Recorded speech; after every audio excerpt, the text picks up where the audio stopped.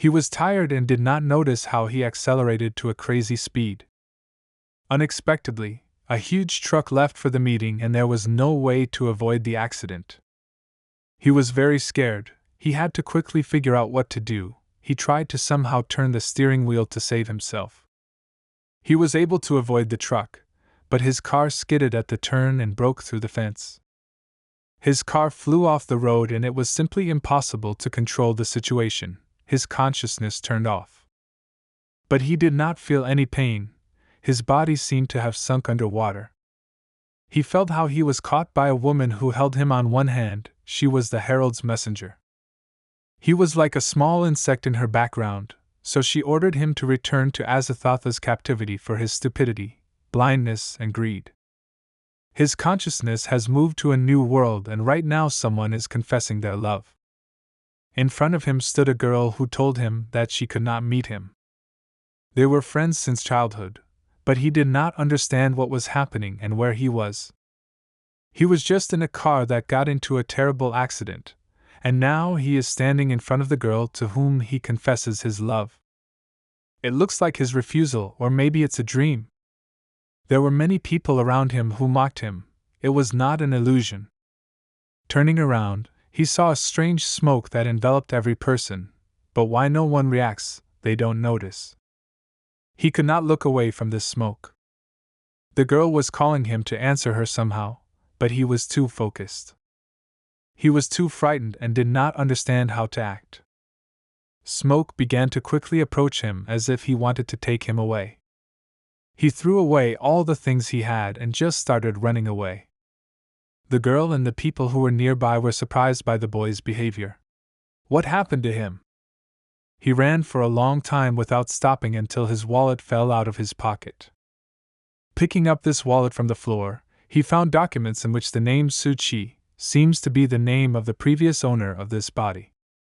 While he was looking through the documents, some voice in his head scared him again, because he couldn't understand who was saying it. It seems that his thoughts were true. The car accident not only brought him back to life, but also brought him to Los Angeles, where Suchi became a high school student. What kind of black smoke was it near the school and why did the surrounding people not pay attention to it? In any case, running away was the right decision. He didn't run away anymore and just calmly walked around the city, where it was quite safe so far. Suddenly, when he looked at his reflection in the mirror, Suchi saw two spirits. The spirits were no less surprised that he saw them, and they did not plan anything good. Suchi did not understand what kind of creatures these were, and where did they come from. His breath stopped, and his eyes were very frightened. He could not understand whether these spirits were really chasing him and trying to destroy him. They surrounded him and already began to lick and imagine how they will eat him. It occurred to him that they harm only those who see them. Should we just not pay attention to them? He decided to simply pretend that he did not see them and continue on his way. The spirits continued to haunt him and talk to him. But Suchi didn't react in any way and just walked forward humming a song about himself. It seems to be working. They stopped and were upset that he couldn't hear them. They wanted to eat him so much. He moved a short distance from them, and it seems they left him alone. As soon as he broke away from them, Suchi ran to find a place where he could hide from such spirits. So he decided to go to this body's abode and stay there until he figured out what to do next. He came to the address that was indicated in his documents. It seems that this is the house he was looking for. Suchi went inside and started undressing. He felt safe for a moment. He did not have time to regain consciousness when a loud voice rang out from the room. It seemed to be his mother, but the mother is not in this body. He raised his head and froze. Standing in front of him was a huge spirit who was sure that Suchi could hear and see them. Is this spirit the same as the two he saw on the street? Do they even live here? He decided to act in the same way and simply not pay attention, as if he did not see anything. The monster continued to talk to him and whisper various words in his ear.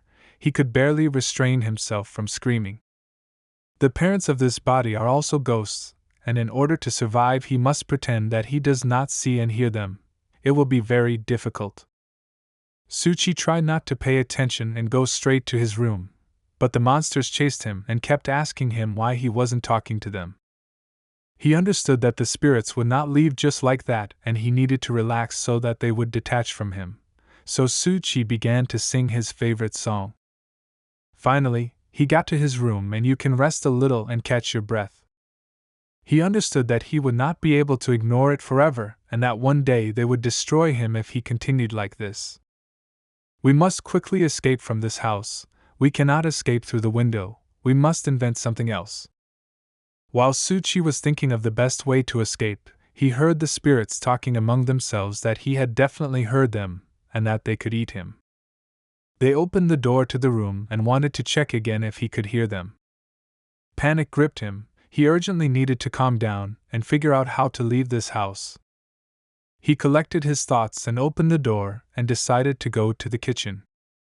As soon as the door opened, the spirits were already waiting for him and hoped that he would speak to them now. When he entered the kitchen, he saw that there was food on the table that the spirit had prepared. It was a test to eat him.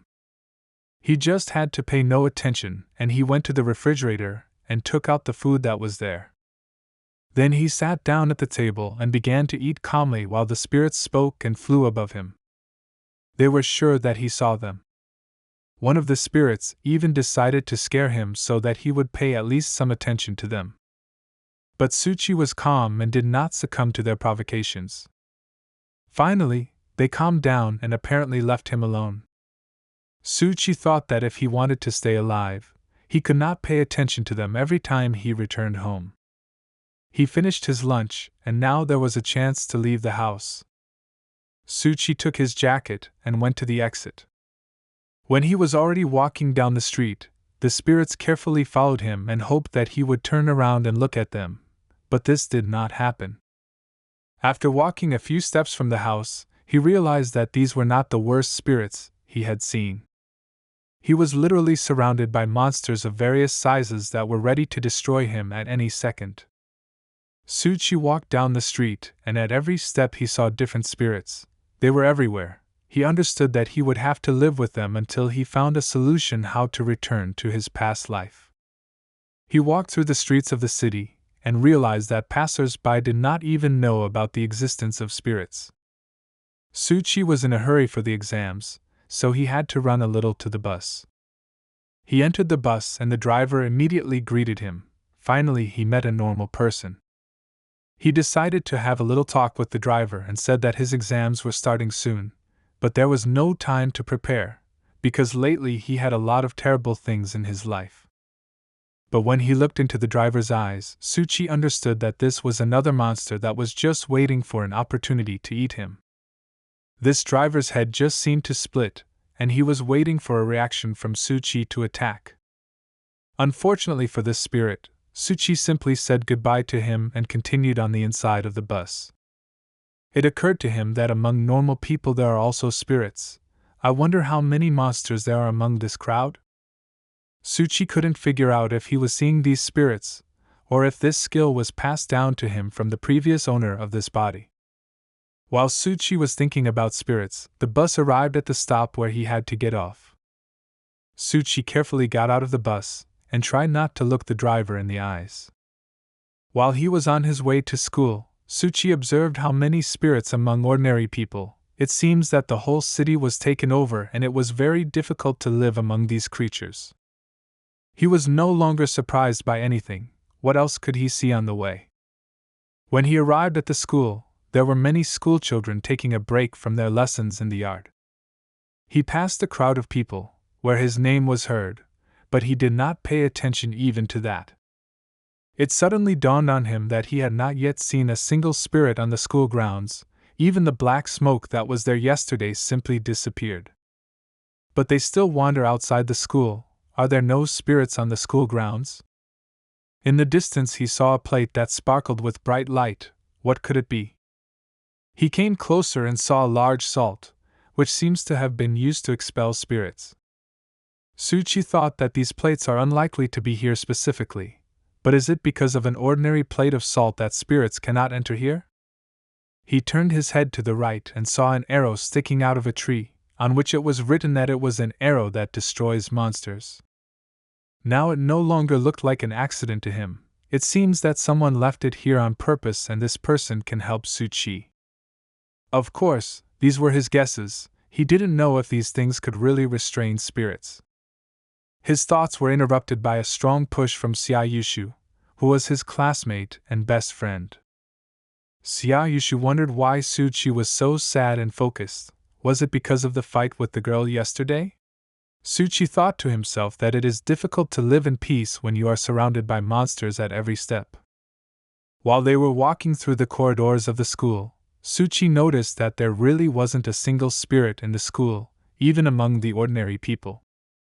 He didn't even listen to what his classmate was telling him. His thoughts were exclusively about monsters and about a place where he would be safe.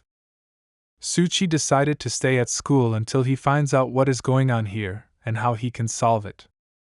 He was about to say goodbye and go explore the school further, but he was stopped by a voice that called out his name. It was Sanjiao's voice, the girl he confessed to yesterday. She began to say that yesterday there were too many people and she subconsciously could not agree to Suchi's proposal, so now she wants to apologize. Of course, Suchi was not interested in these apologies, but his mood became better for a minute, because it is better to communicate with a normal person than with spirits who want to eat you. His friend was even surprised that Suchi answered like that. He did not expect that from him. Interested in listening to all these apologies, because it is nothing compared to the horrors he has been living with for the last few days. Sanjiao hoped that Suchi would not ignore her and continue communicating with her. He thought that maybe this girl is not very good, but still she is better than any monster. But it did not end with the conversation. The classmate pushed Suchi right on top of the girl. He fell right on top of her and could barely stay on his feet. Suchi immediately rose to his feet and began to apologize. But as soon as Suchi opened his mouth, he saw that the girl was standing without a head. How is this even possible, and where is her head? At the same moment, he looked down and saw that he was holding her head in his hands. Even without her body, her head tried to ask if they could remain friends, but Suchi was so scared that he just stood there and remained silent. His stupor was interrupted by the girl herself, who grabbed her head from his hands and ran back to the classroom, saying at the end that she would consider this silence as consent. Suchi continued to stand and not move. He simply could not understand how this was possible, and whether there was any safe place in this world. He decided to talk less with people in this school, because each of them could be a spirit, so Suchi told his friend that he was feeling sick and wanted to go rest. Xia Yushu recommended him to go to the headmaster of the school, because her father used to be a famous magician, and she herself is a witch. While Suchi was sitting in class, he decided to find information about the elder and her abilities. His thoughts turned into an optimistic mood, because if the world is full of these spirits, then there must be people who will help to deal with them, and therefore there is hope that he will find a way out of this situation. Suchi was sitting in class and had already begun to fall asleep from boredom. Even thoughts about monsters had already disappeared. His eyes slowly closed. He was too tired for the last few days. He closed his eyes for a moment and fell as if into the ocean. It was very cold. An unknown force was pulling him to the bottom, and he saw some numbers. Apparently it was a depth scale. The mark has already gone beyond the normal limit, and it has become impossible to breathe. He woke up and screamed with fear. Why does he have such dreams? Was it really a deep ocean and he was just drowning? The bell rang, signaling the end of the lesson. Suchi rocked on a chair and thought about how best to talk to the witch. He can't tell her that he sees spirits. He needs to think about this issue better. He decided to write a notice first and ask if they could meet. He did not have time to finish the notification when she appeared near him and scared him very much. She didn't just scare him. Because of her unexpected appearance, he couldn't help himself and fell from his chair. She immediately got down to business and asked him why he was writing to her and what he wanted from her. Suchi decided to ask first if he could talk to her alone, But before he could finish his question, she called him to go with her. Other classmates carefully watched where they were going and discussed how strange Suchi had become. They went outside and she immediately asked what he needed. Suchi said that a classmate advised her as a witch who can cleanse his body of spirits, because lately he has been feeling very bad and as if someone is hanging on his neck. At first, she was surprised by such a request, but still agreed. Then she carefully looked at him and told him that a terrible monster was sitting on him, because of which he felt so bad. Immediately after that, she calmed him down and asked him to wait until the lessons were over and she would be happy to help him. Suchi was surprised. Could she really see spirits as well as he?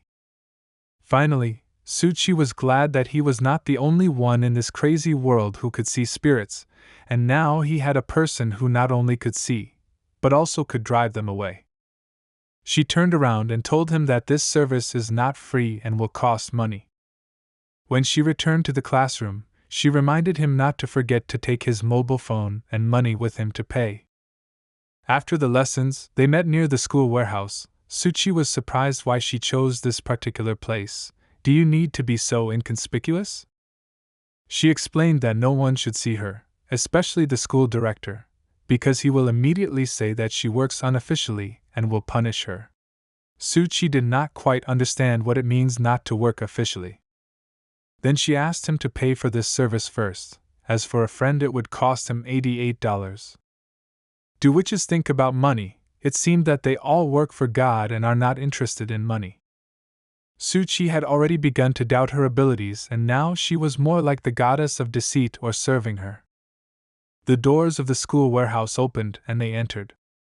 Suchi asked where her special suit for such procedures was, but as it turned out, he did not pay the required amount of money for her to wear the suit. Suchi wanted to ask something else, but he didn't have time because the old woman took him by the tie and dragged him behind her. She put a strange costume on him and put him on the ground. The first thing she started with was asking Suchi not to move and not to be nervous. This procedure would only take a few minutes. She put some magic wand on his head and began her ritual. Focusing, she uttered the magic words. Something began to appear above Suchi's head. It was a huge monster that appeared to destroy. Now it is clear why she needed such a large warehouse. He immediately wanted to destroy Suchi, and it seemed that this would happen now. But she controlled him with the help of her stick. The girl used another spell and seemed to draw the spirit into her bottle. That's it, it was all over. It was a very quick procedure. Suchi just lay there and looked at all this and did not understand where the monster had gone. She turned to him with a confident face and said that everything was over. Suchi was too scared and did not understand what happened. Did everything end well? The girl was angry with him. How dare he doubt her abilities? She has the best talent in the whole family. So she made him pay extra for the procedure, because it was an unusual spirit. Suchi held out his phone and asked if the spirits would still haunt him. She said with a smile that everything is over for him and he can sleep peacefully, especially where he could see spirits. As soon as Suchi moved away from the procedure, he realized that it did not help and he still sees a bunch of monsters that are just waiting for the moment. It seems that witches can only see a part of spirits. All the horrors that Suchi sees, she could not see. And once again Suchi was left alone with these spirits in this terrible world. Suchi sat alone in the classroom, upset, until his calmness was interrupted by a classmate who was wondering how the exorcism ended. He wondered what happened to him, and why he looked so bad. Their conversation was interrupted by Kim Shir, who was their classmate. He said that he knows what happened to Sin Xiao yesterday, and he is very worried that his wound won't heal just like that. Suchi interrupted him and asked if he wanted to insult him like that because he doesn't care about Sin Xiao anymore. Kim Shir was not satisfied with the answer, so he invited him to a card and song event. What event was in question, Suchi did not understand at all, but the main rule was to adhere to the life of the previous owner, so he agreed. Suchi did not have time to come to his senses when he pulled him by the tie, preventing him from even saying goodbye to his friend. Xia Yushu did not understand why these maps and songs were so interesting and why he was in such a hurry to go there, but he also wanted to go there. While they were going to the club, they took a few more people with them. It was a very nice place. Who would have thought that it was in the backyard of the school? As soon as they entered the room where this game was taking place, Kim Shur joyfully turned to the coach and said that he had brought Su Chi. Some of the members of the club were surprised by the appearance of Su Chi, but it seems that he has been here more than once. They were greeted by the song and card trainer and invited to join. He introduced them to Tian Yi, who was last year's graduate who will participate in professional competitions. Su Chi and Tian Yi greeted each other. The coach already told them about each other, and he also added that Su Chi came to play in junior high school and his level is no less high than Tian Yi. Therefore, Tian Yi immediately offered to play and determine who is the best among them. The trainer supported Su Chi and hoped that he would defeat Tian Yi. It's time to use 100 cards of books and songs. The coach added that this is the biggest deck of cards in the whole city. It was time for the card fight. The participants were already ready to start. The gameplay of this game was similar to Poetic Solitaire. The reader reads the first half of the play, and two competing players draw cards from the bottom of the deck and try to guess the song. Both players were already sitting opposite each other and waiting for the game to start. The memories of the rules of the game and songs remained in his head from the previous owner, so he was not against playing, and maybe even winning. Su Chi understood that it would be better for him to play here than to go outside the school and fight with spirits. The coach asked them if they are ready to start. If so, then the game begins. The master began to read the words of the first song, which was quite familiar to Su Chi. He didn't even have time to read the first half to the end when Su Chi drew a card from the deck and earned the first point. Tian Yi was surprised by such speed, but he was calm and ready to continue the game. Other players cheered for Su Chi and enjoyed when he won. Xia Yushu didn't fully understand the rules of this game, so he asked Kim Shur, who explained that whoever has no cards left on the playing surface wins. The second question, and this time Tian Yi was the fastest. He equalized the score. The game continued and they competed on equal terms. It was very interesting to watch. Almost half of the game passed, and Su Chi took the lead in terms of points. The coach read the next song, but Su Chi reached for the wrong card. Tian Yi took advantage of this and earned another point. Su Chi froze and thought, he hears two songs at once. Is there really a spirit here who also reads songs? And the voice was very similar to the coach's voice, so it was difficult to distinguish. Next round and a score again for Tian Yi. He starts to catch up with Su Chi. Tian Yi did not understand what was happening, why Su Chi did not react and earn points, but he heard the beginning of the song. Now Su Chi was sure that there is a spirit in this room who reads in parallel with the trainer, and what should he do? Tian Yi earns 3 points in a row. Su Chi stopped responding to the songs at all.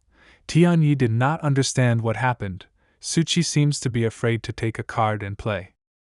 Su Chi listened carefully to the voice and realized that they were saying the same thing, and the coach's voice was the same as the spirit's, and they were both coming from behind. Su Chi couldn't continue the game, he just couldn't distinguish the voices, so he couldn't take the cards. The audience was surprised by Su Chi's game. What happened to him?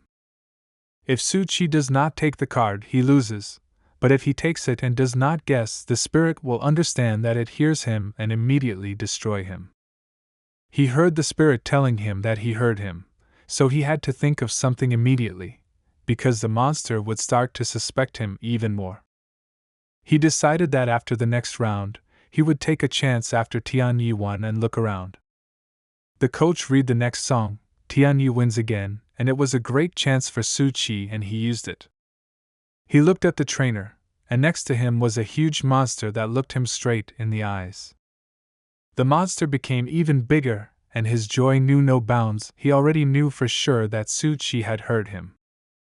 The spirit started to attack Su Chi and was about to eat him, but Su Chi controlled and behaved calmly as if nothing was happening. Su Chi turned his head and noted that Tian Yi is really fast and it will be difficult to defeat him, What a pity for the spirit, Suchi really does not hear him.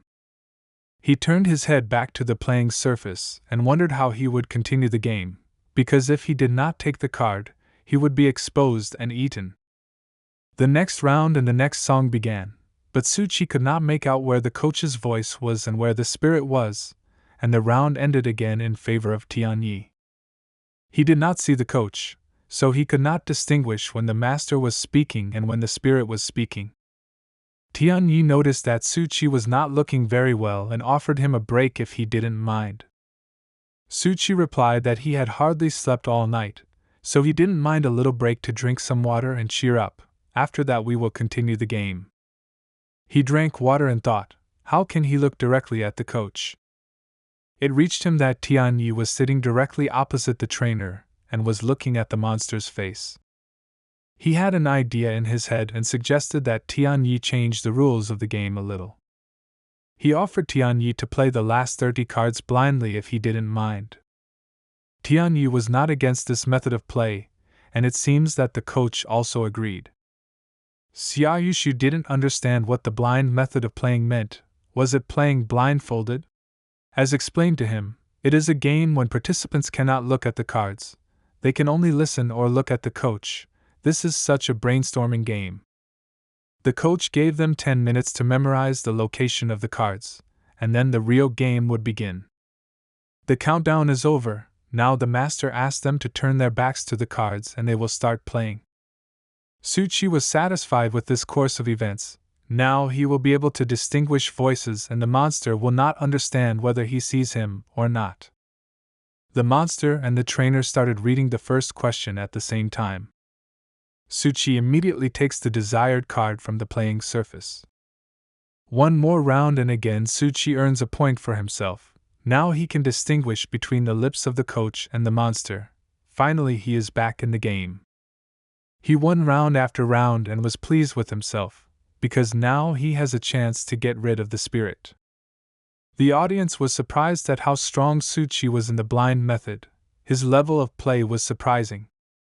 But not everyone understood that in this game his opponent was not Tianyi, but a huge monster who was behind the coach. The coach announced that now would be the last question. Suchi prepared himself. He needed victory more than ever. As soon as the master read out the last question, Tianyi didn't even have time to turn around as Suchi took the right card and became the winner of this game. He was very tired from this game. It was too difficult, but he managed and the game is over. Tianyi paid tribute to Suchi. It had been a long time since he played so seriously. He was indeed a strong player. Even his best friend said that his level was not bad, although he did not understand anything about it. They shook hands and will look forward to another meeting and another game. All the spectators were amazed by Suchi's playing, and his last playing method was amazing. Suchi noticed how after the game the coach's spirit began to gradually disappear. Is he really changing his form? He looked at the coach, who was pleased with his student, and in the background he saw no longer a scary monster, but an old man with glasses. This man said a few not very clear words and disappeared. Suchi was left alone in the game room and looked at the book that the spirit had left behind. This spirit was not like other monsters. Before disappearing he left this book. Probably he loved this game so much. Maybe I saved him from this terrible world. Suchi pondered how much he did not know in this world and how much he needed to learn, and at the same time he put his hand on the book left by the spirit, and it began to glow. He grabbed his head because it started to hurt a lot. What happened to this book? It seems to be over, but what was it? It dawned on him that it was not for nothing. When he closed his eyes, he saw a transparent world. But how is this possible? The first thing he saw was the wall of the club where they were playing. Then he realized that with his eyes closed he could see the surroundings of the club, its walls, yard, roof. Moreover, he could mentally go beyond this territory. He could move freely and see all the details throughout the school without any restrictions. Suchi mentally walked around the school grounds until he suddenly noticed a very bright light coming from a tree. He could not take his eyes off this tree. As if all the light that was in this world was gathered near this tree. It was too bright a light to look at, and Suchi turned his gaze down the tree. There he saw a very small house that looked like a golf club. He did not understand why he was seeing this mini house. Maybe it was a sign that this entire territory belonged to him, and he could do whatever he wanted. It dawned on him that all he sees are places where he was before. Perhaps everything he had ever seen could be created in this world with the help of his new power. So Suchi thought that he could create Los Angeles. He could go wherever he wanted and would never see these disgusting spirits. He would only have to close his eyes and everything.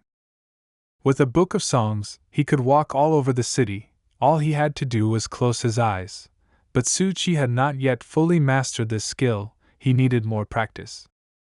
He walked down the street with his eyes closed, and he no longer needs to see these terrible monsters. He has been fine and calm for the past few days. As far as he understood, in this world made of lines, ordinary people were gray in color, and black shadows were spirits. But first he has to go through this whole city to explore and build it in his head. In any case, he hasn't been to many parts of the city yet. It was a big project. He went outside the school. He needed to go home to prepare and plan everything how to act. He did not have time to go far from the school when he saw a huge spirit eating another monster. Can spirits eat each other? The spirit noticed him and immediately started talking to him. Suchi had to run away quickly so as not to attract too much attention because this monster was too big. If he is exposed once, his fate will be the same as that of a monster that has just been eaten. Suchi wanted to live a peaceful life, and for this he will do everything possible. He came home and remembered that there are 2 more monsters waiting for him there that cannot be reacted to. Suchi entered the house and immediately started yawning as if he was very tired and wanted to sleep, so he wanted to bypass the first spirit who was already waiting for him at the entrance. He climbed up the stairs, and the monster said something after him, but the main rule was not to react. Suchi opened the door to his room and immediately sat on the bed. Finally, he will be able to rest and relax a little. After his rebirth, he experienced a lot of unusual things. It seems that there were a lot of spirits in this world who were just waiting for him to make a mistake. He knew that most of these monsters just walk the streets. They have no intelligence, they only have instincts. And there are spirits that hide among ordinary people. For example, Xiaoyi. She looks like an ordinary girl. They can live a human life, although they are not human at all. Although he did not know for what purpose they are here, there is no way he will get there to her. There were also monsters that just kept popping up as obsessive thoughts, but he thought there was a way to get rid of them. One of the spirits knocked on his door and asked if Suchi had any dirty things so they could wash them. He thought that they were behaving like parents, but they were just copying some actions of real people. Suchi was worried that one day he might fall into this trap and they would expose him. And the last but very important point, he knew that whatever the spirit was, they could all eat not only people, but also each other. He needed to take a shower and relax a little, because constantly seeing spirits was too dangerous, and it was a constant risk of being eaten. Here is this monster, for example. He has been sitting here since the first day of Suchi's rebirth. One day he may understand that he sees him and this spirit will no longer be so calm. He was troubled by the fact that he can see more spirits than his elder. Maybe every person has ranks, and the higher the rank, the more spirits a person can see. Then Suchi's rank is higher than hers. But only people who do not see monsters at all were safe. Night came and Suchi went to bed to rest from a hard day. He moved too much while sleeping. What is he dreaming about? In his dream, he was drowning again in the cold ocean. This time it was much deeper. It was almost impossible to breathe. He did not control this dive. His depth exceeded 1,000 meters, when he saw a small house that was similar to the one he saw near the bright tree. After swimming closer to it, it was really the same as under the tree in the schoolyard. Suchi caught his breath. What should he do with this house? He tried to take it in his hands, but he couldn't do it. The house seemed to be running away from him. His hand almost reached this house. Will he still grab it? But it didn't work out. The little house just went upstairs without visiting Suchi's hands. In the educational building where Suchi was studying, there was an object that was shining very brightly. The patrol police came to check it. One of the guards was checking the school grounds and everything was normal until he came to the same tree. Under the tree stood this house that only Suchi could see. It glowed brighter than the lantern that the guard had. He came to check what kind of bright light it was. There was nothing where it could disappear. He just saw that there was a small house. The guard stood there for some time and he was sure that he saw a small house there, which shone very brightly. Where did he disappear to? Last night, Suchi had another dream of the bottomless ocean. It was terrible. This dream began to come to him too often. What could it mean? He still saw this small temple there again. It was the same as the one near the tree in the schoolyard. The temple just floated into his hands, and then it seemed to change its mind and float up. It was very strange. What could this house mean? All these questions bothered Suchi too much. He wanted to build the whole city in his head as soon as possible. He decided to start right away and start exploring the city right now. Suchi understood that it would be very difficult. Most likely it would take more than one day, maybe even a week, because the spirits constantly pursued him and did not allow him to move calmly. Today he decided to start from school. He has already been there. It will be a good start. All these lessons were too boring for him, and he simply slept on them. Xia Yushu interrupted his sleep again and noticed that Suchi looked very tired and wrinkled again. He was looking worse and worse every day. Xia Yushu was not at all sure that Suchi was asleep. He also asked if he had found Miko to exorcise the spirits, but this made Suchi even more upset. Because it didn't help him in any way, and on top of that he spent $100. Without thinking for a long time, Xia Yushu began to shout at Miko and demand an explanation. Why is she taking money from her classmates? She explained that this is a normal price. She even made a discount for a friend. It is the same as putting money in front of the entrance to the temple. She also collects this money for God. Her conversation was interrupted by Xiaoyi, who came up from behind and hugged Miko tightly. Miko pushed her and her hairpin fell off her head. Miko immediately apologized. She doesn't like being hugged. Xiaoyi was not too disappointed. It was even a reason to talk to Suchi and asked him to help pick up the hairpin. He perfectly understood that she asked for it not just like that, but in order for him to reveal his secret that he sees spirits, and she ate him. Suchi remembered that the main thing is to behave as usual, so of course he agreed to help. As soon as he reached for the pin, she immediately turned into a spirit and started talking to him. It was terrible. He was holding his head in his hands and up close it looked even more terrible. Before all this she repeated that she would eat him. Suchi put his head back and told her to be more careful next time. She thanked him and said how kind he was. Miko seems to have seen something and asked to look at the pin closer. Does she also see a spirit? No, she just seemed very cute to her, and she wanted the same one for herself. They agreed to go shopping together next time. A team of school photographers gathered in the schoolyard, which included only 3 people. They discussed the problems of their department. If they do not win the competition for the best photo, their department will be closed. Xiang Mu, one of the members of this department, sat by the tree for several hours and did not move. What is he doing? Other participants approached him and began to ask him what he was doing and why he was sitting here for so long. There was incredible passion in his eyes. He found something very interesting near this tree. This member of the photography club was also a spirit, but no one could know about it. He was sure that he would take a wonderful photo with the help of which they would win the competition.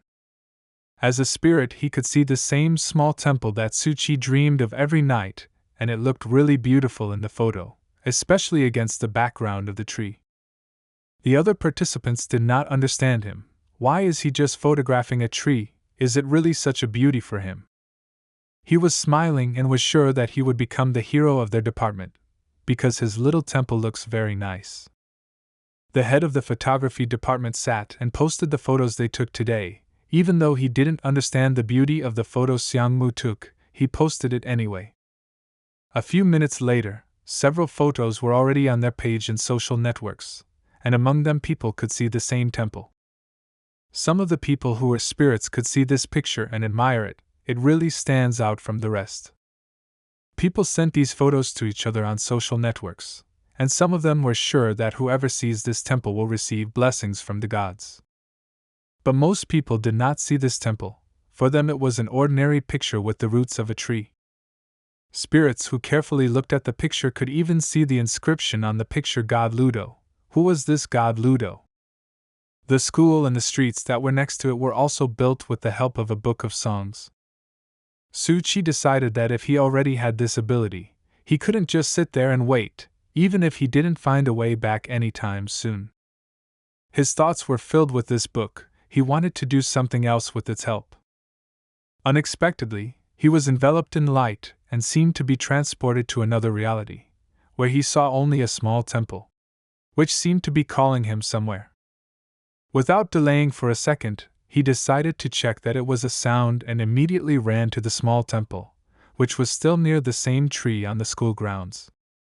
When Suchi was already near the tree, he saw two small squirrels, but one of them did not look very well. What happened to them?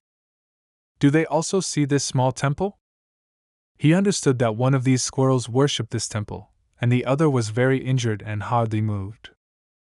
Without delay, Suchi took her in his arms and decided to take her to the school doctor so that she could be helped somehow. This squirrel's leg was slightly damaged. It was not serious for her health, so the doctor gave her some painkiller and sent her home. She instructed Suchi to find a quiet place for this squirrel so that it could get away from the trauma, and she was surprised that Suchi loved animals so much, and he replied that he simply could not pass by. When they returned back to the tree where the small temple stood, another squirrel was still waiting for them, who was very worried and waiting for her friend. He carefully put her on the floor and began to calm the other squirrel. Everything will be fine with her. The doctor assured that nothing serious happened, she just needs to rest a little. The squirrel immediately decided to thank Suchi for his help. She gave him a cone. It was a rather unusual way of thanks for him. He held this cone in his hands and thought that this squirrel worshipped this temple, and he heard it. How is this possible? When Suchi returned to the school, he heard a very loud commotion in the school corridor. A whole herd of boys were running after Miko and wanted to throw some paper into her basket. This basket was similar to a box for notes. Of course, Xiaoyushu was among them, who shouted the loudest and broke through the whole crowd to throw his piece of paper. But it did not work out. He was simply demolished by this crowd for his insolent behavior, and it seems that he was even beaten a little. Suchi approached him and began to ask what is happening here. He explained to him that they were looking for Miko's sister to check how lucky they were in love. In fact, the matter was in the Ikebana family. Her daughter had talent, beauty, and good behavior. She was the dream of all boys. That's why she was called Kalen Flower Saori. Suchi did not understand why everyone thought she was so beautiful and considered her a goddess. Xiaoyushu said that 6 or 7 people were looking for her to find out their luck in love, but nothing came of it. He hugged Suchi and begged him not to say that he still likes Xiaoyu. Unexpectedly, it was light again and Suchi started to hear some sounds again.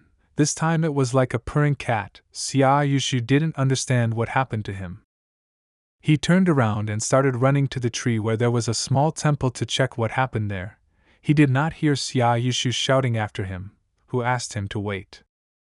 They ran together to the tree and saw a cat near the small temple, which was very hungry and asked the temple for help. He fed the cat and seemed a little disappointed. This cat was a domestic cat. It was probably just lost and was hungry for a very long time. Suchi decided to write an ad. Maybe an owner would be found. Xiaoyushu did not understand why he was so worried about this cat. He had not noticed this before. Xiaoyushu asked Suchi if he had seen the latest news and showed him the current popular Ludo god. He did not understand what he was talking about and picked up the phone to see who it was. A friend showed him a tree where a small temple is located and asked if it looked like our tree in the schoolyard. Suchi immediately understood what kind of tree it was and one of the few saw the temple. Their conversation was interrupted by a girl. It was the same Saori who saw the announcement about the cat and came to look at it. They were as if one whole with this cat. They immediately liked each other. Suchi was happy that Saori loves cats so much, there was a chance that she would shelter a kitten. Xia Yushu was fascinated by Saori and started asking her if she also likes cats like him. Saori began to tell that she loves cats very much, but unfortunately her mother is allergic, so she cannot take this cat to her home. Xia Yushu suggested that she go to a cat cafe together, where they will pet cats together. Suchi was surprised at how quickly a person can change, but this guy was saying completely different things. But Saori was not interested in these walks and cats, because she was also a spirit looking for a victim, so Xia Yushu was not suitable for her. Suchi thought that even the school flower Saori was a dangerous spirit, and he should be even more careful and not relax in any way. Night came and Suchi returned home and went to rest. He again began to dream the same dream with a small temple, only this time this temple was as if connected by a thread to Suchi. It reached him that this temple is his, he created it, therefore this temple is tied to him. But this time his immersion was even deeper, this ocean and temple, what could it all mean? Many years ago spirits and gods came with the Western fleet, then no one knew about their existence. But the more we develop, the closer they become to us, now they are at the bottom of the ocean. This story? One of the monks told his disciple Abbo, who asked if they could ever return to us. The monk answered him that they would not be able to, because they had lost contact with our world forever. When Suchi woke up, the first thing he did was to go to the window and see an incredible picture there. A huge stone spirit, called Halo Angel, was hanging in the sky. He immediately got dressed and ran outside to take a closer look at this creature. Suchi couldn't look away from these creatures. They just appeared out of nowhere. It was beyond human understanding. He simply did not understand how he could see such a thing. He was very surprised. It was an unusual spirit, which he was used to seeing every day. This time in the dream in the deep ocean, he saw much more than usual, or could it be somehow related? The bell rang, indicating the end of the lessons. Xia Yushu asked Suchi what he was doing after school and would he like to go shopping with him? But Suchi had plans for today. He worked in a law firm, where everything was very strict. Xia Yushu didn't understand what would happen if he missed one day of work. He has been working there for more than a year. But Suchi explained that his uncle Dushin helped him a lot and even asked him to come to work, so he can't miss a day of work. He was really a busy person, that's why he ran, because he might not make it and he would be fined. Dushin's law firm was near the school, so Suchi barely made it to work. This work was not too interesting for him, but he received good money for it, so he did not complain. Moreover, he had time to think about what else he could do, which allowed him to live in safety. He was called by one of the lawyers of the firm and asked to print 3 copies of the contract. Because he is in a hurry to meet with the client, Suchi agreed to this job without any problems. Shangjiren, that's the name of this lawyer, asked to leave these contracts on his desk after he prints them out. He will pick them up later. Suchi took the example of the contract and went to the printer, where another terrible spirit was waiting for him. Are they really promising these monsters here? As soon as the spirit tried to attract Suchi's attention, he was unable to do so. Suchi did not respond to provocations. He was more interested in what was happening in Uncle Dushin's office. There were many voices coming from there. Did something serious happen there? His uncle's team of lawyers discussed Lawyer Beitan, who was simply incredible. He had a gold medal as a lawyer and had never lost a case in court. Uncle Shin's office was opposite Beitan's office. Suchi didn't understand how it was possible to touch each other. His thoughts were interrupted by a client who entered their office and asked if he could enter. Suchi of course let him in and asked what is his purpose here. The client asked if this is Dushin's office. He urgently needs a lawyer. Suchi asked if he had already been to Beitan's lawyer across from him, or had he consulted him? Zhong Xiang, that was the client's name, replied that he had already been there and was referred to Dushin's lawyer, because his case was more suitable for him. That's why he was here. Suchi politely invited him to sit down and wait for the lawyer he needed to come to him. He thought to himself that every time they don't want to take on a client, or the client's case is hopeless, they send him to our law firm. Suchi didn't know that lawyer Bagan didn't like it this time, but no matter what, he went to call the lawyer. He did not have time to move far from the client when he shouted to the entire office that he urgently needed a lawyer. Someone had kidnapped his wife and he wanted to sue. Suchi tried in every way to calm him down so that only he would stop shouting, because this was a working office where people did their work and where silence was needed. The same lawyer Dushin, whom the restless client wanted to see so much, came down to help him and asked to take him to his office so that they could discuss everything there. Dushin immediately asked to tell the whole story in minute details so as not to miss anything. They reached the end of the story where Zhong Xiang told the lawyers that his wife was killed in Hazewag Beauty Hospital, and it was confirmed in the medical report. Suchi did not specifically overhear the conversation between the lawyers and the client when he brought tea for Zhong Xiang, who at that moment was talking about the fact that during the operation, his wife was given some wrong drug, which killed her. Suchi saw a discharge from the hospital, which mentioned a drug based on cocaine, which caused an allergic reaction in the patient, who died after resuscitation. Dushin asked what the client was asked to do in the clinic. He said that they asked him to sign a release agreement, which he did not sign and went to the lawyers. Together they reviewed the contract that the client brought, and it was really legal and legal. It will be very difficult to protect the client's rights. Suchi seemed to feel that something was wrong with this client, who loved his wife very much, and he did not know what he and his children would do without her. Dushin professionally reassured the client, and made him understand that his emotions will not help the case in any way, and one must have a cold mind to change something. The lawyer offered to sign the client's contract on their commission in order to immediately go to work, to which the client of course agreed. The client's face showed how worried he was, but the confidence of the lawyers reassured him, and he signed the contract. After the end of the working day, Suchi and his uncle went to this clinic to collect at least some evidence. They were the only ones who could help the man who lost the meaning of life because of unscrupulous doctors. Of course, there were personal motives as well. They had planned to put this case in the news after they won the case, but Suchi was troubled by the fact that Beitan had so easily given the case to them, even though it would have brought him great benefit. Dushin thought that maybe someone behind this clinic is someone they cannot touch, so it would not be superfluous to have self-defense equipment with you. Suchi was a little scared. Are there gangsters in the beauty hospital who need protection from them? Dushin calmed him down, just in case.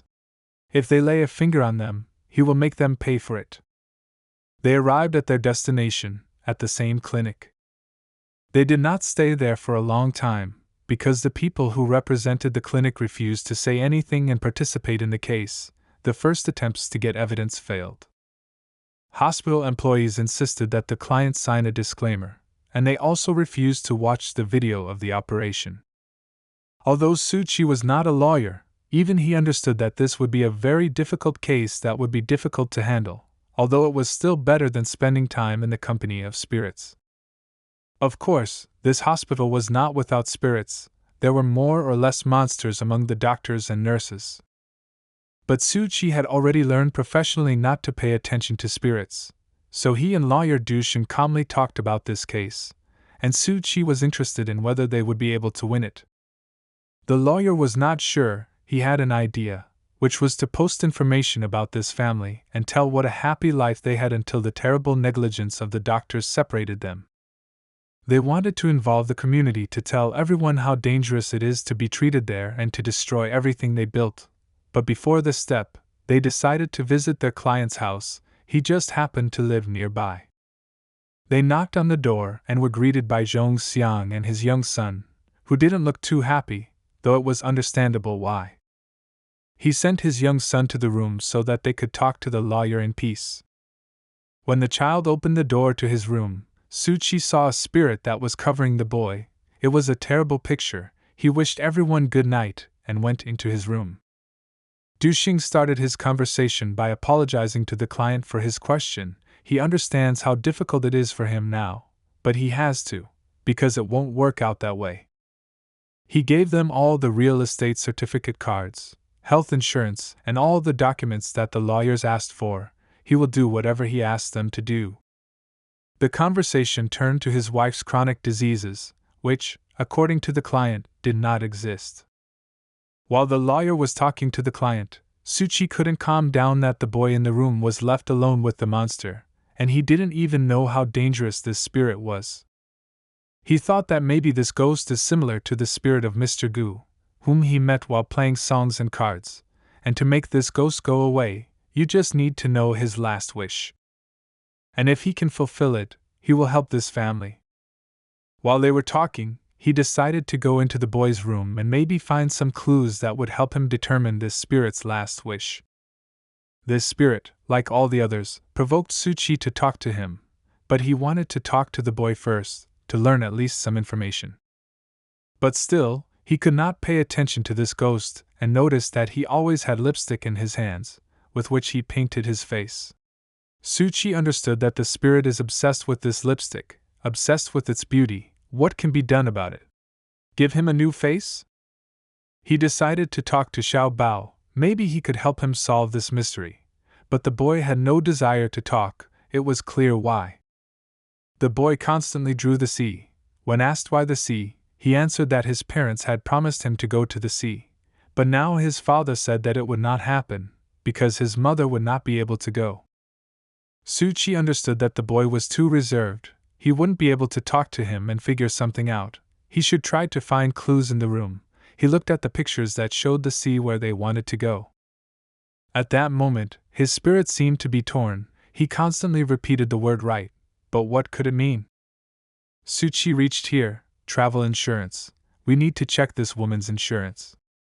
He immediately left the boy's room and asked him to play alone for the time being, because he needed to talk to his father. Suchi left the room and immediately asked for Mr. Zhang's wife's insurance. But he needed all the insurance he had. The lawyer and the client were surprised at such an unexpected request. At that time, Lawyer Beiten received visitors who asked him to help them solve a problem with a client whose wife died during an operation. He warned them that it would cost them a lot of money. Of course they understood that, because they were primarily interested in it. After they agreed, he decided to tell them the story of an office worker who didn't like his life very much and who decided to change everything one day.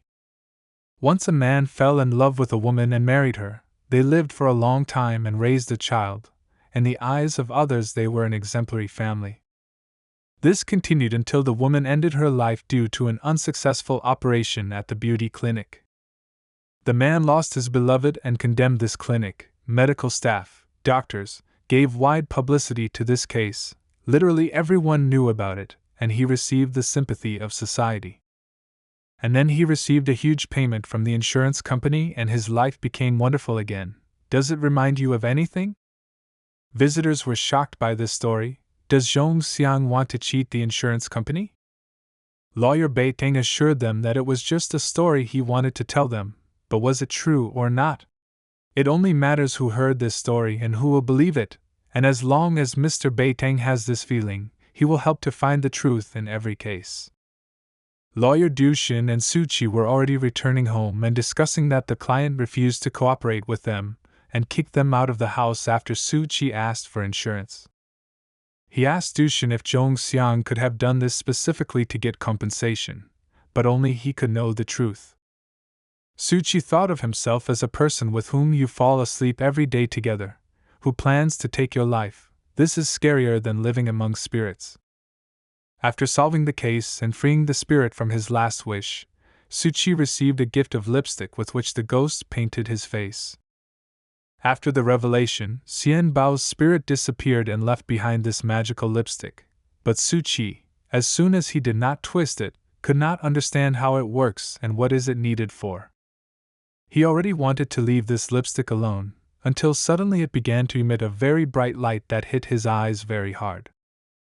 His head began to hurt very badly. It was very difficult to bear such pain. It seems that the Book of Songs reacts to this lipstick.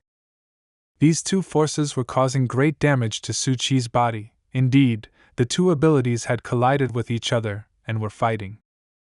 One half of his face began to turn black and caused him great pain. He felt how he was losing control over his own body and his limbs stopped obeying him. His left hand reached for a small blade and began to approach the other hand. What is happening to him? He stuck the blade straight into his finger, and black blood came out. Whoever was controlling his body at that second raised his hand and smeared his face with blood. It was similar to what the spirit in the little boy's room did. The skin began to fall off his face, as if his face was falling apart to the bone. One of Su Chi's eyes simply disappeared, and the skin on the other half of her face turned white. It was a pain of incredible strength. Finally, these torments ended and the pain left him. He needed some time to leave. Su Chi stood in silence for a while and then laughed. His laugh meant that he knew what had happened to him, and how to use this effect to his advantage. This effect will help him turn into a spirit. His face would become painted and he would take on the appearance of a ghost. It would help him to avoid human features and look like a monster. He did not wait long and decided to try on real spirits, and immediately left his room to check it. He was met by one of the spirits who lived in his house and he immediately noticed that now it was not Su Chi, and he clearly saw him. In his new account, Su Chi did not hide the fact that he saw the spirit and answered him without fear. The ghost pounced on Su Chi without any delay and of course wanted to eat him. But everything was not as simple as he thought. Su Chi seemed to have become one of the most terrible monsters that exist, and the spirit of his house wanted to run away. His thoughts that with painted skin you cannot be afraid of monsters were true, and now in dangerous situations he can use this skill. But he did not rejoice for long. This effect began to complete its effect, and he began to return to his human account. It was no less painful. After he came out of this state, his thoughts were filled with madness and bloodlust. But this did not stop him, and he decided to try several more times to consolidate the result. When he transformed again, Su Chi decided to find out what else he could do in this account, and how it could help him in his fight against the spirits. After a few samples, he had some characteristics of this skill, so from now on he decided to keep records of each skill. He called this skill Painted Skin, which turns him into a ghost for about 20 seconds. The longer he is in contact with the spirit, the longer the effect becomes. He failed to transform more than 3 times in a row, and the longer he is in this state, the crazier he becomes. This had to be controlled. After 3 attempts, he definitely needed time to get into a normal human form and bring his mind back to normal. It was quite late on the clock, so he went to rest. Every night this dream haunts him, and every time his body sinks deeper and deeper. It seemed to him that every creature that prayed to the small temple near the school was connected to him by a thread. Previously, he could descend no more than 200 meters, but now this depth is too great, and this time he controlled his actions and saw something at the bottom and swam there. This incomprehensible thing was like a giant eye, and when he swam closer, this eye turned into a huge octopus, which literally grabbed him with its tentacles. This story is about a girl and her favorite doll, which she named Marie, and since then they have been inseparable. The girl was sure that she and Marie were best friends, and they would never part. Although over time the girl grew up and found new friends and Marie's doll was no longer so necessary. Eventually, Marie's doll ended up in the trash, because she was no longer needed and she was simply breathless. But this doll was unusual, and she simply did not want to leave the girl. Many years later, the girl grew up and found a house to which she moved with her family, and from that moment strange things began to happen to her. Her mobile phone was periodically called by a certain Marie, whom she does not know and cannot save her number in any way. When she answered the call, she heard mysterious words that Marie was calling her, and she was already waiting for her near the house. Let her hurry up. But the girl did not know any Marie and just hung up. But Marie did not stop and did not give up just like that and called again, and this time she was already waiting for the girl on the steps of her house, but the girl again dropped the phone. When she called the 3rd time, the girl couldn't stand it anymore and started shouting into the receiver and threatening this Marie that she would report her to the police. But this time Marie was already behind her back. The girl got scared and turned around, and there she saw her childhood doll Marie. But she was no longer so kind and did not carry anything good with her. Guan Shou told such a story in the class, which he heard in the news, but most people do not believe that it is true, because no facts and evidence have been found. But it is worth noting that the girl was found in her home with 40 knife wounds, next to which lay only a small child's doll, which held the knife with which the crime was committed. While the classmates were scaring each other with terrible stories about the girl and the doll, Miko approached Suchi and began to ask what happened to him. Why is he so sad? Suchi replied that it was just his face and nothing like that happened, except that he constantly dreams the same dream. Miko became interested in his stories. She immediately offered him to read his dream and tell him what he was dreaming about, especially since he had a 10% discount as a regular customer. So he can just pay now and let's start the session. Suchi decided not to play these games anymore and asked directly what can an octopus dream about. She thought a little and confidently answered him that usually a person dreams of an octopus, because a person has a great desire to have a child. At first, Suchi did not understand what the child and he were doing here, but then his face changed and became even more gloomy. A lot has happened and changed with him since the car accident, but no one could know what happened to his wife and unborn baby. His thoughts were interrupted again by his best friend, who as usual startled him that Suchi's phone flew out of his hands. Suchi was not in a very good mood for such amusements, so he asked him never to do that again, because you can also catch a heart attack that way. Miko stood silently, and then unexpectedly suggested that Suchi come to visit her this Saturday. Her father was a famous priest who could explain his dream to him in more detail. She would send the address to him in a message. Xia Yushu was unhappy that Miko invited Suchi to her place. Why did she never invite him? His scream stopped very quickly. Miko threw her box at him and hit him right in the head. Xia Yushu stopped screaming. Lessons ended. Children and teachers began to leave school after a hard day's work. Suchi and Xia Yushu were standing outside the school and talking about Miko's proposal. Xia Yushu was very curious whether Suchi would go to her on Saturday or not. But Suchi didn't want to discuss it too much, because his phone even ran out of power to look at the address that Miko had sent. As soon as Suchi said for his discharged phone, he unexpectedly called for him and scared him very much. He took it out of his pocket, and what was his surprise when he saw that the charge on the phone was full, although when he left the class the phone did not even turn on. How is this possible? Before he could say a word, the phone rang and it was a certain Marie calling him. He was scared because he didn't know who and what she wanted from him, but he picked up the phone anyway. A charming female voice on the phone greeted and introduced herself as Marie, who asked if she could visit Suchi tonight. Before Suchi could answer anything, the call was interrupted, and it seems that Marie herself dropped the phone. Xia Yushu asked who was calling, but Suchi could not say a word, he just kept silent. Suchi couldn't understand how his phone turned on and showed full charge and how a number he never wrote down called him and was identified as his contact number. Xia Yushu recommended him to check his phone for functionality. Finally, when he realized who the call was from, it was no joke. He received a call from the ghost, who understood that Suchi heard him and would come to his house today. He knew what to do and he could not ask for help. Suchi decided not to go home and thought about this call and about Miss Mary, who is a ghost, because Yushu did not see this call and the phone number. It was revealed and now he has to come up with something immediately, otherwise he will just be eaten. While he was washing, his head was filled with thoughts of what to do to survive. Because the time of the meeting was already close, the evening had already come. His phone rang again, but unfortunately it was Mary again who wanted to talk to Suchi again. He no longer tried to ignore her, he thought that there was no chance, because she already knows that he hears her, even though he learns more information.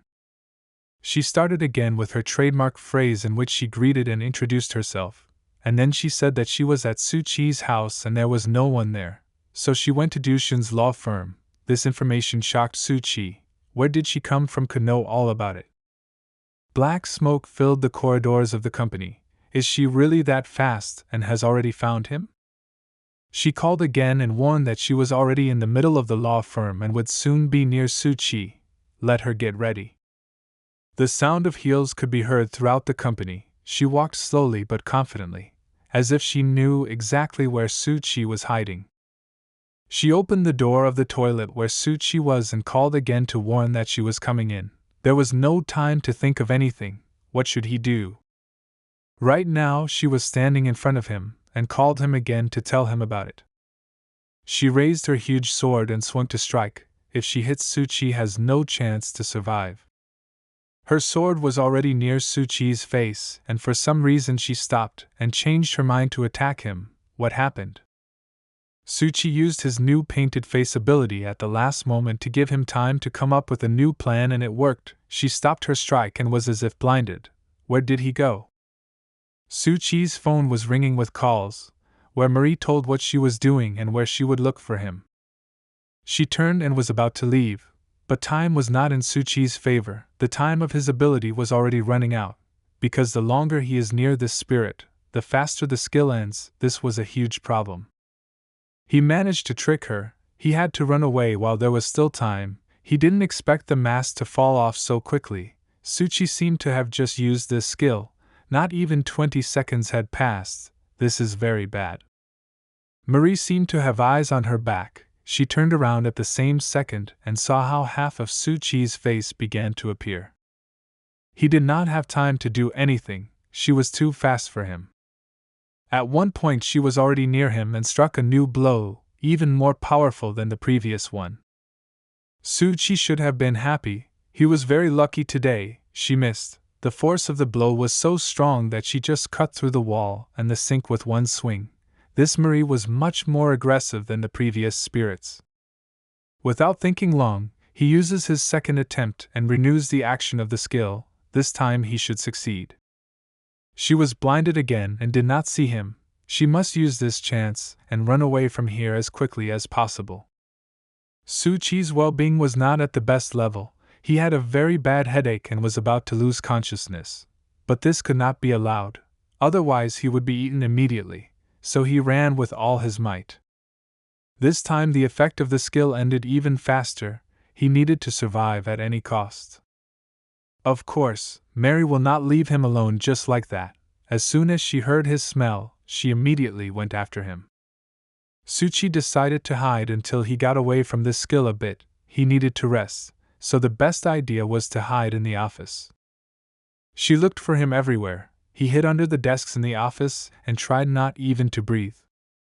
She found him. Marie was very furious because he was playing with her and hiding, so she immediately struck. This blow was very powerful and left half of the office in ruins. Again her confused stupor, she just saw him. Where did he disappear again? Suchi used the painted face skill for the third time and felt very bad, but he had to do everything to survive. Her anger crossed all borders. He hides from her and cheats on the same place. Where did he go again? She began to destroy everything around her. She would be very angry and could not restrain herself. She wanted to destroy him, but she could not because she did not see where he was and did not understand where he was going, because she had just seen him. Suchi needed to concentrate and come up with something. Because he won't last that long, he used the last attempt of a painted mask, which disappears much faster than the previous ones. This is his limit. Marie was so angry that pieces of her flesh flew away from her. She finally caught him, and now she will destroy him. It seems this was part of Suchi's plan, who was already laughing at her. He had used the skill for the fourth time, and he wasn't going to just give up. Suchi would go home safe and sound today. Suchi's strength is already at the limit, but it seems that he managed to deceive her, and she went to look in another direction. This is his chance for survival. He froze and did not move with the hope that she would now leave and leave him alone. His phone rang again and scared him very much. He needs to change the ringtone to something else. He received a call from the same Marie with whom he had just fought a battle, who does not change her standards. She first greeted and introduced herself, and only then said that she did not find him and would come later. how persistent she is. The conversation ended, and it seems that today Suchi is no longer in danger, but it did not get easier for him. He felt very strong pain and began to lose his mind. He used the mask 4 times, it was beyond his abilities. His thoughts were about how close he was to death, and how difficult it was to control the skill and hide from monsters. He needed training. The evening came and it was time to finish the work in the office, so Suchi cleaned everything in the office so that the other lawyers and Dushin would not understand what was happening there, and left the office.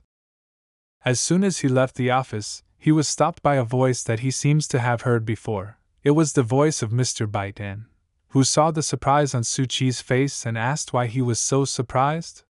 To which Suchi replied that he simply overworked today and was very tired. Baitan recommended eating more carbohydrates if he works so much, it should help him, especially since Baitan is in the confectioner's union and can easily treat him right now. But Suchi didn't like the idea too much. He wanted to get home as soon as possible. Their conversation was interrupted by 2 voices that came from Baitan's back. They were 2 police officers who had come to arrest Baitan on suspicion of a past child abduction case, and they politely asked him to cooperate with them. They handed him an envelope with documents, but it was not clear what was happening. Suchi watched carefully. What would happen next? Baitan returned to Suchi and offered to go for dessert next time, while he wanted to treat him to the gum that he threw to him. Suchi still did not understand why the officers were arresting Baitan. He heard something about the Hummingbird case, but did not understand what it was. He was too tired to deal with it. Good thing it had nothing to do with him, so he just popped the gum into his mouth, which turned out to be quite tasty, and went home.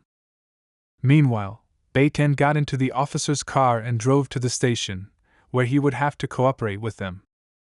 He looked at the clock, which looked like a living little spirit, and thought to himself that it would take some time. 3 days have passed since Suchi first met the Marie doll, and Baitan was taken away by the officers. During these 3 days, Mari called and came to Suchi several times, so this time he did not even pay attention to what she was saying, but simply listened to her and ended the conversation. He didn't care at all. He told her to come at least every day. It's like a routine matter. She came, tried to destroy him. He ran away and used his skill, and so every day, Suchi was already used to wearing a mask every day. Although it saved his life, his spiritual and mental powers were at the limit. Transforming so often was very harmful to his body. His phone was bursting with messages again. Is it true that Marie is already texting instead of calling? He read these messages, where Miko wrote to him so that he would not forget to come to her and her father for the dedication. Suchi was too busy with business and battles that he completely forgot that today was Saturday. He had to quickly gather and run to the meeting. Suchi laid out a route for himself through the navigator, and after some time he was already at his destination. It was the Fuxia Temple, which he immediately liked for its beauty. As soon as he entered this temple, his fear, apathy, and thoughts that constantly haunt him immediately disappeared. This temple immediately began to have a good effect on him. He walked a little around the temple and was almost immediately met by Miko, who called him to her so that they could go to her father together. He saw her for the first time not in her school uniform, and it seems that he likes her more. She apologized for not meeting him right away at the entrance. Now there are a lot of people in the temple, and accordingly, she has a lot of work. On the way to the temple, she told him that an auction for collectibles is taking place here today, so the temple is closed to ordinary visitors. Suchi was surprised that an auction was being held in the temple, but Miko explained to him that it was an unusual auction. Spirits and evil ghosts would be exhibited there. He was very surprised when he heard about spirits, but she immediately explained that it would be an auction of rare artifacts that they left behind. She was sure that this world is not as innocent as everyone thinks. Suchi didn't understand what she was talking about. He had seen a lot of different spirits and ghosts recently. Some of them were very terrible and ugly. While they were walking to the temple, their conversation turned to where these spirits came from, but as far as Miko knew, no one knew this, and some people associate them with human obsession, while others are sure that these are just legends of widows. Suchi was very interested to listen to what Miko was saying. At that time she was talking about the relics that remain after spirits. They are all very rare and some can even endow a person with magical abilities. He had a question about the spirit that Miko expelled from him. Was there any relic left from him? She answered in an irritated voice that of course not. Relics can only be left by evil ghosts who have become Buddhas. This meant that the spirit must get rid of its obsessions and obsessions, then it can leave the relic. But the extermination of spirits is dangerous for humanity. When they arrived at the temple, Miko assured them that it was absolutely safe in this temple, that no spirit could enter here. But Suchi didn't really believe in it. Suchi stopped and stood still. Miko shouted to him what happened. Why did you stop? His eyes were focused high into the sky, where a huge spirit was steaming. This ghost was so ugly, it had several heads and was right in the temple. How unpleasant! Even such a sacred place cannot protect Suchi from spirits. Miko took Suchi to the auction. There were a lot of people there. It was noisy. There were even foreigners at this event. Do they all see ghosts? Such auctions are very rare events. Suchi was very lucky to get into it. Clairvoyants from all over the world gathered at this auction, and their main goal is this auction. They went inside the temple where this auction was held. They walked around the hall together and looked at the relics. Miko said that it is very difficult to get such a relic. It is easier to contact a collector and buy it. She also added that these were unusual people. All the scientists of the world wanted to buy one of their relics for themselves. Suchi even felt a little funny about all this. He has been swimming in this for only a few days, and he already has 2 relics. But he liked it, he wanted to understand it better. They came closer to these relics to examine them, but some of them Suchi could not see. It was strange. As it turned out, in order to see absolutely everything, you needed such glasses. For example, they were called Zdagavaranbu glasses, but their price was not at all the same as for ordinary glasses. Miko told Suchi that she can see some spirits, but not all. Only people with magical properties can see absolutely everyone, such people as Suchi, for example. He thought that in order to become a collector one had to deal well with evil spirits. But Miko could not tell him this, because she herself did not know anything about these people. They were too silent and hardly spoke to anyone. While they were walking around the hall, her assistant ran up to Miko and told her that her father was waiting for her and she should go to him. She asked Suchi to go right here, and she will ask him to analyze his dreams a little later. All the things that Suchi saw at this auction cost a lot of money, so he couldn't afford anything. Here he came to exhibit number 5, which was a magic sword, although it was more like a crowbar, but he still decided to buy it so that it would be easier to fight spirits.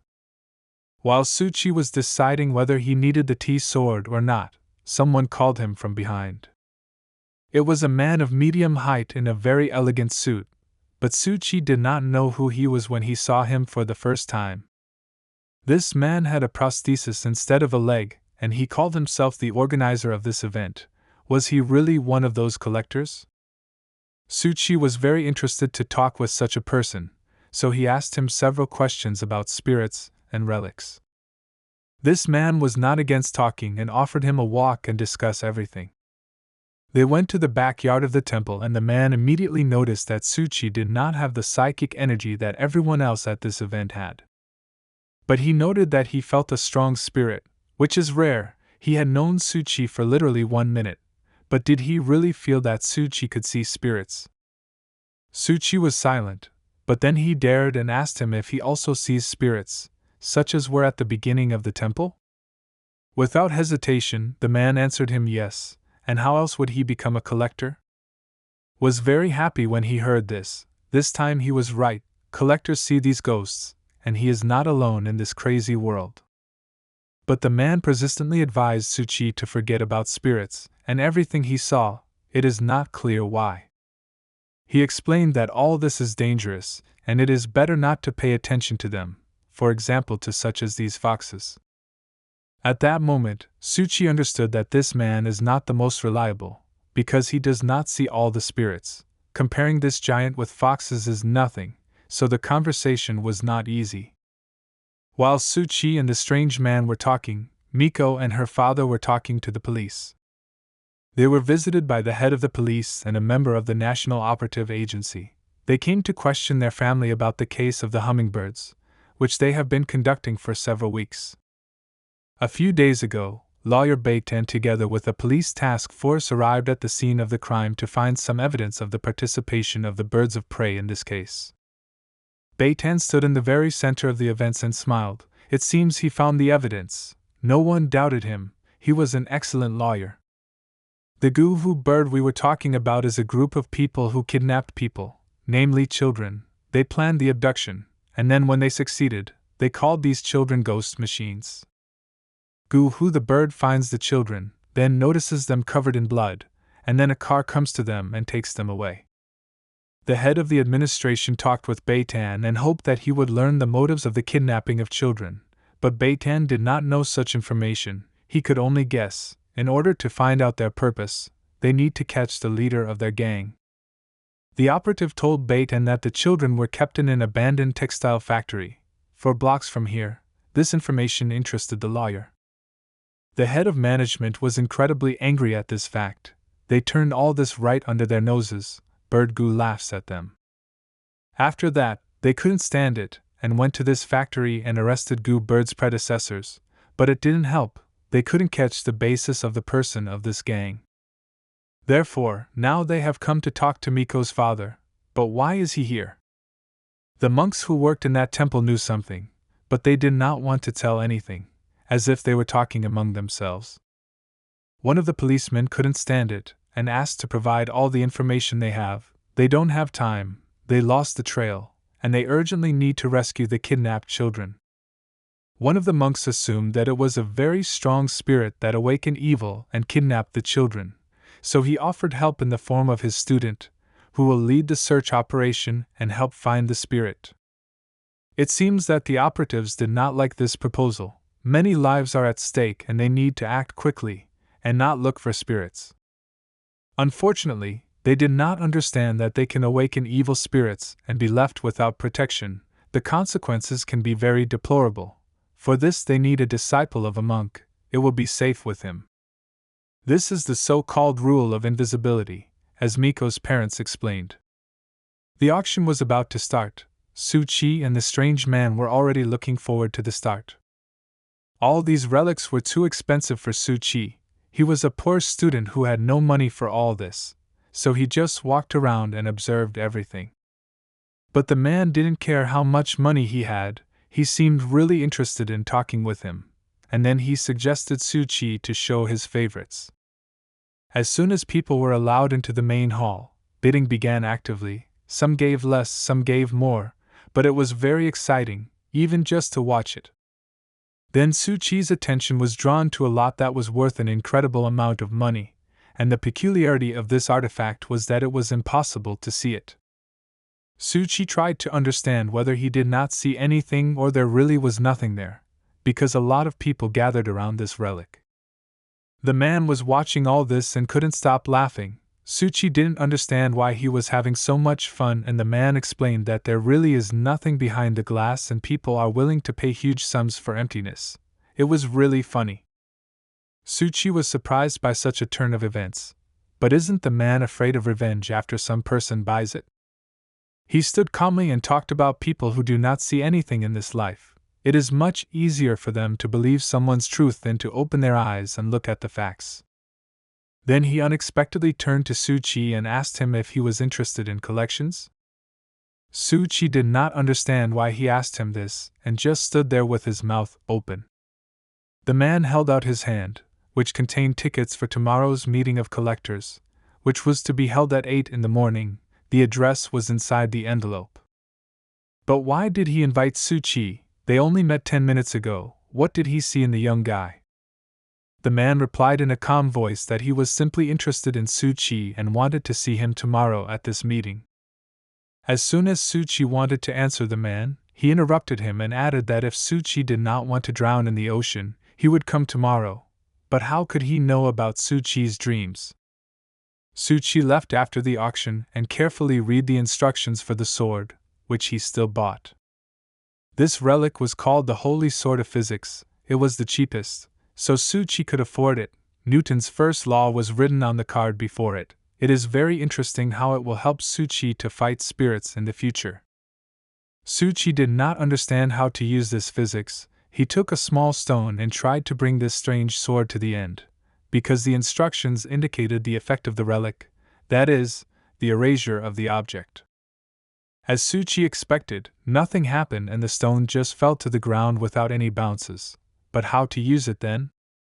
But Suchi did not give up and he continued to try to find out how this strange sword works and what is its main power.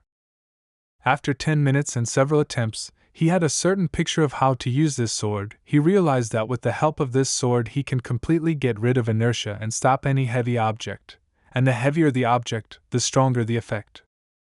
Suchi already wanted to test him in the fight against spirits. How would he behave in such a case?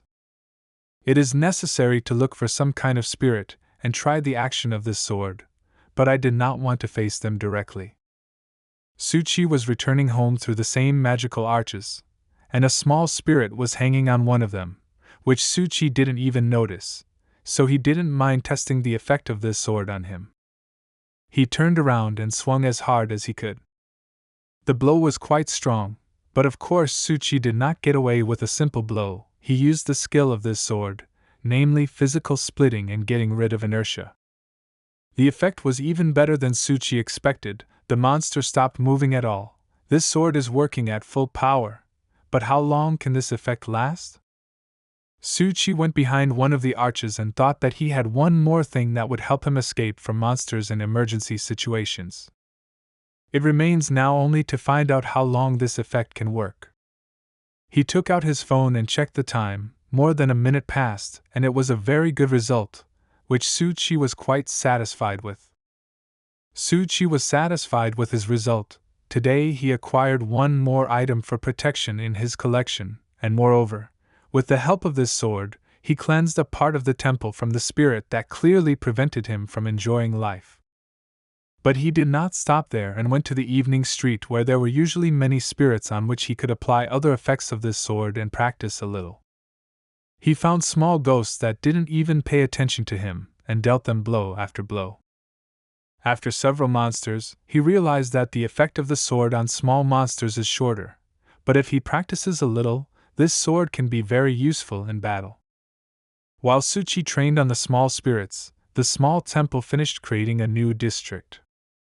Suchi really wanted to finish building the whole city in his head as soon as possible.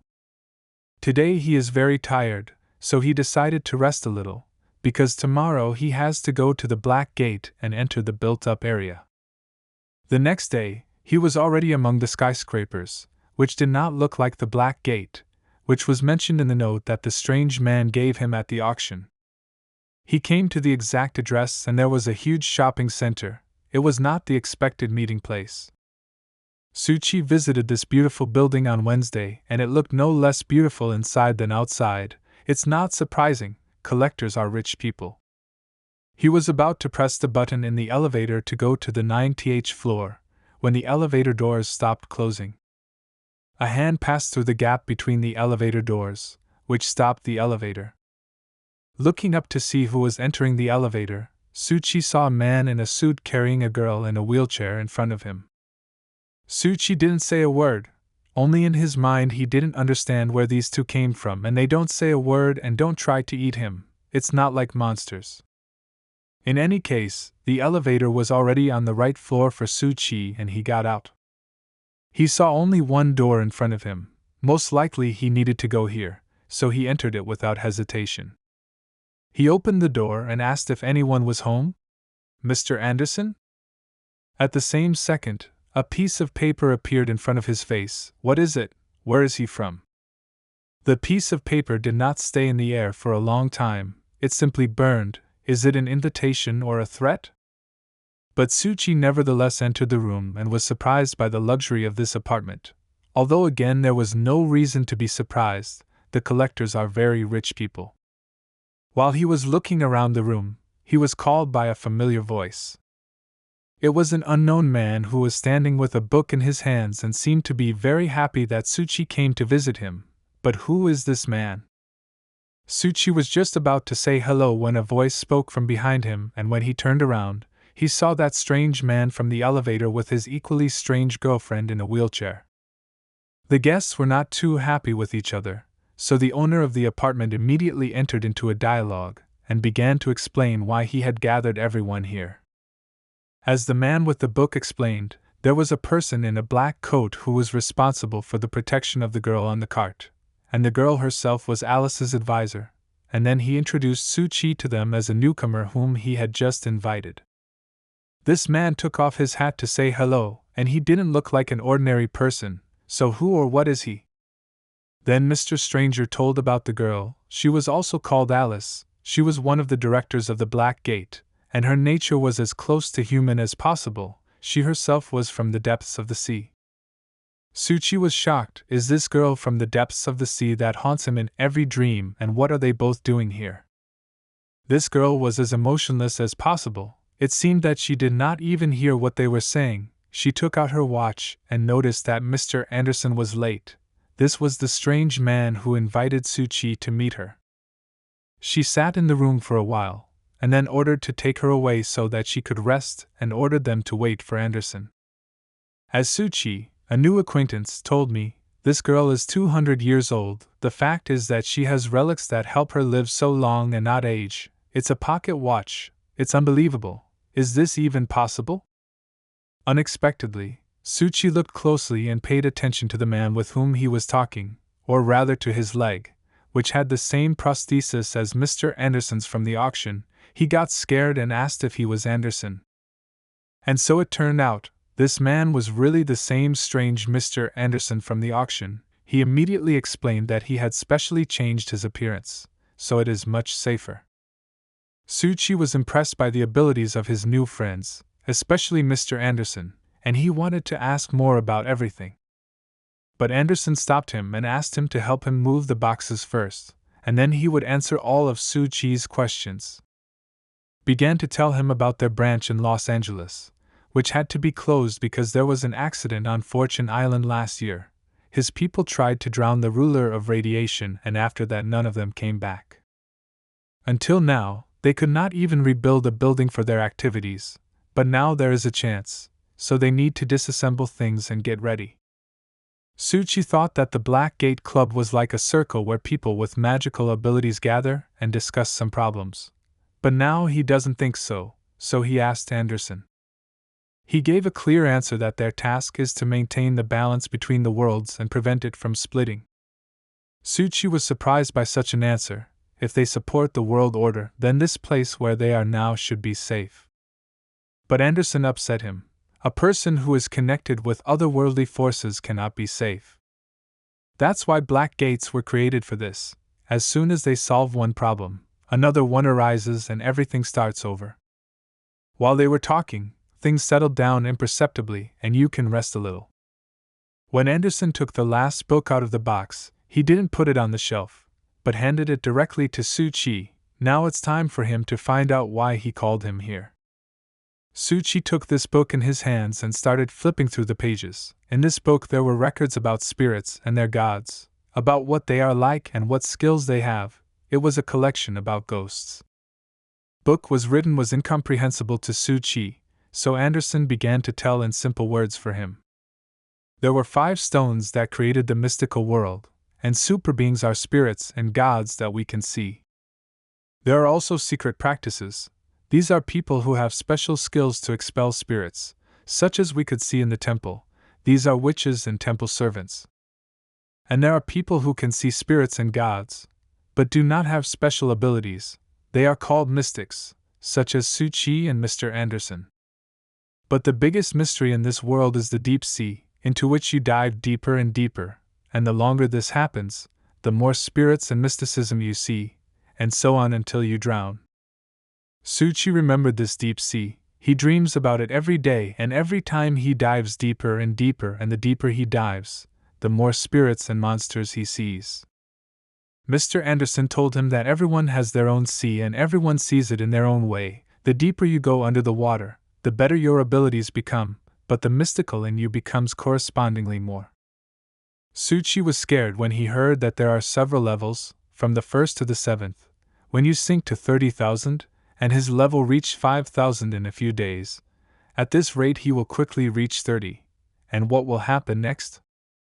Anderson explained that the lower he goes, the harder it is to control, and most often such people are simply absorbed by spirits. But this is not the worst thing that can happen. The worst thing is if you get lost there, you will stay there forever. People who fell into such a trap went crazy, their bodies were deformed and they turned into spirits. Anderson put a cup of tea on the table and told with sadness that among their people there were such cases when they dived too deep and then simply did not come back.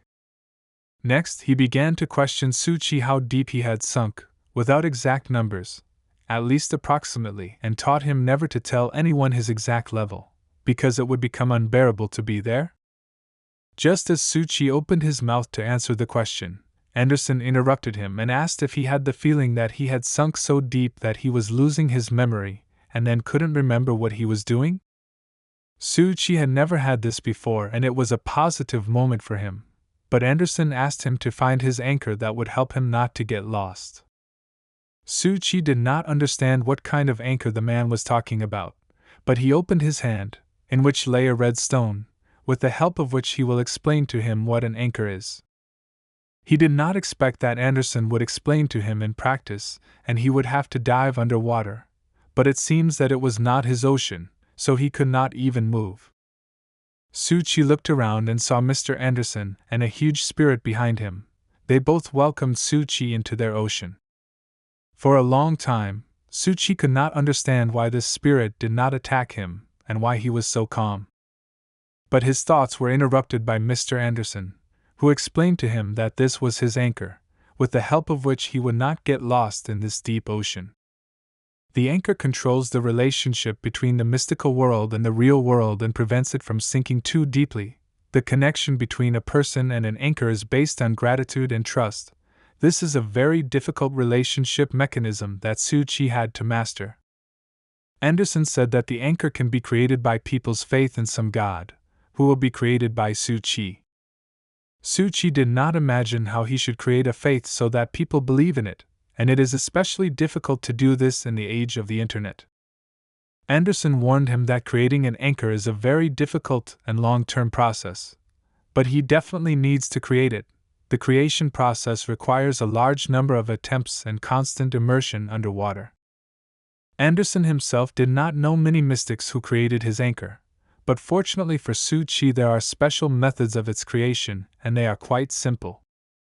The man told him that during the entire history of the existence of the magical world, quite a number of anchors were created, but their owners disappeared from this world a long time ago, so it is still possible to join one of them with the help of a spirit and gods from the real world. You can also do this with the help of a relic, turn and take possession of the anchor. His story was interrupted when Mr. Anderson's anchor roared at Suchi and startled him. Suchi immediately came out of the ocean into the real world and was very scared, but it seems that Anderson was as calm as ever. He decided to show Suchi what anchors are and how they can behave. Suchi should be ready for this. Suchi thought about it and realized that it was necessary to imitate the behavior and manners of the past master of the anchor in order for him to accept you and serve you. That is, to prolong the life of his past owner. Suchi immediately had a question about Mr. Anderson's real name. Is it real? To which he received a negative answer. He no longer remembered his real name. As he explained, it was very important for the anchor to renounce his personality and become essentially an analog of his past master. Suchi immediately guessed that one owner could have several anchors or even many more. The man praised him for his sharp mind and told him that he can have as many anchors as he wants. For example, he has 6 of them, but if one and the same anchor chooses 2 different owners, then someone will definitely lose control. Anderson warns him to avoid such situations, because choosing such a reserved anchor usually leads to sad consequences. The deeper you dive, the more you need the help of the outside world and the fight for the anchor becomes fierce. Suchi asked if it is possible to replace a living host. Anderson sharply replied that it is not necessary to do so in any case, because the replacement of a living host is an irreversible process that will entail the loss of control over the anchor completely, and it will simply disappear. Therefore, when he enters the school of occultism, he needs to learn this first of all, because obsession with the sea is dangerous. To constantly immerse himself, he needs skills and knowledge, because otherwise he will become a ghost. It seems that Tsuchi has dealt with this, but as for the world order that Anderson spoke about at the beginning, what does this mean? As he explained to him, black gates help to prevent the negative influence of mystical power on the real world. But Tsuchi knew that spirits cannot harm ordinary people, because they are invisible to those who do not know about the sea, and it is impossible to interact with them without this. Anderson agreed with him, but not completely. He added that this is while they are in the sea, but when they come to the surface it is a completely different story. Throughout history, about 100 spirits have come to the surface of people, and not only that, they do not have special abilities, so people cannot resist them, and besides, they can also eat people, but how can they see them? As it turned out, superbeings also have guides and kind of anchors, and it is their confidence and faith that can firmly connect them to the real world. Anderson also talked about occult rituals that help spirits join this world even more easily with the help of faith, so there are still natural threats to humanity itself, such as belief in the afterlife, which helps to create additional anchors for spirits. Superbeings will use these anchors to reach the surface, and the deeper the ghost is in the sea, the more dangerous it is for humanity. Tsuchi noticed that the main task of the club is to reduce ghosts that have come to the surface and are a threat. The man agreed with him, but added that they cannot be destroyed just like that. There are only two ways in the world. According to him, the first way is to turn the spirit into a future, as Tsuchi did with the spirit of maps and songs, or there is a second way, which is to send the spirit back to the sea, but in this case no one guarantees that it will not return and then will have to repeat everything again. The man did not stop his story and began to acquaint Tsuchi with the second method, which consisted in destroying belief in spirits, and doing everything to make people stop summoning and believing in them themselves. Of course, special rituals cannot be done here.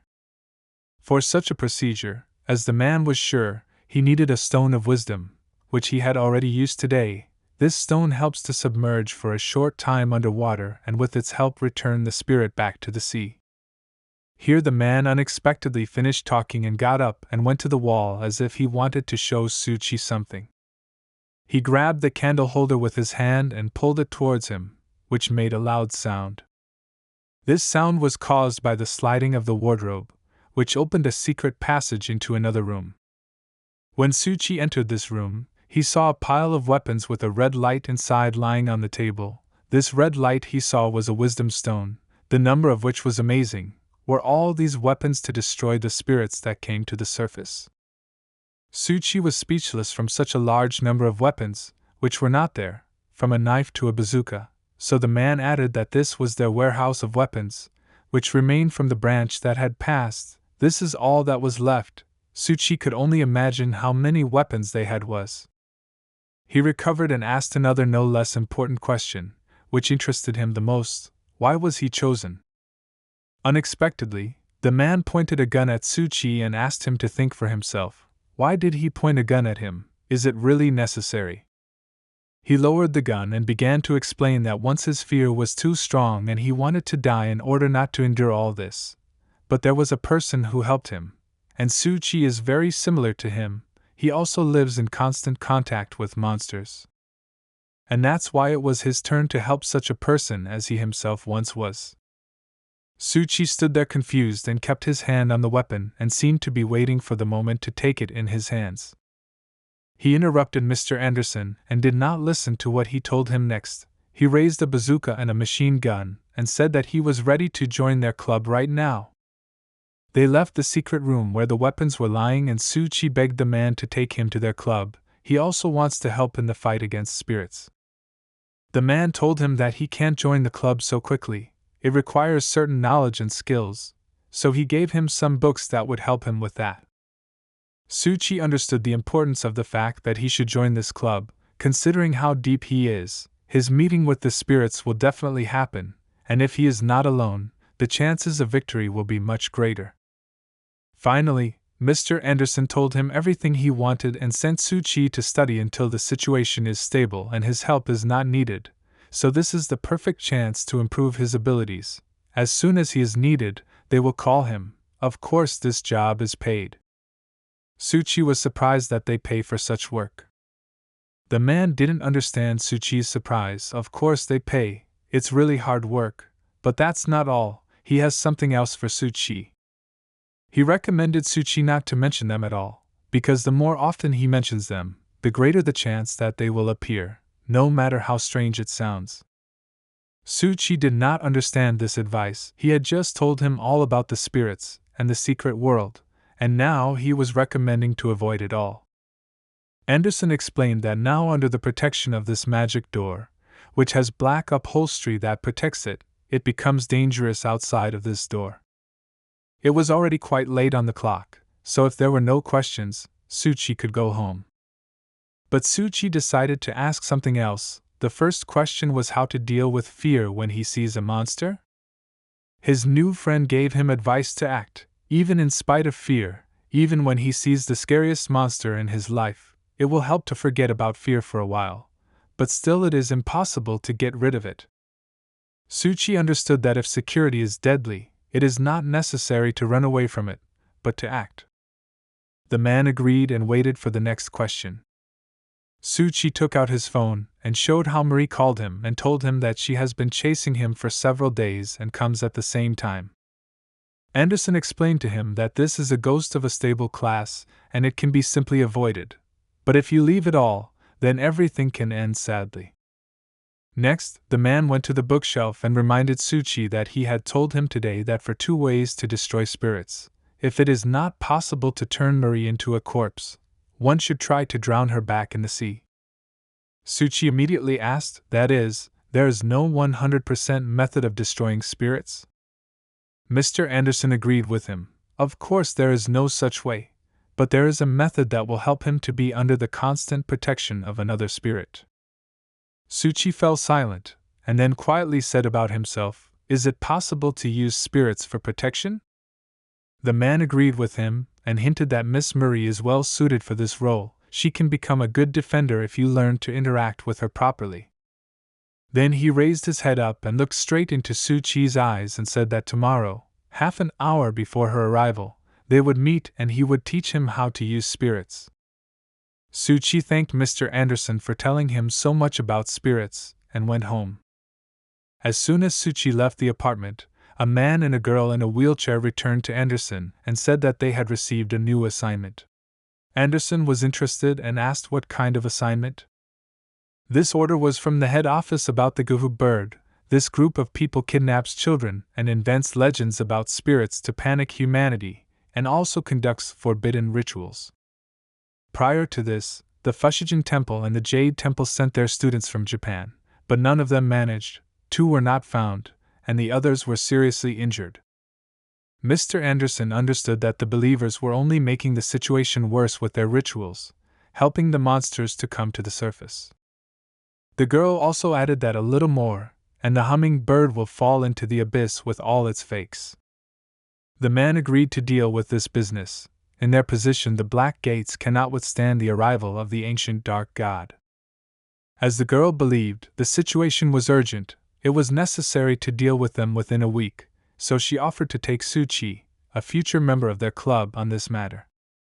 The girl came home from work. She was very tired, so she wanted to change clothes and rest as soon as possible, especially since it was raining terribly outside.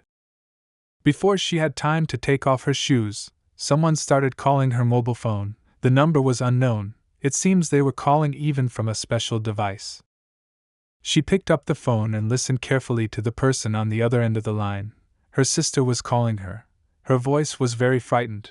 And why is she calling from a landline? The girl's sister started shouting into the phone to come and save her, because someone attacked her. The girl tried to ask at least something more about what happened, but the sister only said that she did not have time to talk and that she was near Yellowview Park in a phone booth, and that she should hurry to help. Then the girl heard only the screams of her sister. She screamed and asked for help. What happened to the poor girl? The call ended and the girl was left to listen only to beeps. She did not know what to do next. She quickly got herself together and ran out of the house, got into her car and drove at high speed to Yellowview Park. When she arrived at Yellowview Park, it was raining very hard outside, which made it very difficult to see, so she did not immediately find a phone booth. Finally she succeeded. She found a booth and was already heading towards it. While she ran to the booth, she tried to call her sister, but it was all unsuccessful.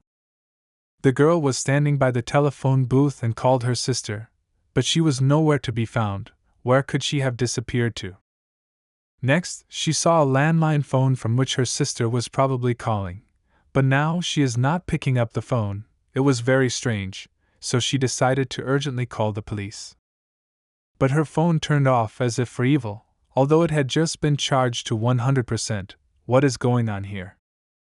While she was trying to revive her phone, she heard the phone ringing in the phone box. How is this even possible?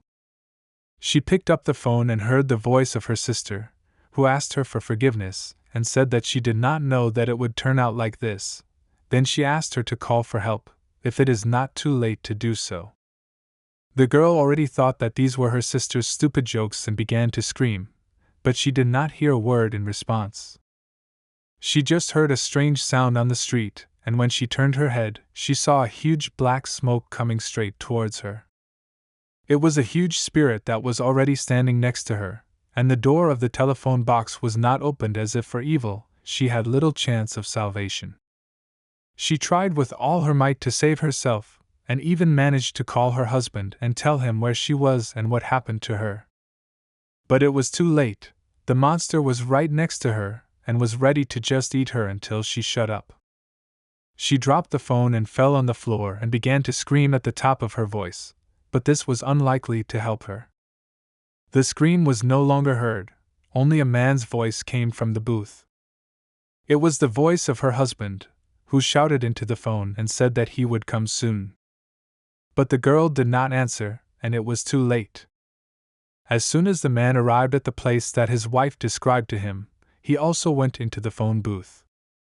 Storytelling is interrupted by Xiaoyushu, who is tired of listening to scary stories told by Miko. And where does she find them? She said that this is one of the stories that were published on the internet in the public about the cycle of beheading. Recently this story is very popular, and it is told at real events. Suchi became curious about what they were talking about in this public. Miko told him that it is a public about scary stories of various kinds, where real people are taken for each story. Xiaoyushu didn't understand what was so interesting about these stories. But then Miko said that Saori also reads this group and he changed his mind. Suchi looked at these two and thought how his life had led to these two. One was addicted to girls and the other was a fan of money. Suddenly his thoughts were interrupted again by a small temple. Did someone approach him again and pray? He heard the voice of the mouse, which quietly said that it was very hungry. Suchi immediately ran to the temple, warning his friends that they might not wait for him. He had some business. When he ran to the small temple, Suchi saw 2 cats and 2 mice who thought that it was more of a fast food cafe than some sacred temple. But he could not drive them away in any case. He needed to maintain control in the deep sea so that he could establish contact with the anchor and feel safer. That's why he fed everyone who wanted to, who was near the small temple, to strengthen faith in himself. Suchi was interested in how his powerful boundaries appeared. Anderson told him that he would have to not only find believers, but also connect with them in the divine record. He was amused, as Mr. Anderson wrote to him here and reminded him that they were meeting today at 8:50 near Fur Park. Suchi was surprised to meet this park. Is this monster that Miko told about true, and does it really exist? It was late in the evening and Suchi was already waiting for Mr. Anderson. They were supposed to meet at the phone booth in the park. But Suchi came early. He will have to wait another 30 minutes. Or should he get busy? Suchi decided to review what Anderson told him about my temple. He did not find any information on the internet, so he decided to look at various posts on social networks. And then his eyes fell on the audience that Miko was talking about today. The story she told has gained millions of views. Is it really so interesting to people? Then he decided to look at what is currently in the top news and what people are interested in. How surprised he was when he saw the news about God Ludo and went to see who it was and what was being written about him. He saw there a photo of his small temple, which had no fewer views. Did people invent God for themselves and believe in him? It seems that due to the fact that this post spread all over the internet, Suchi's first anchor appeared. People think that God Ludo lives in this temple. And then a good idea came to Suchi's head. What if he continues to spread stories about himself through the internet? Because the internet is a very powerful source of information, so he could establish a connection. He thought that no one would ever find out that a person was hiding under the mask of God Ludo. He had to invent several stories about himself, and invent some rituals. His main idea was to turn fiction about the imaginary god Ludo, which was popular on the internet, into a real god and reach the attention of the maximum number of believers. That's how time passed imperceptibly. While he was thinking about how he would spread the stories about god Ludo, Mr. Anderson had already come to him, and he began to tell that every day around 9 o'clock in the evening Miss Marie comes to him, and walks next to him for about 3 hours, then disappears. Mr. Anderson asked him if he somehow determines when she will arrive? To which Suchi replied yes, she just calls him and tells him when she will definitely come. Their conversation was interrupted by the ringing of the phone, but it was not Suchi's or Mr. Anderson's phone, but a landline from a phone booth. They were both surprised. How is this possible? Why did he just start calling? No less unexpectedly, a girl appeared from behind, who was talking on the phone, and seemed to be looking for someone in this park. She acted as if she did not see Suchi and his friend and continued talking to the stranger, whom she warned that she was already at the phone booth. Mr. Anderson intervened in this conversation, who put his stick in front of her and assured her that the one she is looking for here has been sitting at home for a long time and is waiting for her to come. She pounced on him with screams and threats that she would call the police if he did not let go of her.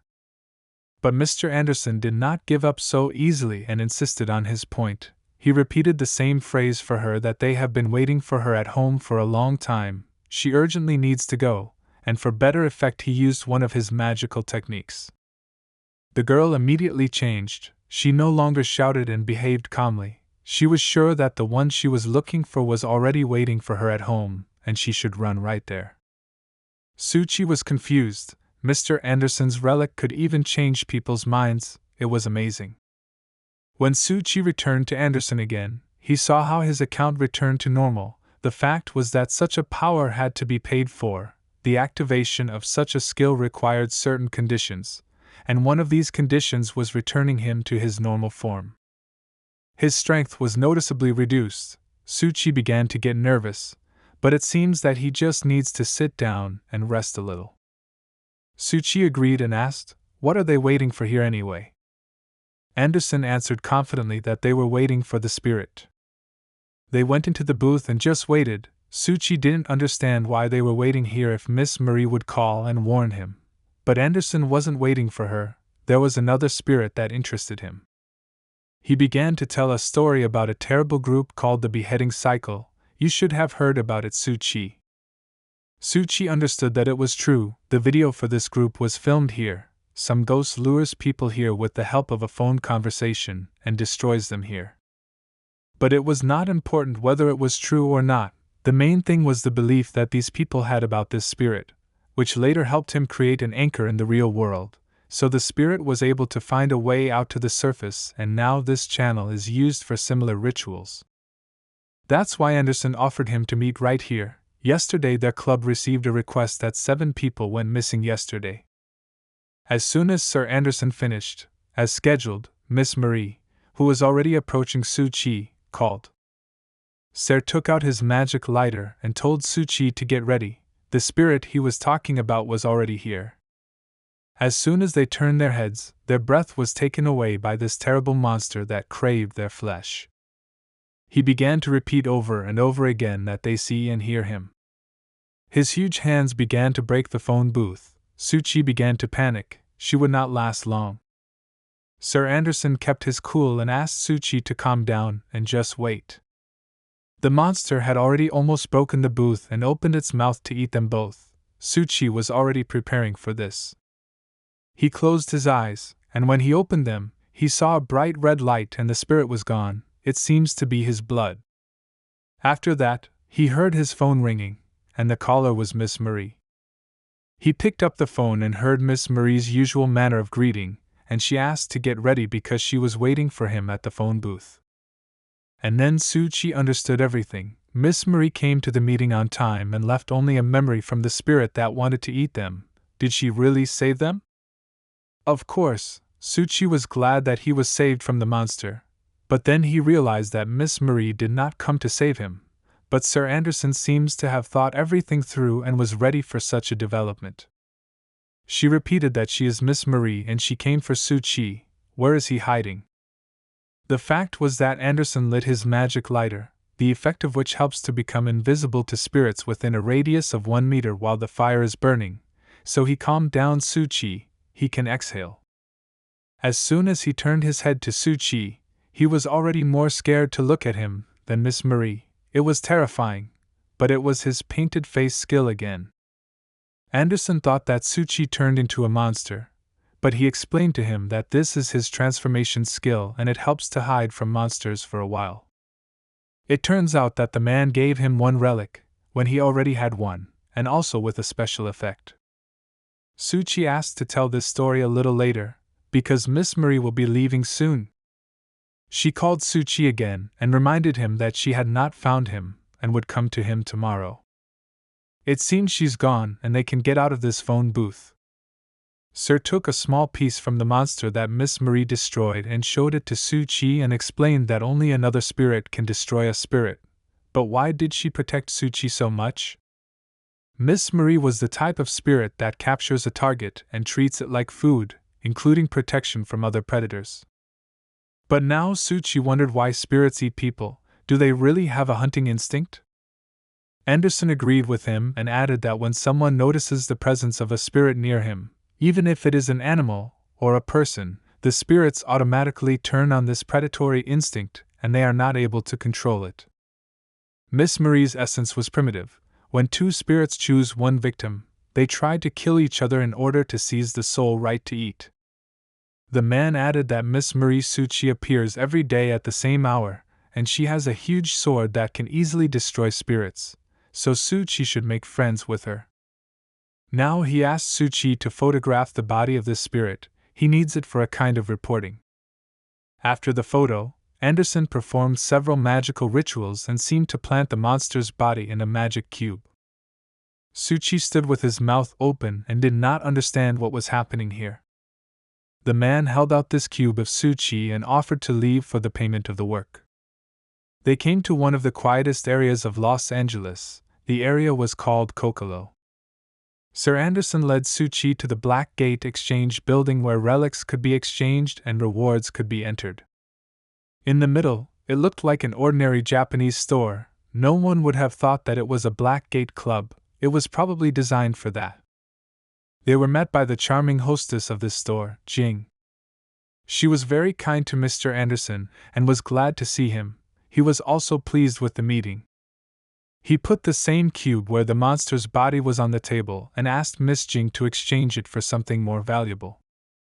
Without any problems, she exchanged their monster for money and a coupon for the next level. But what is this coupon? As Suchi read on this coupon, with the help of this coupon it was possible to exchange it for religions depending on the level of the monster that was destroyed by the hunter. Him about their Black Gate Club community. They value every relic and the knowledge they get from them when interacting with them. They also develop sales channels for these goods, such as the auction where they met. He then reached out with a piece of paper that listed all the relics available in their club that Suchi could choose and exchange for his ticket. When Suchi opened this list, he saw a very large list of relics that he could exchange for himself. It was impressive.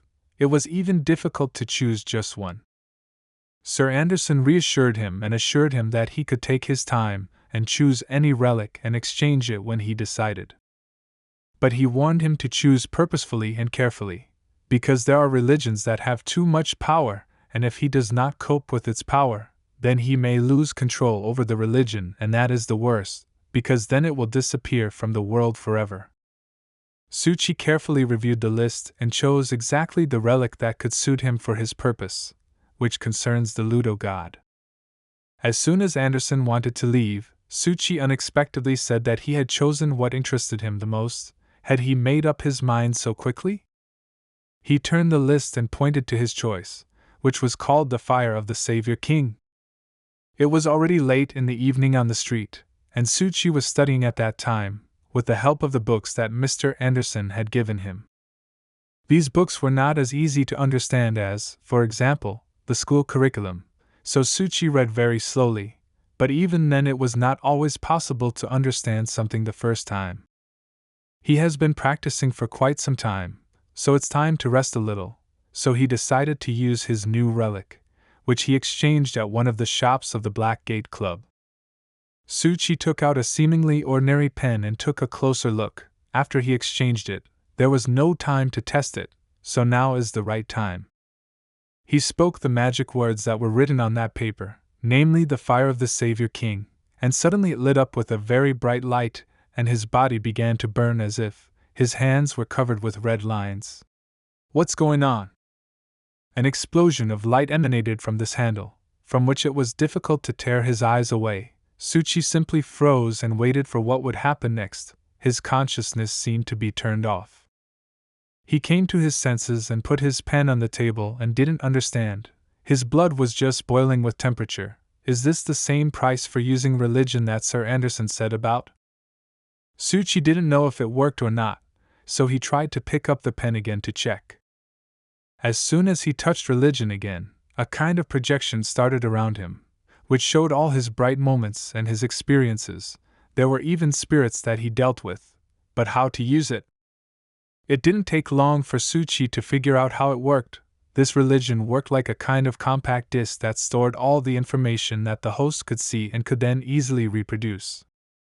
But there is one big problem that Tsuchi didn't like. The more difficult the information he wants to request and find out, the more blood he has to burn. So far it was too difficult for him, so it is necessary to stop with it for now, especially since it is already time for him to go to school. Before going to school, he decided to have some refreshments and eat some chocolate. Tsuchi ate and was sure that he had chosen a good religion. Because of all the proposed ones, it would help him in creating a good image of God Ludo, because fire is very useful in creating a bright record. He was already at school and enjoying the beautiful tree near which his little temple stood. A rather large company gathered near this small temple, which felt very good there. Tsuchi decided to try his new relic on these animals, so he redrew the picture from the book as accurately as possible, so schematically everything was clear. He readied himself and began to utter magic words to invoke the effect of his new relic. His hands were burning again from the fact that his blood was heating up, but this did not stop him. He wanted to know the full power of this relic and wanted everyone who appeared in front of the small temple to achieve a blessing. The light, which was bright red, unexpectedly turned into a light that could only mean the end of the ritual. But Tsuchi was still not satisfied with this, as if he had done everything right, but something was still missing. He could not understand for a long time what he did wrong or what he did not finish, but still Tsuchi came to the point that he needed not only imitators, but also someone who would serve him. Tsuchi was convinced that he had to give them everything so that they would believe that he was from the deep sea. He decided to try again. This time he used a much stronger spell, which can even be kept in the head for a long time. It seems that everything worked out for him. He created something similar to God, which will receive messages instead of him.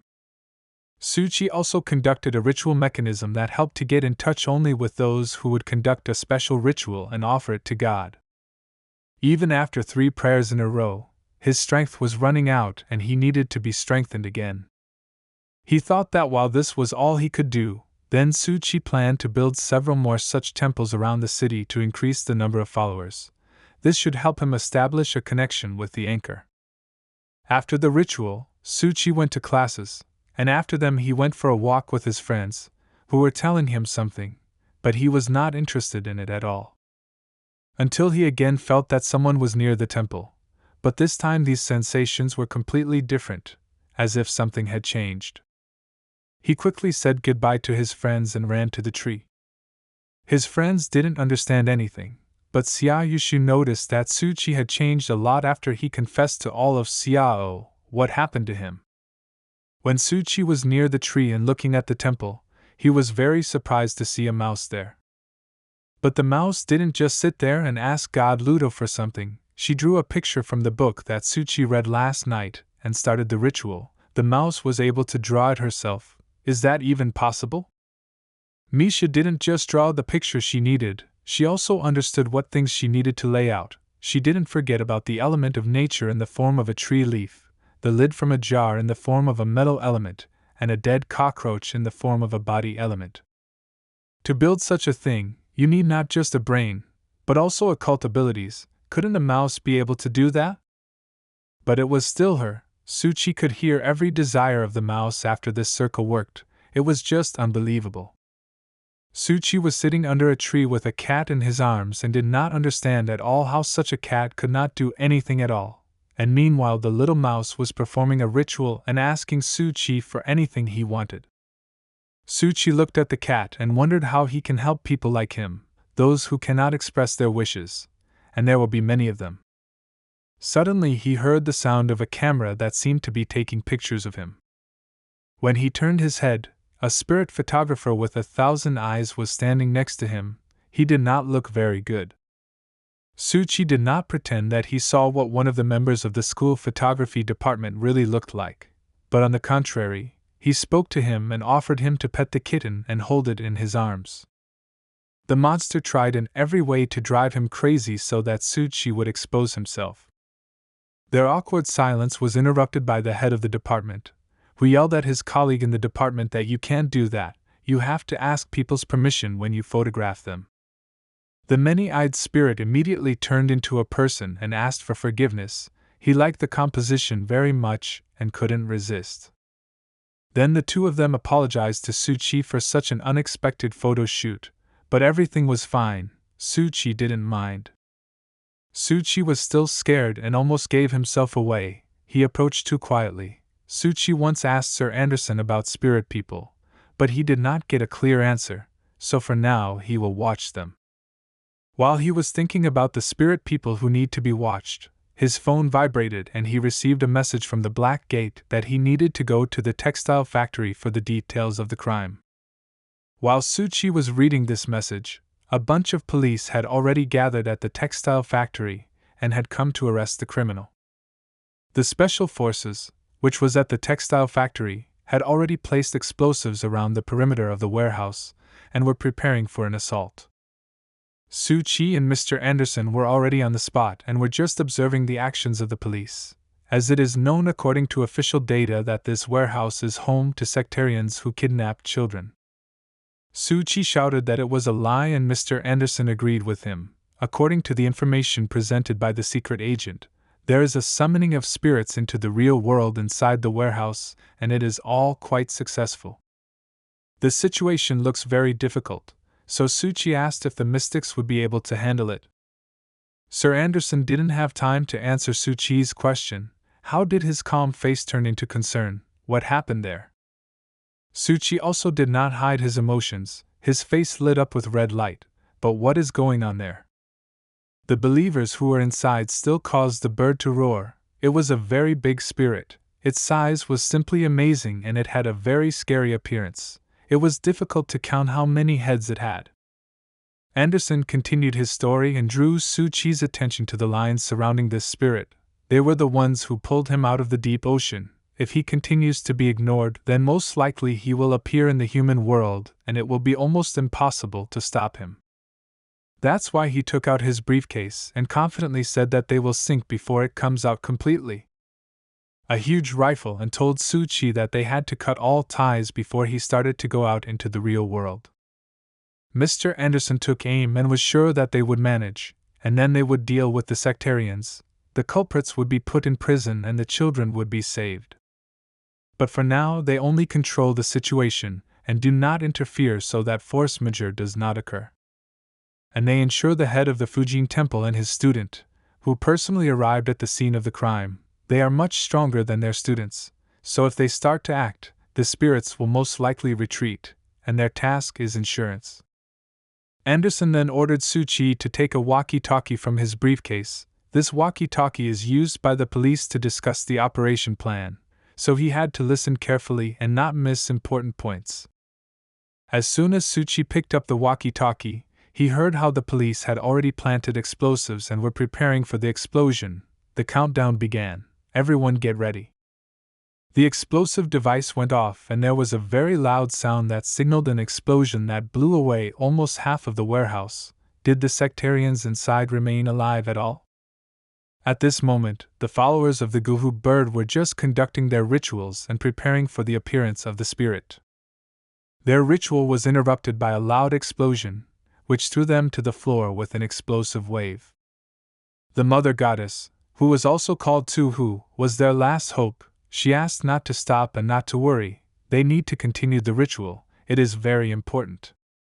For a long time, they kidnapped children and conducted secret rituals. They brought all these children to their mothers. They were loyal subjects, so now it was time for them to have children of their own. Therefore, she urged them to protect themselves from the police and prevent them from stopping the ritual and taking away the children. They all shouted and gathered to resist with equals. Next, their cloaks released smoke that filled the entire room, so they secured cover from the police. I wonder if it will work? This smoke completely covered them from the outside world. Only red eyes were visible. The police began to act. Sir Anderson ordered Suchi to listen carefully to what was happening there and check whether everything was fine there. The police started their assault and there were problems with the smoke. Last time it also hindered them a lot, but this time they had support, so everything should go well. Together with them, Miko and her father came to this assault. They were invited by the police as support and deterrence of magical forces, so they did not come empty-handed, but prepared. The smoke was too thick, visibility was zero, so something had to be done and invented, otherwise the police could not act. Miko's father ordered her to give him a magic arrow, which he was going to shoot right into this smoke and disperse it. He drew the arrow with maximum force and spoke a magic spell that was a prerequisite. Then he fired a powerful shot that was so powerful that he could barely hold his bow in his hands. The arrow flew through the entire warehouse and dispersed the smoke in which the members of the Order of the Hummingbird predecessors were hiding. They did not expect such a turn of events. The arrow hit the wall and pierced it, but it had done its job. Now the smoke was almost gone and the police were ready to proceed with their part of the plan. But together with the smoke, some more details were revealed. Who are these members of the Order? Miko and her father couldn't believe it. Were they all ghosts and monsters? Sir Anderson was also surprised when he saw how many there were, so his sight was focused and ready for battle. Bird Guvu, has she finished her ritual and is ready to enter the world of real people? One of her heads suddenly attacked Miko and her father, and they seemed to lose control of their bodies, and just stood like pillars. Miko woke up and tried to make her father run away before this monster ate him, but it seems it was too late. Is this the end for him? The monster's head was already near Miko's father, and it seemed that everything would end now, when suddenly a huge hole appeared in the monster's head, which stopped this attack. Mr. Anderson entered the game very timely and made an accurate shot and stopped the attack of the monster. Miko and her father did not count on help, so they were very surprised by this shot, but they were very grateful that Anderson saved them. But he did not stop at one shot and continued to shoot more.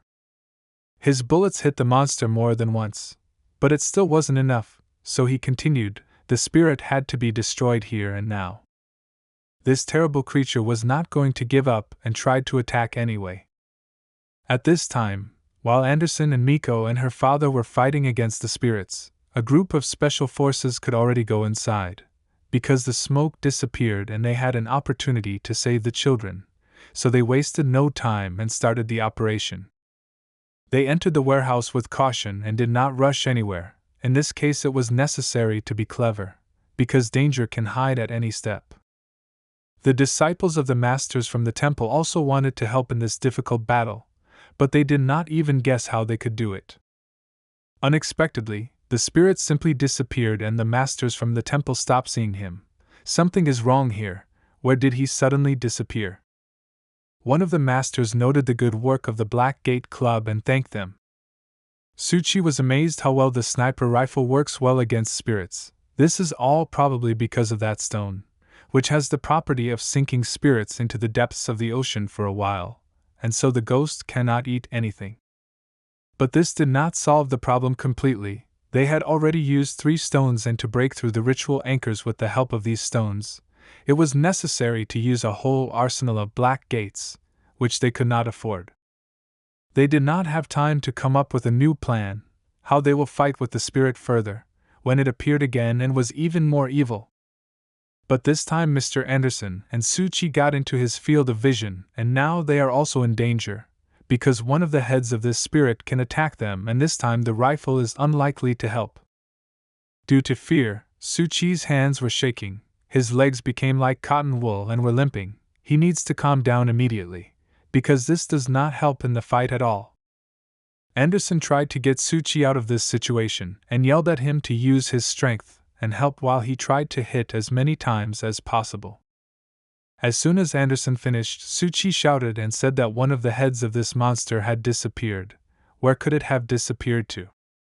How could it be that Sir Anderson hit him, but the bullet seemed to go through him and didn't do any damage, and now this monster is attacking them? They have to run. But it seems that Suchi had already collected his thoughts and was not going to run away. He tried to summon his relic in the form of a magic sword that he bought at the auction. It's time to join the battle. Suchi was unlucky and the monster aimed at him, and he understood that Suchi saw him, and immediately one of his heads attacked him. The head of this spirit could teleport and attack Suchi. How is that possible? But Suchi was not confused and used one of his skills, namely splitting and erasing inertia. The monster didn't even feel this blow, and Suchi had to run away. This spirit was an order of magnitude stronger than the ones Suchi faced before. Again the loud sound of a shot rang out.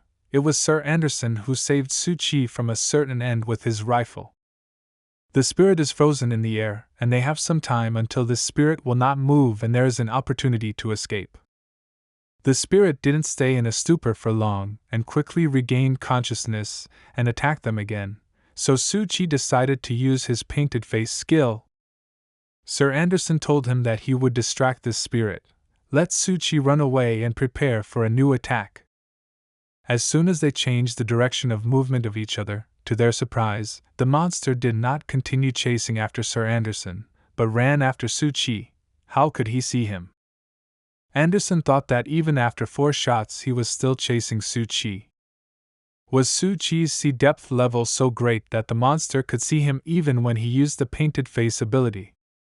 Suchi and Mr. Anderson lost sight of each other. Where could Suchi go? Before all this, there were still many children in this warehouse who also needed to be saved. Mr. Anderson decided to use another development of the Black Gate Club. He opened a secret pocket from his iron leg, from which a large number of small balls rolled out. What is it? It was a small army of tin soldiers to help in the battle with the monster and in the search for Suchi. The special unit had already prepared for the assault, until suddenly all their attention was focused on Mr. Anderson's little soldiers. What is it? Miko's father explained to them that these little soldiers came to help us and do not pose a threat. While they were looking at the little soldiers, grenades started flying from the warehouse. You need to quickly run to the shelter. But they were too close, there is no time. Everyone who was near the entrance was frozen with anticipation of what would happen next. But everyone perfectly understood what would happen next. It was a very powerful explosion that almost destroyed them all. They were very lucky that the grenades did not explode near them and they were completely thrown away by the explosive wave. After the explosion, the fog began to thicken again and everyone needed to prepare. Now they will try to attack again. All the sectarians ran out of the warehouse with weapons in their hands and just shot at whoever they saw, shouting that they should protect the altar they built and the ceremony should continue. Sectarians have finally lost their minds. We must take care of them and neutralize them as soon as possible, because it will not lead to good. The first thing they did was take away the head of the temple and his daughter Miko, so that they wouldn't get hurt. They are very important for this world. They continued to fire at the police and everyone nearby.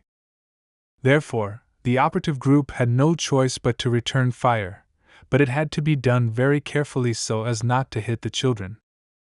While the police and sectarians were exchanging bullets, Mr. Anderson's soldiers made their way into the middle of the warehouse and began a reconnaissance operation for him. Was this noticed by one of the main members of the sectarian group, who did not understand what they were doing here? When she turned her head to the cage where the sacrifices for the mother goddess were sitting, she saw them running away and immediately ordered to stop them. They are still needed to continue the ritual. Her servants tried to do it as quickly as possible, so that they did not run away, but it seems that it was already too late. While the police are trying to storm the warehouse and save the children, Mr. Anderson tried to find Suchi, but he somehow mysteriously disappeared. He went around the corner and saw Suchi, who in his skill with a painted face is running away from the spirit, which will not leave him in any way. Even his relics do not help. Mr. Anderson tried to shoot him again, but it didn't work. He asked Suchi to run behind him and try to hide.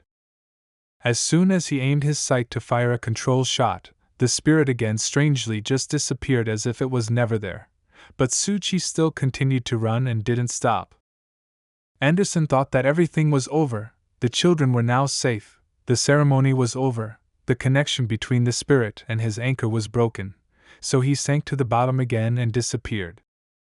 But Suchi didn't stop running away. Anderson tried to tell him that no one was chasing him anymore and he could stop, but he didn't seem to hear and kept running as hard as he could. Later, Anderson realized that Suchi's immersion level is much higher than his, so he can still see the spirit and run away from it. How is this even possible?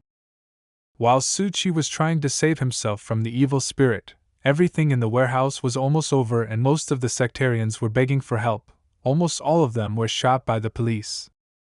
The police have almost completed their assault. The sectarians have run out of ammunition, so this is their chance to finish what they started. Those who remained are trying to return the children to the place to continue the ritual, because the strength of the spirit without these victims is weakening with every second, so it is necessary to act immediately. One of the sectarians tried to take the gun from the floor and go to look for the children, but he was prevented by an unexpected kick from the leg of what seemed to be his friend. What happened here? Other sectarians did not expect this, so they immediately started asking what happened and why she did that. As it turned out later, it was Kujo Ryo, the same person from the Black Gate who disguised himself as a cultist and was there all the time, and now she exposed herself and demanded to hear all the answers to the questions from the head of this sect. The participants did not understand what was happening and what she was doing. She was one of the main people of this group. What was she doing? At first, they began to justify her and tried to calm her down and said that the Mother Goddess would protect them, let her not worry.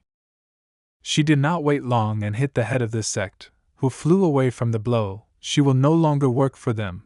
Finally, she did it.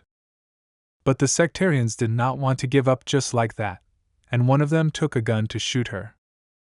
Kujo Ryo was too fast for them. She grabbed her gun after a second. The head of the sect didn't even have time to say a word. She put her on the floor and fired a test shot into the floor to scare her and ask her something. Ryo wanted to finish the case quickly, so she put a gun to her head and started asking where the Pioneer Church and the other children were. It seems so simple that she will not get the information. This crazy woman started screaming and saying that she will never say anything. Without thinking for a long time, she made another blow on the face and made it clear that she came here for information and she will get it, so let her tell it like it is. Myron was the name of this madwoman who shouted that she knew nothing about the pioneers, that they would save our world and bring progress to it, so she would not say anything. Rio got angry and put the gun directly to his forehead and asked for the last time who this little man is and how he relates to the Church of the Pioneers. But she just laughed and said that little people are everywhere, and the pioneer revolution is everywhere. Let them prepare. After these words, something began to happen in her eyes as if they were about to tear apart, and someone would get out. And so it happened. A small black creature, which had a very terrible appearance, crawled out of her eyes. This creature did not live long. After a second it lit up with a bright fire and disappeared, and at the end shouted that little people will live forever. What could this mean? Rio was under the cover of the birds for a very long time, and as soon as she got close to even a small clue about the pioneers, she broke off again and did not learn anything. She was very upset, and all she could think of was to take the body with her to the club and perform the resurrection ritual. Maybe she would learn something that way. All the sectarians who were around saw how its leader was destroyed and began to panic and run around the entire warehouse. They did not understand what to do next. Rio decided to use this panic to leave quietly and not attract too much attention to herself, especially since the police would soon break in, so she took the body and left. Meanwhile, Suchi had already used his painted face training 3 times and the monster was still chasing him, and he didn't understand how this was even possible. He ran and didn't look around, and this led him to a dead end. Something must be urgently invented, because if he uses his skill again 4 times, no one guarantees that he will not lose consciousness, and if he does, then he has no chance. The spirit did not wait for him to invent something and already attacked him with all its terrible heads. It was incredibly terrible. At first he was scared and thought that this was the end of him, but then his inner voice reminded him of Mr. Anderson's words that even if fear caught him in the battle with the spirit, the best way out was to keep trying to fight and everything would work out, so he gathered his strength and went on the attack. The spirit flew at Suchi with incredible speed. It seemed that he had no chance left. But he closed his eyes and began to wave his strange sword in the air and tell the monster to go away. He is not afraid of him. And then he heard the voice of some person who said that all the members of the Hummingbird group were captured and the operation was successful. He opened his eyes and was surprised that he was still alive and the monster was gone. The police acted in a timely manner and gave an order. It actually saved his life. Suchi breathed a little and was about to go back and find Mr. Anderson, while at the same time he was thinking how hard it is to work in the Black Gate. It is very dangerous. No wonder the whole branch disappeared. He thought so much that he did not notice how a girl was coming to meet him. His thoughts were about the branch, and that even with such dangerous work, effective methods of struggle can be found. When she passed, Suchi realized that he missed the strange girl. What is she doing here with such a huge suitcase?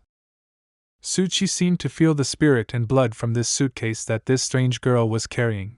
It seems like some kind of mysticism again. It's all too strange.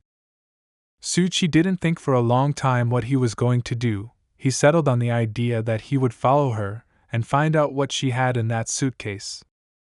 Suchi followed the girl straight to the nearest cafe, which was near the textile factory, and immediately decided to regain his strength a little and drink some hot chocolate. It should make him feel much better. He already had time to drink his hot chocolate, but the girl still hasn't left the toilet. She's been there for more than 20 minutes. What is she doing there? But he thought, if he knows where she is, maybe he can just call the police and she will be arrested. The fact was that half an hour ago, Suchi watched her and listened to the radio wave of the police, on which they told that one of the sectarians had escaped, and her main signs were that she was without official clothes and had a large suitcase with wheels. That's why Suchi wanted so much call the police. And in addition to all this, when he was chasing her, the smell of an evil spirit from her suitcase intensified, and all this in a heap is very frightening and at the same time interesting.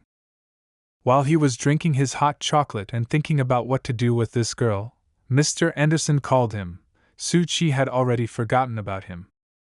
Suchi picked up the phone and assured Mr. Anderson that everything is fine with him, and that he should not worry, they will meet tomorrow. He agreed on the phone and he is tired of waiting. Maybe he should get in touch with her? Suchi carefully approached the toilet where this girl was and decided to use his new fire skill. The main thing is that she doesn't come out now, because it won't look very good. He firmly grasped the handle of the toilet door and spoke the magic words of the fire relic of the Liberator King. His hands immediately glowed with bright light, and his arteries and veins turned red. Suchi wanted to make it so that as soon as she touched the handle, she would see a map of the city and the location of all the police stations, and she would not be caught by them. He fulfilled his right and decided to go first, so as not to accidentally run into her and not lead to suspicion. The girl had already finished her procedures and was talking to someone about the fact that she had already stayed here quite a lot and it was time to leave. Suchi's suspicions were correct. In her suitcase there is exactly the sectarian woman who escaped from the factory and who is wanted by the police. But it seems that she was not alive, but it was just a body. Maybe because of this Suchi could smell the spirit. This girl wanted to start the ritual of talking with the dead, because the longer the body lies, the harder it will be to extract information later. But a bunch of police were waiting for her outside. She thought about leaving the body somewhere and coming back later. But she had never been so close to solving the pioneers, she couldn't give up. She wanted to get out of the toilet and continue on her way, but she was stopped by Suchi's spell that he left before leaving, and it put her in a state where she only saw a small temple. She didn't understand what was happening and where it came from. This temple showed her the map of the city and all the police stations in it. She thought that this was a real god helping her. She decided to follow this map, and it showed all the points exactly where it is not desirable to go, so as not to get caught by the police. It was unbelievable for her. Suchi really helped her to avoid all the police posts and get out with the suitcase. But what is it for him? This girl needed to go to one of the operating rooms to perform the ritual, so she laid the body on the table and began to prepare everything necessary. Unexpectedly, one of the students of this girl burst into the operating room and was very happy about her return and asked why she was here so late. She answered him that she had to finish several important matters. She was more interested in why he was here. But he immediately explained that someone from Baytown's law office had come to collect the reports, so he had to delay. He took all the reports he needed and left, wishing the teacher not to stay here long in good dreams. As it turned out, it was not just a girl, it was Kujo-en. She is an instructor in forensic medicine and a teacher of forensic medicine, so the operating room is always open for her. When she was little, her parents died as a result of a terrorist attack carried out by sectarians in the city subway. Having learned that there is a religious organization in the world called Pioneers and their head is a small person, she is looking for any leads to catch them. This Guho Bird Church was a branch of the Pioneer Church, so Kujo-en tried her best to join them, but it was too difficult. When she first joined them, she first encountered magical powers, though it didn't really surprise her. Since childhood, she noticed strange things around her, as well as her special skill, which she called talking with the dead. The teaching assistant had already finished all his work and was about to go home, so he wished the expert good night and left. She closed all the doors and prepared to use her childhood skill. She prepared coffee and sat down opposite the body to talk heart to heart. More than 10 minutes have already passed, so he should already speak and tell something. The body began to rise, but the expert's face showed that she had seen this not for the first time, so there was not even a drop of surprise. She folded her hands and just waited. The body got up and sat on the operating table, and all it could say was that it does not like coffee. But alas, Kujo-en didn't care at all, because there was no other choice, so she asked to tell her everything it knew about the Church of Pioneers and Little People. The body, which had just sat calmly and did not move, suddenly began to make strange sounds and gradually removed the cloth that covered her face. And so she almost took off the rag. What's wrong with her face? Suchi came out after showering and wiping his head and wondered if that unknown woman had received the message he left her. He lay down and his thoughts were still only about her, and will she go to the small shrine to which he showed her the way. Also, he was satisfied with the fact that the small temple was used for the first time to help a person, and not for animals or anyone else. It's cool, so he decided to take more risks, then he will definitely succeed. He had enough trials for today, so he decided to go to bed, and before that, while planning his tomorrow, he needed to go to the Black Dragon Gate to settle the bill. It was strange for him that he was getting paid for just running and saving his life from monsters. He fell asleep almost immediately and plunged into the deep sea. As soon as he dived, his eyes immediately fell on a very bright and thick anchor line. It must be the line of a small white mouse that was conducting a ritual near the temple. The last time its depth was approximately 5,400 meters. It steadily sinks 200 meters a day, so today it should be 5,600. What was his surprise when he turned his head to look at the depth on the scale and saw there a mark in a number that he couldn't even count. It seems there are 4 zeros and 10,000 meters. He immediately remembered what was written in the books given to him by Sir Anderson, that a normal dive is several meters per day and that after a certain depth the dive even ends on its own.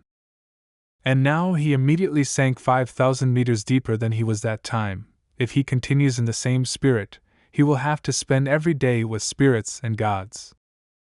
He remembered how he was afraid to see a birds hooting, and now he will have to deal with them every day. It was an incredibly unpleasant fact. But why is this happening? Suchi suddenly realized for himself that his diving into the depths of the sea provoked a meeting with a spirit or a monster. Before that he met with Miss Mary and was influenced by her, and his depth became greater. Could it be somehow related? But before that he did not dive so deeply. What has changed this time? Maybe because the spirit that haunted him near the phone booth was destroyed by Miss Mary? So many questions and so few answers. Such situations as Suchi's are not described in books, although there is so much knowledge and secrets in them that he can spend his whole life doing research and experiments, and still not find out what is happening to him. While he wondered what he was doing wrong and why his body was going underwater so quickly, he continued to submerge involuntarily and go even deeper, and the speed was quite high. Here his consciousness seemed to turn off and immediately turn on in another place. He woke up in school, where someone called him, but he could not answer. There was a whole class of people. He turned back. It was from there that the voice was coming that called him the most, and when he saw who was sitting there he was even more speechless. There was his wife Lin Wei. What is she doing here in such a strange outfit? She called him, but he did not respond, so she asked him why he was looking at her like that. Unexpectedly, he began to suffocate. His lungs stopped working. What was happening? He was just in the ocean. And now he is sitting in some class and talking to his wife. His dream ended and he woke up in a cold sweat and shouted his wife's name to the whole house. It was a terrible dream.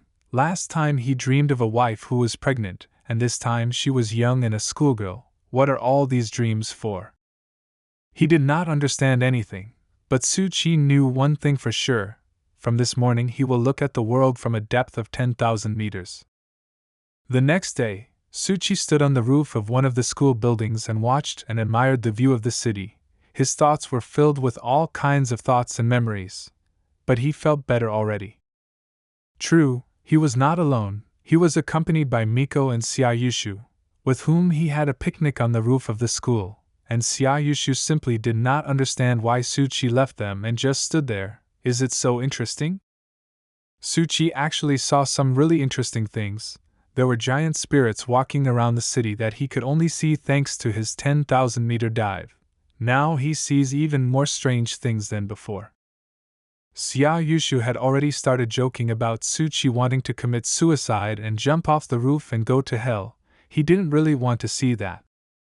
Xiaoyushu then picked up the phone and started reading the news. And one of the most interesting news stories was about child abduction, which was solved and every child that disappeared was found, and the gang that did it was eliminated. While Xiaoyushu was reading the news, he looked at Miko's face several times and still decided to ask what was wrong with her face. Where was she injured? And Suchi thought that they had framed this case simply as an incident. They didn't remember even once about spirits and ghosts, about the help of mystics and temple workers. Only the police. who conducted a firefight and set off several dangerous explosions, and that was even a little insulting. Su-chi hoped that the Hummingbird would continue to sink until it drowned forever. Given the aborted ceremony and the children who were there no longer believe in it, it must happen. While Su-chi was thinking about this whole situation, and his thoughts were traditionally interrupted by Xia Yushu, who threw an empty can of soda at him and asked where he was flying to. He came closer to Su-chi and began to ask him what was happening to him. The other day, he seemed to feel better, but today he doesn't look good again. What's wrong with him? Then he did not wait for Su-chi's answer and took his head and began to examine his dark bruises under his eyes. Xia Yushu concluded that he was sleeping, but then what was wrong? Su-chi's suffering ended when Miko intervened and hit Xia Yushu on the head, which made him look bad. He was dissatisfied with the fact that she constantly wanted him. Why does she not love him so much? Su-chi's thoughts were filled with the fact that the temple that he left in the city for that strange girl, it seems that she did not appear there.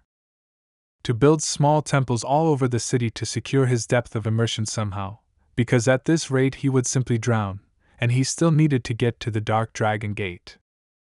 Su-chi and Anderson arrived at the Dark Dragon Gate to receive their reward in the Hummingbird operation, for which the club gave them a reward of 100,000. Anderson decided to give Su-chi half of the money they received. Su-chi was shocked by this act, because in his opinion he did nothing and just watched the battle. Sir Anderson was very surprised by such words, because in his opinion he was doing a very dangerous job, namely distracting the monster, and this is a very dangerous job, so 50,000 and 2 vouchers is a well-deserved reward for Su-chi.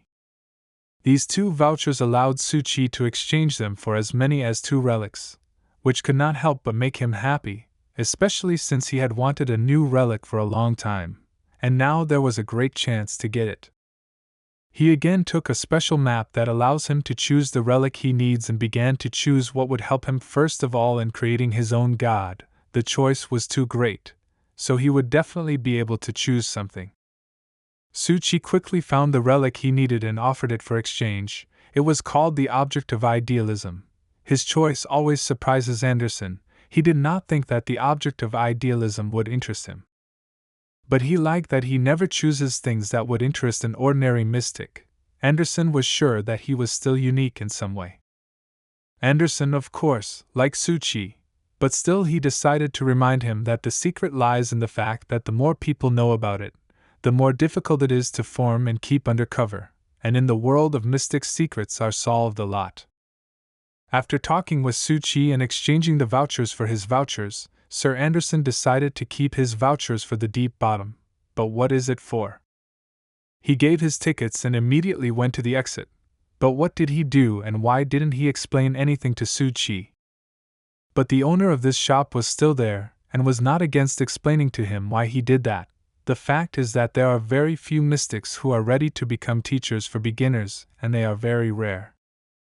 She explained that this is related to the transfer of knowledge and can put one's own secret under attack and even lead to a loss of control, for example, control over an anchor. Every mystic who is ready to become a teacher must be an experienced and fearless sage with excellent spiritual qualities to teach beginners, and Su-chi was very lucky with his teacher. He is worthy of respect. Su-chi and Anderson returned to the Black Gate Club in the center to tell the other members of the club about Cthulhu's case. They climbed the mountain and entered the secret apartment of the club and were met by the girl Alice and her faithful friend the man in a black suit, who at that time were playing Monopoly and relaxing. Of course, they were playing together, so it wasn't interesting at all, but as soon as Su-chi and Mr. Anderson walked in, she immediately invited them to join. Su-chi could not believe it, such important people for the whole world, just sit and play Monopoly? He also paid attention to the figures with which they played. Each figure corresponded to the image of the player. For example, the Alice figure was a very beautiful and absolute copy of the owner. The man in black and Mr. Anderson had the same figures. Then Alice ordered the Hatter, as this strange man in black was sometimes called, to give Su-chi the material for his figure. He held out his hand holding a cylindrical object and waited for Su-chi to take it. Does he have to carve a shape for himself to start the game? Fortunately, Suchi Alice explained to him that if he wants to make a figure for himself, he needs to squeeze everything in his hand and everything should come out. Suchi squeezed the figurine material tightly, and it began to glow with a very pleasant light, and when he opened his hand, he saw a figurine that was an exact copy of himself, a wonderful result. He did not have time to be satisfied with his figure, as Alice called him to continue the game they had already started, his turn. Suchi was surprised by such an offer. Could he really play with them? There were already 4 people sitting at the table, and the game was becoming more and more interesting with every second, and while they were playing, Alice decided to ask Mr. Anderson about the hummingbird and how did this matter go. He took hold of his figure to make the next move and in parallel talked about the fact that all the members of the Order of Goho birds had been destroyed and would never hold the ceremony again, but it was a shame to admit that they were all citizens of the city. Alice could not understand for a long time how this recruitment into their order took place. Is it magic? Maybe Mr. Anderson knows? He explained that they get into these organizations through various financial pyramids, which force them to engage in this business, and then he held out his hand, which contained a piece of paper or a photograph, and said that he had conducted some experiment. In this photo, it was depicted as if a person, but which has no face, only a black substance, and explained that behind all this is an even more terrible organization, the Church of Pioneers. This is an organization that was born from the chaos of centuries ago, during the Great Depression in the country, and united in itself a large number of antisocial factors and people who were ruthless. It was a fairly peaceful organization that went to rallies and arranged terrorist attacks for criminals, but later they encountered occultism and various rituals, and then they found for themselves a terrible weapon, evil spirits. In this pioneering school, there are 12 orders with 12 rituals for communicating with spirits, which they regularly do, and each of them hides the other, and the hummingbird was only one of them. Alice placed her figure 3 cells ahead and simultaneously asked Anderson about their main secret. What is it? He answered without hesitation that it is the little people who manage them. She smiled because she did not understand what he was talking about. Are small people human? Is a divine object possible? But unfortunately for them, it was impossible to determine who these little people were, so for now all that remains to be done is to wait for further actions from them. Their game ended and Suchi was sent home to rest from the hard day, but he couldn't sleep at all and thought about the fact that Sir Anderson had promised him that he would take him to the Black Gate and tell him about his mission, but instead they played a game of Monopoly the evening. He mentioned that Mr. Anderson had told him about this game and who it belonged to, and the owners were past mystics. It was a tradition to play this game, so Elise thought it would be quite appropriate and interesting to invite Suchi. Suchi also noticed other figures on this board, but they were not so bright, and they moved periodically, so if Mr. Anderson did not explain to him where they were coming from and why they were moving, it was quite scary to play. His thoughts smoothly began to move from the game of Monopoly to thoughts about the little people who were being talked about today. Are they really people or are they just called that, and are they really spirits? Therefore, he decided to test the effect of his 2 new relics, which he successfully exchanged in the shop. As soon as he said those magical words, his hand lit up brightly and seemed to start drawing a picture right on his hand. He closed his eyes and began to imagine what he wanted to create. His main goal was an ideal state and the creation of an ideal god. The spell seemed to work, so he opened his eyes and saw the arena he had been thinking about. It was the ideal state he would like to see in the world. A map also lit up above his head, which told him about the hard times of September of the year 81, when the organization of the Pioneer Church was created. Suchi created an ideal spiritual space that was created for the new ideal god. Although this god can create ancient destroyed objects, this was enough for him. Now he is the owner of an ideal state and has the greatest power in it. He thought that he could join his world with the help of a ritual or something in that spirit, and the most important thing for this was that he did not need stupid religious people who would go crazy at the mention of him. He needed to create something that would help him create a strong anchor and keep the secret, and for this he needed loyal and intelligent people who could help him in this difficult task. Also, for success, he needed an association to support his secret.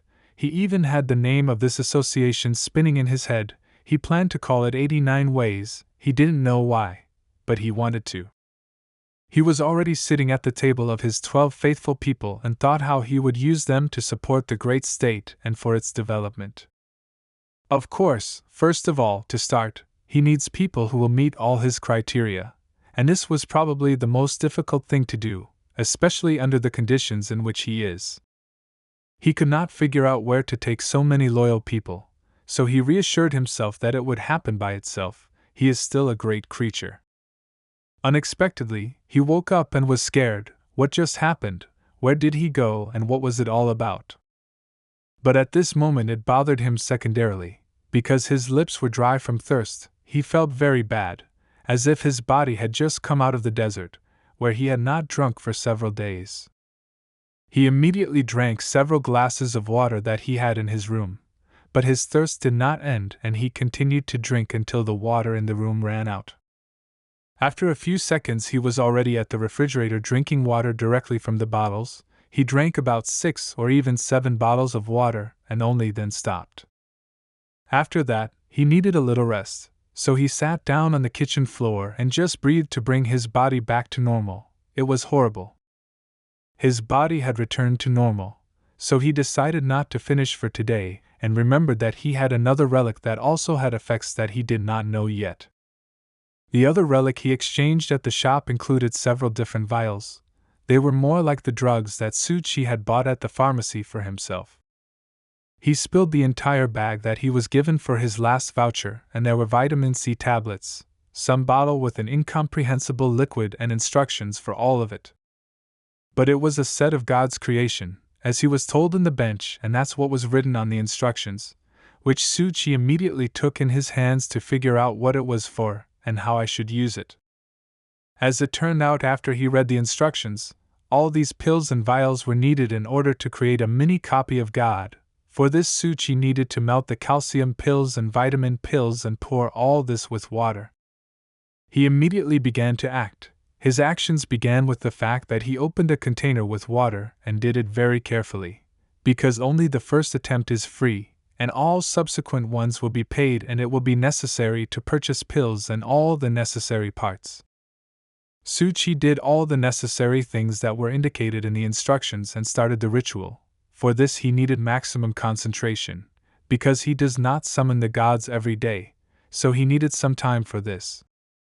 It started coming out. It was as if there were constant lightning over the substance, which began to transform. His hands began to burn with pain, so he removed them, but it seems that everything worked out for him. His unwanted pills and water turned into something very useful. Its end result looked like a not large-shaped cross with which she could control her god, so decided Suchi. So it happened, with the help of this cross and magical ties, Suchi could control his god, but at first glance, this figurine, which was created in his image, was not very successful. Suchi looked at her and did not understand how he could look so terrible. If the doll had taken a piece of his genes, mind and soul, then it should look decent, and not as bad as it is now, without a face, emotions, without life. In any case, he had no more attempts, so he decided to use the relic of fire to transfer all the memories he has so that his god would be an exact copy. As soon as he used his fire power, his figure became taller than him and seemed to come alive. Now his face, certain movements, and even emotions were visible. Suchi did not expect such a development of events. He did not think that his apprentice would have such an influence on this figure, and it would become bigger than him, so he was a little scared, because it was impossible to expect what this figure would do next. As soon as he remembered the words of Mr. Anderson, that even when there is great fear, it is better to do something, and not to sit, so he immediately understood that the instructions could not be trusted and realized that he was wrong and that he needed to call Mr. Anderson urgently. As soon as Suchi stood up and tried to run, the figure of God that he created seemed to want to repeat the movements behind him and did not seem to carry any security. At first it was not clear why he was doing it. But after making a few more movements in different directions, Suchi realized that this figure completely repeated his movements, and even imitated his emotions. It was incredible. Suchi couldn't help but enjoy what he had created and continued to play with the movements and repetitions. It amused him greatly. The figure that Suchi created with the help of the god object could move and make sounds like Suchi, eat what Suchi eats. Even if he doesn't actually swallow the food, the figure still creates the appearance of what he really eats. That is simply incredible. Next, Suchi decided to try something more dangerous than just moving or eating. He took a small blade and cut his finger. The figure did the same thing, but only Suchi felt the pain and the figure had a wound, but the blood did not flow. Suchi did not stop there and decided to conduct the last experiment. He carefully looked at the figure and thought how best to do what he had planned. He gathered his strength and sped up as fast as he could towards the window and wanted to lean out of it and watch the figure's reaction. But before he could run to the window, his figure had already broken the window and was flying down. It will be difficult to recover after such a fall. After the figure fell out of the window, it was actually destroyed, and for this the one who controlled it received a punishment in the form of headaches and stomachaches. So Suchi felt very bad and almost did not leave the toilet. As soon as Suchi got a little better, he returned to the room and looked at the cross, which darkened after the doll fell out of the window. Then he read the instructions in more detail, where it was indicated that this is a fearless doppelganger that is not afraid of anything and was born by human hands. The owner's essence was the same as the double's, but Suchi's mood improved when he learned that after the figurine was destroyed, it would take 3 days to recover and return to its normal state. Soon Suchi will be able to use his religion again.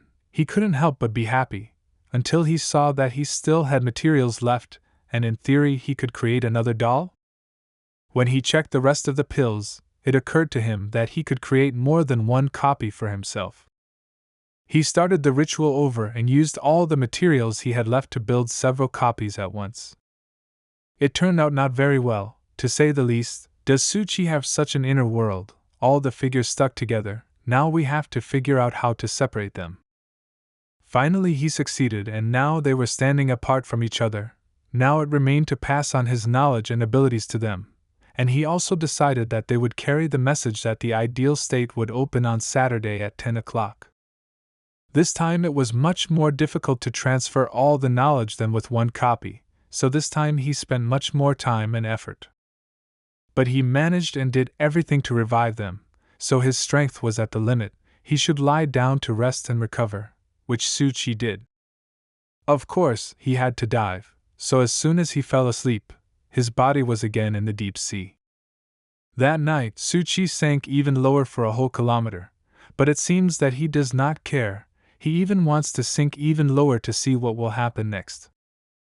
His immersion continued until he saw a huge chain that covered the entire level of immersion that Suchi was on. And then he saw him. As Suchi learned from books, it was the original owner of the ideal world, Plato. It was unusual. Only recently Suchi read about him in the books that Anderson gave him, and now he sees him in person. Suchi understood that it seemed the time had come to make a choice and accept the influence of the First Lord, like Anderson, to become the second Plato, to change his life and thereby replace him and accept this anchor. But Suchi didn't actually have to choose anything. He is an unscrupulous person, but even someone like him has a sense of self-respect, and he cannot throw himself here for the rest of his life and play another person. It seems Plato sensed Suchi's choice and understood that he would stay here, so he turned around and left. Suchi of course tried to apologize for the last time, but Plato didn't seem to hear it. In the morning, Suchi was already in class and was satisfied with the fact that he placed 2 dolls in each of his temples in the nearby areas and under the school's big tree. It was quite interesting to see who would use the doll first, and which one it would be. As soon as he thought about it, he immediately received a signal that the mouse is trying to perform the ritual again. Just like last time, is it again trying to get what it wants through God Ludo? Suchi immediately came to the place where the mouse was trying to perform the ritual and thought that it was too intelligent for an animal. She performed this ritual again, and this time she saw God Ludo in his own person, or so she thought.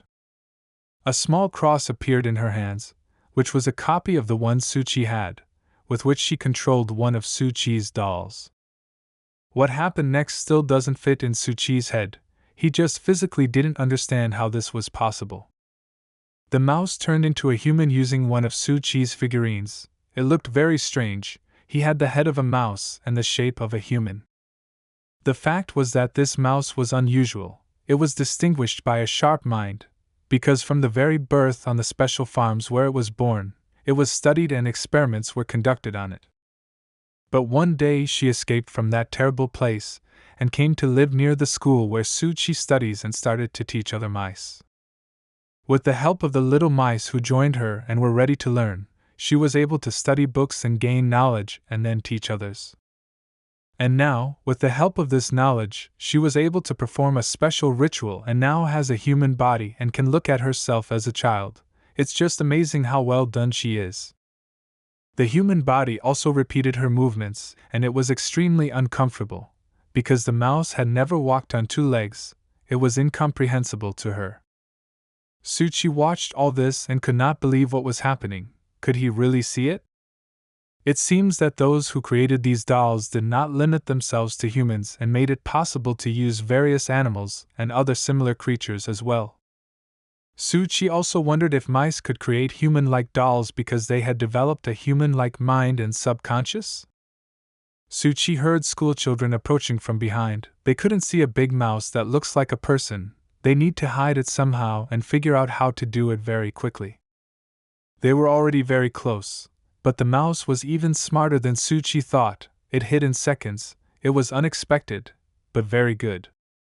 While Suchi was trying to understand in which direction the mouse ran, he received a message from Mr. Anderson on his phone. He wanted Suchi to come to the meeting as soon as possible. Suchi did not delay and quickly came to the Black Gate Club, and upon entering he saw another unfamiliar person who seemed to be giving orders to everyone else who was there. His attention was drawn to the badge that this man was wearing. These badges are usually given to people who work in the ministry. What could the people from the ministry forget here? This strange man left without even greeting Suchi, but he was immediately approached by Alice, who instructed Sir Anderson to tell Suchi about his new task. Suchi and Mr. Anderson entered the office, and Suchi immediately began to wonder what kind of man it was and what he was doing here. To which he received the answer he expected. It was an important person from the ministry who wants them to complete a very important task for them. Anderson explained to him that all new tasks should not go through the police or parliament, but directly through the ministry to the Black Gate Club, so he called Suchi. He then added that it would not be quite a mission, but he simply requested some information that would have to be monitored and not let out of sight. Anderson explained that it was information about the Church of Pioneers and one of its branches, which before all this had a serious terrorist base consisting of a large number of people, and all the information is in this envelope. He found out that only in the archives more than 100 places were registered where rituals were held or planned by the Pioneer Church, and also Mr. Anderson unearthed 30 churches where rituals are held right now, so they must be destroyed altogether. Suchi was satisfied with this task, because his scene for the ideal country was built, and all these research tasks will help to become a great test drive for his figures. All that remains is to collect them all on Saturday.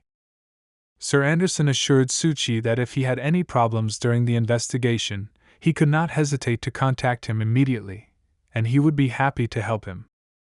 Their conversation was interrupted by a knock on the door, and someone who was behind them shouted about some kind of delivery.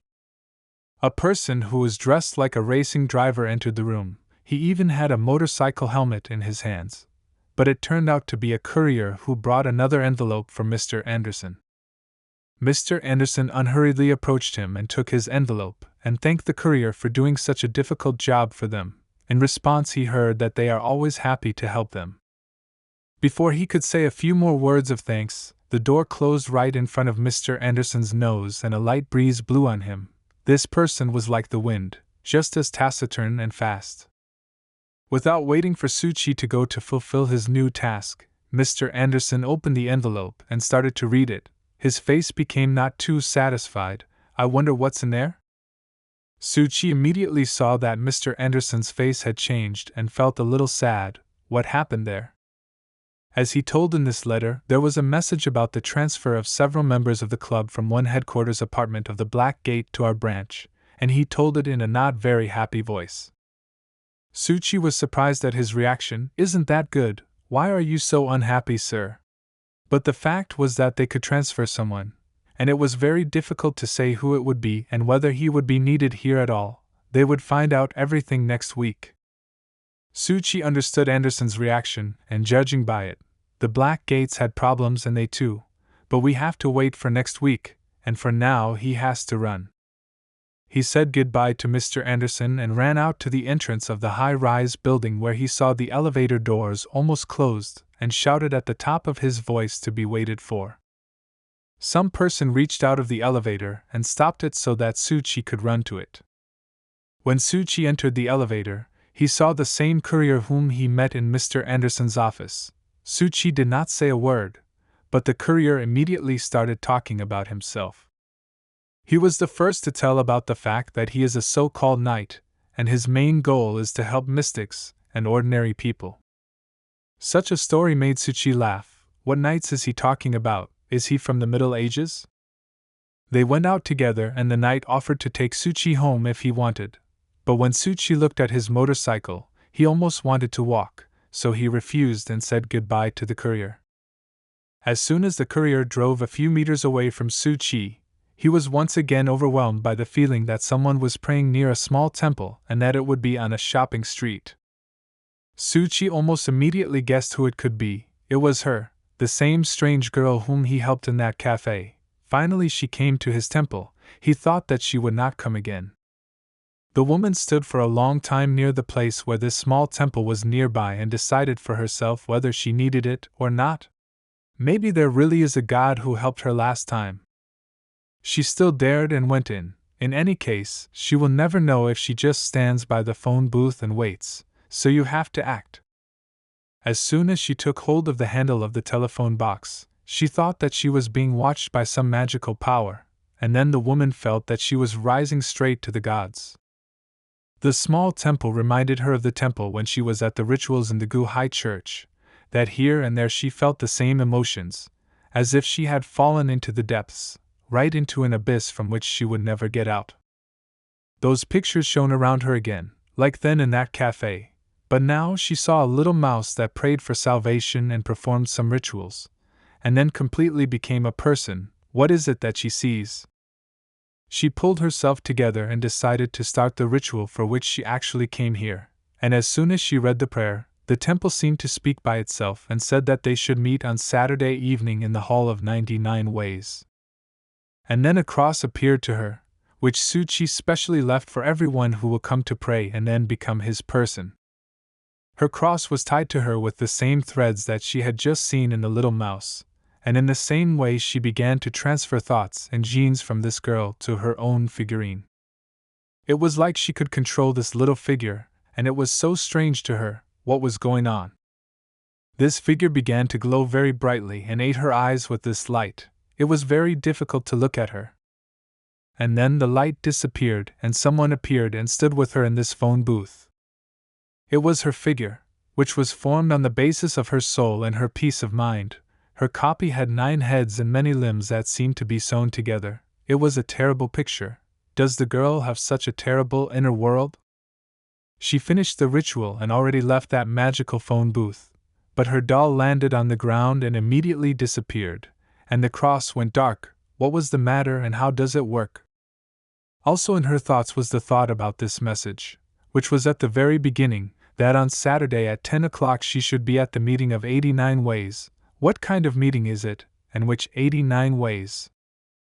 But in any case, she had to go to the meeting and check what this great creature, which calls itself the Great Lord of the Deep, can do. Now, Suchi's team already has 2 participants who were quite intelligent. But when he first opened his hall, he wanted to have more participants so that there would be someone to choose from, so it is necessary to look for more candidates. He had an idea. What if he used the new task entrusted to him by Mr. Anderson in order to find new members of the club? He rummaged through all the papers and envelopes he had at home and found the same envelope from Sir Anderson and began to read. Suchi noticed that most of the reviews of the Black Gate are similar. It is the result of gossip and dubious events that are revealed as a result of strange rituals. Because if he wants to complete this mission, then he first needs to check whether everything written in this letter is true or if it is just fiction. So he decided to go to the Kaiga area and check everything. The Kaiga area was one of the most popular areas of the city among the youth, because there are two places where they all gather. One of these places is in Samson Hill and the other is in the Kai Valley. That's why Suchi arrived there. These areas are simply a collection of games, anime, idols, movies, and all other entertainment that was in general in this city. Besides that, there were many people who could help forget about all the problems in the world, so it is not surprising that there were always young people here. But Suchi did not come here to have fun, but to work, so he quickly bypassed all the entertainment centers and arrived at the right address, which was indicated on the back of the envelope. And it seems that this matter is not the first time, it has been in the archive for several years. But why did they assign it exactly Suchi? When Suchi finally reached the address that was on the envelope, he realized that it was the address of a local theater. But unfortunately, given the conditions that young people have much more interesting places around, this theater will close soon. But even now they are showing their paintings. Suchi stood in the back rows and watched this play and felt that people no longer wanted to play. As it was before, their acting was so boring that there was not even an atmosphere that you are in a theater. But Suchi didn't have to be bored for a long time. After the end of the play, an actor appeared on the stage, whom only Suchi saw. It was a demonic god who emerged directly from the bottom of the sea. But Suchi was ready for this, because he had information about this spirit. He wasn't even that interested in who this spirit was and where it came from and what danger it carries. And Suchi wanted to test his group of people who are loyal to him, so this spirit is the best for the test. Suchi calmly watched this spirit, which tried to catch from the small number of people who were in the hall, whoever saw him, and eat it, because he was very hungry. But Suchi sat and thought about what to call this operation. Now it was more important, and seems to have invented, the operation will be called Macbeth. Recently, Suchi noticed that he was going underwater at the same speed of 1 kilometer a day and was still as steady as an old dog. This could not help but please. He should dive into the next layer of water in the next week, and this scared him because his anchor lines were thin for this depth, and they could break at any second. So Suchi has to pull himself together and do everything to make them thicker and stronger. Saturday came and it was already 10 o'clock in the evening and it was time to start work, so he applied his religion again and thus reminded his two participants about the meeting. Their bodies also lit up with a bright light and they understood that their god to whom they made a promise was calling them, but they were ready. Suchi began to perform the ritual, which was joined by that strange girl and the little mouse, and now the three of them began to immerse themselves in the perfect city that Suchi had created for them. Little by little, their consciousness began to be transferred to the Colosseum created by Suchi, and little by little they began to see the table for their meeting. Completely in that little other world where they saw a table and 12 chairs waiting for them, and in the middle a small person who appeared and called them here. They were standing on the balcony a little higher than the table, and could not understand where they were, and what they should do next. But Suchi was satisfied that they were both here. We could start. It was very good for him that they appeared in their dull forms. He needed them to hide their personalities and form their own secrets, and secrets that would help him form stronger anchor bonds later. When they came closer to the table, Suchi appeared in front of them, also not in his usual form, but in a more perfect one, which did not show his real essence and personality. This form really resembled God, in whom his new members believed so much. He seemed to come down from heaven to talk to them, and the first thing he asked them was why they came here. With each word he became more and more, as if showing them who is the boss here, and continued to ask them why they are here and why they are pursuing his secrets. Both participants stood in silence with their mouths open and couldn't believe their eyes. Was it really God speaking to them? They continued to ignore Suchi's question, so he asked again in a more aggressive manner, but did not get a reaction. It seems that the strange girl was waiting for the mouse catcher to answer, and he, on the contrary, was waiting for her to give some kind of answer, so they both remained silent. Instead of answering, the mouse catcher began to pray, and it seems that he is not going to answer, so the girl immediately understood that she should not rely on him, and that she should start talking to her, because if she is silent, then nothing will happen. As soon as she tried to say something and tell her story, Su-Chi, or at that moment God, would interrupt her and ask the same question again: why are they following his secrets? As soon as she did not try to give an answer, he constantly interrupted her and did not let her say anything, so she did not understand what he wanted from her and what answer she expected if everything she said was wrong. She gathered her strength and said in a more confident voice that she was directed here by a small temple and a telephone booth when she came by invitation. But Su-Chi continued to ask the same question over and over again. It was already like bullying. Why did he call them here if he didn't want to talk to them? She was already getting angry because she didn't understand what correct answer he wanted to hear. Unexpectedly, the silence was interrupted by the mouse catcher, who uttered only one word, which was cheese, and God did not ask him again why he was spying on his secret, but simply remained silent. The girl was shocked that he was saying what kind of cheese, what is it for? He repeated cheese once more, and it seems that this is the same word that Su-Chi wanted to hear, and stopped questioning the mouse catcher. Instead, he allowed him to take any place of these 12 that he wanted and sit down. Soon they would start and again turn to the strange girl, only she remained. She watched as the mouse catcher was just sitting on a chair and did not understand why he was put there. Was the usual word cheese the correct answer for him, and what could it mean? She did not understand. Su-Chi once again asked her why she was spying on his secrets, and what she wanted to get from them. She understood that it was her turn to answer, and she began to analyze what he really wanted. If even the word cheese was suitable, then there can be no standard answer. He constantly asks why she is spying on his secrets, and she answered why she came, and at that moment an idea came to her. She gathered her thoughts and thought why she was looking for Su-Chi and his god, what she wanted to get from him, and it dawned on her that it was an exchange of knowledge. She wanted to know more, just like a mouse wanted more cheese, so that's what she said. After the answer, the chair immediately moved, and it seems that her analysis was correct. She can finally sit down. Su-Chi looked at his participants, and he liked them, because they gave quite correct answers, which is good. Their answers coincide with his theory. If you want to get something, be ready to give something, and these are the personalities he expects in his believers. The question he constantly asked them until they understood what to say gave him a general idea of what they really want and what he can give them, as well as what he can get from them. Although the answer of the mouse was clear, and it was clear that she had to be given to be faithful, but with the girl everything was a little more complicated. From her answer it was clear that she is a strict and purposeful person who knows what she wants. On the other hand, the mouse's desire was really pure and clear. Su-Chi was very happy that they were so different. It was wonderful. While Su-Chi was silently analyzing each of his new members, a question sounded in his direction from a strange girl, and she wondered what kind of place this was and if Su-Chi was really the great being she heard about in the small temple. Su-Chi's answer confused them even more. He told them that he comes from the truth, or he is the truth itself. They can think as they want, or whoever is looking for secrets will definitely find them. The girl was happy. It seems that after a long search she finally found the person, or not the person, who will help him enter the secret world and find her enemies. Without waiting a minute longer, she immediately asked him if he would help her gain access to the mysterious mystical world.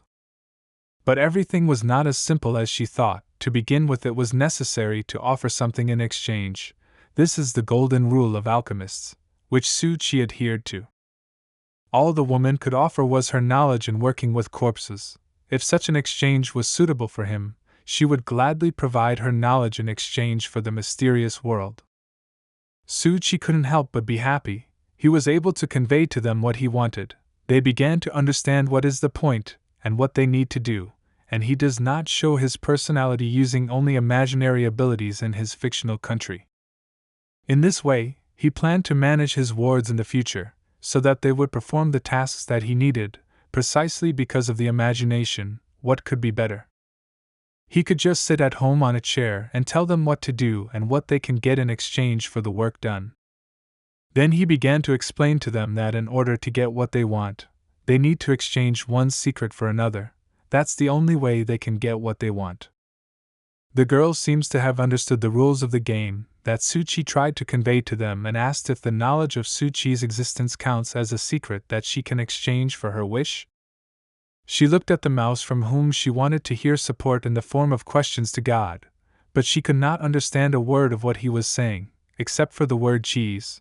Probably he is an ordinary fanatic. Suchi carefully watched this and listened to all the questions that came to him and understood that the mouse does not understand anything in this matter. It has only a pure desire to get cheese. Next, the girl offered Mr. Secrets to give her a job in which she would obtain a secret that she could bring to him in exchange for another secret, and for that was getting into the magical world. Finally, Suchi waited until they reached this point on their own and started making quest requests on their own, which was basically the only way to stay on par with the great beings. In this age of the internet, pretending to be the supreme god is a rather stupid idea. It is better to play God and not explain to them, but let them ask their own questions in search of knowledge and exploration of the world. Suchi believed that the less he would talk to his members of the ideal city, the better it would affect their faith in him, except when it was really necessary. It would encourage them to talk more clearly about their needs, and it would be easy for him to filter what they in fact it is not necessary. But there is one more very important detail that he must tell them. Before giving them the first tasks, there are some restrictions that must be set before the exchanges, and that is that secrets cannot be told in any case. They must be determined by fate itself. Therefore, so that it all went much easier and he had less contact with the participants, he offered them a small pebble, which had only two colors, light and dark, each of which meant something different. The white one can tell a secret, and the dark one cannot in any case to tell. The first attempt to use this stone was given by Suchi to a strange woman. She took it in her hands, collected her thoughts and threw it. In the first move of this unusual game, a bright side appeared to her, which indicated that she should tell a secret, but she should do it wisely. And while the woman was thinking about what secret she should tell, Suchi suggested that they choose their personal place in the Great Hall, like those who joined him from the very beginning. Near one of the places, while they were choosing, they discovered the flag of a white mouse, which, according to legend, testifies to being in the middle of treasures and brings good luck to the owner, so the mouse stopped right here. Its place found itself. For a long time, the girl could not decide what suited her better, and where she wanted to sit. There were too many seats, so it was difficult to choose. Until she saw the same flag as the mouse, but it seems that she was drawn on it. A woman with 9 heads, it is definitely about her, so she will stay here. After they had each chosen their place, Suchi spoke again and announced that the meeting was over today. His time was up, they had done everything that was necessary, so it was time to say goodbye. He thanked them and disappeared. They stayed for some time in the ideal city and did not understand why everything ended so unexpectedly, and where he disappeared to, and then they returned to their old life.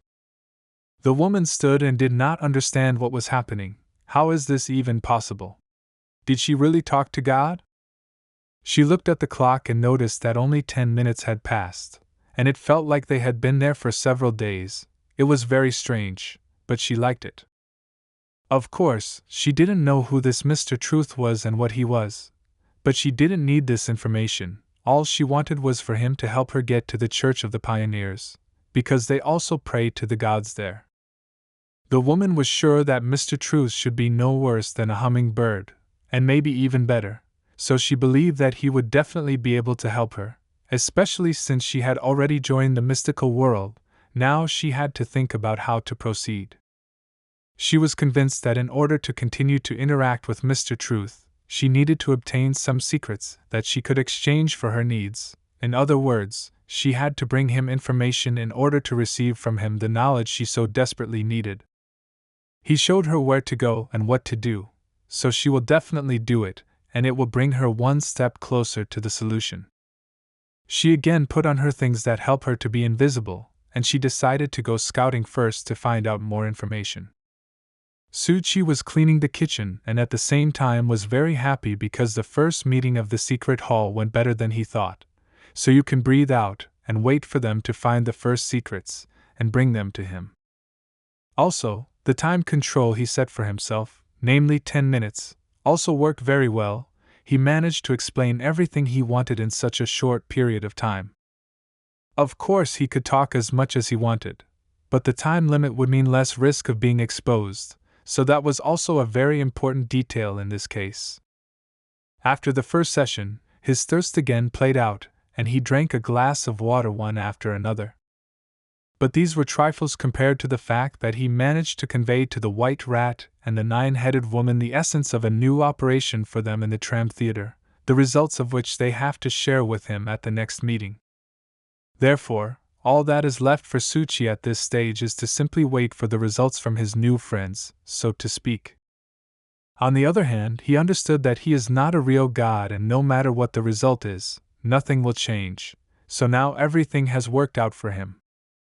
He also thought about his ingenious idea of defining the task in the form of a two-sided gambling cube, which is also a kind of disguise and reduces the risk of his exposure. If he does not want or cannot answer a question or a request from his faithful people, he will easily throw a stone as he needs it, and the question is closed by itself. This gave a great advantage over other gods, because his authority never will be questioned. But considering all the moments that came to his mind at the expense of these two, Suchi was still sure that they would please him and bring a lot of useful information. All the chains of Suchi's anchor were so far only created with the help of the white mouse, because her faith is the strongest, and not only that, she transfers this faith to other mice, thus she becomes much stronger. Suchi felt that every day he was becoming stronger than yesterday, and this lifted his spirits. The next day, after the lessons, Suchi immediately went to the reading room to continue reading the book that Mr. Anderson had given him. Especially since today is a very calm day, there is not a soul near the small temples, you can study in peace. As soon as Suchi sat down at an empty seat in the hall and opened his book, his studies were interrupted again by someone placing a phone with some kind of video on top of his book. Well, of course, who else could it be, except Xia Yushu, who scared Suchi again. Sometimes he scares him more than spirits. The fact was that he came here specifically and decided to show Suchi some terrible video, which is now very popular on the internet. As soon as Suchi did not hint, even directly said that he was bothering him and that he was not interested in all these videos, Xia Yushu did not lag behind him and still really wanted to show him this video. He just sat down next to them and started watching these videos. Suchi asked him to be quieter and not disturb him, but Xia Yushu didn't seem to hear him. In the end, Suchi still wondered what kind of video was there from which a lot of screams of girls could be heard. Was it a video about beheading? Xia Yushu turned to him and said that it's absolutely correct, it's a beheading video. So he started laughing at Suchi that he's secretly watching it, but he pretends not to care. Did Suchi say the name of the video out loud? Of course, it was difficult for Suchi not to watch these videos. Considering that they are the most popular in the last week, they are all reposted and sent to each other. Xia Yushu didn't care what Suchi said, he just wanted Suchi to admit that he was also a fan of this group. Suchi was unhappy, he can't be honest with Xia Yushu and can't tell anything because the Black Gate suspects that someone is using this group to create ghosts and spirits. But he still doesn't know much about this group, maybe Xia Yushu could tell him more news about them, and he will learn something new that will help him in the future. The first thing Suchi decided to start with was to ask Xia Yushu why everyone likes this group so much, what is so special about it. To which Xia Yushu replied that the atmosphere that prevails in this group is as if it is real, as if people really meet the spirit, it is very exciting. Next, Suchi was curious about how many people work on this group, one or perhaps a whole team? Xia Yushu was convinced that there was only one person working here. This kind of video editing requires some special effects, so one person can handle it. unless of course they are shooting real spirits, which is not the case. Suchi noticed how many views and comments one video was getting and wondered how strong the connection between a spirit and a person could be with so much faith. Xia Yushu also added that now the owner of this group has his own website, where he announces when a new video will be released and sells small items from the filming there. Suchi did not expect such a thing. Does a person sell his relics there? Only Suchi became more interested in Xia Yushu's stories when he unexpectedly called out to say hello to a classmate whom Suchi didn't even know. This classmate was no less surprised than Suchi. She didn't understand why he was calling her. The fact was that Xia Yushu didn't just call her like he usually does. He knew that she had recently bought something from the Beheading Cycle website, and he wanted to ask her to show what she bought there. She did not quite understand this request. Why should she do it? Of course, Xia Yushu didn't hold back his words and said that it was Suchi that he was very interested in and really wanted to see, but he was too shy to tell her. She agreed to show it, but immediately began to justify herself that she bought it not because she likes it, but because her brother really needed it, and reached into her pocket to get this mysterious thing. She took out a little girl that looked more like a key ring from her pocket, and showed it to the boys or even Suchi. It also seemed to him that it was an ordinary keychain for a school bag. It seemed to him that there was nothing magical about it. Xia Yushu grabbed this key ring and started twirling it on his finger, and saying that both of them have no taste, that's why they are babbling all sorts of rubbish. But his insults and laughter were stopped by some otherworldly voice coming from behind, which said that he must love this keychain, otherwise it will be destroyed by magical powers. Of course, Xia Yushu was very scared and turned back. It was not some otherworldly voice, but Miko, who decided to make such a joke and scared them both very much, and it turned out well for her. Then she got some amulets that she made herself and offered to buy them. But it seems that Xia Yushu and others did not really want to buy these amulets. But Miko did not give up and continued to sell. She even had phone cases that were consecrated by the gods. You cannot buy such anywhere. But its sale was stopped by an unexpected shout that echoed throughout the reading hall, and it seems to have been the headmaster of the school. He was very angry because he told Miko 1,000 times not to sell her anything at school, but she never listens to him. After a second, only the smell remained from Miko, as if she had sunk underground.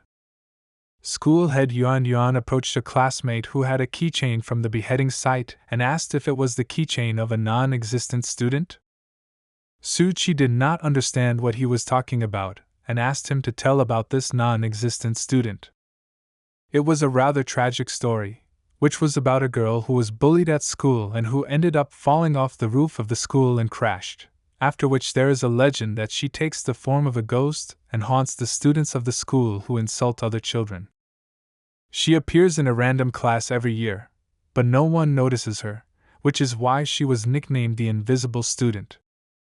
If someone sees that there is an extra person in the class and realizes that it is her, then the next day this person will definitely jump off the roof of the school and end his life in the same way as this girl did. Therefore, he advised classmate Xia Yushu not to carry such things with her, because they bring bad luck. It is better to get rid of this key ring. Xia Yushu confirmed that this legend is also believed in his class, and he was very happy. How could you see another person in the class? It's a complete delusion. And then it dawned on Suchi that he always thought that there were always 50 people in his class. But in fact, as Xia Yushu says, there were 49 of them. Does he really see this girl? The problem was that spirits can distort people's perception, so Suchi can't remember who was the 50th person in his class. But he is sure that there were 50 of them, so if this girl appeared out of nowhere, maybe he wouldn't have made it to react quickly, as it was in the Song Club.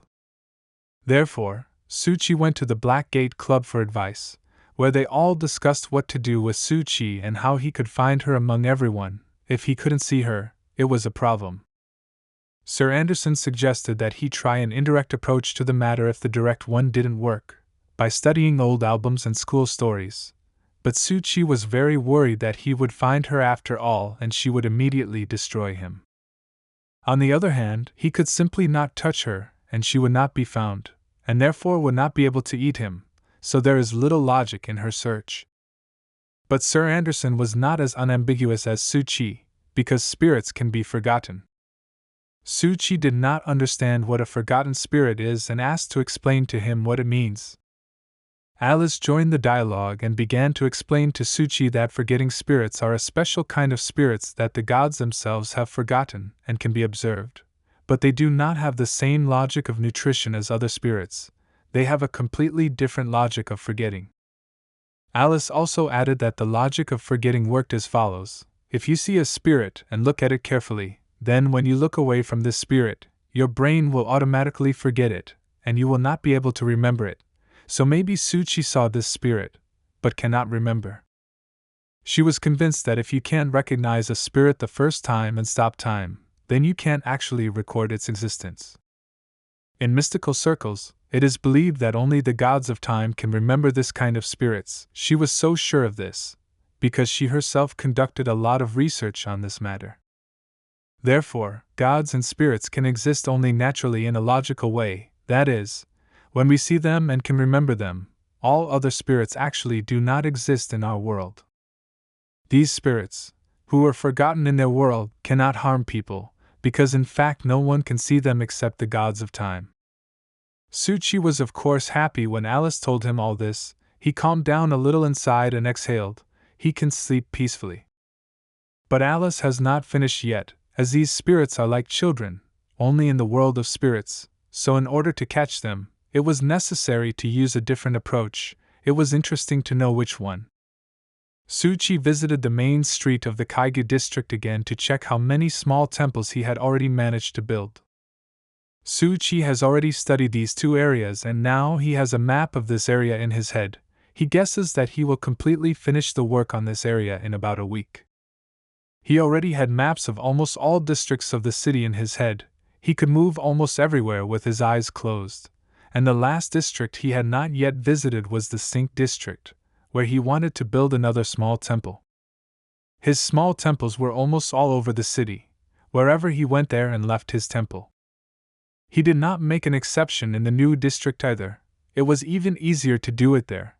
There were many different small shops, schools, shopping centers where you could easily leave this temple. But this area was much nastier than the others he had been in before. This area had a lot of underground shops, adult shops, and very developed subcultures that most often behaved obscenely. But if he really wants to know everything about this area and find out how many spirits and ghosts are hiding in it, then he needs to really explore every centimeter of it, which Su Chi didn't really want to do. In defense of this area, Su Chi noted that there are still many spirits and ghosts in it that are worth paying attention to. For example, this spirit of a girl who cut herself with scissors. Or this is a giant skeleton with a camera on its head. There were very unique specimens that Su Chi had never seen before and probably would not have seen if he had not visited this ugly, but at the same time amazing area. Having passed half of this district, Su Chi noticed on the roof of one of the buildings there was a huge layer that emitted lightning, but it does not look like a spirit. But ordinary people do not see it, so what is it? Su Chi was already so pissed off at all the spirits and ghosts that this layer did not attract him for more than a minute. He simply turned around and went to the underground passage and forgot about some layer on the roof. In addition, Sir Anderson told him more than once that curiosity is a deadly habit for a mystic, so he must be careful and not get into anything once again, especially since he has a new figurine waiting for him at home, and he needs to develop a new scenario for it. The main man in the theater, where the nine-headed woman went to fulfill Su Chi's task, ordered everyone to get ready, check the props, put on the actor's makeup, and it was almost time to start. The main star of the evening was the well-known actor Rong Ming, who was obviously not feeling well, because he drank too much alcohol and just slept in his dressing room. The producer of the theater went to personally call Rong Ming to the stage, but he was stopped by the fact that he was sleeping and he smelled very strongly of alcohol. How much did he drink? He began to read to him the rules of the theater, and even in small theaters it is forbidden to drink before the performance. What was Rong Ming thinking? But it didn't concern him. He thought that he was the only star here and could do whatever he wanted, so he not very kindly asked the producer to leave his dressing room and not bother him anymore. The producer became even angrier. Not only did he disrupt the performance, and also kicked him out of the dressing room, but he still did not talk to him about his behavior towards his colleagues, in particular about the little actress Chiaki whom he molested and did not allow to work normally. The patience of the theater's chief producer ran out, and he shouted at Rong Ming and let him know that if he continues to cause such problems, he does not want to see him in his theater. He immediately got up from the bed and began to threaten in response that if he leaves, half the audience gathered for the performance will also leave. If the producer wants it, then let him. He got out of bed and assured the producer that people were waiting for him on stage and wanted to see his performance again, and all the producer wanted was for him not to fall asleep on stage like last time. Rong Ming was sure that these people bought tickets only because they want to see him fall asleep right on the stage. The producer was not satisfied with this development of events, so he took the bottle of rum from him and said that today he would put another actor on the stage instead of him, whose name was Sindo. Although he was a newcomer, he has been going to the theater for more than a year and comes to every rehearsal, so he even knows the lines much better than Rong Ming. These words angered him even more, and he began to shout in response that this young man will never go on the stage in his place while he is alive. This is his role and he will play it. As long as Rong Ming is in this theater, he will not be replaced by some young actors who are unknown to anyone, and that's the end of it. He took the alcohol back and continued drinking, despite the producer's prohibitions. The producer could not do anything with him. Rong Ming was too arrogant and thought that he was the main star of this theater. At that time, the same young actor Sindo was standing outside the door, who overheard the conversation from beginning to end, and he was most impressed by Rong Ming's words that as long as he is alive, this young actor will not go on stage. It seems that he is up to something. The nine-headed woman finally found her way to this theater, and the theater itself, she is right next to it, and the time has come to fulfill the task that Su Qi entrusted to her. The play that was to be performed tonight in this theater was called Macbeth. This play used to be taboo for Western theater in ancient times. It could not even be mentioned in theaters, because even the name was cursed. It condemned people to misfortune, and there were even cases of suicide. A nine-headed woman read the sign in front of the theater and was very surprised that people don't just invent things for the sake of the audience's attention, but even she was interested. That's why it works. But she did not come here to watch a play, but to work. So she stood outside and came up with a plan that would help her to complete the task as quietly as possible, so she decided to start with reconnaissance. The plus was that this task was in the theater. She actually blends in with the local actors, because they think that this is her costume and that she is one of the actors, and people just passed by and said hello. But she also had the thought in her head that ordinary people simply physically cannot see her, and therefore everyone who said hello was a monster? But most of all, she was not worried about that, but the fact that this drama was in the Western style, and all the cursed plays that were mentioned in the prophecy were precisely Western, and this play was also about witches, and there were rumors that it was because of this that the drama was cursed forever. She understood all this perfectly, but she couldn't help it. She really wanted to learn more about the magical world, so she needs to fulfill Su Qi's errand, so it seems she has an idea where to start. While the actors and actresses went on stage and the play started, she decided to start inspecting all the rooms that were in this theater. She went into almost all the rooms and didn't find anything unusual. She didn't understand why Su Qi asked her to come here. It's like an ordinary theater in which ordinary people play. Although she did not check the last room, which did not look like all the others, there was black smoke around it. She had not seen anything like this before. On the door of this room it was written that Macbeth's dressing room was located there. It was the same actor who drank a lot and had a fight with the producer. As soon as she entered this room, she immediately saw how he was lying on the floor unconscious and a bottle of rum was lying next to him. Did he not even have time to go on stage and fell asleep? But when she came closer to him and measured his pulse, which he did not have, she realized that he was not sleeping because of alcohol, and that he was not sleeping at all.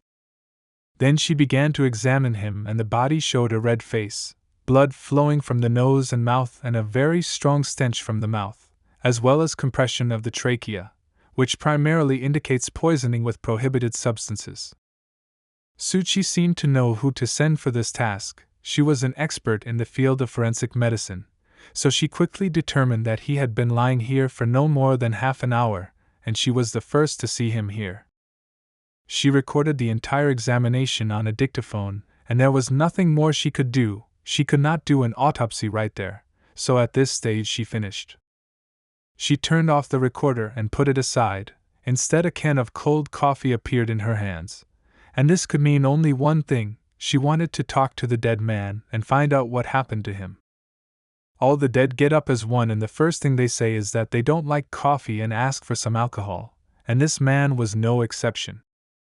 The next day, all the city's TV channels were talking about the unexpected death of a theater actor who drank too much alcohol after taking antibiotics and died right behind the scenes. Suchi watched it all on TV, and something told him that something was not right here. Suchi did not stop at the news on TV and started scrolling through the news from his phone, in which people began to spread the news that this actor died because the ancient curse of Macbeth, whose actor he was put on him. Suchi sat on the couch at home and thought how it all came together. It could be used for his personal purposes. This time, this spirit from the theater was much smarter than Geihao's bird, which is not only focused on people's panic and faith, but also waits until the faith in him becomes real, so it was much more difficult to pull him out of the abyss. Suchi watched the news and understood that this reaction of the people would not be enough to pull him out of the abyss. But if there was another murder in the theater, then Macbeth's curse will spread even more and become a folk legend, and eventually all the requirements for summoning the spirit will be fulfilled. Then Suchi will be able to control him. But there is one problem: he has already assigned this task to the nine-headed and white mouse, so he decided to wait for their results for now, and only then act. Now he was more concerned about another problem, which he could not solve and which needed to be solved as soon as possible. It was an invisible student. Suchi sat in the lessons, but did not listen to the teacher. He had a new plan in his head. He wanted to send one of his figurines to the library so that it would bring him new information that he himself could not find out. First of all, he wanted to learn more about the students who were cut out of school life. Maybe this will help him find the non-existent student. The figure went to the library. Suchi had to do it before the lessons were over, and as long as there was no one outside and in the library, his figure should not be seen. The library of the school where Suchi studied was quite large, and the little doll will search for information for a long time if it does not know where to start. Therefore, as soon as Suchi's figure was in the library, he decided to start with the archive while there was no one there, and he would be given time to search for information there. Suchi thought that the non-existent student hardly existed for the past few years, otherwise many more people would have known about this legend, not just the headmaster of the school. The figure of Suchi went through almost the entire archive of the school and did not find a single record, not even a single line for 3 years about a non-existent student. How is this possible? But Suchi wasn't going to give up and decided to dig even deeper. He sent his figure to the department of 9 years ago to check the records right there. Unfortunately, even in this department he did not find anything. Is there not a single mention of it in the whole school? The figure of Suchi searched all the shelves in the library, even those departments where even people had not entered for a long time, but there was not even a reminder of the student who fell from the roof. Suchi began to wonder if this is not specially hidden information, because it is not found anywhere, not in the archive, not even on the internet. Everything is empty. He decided to deal with it later, after the lessons were over, so he took the doll from there and began to think about this problem further. After some time, Suchi made 2 conclusions, the first of which was that this incident happened so long ago that there were no archives then, so no record was made, and the second was that the incident happened, but they decided not to make a record and not to spread that. What should he do next? After the lessons, they sat together with Xia Yushu on the roof of the school and talked about the non-existent student. Suchi wondered what Xia Yushu knew about this story and where did he hear it. Xia Yushu didn't quite understand why Suchi was so interested in this, but he told him that he had this story. I first heard from high school students, and this story was told to them by their high school students, so the information is not accurate to say the least. But if Suchi is so interested, he can go to the beheading group and ask there. Xia Yushu was sure that the person dealing with this public knew such information, because he pays a lot of attention to details, such as the school uniform in his video. Suchi immediately asked what was wrong with the school uniform. Xia Yushu and showed him a photo of an old school uniform where he was depicted with a girl. Suchi seemed to go crazy and wanted to snatch the phone from Xia Yushu from the person he saw in the photo and immediately asked him who it was. He told him that it was his sister who told him that their school uniform was very good, but it was changed in the year when she started studying and now they have such a uniform, not like before. Suchi was more interested in who was in the photo and what uniform they were wearing, or rather when this uniform was changed, and he immediately had an idea in his head. So he jumped up, said goodbye to Xia Yushu and ran as fast as possible to the library. His classmate was not surprised by Suchi's behavior. Suchi understood that he was not looking for information there, he needs to go through the archive of transferred students. So now everything should come out, and he will find the necessary information and write down the necessary names of the students, and choose the one he needs from them. After some time of searching, he managed to find 5 suitable students for these criteria, and there was only one girl among them, and Suchi at that moment did not know what to do next. He had to figure out how to make sure that it was that girl. He couldn't call her, it was too dangerous, so he had to do it in a different way. But how?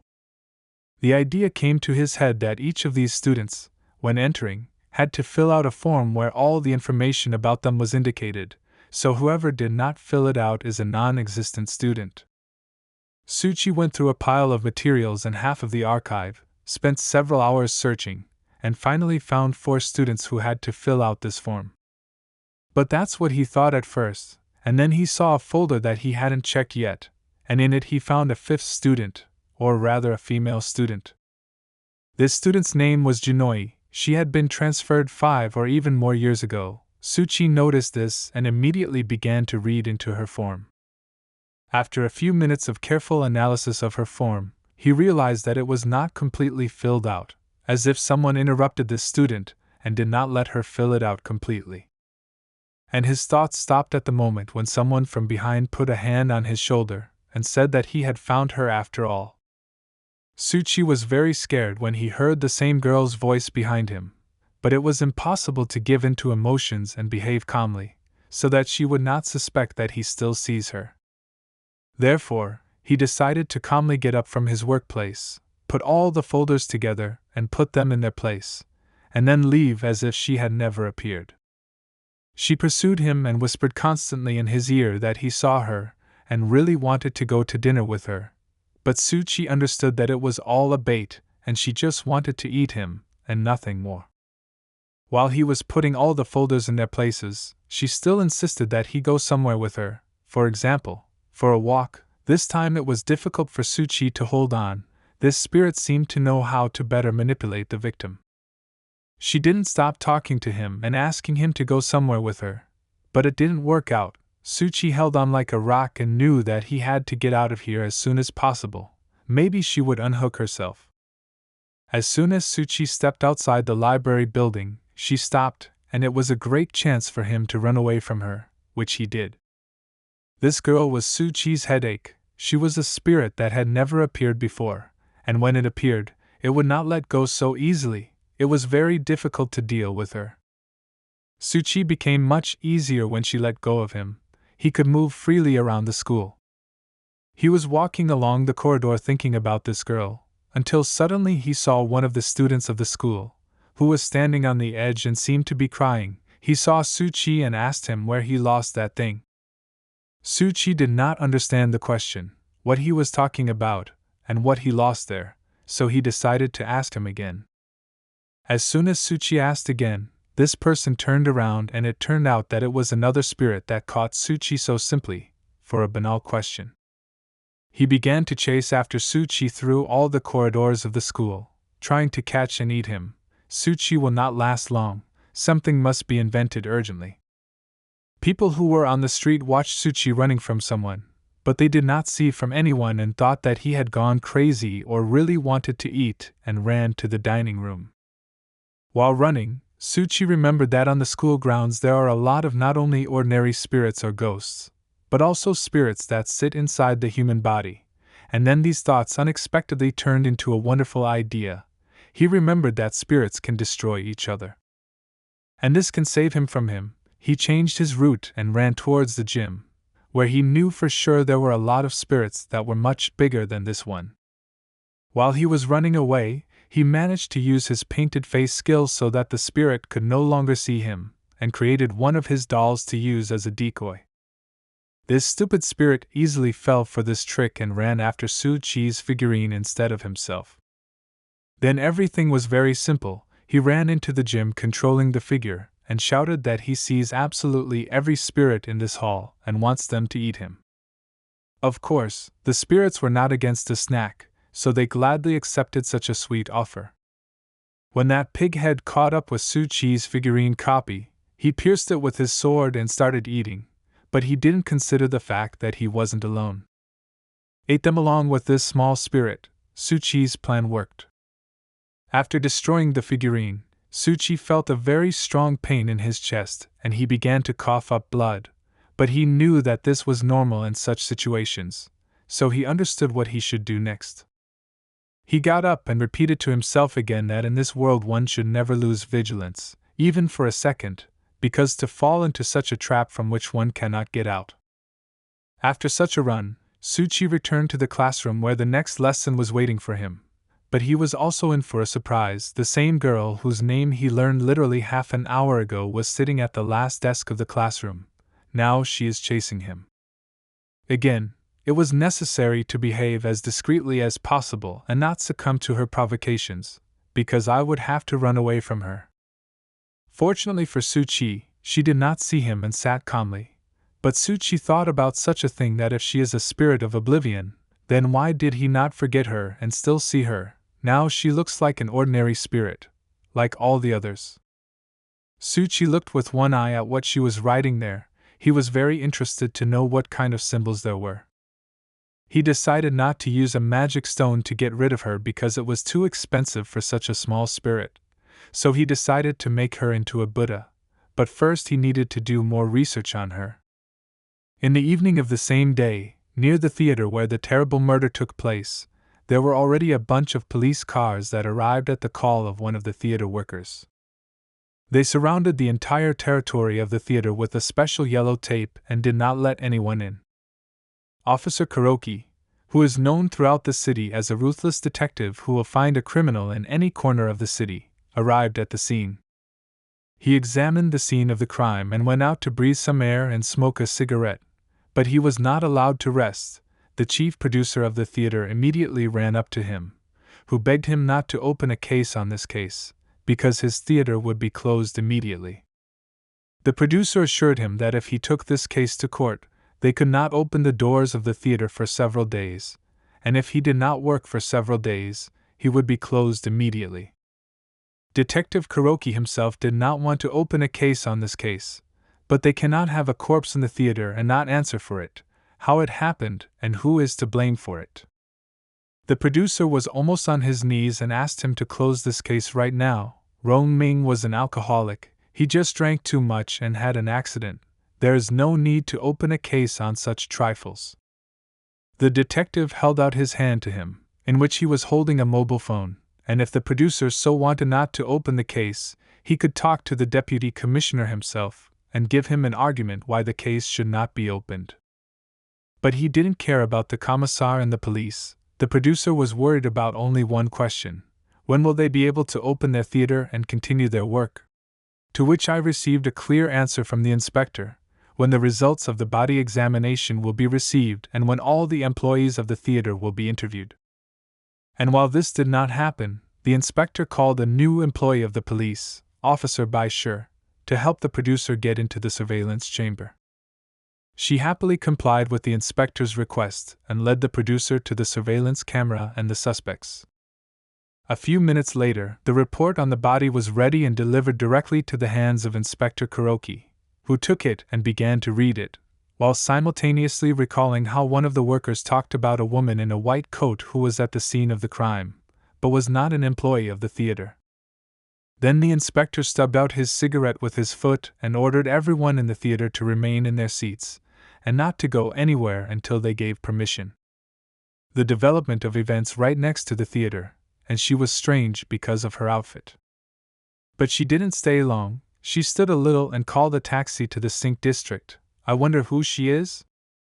Meanwhile, Mr. Anderson sat in the headquarters and read the news about the case in the theater involving Rong Min. Even he was surprised, and he felt that there was something unclean. The actor could not just die before the performance. He also mentioned that it was in this theater that Suchi was conducting an investigation. It was very interesting. Before Mr. Anderson had time to finish reading his newspaper and finish his coffee, he was attacked from behind by the same woman who had just been standing near the theater and was watching all this. This strange woman's name was Scheherazade. She had come specially at Mr. Anderson's invitation.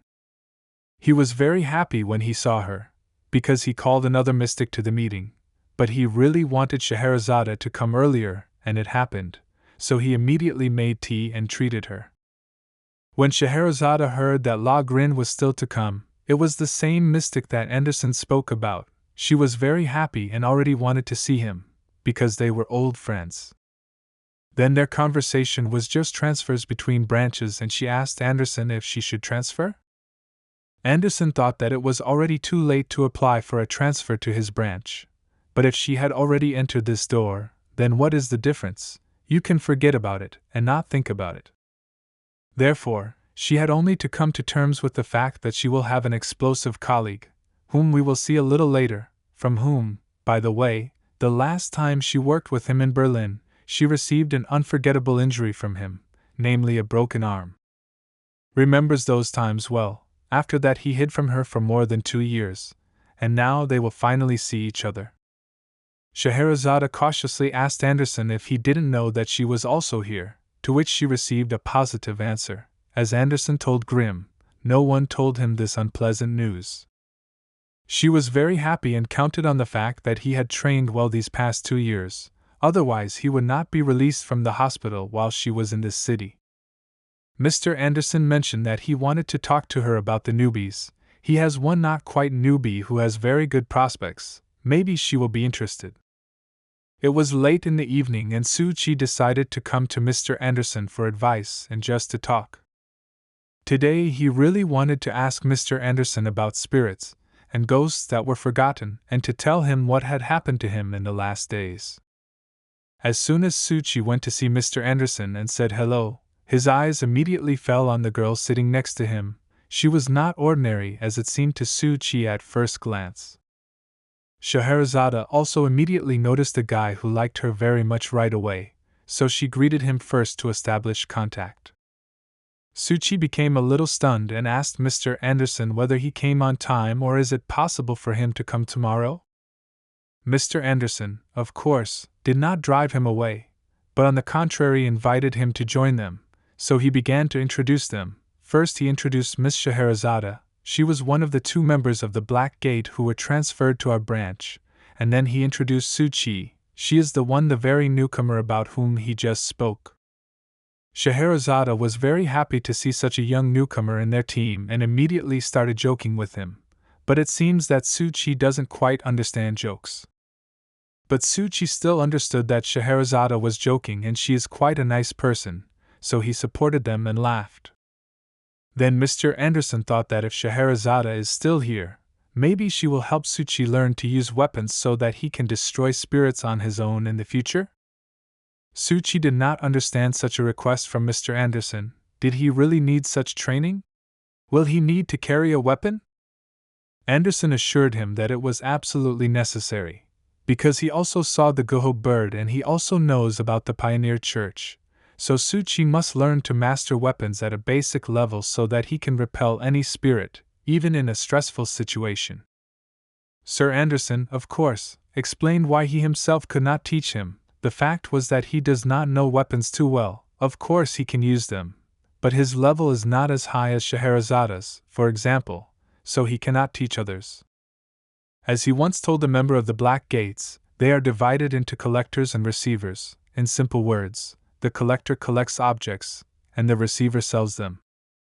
And all the recipients have a much higher weapon skill level than the collectors, so Scheherazada's level is much higher, and she will be a better teacher in this case than Mr. Anderson. Her joy knew no bounds. She was very pleased to be teaching such a young novice Suchi. She immediately began to examine him for his physical strength and physical condition of the body in which Suchi is now. She immediately noticed that he trains and plays sports. But will this be enough for him? After she checked his physical condition, Scheherazade decided to test his concentration, so she called him to come closer to him, namely to play darts. Scheherazade gave him several darts and asked him to gather all his concentration and try to hit the bull's eye. Suchi still couldn't accept the fact that she would be his teacher, but he trusted Mr. Anderson, so he agreed. Suchi took a position convenient for him and prepared for the first throw. At this stage Scheherazade did not interfere with him and let him do everything himself. She wanted to see how ready he was for the weapon. He made his first shot and missed the target, even far from the target. Suchi's shot turned out so-so. Scheherazade watched this carefully, and even taking into account the fact that he hit the bullseye right away, he had a good enough position and throwing power. The next time she suggested that he go to the shooting range, and she would show him how to handle weapons and teach him simple techniques of close combat. And today Suchi can rest. She plans to go to the shooting range later and will tell Suchi when they leave. Mr. Anderson was very glad that they became friends. After the darts, Suchi decided to immediately talk about what he came here for, namely about the transferred student of their school. He wanted to tell what Suchi had learned in the last few days, but Anderson immediately calmed him down and asked him to sit down and talk a little more slowly. Some time passed. They all played Monopoly together, and all this time Suchi told his story with the transferred student, namely the student he saw after learning her name. He reached the end of the story and stopped. Mr. Anderson listened carefully to him, and said in his head that they had discussed this before, and Mr. Anderson gave him consent to study the biography. Because it was the safest way to find out everything and not fall into a trap. Very interesting. It was already late in the evening and yellow pieces of paper were still hanging near the theater, which meant that entry was prohibited. Although people were interviewed and sent home, it seems that there are no living souls in the theater now. But everything was not so calm at the scene of the crime. Some girl in a green coat decided to visit there and examine it as best as possible. She started drawing some strange symbols on the ground. It looks like she wants to conduct a ritual right here. What's going on? But her plan didn't work, because she wasn't alone there. The nine-headed woman was still in that theater, and she knew for sure that the criminal always returns to the scene of the crime. So she waited until the last one and waited. She felt safe when her face was covered by a mask, so she did not worry that she would be seen and began to interrogate this girl. Why did she take the life of this actor? The girl immediately began to make excuses and say that she did not do anything, but came here simply because she forgot some things here. The woman was sure that this girl was somehow involved in the crime and that Rong Ming did not die from alcohol, but someone helped him. As it turned out, it was one of the actors of the theater, a young girl from Tsinitz, so the nine-headed woman immediately began to accuse her and did not believe a single word she said. But the woman didn't do it just like that, because she had a gift that she used with Rong Ming. She made coffee and talked to him, so she knew the details of the crime, namely how this girl made Rong Ming take an overdose of antibiotics while he was drunk. The girl turned pale from this story. How could she know this? He is dead. Who else could tell her this? The nine-headed woman was an excellent forensic expert, so she was much better at talking with the dead than with living people, so at that moment she was waiting for a confession from the girl. She wanted to know why the girl did it, Did she do it because of his constant harassment, which she just couldn't stand anymore? Is there another reason why you did it? The nine-headed woman went further and began to dig into the girl's thoughts, although she had never had such a gift. But today she saw through the girl and knew why and how she did it, so she asked if it had anything to do with Shinto, that the actor who was supposed to replace Rong Ming. The calm state of the girl disappeared in an instant, and she started shouting and assuring the woman that he was not to blame for anything here.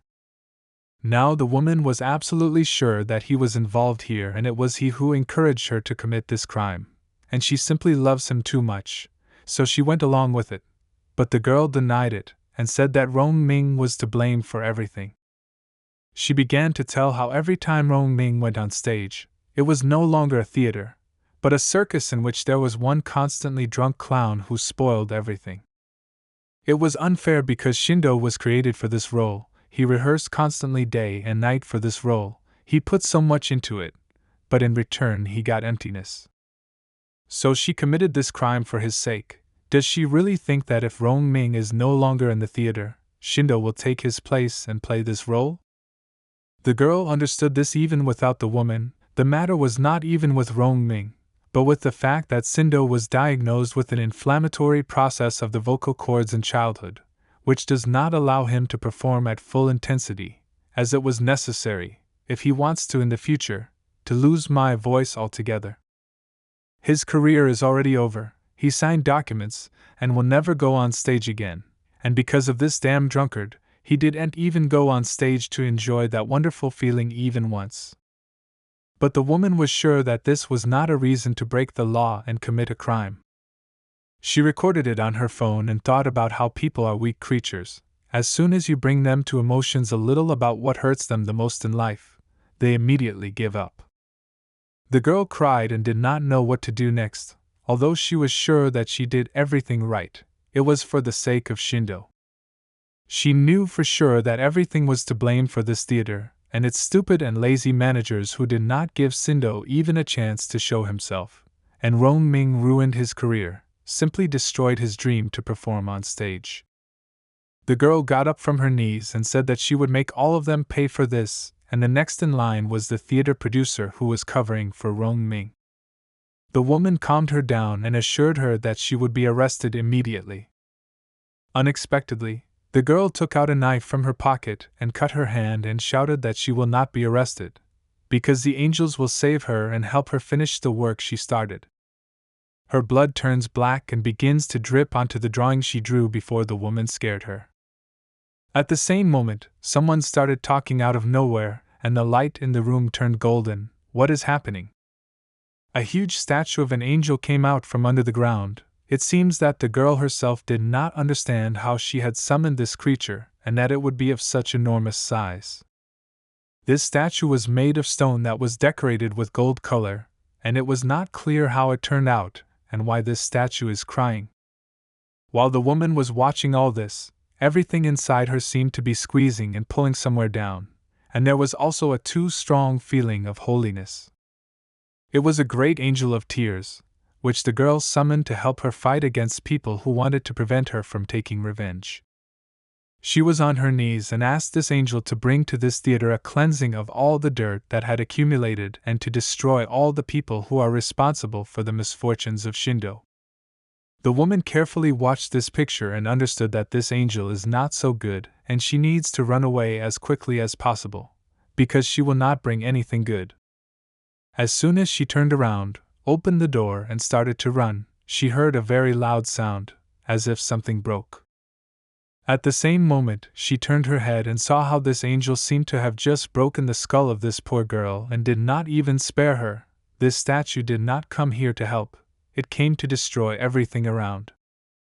Looking at this whole situation, the woman tripped over the threshold and fell to the ground right next to the dressing room, and this huge statue immediately approached her, which wanted to do the same to her as it did to the girl. The woman was already at the medical university, where she was relatively safe from the statue, but she felt very bad. Are there any side effects after meeting this monster? She had never felt this before. Her stomach hurt a lot, as if it was bursting, and her throat seemed to be on fire. This effect was due to the fact that her doll was destroyed, and it was a kind of side effect. As she recalls, she tried to run away from this statue to save the doll's life, so she ran without stopping and at the same time came up with a plan to get out into the street. It seems that she succeeded. She ran outside and broke away from her, but it was all at first glance, until she heard a sound coming from the mountain. She looked up and saw a huge statue flying towards her, which was all on fire, and she really wanted to finish it off. That's how it turned out. She lost contact with the doll and had to suffer a little while moving away from the side effect, but as Mr. Truth told her, the doll should recover in 3 days, so she wasn't so upset. But what to do next with this statue? The woman also had an incredible case because her doll died, so while she drank glass after glass of water, she remembered every moment of this crazy escape.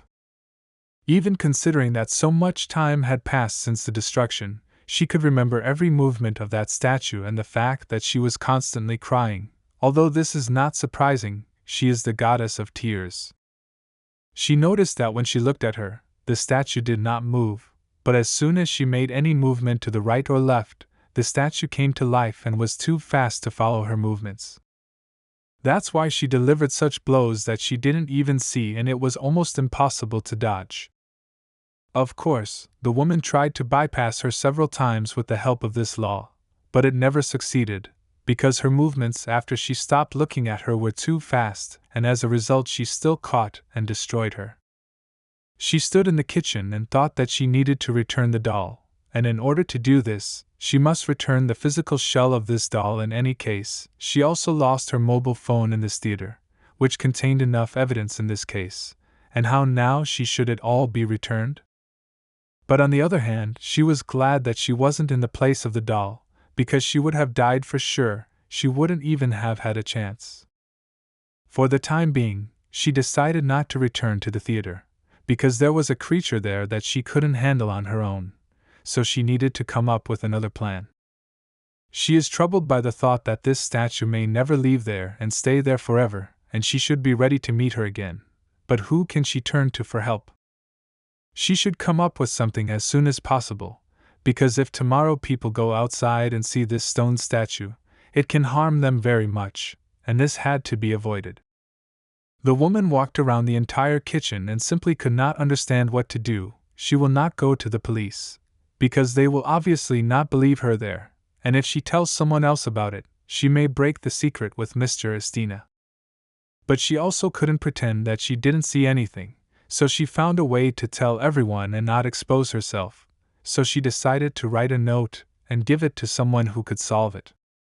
She described everything in detail and did not mince words. She also wrote about the weak point of this spirit or ghost, and she really hoped that she was not doing it in vain and that it would definitely help.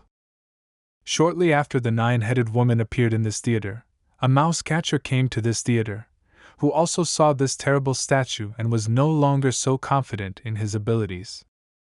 The statue noticed him and wanted to destroy him just as she did with the doll of the woman, so she went in search of him. As soon as she began to look in all corners of the theater, she looked literally all corners, but she never managed to find the mousetrap. It was a matter of size. The mouse catcher was much smarter than it seemed and was constantly underestimated, so in this situation, no one could have guessed that he would simply transform into his real form of a small mouse and simply run away from the statue. The morning didn't come very well for Su Chi. He was woken up by the phone literally bursting with the number of messages, and eventually calls, so he just couldn't ignore it any longer. He received a phone call from Mr. Anderson, who wanted to know how Su Chi was doing with the task he had assigned him to do in the tram theater. Su Chi even jumped out of bed because he thought that something was not going according to plan and something happened there. Mr. Anderson called him about the death of one of the actors of the theater, namely Rong Ming, but Su Chi was sure that it was the curse of Macbeth. Of course, Anderson did not rule out this theory, but he told Su Chi that another crime took place tonight and another person died. Su Chi hadn't expected this since the morning, so he asked Mr. Anderson not to hang up and wait until he checked the news and gave him at least some kind of answer. But after looking through all the news on the internet, Suchi did not find anything there, so he asked Mr. Anderson what had happened and how he knew about it. To which Mr. Anderson replied that it is not known who sent the letter to the police in which he told about all the details of the crime, including about Rongming. Suchi was interested in many questions related to this theater and what was written in the same letter, but Mr. Anderson could not tell it all over the phone, so he invited him to visit him tonight, where he explained everything in detail. "We'll tell him." Suchi agreed to a meeting with Mr. Anderson and lay down further in bed, remembering everything he knew about this theater and who could have sent this letter. A thought flashed through Suchi's mind that maybe a 9-headed woman and a mouse could do it, but how could these two make so much noise without knowing anything about the occult arts? But all this was very interesting and fascinating. Suchi liked the way the history of this theater developed. After such a fun morning, Suchi went to school for lessons. He sat in class and listened attentively as the teacher told them when they had their midterm exam in all subjects, so he advised them to prepare very well, because those who do not pass this exam will not be admitted to the cultural evening this year. It was very important for everyone. Suchi was confident in his abilities and knew that he would definitely pass this exam, because he had not missed a single class since he entered this world. But he was worried about the thought that he still had to do something before this exam. But what was it? His thoughts were interrupted by someone who put the books right in front of his nose and scared Suchi a little. It was Xian Xiao who approached him to suggest that they arrange a study meeting this week. Suchi remembered that every semester she comes to him for a study meeting, because she does not study well, so Suchi pulls her up for exams. That's what he could not remember. He was standing in front of her and did not know what to answer her. He completely forgot about it, but he could not agree, because he knew who she really was. Suchi could of course agree, but if she was a normal girl, but she is a spirit, and also so scary, that's why he couldn't do it. He needed to figure out why he couldn't arrange this evening. She insisted that he give her at least some kind of answer, and not just stand silently and look at her. But Suchi couldn't figure out why he wouldn't be able to go to the study evening today. While he was thinking, another voice sounded from the side. It was the voice of the same ghost girl who couldn't let go of Suchi. She also wanted him to raise her grades, and she passed the exam successfully. Suchi could not understand why she suddenly entered into their conversation. Why is she doing this? They both stood in front of him and took turns asking him when it would be better for them to come and why he was ignoring them. Suchi was just torn inside. He was very angry and did not understand what this girl was here for. Everything was more or less clear with Xiaoyi, but why did the ghost of an unknown student suddenly intervene in the conversation? What does she have to do with it? All he was able to answer in a calm voice was that he had problems at home, so he would not be able to organize this evening of knowledge this time. But then he realized that his spirit Xiaoyi suspects him and thinks that he sees her, so there is no way to refuse. You have to invent something. Therefore, he continued his phrase and added that they should choose a day when he will be completely free. For example, a weekend. Saturday is a very good option. Xiaoyi was very happy that he agreed and promised to bring him good food so that they could study together, and the spirit of the unknown girl just repeated all the phrases for Xiaoyi. Suchi simply could not believe that he agreed. He has 2 spirits at home. 2 more will come to this. It is already some kind of haunted house. Evening came and Suchi went to meet Mr. Anderson at the Black Gate branch. At the moment when Suchi entered the apartment, he saw how a man in a black suit was just pouring tea for Alice, and they were having a heated discussion. He went in and greeted everyone, and Mr. Anderson immediately invited him to join them. He wants to tell him something very important. The black man was as friendly as possible today and poured Suchi tea even without his request. For the first time, Suchi wondered what kind of creature the Hatter is. Mr. Anderson told him that he is a doll, but he sometimes behaves like a normal person. It was very good, but it was time to get down to business, and Mr. Anderson proposed to start right now. He opened the topic about the crime in the theater. As it turned out, new circumstances about this case were revealed, which were reported to them through a special channel.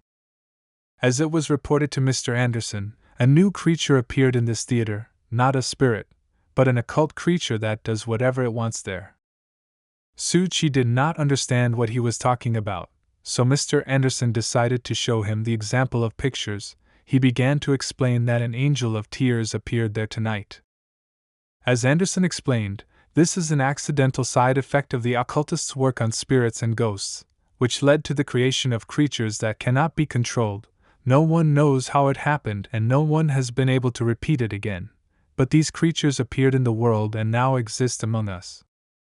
Su-Chi looked carefully at all the pictures that Mr. Anderson showed him and did not understand. If it is not a spirit or a ghost, then what is it? How then can you deal with it?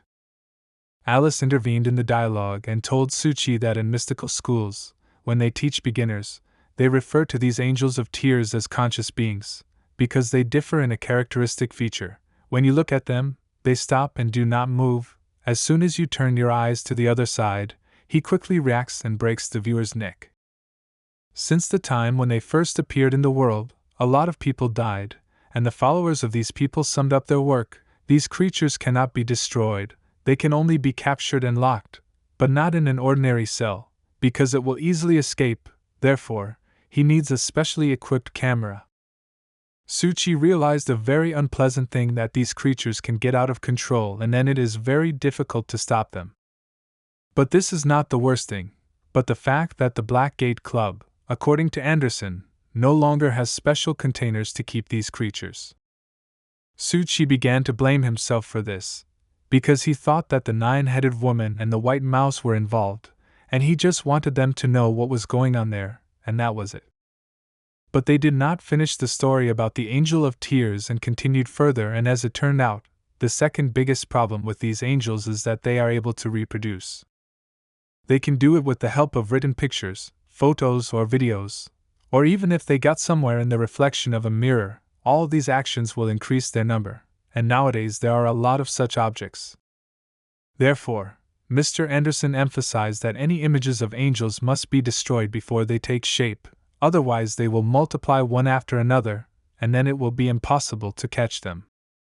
Then Su-Chi understood that if the angel leaves the theater, everyone will start filming and photographing him, and thus giving him the opportunity to reproduce, and this can lead to very serious consequences. Mr. Anderson continued Su-Chi's words and added that intelligent creatures that can reproduce and are also very aggressive, then they are worse than atomic weapons or viruses. So everything that happens in the theater is no longer your task, Su-Chi, it is too difficult for you. Therefore, Mr. Anderson sent Scheherazade there. She will try to detain the creature in the theater until the special box that they have already ordered is delivered here. Su-Chi became much lighter from the thought that there are organizations in the world such as the Black Gates, which protect people from the horrors of the magical world and protect them. But Mr. Anderson is not finished yet. He called Su-Chi not only to tell him the details of this case, he wants to ask him to take up the case about the secret person who sent this letter to the police. We need to find this person. As soon as Su-Chi took the letter in his hands, he saw familiar symbols and immediately understood who wrote this letter. It was his familiar 9-headed man, so a smile immediately appeared on his face. Mr. Anderson added that this letter was handed to him by the police from a mysterious person who said that she was from Shrine number 89, so that Anderson thought that it was some new secret organization. He dug a little in the book and found something. This symbol that was depicted on the letter corresponds to some elements of occult symbolism. That is, it meant that it was connected with the figure of the 9-headed creature from the Book of Coming to the West. And he also reminded Su-Chi that all this could be related to the recent events surrounding the unknown god Ludo, whom everyone was spreading so much on the internet. Su-Chi listened carefully to what Mr. Anderson was telling him and assured himself that under no circumstances should the Black Gate Club be allowed to learn more about his activities outside of it. Therefore, Su-Chi specifically asked questions that did not relate to the topic, for example, about the organization of beheading, to which Mr. Anderson answered negatively and assured him that they were of no use here, it must be a more ancient organization. Su-Chi did not understand the formulation of the ancient organization, because he only recently created it. How can it be ancient? Mr. Anderson explained to him that he conducted a special ritual and wanted to find where the roots of this organization come from with the help of a special organ of the Black Gate Club, the House of Divination. But the results showed that this organization is not from this world, so he could not find anything. Suchi didn't know how to react to this, so he just smiled, pretending that he didn't understand anything. Alice broke into the conversation and added that the results of this divination weren't wrong as far as she could tell. It was a crazy time rift known to all as past times. Therefore, they believe that this organization is from the past, the distant past. Suchi couldn't hide his laughter anymore. What are they saying like that? There is too much stupid information coming into his head right now, because he is just trying to build some extra lines for his future anchor. What organization from the past? What are they talking about? Suchi didn't know what to do to stop laughing, so Anderson asked if everything was fine with him, and Alice generally thought that the Hatter's tea was to blame. It must have expired. Now there will be a story about abandoned cities, in which no one has lived for thousands of years. One day, one of the strongest mystics in the world visited there and wanted to conduct his summoning ritual. He created a huge drawing for the ritual around the entire city and was already ready to conduct it. His face was similar to the face of a demon who had just come out of hell. A wind was blowing around him that brought only suffering, and today he clearly planned something not very good. He finished his preparation for the ritual and had already begun to implement it, until suddenly he was interrupted by a voice behind him, which made him very angry. When he turned, his eyes saw a man who was dressed rather strangely in his opinion, but this did not prevent him from introducing himself as the spreader of truth and knowledge of the great sage Linville and greeting the demon. It even amused him a little, so he asked him what he was doing here and whether he thought that diving under the center of the earth was such a fun activity, and whether he wanted to stay here. He left him alive for now, because he had just created an alchemical formation, which he was going to use now, would help him go to the next world, so he asked him to just wait. But this man came here not to perish. He had a clear offer that would cost the demon only 3 sage stones. Suchi became much easier and they continued the dialogue, and Suchi began to ask what are these pastimes they are talking about.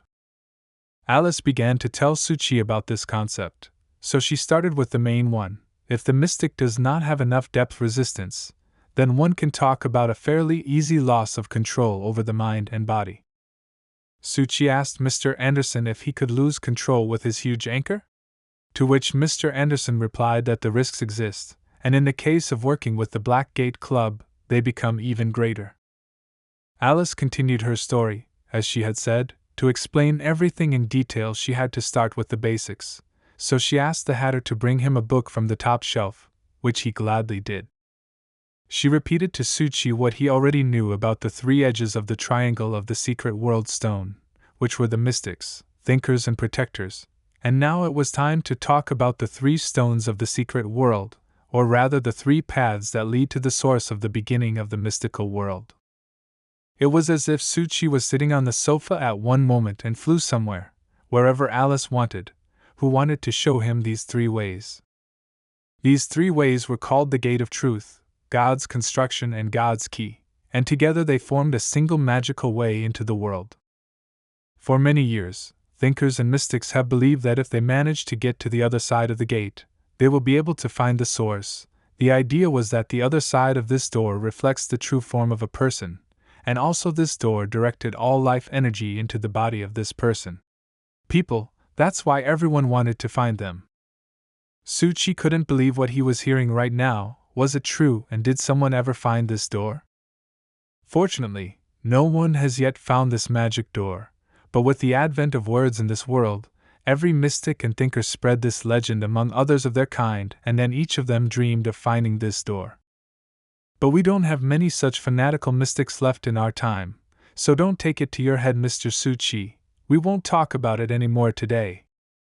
Today Alice offered to focus more on the Gate of Truth itself. Then she began to talk about the carving from which this gate was created, which in the magical world is called the Tree of Life, which is a blueprint for rebuilding the universe. The 10 points of origin represent a system of mystical knowledge, in which the theory of the creation of the universe is briefly mentioned. So the ancient mystics relied on this system and created 10 primitive schools, which in turn split into more small schools around the world, but all knowledge still comes from these first 10 schools. Su Chi's head was already spinning from such a flow of information, and he did not understand what was going on here and why, so he simply agreed with everything. Therefore, Alice continued to talk further and gave him the example of the School of Alchemy, which has the largest and most authoritative system of knowledge in the whole world, because it is the successor of the ancient School of Reason.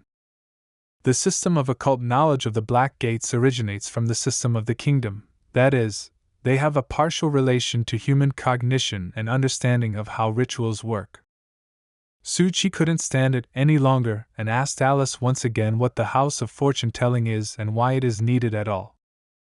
As she understands it herself, the House of Divination traces all the mystical schools deep enough to recognize the first source of the school or organization and the only occult organization that cannot be deciphered, and that is outside of the 10 systems, or what they call the pastimes. Then Su Chi began to wonder what kind of pastimes it was then. Alice began to explain to him that if he begins to study the secret of time, he will find a lot of details that he should not see in the logic of world time. These small details leave behind small consequences that we can already observe. At this stage of Su Chi's explanation, he did not understand anything at all, and it seems that he did not want to understand anything. Everything seemed too difficult and incomprehensible. Alice closed the book, and the illusion of where they were just now also disappeared. Is it possible to create such illusions with the help of this book? And then Alice wanted to tell a fairy tale for Su Chi, which he should definitely like. Su Chi was quite surprised when he heard that she was going to tell him a fairy tale, and noticed how she clearly presented the information to avoid losing control over him. It was interesting. She took out a very small watch from her small purse. It was a watch with which she could stop the flow of time. It was called the Effect of Religion Métis Party, a very strange name. After applying this religion, absolutely everything in the room froze, even Mr. Anderson, who was drinking his tea at that moment, but not Su Chi, who seems to have left it on purpose. She explained to him that she stopped time to talk to him in relative safety, so as not to lose control and have time to tell everything. It would only take 3 minutes, so Su Chi had nothing to worry about. At some point, Su Chi simply began to dive under the water and hear Alice's voice, but he did not see her. She informed him that sometime in the distant future there will be a group of such monsters whose life forms will be much better than now, and they will eat people now exist.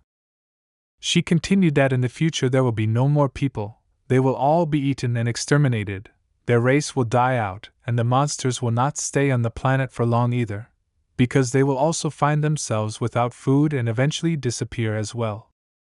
The monsters understand this problem, so they travel to the past to eat the people there and continue their existence. But they didn't cross history and return to the beginning of humanity. They realized that if they do that, they will also lose their source of food. Therefore, during this period, most monsters began to drown, and then they saw that they did not need to eat people to maintain their existence. Faith and fear can achieve similar effects, but human demand at that time was in short supply. Therefore, before sinking, the only monsters that remained alive created a secret to breed people, waiting for the day when they will be awakened again. Most of the time holes that Alice saw in her life were the result of the monsters returning to the past, so part of the story falls out, and we call such fragments past times. After the last word, Su Chi felt as if someone pulled him down to the depths so that he fully understood what was being said. There was a voice around him that kept telling him that he needed to dive deeper, that the depth was too shallow, and Su Chi did not understand what was happening and where his anchor lines were divided, which should stop such a rapid dive. His lines started to cut one after another. He's going crazy. What's going on here? His immersion continued unabated. His mind no longer worked, and his consciousness began to shut down. The voice that was constantly talking to him had already almost brought him to the point of losing his adequacy, and he had signs of losing control and turning into a spirit. That is at the very bottom is talking to him, and he lures Su Chi into this trap. because Suchi really wants to know everything, to learn about all the secrets of this world, and this can only be done if he sinks to the end. Suchi's consciousness turned off completely. He was left with only a memory, and his mind was completely taken over by the spirit that sat in him, and his body simply went to the bottom and did not fight anymore. Suddenly he opened his eyes in the headquarters of the Black Gate, and the voice disappeared. He no longer hears it, and he no longer drowns. What was it? What happened to him? He saw a purple cloud on his hand that was gradually coming out of it, and it scared him a lot. He started screaming. Alice stopped this madness and took her little hand's spirit back. She didn't expect such a reaction from Suchi. She was angry with him that he almost lost control of his body and drowned. But Suchi was no less aggressive. He did not expect this from her. As soon as he heard the voice, he immediately began to sink, and it scared him very much. He still does not believe that everything is fine with him. She understood him that it was very dangerous and very scary, but she did it only for his future, because to try once the control of the loss of the edge is a very useful exercise for the mind, although this experience is very dangerous. Suchi understood everything and thanked him, so he decided to help Alice put the book back, but she refused. But how will she put it back if she can't walk? She calmly got up from the sofa and went to the side of the bookshelf to put it back. Suchi did not expect this. He was sure that she could not walk and she constantly needed the Hatter's help. But she explained to him that she can walk only while these 3 minutes are running. When they end, she will no longer have such a skill and will have to move again in a wheelchair. Even if Alice could walk during these 3 minutes, the height at which this book was not lower for her, so Suchi's help is still needed. After Suchi put the book back, just at that time the 3 minutes ended and everything around returned to its place. Mr. Anderson continued to drink his tea as if nothing had happened, and the Hatter continued sorting through the books. But Mr. Anderson asked Suchi how the conversation went before they were so to speak. Alice interrupted Suchi and said that the conversation didn't go as well as she planned. He almost lost his mind and turned into a ghost after hearing about the past. Mr. Anderson repeated all of Alice's words that it is very dangerous to lose control over the mind, because you can become a demon and never return to a human body. But this experience is very useful for him, because he can now cope without help in a similar situation. He continued to warn him and reminded him that there is a big gap between the anchors. Some will be able to help and others not, so he should independently control the situation and the depth at which he is, because it is all very dangerous. Next week, he suggested that Suchi come to his place. He would give him a copy of the Kingdom Systems book that Alice told him about. Suchi was very impressed by such an offer, so of course he agreed. But is it different from the Foundation book? Anderson assured that, of course, they differ, because the main secret of each school, in order to really write down the knowledge of the original system, the members of the Black Gate must also make a certain contribution in order to learn effectively. But Suchi had almost no input, so he thought. Mr. Anderson assured him that his contribution to the fight against the Hummingbird and his new investigation into the secret organization 89 should be more than enough to apply to the school. Anderson once again reminded him what an investigation means, when Suchi should only look for evidence, and in no case expose himself to danger. Suchi understood how he should act. All he had to do was ask the 9-headed woman what happened there, and do everything so that no one found out. Several days have passed since Mr. Anderson gave Suchi a new task, and since then nothing has happened. Everything has been calm and without new crimes. The theater was covered with yellow tapes and no one was allowed there, so everything remained. Even more, they blocked all the nearest streets and warned about the danger in this area. While Suchi was thinking about what to do next and what to do, he received a message on his phone from Scheherazade, who informed him that their training was postponed until she dealt with the Angel of Tears. Here is the decision that came to Suchi by himself. He would rather investigate the case of the transferred student. Suchi had long wanted to contact her former classmates, but all the contact details were locked in the archive, and only Jean had the keys, and Suchi did not really want to go to him. But otherwise he won't get this data. So he has to go through himself and ask Jean for the key. So he came to the class where he was studying and asked one of his classmates to call him. His classmate shouted to the whole class that Suchi had come to Jean and wanted to see him, as if anyone else was interested. Jean was the president of the school council, so it is not surprising that he had the keys to the archive. Jean was very surprised when he saw Suchi, who came to talk to him. This happens very rarely, more precisely, it is probably the first time, so he was very curious what Suchi wanted from him. Tianjing's classmates are very active girls and often interfere in their own business.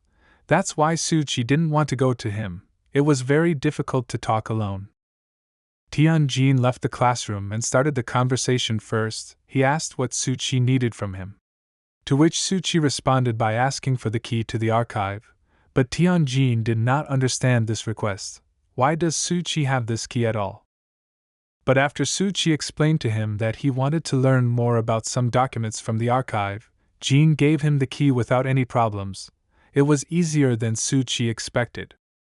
He even joked, "Is Jean worried that Suchi will take this key and do something bad?" But in response, he heard that Tianjin trusts him, but he must return the key after working on it. Suchi was very happy, because he got what he wanted and not by a very difficult method, as he thought. So Suchi thanked the president of the school club for his help and ran to explore the archive. Suchi spent the day scouring archives for his mysterious classmates' contacts. That evening, he called them, seeking info about her. Strangely, no one remembered much, except two noted her as reclusive, often sick and absent, until she disappeared from classes altogether. Suchi thought that the student was bullied, as it was shown in the video clip of the beheading cycle, and she threw herself off the roof, and on the other hand, her classmates say that she did not come to school, so now she is more like a girl, as she was often sick, so she often missed classes until she stopped walking on them altogether. Thus, Suchi came to the conclusion that if this legend is false, then someone made it up on purpose, and the only way to solve it is to find out the real reason for the girl's death, and not the one that others are trying to impose. All these thoughts gave Suchi a headache, so he decided to take a walk and get some fresh air. While Suchi was walking, he decided to go to the place where one of his small temples stood, and when he stood next to the box in which he was lying, Suchi wondered if he was too hidden from people here. Although the temple is still invisible to ordinary people, and those who see it do not care where it is, they will find it in any case if they really need it. Suchi decided to add some more of his figures to this box with his fire skill to see how many new members this shrine could bring to him. After Suchi performed all the rituals and did all the chores, he was returning home by a different route for him, and his eyes unexpectedly fell on an unknown shop that he had not seen before. He came closer to see what was being sold in it, and his breath froze. What did he see there? Suchi found a store with things from past eras. He could not believe his eyes, because some of them were even objects of expensive collections, such as Mr. Anderson does not have.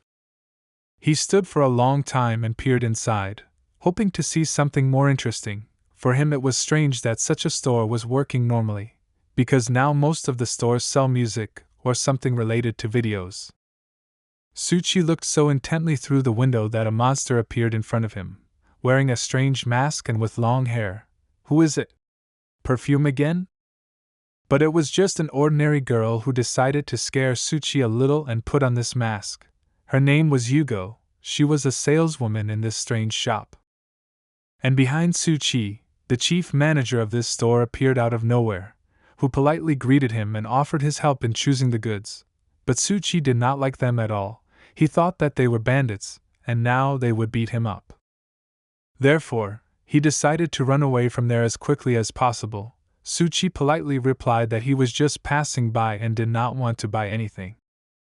When Suchi left, the head manager and Yugo discussed among themselves that he was somehow strange and not very similar to an ordinary schoolboy, that there was something otherworldly about him. Yugo closed the shop and decided to check who this boy really is, so she opened a whole library on her phone and it looked very exciting. She wanted to check all the information on Suchi's account, so she paid some amount to find him in the database. She found him and there was information that he was 17 years old and a mystic. She already knew that. Yugo was surprised when she saw that he was from the Black Gate, because she hadn't heard about them for a long time and now they started acting again. She did not understand what the people from the Black Gate Club were doing here, so she decided to secretly check everything and follow Su-Chi to find out everything. But she lost him from her sight, but she saw some strange box from which a strange light came out, which interested her very much, so she came closer to see what was there. At that moment, Su-Chi was riding the subway and fell asleep a little while thinking about the shop he saw near his small temple. Here, unexpectedly, a small temple worked for him and made him understand that someone was near him. Did someone find him so quickly? Su-Chi concentrated and transferred his consciousness to one of the figurines in that box to see who found it after all. Su-Chi saw the same girl from the shop who scared him, but what is she doing here? Is she really interested in a small temple? The girl sat near this temple and watched it carefully. She saw that there were no ceremonies near it, so it is a matter or a ghost or some god. Is there still some faith in gods left in this city? She picked up her phone again and decided to use the same app she used to find information about Su-Chi. After taking a photo of this composition of a small temple and two small figurines, she began her search. When the full information about this temple and all the details appeared on her screen, she was not surprised that the Black Gate Club was involved. She even saw that they were looking for special containers in order to capture the Goddess of Tears. What is this program? She called this program the Matrix. She is the best in the world at extracting information. The girl has never even heard of God Ludo, who is now very popular among young people, and not only. Su-Chi analyzed what this girl was talking about and concluded that she is also a mystic and not a simpleton. If she knows about Lord Loda and the Black Gate Club, she should be followed. But Su-Chi was worried that she was interested in further investigation. What should he do? He had already thought of soaking the small temple and throwing it away so that she would not see it again. Is it possible that she will perceive God Ludo and thus enter his mystical room, where he will try to convince her to follow her? But most of all, Su-Chi was interested in what would happen if he let her in or if he could deceive her, because she is a real mystic and it is really difficult to deceive such people with a false deity, and how will it affect his anchors? He had long passed his stop and did not leave the subway. He was choosing between choosing her or not, giving her a chance, and in the end whether she would believe or not. Saturday came and Xiaoyi was supposed to come to Su-Chi to arrange a study evening, so Su-Chi was very worried about how it would go, because he had never had so many spirits in his house. As agreed, Xiaoyi came at 10 o'clock and was not even a minute late, and along with her came a non-existent student who also wanted to study with Su-Chi. He invited Xiao to sit on the couch and offered her something to drink. She agreed and asked him for a cold black tea with ice. The non-existent girl wouldn't refuse a drink either, so she asked Su-Chi to bring her some as well. While Su-Chi poured the tea, he tried to calm himself as much as he could. He only had to survive a few hours in their presence, and then they would leave and he would calmly go about his business. Unexpectedly, someone called him on the phone and he picked up the phone and started talking. A woman's voice rang out there and introduced herself as Jinyu. That was the name of the same girl who disappeared. She began to tell him that she took the courage to call, because her friends told her that Su-Chi was looking for her. Su-Chi listened silently and asked in her head, "Didn't this girl die?" Su-Chi did not understand anything at all. Who was this spirit that came to visit him together with Xiaoyi? The girl continued to say that she is from the student council of the high school and she would like to meet Su-Chi in person and discuss some information that she cannot tell over the phone. He can choose the place and time himself. Su-Chi did not think twice and suggested tomorrow at 8 o'clock in a cafe near the school. The girl immediately agreed, and Su-Chi was very frightened and did not understand what was happening. Can people become spirits right during life? His thoughts were interrupted again by the spirit of his mother, who startled him with a voice behind him. Su-Chi barely restrained himself from shouting.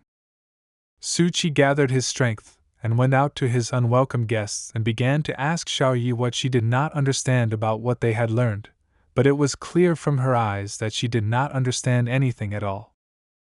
While Xiaoyi tried to independently solve several problems that Suchi explained to her, he thought about the non-existent student and thought about the theory of creation of spirits.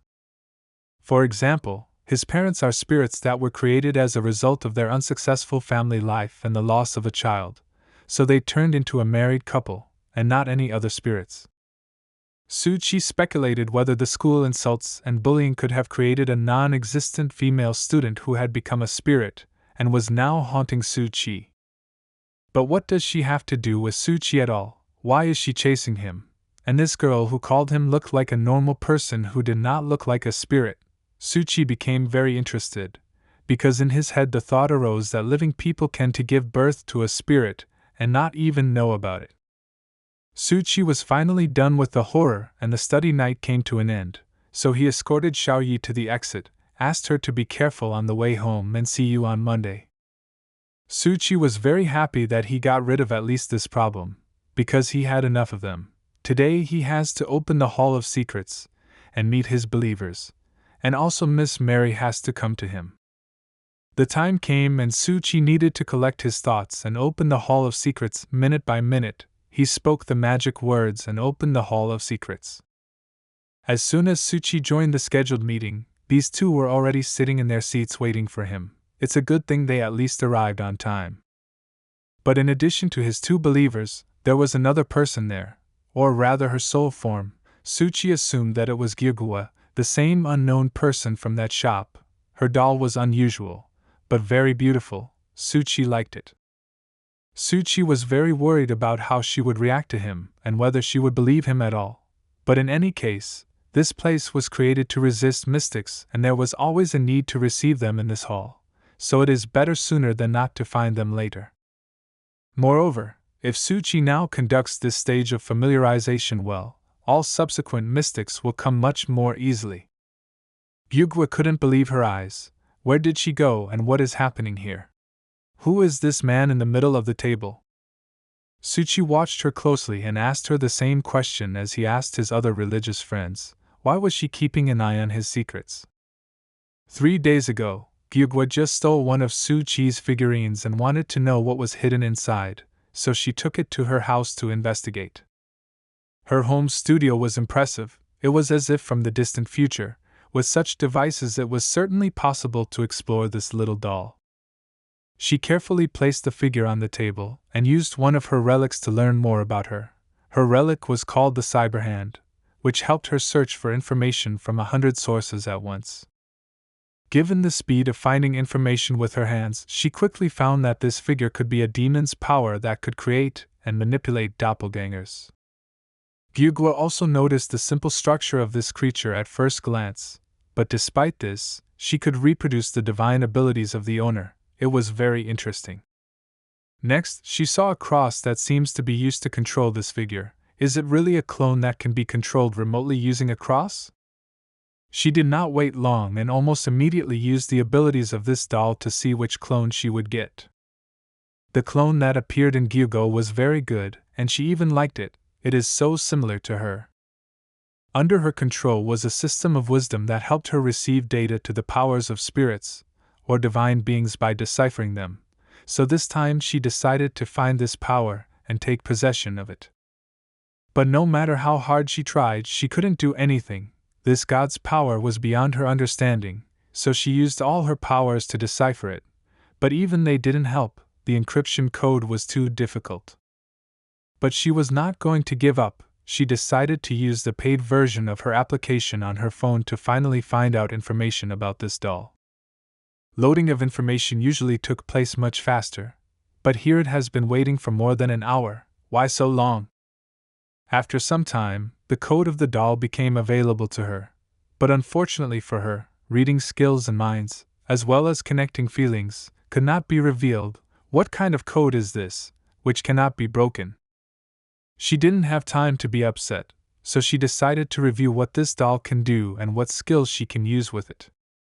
The girl decided to get out of this situation in a different way. She created a game with the help of which she wanted to learn to control the doll, so she developed it for 3 days and 2 nights and finally she did it. This game was suitable for mobile phone, so she quickly downloaded it for herself and started the game. She also added the doll code to this game. The essence of this game was that the players had to dodge the spirits and move forward on the map, but if the ghost touched them, it was all over again. Also, she created the game in such a way that when the player enters the game, he appears in real life and does not disappear until he exits the game. She passed the first round and thus she should have received her first prize in the form of the first doll, and it happened, she managed to create a game to control the doll. Of course, this game had a lot of problems that needed to be solved, but all this later. Now it has achieved the initial effect, so that's enough. She decided not to stop there and make the game available to everyone who wants to play it to test it properly. Many people immediately joined her game. She didn't even expect this, so she was a little scared, but later she came back to normal. The players played this game and it was only a plus. The dolls came to her in packs and it was wonderful. Suchi continued to ask her why she was trying to spy on his secrets, but the girl is not that simple, so she answered very confidently and persistently. The other participants of this gathering were no less surprised than Suchi, so they watched with interest what would happen next. After Suchi's next question, she finally answered that she was very interested, so she did it. Suchi was satisfied with this answer, so he prepared a chair for her and offered to sit, which of course she did not refuse. She greeted the other participants and waved at them. The nine-headed woman was a little scared, because this girl is clearly smarter than her, and it will be easier for her to get secrets. Suchi thought about the account of this girl's words. With what meaning did she say it, and did she come here to harm them, or maybe she had good intentions? Suchi began his opening ceremony, but Gyugwa's puppet did not listen to him at all and tried to talk to the nine-headed woman and ask what is going on here. She gave her a short but very clear answer that this is the Hall of Secrets, where Mr. Truth is in the center, and they exchange secrets here for other secrets, or knowledge. If this is so, then Gyugwa immediately wanted to get the secret about Suchi, let him tell them about himself so that they all become closer and closer, but Suchi could not afford that, he needed to remain anonymous. The girl liked being there, she felt her interest grow with every second. Gyugwa thought that the smarter the spirit or god, the more interesting they are. A nine-headed woman intervened in their conversation and began to tell that she had used the hints that Suchi had given her a week ago, and had found out that there was indeed something very dangerous in that theater. She said that someone had performed a ritual in the tram theater, and summoned a terrible monster that spared no one. The girl was shocked when she heard this, because there was almost nothing about it in the news, and now she knows why it was closed and what happened there. The nine-headed woman continued to tell that the creature did not move when you looked at it. She thought it could be useful. Gyugo immediately recognized from the description that it was the Angel of Tears and was very surprised that someone had summoned him at all. Suchi immediately saw how Gyugwa reacted to the stories of the nine-headed woman and understood what was being said. She seems to be quite an experienced mystic, about which not many mystics who were outside the system of wisdom knew. Placing these angels on the city would be the same as dropping an atomic bomb. It is very dangerous. It is good that the Black Gate is already dealing with this issue. It seems that she spoke these thoughts aloud, so the nine-headed woman asked her if they could trust these Black Gates, to which she received a clear answer: yes, because they are specialists in this area and know what to do. Recently she even spoke with one of them. Suchi didn't expect how she could know that he was from the Black Gate, so he decided to ask Mr. Anderson later where she was from and what she was. Gyugwa was more interested in where this angel came from, who summoned him, because such a ritual requires special knowledge that not everyone has. The nine-headed woman offered her an alliance to solve this mystery together. She made her understand that she is very good at interrogations, so if Yupa gets her body, she will find out how it happened and where the information comes from. Gyugwa didn't quite understand what body she was talking about, so she asked her to explain in more detail what she meant. The nine-headed woman explained that if she has the body of the woman who summoned this angel, she will be able to interview her, and find out more specifically how she learned about angels and the methods of summoning them. The girl made her understand that at the moment it is impossible, since the black gate is currently operating there. The body cannot be taken out of there, so she will not be able to help. Suchi carefully watched their discussion and was curious how it would end, because so far they have all come to an impasse and do not know how to get out of it. Unexpectedly, the mouse catcher raised his hand, who until that moment had not said a word, not even a sound could be heard from him. It is interesting what he wants to offer. He offered a deal to the nine-headed woman. The mouse catcher would take out her body in exchange for a large amount of cheese. Gyugu thought about it. Does this mystic want ordinary cheese for such hard work? The nine-headed woman of course accepted this offer and agreed that if he gets her body from this theater, she will buy him a huge amount of cheese, which he will eat for the rest of his life. Then she gave him a card with a phone number on which he was supposed to call her when he found the body, and then they would bring him his cheese in exchange. At that moment, the woman's opinions were divided. The newcomer who just arrived knows a lot of things, but she can't get the body out of the theater. What can you say about the silent Mr. Mouse who agreed to this job? Gyugwa offered any exchange for the nine-headed, anything. She asked her for books on the occult and channels of communication with the organizations. Novenka immediately understood that the masked woman is just beginning her path in becoming a mystic, and it is not uncommon to meet novice mystics who really want to enter the system, but cannot, because there is no proper leader. As for the mouse catcher, she thought that he was a mystic who was much stronger than her, because even she would not be able to get the body out of the theater, and he easily took up this job, despite the fact that the body is guarded by the man from the Black Gate. The woman noticed that the time was almost up and this meeting should end soon. Yupa was surprised that the time here is limited. Is it not possible to somehow extend this meeting? The nine-head explained to her that the Chamber of Secrets is set aside for only 10 minutes every week, so there is always very little time. The girl immediately asked Suchi to extend this term. There must be some way. He invited them to try their luck and got this magic stone again, which has only 2 colors, which meant yes or no. Gyugwa threw this stone and, as expected, it fell out black, which means no. But she heard one nuance that the masked woman said when she explained how this cube works, as far as she understood the rules set here by Mr. Truth, and if he allows them to be changed. Did she understand correctly? Suchi was very happy. Finally he heard these words. This girl noticed what he wanted to say from the very beginning, when she first came in. Now he had no doubt that it was necessary to give her a doll. She continued and said that this Hall of Secrets is very deep and unknown, and they cannot find the truth here. Gyugwa added that the mask makes deals for you. The white mouse knows how to find and investigate secrets, and she, as your faithful servant, creates the stage for the construction of the mystery. So creatures like them must be bound by rules to keep everything under control. She began to like Suchi even more, because she was the first to think of adding rules for the division of duties.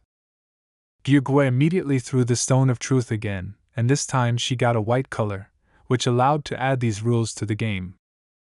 From that time, at 10 p.m., the second meeting of the council ended with the state of the secret hall changing from a state of chaos and disorder to a state of control and order. Suchi thought it would take much longer, but thanks to Gyugwa, all the magical tools have become available now, such as the Amulet of Study, the Scales of Exchange, and the Pyramid of Creation. All of these tools are now available to you. Suchi began handing out these magical tools one by one, and the first one was the nine-headed one, who received the exchange scales, with which she can control the order of exchange in the entire city. Gyugwa was very pleased to see this. She pushed this mysterious hall many steps forward. But she also wanted to get her magical item, which she thought she deserved, so she begged Mr. Truth to continue. But this is the end of the distribution of magical tools, because only the nine-headed one stood out to receive her artifact, so she will be an example for others how to act. At first, young Gyugwa did not understand why Mr. Mouse and she did not receive their tools, because they are also sitting here waiting. Suchi explained to them that they do not have certain achievements in their field, such as the woman's mask, so they will not receive their tool yet. It finally dawned on her. since she and Mr. Mauser don't have a certain specialization in their fields. They can't create secrets, and therefore control these tools. Everything is quite simple. At the end of this meeting, Suchi offered Gyugwa to choose her place in the Great Hall of Secrets, and her code name on the Wall of Honor. She no doubt chose that big post that looks like her cyber arms, and her code name is I'll be a spider. Suchi accepted her choice and noticed that she was quite an intelligent girl, but when the time came when the Hall of Secrets found silence and submerged in water for 7 days, Suchi congratulated them on the end of the second meeting and left. Gyugo again found herself in her studio where she is also sitting on a chair, but now only alone, and she felt so sad. She really liked it, as if she had been there for several hours, but the past was only for 10 minutes, which flew by so imperceptibly. She gathered her strength and set herself the goal of learning everything about the god Ludo, whom she had never heard of before, and also to read about Mr. Truth. They are all such interesting characters. Gyugu thought about the fact that if this guy has the courage to claim that he is the truth, as well as start rituals and make collections on this account, then maybe he has something to do with the Gate of Truth? After the second meeting, Suchi was very satisfied. He did not expect that it would go so well, not only in terms of attracting new mystics, but also in terms of establishing order in his ideal world, which in the future would help to distribute responsibilities between the participants.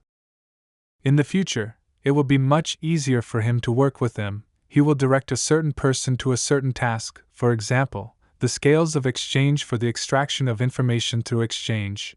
The amulet of study will be useful for studying new members of their club, and finally, the pyramid of creation will help in spreading the ways for further spreading secrets. Today, Suchi was completely satisfied with himself. He did absolutely everything he planned. Now you can go to bed to rest. But the next morning, Suchi woke up in a bad mood. His face was no less wrinkled than his clothes. Tonight he sank even faster, more than 1,000 meters per night. At such rates he will be at a depth of more than 20,000 meters. And even Alice, who has lived in this world for more than 200 years, did not get there. He simply did not know what he could invent. This is a great depth even for experienced mystics. What to say about a schoolboy who has just begun to study the magical world? He didn't have many plans for today, but something with this depth had to be invented, so he decided to first go and ask the Black Gate Club for advice, and then meet with the living Jean Yu, who had called him recently. Suchi was already sitting on the sofa next to Mr. Anderson and began to ask him about the wisdom system, which he also really wanted to talk about, but did not know how to ask properly, so Mr. Anderson was also surprised to hear such a question from Suchi. But he explained that recently he saw a person who seemed to have a strong relationship with this, so he became even more interested in learning more about it. Well, Anderson didn't mind telling him about it, so he started from the very beginning with 10 schools of thought. The wisdom system has the greatest achievements of all, so it is put first. This system gave birth to many famous people and gave rise to some technologies that eventually changed the principle of existence of all mankind. In this system, in the early years of the existence of this system, there was a heliocentric school, and in recent years a steam party of scientists. And in the modern world, the system of wisdom has moved to another class, the school of hacking, and most of the wise men from this school, so to speak, have gathered in an occult group called the Matrix and rely mostly on the internet in their activities. Anderson added that the system of wisdom created a large number of masters who were very strong in their essence, so the battle for these masters was also very intense, so hundreds of mystics got out of control and their belonging to a certain class is still unknown. And then Scheherazade intervened in the story and shouted that they are just a bunch of egoists who think that they stand on the shoulders of the gods and are not afraid of anything. But in their eyes we are all monkeys without brains. Suchi slightly did not expect to see her here, so she just said hello and shut up. Mr. Anderson secretly told Suchi that Scheherazade's ex-husband was in the wisdom system and the divorce was quite tragic for her, because he seems to have told her that she is a brainless monkey who only screams. Suchi could not believe that Mr. Anderson was also gossiping. After Suchi heard more about the wisdom system, he immediately remembered Gyugwe. It is probably related to this system, and especially to the Matrix organization.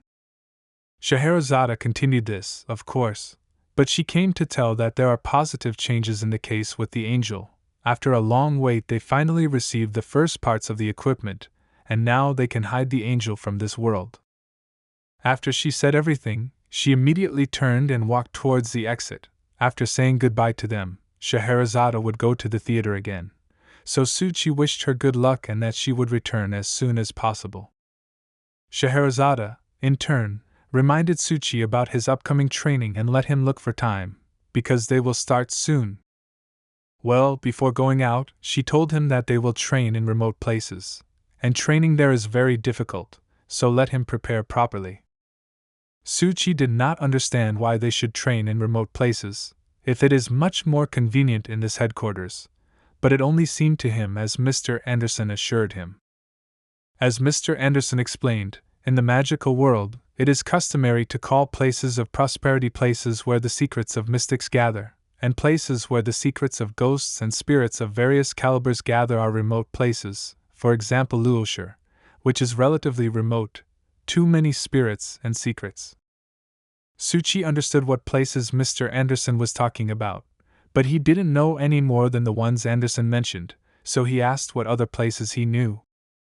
Most of these places are in the East, which are automatically remote for us, because the history is so ancient and rich that there are too many apparitions of spirits and gods. For an ordinary person it is nothing, but for a mystic it is a terrible mystery.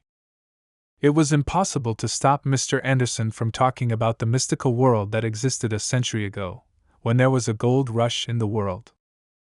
As he himself was once told, this meant at once several important schools, which were organized by several authoritative mystics, came forward with the intention of learning the deeper secrets of the Eastern world.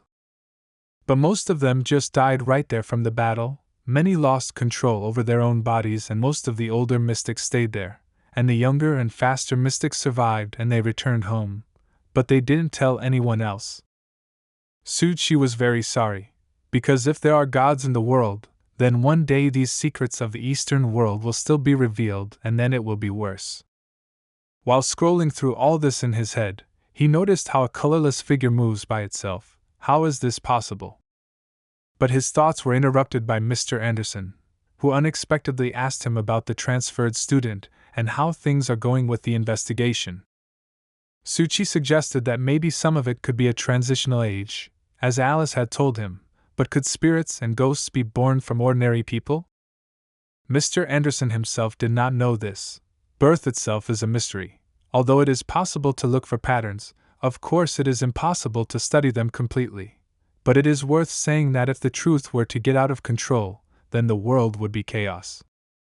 But instead Mr. Anderson offered him a lecture on modal theory, which will be in the textbook The System of the Kingdom, which should come to us literally in a few days. He did not hear Suchi's rejection, so he began the story from a community of people in whom the word modality meant culture and ideas that are passed from one person to another through various ways of transmission and passed from generation to generation. That is, he meant the more modalities in the world, mystics are less likely to lose control of the depth of the sea. Increasing modalities is achieved accordingly by adding more anchors and creating secrets. It was very difficult for him to explain all this without the book itself, so he asked Suchi to remind him about creating secrets. When the necessary materials for him arrived, Suchi was very interested in this topic, because he wanted to deal with the transferred student as soon as possible. After this fruitful conversation, Suchi remembered that he needed to immediately run to the meeting with the live girl who called him, so he quickly said goodbye to Mr. Anderson and ran to the meeting. He managed not to be late, and even came a little earlier to the cafe where they agreed to meet. Suchi called the number from which she called him yesterday and said that he is already there. The woman asked to come to her. She is sitting at a table in the fresh air near the entrance to the cafe. He saw her and immediately took out his magic sword. Suchi was a little worried about her, so he decided to ensure himself. He came up and greeted her. She greeted back and immediately understood that he was Suchi. She apologized that she came with the child, because her child is too young to be left at home, and asked Suchi if he does not mind that she will be here. Suchi didn't care about the child anyway. He looked at her carefully and didn't notice any demonic whispers, no deviations. Is she really an ordinary normal person? Suchi long ago made up the story he was going to tell her so that she wouldn't think anything extra. So he started by introducing himself as a member of the school psychic club, and he was very interested to hear the truth about the school rumors about this woman. He immediately apologized if he offended her. His impudence was trained by the gods. He was a master of saying everything directly and unexpectedly. The woman began to talk about her school years with shame in her eyes because she rarely went to school due to her constant illnesses. Some classmates did not even know what she looked like. Suchi was more interested in whether she had difficulty in communicating with high school students. Perhaps she endured bullying and insults in her direction at school? She assured Suchi that all the insults were related only to herself. As she was often sick, she had almost no friends and she did not know who she could talk to, so she was always sad and lonely. Suchi asked the question he had been preparing for all the way to this cafe. He asked the woman if she would get angry if someone wrote about her life as a paranormal phenomenon. Surprisingly, she reacted quite calmly and did not even mind. In addition, now she does not connect her life with the past at all, because now she has a loving family, and she is a very happy woman. The only thing she regrets from that time is that she did not have friends. Suchi continued to ask awkward questions, and the next one was about her high school crush, or did she even have one? She didn't quite understand the question at first, but told Suchi that at the time she thought she would be satisfied if she could just have dinner with the guy she liked or walk home together in the rain, but no more. It seems that Suchi found a clear way out of the situation and found a way to solve the problems with the student. But he was troubled by another strange phenomenon. When he looked at this woman, the face of Lin Wei, who was holding his child, often appeared in front of him. It was strange, but he tried not to pay attention to it. That was the end of Suchi's questions, so he thanked the woman for coming to meet him, wished him a good evening and left. The next day at school, when Suchi saw the transfer student, he immediately wanted to try out the plan he came up with yesterday, so he took his lunch and wanted to go straight after her. As soon as he was about to start moving, he was stopped by Xia Yushu, who really wanted to have dinner with him, and asked him to wait and not run away this time. Suchi shouted at him and asked him not to touch him like that anymore. He said that he is very busy today and cannot go to lunch with them. Xia Yushu and Miko were surprised by such a reaction to their request. Was always dumping him because he was dating other girls and didn't want to tell him. Suchi lost sight of her and had to catch up with her. He tried to understand the logic of her movement, so he went straight to the roof of the school. He went to the roof of the school and immediately saw her sitting and getting ready to eat her food. At first he stood a little and did not dare to approach. He was talking in his head that this is just a role in the school drama that he has to play. Suchi really wanted to cope with this task. He cautiously began to approach her and tried to do it so that she would not notice that she was seeing him.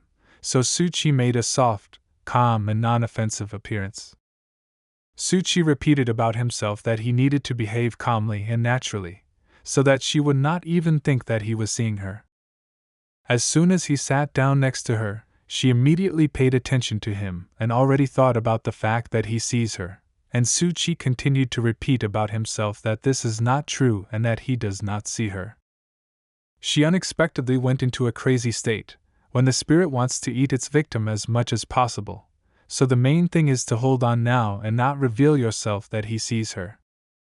While he was eating his lunch, she kept repeating that he was seeing her, but Suchi held back as best he could. Finally, she returned to her normal state, and they once again believed that he did not see her. Now Suchi can continue to act according to the plan, but it was very difficult to do it in such an atmosphere. He pretended that he was watching the clock and was in a hurry for lessons. Therefore, he calmly got up as if it was a normal snack for him and went to the lessons, which he seemed to be in a hurry to attend. This was Suchi's whole plan. He just wanted to have lunch with her. After Suchi moved a certain distance away from her, and when she stopped looking at him, he ran behind the wall and watched her reaction. It was extremely important.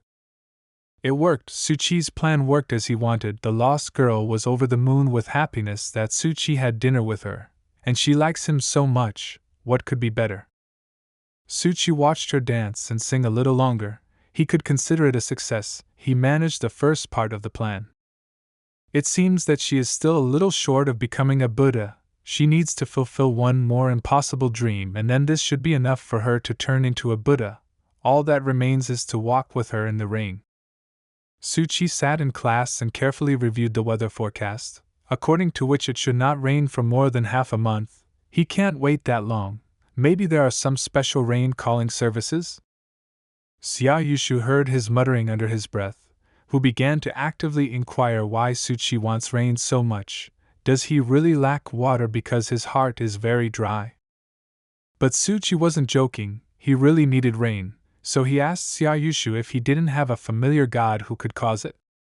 Miko crept up behind them, who heard that they were talking about the gods and how to cause rain. She was very interested to hear it, and Xia Yushu remembered that Miko is a witch here, but who deceives everyone. She politely asked Xia Yushu to shut her mouth, because everything is official with her. She is a licensed witch, not a liar. True, Miko did not know how to cause rain, but she knew the legendary Rain Maiden and Haru Maiden, who, according to legends, could once influence the weather, and they still exist in our world, but they need to be paid, or rather Miko, so that she can contact them. Of course, Suchi didn't trust Miko after their last contract, but he still asked her how much it would cost for 2 hours of rain in the afternoon after school. To which I immediately received an answer of 50,000. Suchi thought and realized that this was the only option he had, so he paid for this service. Miko immediately went to check her account, and was very pleased when the payment went through. As soon as she saw the money in the account, she immediately ran away from them and shouted that she would say later on what day to expect rain. At that very moment, Scheherazade was standing in front of the theater, checking whether everything was fine there and whether there were any force majeure events. Everything seems fine, so she can go inside. She used one of her Alibaba relics, which can open any door in this world. Scheherazade opened the door of the theater and thought that after the angels leave the theater, the police will seize this building and the Black Gates will no longer be able to investigate the ritual that took place here. But unfortunately, nothing can be done about it. As soon as she entered the theater, she felt complete silence and emptiness. It seems that no one has entered here since the time it was closed by the police. But the silence did not last long, and she heard a very loud sound coming from the end of the corridor. It was a pack of mice, which seems to have been sent here by a well-known character of Mousetraps. The mice ran further along the corridor in search of the same room where the ritual and summoning of the Angel of Tears took place. It seems that they found the place where they needed and started the ritual of summoning the mouse catcher. This guy always appears quite spectacularly, as if he had planned it. He ran down the corridor of the theater to the same room to find the body that the nine-headed one needed. He looked into every room and every dressing room he passed, and finally he found the body he was looking for. It was in the last dressing room on this floor. The mouse catcher acted very quickly, so he ordered his army of mice to take the body and run away. These little white creatures acted as a real team, holding each other and working as one big mechanism, so it was not difficult for them to pick up this body and drag it out into the street. They dragged this body along the entire corridor to the same ventilation where the mouse catcher turned into his human form, where another army of mice was waiting for him, who were supposed to receive this body. He helped them immerse the body in the ventilation, so that they began to take it out into the street, and then to the nine-headed one. As soon as they completed the first part of the plan, 2 little mice ran up to them and showed that they had found a phone. It seems that it was the phone of the nine-headed one, but the mouse catcher did not know that at the time. He took it in his hands and began to examine what it was. Of course, he did not have enough knowledge about gadgets, so he lingered. Suddenly the 2 mice who brought him this phone started shouting at the top of their voices that there was someone behind them. When the mouse catcher turned back, he saw a huge monster, namely the same Angel of Tears, who was looking straight into his eyes. Next, the angel, in his usual manner, grabbed the victim in the form of a mousetrap by the neck and began to squeeze too hard. He could not escape from such a technique. The phone fell to the ground and was picked up by little mice, who soon after that began to run away from this angel, leaving the mouse catcher alone with him. Scheherazade, as soon as she heard the sounds at the end of the corridor, immediately ran towards them to investigate the situation and see who was hiding there. Was it possible for someone to pass through her barrier? By the time Scheherazade ran to the noise from the mousetrap, particles had already begun to fly away, and it seems that he even began to cry. Scheherazade only had time to see how some man, who was captured by the angel, crumbled.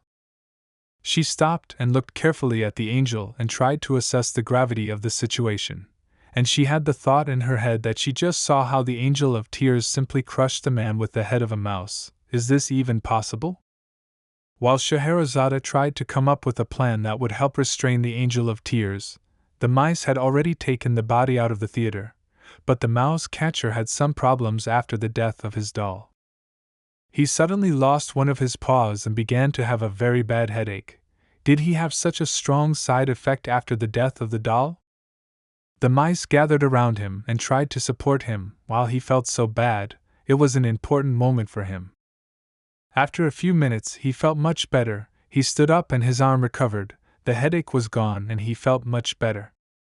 He wanted to test one theory, so he asked all the other mice to turn around and not spy on what he was going to do.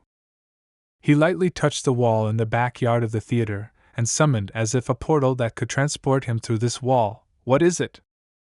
Mishalov tried to go through the wall, and he succeeded. Half of his body was on one side, and the other remained in place. It's just incredible.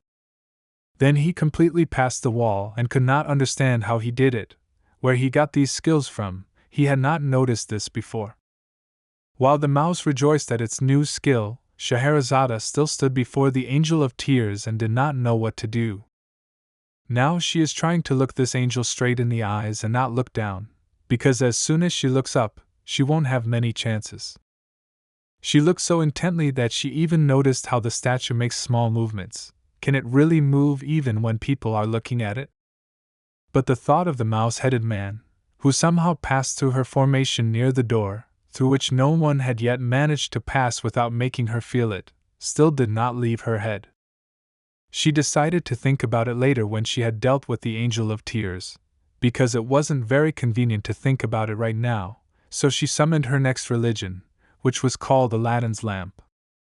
But the effect of this lamp is not quite the same as we are used to seeing. With the help of this lamp, Scheherazade can call the past and the future, which means that she can call two copies of herself from different time zones. One of the characteristics of Scheherazade, who was summoned with this effect, immediately began to shout at her and demand to explain to her what she was doing in this stinking place. The real Scheherazade advised her to calm down and help her. She immediately fell silent when she saw what she needed help with. It was the angel of tears. She seems to have come up with a plan that will help detain the angel and allow her to escape and wait. 10 minutes later, Scheherazade wrapped the monster in a magical bandage and tried to detain it in this way, but at the same time the other two had to keep a close eye on this angel. As soon as she finished wrapping him, she got off and asked to give her some time so that she could rest, so she decided to check what was tormenting her at that moment more than this angel, the man with the head of a mouse. First of all, she approached the traces on the floor, which indicated that they were small mice, which she did not even see. There was only a man, but she was sure that it was connected with him. These traces led her directly to the room of the same actor, because of whom the theater was closed, and she goes out to the same dressing room where the summoning of this angel of tears took place. Of course, she noticed that the victim's body was already gone and it was clear who had stolen it. But she was worried about something else, that there was some organization behind it, which really wanted to steal this body and investigate it. Scheherazade already wanted to leave there, and she saw another strange piece of paper lying nearby on a small cabinet. She went up and took it. As she began to examine what was written there, she saw very familiar symbols that pointed her to a mouse catcher, and she remembered that Tsuchi had recently investigated the case of the small temples that were depicted on this note, so she would keep it and give it to him later. The mice waited for their little boss, who returned to them after a few minutes and wanted to tell them about his new skill, then asked them to turn around and look. He began to open this portal again and tried to pass through the wall, but this time he was unsuccessful. Mishalov stood and did not understand why he cannot pass through the wall when people are looking at him, but when he tries to do it in front of the audience, he turns into a stone, a very strange new skill. Of course, the ability to survive has increased, he can pass through walls and turn into stone, but why does it work like that? But after all this, he could no longer think normally. He became very hungry after each transition and transformation into a stone. It took a lot of energy. After the mouse catcher and his mice carried the body out of the theater, people from the nine-headed woman's funeral parlor came to take the body and take it to her. They arrived at the garage in the backyard of the theater and began to search it in the hope of finding a body, from which there was an arrow pointing to where they should go next, so there were no problems with orientation. Then the mice drew arrows for them, which showed the direction of movement to the garbage container, where they went accordingly. These agents who came to this case noticed that the work was clearly not done by a person, but it was done very qualitatively and precisely, only that which is very dirty, but these are details. As soon as they opened the container, they saw a huge bag in which, most likely, the same body was located, and there was also a note on this bag. I wonder what was there. There was no letter on this note, only a picture of cheese, and it was a direct hint where they should leave the cheese. Which they did accordingly, taking the body and leaving the cheese in the right place. They unloaded everything and drove away. The mice climbed out to check whether the goods they were waiting for had been delivered, and they really had, so she had to immediately notify her boss about it. The people of the woman in the mask informed her that the mission was completed successfully, and she was not disappointed in the mouse catcher, who did his job perfectly and kept his word, so he honestly deserved his reward. Meanwhile, Tsuchi was sitting in his class at school and carefully watched how the ghost student was cleaning the blackboard, and he noticed that from the moment he ate with her, she had changed a lot. Now she was constantly looking at him and repeating that he liked her, and that made her very happy, and on the contrary it scared Tsuchi even more. He could not spend a minute without her voice behind his back, so that he did not do, she constantly pursued him and repeated the same thing. Even when he was in the toilet, she was still there and watched it. Tsuchi's life from that moment became simply unbearable. He constantly heard her whispers, which were just eating away at his brain, and he didn't know what to do about it. No one could stand it for long. Tsuchi tried to speed up the making of rain, and Miko made it clear to him that it would not happen, at least in a few days, so Tsuchi will have to listen to her whispers for several more days. It will be very difficult. While Tsuchi was praying to all the gods to get rid of him, Xiaoyi approached, who also began to ask him what happened to him and why he was so sad. Tsuchi also asked if she would like to hear an amazing story about herself. Without waiting for an answer, Tsuchi began to tell her that if she does not pass the midterm test the day after tomorrow, she will not be allowed to participate in the school festival that she so wanted to attend, and he will not help her in any way. She took offense at him and went and sat down at her desk, and she was sure that she would pass everything, because this time she worked a lot on herself, and she will succeed. Although it might have pleased Tsuchi that he angered Xiaoya's spirit, not only did she not understand anything in this world, but even now there is a bag sitting, why is it not pleasing to the eye? In the afternoon, Tsuchi and his friend Xiaoyushu were walking around the schoolyard, and Xiaoyushu was reading him the news of the day, which was just a huge robbery at the city's central bank, so everyone was warned to be careful, especially today. The news even reported some details of the robbery, which involved several robbers, all wearing animal masks, who were captured on video surveillance cameras inside the bank when they broke in. The robbers threatened the bank employees with weapons, who nevertheless gave them all their cash, after which the robbers disappeared in an unknown direction. Tsuchi was amazed at the audacity of these robbers, who robbed a bank in broad daylight and also used weapons in a city where this is strictly controlled. Later, the news showed how one of the local residents filmed on a mobile phone how the robbers threw banknotes from the car and at the same time caused chaos. The police reported that the gang that committed the robbery today most likely committed several more robberies earlier, in particular at a bank in Newtown. The guys couldn't believe that the robbers were just handing out money to everyone. Can you believe such news?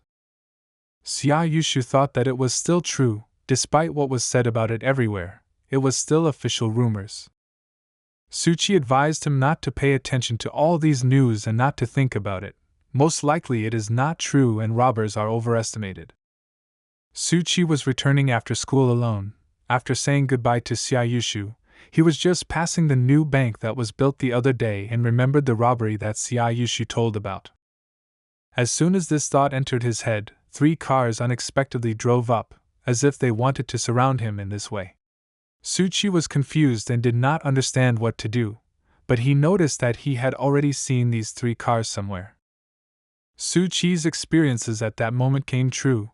It was the same gang of robbers who came on a direct tip to rob a new bank that Suchi passed by. He thought that his luck was at its maximum then. One of this gang jumped out of the car and started yelling at Suchi to stop and shut up, and then added that Suchi should behave himself and put his hands behind his head and go with them. Today he is in no mood to cut holes in people, so if Suchi will behave normally, he will not touch him. Suchi silently resigned himself to this situation and simply sat down on his knees and thought when the adventures would stop raining down on him one after another, and also those where life is in danger. A gang of people in animal masks spoke a few words, probably repeated the plan of capture and started activities in the bank, and Suchi was with them, who clearly did not want to do this, at least today.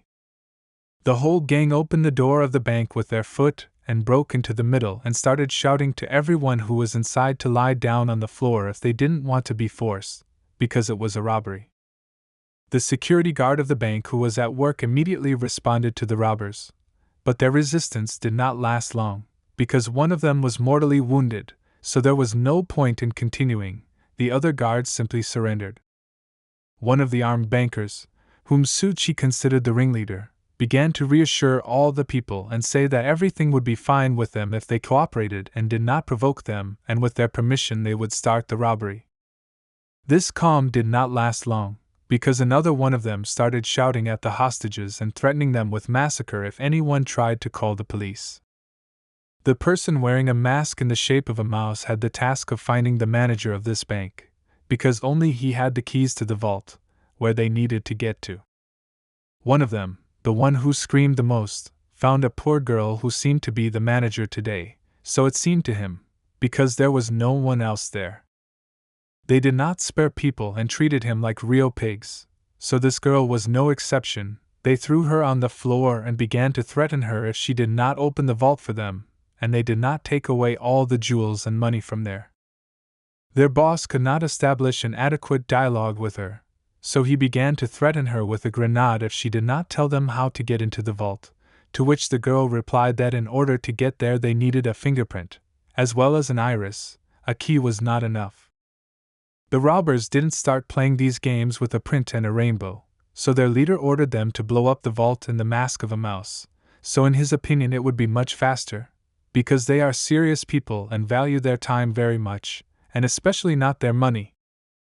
As for the girl, he invited her to play what he thought was a very fun game while they waited for the explosion in the vault. The essence of the game was that he handed her a grenade in her hand, with which he took out a check, and asked the girl to hold it as long as possible, otherwise she would explode on the spot and drag someone with her. Suchi could not calmly observe this madness. He did not understand from which mental hospital these sick people escaped. Normal people do not behave like that. What did this girl do to them that they mocked her so much?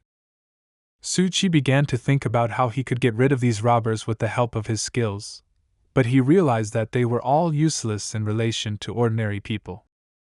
His holy sword, which is not very similar to him, may harm one of them, but it will not do anything significant, and he will only be shot for it. There is also no point in applying the painted face skill, because ordinary people can't even see it, so it is also useless. The skill of fire does not seem to be any special in relation to ordinary people. It is unlikely that they will even feel that if Suchi uses it. He was a little sad, because all his skills are completely useless and useless to anyone here, so as long as these crazy robbers do not intend to continue harming people, but only to rob money and jewels, Suchi decided to sit quietly and not anger them. Suchi carefully looked at the girl and how she was holding the grenade. He even clearly tried in his head to calm her down and tell her that as long as she was holding the grenade, it would not explode. Suddenly, in complete silence, a shot rang out from behind Suchi. What is going on with them? The robber, who was wearing a monkey mask, decided to scare a little one of the hostages, because he didn't want to lie on the floor and put his hands behind his head because he didn't want to dirty his bone. But the monkey insisted and threatened to shoot him next if he didn't fulfill the order. Suchi watched this situation very carefully. He heard a German accent just like his German teacher at school. The other robbers immediately ran to calm their so-called brother, who was already preparing for the second shot. The monkey barely restrained his aggression and gave the man one last chance, because he had already removed his weapon from the fuse and was preparing to fire a second time. He had already pulled the trigger of his weapon, as unexpectedly for him and probably for everyone who was in that bank. At the last second, the man seemed to fly from his place and hit the monkey with such a blow that he flew back more than 1 meter. The monkey didn't expect a blow from the man and didn't even try to dodge it, so he just accepted it and smashed the window closest to him with his body. Suchi and others in that bank were very impressed by the strength of this unknown man, who made the monkey take all his words back. He raised the monkey's weapon and began to talk about a certain Cinderella, what a beautiful and graceful lady he had ever seen in this world, and tried to invite her to stand next to him in this beautiful atmosphere. It seems that no one but him understood what was happening here and about who is he talking about. The robbers stood like statues and just watched him. They didn't know what to do, they wouldn't be able to ambush him, and there were no other options. And in 1 second, a fairy tale began, which the robbers looked at and couldn't do anything about it. The same Cinderella that he told himself about came down to this unknown man. She was really a very charming and beautiful woman with an amazingly unusual dress. Then their eyes were covered by a fog, which was not clear from where it came from, but it was known for sure that this fog was not in favor of the robbers and their robbery was already in question. Suchi also noticed this mist and how it thickened little by little, and it was already difficult to see even his hands or feet through it. But by some magical miracle it was clearly clear that that man and his charming woman had disappeared somewhere. Suchi was no longer sitting on the floor and tried to save himself at this moment, but this fog did not give him peace. Not only could nothing be seen through it, but also the sound disappeared, and he could not hear either the enemy or the ordinary people who were also in the bank. But Suchi was able to deal with this problem. He used one of his relics that helped him see and hear again in this thick fog, so Suchi saw him standing behind the 2 robbers.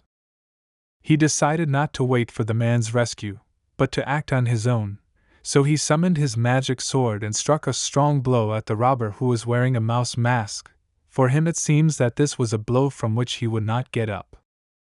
Next, Suchi simply nailed the most aggressive of them, who will also be resting on the floor today from such a blow. Suchi managed to solve the problem with 2 of the gang, but what should he do next? How to deal with the others who disappeared somewhere? Next, Suchi used his ability to see through walls and was able to see all the corners of this bank in detail.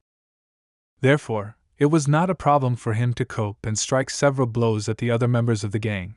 Just then it was the turn of the one who wore the squid mask. Where did they get these masks? While Suchi was fighting the robbers, the fog suddenly cleared and eventually everything became visible again, so the common people were very surprised to see almost all the robbers lying on the floor.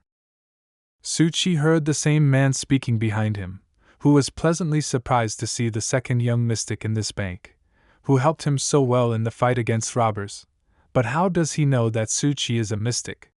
Do they know each other? Then this man spoke a phrase that was the secret code of the Black Gate Club, namely he said the lost sheep, Is this man from the Black Gate Club?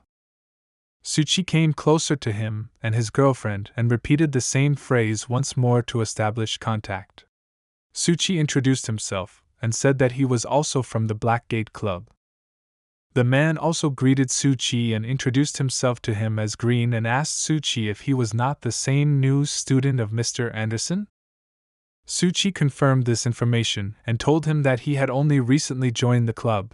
It was no surprise for the man, because he had never heard this name before. The man did not talk to him for a long time and suggested Suchi to quickly finish the matter here and leave there, because he has a great desire to see his old friend Mr. Anderson. After 15 minutes, all the robbers were sitting on the floor with their hands tied and they were no longer having so much fun, but Suchi noticed and informed Green that one of their gang was missing, namely a man in a chameleon mask. Green thought that he used a chaos skill and ran away, but he was very impressed that Suchi remembered how many there were, and indeed Suchi had a good memory, especially for such dramatic people like him. At this stage, Green said goodbye to his lady and wished to meet her again as soon as possible, after which she disappeared.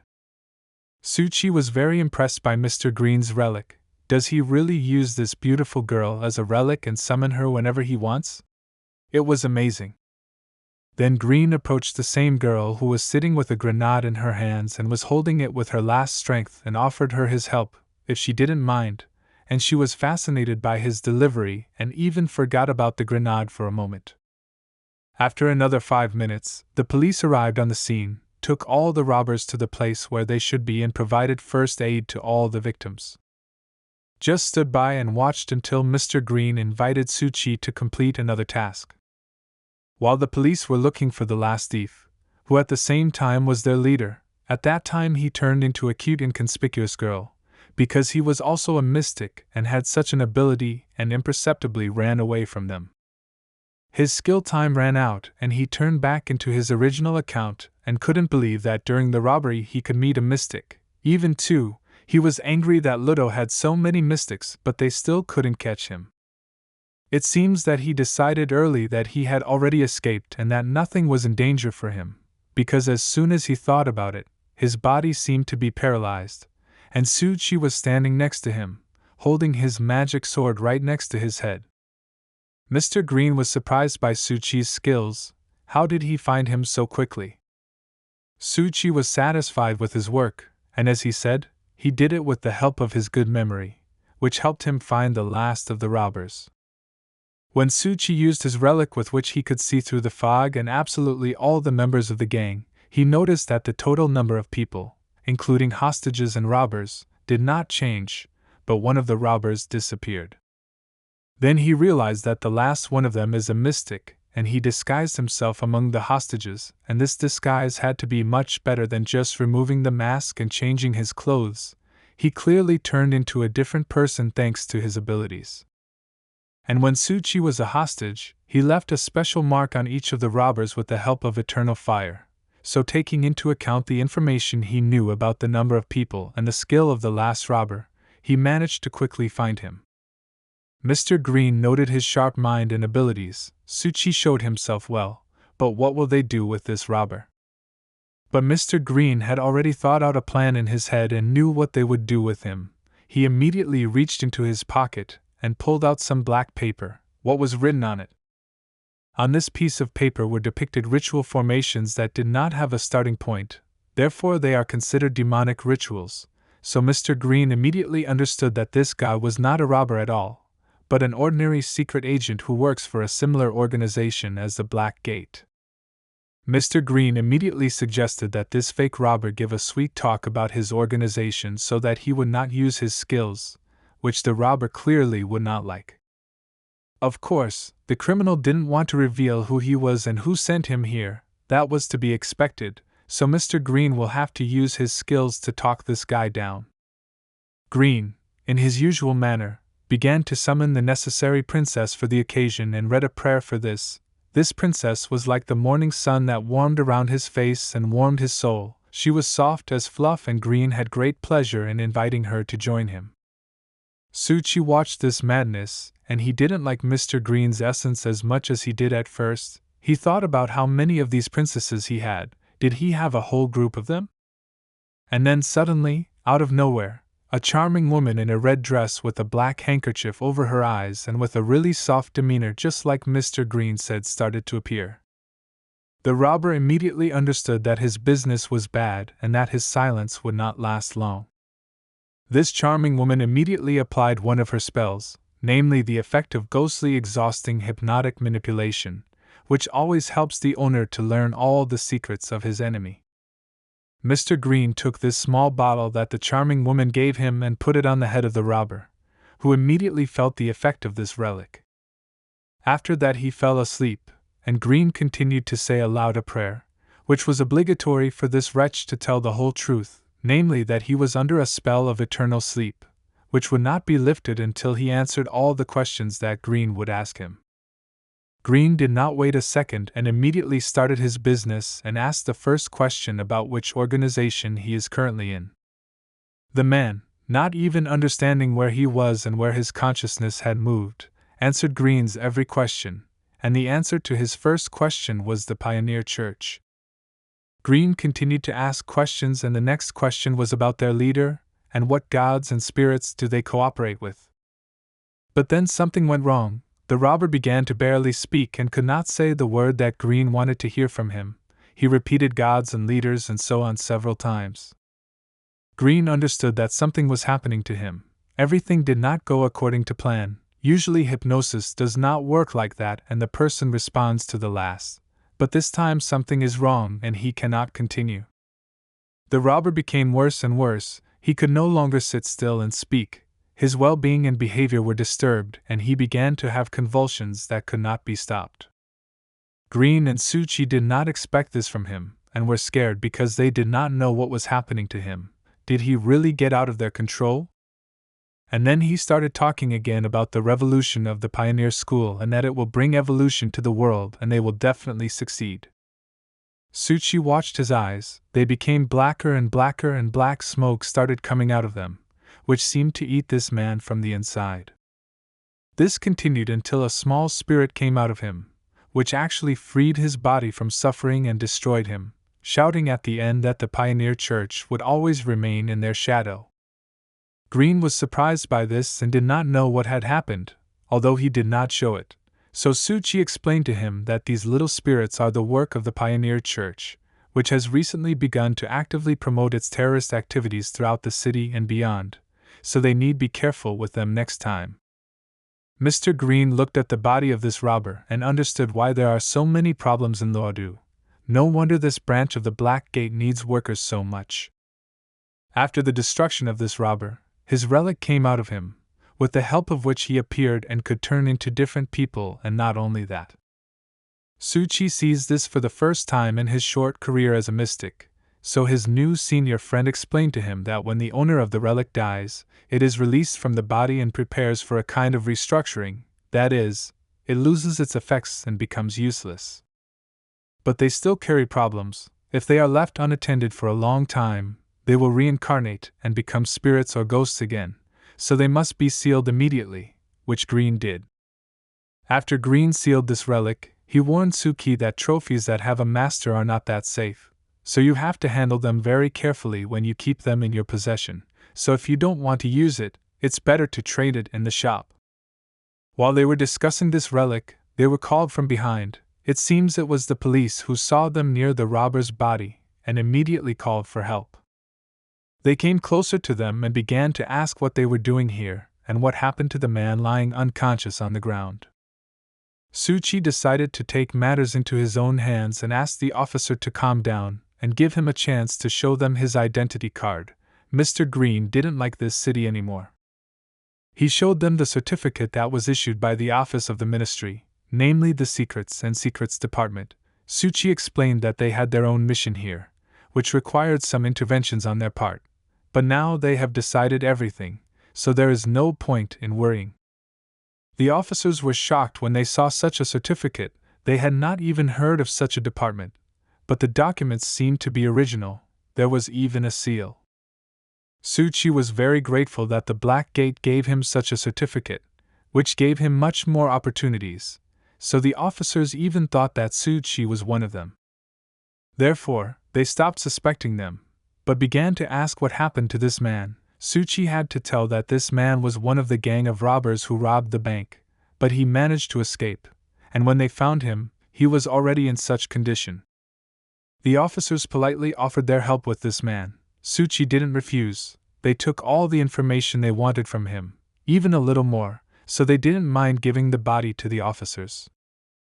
Suchi and Green turned around and went on with their business, and Suchi finally wished them a good day and reminded them that they were in the same team. The officers were more than satisfied. Green was not entirely satisfied, because he did not want to give the body to the police.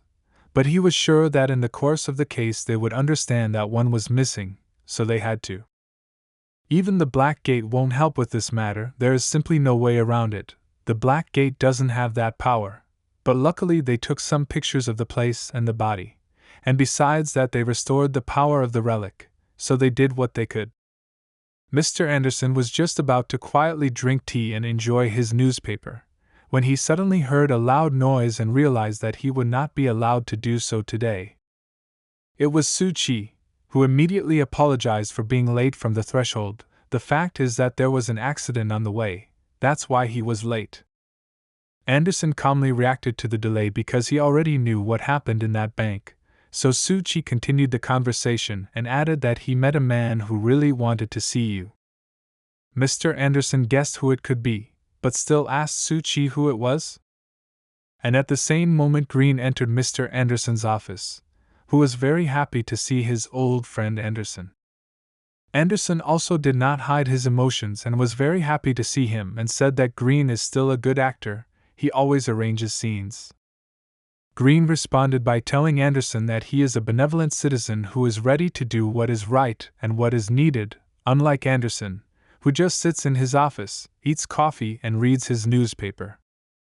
Anderson fundamentally disagreed with his opinion. In his opinion, reading a newspaper should be accompanied by drinking only hot black tea. Green began to ask who is the boss now in the Black Gate branch in Lido, to which he received an answer from Mr. Anderson advisor Alice.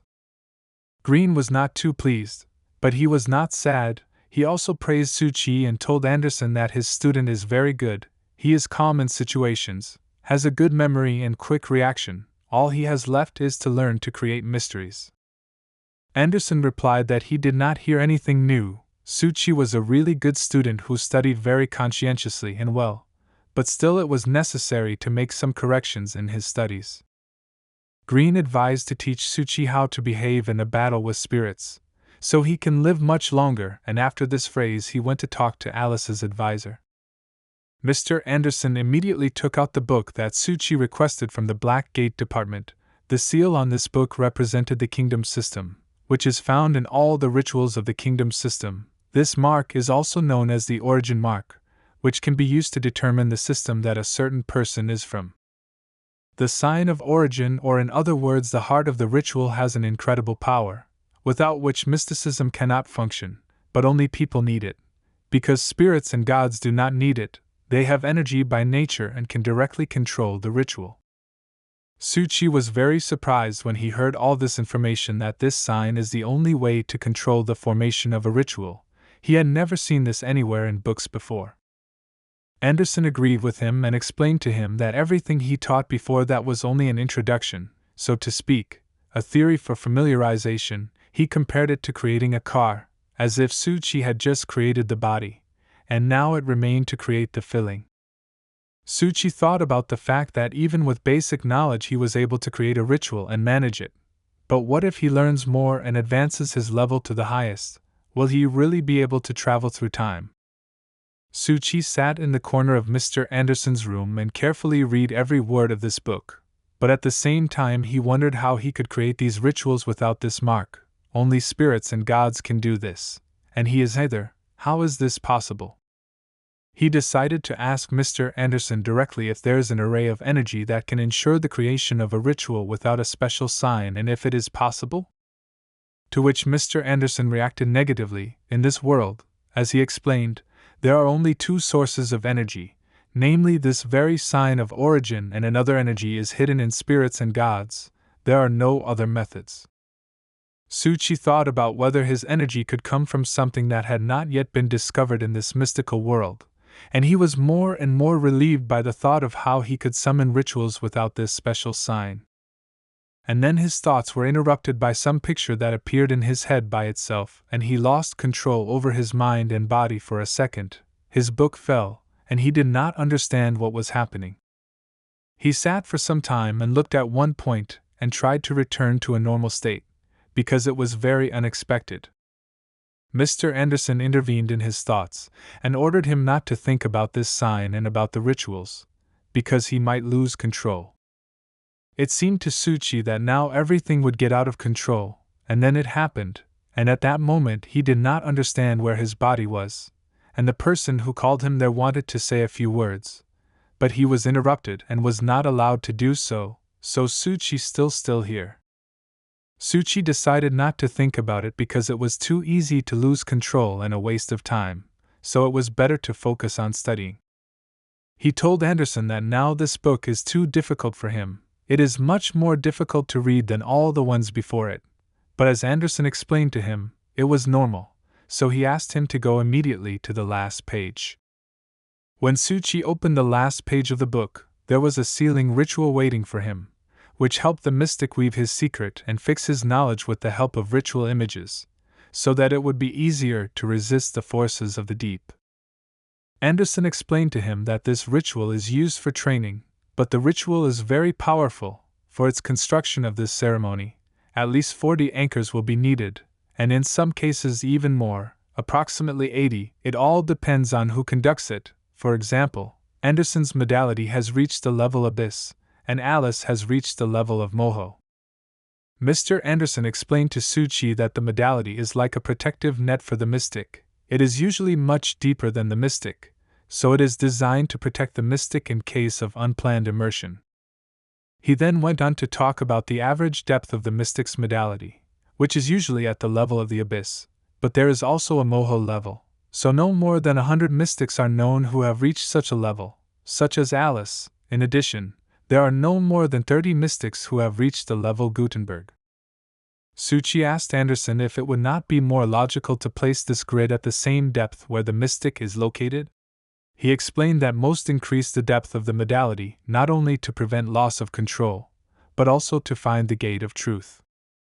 In order to see the deeper secrets, they will try their best to go deeper, and adding new modalities and anchors to them gives them the opportunity to not lose their minds and keep everything under control. Counselor Alice, for example, is one of those whose modal grid is stably in the Moho layer for 10 years and does not change. For 10 years she has been trying to dive into the moss layer of the deep sea, but she can't do it. Suchi was surprised when he heard this number, because it is so long. What is the problem? And the fact was that anchor lines and modalities can be artificially increased, but the depths of the sea are not a place where you can simply dive. For the last 100 years, in the known occult circles, no one was found who could reach the Moho layer in the depths of the sea. And then Suchi realized that he had already reached this point, which no one could even come close to in 100 years. He turns out to be the first who did it, but can he tell it? Anderson added that since anchors represent order, and the deep sea is chaos and disorder, everything depends on your talent, and some people are in the depths of the sea for a long time, while others quickly sink. For example, 2 centuries ago there was a brilliant mystic, which sank an incredible number of meters per day. Suchi is about someone whose story is very similar to his, so he became even more curious and wanted to ask more about this person. Anderson said that this mystic dived 10 meters a day, which exceeds the norm by 10 times. Suchi was incredibly surprised. At first he thought that it was a joke and that Anderson was joking. What, 10 meters a day? This is so little compared to Suchi. Mr. Anderson envied that mystic. He believed that it was very fast and the person had a huge talent, which he would also like to have, but Suchi did not think so, because he could be destroyed in the real world. In the depths he would lose control and also perish forever. He envied Anderson, because he is so free. Then Suchi became interested in what happened to this mystic. Where did he disappear to? Anderson's answer was short. this mystic lost control. After this answer, Suchi doubted the talent of this mystic. Every day he dives for 1,000 meters and does not lose control, and here it is a pitiful 10 meters. But it was very bad, because he can be on the moho layer in a day, and what does he need to do? Suchi asked why there were no mystics on the moho layer, but Anderson assured that there were, but most of them simply did not survive. For 200 years, mystics who were deeply connected to the modality and sought to reach the limit using the Philosopher's Stone forced themselves to sink into the moho layer, but most of them lost control within a month. Some disappeared and turned into ghosts and spirits, others into gods, but most disappeared in horrors and madness, and only a few could survive. Suchi thought about how many cool mystics lost control, and he had almost 18,000 depths. And he did not even begin to weave secrets and study the modality. It scared him beyond belief. Suchi decided to gather all his strength into his fist and continue to fight. If that genius couldn't hold back and lost control, it didn't mean anything. He also understood that his anchors were too unstable, and if he asked Mr. Anderson for help, he would reveal his secret and possibly lose control and attract more spirits, which he clearly did not want. Suchi sat silently and realized that he can only rely on himself. He needs to learn quickly, and all he can do now is to use his small organization to improve his anchors as quickly as possible. Anderson at this moment looked at him and asked if he has no more questions. Suchi looked at several pictures in the book and asked what one of them meant. His finger was on the picture that evokes the ritual of granting divinity, as Anderson had explained to him. Suchi continued to question him about this ritual, and the next question was whether divine religions are necessary in this ritual. Anderson replied that this is what makes the enshrining ritual so special. Each level requires a divine object to grant divinity, and you can choose as many divine objects as you like, but when a divine relic is placed in this ritual, you come into close contact with it, and you can become similar to its previous master, or even he will develop at your expense. Then Anderson took a sip of tea and added, if you are not sure that you will be like the previous owner, then it is better not to choose this relic. It is better to choose the one that will be really important to you. By the same courier who delivered the parcel last time, and he was again very fast. When Anderson took the package in his hands, he immediately understood what he was holding in his hands and what a difficult job it was to deliver it here, so he thanked this guy very much. After this guy left, Suchi asked if these couriers were mystics, because the last time he saw him on his clothes was a special badge that only mystics have. Anderson confirmed his theory about couriers. Their company is quite famous in the occult business. It is used by almost everyone. Now it was time to review what was delivered to him. In this small box were the same tools that had special settings to store the tear angels. They would finally be able to close it and not see it again. As soon as Anderson finished checking that all the items in this cage were in place, he asked Suchi to take it to the tram theater to Scheherazade. At that moment, Green entered the room, who heard only part of the conversation, unfortunately for him, and said that he would join Suchi and go with him to the theater. He was very anxious to see the Angel of Tears live.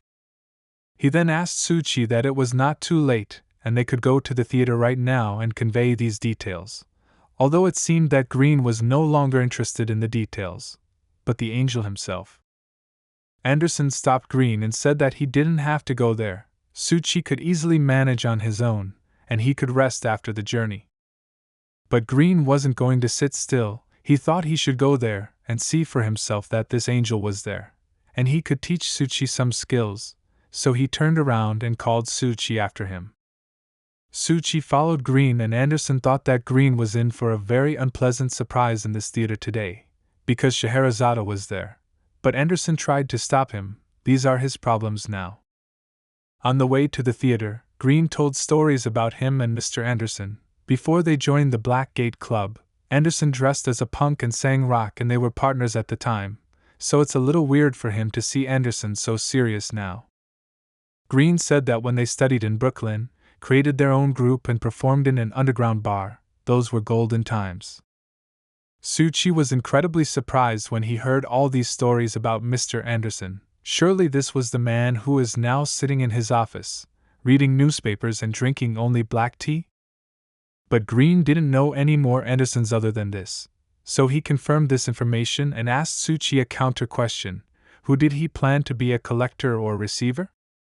Suchi was a little stunned by this question, because he still did not understand the fundamental difference between these two concepts, but he knew that they have a completely different form of ritual that needs to be studied. People or mystics who practice reception, their attention is more focused on spirits and ghosts or gods. Most of their rituals serve to investigate and to receive spirits. The attention of collectors, in turn, is kept on communication with people and contact with them. For example, Anderson is a very good collector. His auctions bring a lot of money, and this is the most important thing for collectors.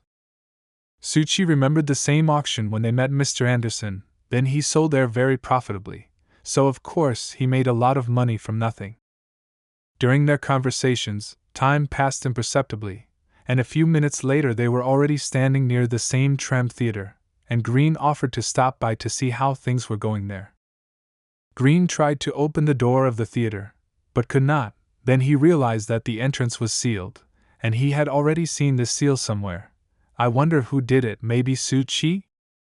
But Suchi was not yet a good enough mystic to do such rituals, so it was not him. Suchi was about to say who was in the middle, but he was interrupted. Interrupted the voice from inside, which was painfully familiar to Green. Is it really her? But unfortunately for Green, his fears came true. There really was Scheherazade behind, who really wanted to have a nice talk with him and send him to hell. She was very happy to see him. Scheherazade immediately began to accuse Yogi of the fact that he left Berlin, and did not even say goodbye to her, not to mention help. Green, of course, denied all this and asked her not to make it up. Everything was wrong. It seems Scheherazade got angry not for a joke, and at that time she asked him not to use his stupid explosion tactics, because of which she broke her arm. But of course he did not listen to her, and used it. But he did not know what would come to this. Green thought that everything would be fine. What happened at the last operation? Scheherazade became even more angry. She began to tell him how much effort and time she had spent trying to find someone to help her fix her hand so that it could function normally again. Green tried to talk to her and explain that it was an accident, and the Little Red Riding Hood they were fighting against was too strong. Is that why Green abandoned Scheherazade and fled Berlin at night? His pathetic attempts to justify himself to her did not lead to anything, but he tried to explain that at that time he had a new task. Then it seems that he made a big mistake by telling her that he is not afraid of her, because she is not such a monkey to kill him for such a thing. Suchi thought that he said that for nothing. Scheherazade agreed with him, and Green has to think again, because she was already preparing to raise him instead of his parents, who seemed not to do it, so he had the last chance to apologize. He was confused and did not understand what she wanted to do, and asked her to calm down and not be nervous, because this conflict can be resolved calmly with the help of words. She did not listen to him, and asked her magic lamp and Aladdin to summon the past and the future for her so that she could deal with Green. An incredible whirlwind formed near Green and Suchi, which could mean only one thing: now 2 copies of Scheherazade will appear here, and it was difficult for him to survive even one. As soon as Scheherazade summoned her clones from the past and future, she immediately jumped from the balcony and also ran to Green. It seems to him that it is better to run away, because she clearly did not want to greet him. Green froze like a stone and did not know what to do, because he did not expect to see Scheherazade here and was not ready for such a turn of events. And Mr. Anderson tried to warn him, but he did not hear him, so he has what he has. Suchi watched this very carefully and was very interested in watching it. He was impressed even at this stage of Scheherazade's skill. These clones are so similar to her. Green tried to still talk and make contact with Scheherazade, but it seems that neither she nor her sisters wanted to listen to anything. He even tried to tell her that he would pay for the treatment of her hand, let her just calm down and not touch him.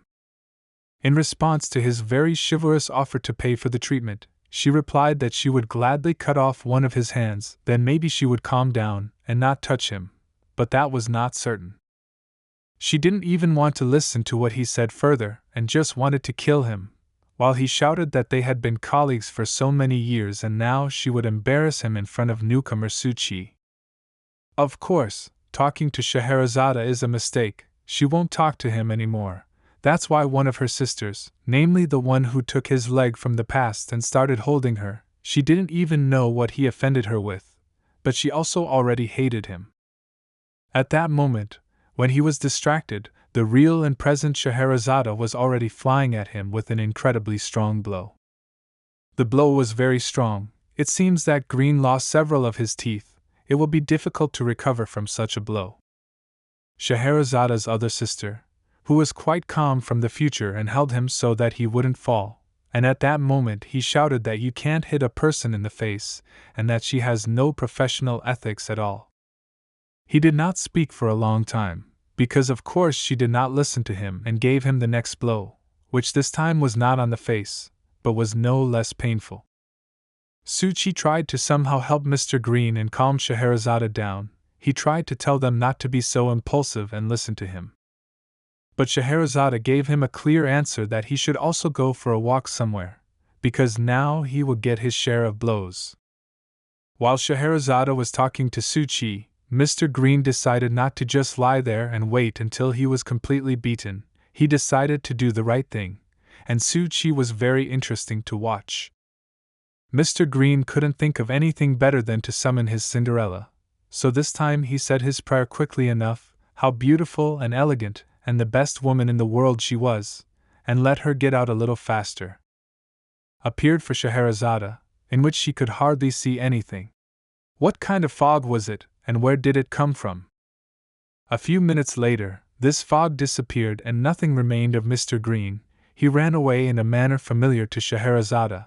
Suchi added that he did it with the help of his ashes.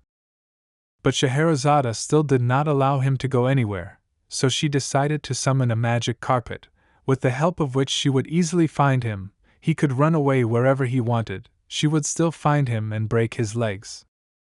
She took one of her sisters with her, and the two of them flew to find Mr. Green and break his legs so that he would not run away anymore. As a result, Suchi stood alone with these details for the angel and did not know what to do with them next, because he has no idea how to use them. At first he wanted to go into the theater and wait for them there, but he realized that firstly, the entrance there was sealed with Scheherazade's seal, and secondly, even if he went there, the Angel of Tears, whom he did not want to meet, would be waiting for him there. Here he unexpectedly heard a voice coming from behind. There was a woman standing there watching him. She was Scheherazade from the future. She will be like that in 10 years. Suchi couldn't believe it. She summoned herself from the future. It's just unbelievable. But what happened? Why didn't you fly with them? She explained to him that 2 Scheherazades are enough to deal with 10 mystics, but here there is only one. Suchi sympathized with Mr. Green. You can't envy him now. He was actually hunted. Scheherazade from the future stayed here for one more reason. She really wanted to talk to Suchi, because for her it is such nostalgia to see him alive. She already thought that she would never see him again. Suchi was scared for no reason. He will die in 10 years. How is this possible? What will be the reason?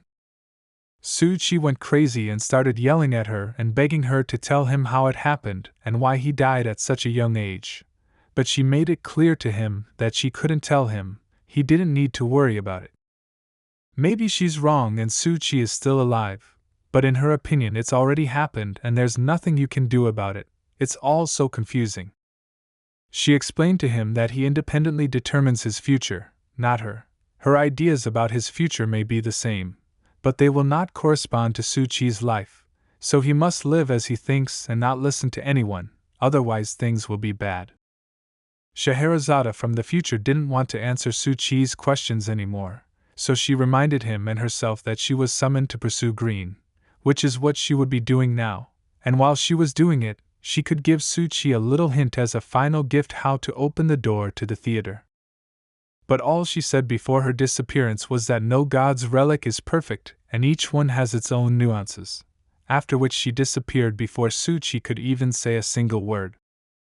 His thoughts were only about what will happen in 10 years and what he should expect, but he did not have time to ask, because she disappeared very quickly. And thought that he must get to this theater after all and see if the mousetrap had not left any clues until Mr. Green and Scheherazade returned, because he could not allow his organization to be found out again.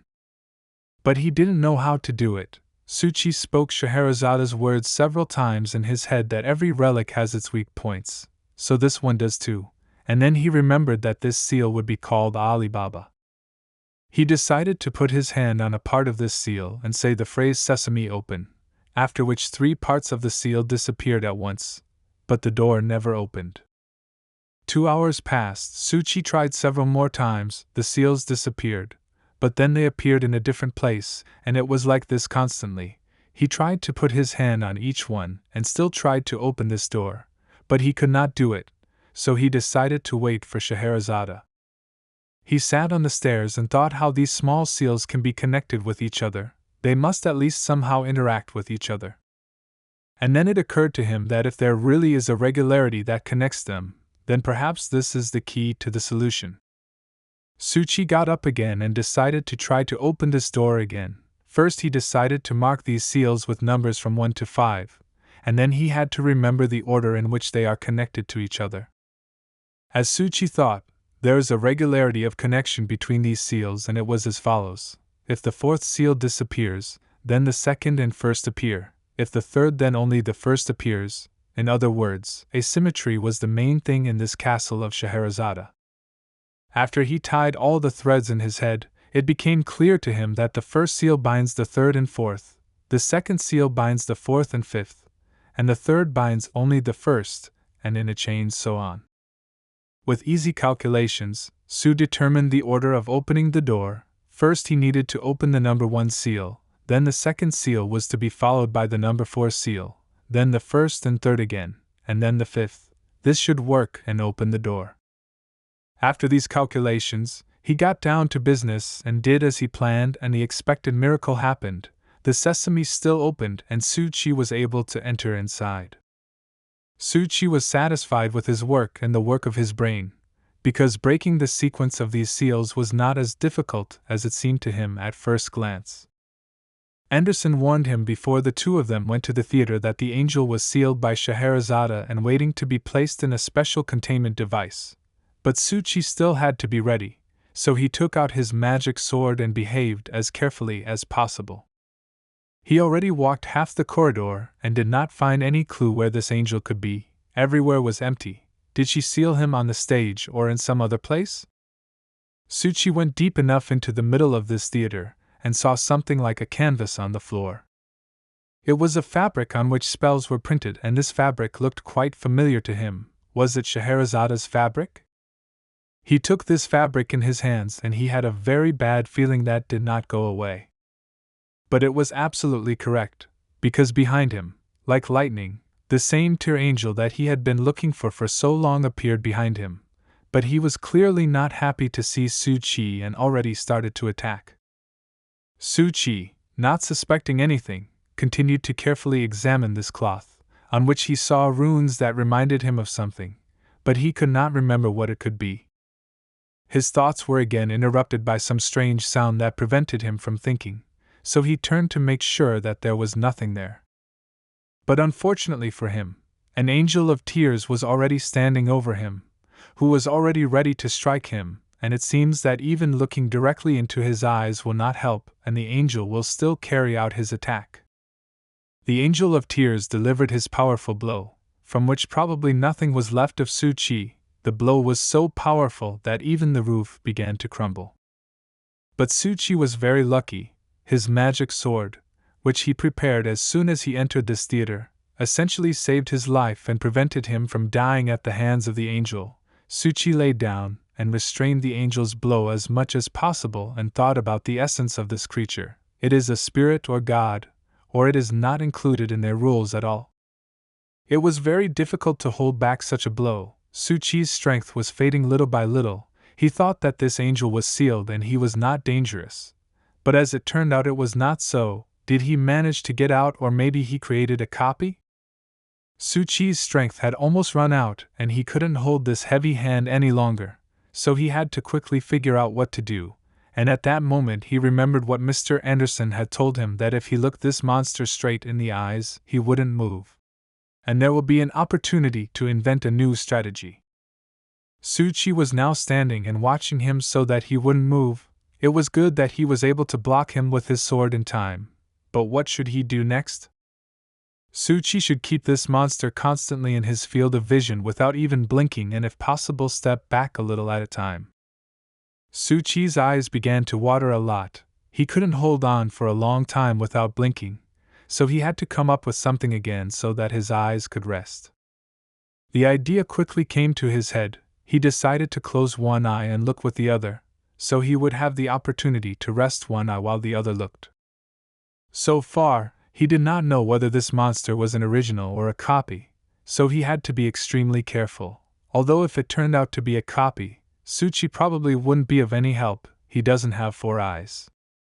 Suchi decided to take action because he couldn't sit like this forever, so his idea was to summon a doll and tell it to watch the monster while it ran away. Of course, he managed to summon the doll without any problems. He immediately placed it in front of the monster and forced it to look directly into its eyes. Suchi fulfilled all the conditions of his plan. He summoned and placed the doll right in front of the monster, so it was time to run away as fast as possible and hope it would work. But the monster was not so stupid and did not succumb to this provocation, so it quickly destroyed Suchi's doll and immediately flew after him. Suchi realized that his puppet didn't work, so he resigned himself to the fact that this would be the end of his existence. The Angel of Tears had already dealt a blow that was supposed to be the last for Suchi, but his luck did not leave him today, and he was saved. It was Scheherazade who saved him with her magic rug, and if she had arrived even a second later, only a memory would have remained of Suchi. She was angry that he behaved like that and also broke her seal at the entrance and left "I will not be allowed in the theater." Suchi tried to explain everything, but she stopped him and said that they would talk about it later, and now he should help her defeat this angel. Now the two of them were looking at the angel together and simultaneously discussing the plan by which they would seal him, so the first thing Scheherazade remembered was the special equipment they were supposed to bring with Mr. Green. Suchi said that it should be somewhere on her right. She ordered Suchi to watch him closely while she tried to catch him. She took out a box of magic needles that would keep him a stone statue even when he was being watched. She took them in her hands and began to speak magic words for these needles, so they began to combine with each other and form real weapons. Then Scheherazade put these needles on each of the angel's sides, which formed one big seal, which had already begun to act and prevented the monster from moving. Scheherazade did not wait long and began to perform the ritual of sealing this monster. It was very difficult, but she is a strong mystic, so everything should work out.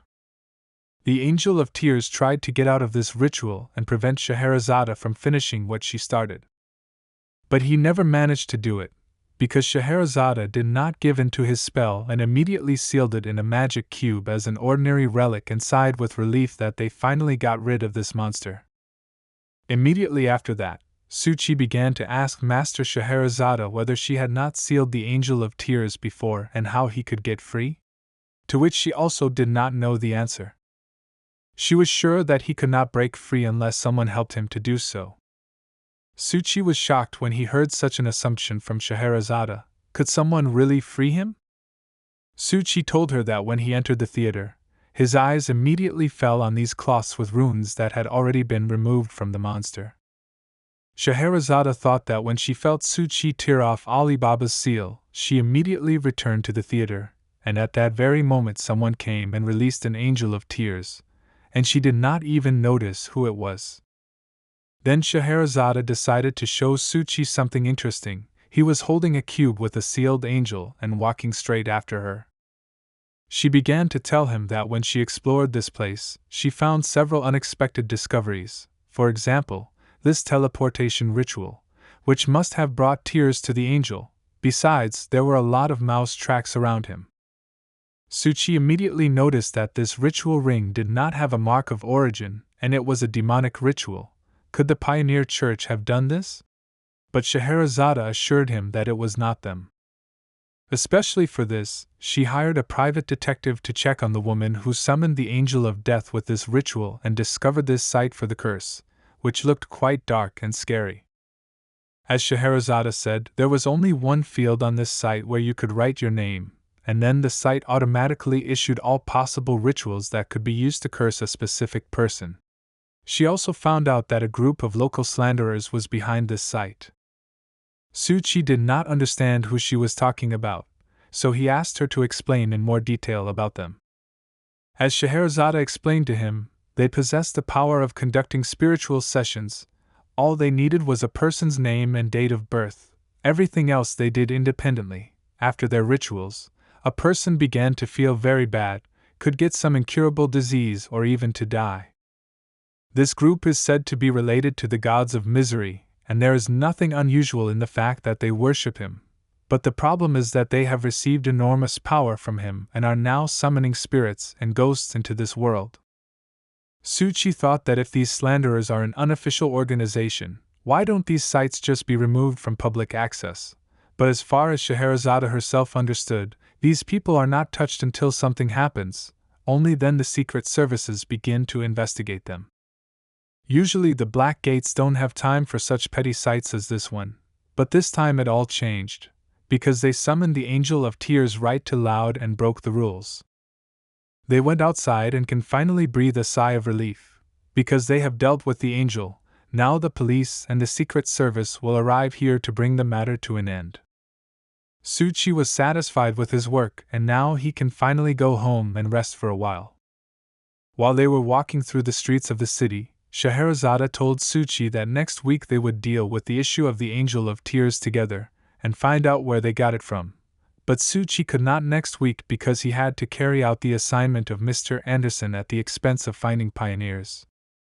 But Scheherazade hinted to Suchi that he could transfer this case to Green, because he had just been appointed to the position. Scheherazade uttered some strange words like a curse of blood and skin. Suchi did not understand why she needed it. Meanwhile, Green stood by Anderson and blamed him for not warning him about Scheherazade, but he tried. Suchi had already arrived home after a hard day and immediately went to bed and continued his dive. His depth was already about 19,000 meters. Only 1,000 meters remained to the moho layer. Suchi looked at his threads coming away from the anchor and got a little worried.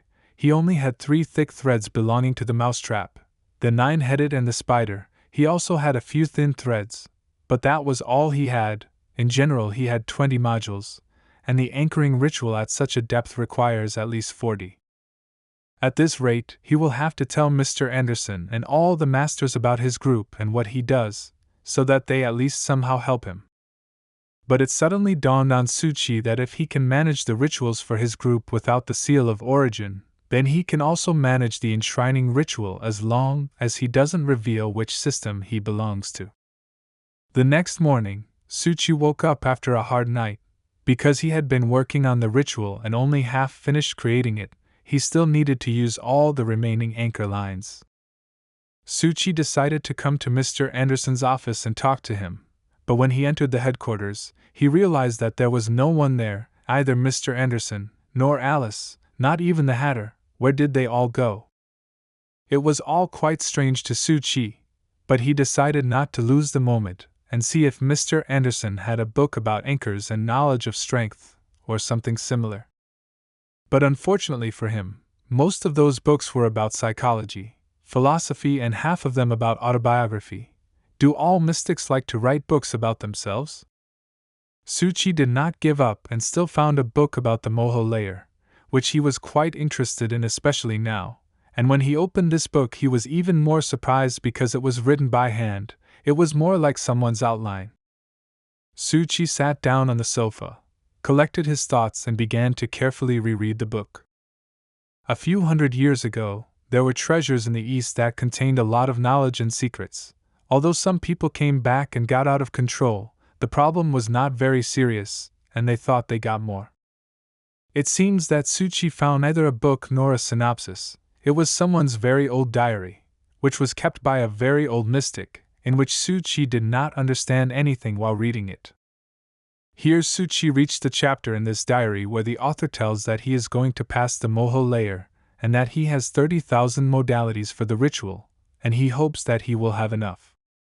Suchi was incredibly surprised by such a number of modalities and that a person still worries that he may not pass this layer, even with such resources. It is interesting to see what he managed.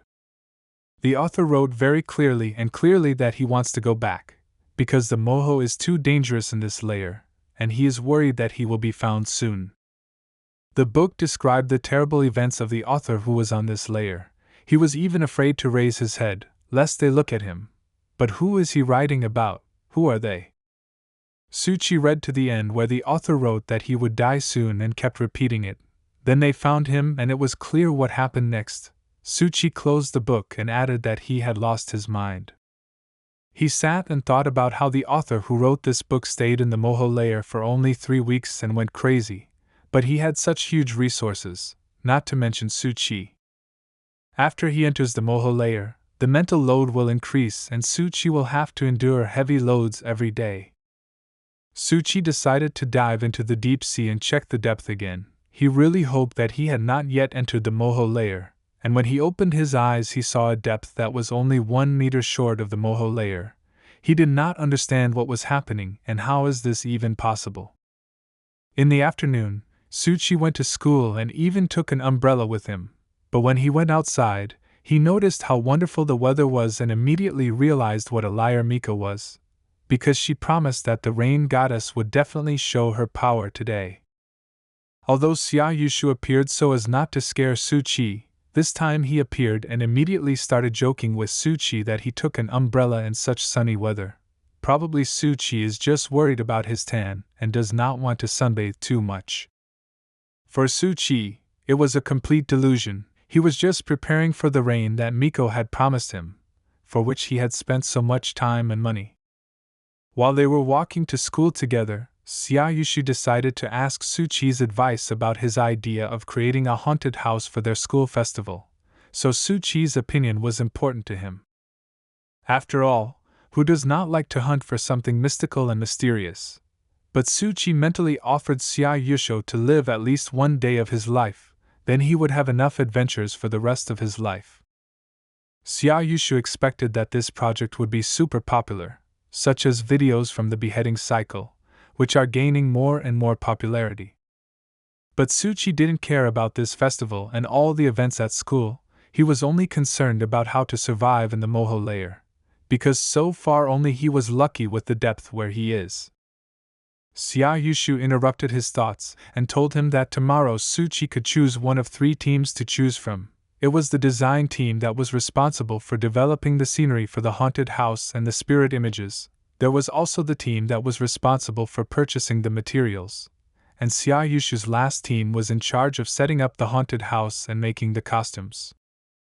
Therefore, he asked him to choose wisely, but to choose correctly, taking into account who his friend is and what kind of team he has. Suchi chose the first team because he always liked design, so he dropped Xiaoyushu's hand from his shoulder. Unexpectedly, their conversation was interrupted by a very scary dark cloud, which seems to bring a heavy downpour to this city. Suchi was very happy with this news, because Miko still fulfilled her promise and did not just run away with the money. Now all Suchi needs to do is wait for the spirit girl and go home with her. Suchi stood outside the school during the downpour and thought that the rain had stopped just in time, and when Miko said, "Was she also a person of the mystical world?" His thoughts were interrupted again by Xiaoyushu, who was standing in a garbage bag. This was all his brain could think of to save himself from the downpour. But Suchi had no plan to go anywhere with Xiaoyushu. He was waiting for the spirit girl who was supposed to be here from minute to minute, so he introduced the friend as best he could. But in the end he just left. Xiaoyushu shouted that he had changed a lot and he had the secrets appeared.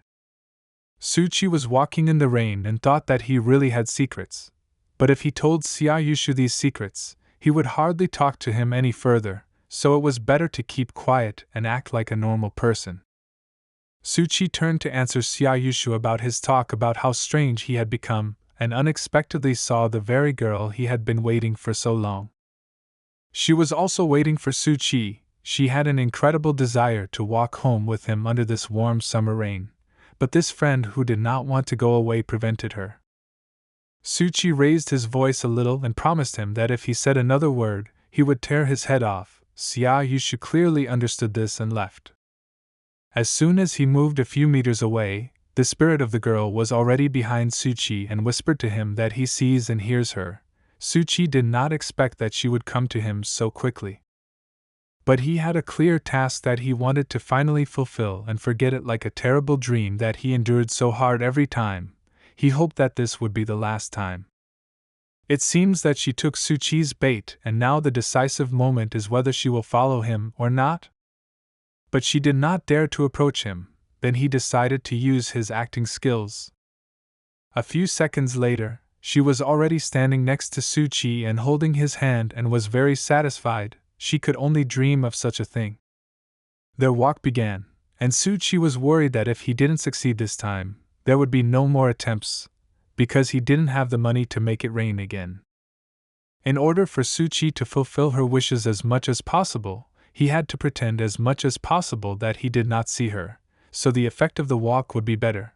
But it was very difficult to control, because sometimes he thought that he was really walking in the rain with a girl. Even this special atmosphere that covered them when they walked under one umbrella, it will be too difficult a walk for Su-Chi. But he has to endure it, because there will be no second chance.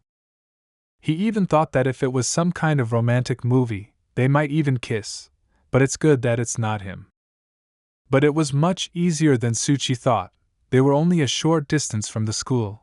How the girl from the spirit turned into ashes and how she started to cry in front of him, of course from happiness. Because she was very grateful for what he did for her. Su-Chi was also satisfied with his work, because he finally got rid of this spirit and even turned her into a Buddha. What could be better? But that's not all. The girl seems to have left behind a relic, which at first glance to Su-Chi didn't look very expensive, so it's probably impossible to sell it and get something, so he decided to keep it for himself. When it fell into his hand, its name sounded like the divine soul of youth, so Su-Chi began to doubt its usefulness for him, and once again thought about selling it in a Chinese antique shop. While he was thinking about the best way to solve this problem, this bracelet with spikes unexpectedly disappeared somewhere from his hands. Where could he go? But then he understood everything. When he saw his reflection in the mirror, this bracelet penetrated his soul and seems to remain with him forever. No matter how hard he tried to remove it from his head, he couldn't. But then he stopped and saw how his anchor threads got tangled in this spiked bracelet. What happened to them? Then the bracelet completely cut these lines and nothing was left of them. The power of this bracelet is that it cuts the anchor lines. Then something started happening to Su-Chi. He did not understand what was happening, because his body seemed to stop working, he could not feel it, and then his heart seemed to fall out of him and fell into the water. It began to sink in the deep sea absolutely exactly, and some voice whispered to him that his heart should be in the water, because there is much more knowledge and opportunities. There is so much good that he cannot even imagine. Su-Chi unexpectedly plunged into the deep sea for the second time in a day and began to sink with incredible force, and it seems that he had experienced such emotions before. So he already had these emotions in the headquarters. When Alice made him go through it, it seems that he is actually starting to lose control over his body.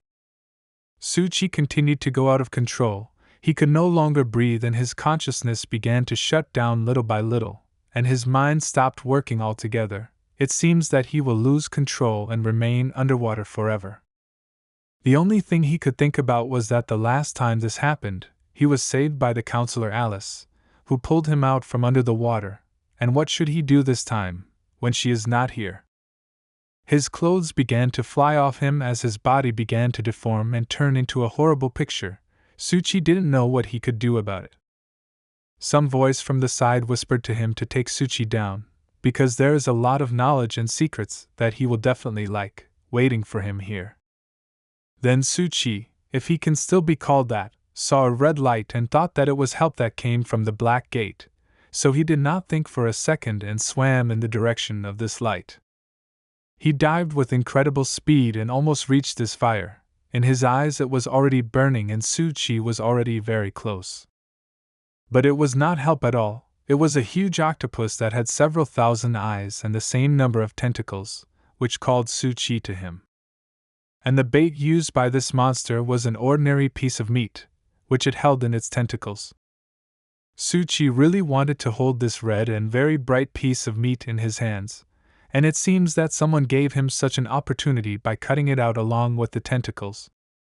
Next, Suchi heard how a completely different voice, which was much more pleasant, began to call him and pull him out of this depth in which he was. He woke up from this terrible dream and just sat scared in the rain near his school and barely forced himself to stand up. Suchi sat on the floor for a while and reassured himself that he was now near the school and he was still fine. He was back in the ordinary world. The tentacles and piece of flesh are not actually there in real life. They came from the depths of the sea like the body of the first master. Could the octopus statue be related to those giant tentacles that were there at the first loss of control? He looked at his reflection again and saw that his only anchor lines were still intact and all was well. But why had they suddenly stopped working? In any case, he understood that his new relic was too dangerous, and he could not know when it would work next time, because it seemed to cut the anchor lines for the sake of a joke. It is like a slow-acting bomb on the head that cannot be controlled. That's why Suchi decided to go to the Blackgate Club, where they might not give him advice, but in an emergency they can save him. Because of this constant downpour, Suchi seems to have become sick not for fun, so Mr. Anderson gave him a handkerchief and a cup of hot tea to make him feel better and not get more cold. Suchi still decided to tell Mr. Anderson everything about his new relic, which he received as a result of fulfilling the spirit girl's dream, so Anderson once again questioned him whether this new relic is really beyond control and causing him a lot of trouble. To which Suchi confidently answered yes. Anderson suggested that he try adding this new relic to his binding ritual to cement the bond between them, and help make it more manageable to use. Suchi was not sure about this method, but as Mr. Anderson said, he had no other choice, because, for example, he had never met such a case in his life, so he could not help. Suchi had to deal with this problem on his own. He also decided to tell about his dive in a little more detail, but not to mention its depth. So Suchi simply described the stone monument he saw and asked if Anderson knew what it was. He, in turn, asked Suchi to draw this stone monument, and then maybe he would tell him something. Suchi immediately warned him that he doesn't remember very well what he saw, so he draws very schematically, and what he came up with he showed to Anderson, to which he immediately got a question: where did he see it? But Suchi sat silently, because he did not want to tell what happened to him today. Mr. Anderson understood that he did not want to talk about it, so he promised him to check it for him in the Blackgate base, but it may not bring the desired results for him, because although there are many creatures in this base, many of them are undefined and unknown. After that, Suchi thanked Anderson and got up from the sofa to say goodbye and leave, because he still has to go to work at the law firm today. Anderson asked him to go home and rest, because he got sick and his clothes were all covered in water. But Suchi didn't seem to hear him and shouted that their motto in this company is work harder, and there will be more money in your wallet. Anderson liked this motto. Suchi finally got home after that hard day. He lay there and thought about how busy it had been for him to go on a date with the spirit first. Then in some unknown way his new relic pulled him into a great depth and he almost lost control. At work he had to deal with very difficult clients, and also only recently finished dealing with this Marie who comes to him every day. Now, after all this nightmare, he can calmly go to bed and rest, hoping that tomorrow he will get up as usual and enjoy the dawn. As soon as Suchi fell asleep, some mysterious hand came out from the floor and grabbed his hand. It was not like a spirit that wanted to eat him, it was something else. At this moment, Suchi was deep in the sea, and it seems that nothing will happen today that will make him feel so broken in the morning. But his peace immediately ended as soon as he saw at what depth he was. His level was 25,000 meters, which meant that he had already crossed the Moho layer and had been there for quite a long time. He understood how much it was, but you can't do anything about it. In any case, he is already in the Moho layer, so 20,000 or 25 didn't make a big difference. By the way, this strange statue he saw today can't be full. Is it related to the fact that he crossed the Moho layer? Suchi decided not to wait long or obsess over that octopus. He needed to focus his attention on creating his own anchoring ritual, which was much more important at the moment. Despite the fact that Suchi had very few anchor lines, it was still better than nothing, so he still began to create a ritual. He successfully created the framework of the ritual. Then a problem arose, namely, how and in what order one can start introducing divine relics. In the book that Anderson gave him, it was said that in the ritual of anchoring there is a structure that provides divinity, and that a divine relic must be embedded in it. So each layer can be embedded in the ritual, and each ritual can be embedded with the help of a divine relic. The divine relic can interact with the mystic, it can evolve, and the mystic can be under its influence, so Suchi carefully chose the divine relic.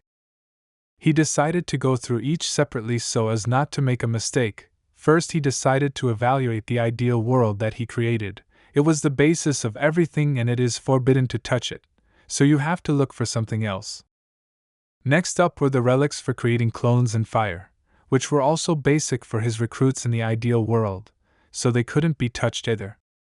The next two relics also did not fit, because they were relics that helped Suchi survive in emergency situations, namely his lipstick and the sacred sword. There was one more relic left in line, which was the last one on the list. It was the same wreath that had driven Suchi to the depths, causing him to almost lose control of his body and mind, but he had no choice but to take it. At first, Suchi had problems, because he could not incorporate this relic into the ritual, because this required experience, which he unfortunately did not have, but after a while he succeeded and introduced the wreath into his ritual.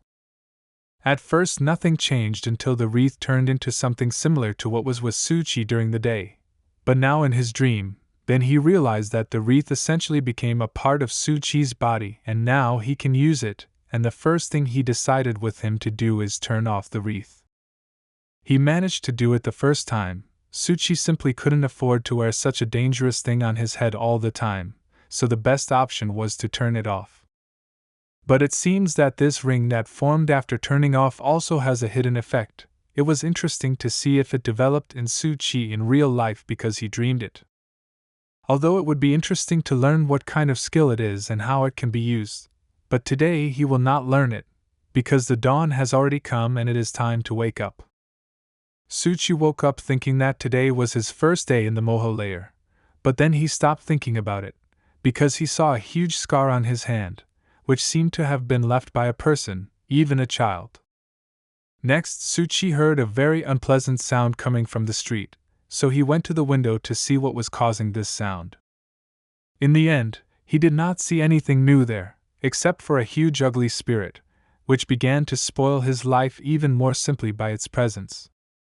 Suchi did not expect such a morning. Again, his day does not start in the best way. Now he sees such ugly spirits that he was thrown from the window to the ground. What was in the sky was incredibly scary things that Suchi began to see due to the fact that he had moved to a new layer of Moho that gave him such an opportunity. All around the world there were terrible monsters that could destroy him in a matter of seconds. Blood began to flow from his mouth and nose, but it was not a natural red color, but pitch black. It all looked very scary. He wanted nothing more than to fall asleep and never wake up again. Nevertheless, he gathered all his strength into a fist and went to school, because one must not forget to lead a natural life, because that way they will immediately start poking him with fingers and then the spirits will find him earlier. But it was a real absurdity. He sees how this world is ready with thousands of monsters, but he still had to go to school. The strange sounds that he heard in the morning did not disappear, but on the contrary intensified, and they probably disturbed Suchi the most. It was very unpleasant to listen to. Suchi was already halfway to school when the sound began to come sharply closer to him, as if someone was about to eat him.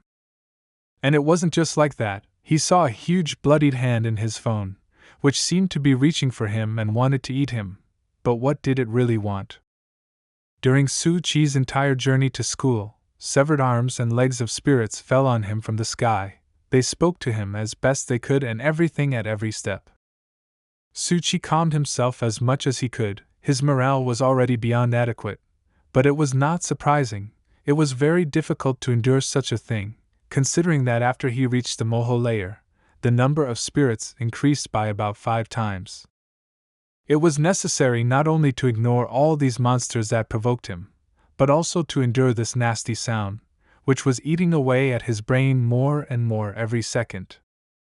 Su Chi tried to cheer himself up as much as he could and thought about why the logic of devouring does not work here, namely why the bigger one does not eat the smaller one. That is how much food there is for those spirits in the sky. But after a few seconds, Su Chi took his words back, because he saw how one giant simply crushed another spirit that was just standing with one hand. Su Chi almost screamed. But all along the way Su Chi was being watched by a strange hand that had an eye inside the palm of his hand that was watching Su Chi, so he tried not to raise his eyes.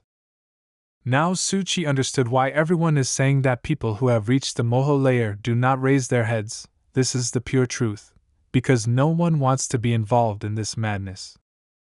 Finally, Su Chi entered the subway car and no longer sees all that horror flying in the sky.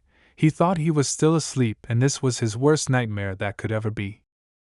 All the way to the subway, he rode with his head up. Because his neck was stiff, he had to look up all the time. He just couldn't look up at the sky, it's so uncomfortable. He remembered this huge hand in the air that looked like a huge doll with eyes. It was terrible to see that. And then he remembered the spirits that he seems to have seen before, but they are not so terrible and have an unusual shape. Who are they? Higher spirits? Su Chi simply could not believe what he was seeing. He had never seen such chaotic madness, as if the whole world was a seedling for spirits. But he still did not understand what the Moho layer had to do with them. Why do they appear on it? Maybe it all works because of the greatest fear in the world that comes from the food chain. People feel that they have climbed to the top. That's why they consider themselves fearless. That's why all the monsters sank to the depths of the sea, and as soon as humanity learns that demons and spirits can rise and eat them in their own way then everything will change. Su Chi tried not to think about it and calm down. Because if he thinks about the fact that he has just ascended to the Moho level and sees so many strange things at once, then he will definitely lose control and will not help himself, so he needs to collect his thoughts and calm down. He decided that he needs to clear his mind to be safe, but until now he needs to record everything as much as possible, everything he sees and hears, so he will be one of the most useful in the Black Gate Club. But he understood that all the usual things that people use, such as telephones, recorders or even notebooks, can be lost, so it is necessary to invent another way to record all the information about what he sees. And then a brilliant idea came to his head, but he needed to wait until he was alone in the car to implement it. As soon as everyone got off at the stop, Su Chi immediately used one of his ideal state relics and moved there. At the moment, he has not thought of anything better than to write down all his notes in the Hall of Secrets, from where he may someday transfer them somewhere, but for now this is the most reliable place in the world.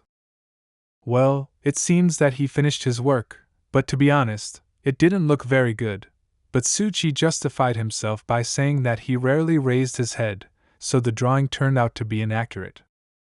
Su Chi then noticed a strange black object appearing above the sky that looked like a silhouette. Perhaps this could be another terrifying thing in his diary.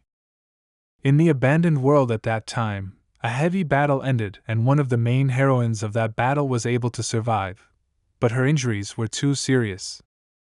But she wasn't going to give up and used her blood, which she was draining, to heal her wounds, so she created a ball from that very blood. Then she pulled her in with her last strength through her special mask, and after that she really should have gotten much better. And indeed, this ritual that she performed did not only help her, it gave her a new form that made her even stronger. But unfortunately her main problem did not disappear. She was too disturbed by the spirits and ghosts in her head that constantly said something. But still, she cannot walk in this form. so she had to put on a raincoat, which she used to protect herself. She was once again greeted as the spreader of the secrets and knowledge of the great sage Lin Wei by her humble servant. She reminded him that there is no need to repeat such a long greeting every time, it will not help him survive, but for this man manners are the most important thing, which he believed would help him not to be eaten. Next, she created an alchemical ritual, but she didn't draw a diagram of the ritual and didn't use seals. She really had already gone beyond the human mind and become much stronger. After completing this ritual, she gave him the 3 stones of wisdom that he had asked for information on how to move to a city called Lodu. In response, he told her that he had prepared a rite of eternal life in Lodu for her day, although he was not a specialist in this. But someone from Lodu inquired and he gave him a hint. But she knew the rules of the gate, and knew that all things are equal and the ritual of life must be exchanged for another life of equal value, and she did not want to get into trouble. So if this is the best way he talks about, then she wants to cancel everything. He began to calm her down and tell her about this ritual in more detail. He knew that alchemists are always cautious about such rituals, so he asked her not to worry. This is not an exchange of lives, this is a ritual of exchange of punishments, where the other person is not against doing it. Just in case, she reminded him what would happen if he cheated and gave him 3 stones of wisdom, but he assured her that everything would be fine. After she gave the stones, Ling Wei said that she would be waiting for him here, so let him hurry. But it seems that this man was not quite as virtuous as he told, so he began to smile and remember that Lin Wei was a spirit with a human soul. It was a perfect plan for him. Meanwhile, Suchi finished writing down all the details of his life now. He calculated that if something happened to him, it would go to the Black Gate and they would know everything, a kind of note before death. He remembered everything he needed at that moment, and he was going to add more information while he could still do it. Then he looked at the best picture. His gaze turned to 2 kidneys, which were just walking by the handles on the subway car. What a horror this layer of moho is! For all the time he has been in this body, he has not seen more terrible things than now, and also his neck it hurts a lot due to the fact that he cannot raise his head up, the problems themselves. Suchi unexpectedly forgot about his pain when he saw that above each human head there was a red ribbon that looked like a fire going up a mountain, and in the middle of this fire there were a bunch of incomprehensible symbols. But not only people had such a ribbon, Suchi himself was the owner of such a lamp. I wonder what it means and what it gives to the owner. Every person had this above their head without exception, but spirits and monsters did not have this. It was very interesting. Suchi understood that this tape was created especially for people. It is something like a tape of thoughts or desires and all lead to the gods above. The weekend came, so Suchi came to the gym where Scheherazade was already waiting for him, who was ready to start Suchi's training in full. He didn't even have time to change his clothes and recover from where he is, as he has already received a blow to the face, and it seems that Scheherazade does not feel sorry for him. Then another blow to the stomach, and it seems that Suchi will need time to recover, because after such blows she did not really want to train. Scheherazade said that he is not collected at all today. What happened to him? He explained that he has not yet gotten used to the depths of the sea and is unlikely to ever get used to it. She reassured him and agreed that it is a difficult test for him, but everything will be fine. They will definitely help if necessary. Suchi thought how much he wanted to be on the bottom of the abyss. He would trade anything for it. He can no longer endure all this and also these trainings and rituals. It is all very difficult for him. Scheherazade decided to cheer him up a little and offered him a deal if he could endure the training until the end. Then they would go to a wonderful place where Suchi had never been. She began to explain the training tactics to him. Scheherazade was sure that in order to learn to fight, you must first learn to receive blows. Suchi had a pretty good body, but his skills were too weak, so she decided to beat him a few times. Maybe that way they would rise. Suchi already didn't seem to care, but now he understood why she was a Black Gate fighter, that even Green avoided her. He was ready for another round and told her to attack, and she in turn was not going to give in to him. After training, As Scheherazade had promised, they went to a magical place, namely, they were on Tin Shui's shopping street, where Scheherazade did not even remember the last time she had been. He still didn't understand what they were doing here and why she brought him here, and she didn't tell until he bought her food. Suchi was sure that she had a talent for manipulating people. Suchi nevertheless bought what she wanted so much and looked around, where there were spirits at every step. Even the bench with dolls, which seemed very cute to ordinary people, but in fact, Suchi saw only a bunch of terrible spirits there, ready to destroy him at any second. He brought the same food that Scheherazade wanted, and now he gave her an ultimatum that he will not give her food until she says so. But then when he looked at her, his desire to blackmail her disappeared, because it would be possible to get it from Scheherazade. In fact, Scheherazade planned this meeting in this shopping district, and the meeting was supposed to be with one of the slanderers, who should know about the curse ordering site. Suchi asked what his name was, but she explained that such people do not have a name, but they are usually called that by someone who slanders something, or they can use a name, but it will be made up and next time you will not address him like that, but Suchi did not understand why so. Scheherazade explained to him that this happens for two reasons. Firstly, in this dark business, you can be cursed if the real name of a person is known, and secondly, if the curse becomes known, then it will be easy to escape with an invented name from responsibility, so they don't use their real names. But then a logical question arises from Suchi: if they are not ready to give their real name, then why are they ready to go out on a date? She made him understand that, most likely, the slanderer himself will not appear here, but his friends or assistants will come and take them to him, because usually such people do not appear in public places, because they have done a lot of bad things. Scheherazade simply could not be satisfied with her delicacy, which Suchi brought her. Well, it is already delicious. She was enjoying her meal until a voice called to them from behind and asked them if they were looking for a reverend. When they turned back, there stood a man who looked more like a ghost or worse, and quickly used his magic sword to fight off the Atada. He did not understand how he did such a thing. But Scheherazade quickly calmed him down, and answered that this is the child of the slanderer, who, as she said, came for them to take them to the slanderer himself. He politely invited them to follow him, and they agreed, although it didn't look very safe, but they had no other option. They came to a nice enough place in the center of this shopping district, and Suchi was even surprised that the slanderers were concentrated in such a nice place, unlike them. But when they entered inside, he immediately took his words back. It was too unpleasant to be there, and it was scary. Are all these paper people slanderers? Suchi once again had to not raise his head or look at them. Of course they were not included in the food chain, they were not ghosts or spirits, but their appearance in some cases scared him more than the spirits, so he decided to pretend that he did not see them and go calmly. They came to the room of the most important slanderer, who seems to have been in the city, so they were just as politely invited to enter the room. When they went inside, they were surprised to see several giant skulls hanging on the wall, and it looked very terrible. Without waiting for what the guests wanted from him, he immediately asked them what or whom they wanted to curse today.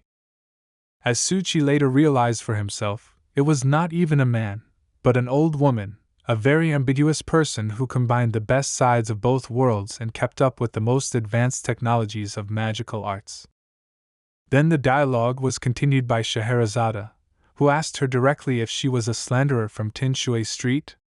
Suchi was surprised that she didn't know her either. But this woman with a very terrible look answers that she curses people from 50,000 to 5 million per person, so don't be stingy.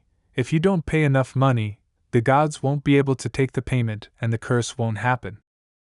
It seems that Scheherazade did not react to her words and continued to ask her questions, and this time she asked if she was somehow related to the cursed site.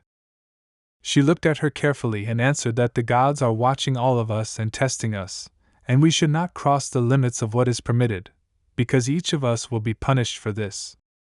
Then she extended her hand to Suchi, but he did not understand what she wanted from him, and what it meant, so he just stood and watched her. It's good that Scheherazade was there, who understood what this woman wanted and how to behave with her. This hand gesture meant that she wanted to accept payment and bargain, so she extended her hand.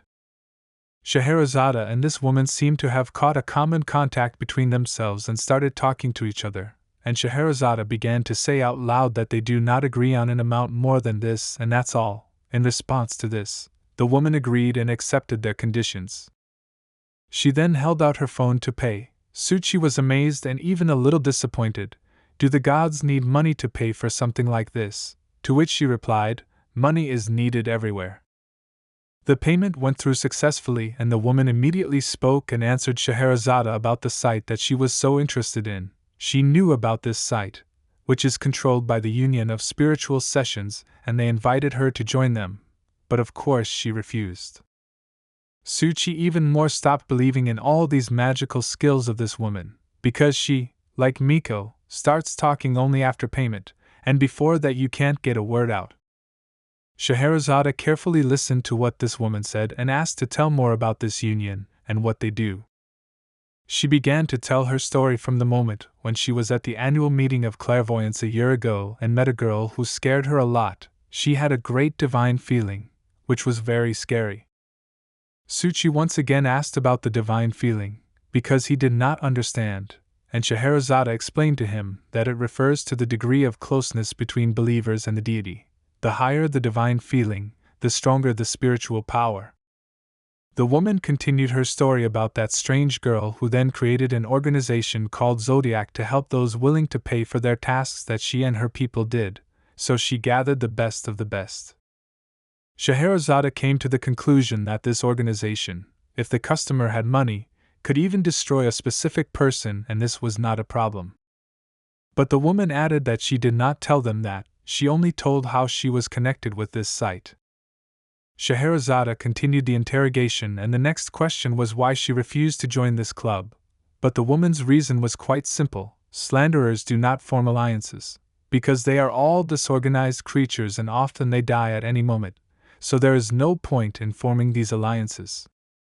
Plus, a high-ranking organization of slanderers will definitely attract the police and secret services, who will definitely start an investigation on this matter. That's why many people spoke against the spiritual sessions, but this girl shut everyone's mouths when she destroyed 3 masters right on the spot, which shocked everyone who was at the meeting. It seems that she had a very difficult character, and it was said that the goddess of disaster sat in her soul, who did not give the girl even an attempt to resist her and was, in fact, only her doll. After that day, most of the slanderers left the city to protect themselves from her, although some of them joined her, and now they are doing terrible things together in this world, and to be honest, there are almost no slanderers left in Loadu, and she is going to leave in a few days. Scheherazade offered her help, because this woman knew who they were and from which organization, and for that she would tell more about this girl and how best to deal with her. But the woman seemed to be boiling with memories and made it very clear that no living person could handle this girl, because her strength is beyond comprehension. After that, Scheherazade sent more money to this woman, and she immediately changed and was ready to talk. Suchi simply did not understand how money can change people like that. Next, she took out some small box from her small locker and wanted to show it to Scheherazade and Suchi. As she said, after this box, her slanderer friends studied the essences and found out about her. When she opened this box, it seemed like a lot of blood poured out of it, which could drown everyone who was in this room.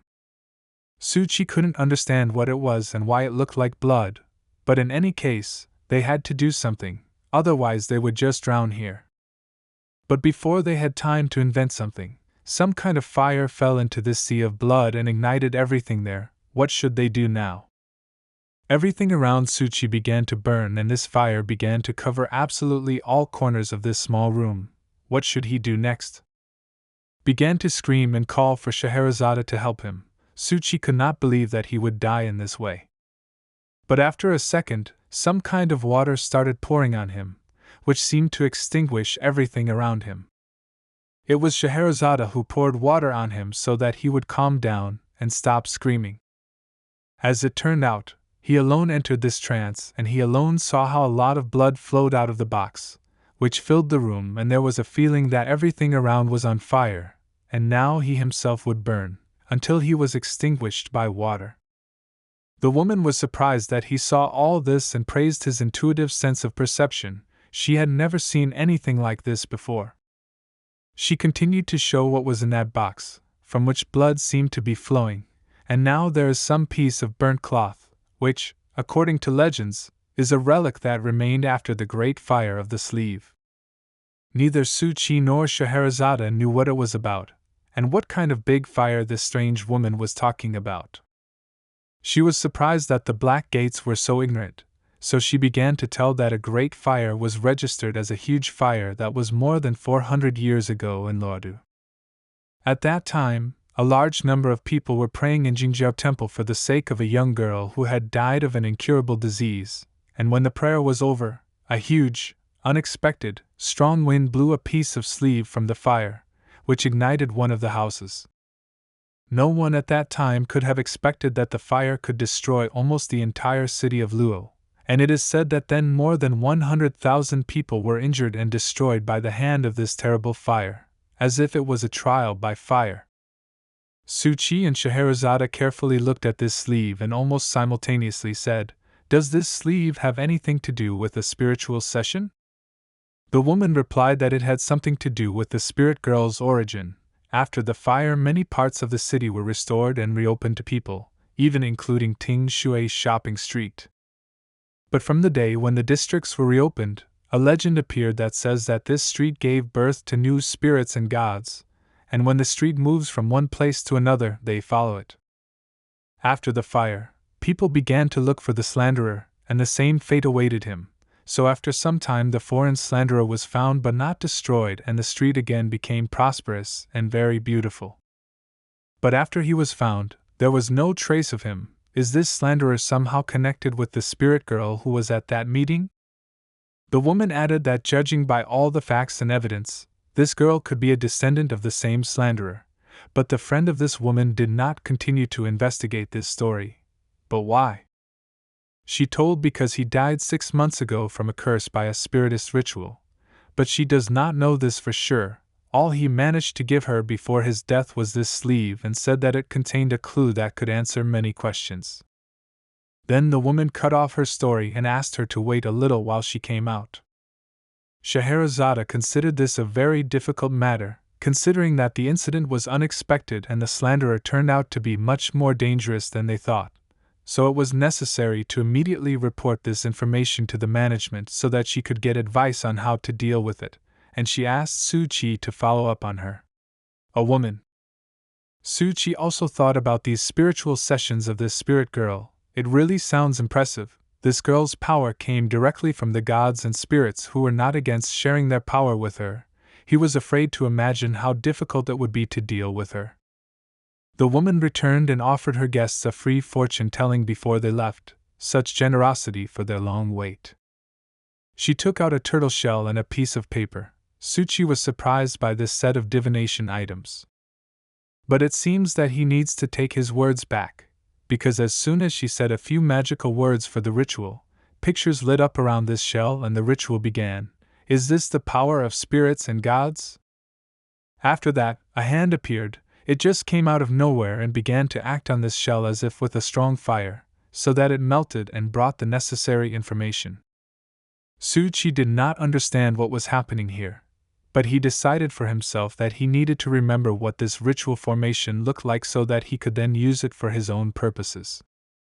But the woman did not have time to finish her ritual, as Scheherazade took the box with the sleeve and said that they do not need fortune-telling, because they do not believe in it at all, and went to the exit. The matter is done, so they will leave.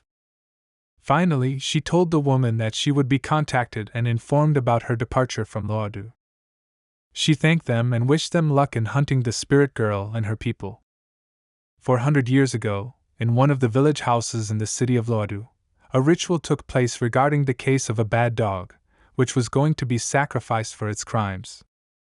The family that was the owner of this dog gathered for this ritual and knew how everything would end with her beloved dog, but they could not do otherwise, so the husband of this family sent the woman to the house. If she is so worried and scared, she cannot watch it, but it must stay. The person who performed this ritual recited a prayer that spoke of great hatred and the great crime they had committed.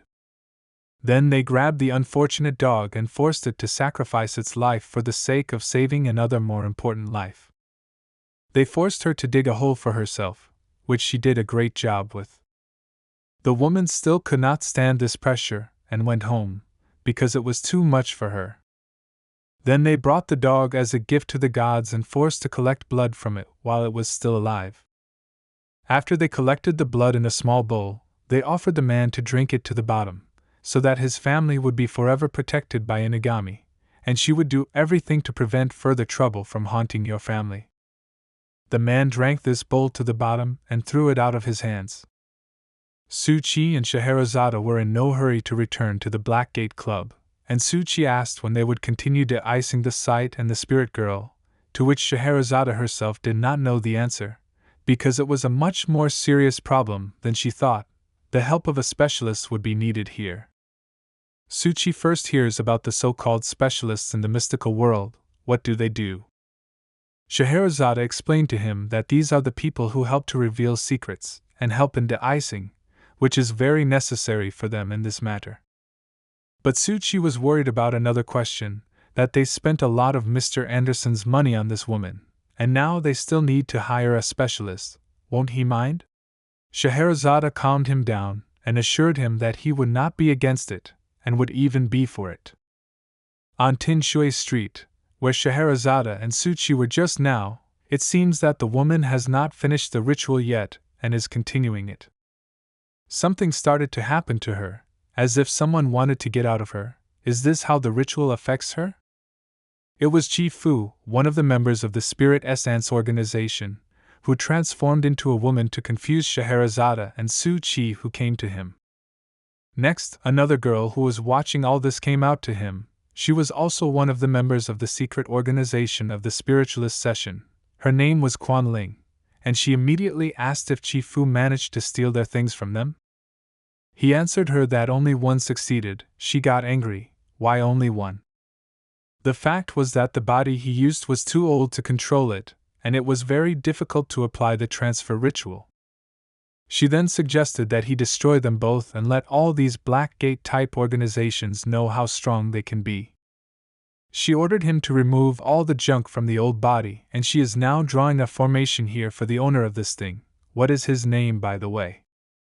And his name was Suchi, and Chi Fu managed to steal his coin from him, and even take a picture of him. Now Suchi is in danger. Quan Ling began her destruction ritual. She began to say the words enemy approaching Inugama must come, enemy approaching Inugama must come, Inugama destroy, and then the ritual itself began, which began quite quickly. Then she said in her voice that she is very sorry for Suchi, but her Inugama is very hungry and wants to eat Suchi, and it will happen. At that moment, Suchi was counting his coins, which he had left, and he did not count one coin. It is very strange, because it is not like him. He always clearly counts his finances. He was just standing by the vending machine with food and wanted to buy something, because he was very hungry, and he just didn't have the same coin, and the machine also does not support payment by phone. Suchi decided to go home, as he had already received a reminder that Mrs. Mary would visit him soon, and it was time to go back, so he left the machine gun and left. When he was returning home, a very cold wind suddenly arose here, which literally covered his whole body from his feet to his back. Where did such a cold wind come from? Here he heard a strange sound behind him, as if someone had very carefully descended from heaven to earth. But he understood that this was not good, and most likely now he would have to fight. When Suchi turned his head, he saw such a terrible monster that his breath froze, and his body began to tremble on its own. Did this monster come for him? Chu Fu asked this crazy girl if they would stay here until she finished her ritual, to which she replied that of course she would like to enjoy and get the thrill of contact with the 4-year-old Yingan.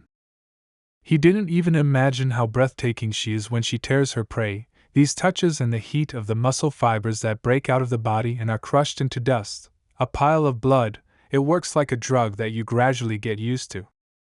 Suchi didn't understand why, because he just turned his head, this spirit was already targeting him and was going to eat him, but he didn't do anything to make him think that he saw him. The monster did not wait for Suchi to assess the whole situation and of course already attacked him with its giant teeth and was ready to tear him into small pieces. Without thinking for a long time, Suchi uses his painted face skill and should turn invisible to this spirit. But it doesn't work. The spirit almost killed him and is still haunting him. The painted face doesn't work on this ghost. This is clearly no ordinary spirit, and no ordinary food chain. You have to come up with something else immediately, because it will just destroy him. This happened only once, and that was with the spirit that was summoned by the members of the Pioneer Church. Surely this skill does not work on this layer of spirits. But he did not care, he simply did not want to die here and ran with all his might. But he didn't notice how his phone fell out of his pocket and fell straight to the ground, to which Miss Mary was calling at that moment, and Suchi, before it fell, accidentally picked up the phone and started a conversation. Suchi ran as fast as he could, and when he raised his head, he saw Miss Mary at the end of the street, who was already waiting for him there and was ready to meet him. But this time Suchi was even very happy when he saw her. But he has a new problem. His painted face timer stops working and the timer is almost up.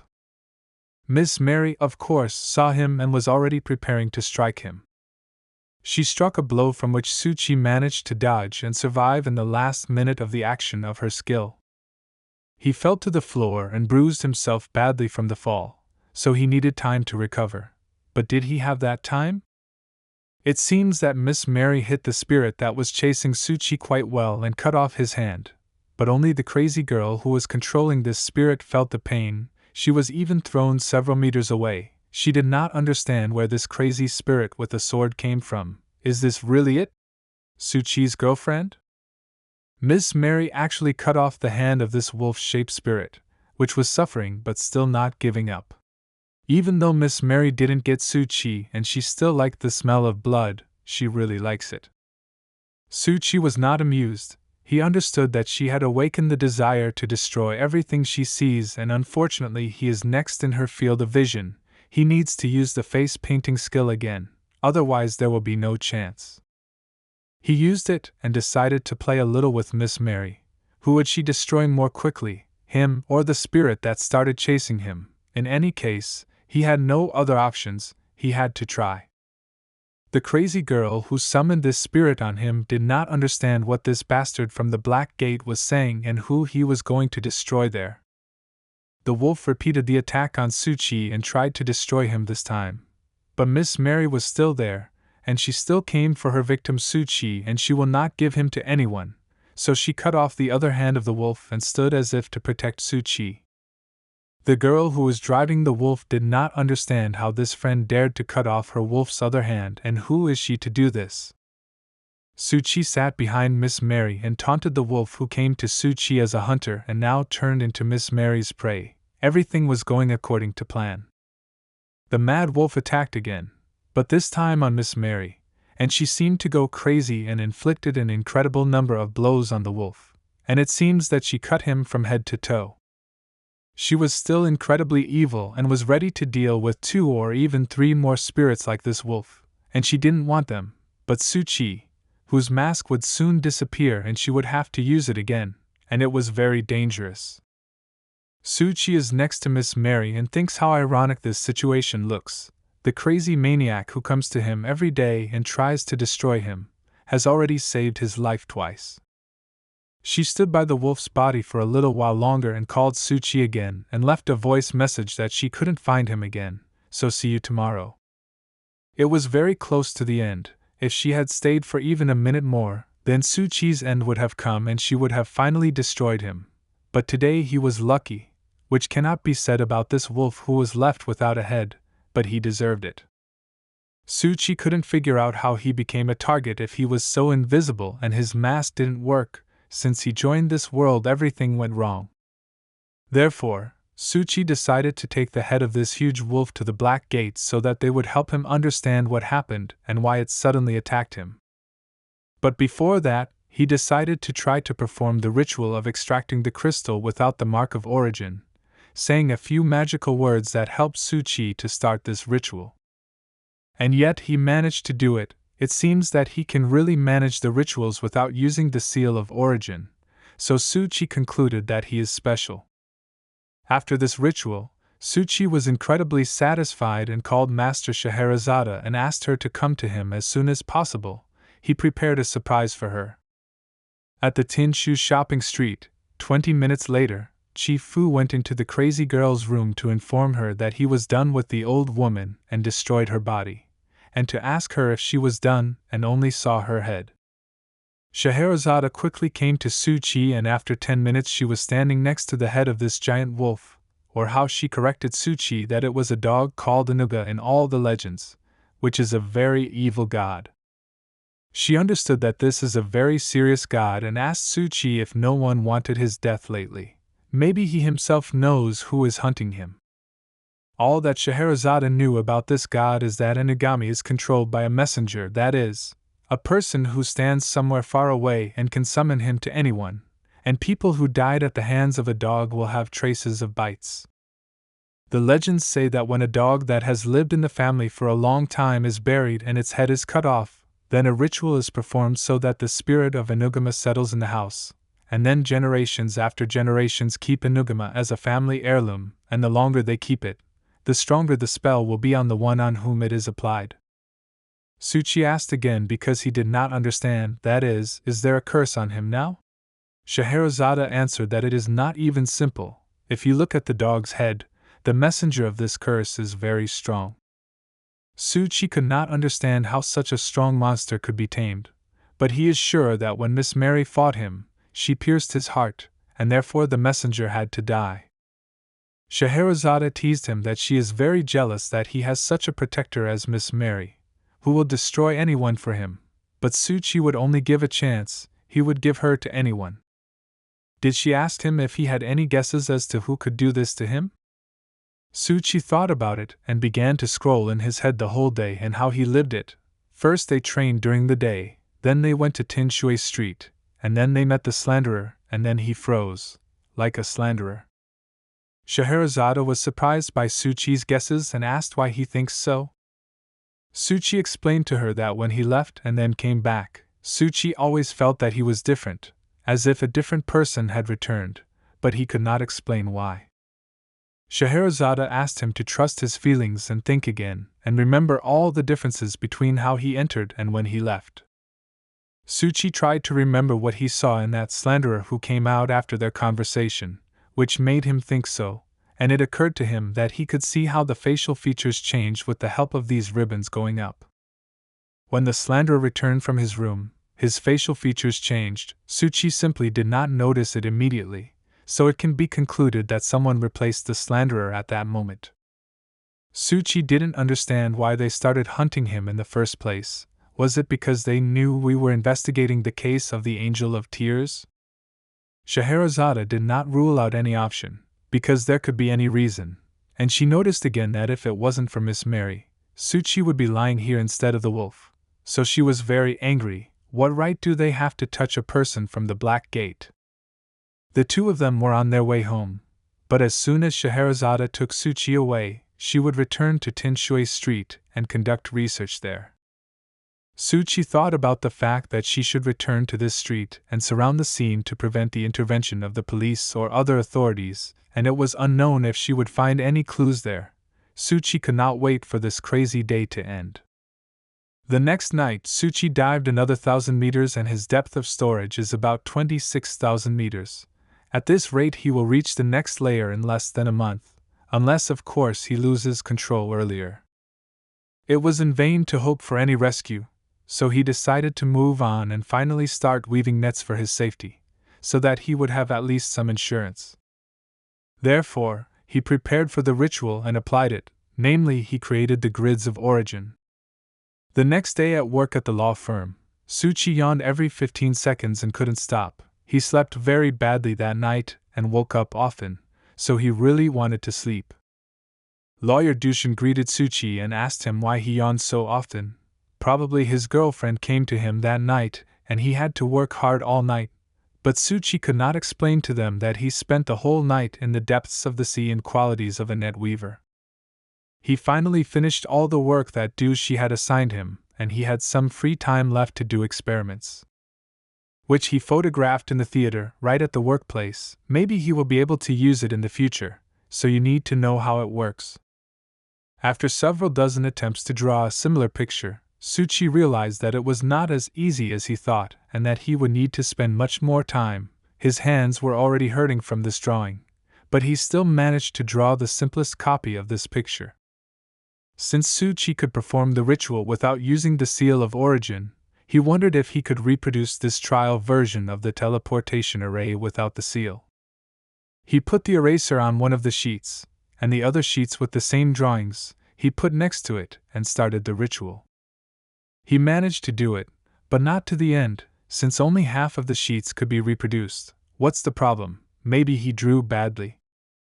Then he noticed that the eraser he used for the ritual was not new and a little worn. Maybe that's why he didn't succeed. But there's no need to rush and fix something. The main thing is that he already has something working, and he'll learn later. As a special mystic, since he could control ritual arrays without an origin spell, so maybe the slanderer did the same, he used these teleportation ritual arrays that can transfer things at the discretion of the mystic. It is possible that the coin that disappeared from Tsuchi's pocket disappeared just like that. The slanderer used these teleportations to steal it, and then use it against Tsuchi. But they did it because he and Master Scheherazade found out such little things. And what are they planning now? Here his thoughts were interrupted by Lawyer Dushin and his new intern, who invited him to have a snack after hard work. Tsuchi was pleasantly surprised by the new place where they decided to go for dinner. It was better than the last place where they could have spoiled food. It seems that they were shown this place by a new intern, Dushin, and it was funny to learn that this restaurant has existed here for more than 10 years, and they only saw it now. Only Tsuchi thought about Beitan, whom he hadn't seen for a long time, and he appears here and is already standing next to Tsuchi and tells him that they won a big deal and came here to celebrate. Beitang asked permission if he could sit next to them, to which he received consent, especially since they all wanted to congratulate him on his successful business. Then Beitang invited Tsuchi to come to him. He will show him some interesting things. Lately he has a lot of them. There is a lot to read. Tsuchi was surprised by such an invitation and replied that he would come when he had free time. Here, their conversation was unexpectedly interrupted by Detective Kuroki and his assistant, who entered the restaurant to see Beitan. Beitang was not at all surprised that he showed up here when he decided to have a snack, because that's the only way he doesn't have to pay for every minute of talking with him. Detective Kuroki asked Beitan to review a case he had recently handled and give his advice as they were at a dead end.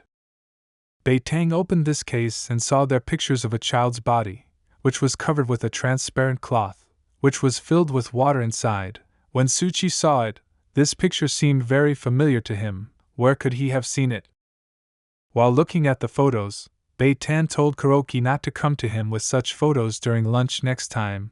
He is even willing to give him a free consultation. Kuroki didn't seem to hear him and started talking about these serial crimes. There were more than 10 of them in 1 week in Loadu, so he is counting on him a lot, because they don't know what to do about it and how to find the criminal. But they know that the criminal is one, because every victim has the same handwriting of the crime. They all had their chests cut out and sewn back, and the forensic experts were most surprised when they performed an autopsy. To their surprise, there was not a single organ of the victim inside the body. Instead, they found that instead of organs, the criminal always put new organs of his past victims, and their number was always equal to 5. It could be anything, kidneys and stomachs, and in the last victim they found as many as 5 hearts. They also discovered that there are organs that still do not belong to anyone, so the logical question arises where to look for victims next? Detective Kuroki, that's why he came here, so that they would help him, because now a lot of press is running after him and asking about the criminal and why he hasn't been found yet.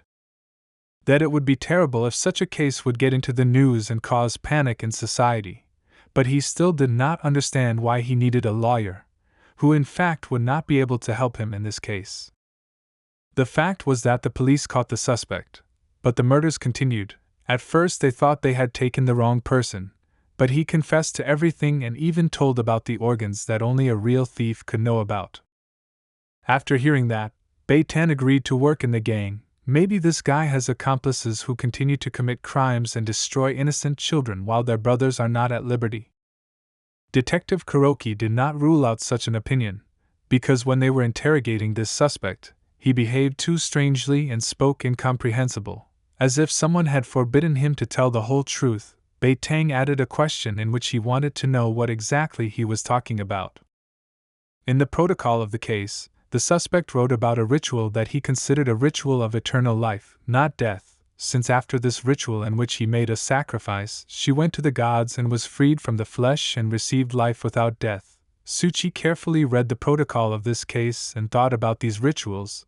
Is it really someone from the Church of Pioneers or Slanderers? His thoughts were interrupted by a message that came to him from Scheherazade, who in the message asked him if he did not want her to go to Tin Shui shopping street and try to buy something there. Of course, Suchi only wanted this, so he quickly invented a reason why he urgently needed to run home and apologize to Dushin, who was not against it at all. While he was on the bus to Scheherazade, all his thoughts were on this case, which was very similar to the case of the Hummingbird, in which panic had also been created through criminal acts with corresponding rituals to communicate with the spirits. He understood the mistake of the police, who did not report this news to the Black Gate in time. Suchi understood that they did not want to spread panic, but maybe if they had told about it earlier, the children could have been saved. Suchi very quickly arrived at the meeting place with Scheherazade on Tin Shui shopping street, where she was already waiting for him. She congratulated him and noticed that he was in a good mood. That's good, of course, but she warned him that he should get ready now, because they might be staying in this place for a long time. Scheherazade opened the door of the same secret room where all the slanderers gathered and they entered again. Suchi noticed that nothing had changed in particular, but the main surprise awaited him in the old woman's room. When they went inside, they saw a bunch of blood stains there, and the old woman's own body was found in the next room, where they talked to her for the first time. Suchi couldn't believe it. Did she really die? What happened to her? Scheherazade confirmed his previous feelings about the body swap were correct. She was disguised. They used a technique similar to manipulation to get inside her body. Scheherazade also drew his attention to the ritual formation that they left on the floor, which is an improved version of the transmission of the Angel of Tears. As Scheherazade expected, it was a group from the same cursed site. Suchi instead took a photo of it for his own archive and thought how similar this formation was to the one he was working with, so he needed the photo so he could improve his skills himself. Also here she found Suchi's stolen coin and his photo, these things they used for the Enugama spell ritual, and this room is full of blood, so it can be assumed that when Miss Mary stabbed Inugami, she seriously injured the messenger. By the way, this Inugami was at the level of the abyss. He would quickly destroy Suchi, so Scheherazade really wanted to see the battle between Inugami and Miss Mary. It must be very interesting, but it was not very interesting for Suchi. Scheherazade assumed that they still work as a pair. One of them manipulated the old woman, and the other put a curse on Suchi, and he was injured, so his friend took him away. But it seems even after the unraveled story, Suchi still couldn't calm down. He was missing something, so he turned his head to find the camera, which was still there. Suchi asked Scheherazade if she was sure that there should be another person? But how did they find out who they are and that they will come here? Scheherazade scrolled through many options in her head. She could have been betrayed by an old woman, or she herself could have spoken during the conversation, so it is not known exactly. Suchi had an idea. Once Mr. Anderson told him about a group of hackers who call themselves the Matrix. Their people are very good at getting information from intelligence agencies. Maybe they took part in it. Scheherazade thought about this question, but she did not think about the participation of mystics in this question. Suchi also noticed that the Matrix is a branch of the wisdom system, and the Angels of Tears also enter there, so it is very likely that the problem comes from there. Scheherazade was pleased with Suchi. He is very smart, and Mr. Anderson was right, so it's time for them to go back to headquarters and report the results. The first thing Suchi showed Mr. Anderson and Alice's advisor was the heart of the same monster that attacked him. Scheherazade assumed that the slanderers attacked the Black Gate Club specifically. They clearly thought out this attack. Counselor Alice was not in the best mood from what she heard, so she asked to call Green, and she is going to remind the natives of this city who the Black Gates are, because it seems they live too comfortably. Tu Yu Ming was an intern, and it was he who was on shift when Mr. Green and Red Riding Hood came to visit him. Green was determined only to negotiate, but Alice untied his hands if something went wrong. The guard did not understand what they were doing here so late and started shouting, "They definitely want to do something bad." But Green just wanted to talk to his master and asked him to call him, because the Black Gate has something to do with him. The intern did not want to agree to this, because he can disturb the master only during the reception or in emergency cases. The red cap that Green came with blew something up, of course by accident. Green once again politely asked him to call the master, otherwise he would not guarantee that the next explosion would not sound somewhere near him. The intern understood the seriousness of the situation and asked him to calm down. He had already called Mr. Taeyun.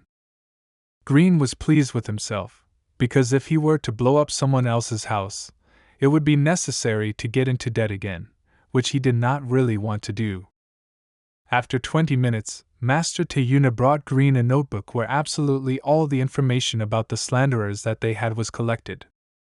Green took this notebook and thanked them for their help and finally reminded them that a newcomer named Suchi appeared at the Black Gate and asked to be very careful with him and not to do stupid things to him, because the Black Gate does not promise that there will be no consequences. Mr. Anderson, in turn, went to the Yujing Temple, where he was also provided with all the information on the slanderers that he requested.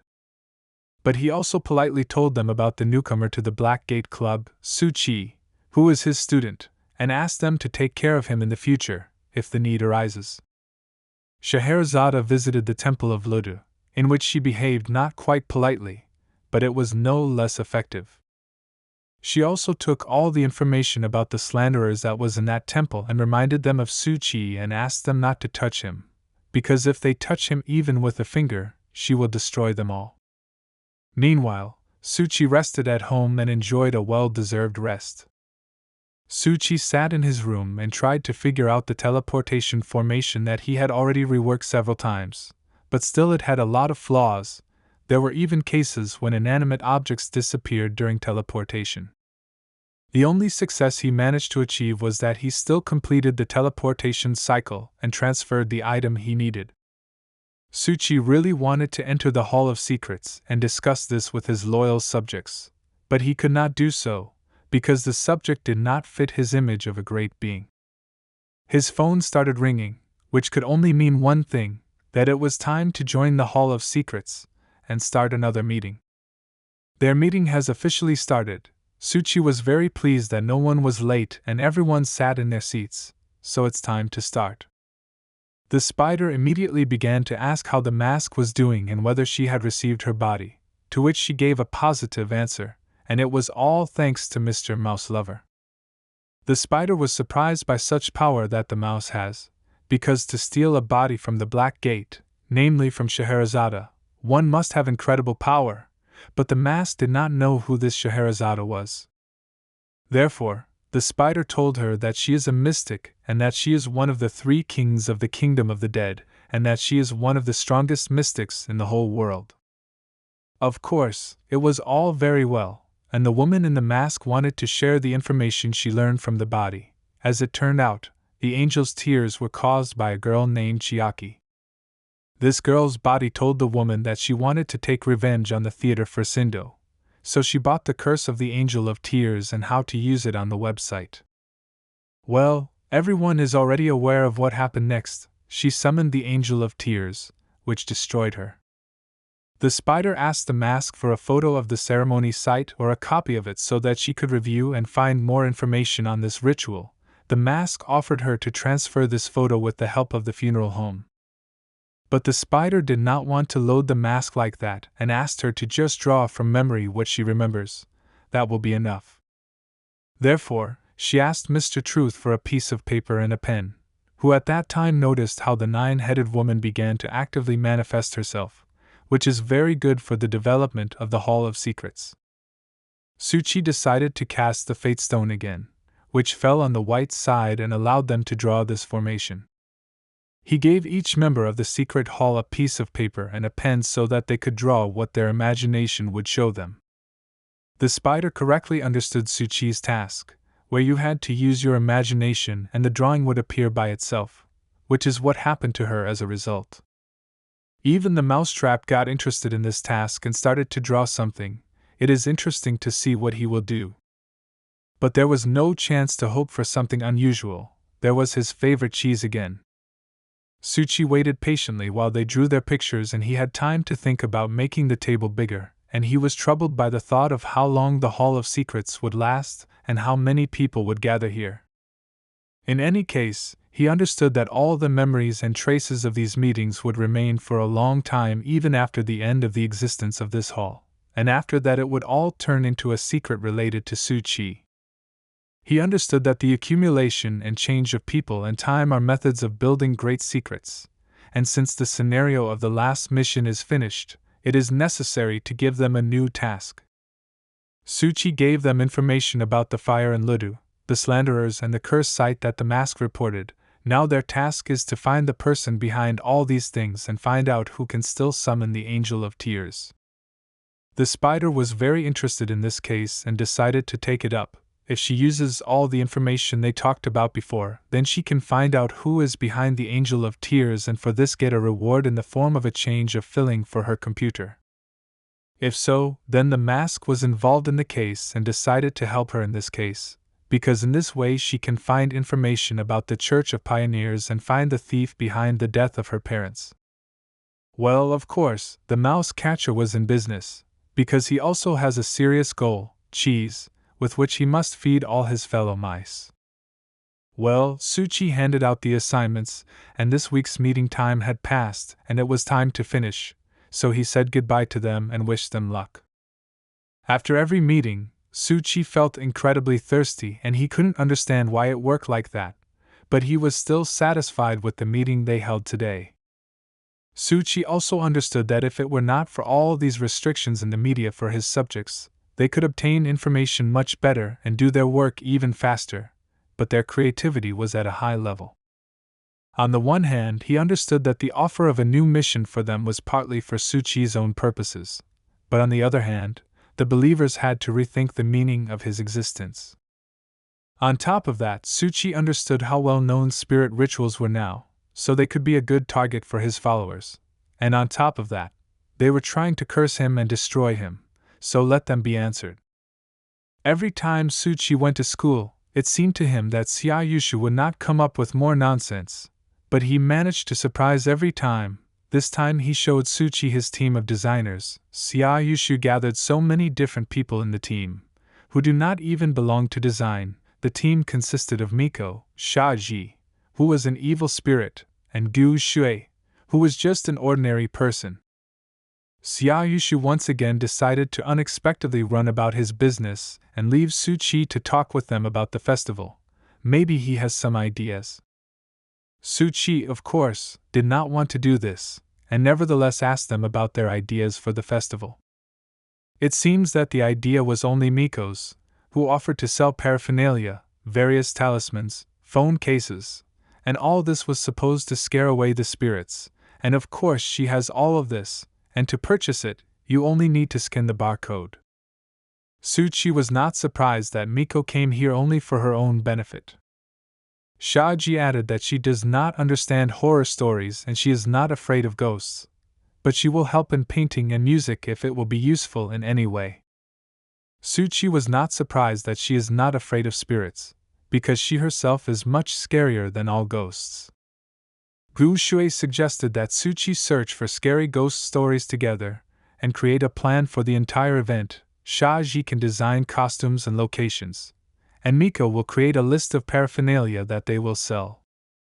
She was very worried when she said this, because she liked Suchi very much, and she hardly dared to suggest that he go with her to a local shop where she saw beautiful decorations for their scary dolls. After class, Suchi and Gu Shui went to Tian Shui Shopping Street, where she knew a great store with materials for scary stories. They walked together to a store that didn't even have a sign, and Suchi was a little tense, but Gu Shui calmed him down, because she goes to this store almost every day, so there was no reason to worry. They entered the store, and Gu Shui greeted the owner of the store, Uncle Mu, and informed him that she was going to borrow some things. Suchi reviewed the opinion of this store. It was quite interesting here, because there were things here that had long been pushed out of the market by the latest technology, but all of them were in very good condition. But as soon as Suchi started walking through the rows, he noticed that even in this shop spirits live, so this shop was not so nice. Gu Shu called Suchi and offered him to rent this videotape, which had a classic horror movie scene called The Dark Knight Phone Call. Suchi didn't mind, but there was only one problem that prevented him from watching this tape calmly. There was this black smoke around her.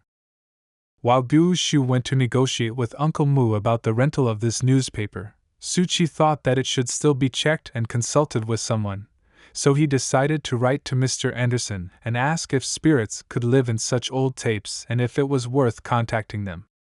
Attention?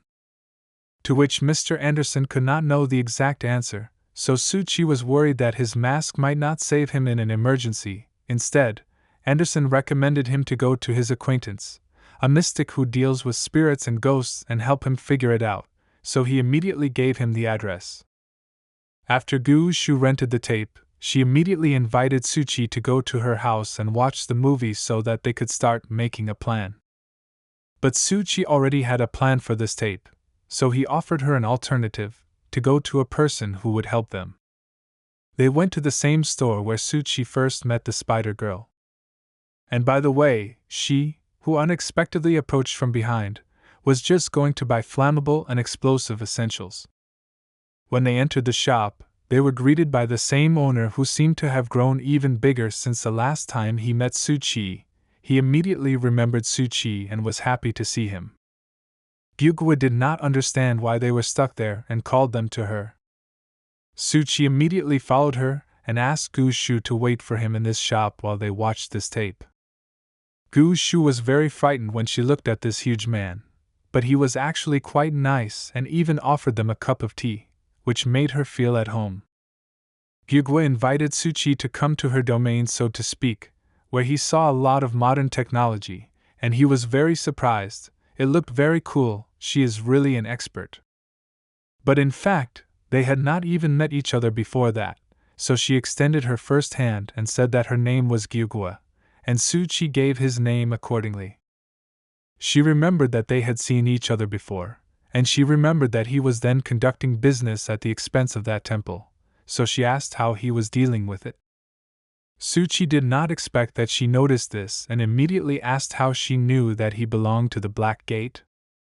She explained to him that on their first meeting, she noticed it immediately, because he was doing a little investigation and she saw it, and after he left, she found information about him and his friends.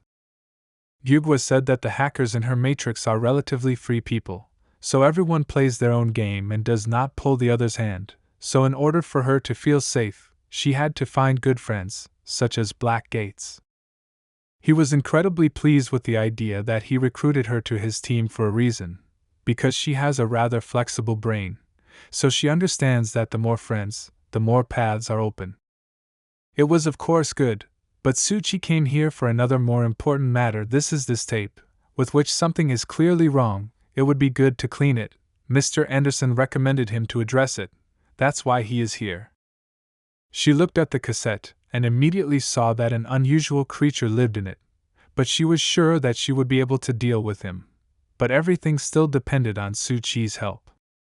She then inserted the tape into her computer and asked Suchi to move away because he might get hurt. He did not understand what she wanted to do and where he should go. This room was quite large. Gyugwa used her relic cybernetic hands, which were supposed to help her find all the information about the creature that lives in this tape. a special ceremonial barrier to help contain the monster, and asked Su-Chi to get ready. She started the tape, and the movie theater invited Gyugo to enjoy watching this amazing movie. And here is the very spirit that is the bearer of this cassette. Su-Chi was amazed by the immersion effect. It is a completely different level comparing ordinary cinemas. But why did she stop? Are you stuck? Gyugo explained to him that such evil spirits are limited by the space of her film, so she can temporarily confine her to her screen using ritual techniques, such as she did now with the hacker's matrix ritual, but Su-Chi was more interested in what he should do to cleanse her. She said that he cannot worry about it. The main thing is to discuss the price, and she will handle everything herself, since she is not a charity organization, so let Su-Chi not be surprised that she charges for her services. Everything was clear. She is the same as Miko. He thought that they would become great friends if they met, so he calmly asked her how much she wanted. Su-Chi was already worried about this, because if she decides to give a high price now, then his pockets will be cleaner than his face. But she was much smarter. Jiaigua knows that the Black Gate recently conducted an investigation in the tram theater, and her price is information about that incident, and she wants to get all the clues on that case. He was pleasantly surprised that she asked for this information, as if she knew who to ask, but there was no problem in this, because Su-Chi could tell her this information, so he agreed to the deal. His story began with the fact that he said that behind the incident in the tram theater is an organization of magicians who call themselves the Society of Spiritual Essences, the head of which is a girl who possesses powerful spells and curses. It was also known to Su-Chi that she has a mage under her command who has the skill of teleportation, as well as a mage who has the ability to summon the spirit of Inugama, and most importantly, that they have a person from the wisdom system and an angel of tears in their team, most likely the work of this one hacker. Jiaigua was very surprised when she heard about the hacker from the wisdom system and that he summoned the angel of tears. Is it true? 90% sure of this information, as he had received a large number of hints. This information was enough to make a deal between them, and Gyugo would clear this tape. But first she went to look for special equipment for him that would help him. Su-Chi was a bit displeased.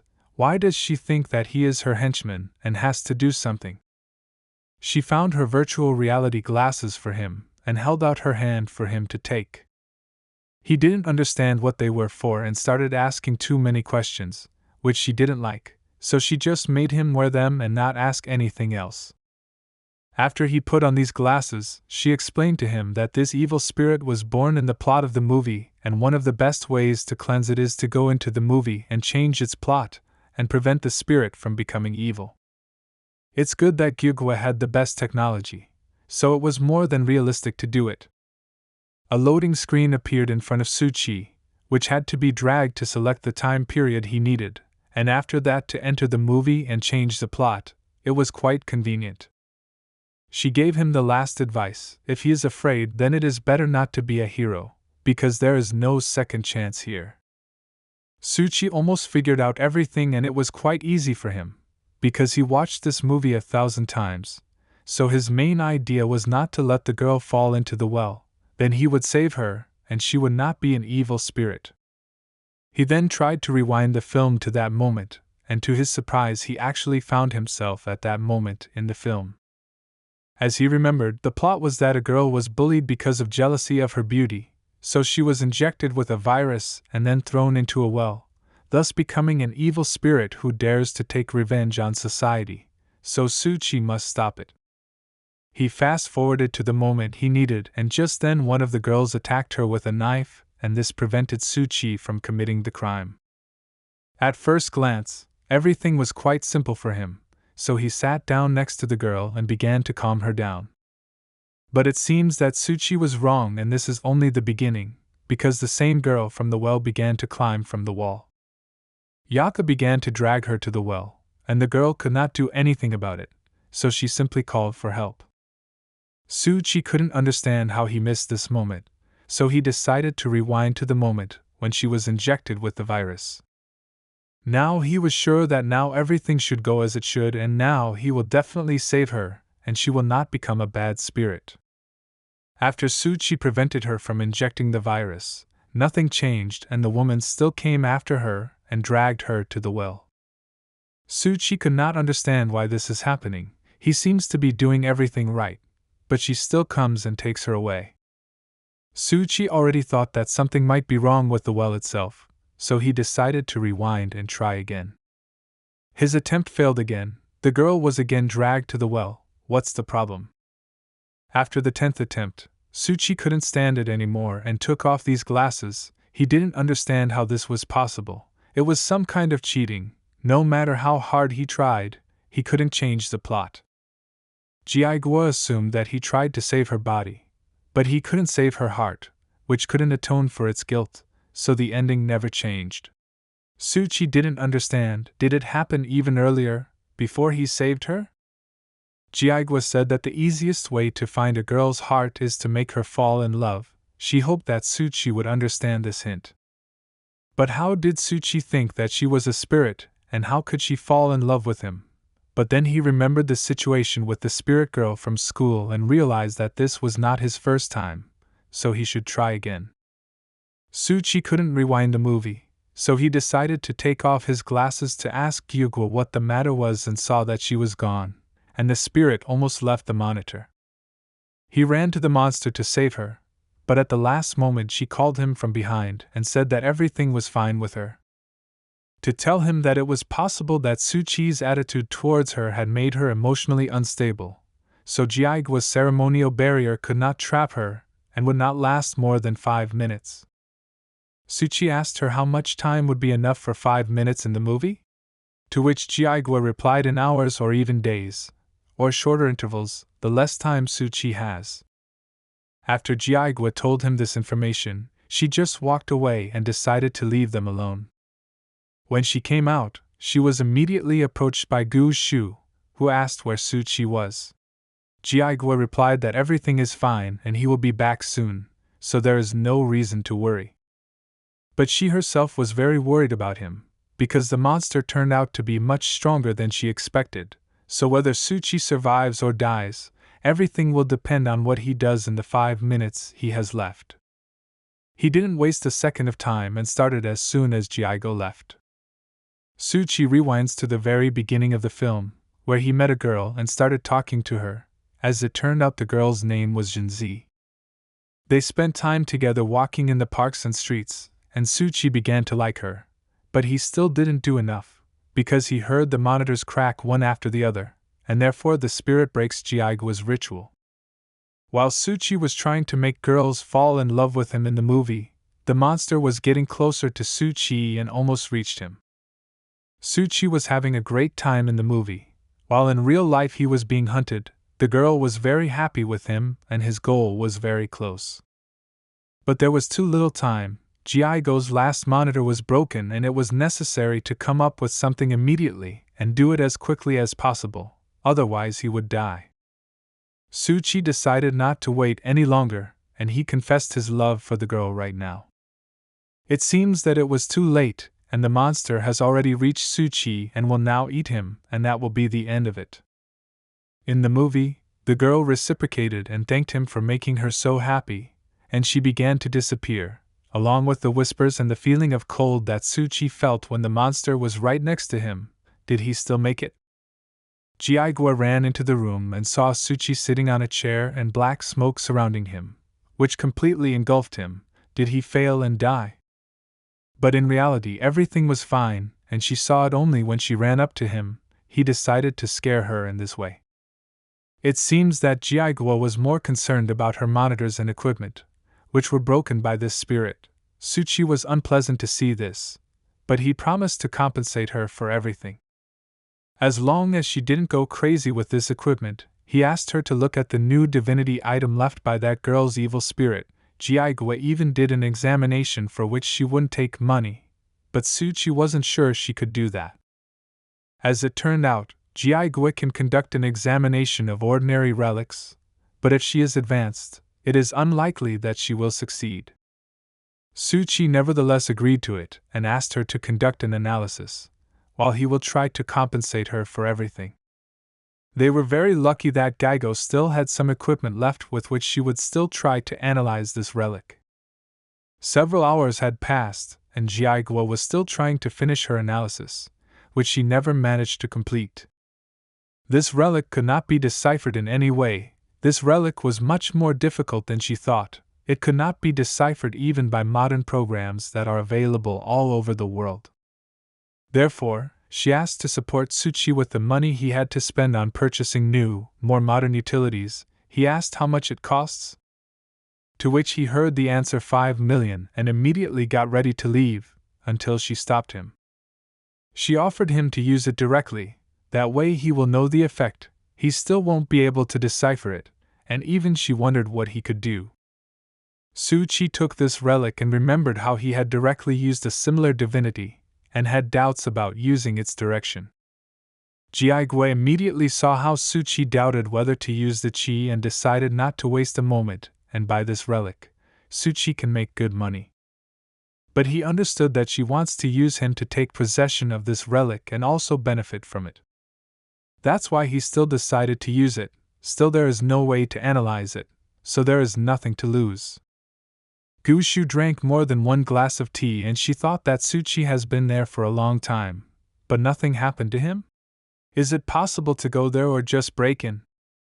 Avocado and wasabi added to it, but she could no longer drink this tea, because it was an 8th cup. She was saved from this tea by Tsuchi, who called her to come to his room. He said that he was fine and that Jiaiho had agreed to give them the equipment so that they could watch the movie and make a program for tomorrow. She did not dare to go inside for a long time, because there was an incredible mess there, and Tsuchi seems to have broken everything there. After Tsuchi and Gushu made the program for tomorrow's festival, he went home and wanted to check the relic he got from the movie monster again. He took a small kitchen knife, which he first disinfected from a viral infection, otherwise he would die not from evil spirits, but from a disease. It would be a shame to die like that. Then he cut one of his fingers from which blood came out. Tsuchi understood that his new relic is from a horror movie, so its action must work from some terrible moment, for example, when someone scares him, so he decided to find a scary video on the internet. But all the videos on the internet were too good in comparison with his real life now, so he couldn't find anything terrible there. He sat and thought for a while and a brilliant idea came to him. His mother can help him in this matter. So Tsuchi went to the kitchen and looked at the spirits that lived there. Of course he had seen them more than once, but still the effect was there, and he was slightly scared and his hand magically healed. But this wasn't enough for Tsuchi, so he decided to try again, but this time he wanted to make the wound much bigger in order to make sure that his new deity was working. Tsuchi cut his hand and overdid it. The wound was too deep, so his house spirits are unlikely to help with the healing of such a wound. He needs something more terrible, so he went to the balcony. There was enough horror. He looked at the huge monsters in the sky that scared him every time. This should be enough for the wound to heal. As it turned out, his wound healed very quickly and not even a trace remained. This is an incredible relic that will help him in the future. Now he was sure of the work of the new deity, which remained to him after the spirit from the movie and the price of using which was fear. His new skill was called Ring Virus, which was that his cells could regenerate quickly after damage and wounds healed much faster. But the biggest advantage of this skill was that it did not affect the division of the cells themselves. In theory, Tsuchi could even heal other people or non-people, so this skill was very powerful, and he believed that it came to him in a very timely manner. But he decided not to bother himself with this. It is unlikely that he will be somehow related to serious diseases, but still, this is one of the most valuable skills that he has recently received, so he is very lucky that he did not sell it to Jiaiguo. He did too much today, so it was time for sleep and another dive into the deep sea. As soon as he closed his eyes, he immediately fell asleep and dived, where he saw his mark where he is now, and the number did not please him very much, because it was a crazy 27,000 meters, which he reached even earlier than he thought. His sadness turned into joy when he saw that there were already 120 threads above his head. Of course he did not understand where they came from. He only had guesses that it could be a society of spiritualistic essences, where he is now listening. In any case, it was in his hands, and these anchor lines have a much better effect on him, so he decided to finish the lighting ceremony.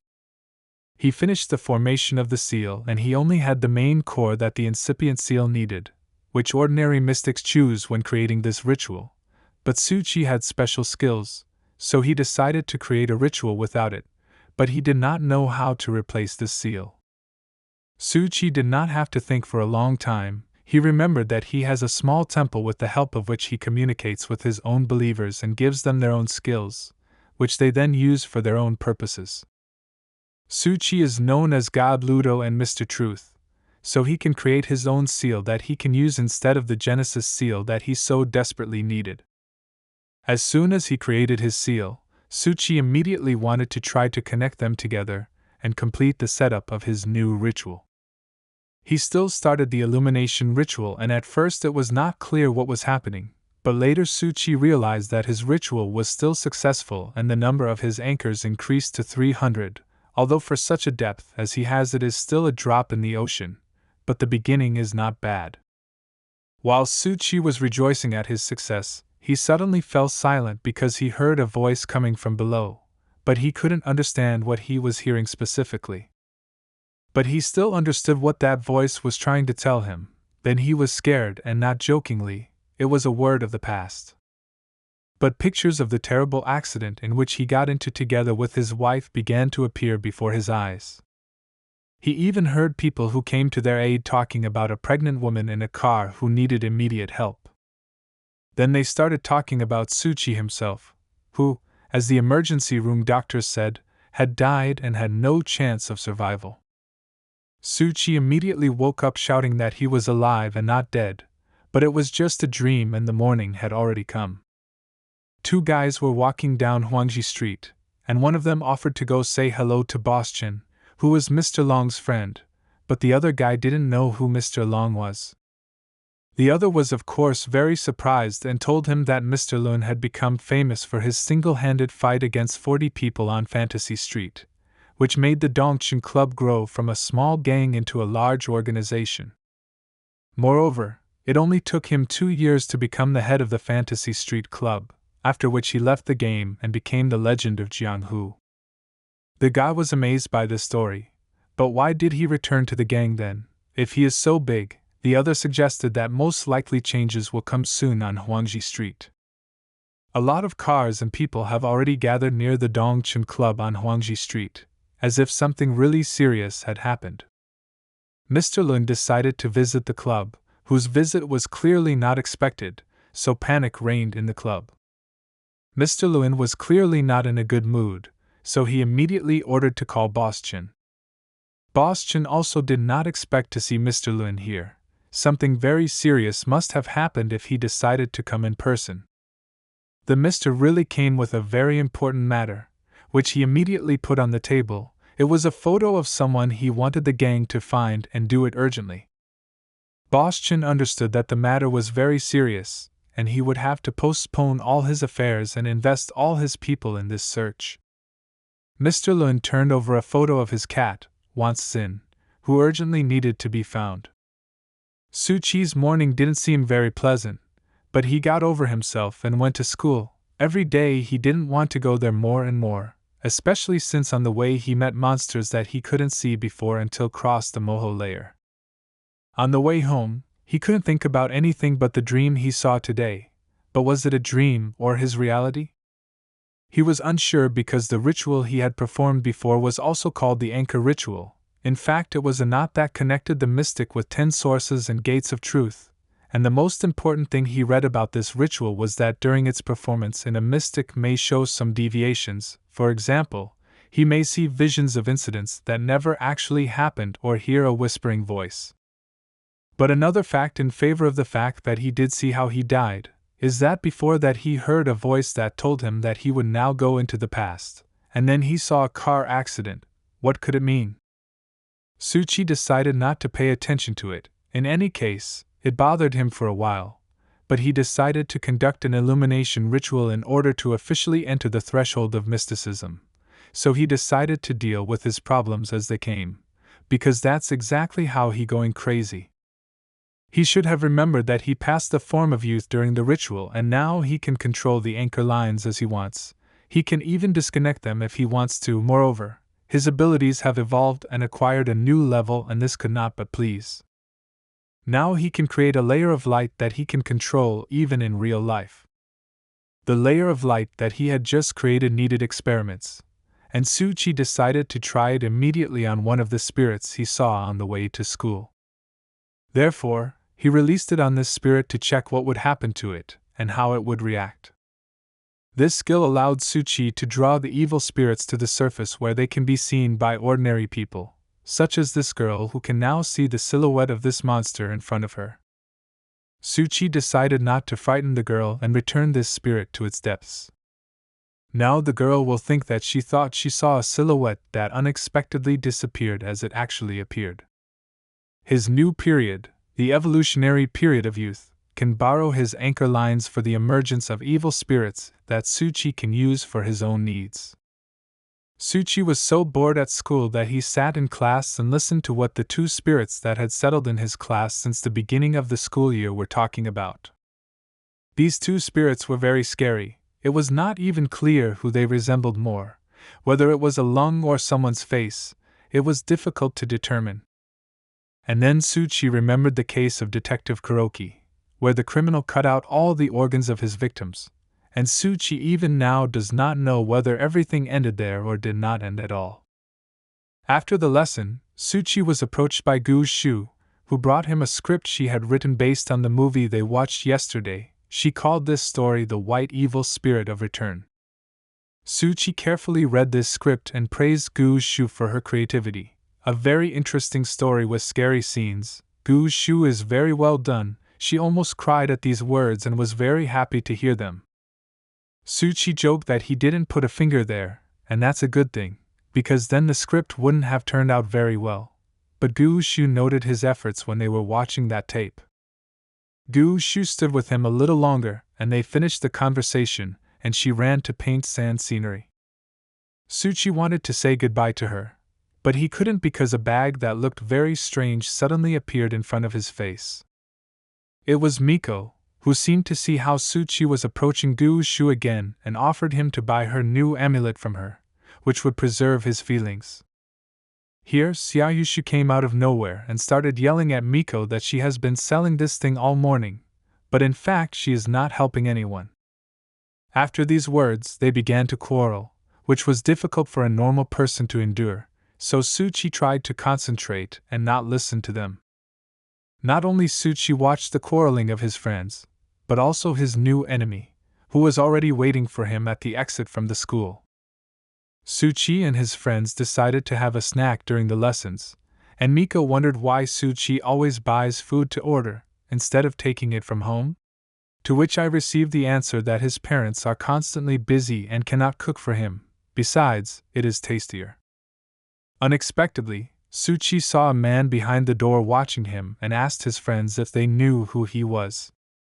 Xiaoyushu couldn't do without jokes and said that it was Tsuchi's new lover, but Miko still understood that it was Tsuchimikado Tomoya. Tsuchi did not understand who she was talking about, so he asked who it was. She told him that they are the same age as him, and she knows because of the fact that he took the 6th place in the top 10 young masters of spiritual abilities.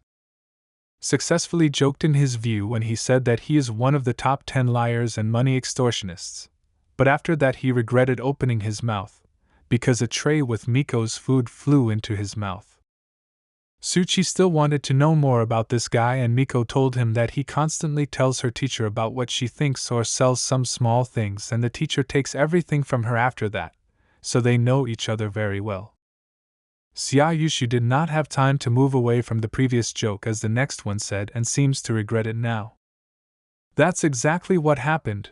Miko charged another tray right in his face, and at the same time advised Tsuchi not to mess with Tsuchimikado, because a low level of development is contagious.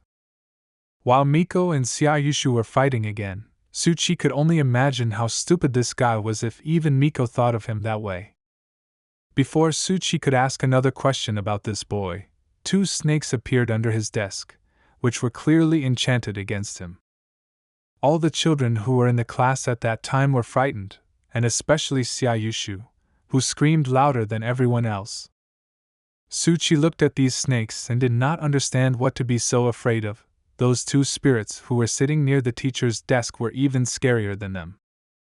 So Suchi grabbed one of them and held her tightly by the neck. A little more and he would have strangled her, but they managed to escape. They crawled all over the class back to the one who seems to have summoned them. Xiaoyushu was so worried about Suchi that he immediately began to examine him for bites. But it seems that Suchi is fine, there is no scratch. The only discomfort here was Xiaoyushu, who behaved like Suchi's mother. Suchi understood that in the extreme case, he now has a virus ring that will save him in any case and prevent the poison from going through his body. But it would be very embarrassing for Suchi to go home because of an attack by some snake there. Miko was not happy about this incident, but most of all she was worried that this Tsuchimikado had targeted Suchi and was now hunting him. Miko asked Suchi if they did not quarrel with him, and why he attacked you, but Suchi did not understand because they do not even know each other. Maybe he just did not like him because they are on different wavelengths. But Miko was not going to leave it just like that, because in the contract where all the rules of masters of spiritual arts are spelled out, it is clearly stated that they cannot attack ordinary people, so he must suffer the well-deserved punishment for this. But Suchi stopped Miko and asked to give him a chance to figure it out himself, especially since he is good at talking to such people. Suchi reassured Miko and said that he would manage, but in his head Suchi devised a revenge plan that this boy would remember for a long time. Tsukumi was standing outside and playing with his snakes, which seemed to him quite cute creatures, and thought that Suchi was too calm. It looks like he will have to mess with him a bit. Suchi stood near his school temple and watched how the squirrels brought him tribute every day. All the animals were so obedient and grateful to him.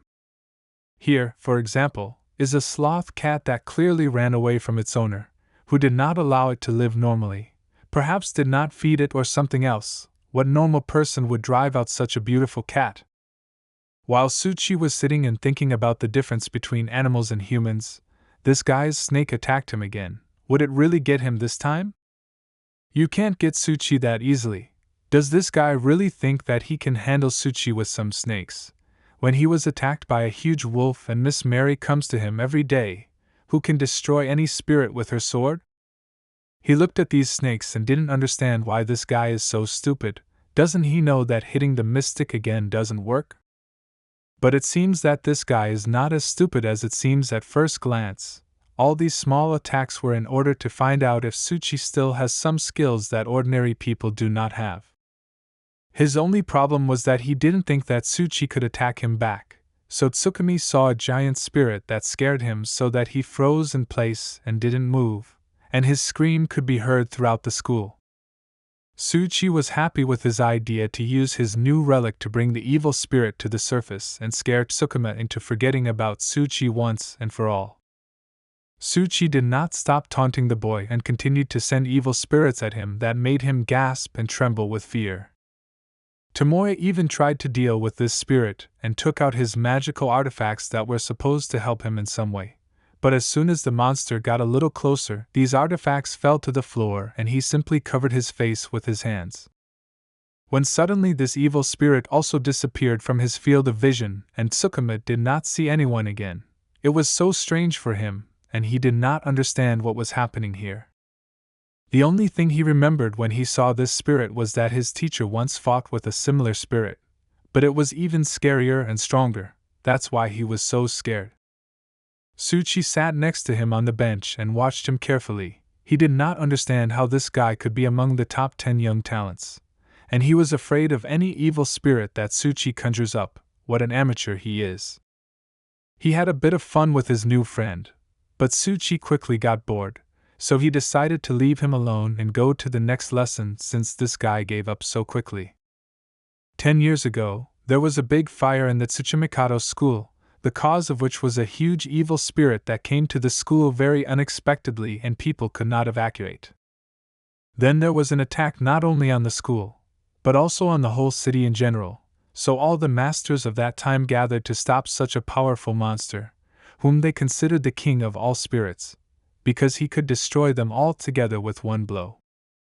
Therefore, the masters got together and decided to fight him back, and their plan was to prevent the monster from crossing the imaginary line of defense they had created. But it was not so easy to do, because the spirit dealt two powerful blows from which it was necessary to retreat and strike only from counterattacks. Little Tsuchimikado stood next to the masters who had already died fighting this monster and could not find his parents. He was very confused and did not know what to do next. It's good that he had a very good friend, Koika, who came to save him and promised him that he would lead him out of this hell. He just had to follow him. They ran straight through the rubble and the fire that this monster created. It was very difficult for them and they tried very hard to get free. But their run was interrupted by a wall that fell right between them and seemed to divide them into two sides.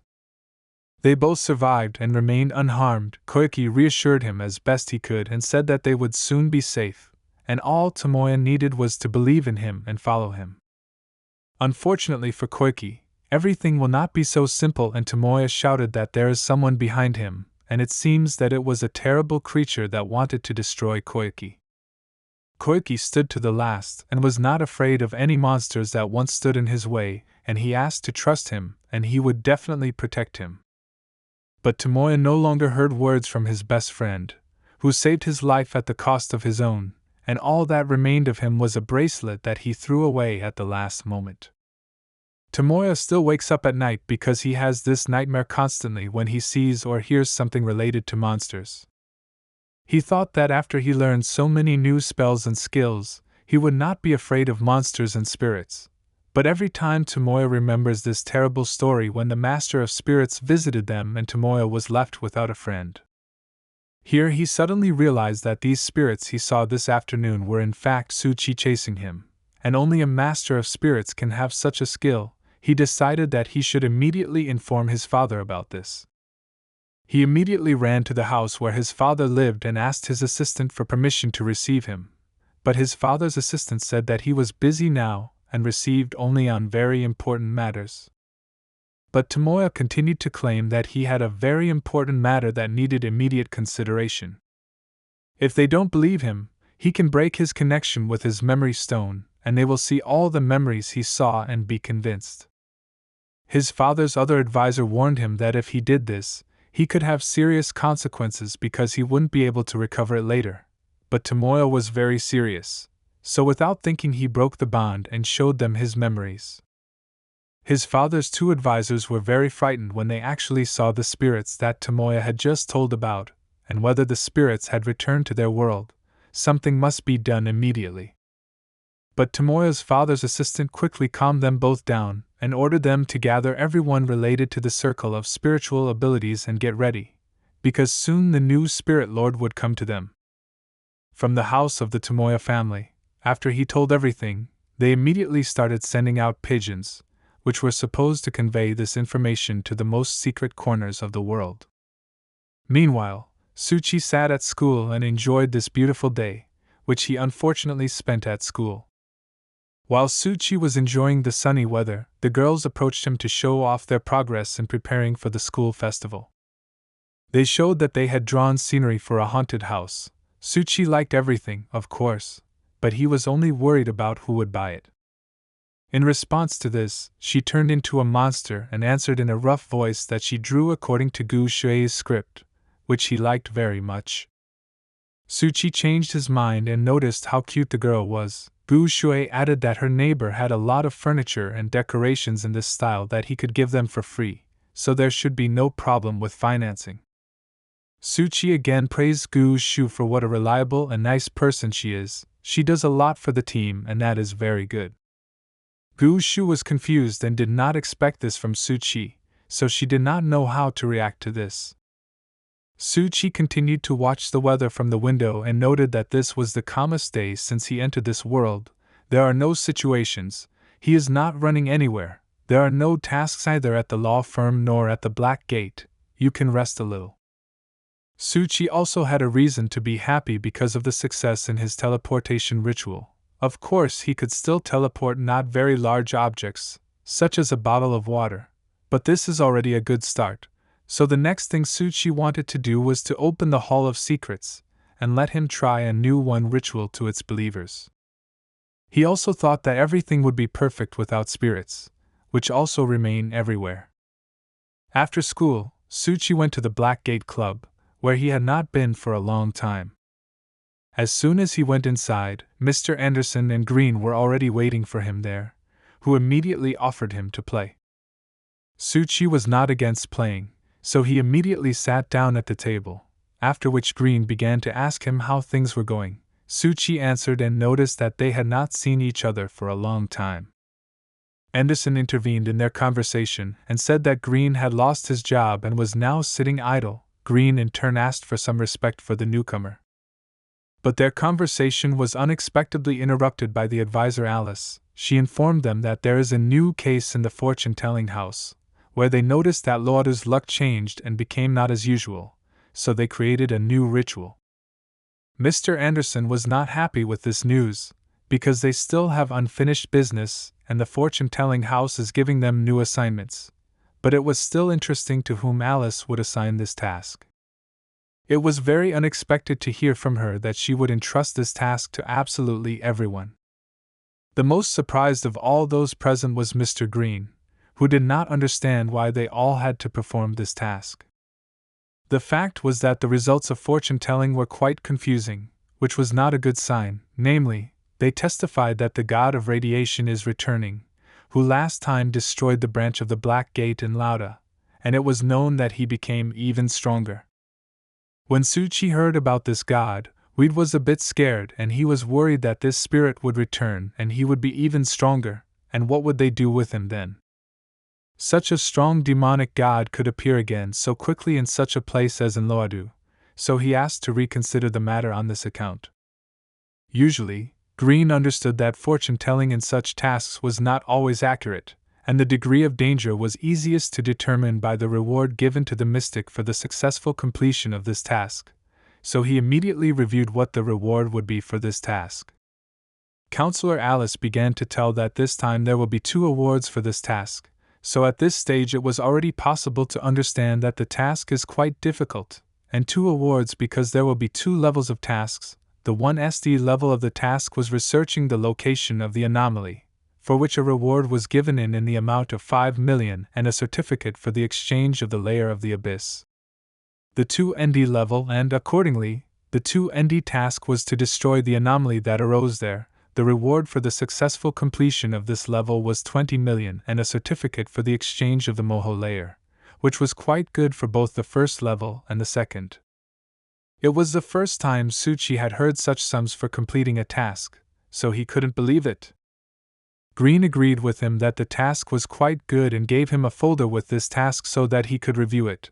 Also, advisor Elise added that some organizations sent a letter to the ministry and notified of the presence of a possible threat in the coming days, so all organizations should be prepared for emergency danger, which consisted in the attack of monsters. Suchi took a close look at the matter and noticed that the first news about the Spirit Lord's attack came from the Tsuchimikado family. Was this news spread today through Suchi? Next, Counselor Elise suggested that they watch the video from the scene. Suchi was shocked that there was even a video. When Suchi started watching the video and he saw the spirit that he summoned today to scare the boy, he didn't think that it could be a Spirit Lord. Counselor Elise noticed this reaction and asked Suchi to tell him everything he knew about the Spirit Lord. Suchi was very worried that he might be exposed by the Black Gate. But Suchi could not answer honestly to Elise's advisor's question as it was about his secret, so he would have to lie. The crown of youth that became for Suchi a part of his body that cannot be talked about because in this way it will only bring the danger of its disclosure. So Suchi decided to pretend that he does not understand anything or to confuse all the members of the Black Gate Club. All Suchi could answer to Alice's advisor was that it happened near his school. Green noticed that the number of suspects had drastically decreased and Mr. Anderson asked Suchi if he saw any suspicious objects in the video or any clues that would help them in their investigation. Su-chi began to tell that there really is a student from the Tsuchikamoto family at his school, and he has a classmate who knows this student very well. He realized that the best lie that his friends from the Black Gate can believe is if he combines a lie and the truth at the same time, so he assumed that these videos were posted by one of the students from the same Tsuchimikado family. In this case, Counselor Elise decided to give Su-chi the opportunity to investigate his school and find more evidence and clues about this case. Su-chi did not expect that the investigation would be carried out on such a scale, but he agreed with Alice's advisor without any problems. Su-chi also realized that he still doesn't know a lot and some information is not available to him. He just pulled the spirit to the surface to scare the person, but all this led to gossip that the spirit master is coming back and wants to destroy Laura again, so he needs to study him better, a new skill. Then Su-chi added that this spirit is close to the layer of the abyss or maybe even a layer above, but even if it even comes out into the world, it will still remain very weak. He did not understand why the Tsuchimikado family came to the conclusion that this was a possible disaster. Would such a small spirit be enough for a disaster or for the birth of a new master of all spirits? Green agreed with Su-chi and added that it is not surprising that these indigenous widows who lived here for so long in such conditions have now become alarmists. Mr. Anderson explained that this is only an assumed reason for which a spirit master can be summoned, since then a lot of time has passed and there have been several similar cases. He added that the deep sea is their inspiration and they are mostly in the layer of low light, but there are also those who live in the layer of the abyss, and they are already dangerous for mystics. Therefore, such mystics do not have a system of origin, they have no occult knowledge, and they rely only on received powers, which they received from spirits, which are not entirely accurate. Alice seems to understand what Anderson is talking about, but still decides to question him. What did he mean? Anderson did not hide or choose his words, so he said directly that he thinks that they just have group panic syndrome, and should not pay so much attention to it. Su-chi was not sure that he fully understood what Mr. Anderson was talking about, and asked him what he meant. Anderson told him that if one mystic is too worried about something, then other mystics who are in his circle of relatives will also panic, and in the world of mystics, when a group of people starts to believe in something, it can seem true. Su-chi understood that if a large group of people starts to believe in this panic, and in the Lord of Spirits, then he can really appear in the world, then there will be no time for jokes. But all this is possible only when the group panic is at the peak of its power. Anderson praised Su-chi for grasping information quickly, but Su-chi then began to worry about another question. It was not too late that they started to deal with this question. Could they shorten it? Alice thinks that if the House of Divination gave such a serious warning, then it may be inevitable. If this case fell into the hands of the Black Gate so quickly, then it can only mean that all the secret organizations are very scared now.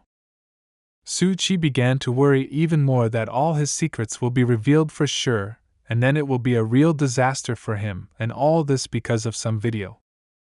Green, in turn, believed that someone was simply exacerbating the situation, and in fact the situation was not so critical. Therefore, Anderson believed that the best option would be to find out what had happened in the last 3 days. Maybe they would be able to learn some new information, but without a doubt it was the trigger and the first of the dominoes that would soon fall on Ludo. Su-chi smiled at this situation and did not think that they would all become so naive. But he cannot blame them, because they are doing their job, but it's still the fault of that guy who is too afraid of everything. He came home and just sat down to have dinner and watched the news on which they told about the numerous robberies in Ludo, and Su-chi knew that if the news usually does not tell bad news, but if there is, then the situation is really bad. The spirits who lived with him began to be very worried about him, and as if they asked him not to walk at night, because they are very worried about him, especially after what they say in the news. To Su-chi, it looked like a real parental concern, but unfortunately he has to ignore it, because he will turn into a dinner for his parents. Then Su-chi heard on the news about a case where the criminal cuts out all the organs and leaves the victims. He understood that the police had no other option than to tell about it in the news, because the case is not progressing, and the number of victims is only increasing. Here, Tsuchi unexpectedly remembered that in recent days he had seen a lot of spirits in the form of human organs. Was it somehow related to this matter? But while he decided not to bother himself with this, but better to think about how he spent the last few days walking around the new capital and commercial areas and installed 2 new temples there, now including the previous 3, he already has as many as 5 shrines, but this is still not enough to cover the entire city. Tsuchi decided not to rush into it, but to prioritize the matter of resurrecting the Spirit Lord, because if this problem got out of control, then he would be blamed. Therefore, he decided to correct this situation from the very beginning, namely to go and talk to the guy who started it all. The next day at school, Tsuchi immediately decided to visit Tomoe, with whom he needed to talk. He was just sitting in the classroom and wasn't waiting for anyone, until suddenly Tsuchi called him for a conversation. He left the class and was not very pleased to see Tsuchi in front of him and still stayed. Tsuchi started the conversation by saying that he remembered how Tsuchimikado put 2 snakes on his table. Tsuchi wanted to know why he did it. Tsuchimikado did not hold back his emotions and did not choose his words. He simply stated directly that he wanted to teach Tsuchi so that he would not be as arrogant as he thinks he is. Tsuchi did not understand what this was all about, because firstly, he is a native of Lodo, and the Tsuchimikado family is strangers in this city. And secondly, Tsuchi does not even know who this Tsuchimikado is. Tomoe, in turn, shouted that Tsuchi is a liar and he knows that Tsuchi asked his friend to arrange a salute in his house. It seems that he meant the case when Green came to his family for information about slanderers. Tsuchi did not understand at all what this guy was talking about, so he questioned him, but received only shouts in response. Tsuchi understood that Miko was right and that this guy is not too smart, so you have to communicate with him a little differently. That's why Tsuchi asked him directly. He understood that Tsuchimikado knew that Tsuchi was from the Black Gate, so he asked the question about the Master of Spirits. Let him tell everything he knows. But the boy clearly did not want to talk to him and simply turned away from Tsuchi. Tsuchi looked at this boy and thought that he was among the top 10 spiritual masters of Ludo, but he behaved so badly. Tsuchi decided not to give up and said that the Black Gate could help them if he cooperated with him. But the guy again behaved just disgustingly, and said that they don't need any help, they will manage perfectly on their own. Tsuchi decided not to try to ask him anything more and decided to play with him a bit, and said that if he was not interested in the information about the Spirit Lord, then he went to his class. Of course, the guy was interested in this kind of information, and does the Black Gate have such information? Tsuchi added that the Black Gates have many opportunities that they will need in the future for the battle with the Spirit Lord. But this was all Tsuchi's plan, which he used to lure Tsuchimikado into a trap so that he would tell everything he knew about the Spirit Lord. And his plan worked. Tsuchimikado took the bait and started interrogating Tsuchi. Where did they get such information? Of course, Tsuchi could not say how he knew this, because he invented all this in order to lure him into a dialogue, and Tsuchimikado doesn't seem to trust him very much anymore, so he decided to give an even bigger bait. Therefore, Tsuchi offered him a deal that he could not refuse, the meaning of which consisted in the exchange of information between them, so it will be fair. Tsuchimikado asked to give him some time so that he could evaluate all the benefits for himself. The information he has, it has been spread for a long time and it is not too expensive, so if he uses it to make a deal with Tsuchi, then he is guaranteed to get new information and accordingly benefit. And also he came up with a wonderful plan in his opinion, which consists in the fact that he will listen to what Tsuchi tells him, and then he will answer that he already knew this information anyway, so he will not say anything, so he will be able to get information and anger Tsuchi. Tsuchi is already tired of watching Tsuchimikado standing with his back to him and laughing under his breath. The boy finally agreed to exchange information with Tsuchi, but he whispered one condition. He wanted Tsuchi to be the first to tell what he knew, and then he would decide whether he should exchange. Tsuchi told him that he has several coordinates of the likely location of the Spirit Lord, but he can't just give them away, suddenly Tsuchimikado will just run away with them and not give any information in return. Tsuchimikado noted to himself that Tsuchi is smart enough and he would definitely be one of the top 10 spiritual masters, but unfortunately he is already in another organization. But the most important thing for him was that he would not lose anything even if he received half of the information from Tsuchi. Therefore, he offered to give him at least half of the coordinates, so that he could make sure of their existence. Without thinking for a long time, Tsuchi offered him to go with him to the roof of the school, where he would show him one of the coordinates, if he was not afraid, of course. Tsuchimikado of course agreed and followed Tsuchi and warned him that if he lied to him, he would make Tsuchi hurt. They went up to the roof of the school, where Tsuchimikado did not see any spirit lord that Tsuchi said about. Did he lie to him? While the boy looked around, Tsuchi performed a ritual and summoned one of the most terrifying spirits of the depths to the surface, and called Tsuchimikado to come closer to look at him. When the boy approached, he immediately became more frightened than ever. Could it really be the master of spirits? Tsuchi summoned a very scary spirit that looked like him, but it was just a spirit from the Moho layer that would disappear as soon as Tsuchi finished the ritual. Tsuchimikado continued to scream in fear when he saw such a huge spirit, and Tsuchi calmly watched. Then Tsuchi finished the ritual and the spirit disappeared, which Tsuchimikado noticed and asked if he had seen it. Of course, Tsuchi saw him, because he summoned him with the help of his relic, and Tsuchimikado had no idea that Tsuchi was deceiving him. Then Tsuchi continued his legend and told Tsuchimikado that this place could be the source of an anomaly where, in theory, a master of spirits could appear, but he was not sure about it. Tsuchimikado asked with fear, how many such places does Tsuchi know? But Tsuchi was not stupid and would not tell him until he fulfilled the terms of the contract, and told him some of his information. Tsuchimikado agreed to tell Tsuchi everything he wanted, so he asked him what he wanted to know. Tsuchi immediately asked him about who first discovered the anomaly. He heard that Yin Liao did it. Is it true?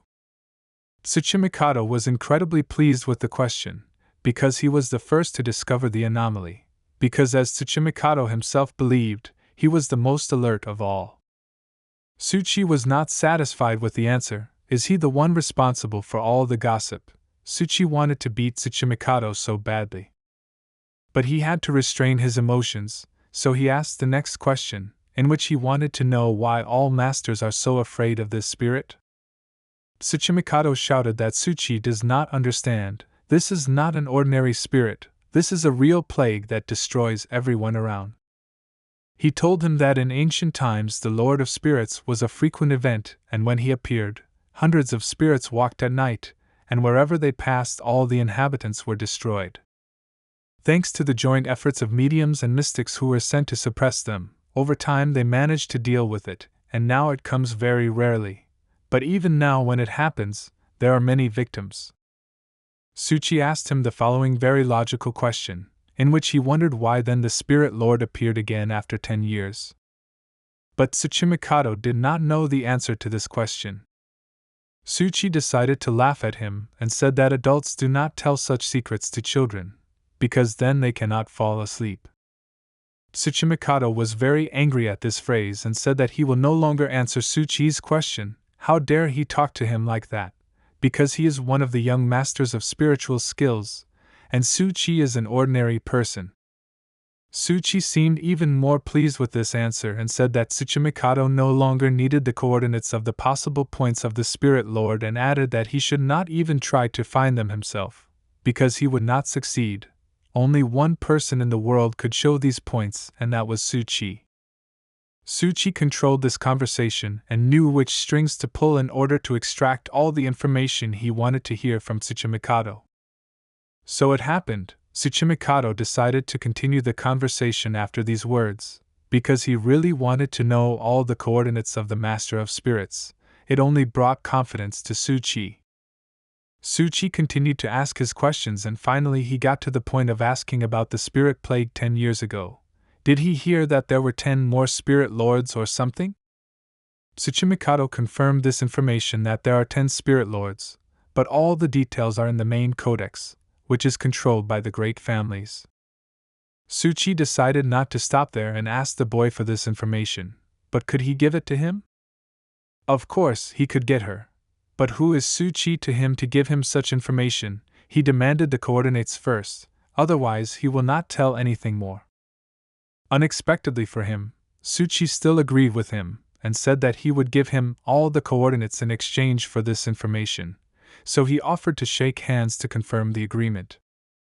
Tsuchimikado was incredibly happy, because he thought that now he would get all the coordinates, and then he wouldn't tell him anything. He was very pleased with himself. He deceived Suchi even though he thought he was smart, but he needed to behave more secretly, and not let Suchi know anything to understand.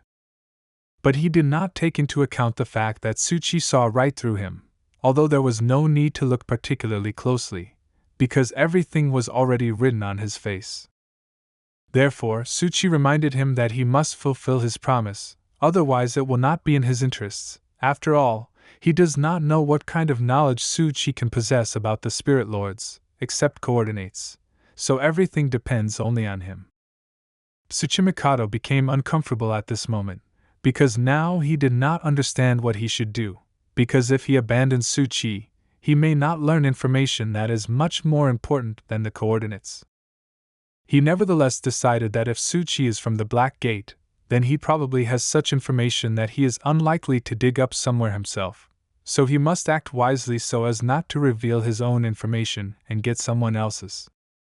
Therefore, he will still use his brilliant mind to confuse Suchi. He will tell information, but it will not be completely accurate and true. It was very funny for Suchi to watch him, because this semi-finished product could not even hide his great plan. Suchi decided to speed up the process of this ingenious plan of Tsuchimikado, so he began to dictate to him the coordinates, which he seems to invent himself.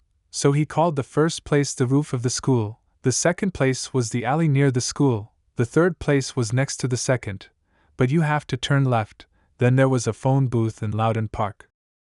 Suchi was dictating so fast that Tsuchimikado didn't even have time to write down, and he played a little bit when he reached the 20th place on the list that Tsuchimikado was already starting to suspect something. But Suchi didn't name these places just like that. He also added to him that tomorrow they would walk through these places together. Suchi wanted to make Tsuchimikado believe his lies. The next step in Suchi's plan was to run through all the places he had listed Tsuchimikado, and use his fire relic to create spirit lords everywhere so that the boy would believe him. It wasn't Suchi's plan to revive the spirit lord, but he was the first one to take responsibility for it. Now he has a few ideas and he'll try to take the initiative while it's still his. But if big changes happen, he'll be the first to suffer from the moho layer. Suchi calculated all the details of his plan to such an extent that he took the day off work in order to place his fire for the sake of his fire, and he believed that Tomoyo would believe in it. Tsuchimikado was very bad at receiving information, so he came only to give Suchi the information he needed so much. Suchi placed the coordinates all over Loud, and if they were connected together, it would be his small temple. It was quite symbolic. It was very energy-consuming for Suchi, and if it didn't enable him to get information about the 10 spirit lords, he would never have done it, but it was very important information. He sat after school and thought how fruitfully he trained every day to convey his faith and his influence, and he hoped that he could convey all this through Thomas. It was really difficult for him to combine the work of a mystic, studying at school, and also being God in his creation, the world.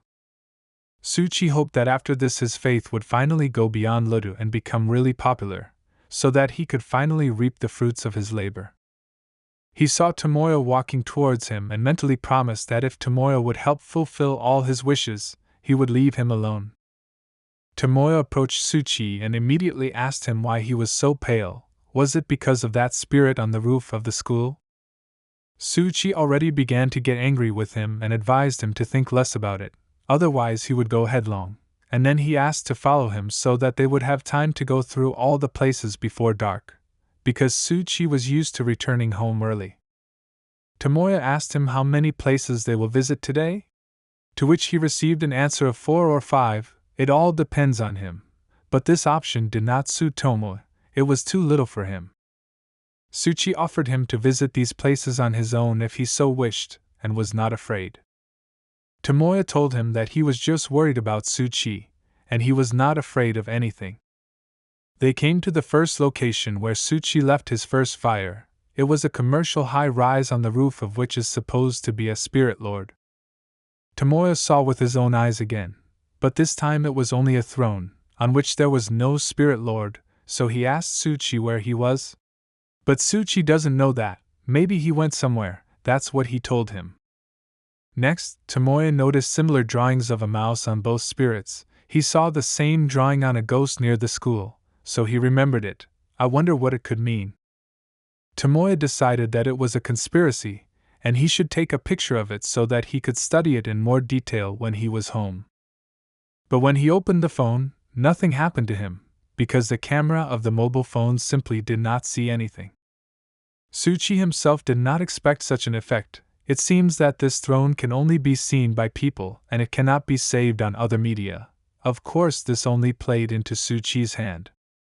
Tsuchi suggested that Tomoe go to the next place so that he could make sure that all the coordinates have the promised clues for the search for the Lord of Spirits. In the next place, Tomoe behaved even more like a child and just screamed when he saw this giant spirit in the form of some very strange spider. Tsuchi decided to experiment and go much further. His idea was to apply the ritual of teleportation to learn how it works with people. He has been training with teleportation for a long time, but this really important attempt will be the first time. While Tsuchi was playing with Tomoe on the roof of the building, Gyugwa was playing in her office and thinking about nothing. Here, unexpectedly for her, water began to drip directly from the ceiling directly onto her hands. Where could she get it from? She raised her head to the mountain and saw water dripping directly on her forehead. Because of this, she even turned over from the chair she was sitting on. Gyugo even got a little scared. When she looked up again, she saw a message from Mr. Truth, who seemed to be asking for her help, because stupid people are getting into Mr. Truth's secrets, and it is necessary to deal with it. Gyugwa couldn't believe that she heard Mr. Truth for the first time outside the secret hall. Is it really that important? She started to call him and check if he hears her. If he does, let him give some sign, but she did not hear an answer, so this time the communication between them is one way. But she was an attentive and intelligent girl, so she immediately saw that the coordinates given to her by Mr. Truth were very close to her office. Does he really want her to come and do something? She didn't think long, so she decided to check if there was anything interesting there. Mr. Istana hardly called her just like that. Tsuchi had indeed sent her a tip, and wanted to see what she would do next. He hoped that Gyugwa would not let him down. Tomoe could not understand and asked Tsuchi why there are spirits on some thrones and not on others. How does it work? But Tsuchi pretended that he didn't know, because he was here for the first time just like Tomoe, so really, how could he know? Of course, Tomoe is not a very smart guy, but his question is logical enough. How then does Tsuchi know about these coordinates if he is here for the first time? Tsuchi did not even look at him, and answered him that he found these coordinates during the research of one of the temples. Tomoe appeared right in front of his face and asked which temple was he talking about. Tsuchi decided to continue his legend and told that these temples were created by the god Ludo, who gave him these coordinates, and then Tsuchi pretended that he accidentally said this. Tsuchi then continued to pretend that he said it by accident, and never wanted to talk about it with him, and told Tomoe that it didn't concern him anyway. When Tomoe heard this, he made his own conclusions. He believed that Tsuchi was really hiding some secrets that he did not want to spread, but Tomoe was too smart, and with one question drove him into a dead end and almost did not talk to him. Tsuchi looked at Tomoe again as he turned his back to him and laughed under his breath. Tsuchi couldn't believe that a person who considers himself one of the best masters of spiritual skills could be so stupid and fall into every trap of Tsuchi. Tomoe really wanted to take a picture, but the camera couldn't see it again, so Tsuchi suggested that he draw this spirit. Here, unexpectedly for Tsuchi, Tomoya began to shout as if he was being beaten and to say that he understood everything and that all these spirits are going not only to Lauda, but also to the whole world, and something must be done about it urgently, because it may be too late. Tsuchi tried to react in the same way as Tomoya and also started shouting that it was just terrible and asked Tomoya as one of the best masters of spiritual abilities to do something and save his own, but even he understood that Tsuchi was losing. From the first, Tomoya decided to use his spells, which were supposed to restrain the first-time spirits, so that they would not break free. Every time, Tsuchi couldn't believe more and more that this guy is a master, who is obsessed with everything Tsuchi does or says. Even now he started doing some strange ritual and running from side to side, so Tsuchi began to think over the fact that there are dozens of masters like him. But he was more worried about the fact that Gyugu still hadn't done anything after he gave her a hint that she should have understood. Tomoya himself did not understand how he created quite good familiars. Tsuchi was pleasantly surprised, although there was a lot of noise from him, but he still created these two familiars, which he liked very much, and he even wanted to trick Toma to tell Tsuchi how he did it. So Gyugwa began to act. She invented a wonderful story with the attack of a large number of deadly spiders, which are supposed to attack Tomoya and his two hares. Tsuchi was more than satisfied with such a decision. Gyugwa blew the elephant out of the fly, and now it's time to join Tsuchi's game and play along with her. He began to shout incredibly loudly at Tomoya to do at least something, because now they will be destroyed right on the spot, because his two hares are too weak to hold the defense. Tsuchi reminded him again that he is one of the best masters in this city, and he should invent something that will help them. Tomoya began to panic a lot and didn't know what he could do with these spiders. He was too scared by this picture. And then he also saw that a huge spirit was moving and coming straight at them. Then he went completely crazy and started shouting at Tsuchi to let him go and give him peace. At the last moment, he dared to throw a few of his balls and say something along the lines of summoning electric mice. Indeed, he could use one of his skills and it worked. He summoned some electric mice that should work against the spiders. And so it happened. He blew up several spiders and this gave them a chance to escape from that crazy roof before it was too late. Of course, Tsuchi didn't expect this from him, but he was pleasantly surprised at how skillfully this guy is able to run away from any trouble that haunts him. But the attack was not over for them and the spiders continued to chase them. It is interesting what Tomoya will come up with this time. Tsuchi tried to ask Tomoya for help and say that he can't run anymore, but he didn't seem to care and continued to run no matter what. But they still managed to escape from these spiders and now they are free and no one is chasing them. Gyugo perfectly coped with her task, which was given to her by Mr. Truth, and she scared these two schoolboys who decided to climb on the roof. But then she still saw a familiar face, and did Tsuchi take up Mr. Truth's business again? She decided to try to talk Tsuchi out of this case, and not bring new problems to Mr. Truth, which he clearly does not want now. But Gyugwa quickly dismissed this idea, realizing that Mr. Truth must have a solution for this problem anyway, and she didn't understand just one thing: why did he call her right now? But she still wondered if she had coped with the task or if Mr. Istana had prepared some more work for her. Here she unexpectedly crossed the line of the ritual created by Tsuchi and saw the same giant spirit with which he had just frightened Toma, and Gyugwa was not at all frightened, but on the contrary admired the beauty of this spirit. Tomoya was running at that time and did not stop for a second. Tsuchi tried to tell him that everything was over long ago, and no one was running after him, but he did not hear anyone and ran with all his might. He finally stopped and let Tsuchi breathe a little because he almost spit out his lungs while running after this sprinter. Tsuchi looked at Tomoya and understood how he was scared. He was pleased that this guy was so mentally scared. It meant that the fire he used for this was working at full speed. Although this takes too much strength from Tsuchi, he will not last long. That's why Tsuchi decided to play the last theater scene with Tomoe, and he shouted that he will not go any further, and will give him all the coordinates right now, and if he wants he can go on his own and look for adventures, but he will not be responsible for it. While Suchi was writing down all the coordinates where he had left clues for him, he was whispering at the same time so that Tomoya could hear that it was all God Ludo's fault, and that it was all his pranks.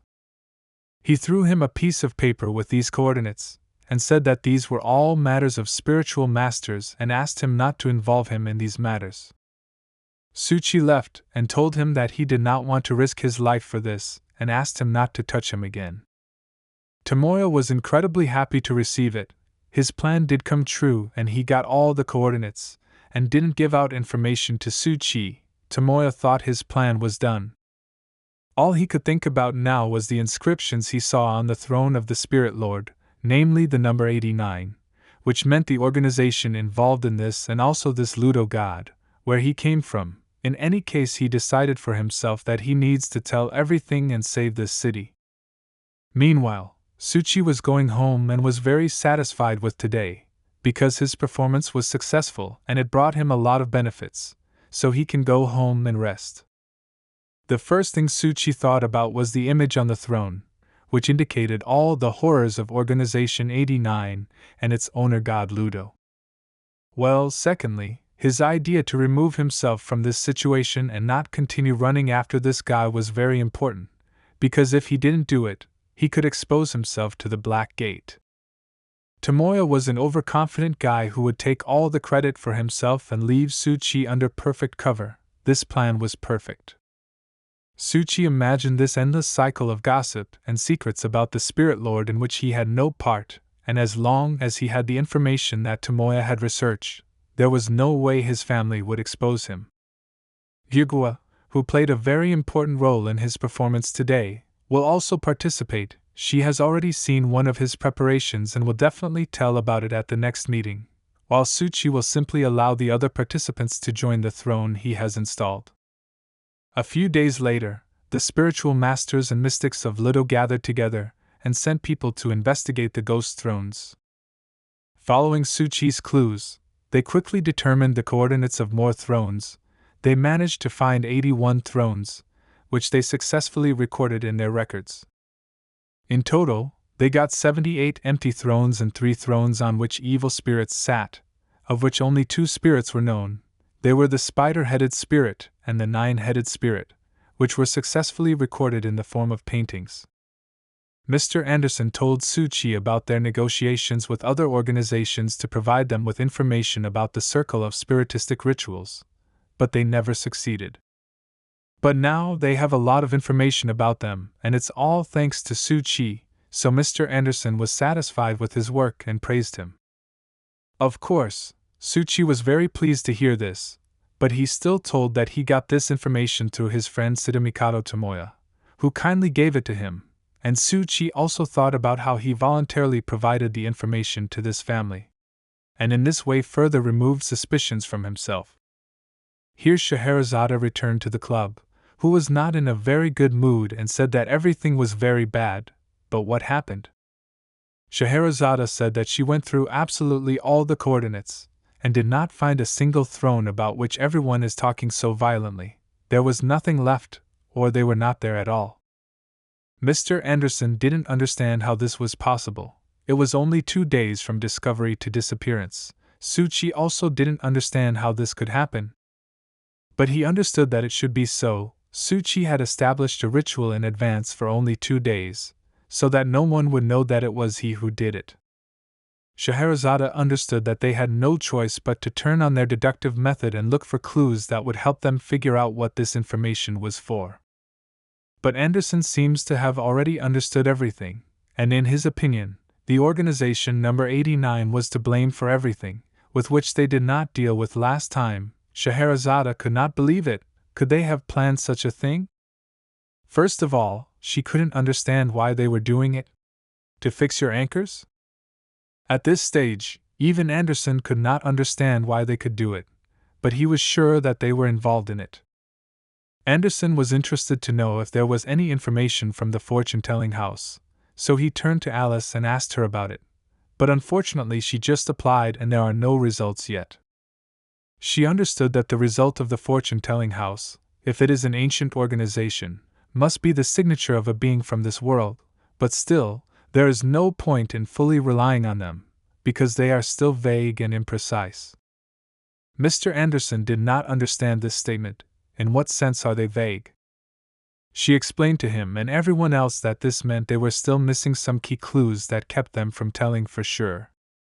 Suchi was surprised when he heard this. How is it possible that the divination results are not seen by his organization 89? Did something slip past him?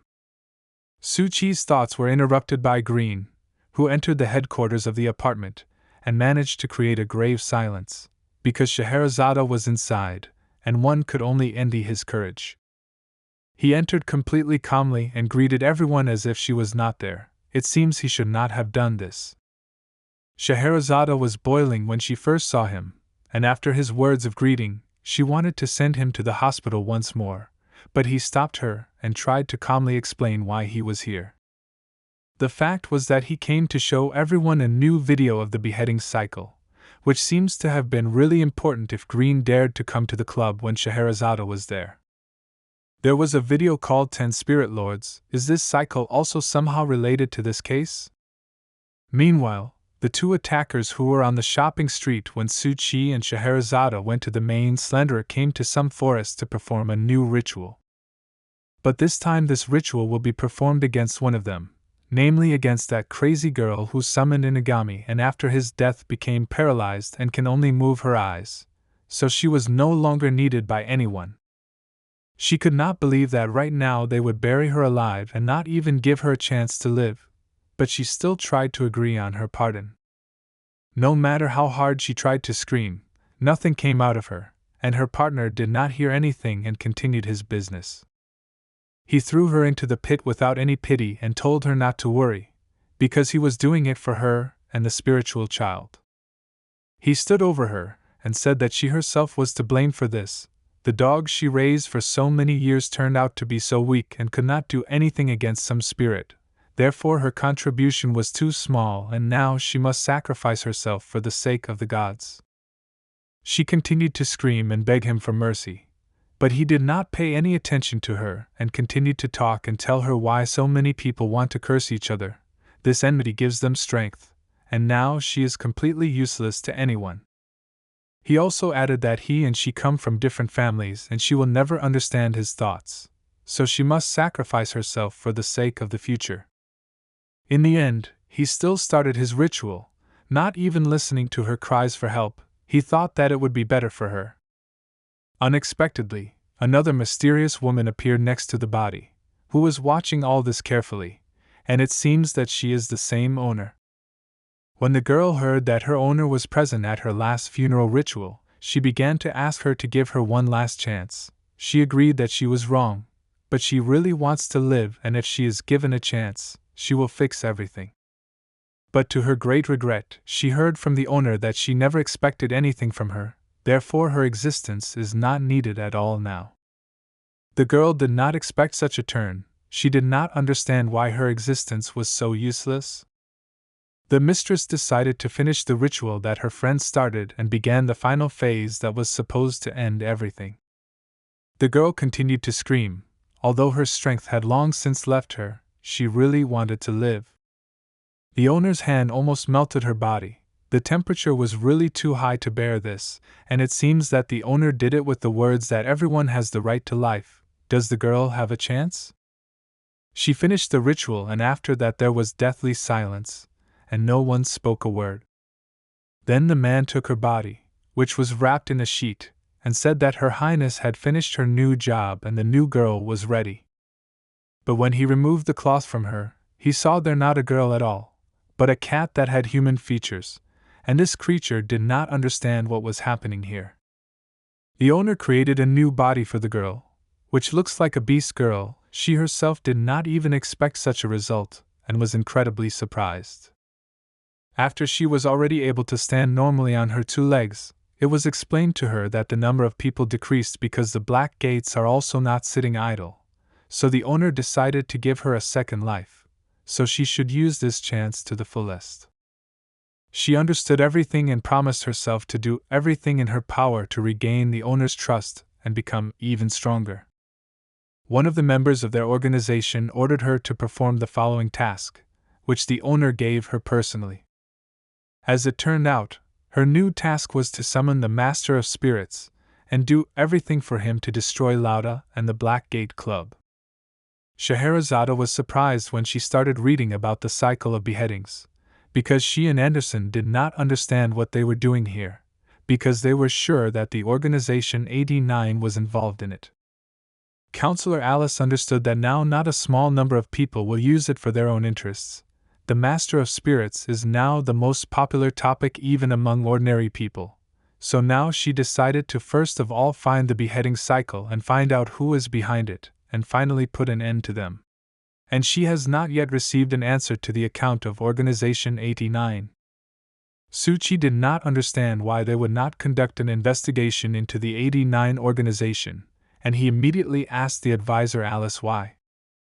She explained that there is no point in investigating anything at the moment, because they know too little information about them, and now would not be the time to take risky actions for the sake of any information.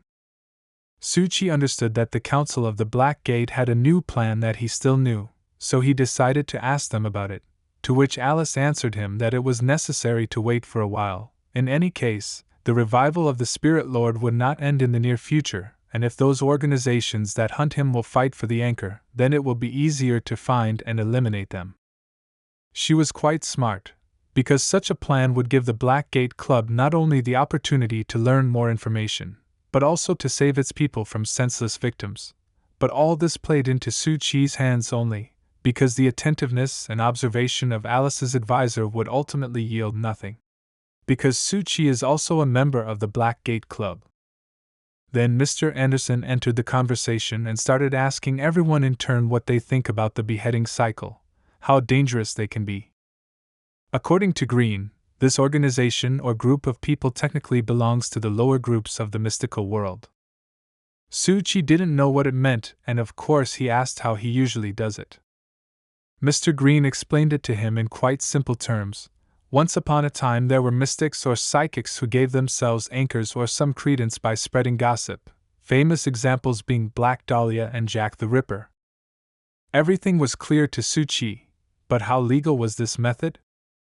Anderson explained to him that this is an illegal and very risky method, because if it is used incorrectly, this method can not only not call the anchor, but also create a terrible spirit. Unfortunately, there have already been examples, so it is usually prohibited in occult circles to do, unless the Court of Secrets has ordered it to be done. Everything became even more confusing for Suchi. He did not understand what the Court of Secrets was for. Isn't it forbidden to reveal one's secret? As Anderson told him, in the courtroom of secrets you can tell your secret, because it is not an organization, it is rather a spiritual god. Mr. Anderson at this stage of explanation introduced Suchi into complete incomprehensibility. Suchi did not understand who this spiritual god was. Is the Court of Secrets, which determines whether a mystic is guilty of this or that crime and has broken the law, actually a demon? Green immediately tried to explain to Suchi that this is not just a demon, but one that was specially transformed by one of the great mystics of the Black Gate with a sentence embedded in its logic of action. The modeling of the mystical court for the assessment and possible creation of spirits and ghosts was based on the information provided by the mystic, and which could give birth to new spirits or ghosts. Then the logic of the operation of this court worked accordingly. Suchi wondered what happened next with such mystics, whose information could summon a spirit. Were they eaten? Green added that in the end the Court of Secrets is also a demon, but with some new rules of operation that were added specifically for possible use. But you need to be ready to use it before you use it, because it can consume you. The reason why the Black Gates know the functions of most of the divine objects found in their possession is precisely because they were able to decipher them through the courtroom of secrets, and this is only one of the ways in which the Black Gates disciplined the circle of mystics. But before he had time to secretly arrange everything he wanted, a cup of tea, which Scheherazade was drinking, flew to him, and she said that if Suchi was interested in the Court of Secrets, she could take him there on an excursion. But now it was time to get back to business. But Scheherazade warned Green that if he once again strayed from the topic they were talking about, she would throw something more difficult at him. so she immediately forced him to speak his mind at the expense of the beheading cycle. Green believed that the cycle is not an organization or a very inexperienced, poorly understood organization that appeared not so long ago, but he is more inclined to the option that it is one person who works alone. Anderson was in complete agreement with Green's opinion and believed that this is a person who, roughly speaking, was a novice in the occult world, or rather he was until he created his organization, and this happened because he or she was not added to some already existing organization. Such as, for example, a Black Gate. Scheherazade offered to make their options for the owner of this group, if they had already started an investigation on this account, so each of them took a piece of paper and a pen and started writing their options. After 2 hours of their joint work, Scheherazade read an approximate description of the criminal. He should be a man, his age should not exceed 26 years, he should be a professional in photography and video editing, he should work alone and not belong to any other organization. Anderson suggested starting the investigation from the school, people on TV channels and specialists in the media, because that is where it is easy to find a person with this description.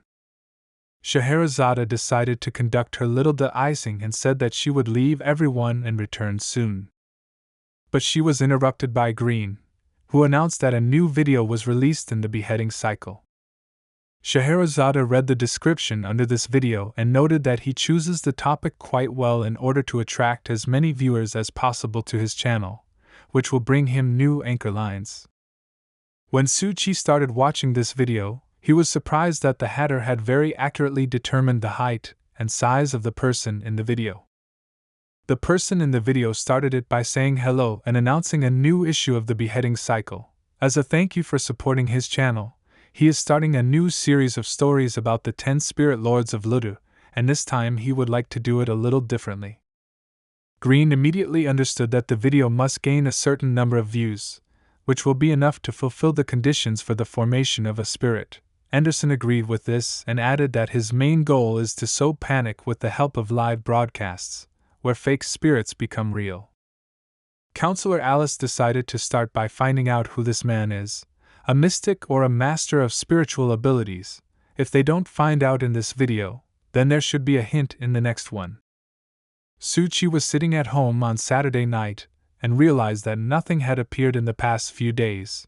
His anchor lines remained the same number. Was he doing something wrong? His thoughts were filled with this very thought, until he saw a new video clip from the beheading cycle that was in honor of the first spirit master of Ludo. As it is told in the video, the name of the first owner was Tian Go. There are many legends about her from ancient times to the present day, for example, about a fox that covers the moon for prying eyes, and we should not forget that she is a cultural symbol of China. For Suchi, the first spirit master was so familiar that he even thought about the good intention of this video author. Suchi imagined this kind of ghosts and gods with a great history, which many people know about and are ready to imagine about their possibilities. It made him sick. But he still didn't know what terrible things could be created as a result if mystics and spiritual masters saw the video. He could only imagine how difficult it would be to realize. He imagined how on Wednesday night, somewhere in the streets of Ludo, mystics and spiritual masters were fighting against the fox in the live broadcast of the beheading cycle, and it was difficult to imagine what price people would pay for destroying only one of the 10 gods, when they could create 10 of them. Suchi understood that his enemies were using the internet to create ghosts and spirits, while the local people in Ludo were just fighting and losing their lives. If they really did that, not even 10 spirit lords would be needed, but only 3 or even 2 to destroy the entire spirit circle in Ludo, and then the Black Gate will also be destroyed. He decided that he would find any way that would help him get rid of this cycle of beheading. After all these thrones were created by Suchi. It was him who ran all over the city and burned his blood to install them, and he decided that he would not give them those anchors so easy. Since the cycle uses public opinion and their belief to create a spirit lord, public opinion would be a better option to interrupt it. Suchi seems to have figured out the answer to this question, but he is still missing one important piece of the puzzle, which he may find in the Hall of Secrets. To which, by the way, it was time to return. so Suchi concentrated to the maximum and decided not to pay any attention to it yet. The Hall of Secrets is open again, and Mr. Truth congratulated all the participants on this event, and they in turn congratulated him. The spider decided to start the conversation first and turned to the mask with a question about the textbooks that she gave her. The mask replied that they were of high quality, and the information provided in them helped her a lot, so she was very grateful to the spider for this gift. It was with the help of these textbooks that the woman reached the threshold of the mystical world in real life, so she was really very grateful for that. Gyugwo was very curious as to how the mask drew such professional anatomical diagrams at the last meeting. Is she really a doctor? The woman explained to her that she works as a forensic expert. She was very happy when she heard this information, because the School of Scientists is well suited for the wisdom system, and although the spider belongs to other systems, she can receive knowledge from other schools and systems. So she offered the mask a deal in which she will constantly help her in obtaining knowledge. The mask was not against forming an alliance between them, so she asked Mr. Truth to create a catalog for exchange, and for this, as usual, white color should fall on the stone of fate, which, accordingly, happened. Gyugwo was impressed with such technologies. The exchange directory is the perfect solution, because the mask can enter data about exchanges. Even if there was no exchange actually or the exchange needs to be moved, it was not a problem with this directory. Suchi was very happy because the nine-headed woman finally put forward constructive ideas to clarify the order of exchange at the fourth meeting. Now he can finally move on to the next step. Mr. Truth created some new matter in the form of a pyramid, which was used at the meeting for the first time. What will they do with the help of this pyramid? But the only answer that Mr. Truth gave to their questions was a secret that they have to solve on their own. Gyugwa still decided to tell everyone about how a few days ago she received a divine message from Mr. Truth about how a throne was found in Kaigyu district, and began to tell the whole story about that day. After the spider finished his stories about these thrones, the mask decided to turn to Mr. Truth and ask about these thrones. What are they for? Gyugwa decided to add to her story some rumors she had heard about the revival of a spirit lord that was actively spreading in the community, and it could also create a large number of anchors, so she also asked Mr. Truth if he was trying to create a large number of anchors in this way. Anchors. After these words, Gyugwa noticed how the pyramid created by Mr. Truth began to move. It seems that this was a sign that meant that she was saying the right thing and should continue in the same spirit. Therefore, she decided to offer him new means of creating great mysteries with the help of which he would form even more anchor lines. But when she looked at the pyramid after these words, she realized that she was saying something wrong, because this pyramid does not move at all. Gyugwa decided to continue despite this and started to tell Mr. Truth about a mobile phone that you can carry with you, which has a whole bunch of very useful functions. Mobile phones have become an integral part of humanity. So she, based on the occult knowledge of the wisdom system, created a larger game based on a mobile phone that is now very useful for her. She meant it when she talked about the same game she called Little Spirits and Ghosts.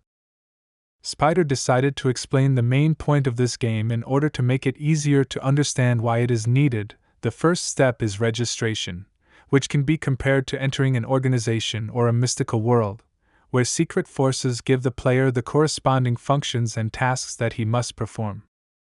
She also said that she deciphered and added some functions of Mr. Truth's puppets to the game. Now players can control the puppets during the game and move in certain areas. If necessary, Gyugwa could even control these puppets and set tasks for players and their puppets in a certain game area. But her speech was interrupted by a mask, which was very interested in whether ordinary people can see dolls in real life and will not expose them in the future. But according to Gyugwa, even here everything was thought out, because her dolls are similar in nature to spirits and ghosts and can appear both on the first layer and on deeper layers, for example, on the layer of the abyss, where they are invisible to ordinary people and cannot influence the human world. The next question the mask decided to ask was about the heaviness of spirits. Can it change with increasing depth? Gyugwa could theoretically do it, but with the server she has, the deepest layer she can do is the low light layer, which is the very first layer in the deep sea. She assured that there is absolutely no need to worry about the fact that they can be exposed. Gyugu believed that ordinary people do not understand that this is a big secret. They just think of it as a fun mobile game. Suchi was very satisfied with Gyugu's work and game. He underestimated it. But this game really exceeded all his expectations, because times are changing and now the methods of information transmission have changed. Science and technology are now the first productive force in the world, and the base of this game will be the key to a new secret. Gyugu was sure that in order for the game to gain intrigue and give what is expected of it, it is enough to call it a big secret and it can work. In short, she counted on the fact that the game will help them to harvest the general fixation of players. In her opinion, the more loyal players there were in this game, the better anchors they could give them, and she also suggested that they open replica missions so that a larger number of players would help in completing the tasks. Maska said that she usually doesn't play games, so she wanted to ask if something needs to be given in the process. Gyugu seemed to be waiting for this question from her and immediately began to tell that all players will need virtual things, access to the next levels and much more. For this they will give us real money, but most importantly new anchor lines. So considering that we would give and what we get, of course the anchor lines were much more expensive and valuable. Mr. Truth listened carefully to all this and tried to understand how it worked, and it occurred to him that her method of separating divine items and combining them gave him some clues. When reviewing this strategy to combat the beheading cycle, he was missing a key piece of the puzzle. But now that he has this game, it could become a key piece of the puzzle to the implementation of the plan to destroy the beheading cycle. The pyramid hanging over Gyugu's head was already quite close to her, and she could almost reach it, which meant that Mr. Truth approves her proposal, but he lacks results, so in order to get this pyramid, she must achieve results. Mr. Truth showed them a beheading cycle on the big screen and told them that such people prevent him from creating mysteries. Gyugu immediately understood what was going on, and she decided to use her game to solve this cycle guy and build big mysteries so that she could collect the anchor from Mr. Truth and get the pyramid for it. Therefore, Gyugu did not hesitate a second and told Mr. Truth about the information she received from the Black Gate mystics that behind the cursed place was a group of slanderers called the Session. As far as she knows, the founder of this organization is now called a spirit child, and under her command are a slanderer who uses enugma spells, a slanderer who can manipulate the human body, and a hacker from the Matrix organization. The mask was surprised by such details. Can ordinary people work with mystics? Spider explained that the Matrix has always been a free organization, so it is not excluded that the hackers decided to work with local forces in Ludu. Gyugu also said that the other day she used hacking methods to find out the location of the spirit session, but she failed. The other side has anti-hacking skills, and it's safe to say that they had at least one hacker who created the Tear Angel. The mask understood almost everything. Besides, what kind of organization is this session? Gyugu knew only that this is a group that collects money and curses and destroys people for it, but they have not yet suffered any punishment for this. The woman who was hidden behind the mask burst into tears, because she also lost her relatives because of the same secret organization, and she did not want the same thing to happen to other people. Catcher entered their conversation and began to draw something. Everyone present was sure that there would be cheese, but he continued to draw something for so long, it seems that there will be no cheese. Mishalov drew the session group in full, but where could he see them and in such detail? He pointed them to a point on the map where he was stationed, some old warehouse, where he had seen them. They could not believe that he saw them in full force, but the mousetraps seemed to want to correct them and say that not all of them are there now. He took a picture of one of them and showed it to them, and then added that he left their common shelter. But he went to the hide area. They were all grateful for such useful information, but no one could understand what was in this area and why he went there. Maska found out that the land of the Green Ridge is located in this area. But no one knew the exact truth about this land. There were only legends that a 9-tailed demon fox lives in the land of the Green Ridge, whose power is so great that it can eat the mountain of chaos and its inhabitants. although it has long been suppressed a monk and her soul never dissipated. The legend also said that the nine-tailed demon fox brought blooming peaches to people, so the city of Haidun is now a tourist attraction. The mask could not understand why the spiritist session was there, but everything was obvious to Gyugwa. Where legends begin, ghosts and gods must appear there. Gyugwa also said that she heard that the slanderers have a technique called god relocation, which as the name suggests can move gods. Suchi remembered how the old slanderer from the shopping street also mentioned moving the deity. He wondered if the priest of the slanderers who moved the deity of the old shopping street Ting Shui could have anything to do with the girl in the essence. It came to Gyugwa that they want to steal the Spirit Lord's revival anchor and want to move the centuries-old god of deep demons to Lodo, and if their plan comes true, then demons will appear from the depths of the soul that will destroy people, and then Lodo will turn into hell on earth. The mask was outraged by these facts and did not understand why they should plunge Lauda into chaos. Gyugwa explained to her that the more chaotic the world becomes, the more excited they become. The fact that they dared to release such a destructive monster as the Tear Angel shows that they are insane and will stop at nothing to achieve their goal. The spider began to call Mr. Truth and tell him that Ludu is his land, and this spiritual session is an attempt to eliminate the gods, so panic and steal his anchor. Suchi reflected on how the creation of fear does create an anchor, but they are chaotic and unstable and can be easily neutralized. Only when humanity is stable and rich can a great and orderly mystery be built that cannot be allowed to be destroyed by a spiritual session. He had to think carefully about all this, because the mouse catcher gave him new hints, and he can keep them here, in the Hall of Secrets, so that they do not get lost and do not run away. Therefore, Mr. Istana decided to create a kind of library where all the memories and knowledge of the participants of the secret hall will be stored. After the creation, the participants immediately began to look at these so far empty bookshelves, on which there were already several books about Macbeth and about past tasks that the participants had already completed. He wanted all subsequent files to be certified and recorded here, and in a few decades or even centuries, the one who will own the Hall of Secrets will become the owner of the world's knowledge. For this, he created 3 orders in the Hall of Secrets, and one of these things, namely the pendulum, was supposed to observe the world or historians and compile its own archive of knowledge. After that time ran out and the 4th meeting of the Hall of Secrets was completed, Suchi sat in the kitchen after the meeting and thought that he had acted wisely enough to create a Hall of Secrets and find suitable people to enter it. For him, the Chamber of Secrets was like a grinding machine for thoughts and a source of inspiration, where he could find different points of view, voices, worldviews, where different ideas collided side by side, and, of course, a place where people developed and became better together. After Suchi thought about all the moments of the secret hall, he decided that he needed to create a new throne, but his thoughts about how to do it were interrupted by some otherworldly voice. Suchi stood frightened and did not say a word, because this voice was unlike any other he had heard before. It confused him when this voice repeated the word of enlightenment. For him, hearing this voice is the same as being in an embryo and hearing the voices of the world through the amniotic fluid and the mother's skin.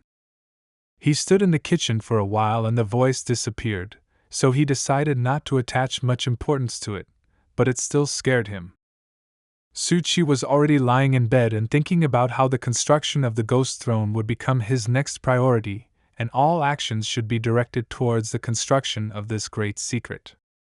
He didn't know for what purpose the Spirit Essence Society moved to Ludo, but it was definitely not good, so Suchi decided to send this information to the Black Gate the next day and see how Counselor Alice would react to it. After that, Suchi really wanted to go to sleep, but he couldn't, because he needed to visit the deep sea, which he actually did. When he dived, he was awaited by a rather pleasant gift in the form of an increase in the number of anchor lines by 50. Now he had 350, and with the help of this, the creation of the ritual of securing the layer of enlightenment was successful. Unfortunately, the good news ended there, because Suchi did not have the ritual kit for the low-light layer in his hands, although he had gathered enough resources, but he did not have the guidance to do so. In the Book of Realms that was given to him in the Black Gate, there is a ritual formation for the first layer. But what about the low light? He couldn't even explain the origin of these anchors. In case his connection with Organization 89 is discovered, it will be difficult for him to pass through the Black Gate, so he has to invent another way to pass. Therefore, 2 days later he decided to visit Gyugwe and came at the time when she was just working on Mr. Truth's task, so of course Suchi waited until she finished. He was very pleased that his believers were quite hardworking and active. This gave him the motivation to work further without giving up. Gyugwe took some time off from work and asked Suchi why he visited her. Suchi responded by saying that he came to her to get information about the organization of the session. She was immediately distracted from her work, because she was very surprised that he knew this information and where he got it from. But even if he somehow found out, in any case, it is very expensive. Suchi felt a little funny in her mind, because she herself learned this information from him in his secret hall at the last meeting, and now she is selling it at a very high price. Also, Suchi had one more request. He knew that there are anchor ritual arrays for illuminated and dimly illuminated layers, and he very much requested that this agreement be as confidential as possible. She had already completely turned away from her laptop and wanted to know from him why he needed all this, because the binding ritual is very controlled, and she will only give him the one that is suitable for her wisdom system, and Suchi is from another system, so he cannot to use it. It didn't matter to him what she said and where it could be used and where not, he just asked her for this information and calculated it, and told him. Instead, she offered him a better offer, if of course he was interested in it. She offered him an exchange for a divine item that he could search the Black Gate and bring to her, in exchange for which she would give him any information he needed. Suchi thought it was too high a price. The divine item was not that easy to get, but Gyugwe considered it an equal exchange, especially since she only needed those that could mask or transform or something similar. She wanted to decipher it and add it to the program she recently did. He thought a little about this proposal and still agreed, so he left her and said he would return when he found a suitable object for her. On the same day, Suchi went to the Black Gate and there was no one there again, and everyone magically disappeared. He was about to go home, when suddenly Counselor Alice came to him and told him that they had all gone to investigate the case, and she was just waiting for him. Suchi was surprised. Alice asked him to take the map to Green, which was supposed to help him somehow. Green himself was now in the hospital. Suchi didn't expect what happened to Mr. Green. Counselor Alice told Suchi not to worry, because as far as she knew he was just bitten by a dog. When Suchi arrived at the hospital to see Green, he saw him bandaged and not in a very good mood. Had he really been bitten by a dog? As it turned out, he was investigating a spiritual essence and was unexpectedly attacked by a woman's dog, which almost bit off his hand, so he is now in the hospital. It seemed to Suchi that he had already heard about this woman in the body of a dog somewhere. Green said that he followed her and tried to determine where she was going, but she exposed him and attacked him. He asked Green why he didn't call his princesses, but as it turned out they didn't want to go out because they were afraid of dogs, so he didn't do anything. For Suchi, being in this hospital was too difficult. Now that he had entered the Moho layer, he began to see a large number of new spirits that looked like various diseases, and there was nothing pleasant about it. And then, in the queue to leave the hospital, Suchi saw a very familiar man who looked like Mr. Tianjing. After all, it was really Tianjin, who was the president of the student council, who was no less shocked when he saw Suchi, so he asked him what he was doing here.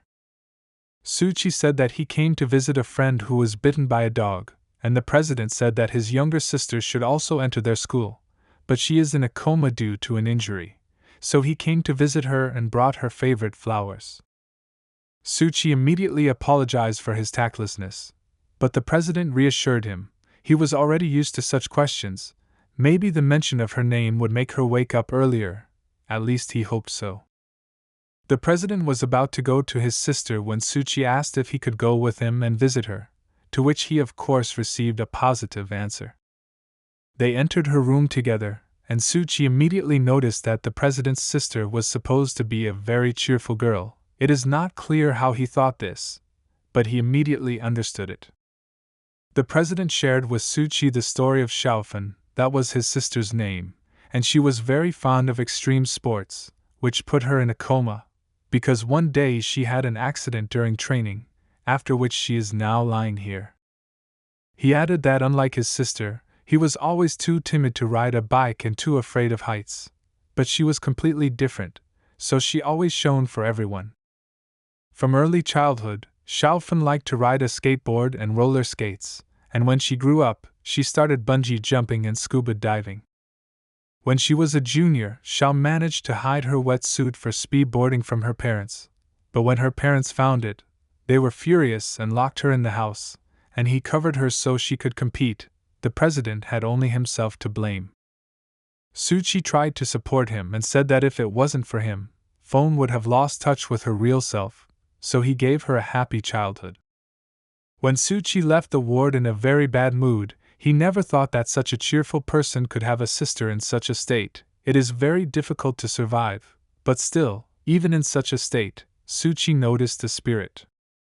There was a spirit around the whole ward that was constantly trying to talk to them, but they didn't answer him, so Suchi noticed him.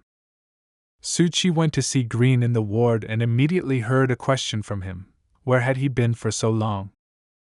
Suchi explained to him that he had met his classmate and talked with him a bit, and then added his question about the low light layer certificate and asked Green if he could sell it to him. Green was somewhat surprised by the question. He did not understand what Suchi wanted this certificate for, but he still agreed to sell it.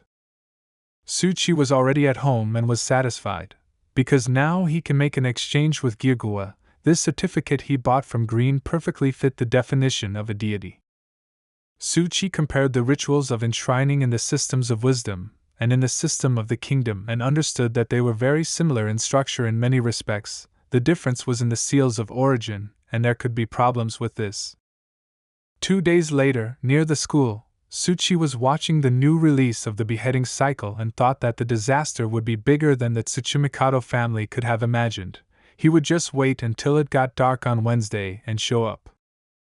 And the worst thing about this challenge of the Master of Spirits was that the audience is the main weapon of this monster, because the more abilities they invent for this monster, the more it will have. All that remained for Suchi was to hope that everything would not be as bad as he thinks. Here, Suchi noticed that the same guy who is a spirit was taking his picture again. Didn't he realize last time that this can't be done? He came closer and apologized to Suchi, and to his excuse he said that Suchi is very photogenic, so he couldn't resist. This photographer approached at the same moment that Suchi was watching the new release of the beheading cycle and began to wonder if Suchi liked watching this. Suchi answered him that he is not a big horror fan, but the special effects are very well made, to which he received an answer from the photographer that these are not special effects. And then he explained why he is so sure of this: because he made this video and he knows for sure. At first, Suchi didn't understand what this guy was talking about, but he said it again: he really took this video. Suchi was really shocked when he heard this from him. Is this guy who is a spirit and owns this channel? But the guy replied that he made only one video. The guy told Suchi that one day he was walking in the park and the owner of this channel met him and offered him to shoot such a video. He was not against it, so he easily coped with this task, and later sold this video to his customer. Suchi once again analyzed the identity of the owner of the beheading cycle and realized that he was quite a perceptive person who was good at organizing programs and society for his own purposes. So he made sure that this photographer was not the owner of this channel. Then he got the idea that the investigation had gone wrong from the very moment at the Black Gate, when Mr. Anderson was giving Suchi the information he needed. He understood that more than one person works in the beheading cycle. There are at least 2 of them, and they behave very differently in real life. Suchi asked the photographer about the owner of this channel and whether he knew who he was and how to find him, but the photographer explained to him that he was always wearing a mask, so he had no idea who it was. The photographer told Suchi that one day he came to him and said that he needed to hire a photographer, and then he lent him this camera. When Suchi picked up this camera, he realized that it was a divine object. Suchi started questioning this photographer, and he was wondering first of all if the owner of the channel allowed him to shoot with this camera anywhere or if they had a studio. The photographer said that every time he appointed a new place and time. Next, Suchi showed him a list of videos from the channel and asked if the photographer could see these strange ghosts and monsters while filming, or were they people. The photographer did not know how to answer this question, because it seemed to him that he was shooting something very strange, and he did not understand what it was. It worked for him like intuition, as if many eyes had opened and he began to see everything from different angles. After that, Suchi thought about whether people feel spirits inside themselves and whether these spirits give them some abilities. He remembered the girls from his school who never remembered anything like that, so it seems that human spirits do not affect the person himself. Suchi looked at this camera for a while and finally realized that its main function is to take pictures of spirits that are at great depths, but to expose them as small ones. But then why didn't the owner of this group use this camera himself, but found someone who would do it to do? Obviously, he didn't do it because of his poor photography skill. Suchi believed that it was because of the limitation of his depth that he couldn't do it, so he had to look for other people. The previous analysis that the owner of the cycle was a novice in this field was correct. Suchi really wanted to meet him and offered the photographer money if he would arrange this meeting. The photographer could not clearly answer Suchi's request. He uttered some strange words and Suchi did not understand him. Suchi repeated the question, but now more specifically, to which the photographer finally answered that he communicated with him exclusively by phone, sent him videos after filming, but he had never seen him in person. The photographer showed him the videos he was engaged in, and now everything was clear to Suchi. All these videos were of spirits. It seems that the owner of the beheading cycle has no way to shoot deeper spirits, so he has to entrust this work to this guy. Suchi asked the photographer how many of them are in the team, to which he received the answer that only he is the owner of this channel. Suchi now clearly understood that when he has the best chance to catch this owner, he conducts the live broadcast personally, because in this case he does not need the help of others at all, so at these moments there is an opportunity to catch him. As soon as Suchi finished his logical thinking, the photographer remembered that there were still 2 of them in the team without the photographer. The photographer added that he constantly heard the customer talking to himself, and often mentioning the name Mephistopheles. Meanwhile, in the Warport Park in the west of Ludo, 2 people from the session were sitting on one of the park benches and discussing the attack on the Black Gate. The female cat was very unhappy with the latest attack on the Black Gate because her tail was injured.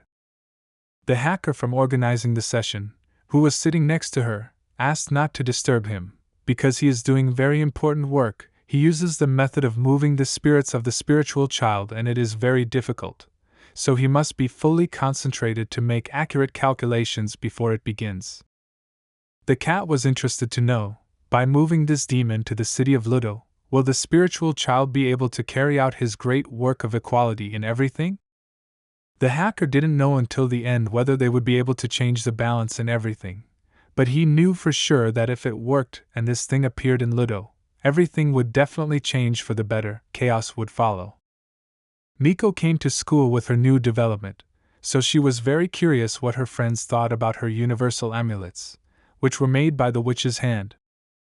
Gu Shu was not sure that they would be allowed by the school principal. Most likely Miko would receive a warning. Miko was unhappy with these rules. How is she supposed to earn money in such conditions? Gu Shu turned to Miko to help her, but Miko did not quite understand what she wanted from her. Does Gu Shu want to ask her to cast a spell on Suchi? Has she fallen in love?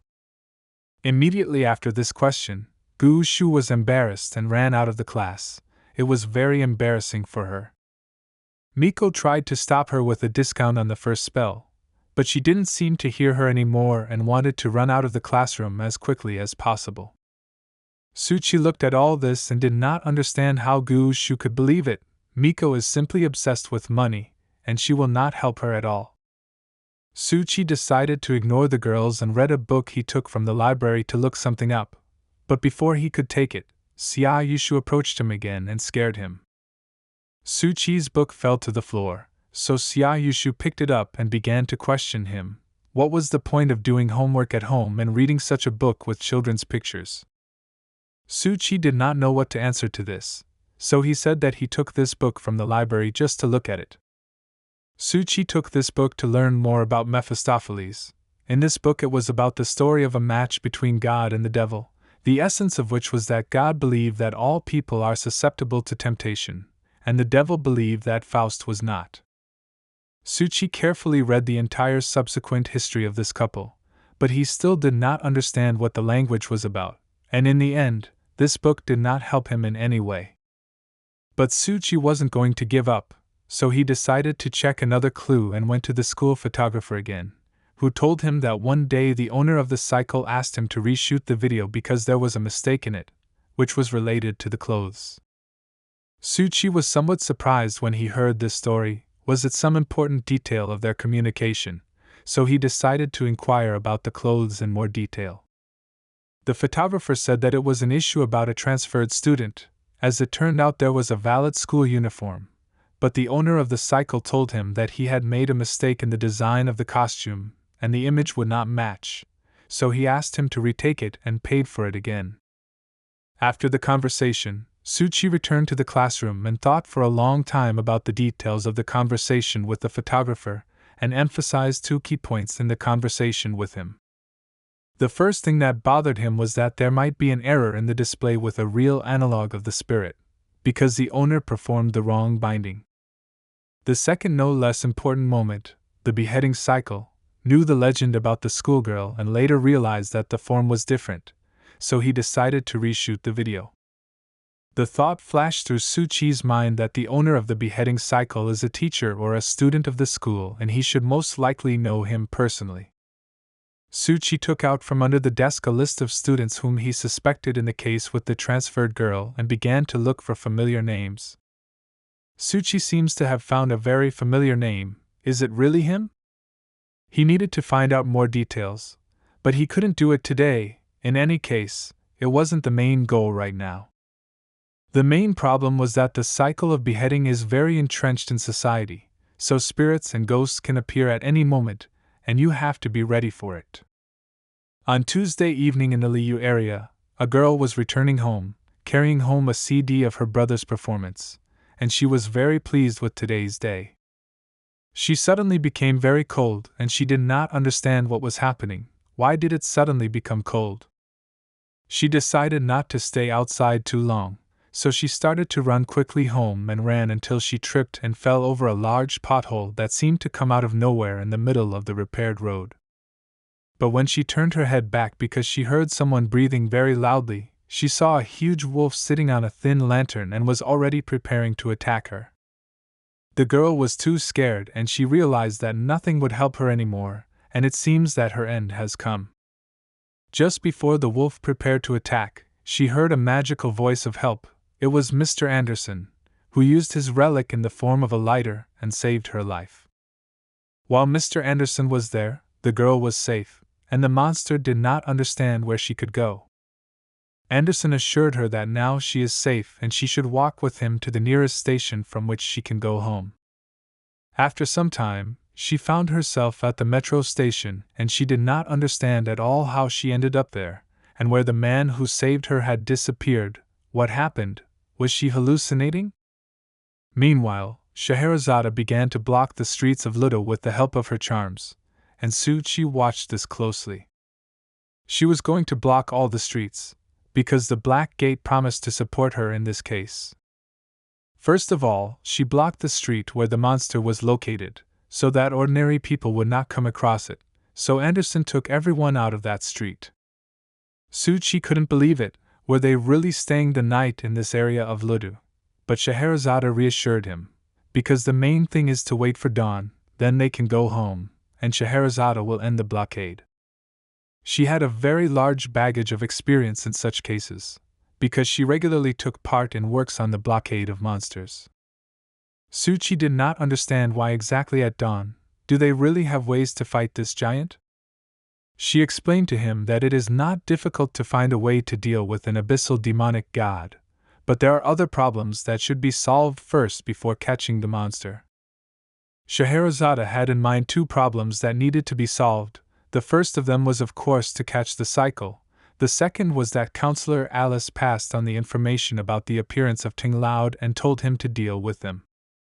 Suchi was surprised at such a request. Couldn't they send someone else to do this task? He understood that Advisor Alice wants to understand the plans of the ancient organization in this way and catch the cycle. Scheherazade gave him a strong pat on the back of the head and praised him for his sharp mind. Then she added that it was just a check from Counselor Alice to see how the old organization would react. Suchi realized that he needed to do something immediately, because if the revival of the Spirit Lord was really messed up, he would have to think of some measures to correct the situation, especially since he had already spent so much money and energy on it. Scheherazade prepared Suchi for the fact that if the spiritual masters leave the game, then the Black Gate will have to clean up after them. Suchi was interested in whether there is a specific plan on this account. All they invented was that it would surround the street, Anderson would disperse the crowd of people, and then they would throw Green there. Suchi understood that they were trying to destroy his plans, so he couldn't just sit back and do nothing. He had to find a way out of this impasse.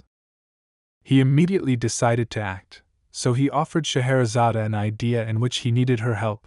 Suchi asked her if she had ever done a magic show. She was somewhat surprised by the question. As a child she liked it, but as soon as she learned how everything actually works there, she lost interest. Suchi explained what he meant. The whole cycle of beheading is a trick, and the whole meaning of the trick is that it is interesting until it is revealed. That is why he offered to be detectives today and reveal all the secrets of this trick. Suchi was sure that they could find a way to expose the beheading loop ghost trick, and it seems he even has a plan on how to do it. Of course, Scheherazade was interested in this and asked him to tell what he invented. But before he could carry out his plan, he needed technology from another realm, which he unfortunately did not have. Scheherazade assured him that it is not difficult at all, it just requires a lot of money, which luckily she has a lot of. Suchi asked her if he could apply for reimbursement for his plan, but she made him understand that it would take a long time and he would have to wait 2 or even 3 weeks. Before then the Black Gate might not exist, if all will not go according to plan.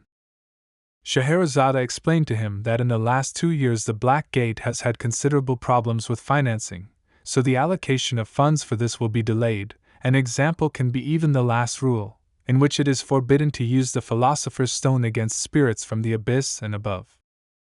Suchi imagined the organization of the Black Gate in a different way. He thinks that they are quite wealthy, but in reality it is not so. Now Suchi understood why Mr. Anderson was holding all these auctions, because the organization has no money, but somehow it is necessary to live. Scheherazade suggested to start by calling Alice's advisor and asking her for help. It would be much better than going to the main office, which Suchi did. Of course, she didn't give him money for it, but she offered him to use his advance, which he was supposed to receive, and then it would be returned to him when they finished their business, which of course he agreed to.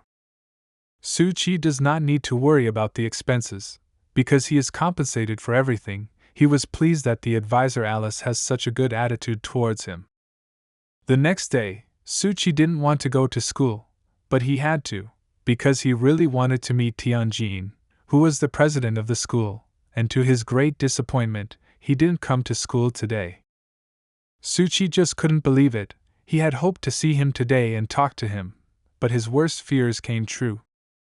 Therefore, Suchi decided to immediately go to the Black Gate for a meeting, and when he entered the headquarters of the apartment, he saw that everyone had gathered and there was a bottle of wine on the table. What was going on here? Mr. Anderson explained to him that they all gathered because today it is possible to catch the cycle of beheading and finally put an end to it. For the first time, Suchi wanted to talk to Mr. Green, whom he actually approached after saying hello to everyone. Anderson did not have time to understand when they started to be friends like this. Scheherazade explained to him that Suchi has a plan that will help to catch the cycle, and it seems that he needs Green's help. But in her opinion, she would not trust him with any business, because he always spoils everything. After 10 minutes, Counselor Alice announced that it was time to leave, but before that they would hold a small ceremony. Suchi could not understand what they were doing, and what should he do about it. As it turned out, it was ordinary wine that they drank for good luck before the task, but Suchi had of course poured the juice. He could not believe that such mystics as Alice's advisor were really doing it. The entire Black Gate team gathered near the subway station and were waiting for something. Suchi did not understand where the spiritual masters were. Would they not come? But before he had time to ask Anderson about it, 10 of the best masters of spiritual skills appeared out of the fog, including Tsuchimikado Tomoya. Suchi wondered if they were ashamed to dress like that when so many people were looking at them, but Scheherazade explained to him that as masters of spiritual abilities, these clothes are like a ritual for them, which increases their power when they perform tasks. Green also noticed an important detail that only young masters came, and he heard that among them only one young master was sitting next to the older generation. The others did not have such experience. Anderson explained that it is their kind of tradition to allow young masters to explore the path first. They explain this by the fact that during the last attack of the Master of Spirits, too many young masters died, and those who remained are now managing their families, so they will not leave the house just like that. After all the explanations, Mr. Anderson asked Suchi to initiate contact with the young spiritual masters. Lilu was one of the strongest masters among them all. She asked Tomoya if he really saw the Spirit Lord, to which he replied that of course, and even fought with him. According to him, the battle was fierce and he almost did not defeat him. A little was not enough, because the Lord of Spirits ran away from him. Of course, Lilu did not believe Tomoya, because she knew his nature. She even assumed that he was running away and did not even look around. He was angry with her, because how dare she underestimate him when he is such a strong master. Their conversation was interrupted by Mr. Anderson, who came to get to know them better, because together they were to conduct an operation to destroy the Master of Spirits. One of the masters, who was the most experienced, recognized Mr. Anderson. Last time they fought together with the Guho bird, and if Mr. Anderson wasn't there, maybe everything would have been much worse, so he happily greeted him. Mr. Anderson, in turn, praised the masters for their timely reaction to that order, and only because of this they were able to destroy it in time.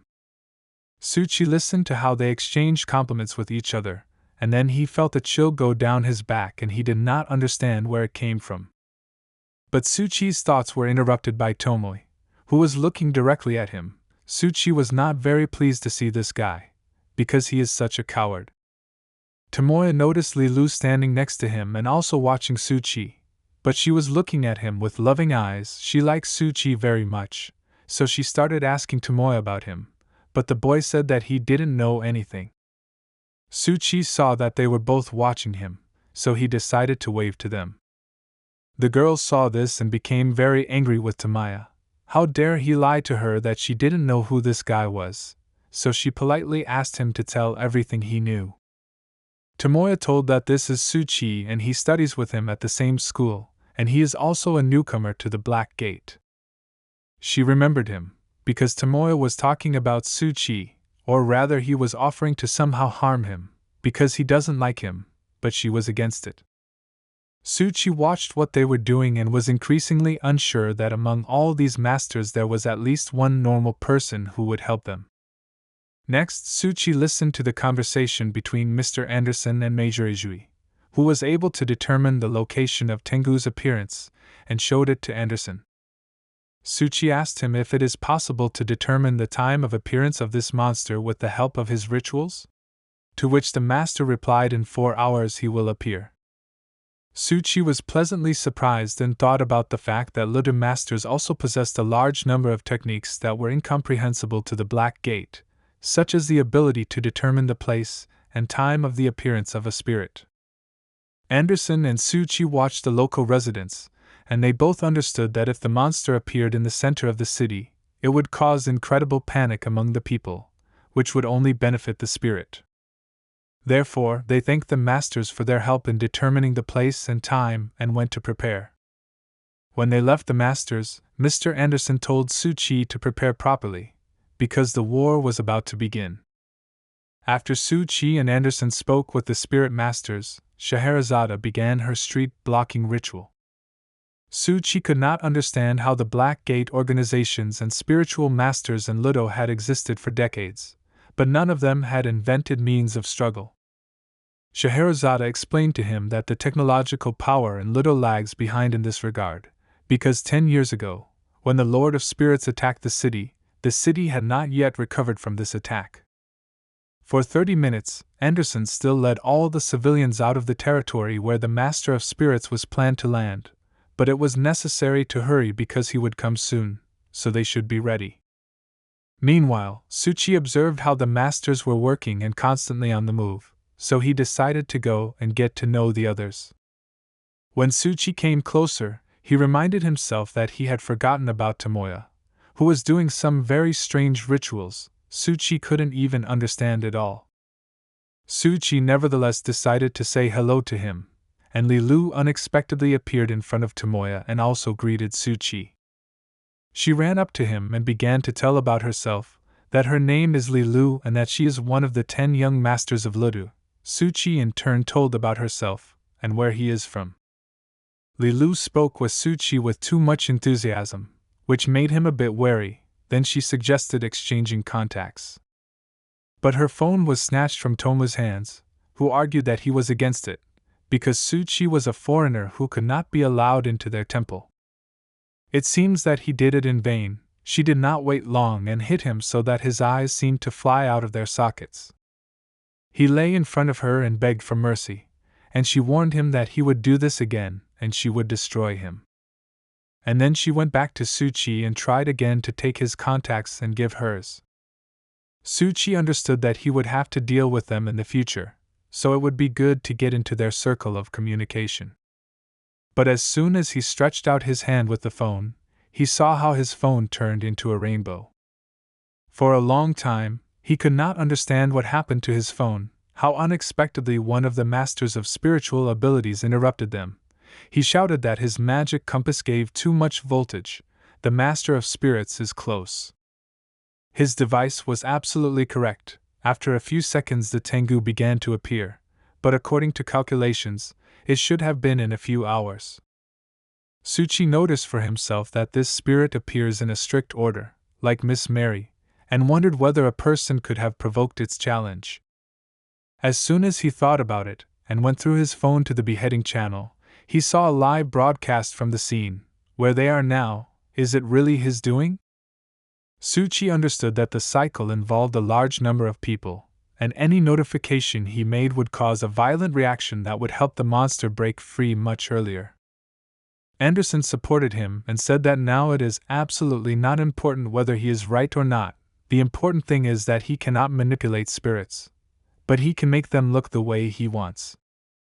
They couldn't understand just one thing: how could he broadcast it if they took absolutely all the people out of the area? They thought that the cycle of beheading could attract panic among people and because of this increased control over people, when suddenly a huge spirit appeared in front of them, which was not like any of the previous ones. Su-Chi couldn't understand why this monster didn't look like a wolf as they thought. How could it change its shape?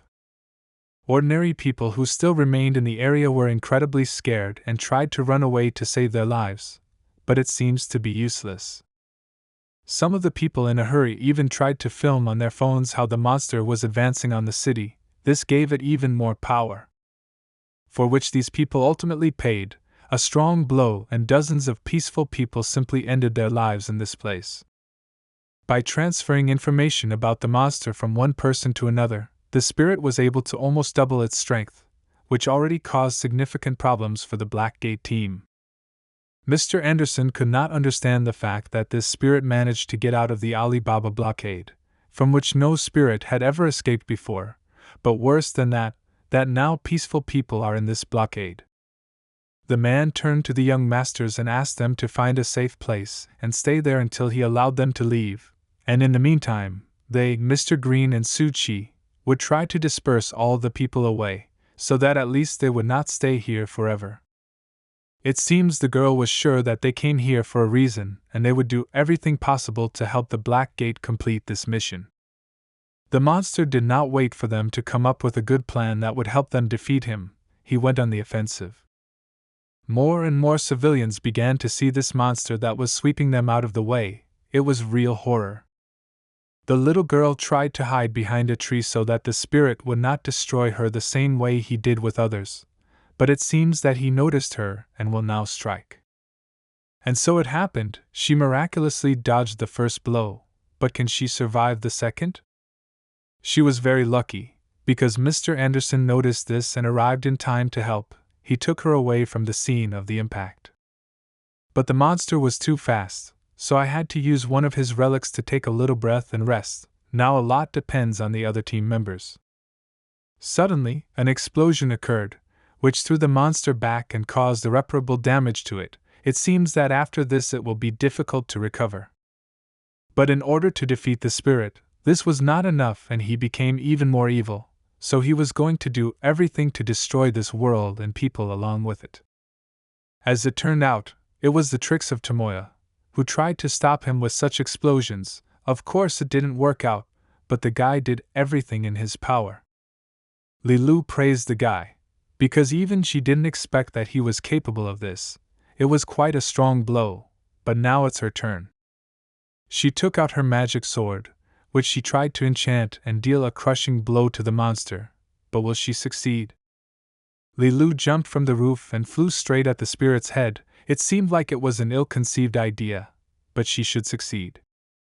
As soon as she landed, the girl immediately put a sign on the body of the spirit and uttered magic words that were supposed to cause a curse.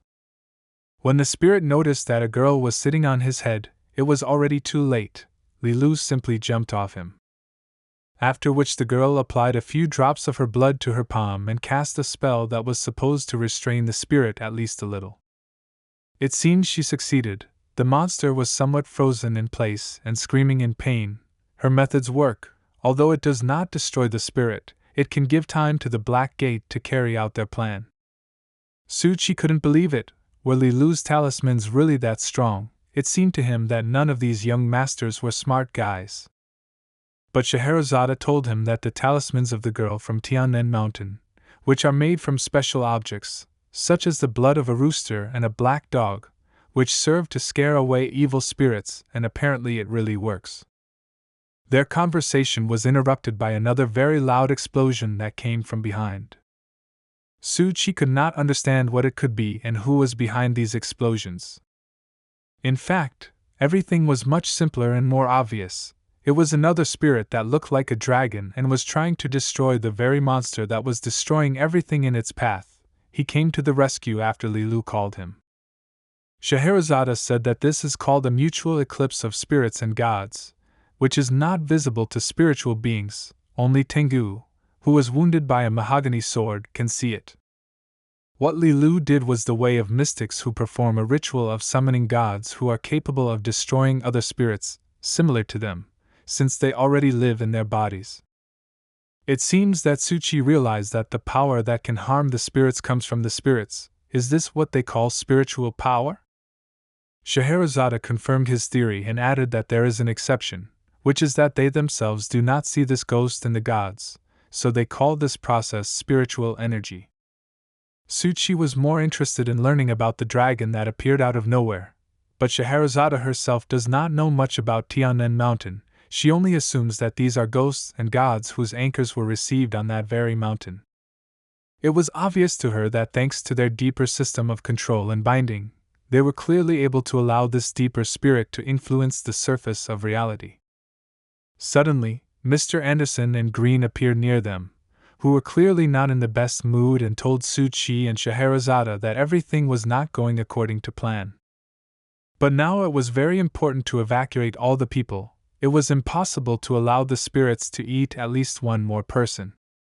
Green knew very well and said that they had evacuated more than 400 people, but another 200 were cordoned off and risked staying here forever, so they needed to change plans and come up with something. Suchi was shocked by this. Are there really so many people left? Because if the masters fail to restrain their spirit, then all these people are in mortal danger. Anderson explained to him that due to the fact that the monster did not appear at the moment when they expected it, which is why such a problem arose, but in half an hour they managed to evacuate more than half, which was already quite good. From the very beginning, they assumed that the evacuation would take more than 4 hours, which is why they gathered here so early, but the spirit, contrary to all expectations, appeared much earlier and they cannot do anything about it. Mr. Anderson could not imagine that the cycle would intervene so early in the game and launch Tengu into this world. Moreover, due to the huge amount of attention, Tengu changed his appearance to a more formidable and strong one. People do not understand that they are making him even stronger when they take pictures on their phones. The man who controlled this monster still watched how events were developing, and it seemed to him that this was very little and he wanted much more for the monster to become much stronger. He took out his camera and began filming further. The man greeted everyone who was currently following the beheading cycle. He informed everyone that he was now in the center of Ludo and invited everyone to join the live broadcast, since it was 8 p.m. Ludo time and a huge and strong Tengu appeared in the Lilu area.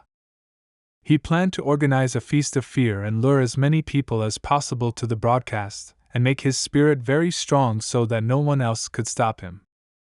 In his broadcast, he began to show Tengu from all sides and people were delighted with the strength and power of this monster. They had never seen anything like this. Some, of course, did not believe that it existed.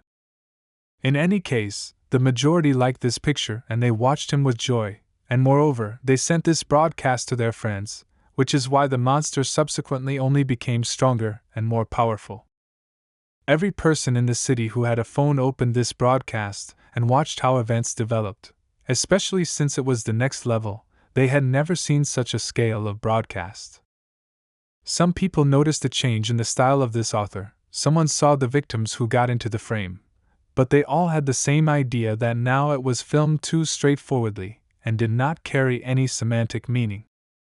However, people who watched the broadcast began to notice that dead people appeared in the frame from time to time, who unfortunately fell under the attack of the monster, and all viewers understood that filming something like this while people were suffering was not a very good idea. But the creator of the series did not stop there. He continued filming, because it seemed to him that everyone should like it. This is a completely different level. He said that these are not illusions or special effects. This is a real live show that can only be seen once in a lifetime, and everyone who is watching it now is lucky. The creator was sure that today's broadcast would reveal all the secrets of this world and show everyone that in this world there really are ghosts who live next to them, but they didn't even notice. He continued to persistently remove every detail of the spirit, and it seems his plan is working, because people were interested in it more and more, and the creator of the cycle was sure that this day would be the beginning of something new and so beautiful. The creator promised each of the viewers that he would create for them a feast of horror that they would remember for the rest of their lives, and this would be the beginning of the end for them. Some people believed that it was indeed a real monster, and tried to save their friends who were in the area at that time. Others understood that these were all actors who played their role perfectly, but none of them realized how terrible this event was.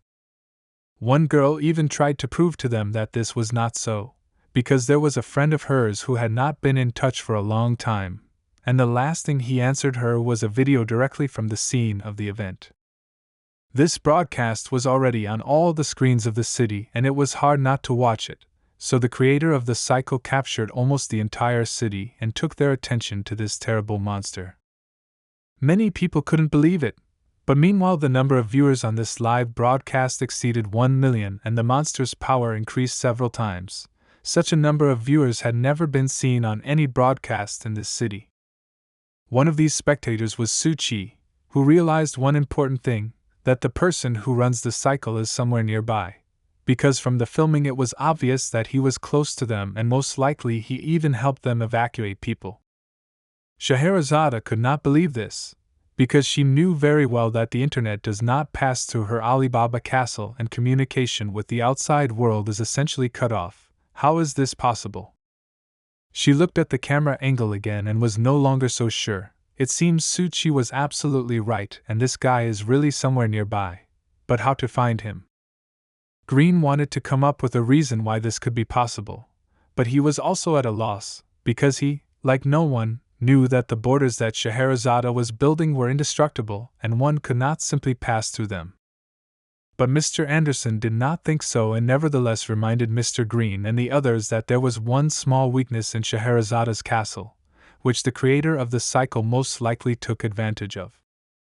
Scheherazade understood what Mr. Anderson was talking about. This is a divine object that fulfills wishes. Most likely the criminal used it to open the gate. Suchi didn't understand what they were talking about. What other divine item was there? Is there any other way to get through Alibaba other than breaking the law? But Scheherazade didn't think so, because wish-fulfilling divine objects can force any person to go beyond all the inviolable rules. But at the same time they have to pay an extremely high price. Now it was not surprising to her that they could not catch him. The monster continued to grow and increase its strength. While they were talking it became 2 times larger and was ready to break all the blocks that were put on it, so they need to come up with something immediately. Suchi realized that it was also in the story of Faust, in which the devil Mephisto made an agreement with Faust, that Mephisto would be his faithful servant and would, as it were, fulfill his wishes, after which the devil would take his soul after Faust was satisfied.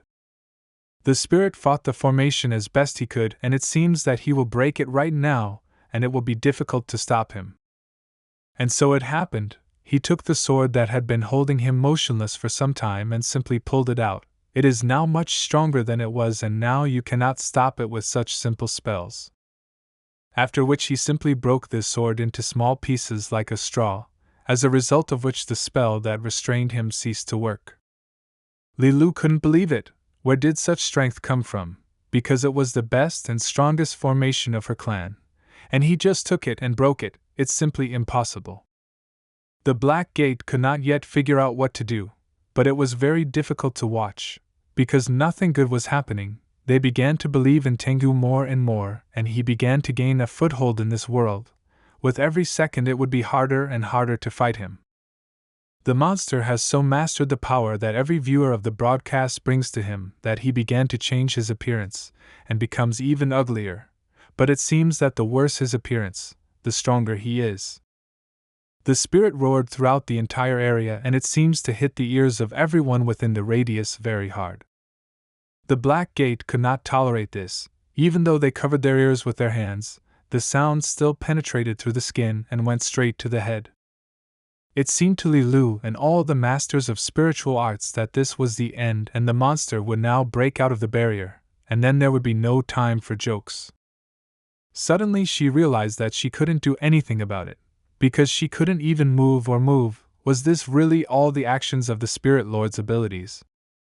The monster, without thinking for a long time, flew to attack the girl, because he understood that she was a very simple victim and could be taken advantage of.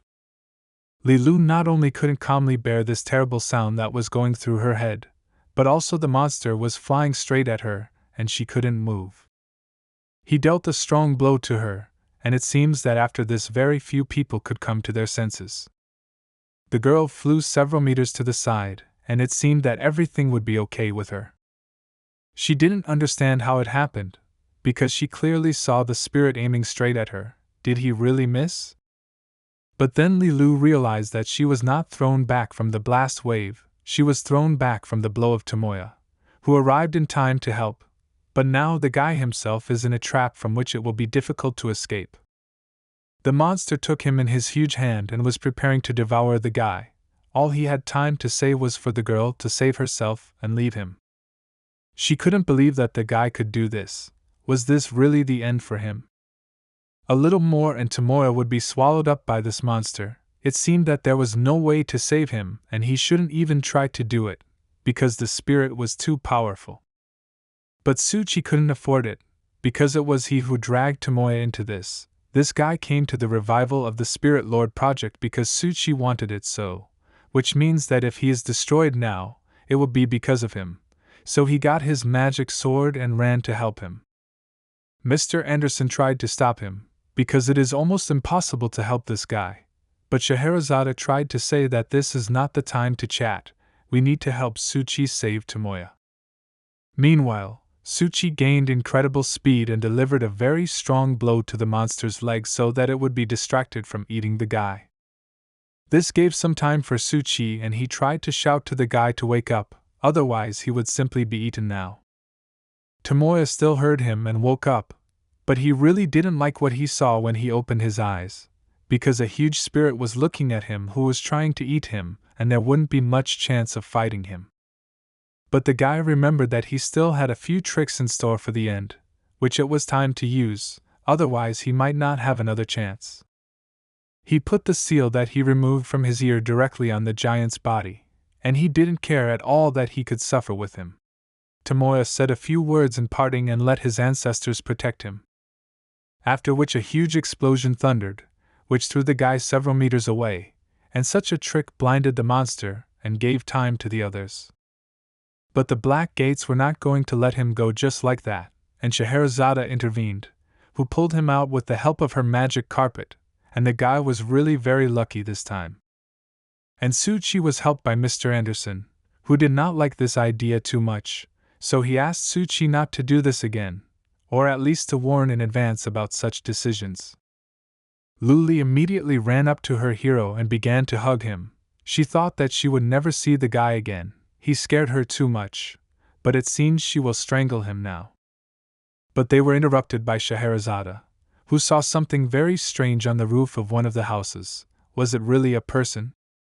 They couldn't understand what normal person would stand and look at a monster like that when it was of such magnitude. But then everything fell into place, and it was clear that this was the same beheading cycle that was broadcasting live right now and wanted to catch the best shot possible. Mr. Green could not believe that the guy just appeared here. He was clearly not looking for death, but in order to summon such a spirit, he understood perfectly well that he needed to use the power of the 10 spirit lords. But does the creator of the cycle really want the spirit to consume him?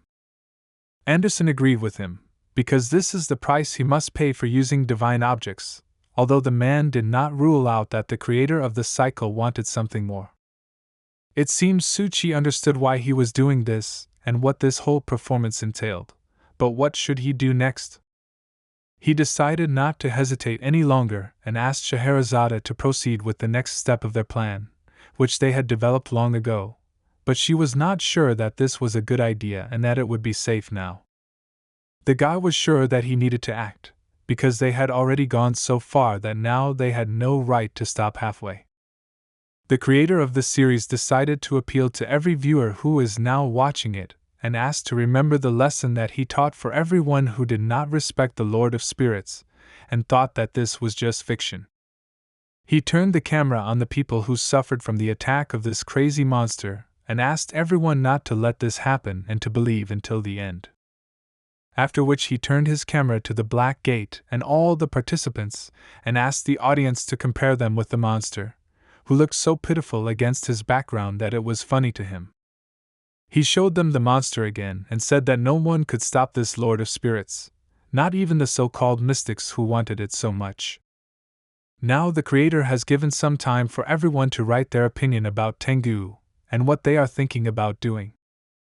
People watched this broadcast carefully, and their faith filled the spirit with strength, which made it even stronger, so most people understood that this was not a montage and that it really existed. Local residents throughout the city began to worry about themselves and their lives, because they understood that this was no longer just another video. If this was true, then a real apocalypse would come to Ludu. Those people who were closer to the birthplace of the Lord of Ghosts confirmed the information, because they personally saw how the monster swallowed up several living people, which caused panic and at the same time faith to grow. Each viewer was focused on the broadcast. They were not distracted for a second, they were interested in what would happen next and how the monster would behave. Panic grew more and more every second. People were screaming that their friends had sent them a video from the scene of the incident, and it was really true. Most of the residents ran out into the streets to find salvation. Now no one had any doubts that this spirit was real and it could destroy the whole city. But no one understood why the government still did not react to this, because it was obvious that it was not special effects, but reality. After a little time, the fear of people and their numerous faith opened up new opportunities for spirits and gods, and the world began to be filled with spirits. Suchi understood perfectly well that the live broadcast audience was growing too quickly and in huge steps, and Tengu was becoming even stronger, which Mr. Anderson himself could not agree with, so they had to do something and prevent this monster from growing further.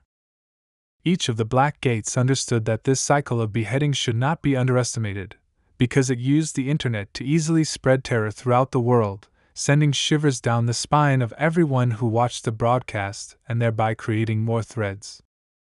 All these anchors that each viewer of this broadcast creates will bring incredible strength to the spirit, which will simply be impossible to stop. The creator of the series told every viewer that he gave his life in order to make this broadcast and start a new story. He understood that some of the people might not believe in this and think that it was nonsense, but it didn't matter to him at all. Tengu was reborn and all of Ludo would soon be captured and then destroyed. The creator of the cycle promised everyone that they would all encounter Lord Tengu and learn what the real world of spirits is, and after which they would see its power. After such a long speech, the Lord of the Spirits nevertheless struck a blow, which could have ended very sadly for the creator of the cycle. But still he was lucky, because some guy stood in front of him, who essentially saved him from this blow. And it was Suchi, who after such a blow felt too bad, he could barely stand on his feet, and his insides were simply bursting with pain. A little more and he would simply fall to the ground, but before that there is something to be done. Even after this, the creator did not stop filming his broadcast, which made Suchi even more angry. Therefore, without thinking for a long time, he hit the guy on his hands from which the camera flew out, and after this the filming would obviously stop. The spectators who watched this whole miracle could not understand, because it could not be a special effect, the blood was too real, but it was much more interesting to find out what happened to the guy who intervened and knocked out the camera. Many people recorded the live broadcast for themselves and then posted it on other platforms, where it received a lot of views, which brought more power to the monster. Some people said that the authorities had already sent the army to liberate Ludo and that the city would be liberated soon. But all this only made it worse for themselves, because this is what fear formation is all about. This is where it really begins. Everyone quickly began making posts, attractive headlines, and exaggerated content. Everyone wanted to make this news even more attractive. But in the end, thanks to each of these people, the truth of the live broadcast is gradually shaped by the number of truths betrayed or invented by people, which is why ghosts and gods descended into the world, and Tengu is just a monster created by people themselves. Mr. Green could not believe that the Lodo government was not going to deal with this, but Anderson explained to him that they are too careless people, because all they can do is dispel rumors, but no one believes them. This made Anderson very angry, because they couldn't even turn off the internet servers because of this divine object that grants wishes.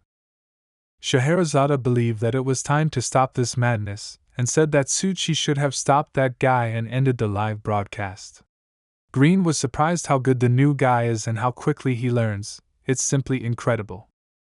Mr. Anderson was sure that this was not just luck, it was a kind of talent and hard work, and they could see the result from the guy's actions. The man told Scheherazade and Green to go to a meeting with Suchi in order to continue executing the plan, while he would try to hold Tengu back and do everything to gain as much time as possible for them. Unfortunately for Suchi, he still lost consciousness and passed out, so the creator picked up the camera and continued filming. The broadcast was started again, and the first thing he said was that this would happen to everyone if anyone dared to interfere with Tengu. But it didn't last long, because Scheherazade and Green quickly found him and the girl's flying carpet tied him up and put him on the floor to rest while she went and saw how Suchi was feeling. Anderson at that time was trying to attract the attention of the Lord of the Spirits, because besides him, hardly anyone could have coped with this, so he had to do it. He lit one of his magic matches and asked the monster to look in his direction, because until this happens, he will not be able to start the ritual. As Mr. Anderson tries to attract the attention of the Lord of Spirits, young masters of the spiritual arts watched, who were amazed by the power of this creature. Still, the monster turned out to be not so much an intelligent creature, and he fell for Mr. Anderson's match, or rather its smell, which, when inhaled, makes the monster not move. Lilu could not simply believe that Mr. Anderson was able to immobilize such a huge spirit. It was simply incredible. But now was not the time to shed tears and be surprised at such rituals, so Mr. Anderson asked Miss Lee to get ready and take her companion to one of the safe places. This Lord of Spirits, the Black Gate, can deal with on its own. They shouldn't be here, because it was too dangerous for them. The girl couldn't just leave Su-Chi, who so heroically saved her friend, so Mr. Anderson had to calm her down and tell her that this was part of the Black Gate plan, which was going well. She had nothing to worry about, and she could go to a safer place. Scheherazade carefully examined Su-Chi and realized that he was not in the best condition. It seemed to her that most of the joints in his body were crushed, and his internal organs were seriously damaged, and he needed urgent medical attention. Su-Chi was still conscious, but he only felt pain. The guy couldn't even imagine that it would hurt so much, because his insides were smashed to pieces. But still, he decided to ask Scheherazade to help him get up, so he could assess his condition in more detail. Scheherazade did not understand what he wanted to do, because she believed that he was in a dying state and trying to do something was absolutely useless. He understood that the recovery rate was too slow, so he asked her to somehow speed up this process, because he needed to recover as quickly as possible. But Su-Chi forgot something about himself. He remembered that he has a relic that helps him recover much faster, and it's time to use it to regain his strength. Su-Chi's condition did not allow him to even raise his head, so he kindly asked Scheherazade to raise his head up. She was somewhat shocked by such a request, but still understood that apparently he needed it so much, so she complied with his request. As soon as she raised his head high enough so that he could see what was really happening, he was horrified, because he saw much more terrible spirits than Tench himself. He only needed 1 second for the process of restoring his strength to start working, and at first it seemed very painful and unpleasant.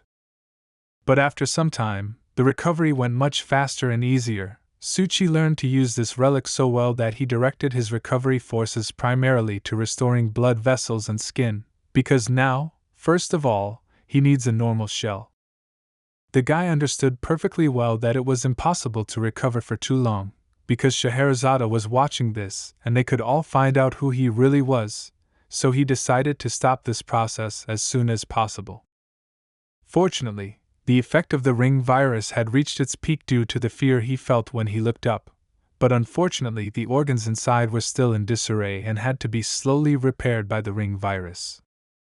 After restoring the basic functions of the body that he needed so much, Su-Chi realized that they had too little time left, so they needed to immediately move on to the next stage of the plan.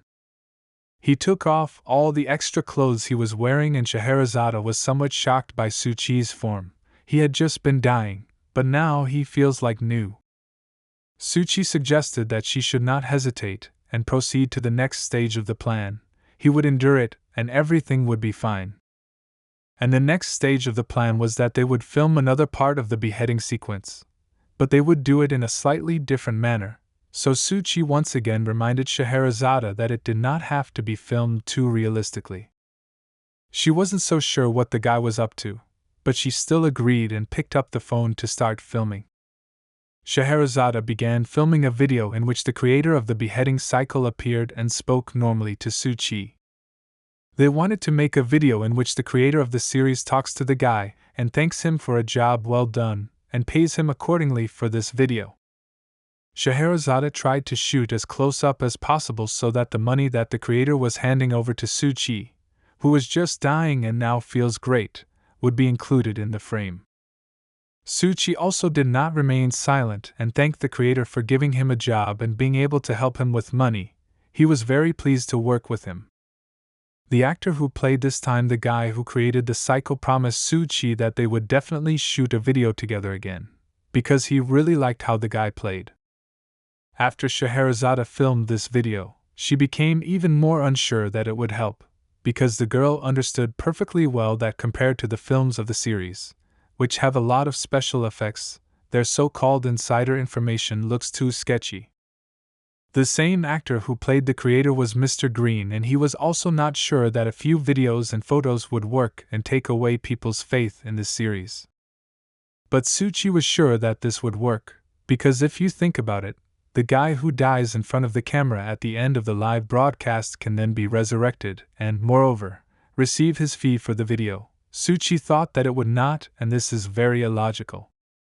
This meant that people would think that the whole cycle was just a lie and he would not be able to hide anything, so he was confident that it would work.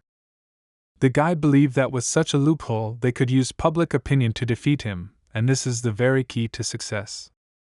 Suchi was sure that absolutely everything on the internet at this hour can be refuted, and in the same way a person can exalt God and a person can overthrow God. But still, the guy's condition did not allow him to do everything he had in mind, because even if he dared to look straight into the thick of the ghosts, the ring virus would not be able to completely restore his body in a short time. Suchi has done his best at this stage, but it looks like this operation is over for him. He did a lot of experiments with the ring virus. The guy checked how big the wounds were and how long they took to recover. The guy even tried jumping from the roof, and in this way he tested which organs were restored slowly and which quickly. He tried all this again and again. Therefore, the next equally important task that he faces is to convey the truth to every person in this city.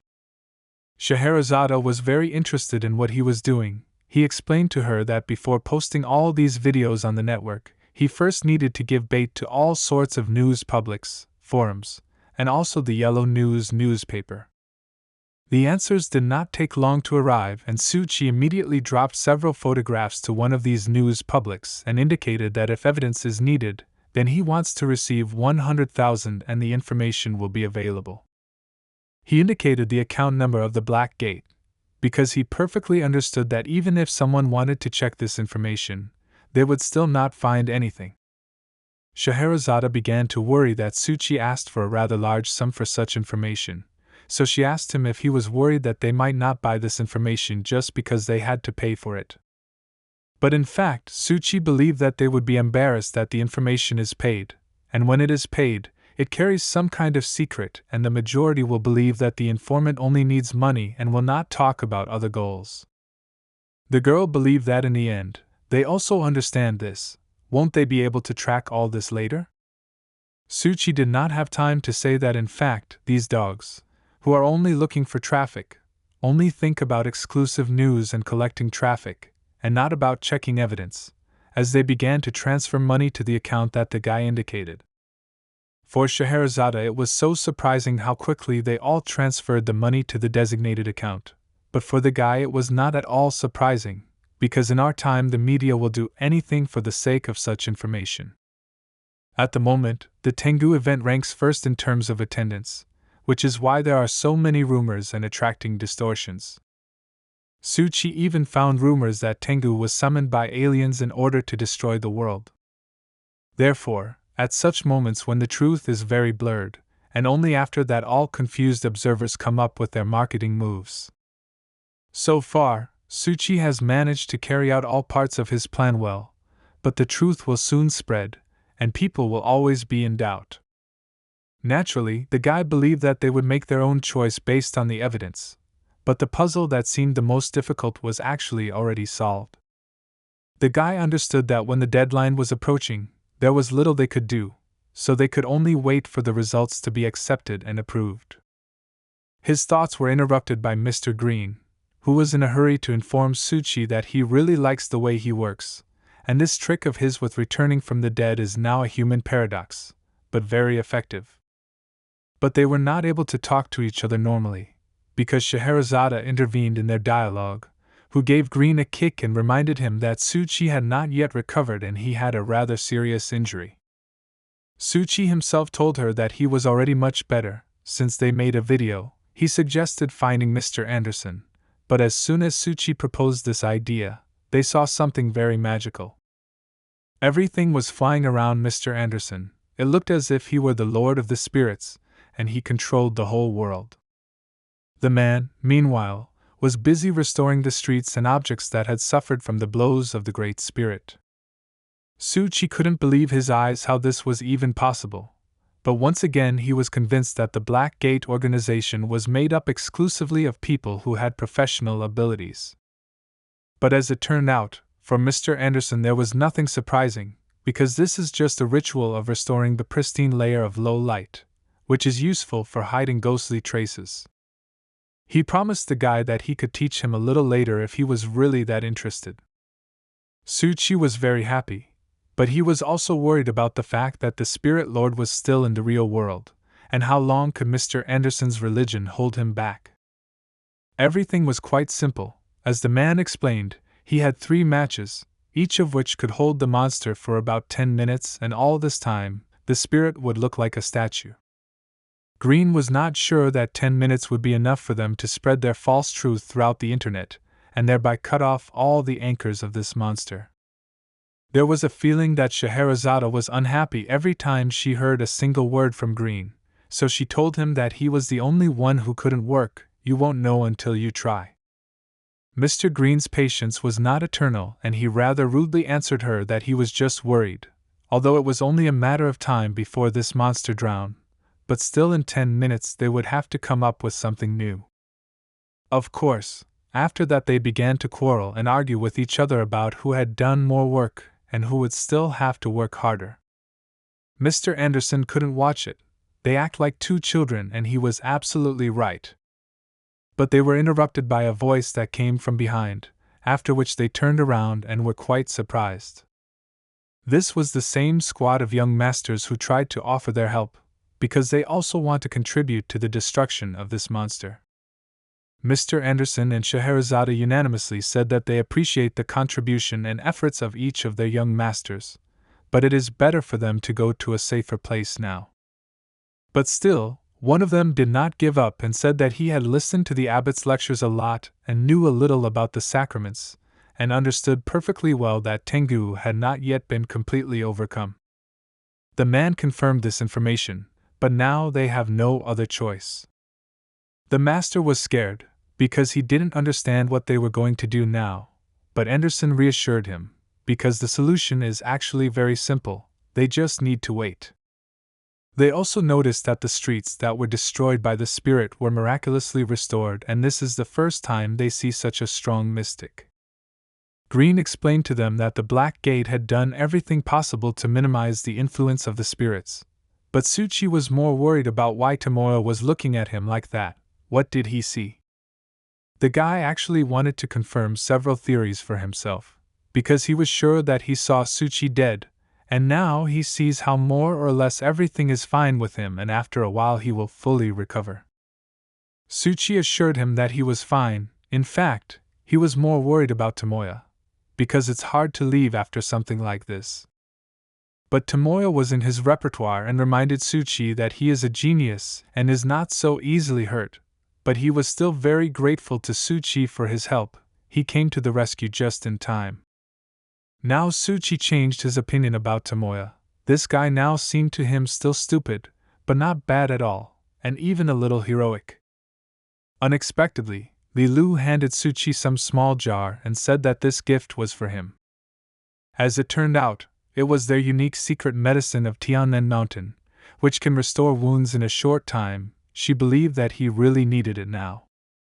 The guy was very pleased to receive such a valuable gift.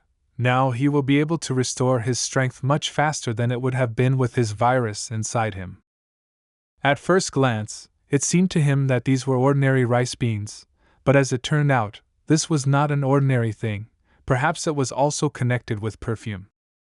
Li Lu recommended that he try it, because it is very tasty and so healthy, and he will be able to recover much faster.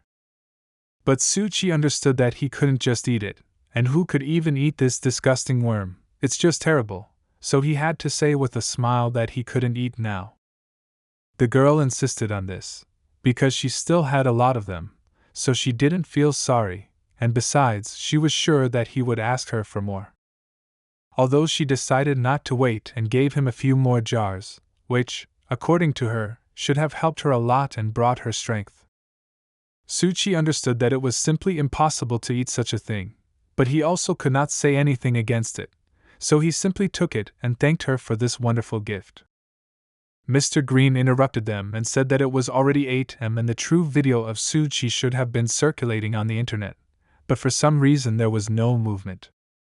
Suddenly, a bunch of people appeared behind them, who just said out of nowhere, "What are they doing here so early?" Scheherazade assumed that these were people who did not have time to evacuate, and now they were able to get out of the trap. But it seems like something was wrong with them. They were holding cameras and microphones in their hands. What are they going to do? After a few minutes, it became clear that they were heading towards Tengu, as if they didn't know what they were doing. Weren't they afraid that they would simply be destroyed? These people looked like zombies who were simply recruited and did what they were told. Suchi immediately realized that these people did not look normal and there was clearly something wrong here, but none of the Black Gates and spiritual arts masters understood this. Suddenly they stopped in place and stopped moving in their direction. It was unclear who was controlling them. But after a few minutes it became clear that they were here to film the Lord of Spirits. Were they really going to continue the live broadcast? Scheherazade also noticed this nuance. It was clearly visible that they were moving slowly and reacting like puppets on a string.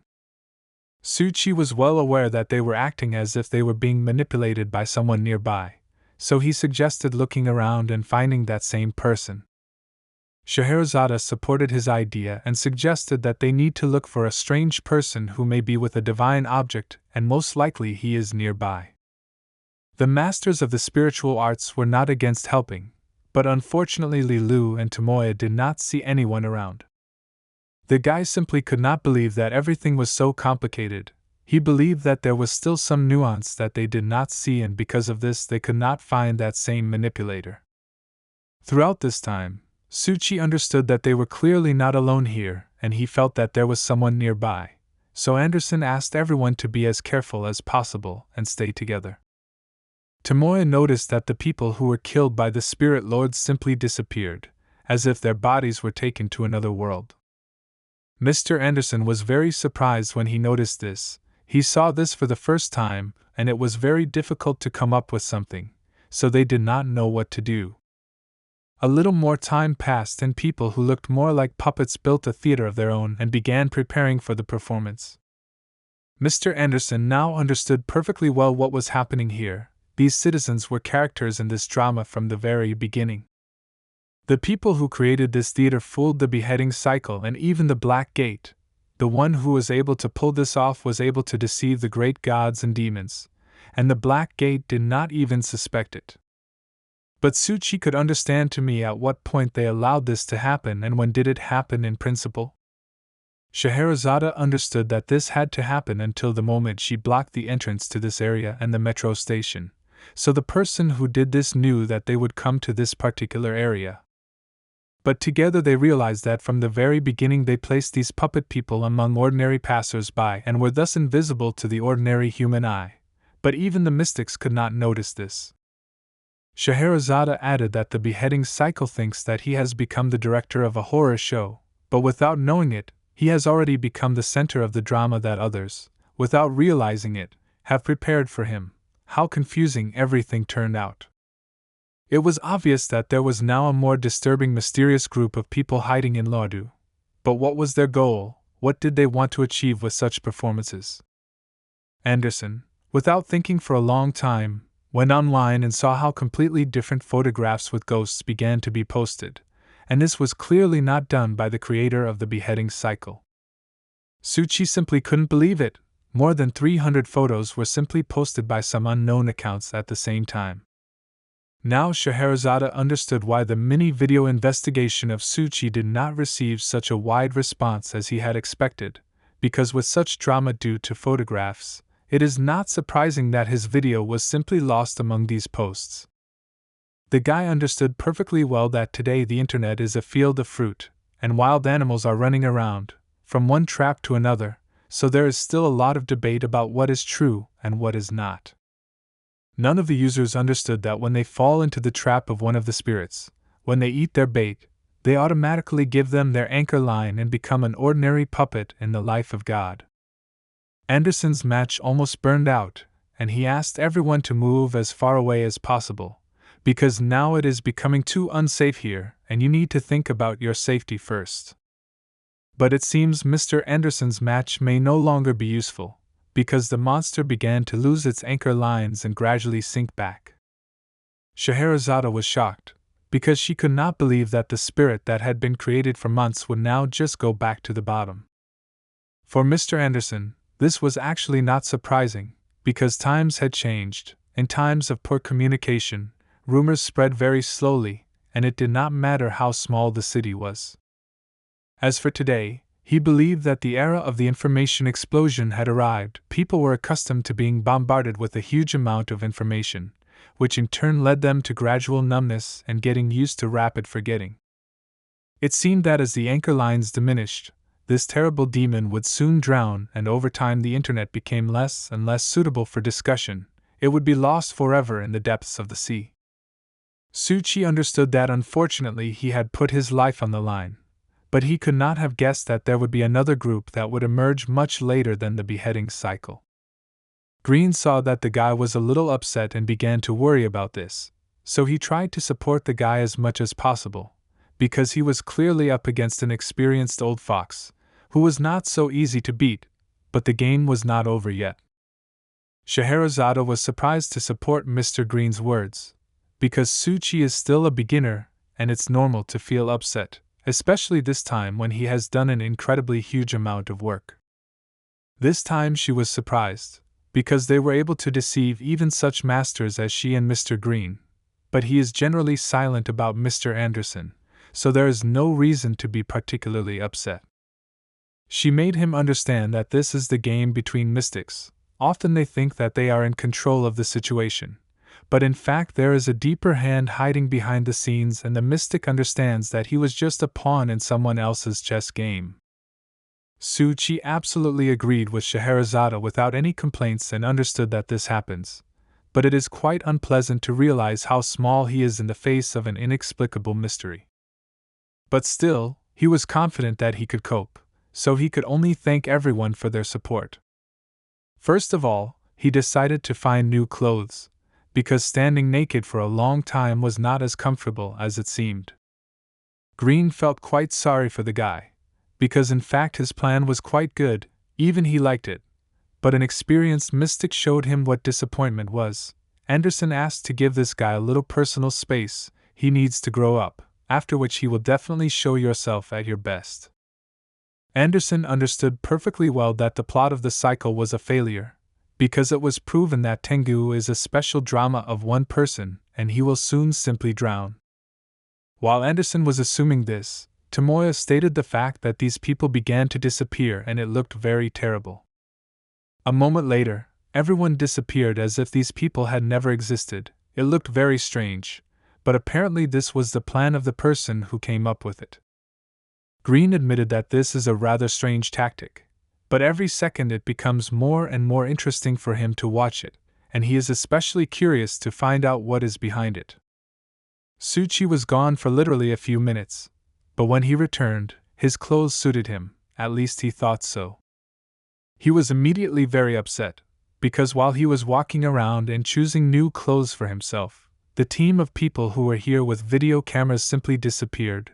Perhaps this was the move of a person behind the curtain.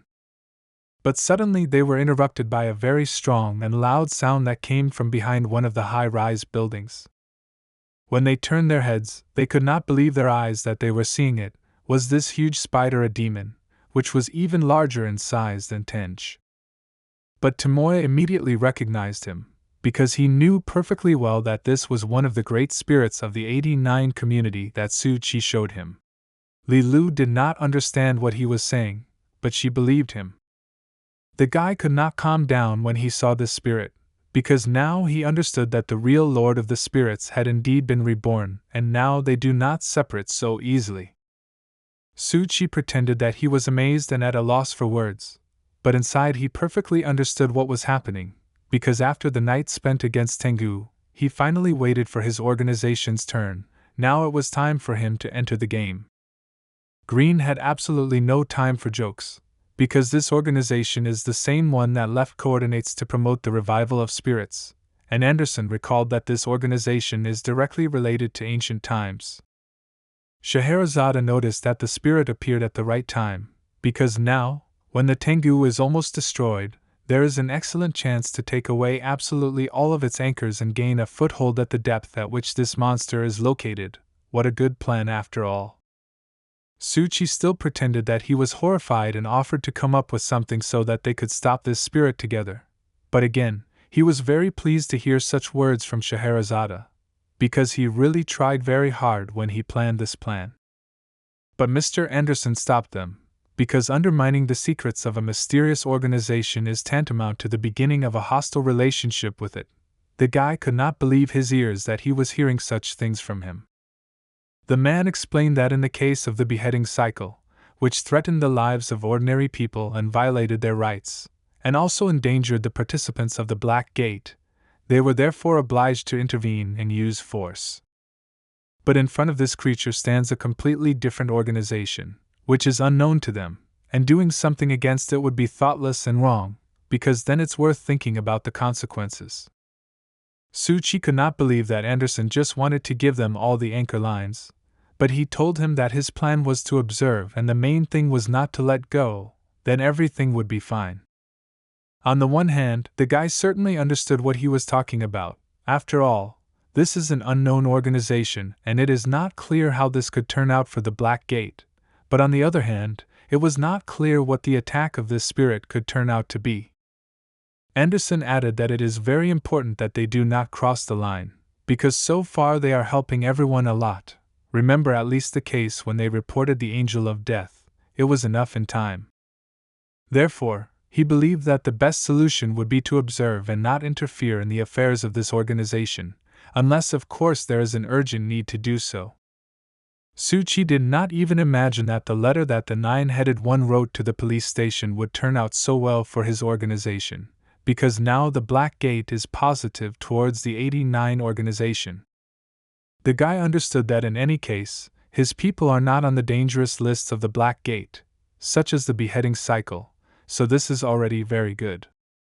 Tomoya, of course, heard what the Black Gates were saying, but he was still frightened by the fact that the Lord of Spirits continued to advance, and had already come close enough. It seems that Suchi himself did not expect this. Did something go wrong? The monster came even closer and roared at the top of his voice. It seemed that he was far from positive. This voice made everyone close their ears, because it was impossible to just listen to it. Lilu was no longer sure of Tomoya's words when he said that the guy fought with this monster on equal terms, but Tomoya stood his ground to the end and proved that it was he who fought with him, and almost won. As it turned out, the spirit was not as friendly as they thought, and it seems that the plan to observe would not be appropriate here, because the monster began to evolve and double the number of its paws. Now they urgently need to come up with something. The Black Gate understood perfectly well that this would not lead to anything good, but they could not understand where the spirit got so many anchors. Because Tengu had all the faith, where could he get them? This huge spider has grown arms, which he can certainly use against the Black Gate, but it seems that he is primarily opposed to Tengu. Although Suchi could not pretend that he liked it, he felt good inside, because all this fuss around this spirit was to his advantage. It brought him more and more anchors. The monster did not wait long and immediately after its evolution struck the first blow at Tengu, who stood motionless. It was a very strong blow, which with just one finger could wound and cut off the hand of the huge Tenj. Is this really the real power of the Lord of Spirits? Suchi believed that everything was going according to his plan and this battle would be more useful than ever. But then he suddenly saw Mr. Anderson laughing at this and the guy could not understand what was going on, because it seemed like two huge spirits were fighting in the center of the city. The man explained to Suchi and everyone else that it was funny to him because of the well-thought-out plan of the organization behind this spirit, because he noticed that someone was controlling the so-called Spirit Lord and timing the strike. Now it was obvious to each of them that the Lord of the Spirits attacked only at the moment when the anchor line broke and the body of the Tengu was about to disappear, and just at that moment the Lord of the Spirits pretended to strike the spirit. Anderson also added that he had already seen such a trick. It was used to mislead mediums of very shallow depths. But now he is doing it even more thoughtfully, and Tengu will soon have to dive underwater. What a surprise the guys were when, after these words, Scheherazade said that Tengu really goes underwater and begins to plunge into the depths of the sea, so he will gradually become invisible even to mystics. It turned out that everything that the Black Gate guessed about turned out to be just a show, which was used by the ancient Organization 89 to take a huge number of anchor lines for themselves, and it seems that they are doing well. The only problem was that even if Tengu's anchor was destroyed, he would sink to a depth of at most the Moho level, so Su-Chi would still be able to see him. After a few seconds, Tengu disappeared and it became clear that he plunged underwater and went to a depth at which an ordinary mystic would not be able to see him. But the Lord of Spirits himself, for whom they took this spider, also began to gradually disappear. After Tengu disappeared, all the places that had been destroyed miraculously returned to their places, and there was a feeling that nothing had happened that night. The young masters were shocked by this. They saw this for the first time in their lives. Moreover, their ancestors had not seen this for decades, and especially the fact that the Lord of the Spirits devours Tengu and then disappears himself is amazing. Su-Chi was pleased, because this time his plan was a huge success and every detail of this brilliant idea worked. All that remains is to reap the benefits. He was glad that he was the creator of the organization that created this whole performance from the very beginning to the end, in which each of the participants believed. It was a wonderful night for him and his team. From the very beginning, turning the decapitation cycle setup was part of their plan, and they also carefully planned the blockade of the Black Gate, which helped them by some time. Bringing Su-Chi back from the dead was also part of the plan that saved the guy from suspicion of collaborating with Organization 89. Everything was thought out to the smallest detail. Well, the main point of the plan, which will be successfully implemented, is that these young and promising masters of spiritual arts will continue to spread myths about the Organization 89 in the future, and will thereby help develop new anchor lines. The guy was 100% pleased, because all the actors, the stage, the props, every aspect of the scenery, all this is a big secret that was created by his organization and will forever remain a secret. After such success, Organization 89, led by Su-Chi, entered the next level of development plan, and it was wonderful. 5 hours before Tengu appeared, it was about 3 o'clock in the afternoon, and one of the popular gamer bloggers was sitting in the apartment, who was going to try out a new game that the spider had released. As soon as he went to its official page, he saw how a new version of the game was released, which was called Ghosts of Lido 3.0. In the new game, it was necessary to play the role of a novice investigator who investigates cases of ghosts and spirits. Also, for active participation in the gameplay in this game, gifts, posters, and various bonuses will be sent. The guy really liked the plot of this game, so he didn't mind trying. As soon as he entered the game, from the very beginning he was greeted by a menu in which he had to create his own character, and the detail of the game was simply amazing, because everything was drawn very high quality. After the guy creates his character, the gameplay will be available to him, and at this stage he really liked everything and immediately wanted to start the game itself. In fact, in order to carry out such an ingenious plan, the spider had to prepare very well. Even making so many dolls at once that they acted as virtual citizens was an incredibly difficult job. Every real user who came to play her game essentially became a victim, because she copied his appearance and turned the doll into an exact copy of a person, but it was brilliant. Fortunately, she had a divine item that Su-Chi gave her. It really helped a lot in transforming the game character into the player's own form. Thanks to this, it is much easier for virtual citizens to merge with real ones. At this stage, a lot depended on the girl, and she had no right to let Mr. Truth down. The guy has finally finished creating his character and can finally start playing the game that he is ready to dive headfirst into. But what a disappointment he was when he entered the game and saw that his cool character, whom he had been creating for so long, simply disappeared, and some low-quality character appeared in his place. The blogger was a little annoyed because he spent so much time creating a character from real life, and received a lousy copy, so he decided that he would write a review about it. But he suddenly changed his mind about doing this as soon as he saw that he had received a notification that today at 7 p.m. there would be a kind of tournament for which there would be a good prize. The guy decided not to lose this opportunity, so he sat and waited for the right hour so as not to miss the tournament, and tried to take the main prize. A few minutes later, the tournament began and the guy began to complete the main tasks that were indicated. After a while, the guy started to like the depiction of this game. He was delighted with how brilliantly each character was thought out. For example, the man with the lamp who caught ghosts with the help of a lantern. This is amazing. But then it dawned on him that this character catches not only ghosts, but also real players, after which he decided to reread some of the rules, in which he found that if the guy's character becomes a ghost, he will never be able to enter the game again. The blogger was surprised, but still agreed with these rules. Now he should be extremely careful, because entry into the game is at stake. At 7 o'clock local time, the girl already knew that the plan was going quite successfully, because she had hacked the cameras in the YOLO area and thus she could now determine the location of Anderson from the Black Gate. She needed this primarily in order to move his figure in her game in real time. It seemed to her that it was much more realistic. After which she thought that she could publish the task so that the players would avoid it, and allow the Black Gate to find out about the virtual citizens that she sent there. But unfortunately Tengu appeared much earlier than she expected, and she did not understand the reason for such an unexpected appearance, but still decided to continue to stick to the plan. By this moment, the girl understood perfectly well that there were 128 players left in the blocked area, which was much more than she expected, and in this case, she should start a new stage. That's what she did. She used her cyber hands and opened beta testing of the game to everyone.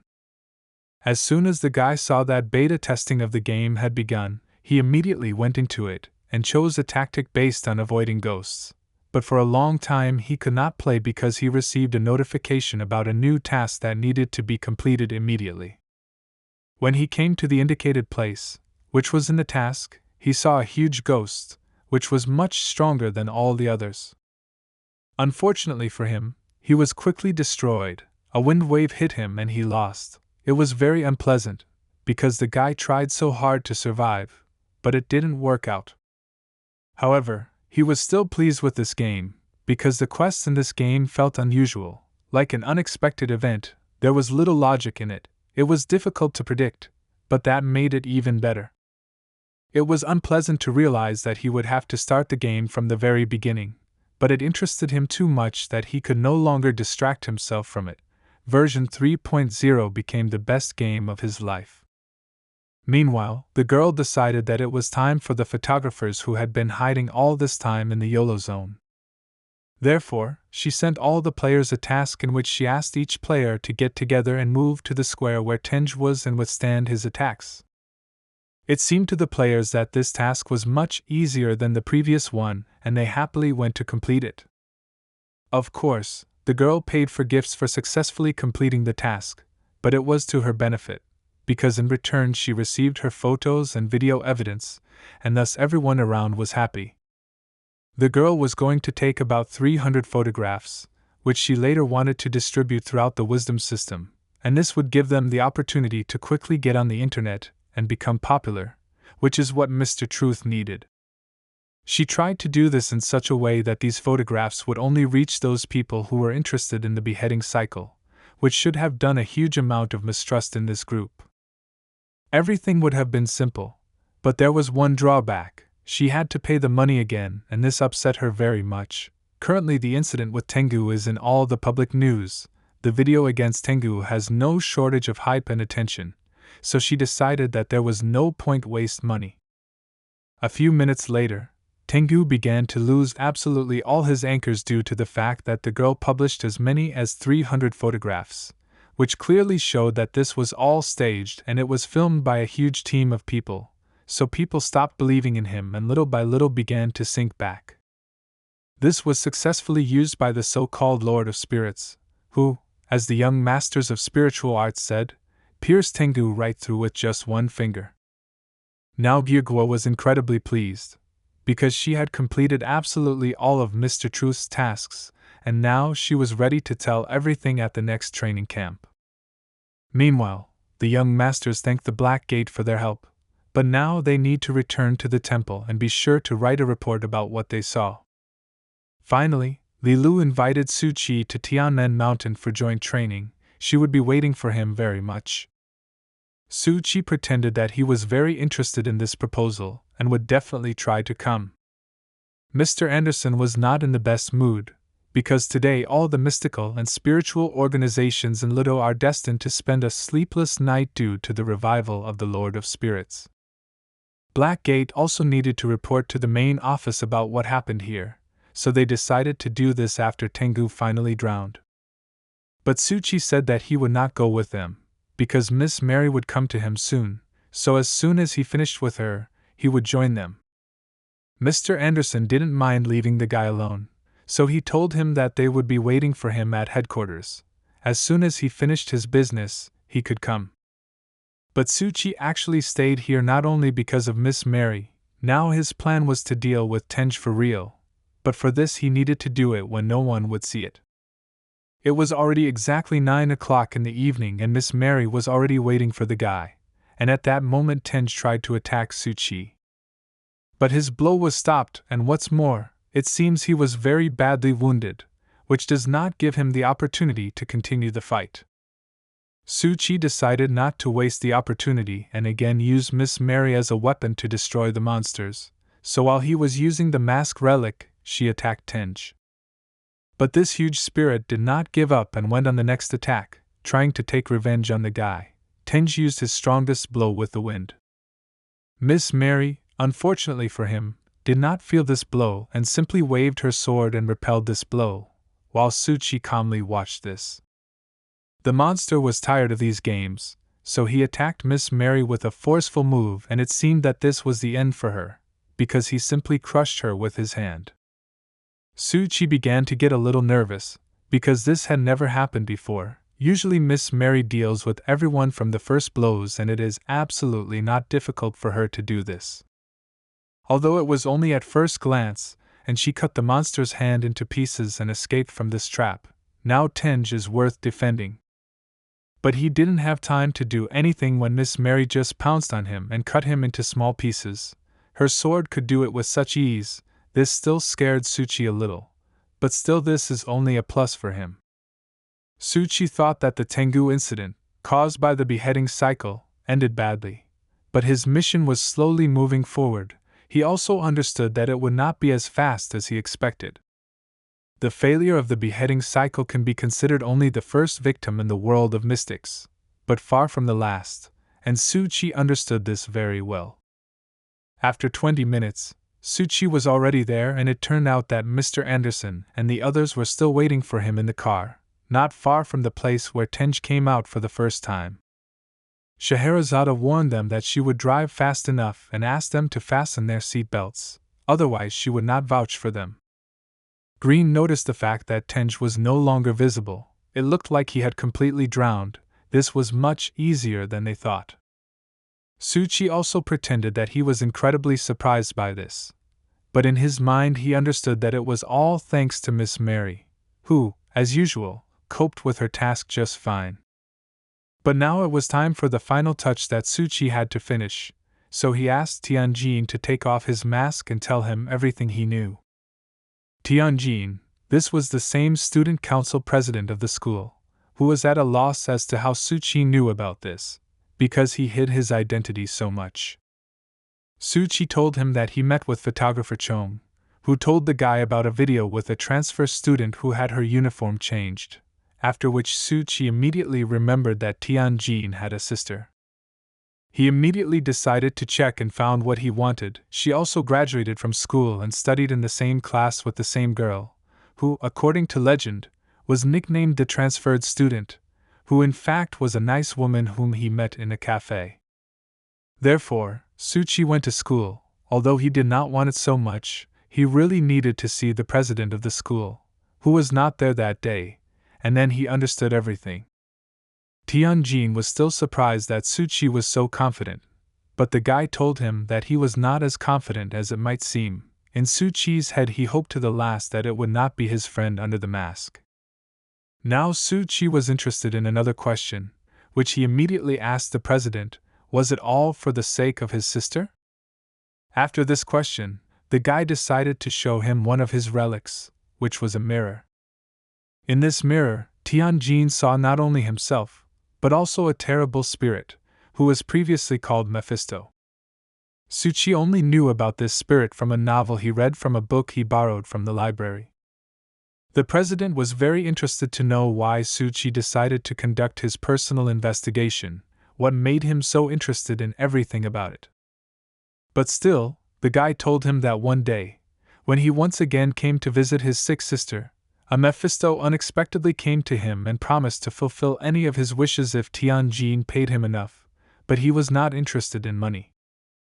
In the end, everything turned against the president. From the very beginning he did not appreciate the degree of greed of this spirit, and how great its price was. Anderson listened carefully to the guy, and he was most interested in what the guy had to pay, since he was so worried about it all. The guy's answer was quite unobvious to everyone who was driving in the car. Tianjin told them that this demon asked him for a lot of panic from the majority, and this was his main price. Suchi thought that the Black Gate's assumption that it was still a divine object that fulfills wishes turned out to be correct, but how could they know this? Now he understood the main motives and behavior of the president. Everything fell into place. Green gave the guy a lot of credit for coming up with this, because not everyone could become a podcaster and put on such a show for the whole city. This is worthy of respect. But Scheherazade didn't want to hear that, so in her usual manner she asked Green to close his mouth, otherwise she would stop the car and shut everything out for him herself. He tried to calm her down, because he simply praised the guy, and besides, he was sure that Scheherazade herself was also interested in how he pulled it off. In fact, Scheherazade found this topic quite interesting, but on the other hand, after she checked the guy's biography, she discovered that he had never had anything to do with mystics. Moreover, he didn't even have the qualities of a mystic, so she was I wonder where he got the divine objects from? After this question, the guy felt even worse. It felt like he felt guilty for something, and it was difficult for him to answer such a question.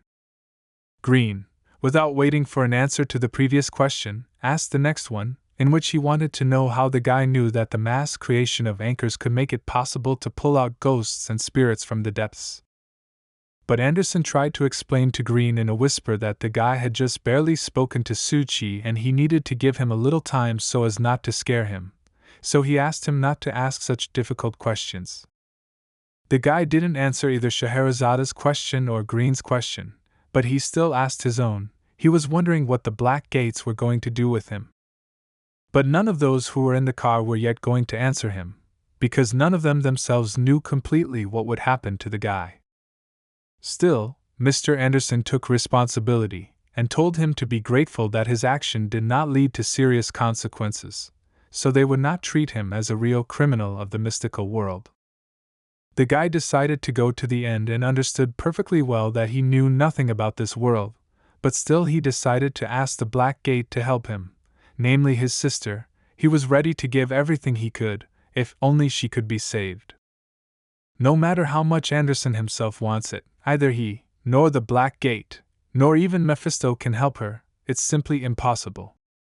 But still he gave him advice. This is first of all to get rid of this mirror, which brings him only misfortune, otherwise it will completely destroy him.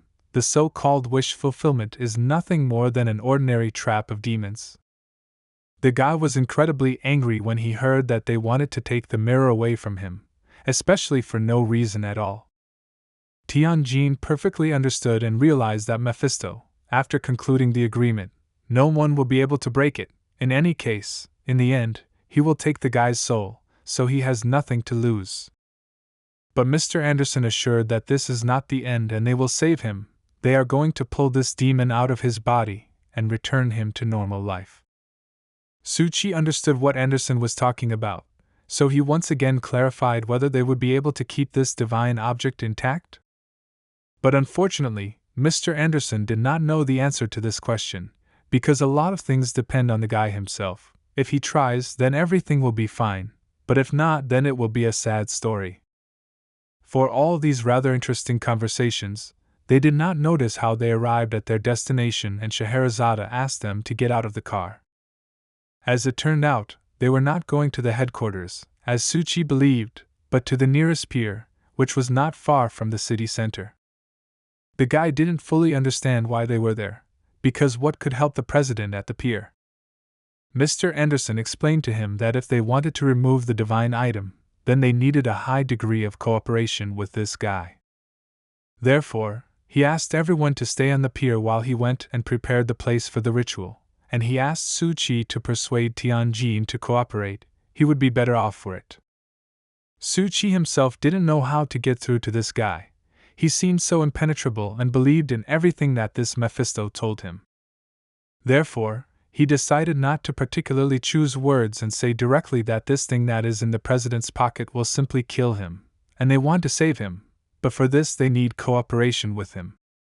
Tianjin decided to ask Suchi if he remembered what they talked about in the ward.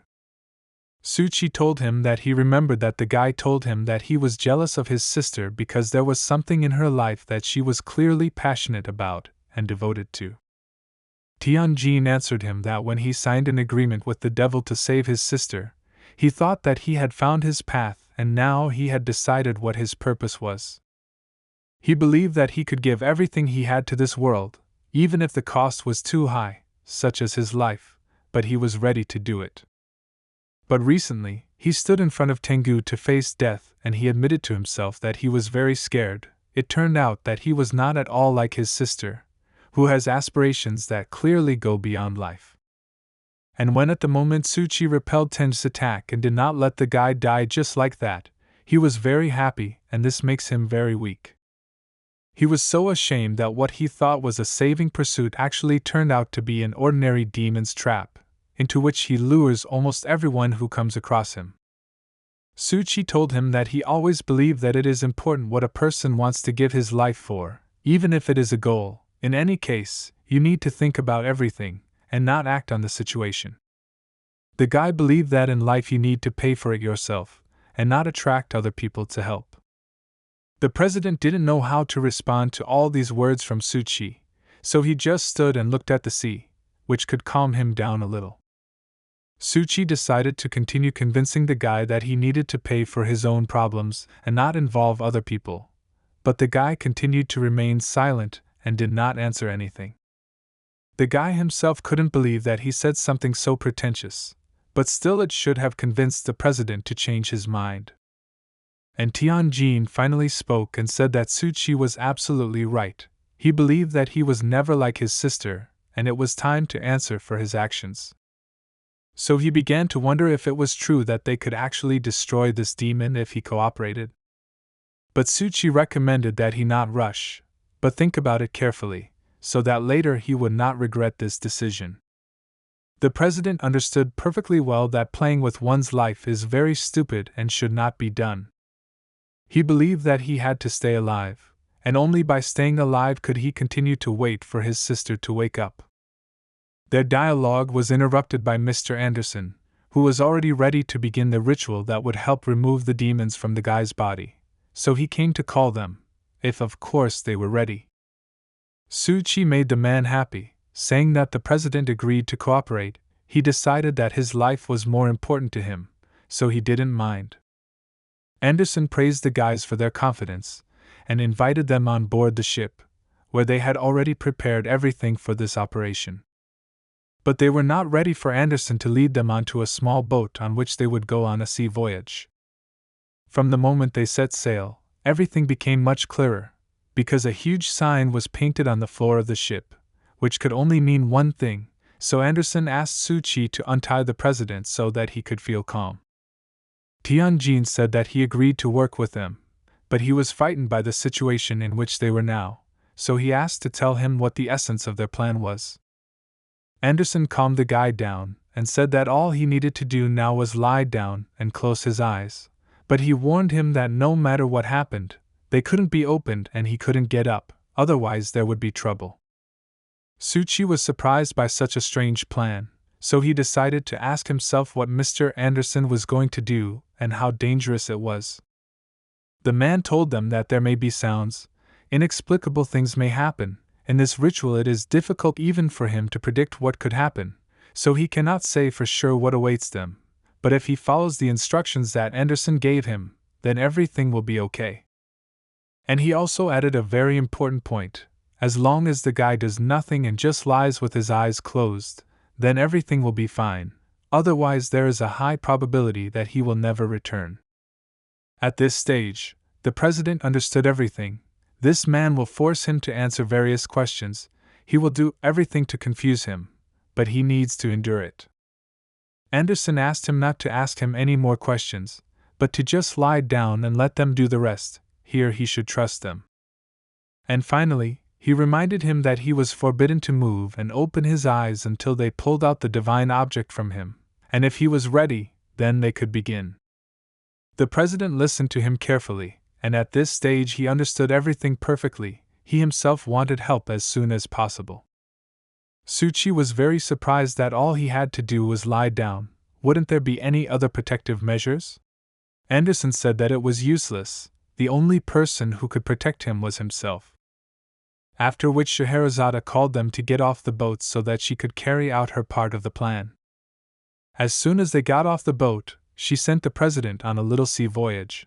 Apparently this ritual is somewhat dangerous for everyone present, so he was sent as far away as possible. Suchi was very interested to know the purpose of the pentagram on the engine that he saw when he got off the boat. Anderson explained to him that this pentagram was needed so that after a while the engine would stop and the boat could sail alone on the waves. Well, when the ceremony itself is completed, Scheherazade will kindly pull the boat back and then they will be able to see whether the guy succeeded or not. Suchi was very worried about the president, so he hoped to the end that everything would be fine with him and the guy would return safe and sound. The boat with Tianjin has already sailed quite far from the pier, and it seems the ritual has begun to take effect. After some time of observation, the boat stopped and Suchi noticed this. But it did not bother him because Anderson warned that this was possible. But still he was worried about the guy and decided to say that the boat was gradually starting to disappear from sight. Suddenly, Suchi himself was overcome by some very strange feeling that he had never felt before. What is it? It didn't last long and the guy couldn't help but ask Mr. Anderson what was going on, and he, in turn, walked for a while in silence. But still he said a few words that shocked the guy. As it turned out, the president swam to the Court of Secrets. Suchi remembered very well that the Court of Secrets is a demonic god with enormous computing power, which was once turned into a special ghost by some stronger mystic. The guy was actually not sure that this Court of Secrets could help Tianjin retrieve the divine item.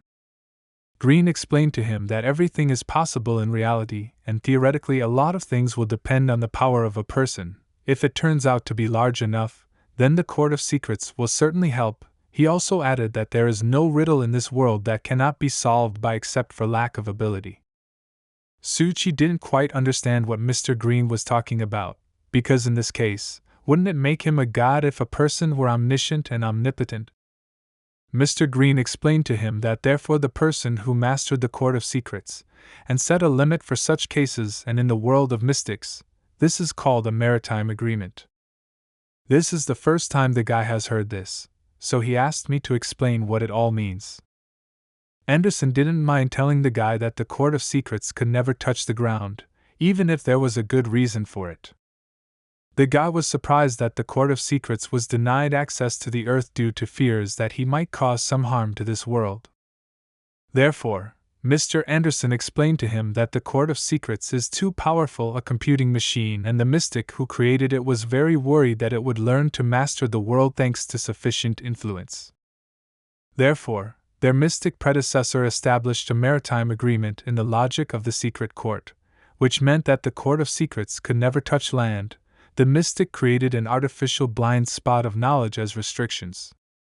Now Su-Chi understood why this Thai court could not go ashore and why she was constantly at sea. This explained a lot to him.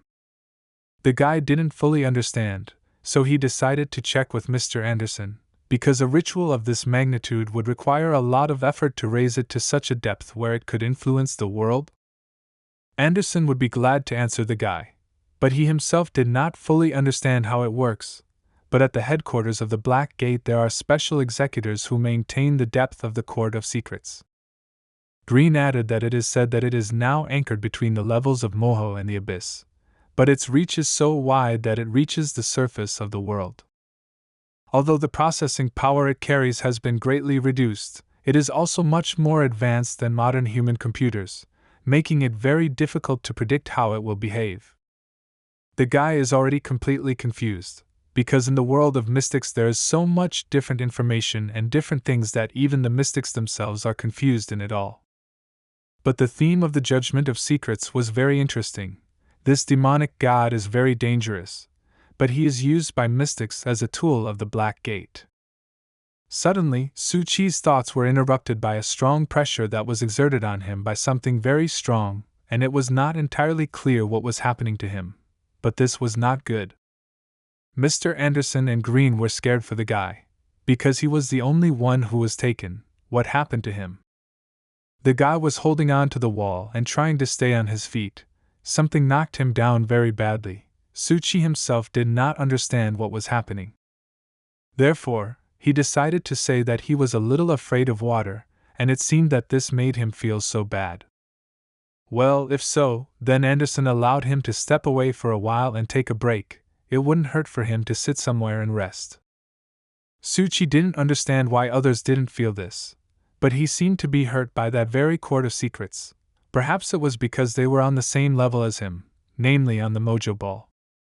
As soon as he looked at the water, he immediately had the feeling that something supernatural was lurking in these waters and that it was drawing people into the depths to feed on them and driving those who approached it crazy and out of control.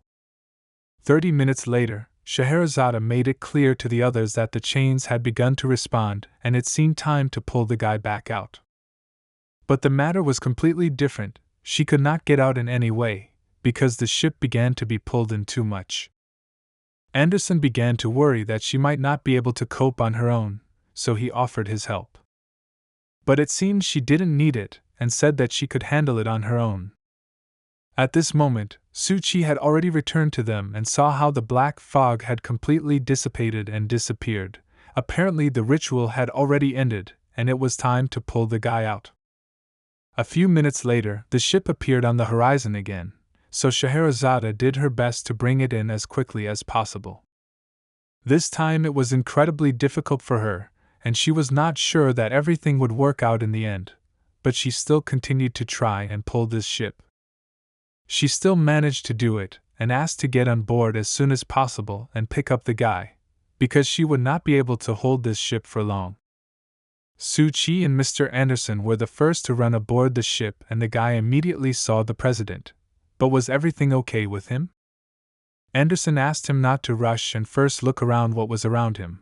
In response to this, Su-Chi said that he clearly saw the same mirror that Tianjin showed when they were driving in the car. Su-Chi couldn't believe what happened, and he was removed from his body. Anderson confirmed this information and asked Su-Chi to wake him up as soon as possible before it was too late to do so. While Su-Chi was trying to wake up Mr. President and tell him that he was safe, Anderson asked Green to seal the divine item. Green himself was not against taking up this matter, so of course he agreed and began to seal the mirror that was left after the ritual. While Su-Chi was trying to wake up Tianjin, he noticed that there were a lot of new scratches around the ship. It seemed that some nameless horror was trying to board this ship and left such a terrible mark.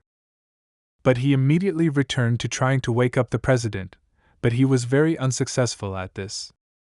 Scheherazade interrupted him and told Su-Chi that he would not be able to wake up the president if he was so gentle with him. He needed to use a little force. Therefore, without thinking for a long time, she gave him this portion of power, the kind of slap in the face from which it seemed that any living person could wake up. Even Green, who was sealing the relic, looked back and felt the pain that the young guy was now feeling. But before he had time to look around, Scheherazade slightly pushed Tianjin towards Green, who did not at all expect such a turn of events. It fell right into his lips, and it seemed that Green even liked it a little. Anderson and Suchi were shocked by what was happening here. They were seeing this for the first time in their lives.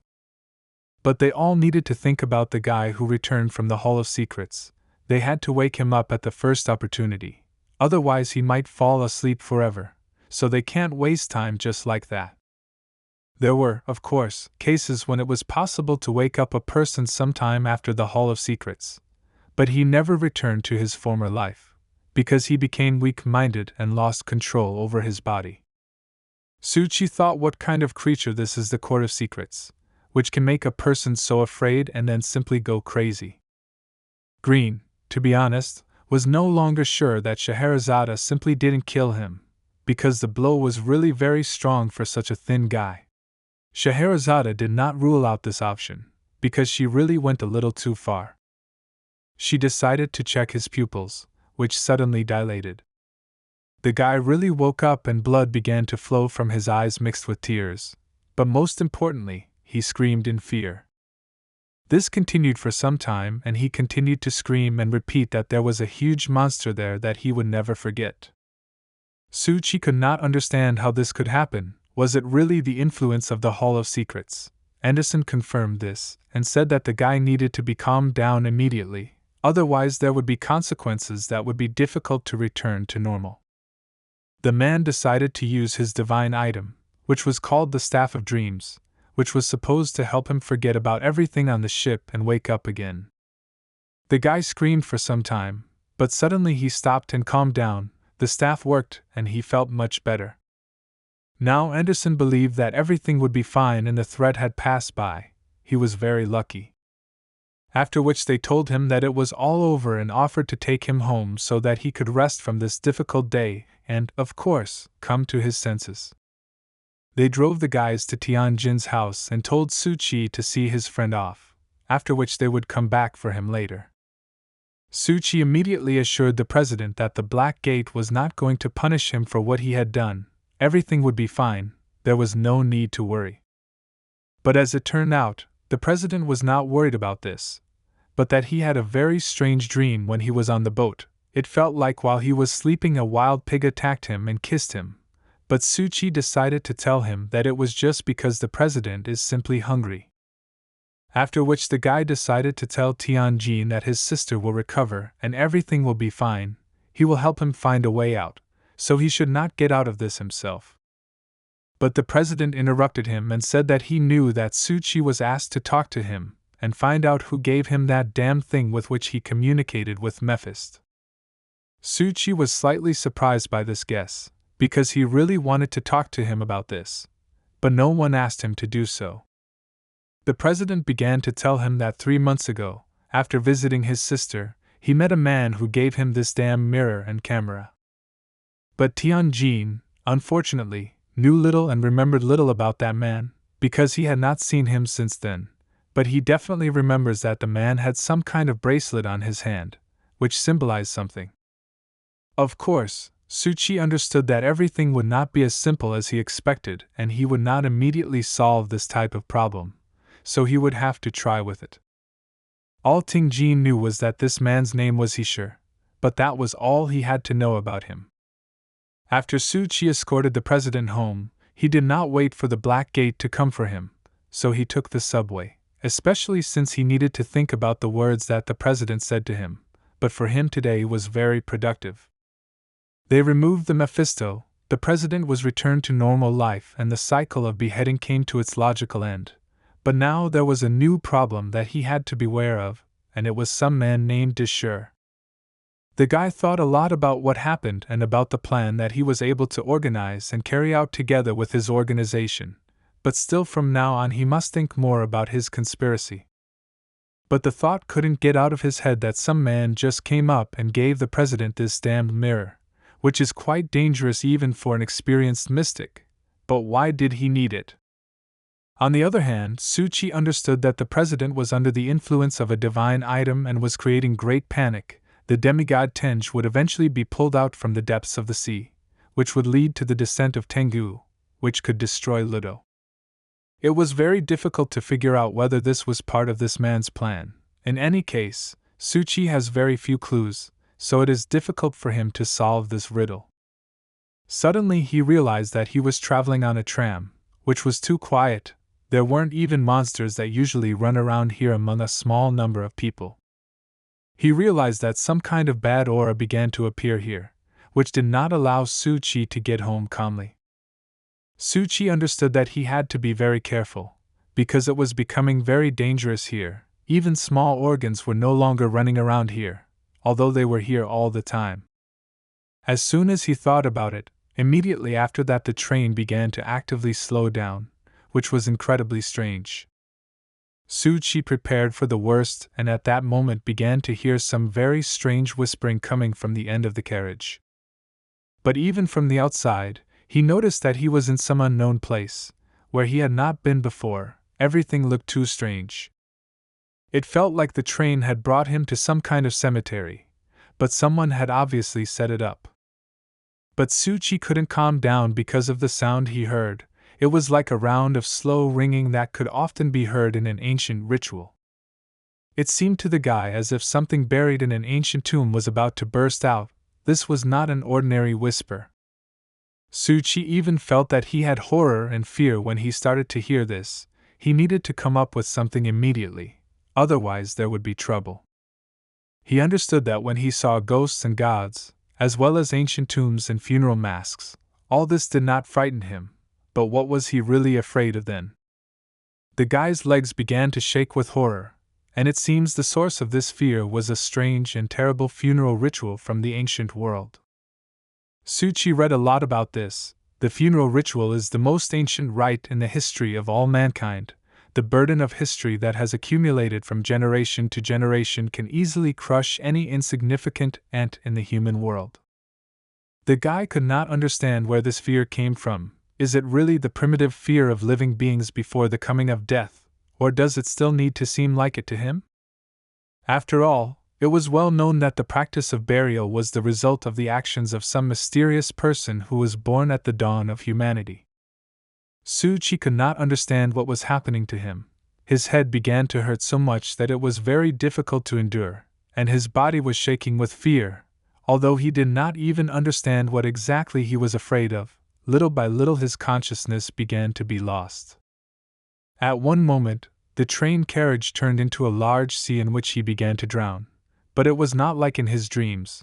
Now it seemed to him that the air was leaving faster and faster every second. His body began to sink under the water so quickly that the guy did not have time to realize how quickly he was sinking. The voice that called him last time was here again and tried to lure the guy to its depths. The voice addressed him and did everything to make Suchi go crazy. The guy was still conscious and understood that under no circumstances should he lose control over himself and his body. He understood perfectly well that he needed to empty his mind and calm down. Then he would be able to control this process. But the voice didn't let him go just like that. He repeated over and over again that he wouldn't just let him go, and Suchi should be near him and stay here forever. Suchi began to lose control and could no longer restrain and control himself normally. The dive was too fast, and the voice convinced him too well. The voice convinced the guy that this was his real essence, and that he must stay there forever. Because he needed him so much, Suchi almost lost control. The last thing he saw before losing control was that same red light that he sees every time he falls to a significant depth. Is this really the end for the guy? Suchi no longer thought about everything and simply tried to reach down towards this light, around which there were a lot of tentacles that were just waiting for the guy to approach them.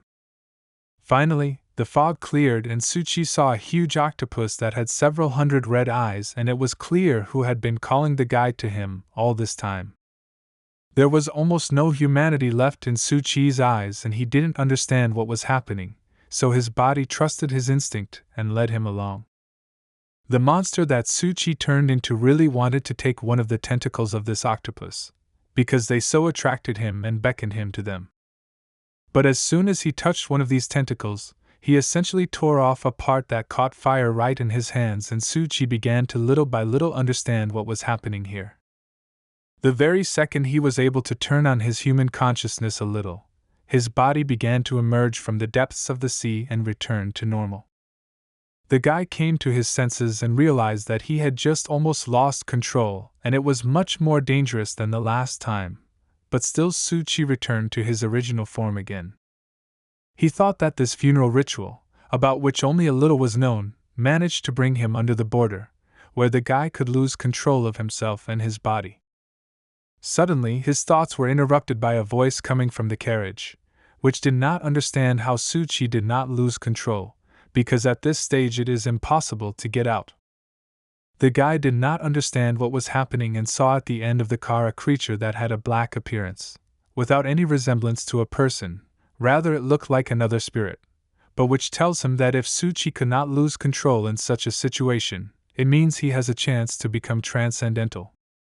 Tsuchi could not say a word. He had a feeling that he was in a chokehold, which forbade him to talk, and the guy simply listened to what this creature was saying. When it came closer, it became clear that this was not exactly a spirit, but something much more. Of these creatures came out, someone who could control them, so he immediately began to threaten Tsuchi with violence. Dying today was not at all part of the guy's plans, so he decided that he was not going to give up just like that, and so he decided to attack first. For this he took out his magic sword.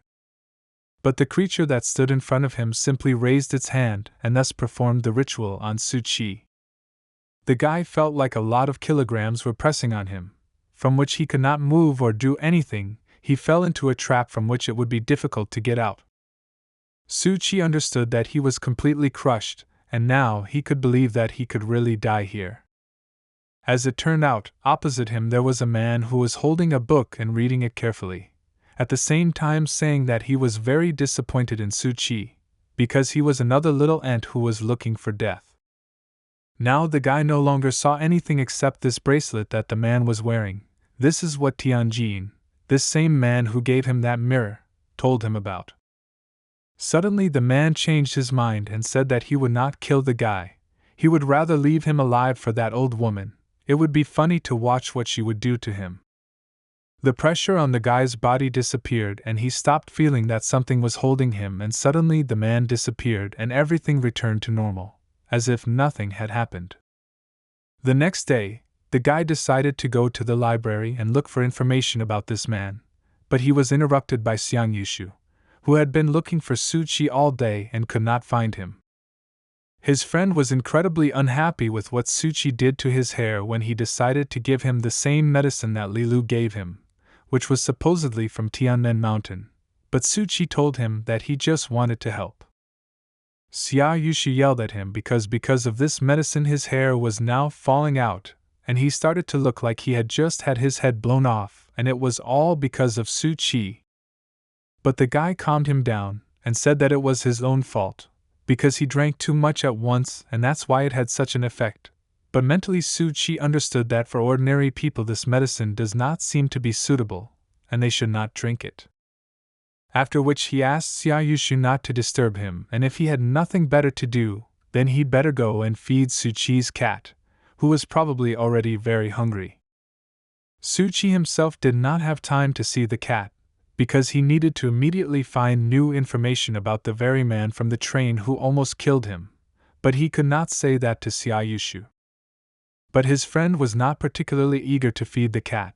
But everything changed when Tsuchi said that he had already asked Shaji and she would soon be there. After this, Xia Yushu suddenly wanted to feed the kitten. He didn't waste a single second and ran to feed the cat, whom he had fallen in love with so much. Tsuchi was pleased, because he got rid of meeting two people at once, one of whom was a terrible spirit. The guy is already a little tired. Today has been a very difficult day for him, but still he needs to continue searching for the necessary information. His life may depend on it. Tsuchi reread the entire history, starting from the period of seclusion, after which came the period of the birth of capitalism, and then the period of dawn, but absolutely nothing was what he needed. He didn't understand why there was nothing in the textbooks. Suchi began to wonder where else he could get the information. After all, until he can find at least some trivial clues that will help lead him to the truth, there is no point in leaving the library, so he reached for the next book. Suchi remembered how mysterious that man was, and he admitted to himself that he almost lost control of himself and his body. Next time he might not be so lucky. He needs to be extremely careful.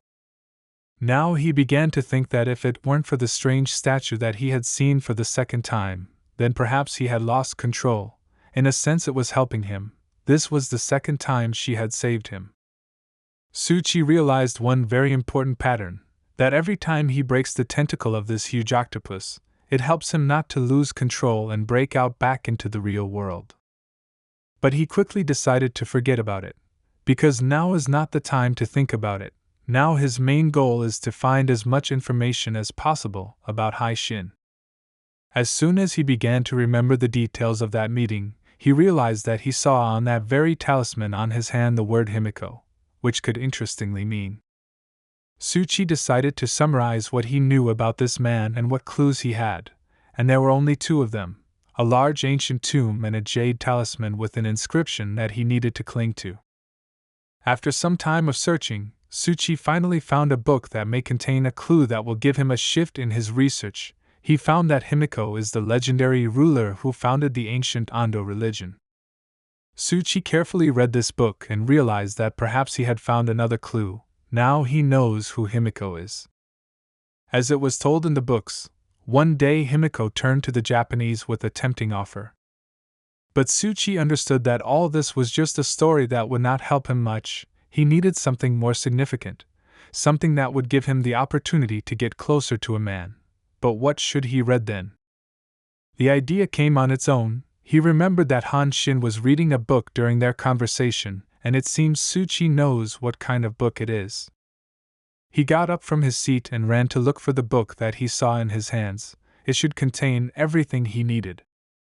The guy didn't waste much time searching and found a book in which Himiko was the founder of a demonic sect, which once sent an envoy to the state of Wei named Nan Shami.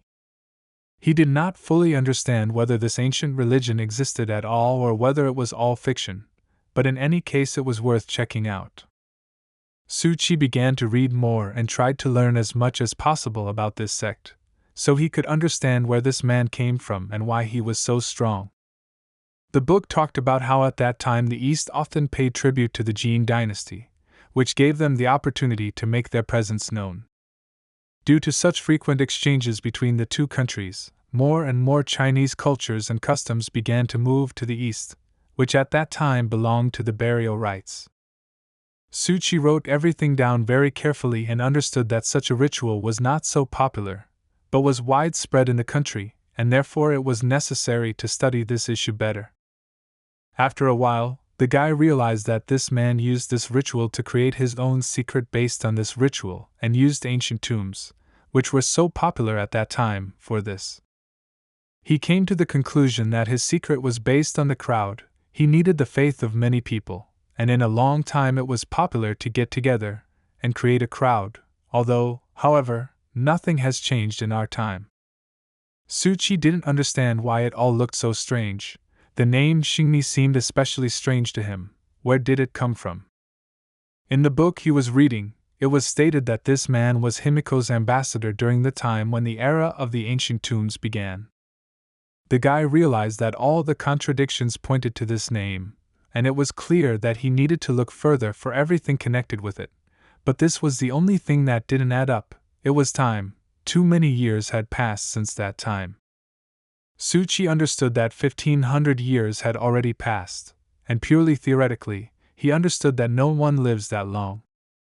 But he remembered that the longest living person he knows is Advisor Alice, whom he can easily ask anything that interests him. As soon as Suchi wrote to her, she answered him almost instantly, and it was very pleasant for him, because when an advisor answers him so quickly, it's good.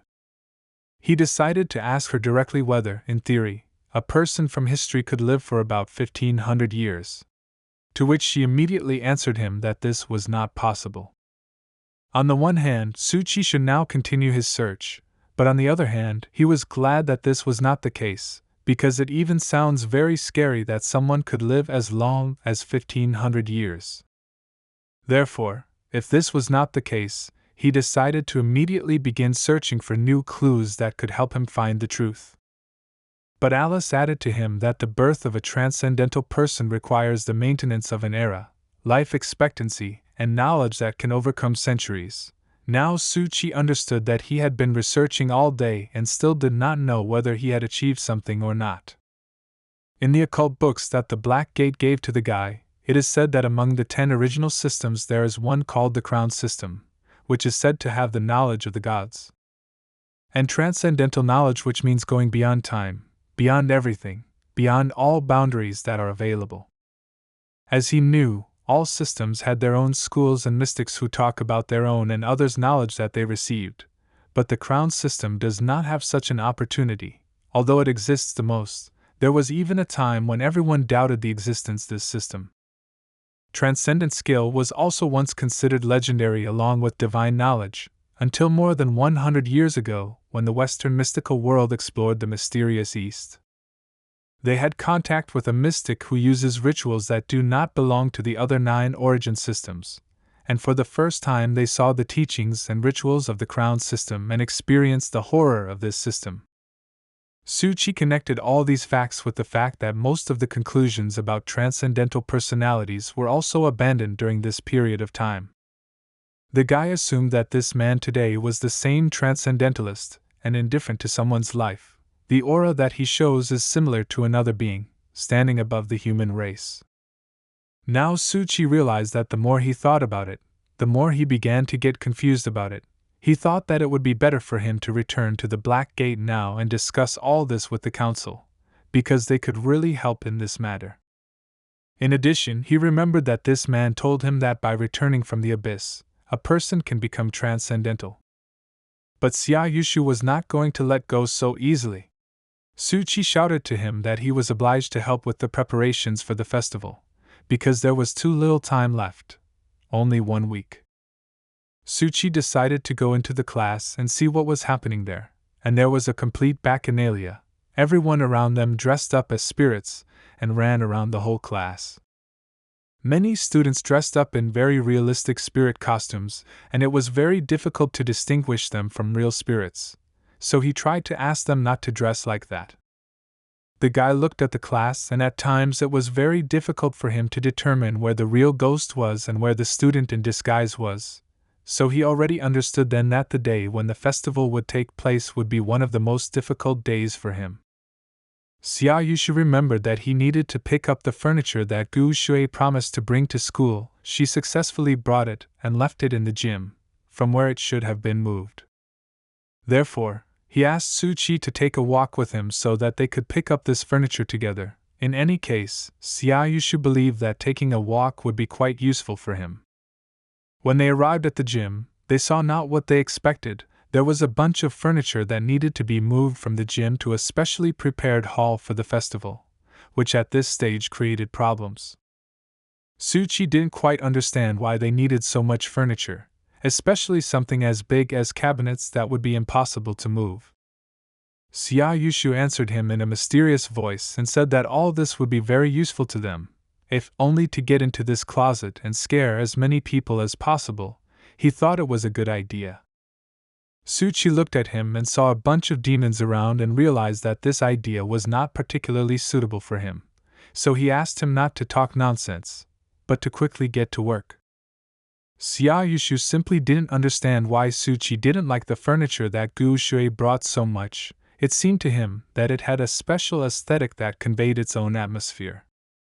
The guy wanted to tell him that this furniture is terrible for other reasons that he simply does not see, but he could not allow him to do this.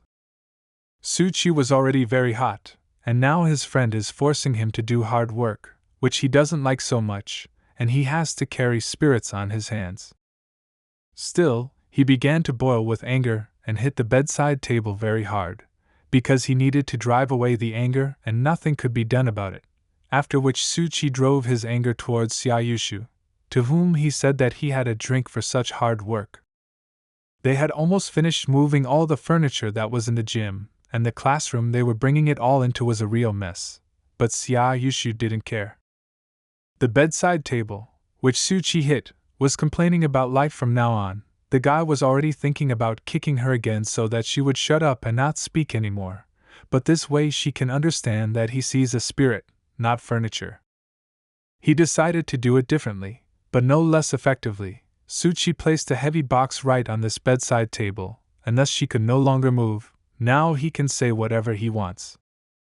Suchi tried to tell Xiayushu that the wardrobe he was proposing to wear was too heavy, and he had no desire to wear it. But his friend told him that they had just started and should not act like a little girl at all. The guy could no longer just look at his friend, who was constantly surrounded by monsters, so he didn't even hear what Xiayushu was saying to him.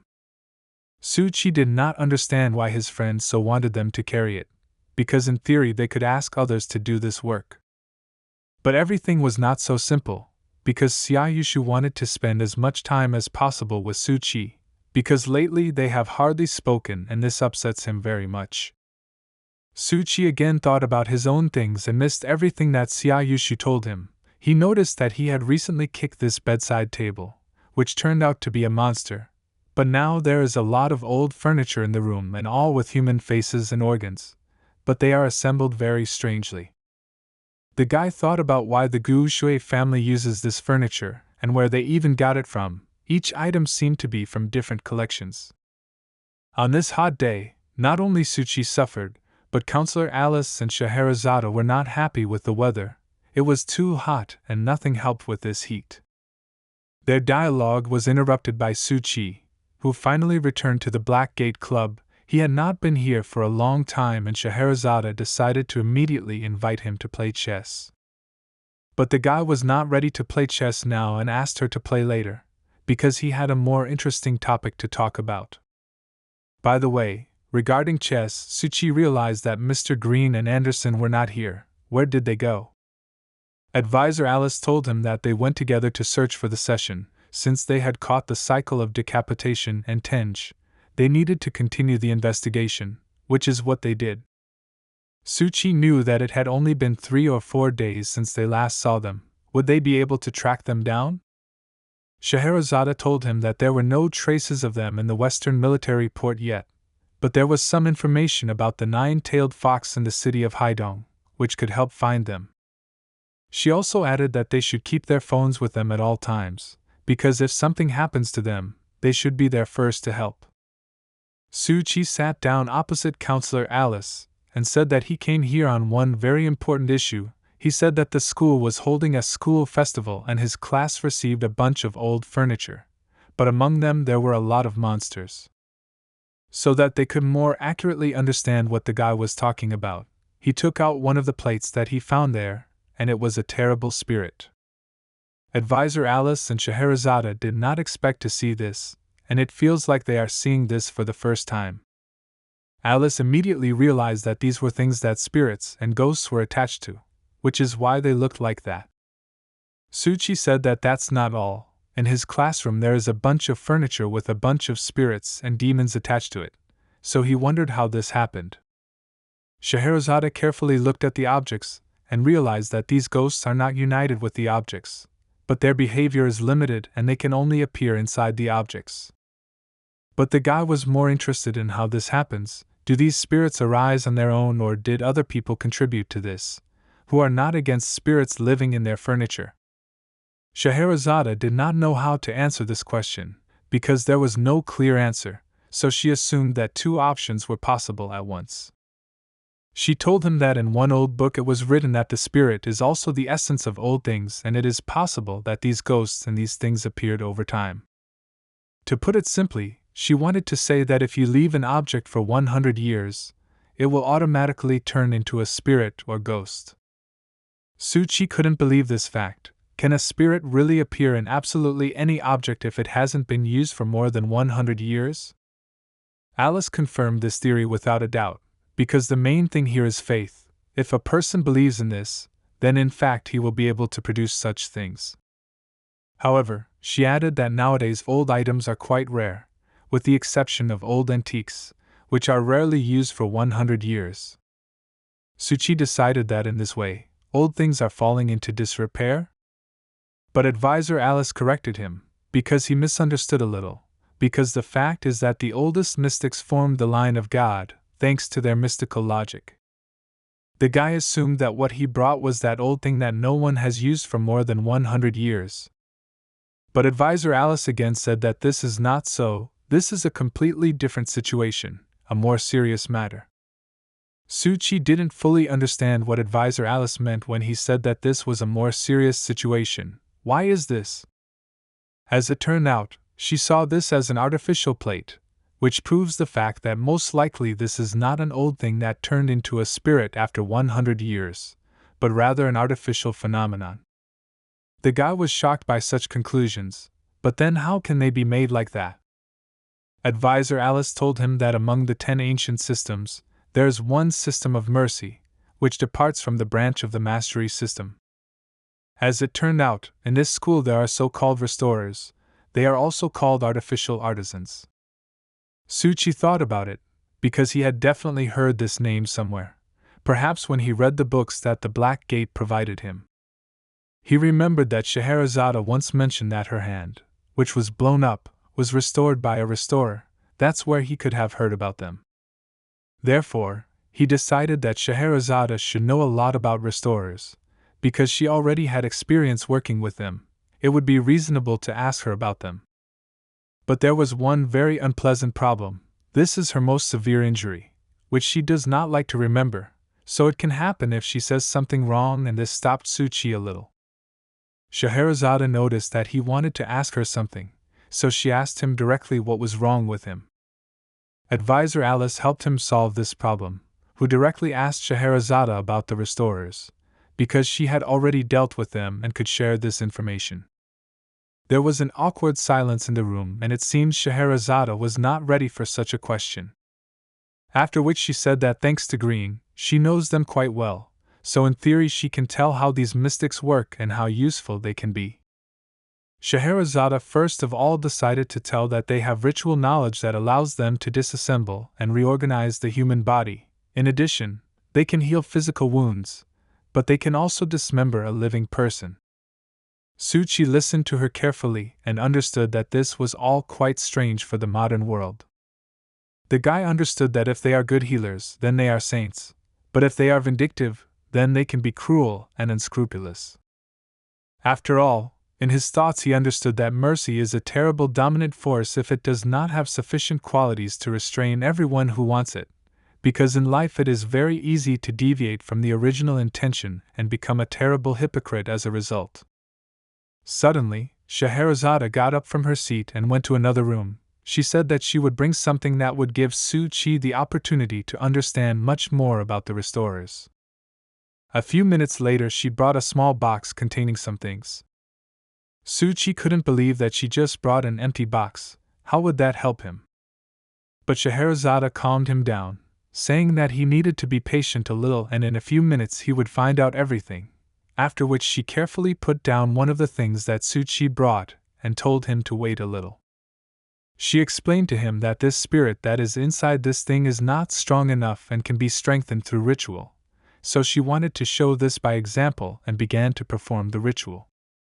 Scheherazade saw that this spirit was undoubtedly locked inside this object with a special lock, so she decided to open it and see what was really going on there.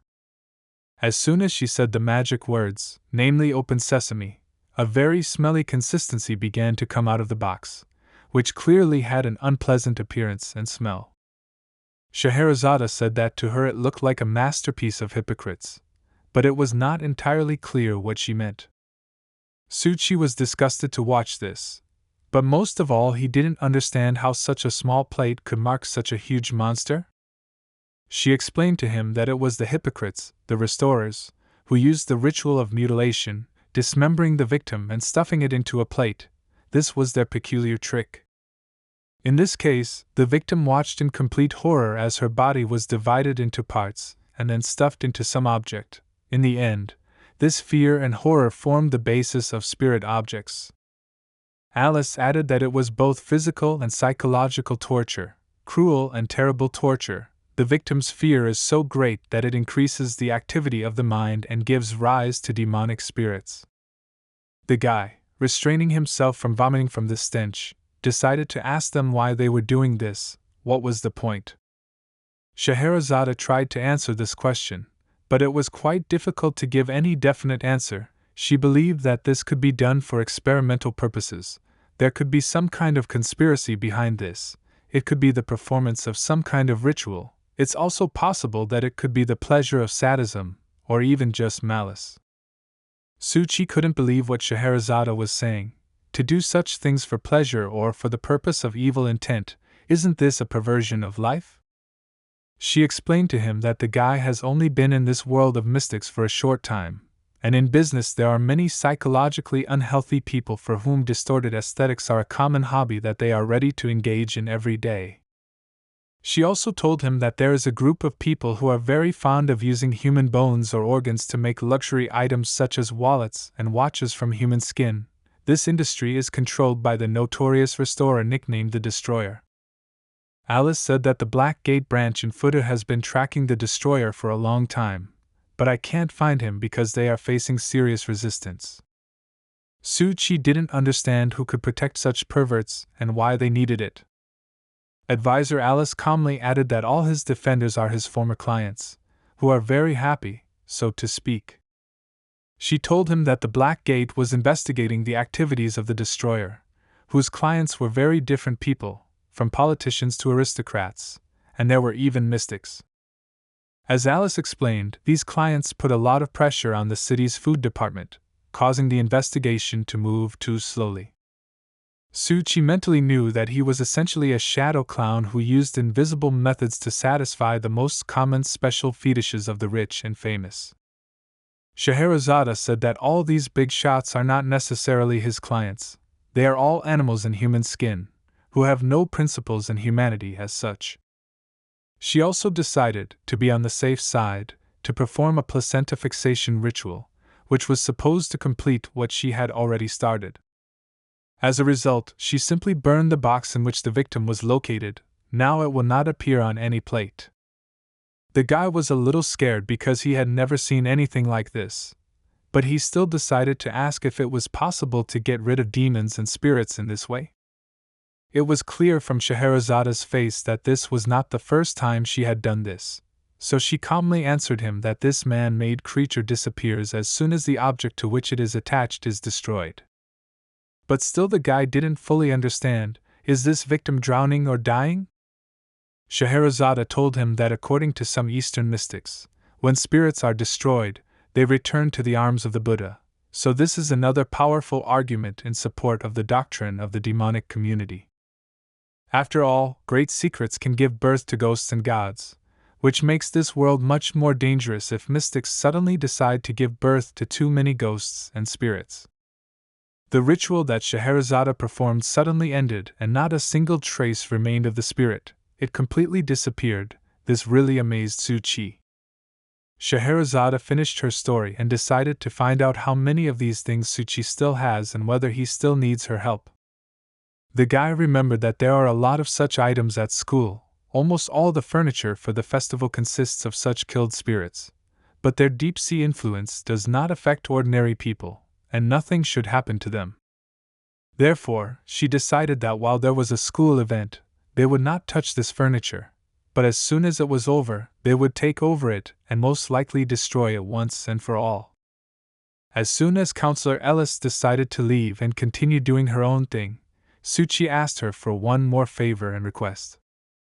After which he said that the beheading cycle told him that the person who gave him the mirror and was behind the Tengu incidents was named He Sure, and he would like to hear a little more about this name. Ellis calmly responded to this question, so he decided to eat some more cake and at the same time tell Suchi a little about this man. Did she ask him, or did he meet him by chance, or did this man come to him on purpose? Suchi was not sure of the answer, but he believed that this was clearly not an accident, so most likely he came on purpose. The Hatter invited Suchi to also treat himself to cake, but after the guy saw what Scheherazade did with the plate, his appetite suddenly disappeared. Suchi continued his story and tried to remember every detail of that day when he saw the large cemetery where the train brought him. It seemed to him that it looked like a big secret that this man was trying to show him. He also told Scheherazade and the advisor that he was very close to losing control of himself and his body, but he still withstood this pressure, after which Haishan tried to kill him, and then simply disappeared, finally saying something about the bloody fairy. Ellie was interested to know what his secret was like. What does it look like? Suchi recalled that he had seen ancient burial graves. There were a lot of them, and each of them was very dangerous. After this incident, he went and looked for some information based on what he saw last night, and finally found something. He handed the book to Counselor Ellis, which she began to carefully read, where Suchi's supposed identity of that same man was drawn. Therefore, what he was most interested in now was whether this man could be the envoys of the evil queen, or perhaps he is that same transcendental person. Now Counselor Ellis understood why Suchi wrote to her so vehemently during her lunch break, because these are truly mysterious actions and times. When all these facts are added up, then everything leads to a transcendental person. Everything seems quite reasonable and logical. Suchi understood that based on the information he read in the library, any unusual situation should be considered in the mysterious East, so the guy remembered that Ellis had previously said that she had a book of notes on the affairs of transcendental people, which he would like to take and read. But Counselor Ellis categorically forbade her to take it, because this book is not hers or even the Black Gate's, so she is untouchable. Of course, the guy was very upset, because this book could have a lot of useful information that could help him with this matter. But Ellis wasn't finished yet. She added that she read it completely when she visited its second owner and remembered something, so if Suchi wanted, she could tell him in person. Of course, the guy was very interested in what was written there, because it could change the course of his investigation significantly, so he immediately asked what was written there. But not everything is so simple. Counselor Ellis said that she heard that not far from the Black Gate office there is a good shop with very tasty cakes. But unfortunately there was a long line, and she did not wait. So if someone who wanted to know a little more about that notebook could go and buy a carrot cake for it, maybe they could loosen their tongue. Suchi immediately understood what she wanted and what he needed to do, so he happily agreed to buy her this carrot cake, especially since he would be passing that store tomorrow. Scheherazade praised the guy and said that he was great. Even though he is a beginner, he quickly grasps it on the fly and follows the right path. Ellis began to talk and immediately made Suchi a little sad that there was actually not much written in this notebook. But the first owner of the notebook recorded his participation in the Eastern Gold Rush, in which his team was destroyed and he himself almost died when faced with a nameless and terrifying dragon. He was very lucky, because then he was saved by a random passerby, who turned out to be head and shoulders stronger than that very dragon. This passerby performed an incredible technique to destroy the demon, which greatly amazed the first owner of the notebook. The guy asked to be a little more specific about what technique he used and for what. She also said that at the moment when she read these notes, it was very difficult to understand something because in many places words were crossed out, and it was not clear what the owner wanted to convey. But she believed that the secret of the unnameable could not be written down. There was no way he could write about what happened then, let alone remember what this supernatural device actually was. Therefore, he wanted to know more, and for several days he followed the Eastern mystic and observed him carefully. And he still found some results. From the marks that he found, it was clear that this was a ritual formation, which proved that the crown system exists and transcendental training also exists.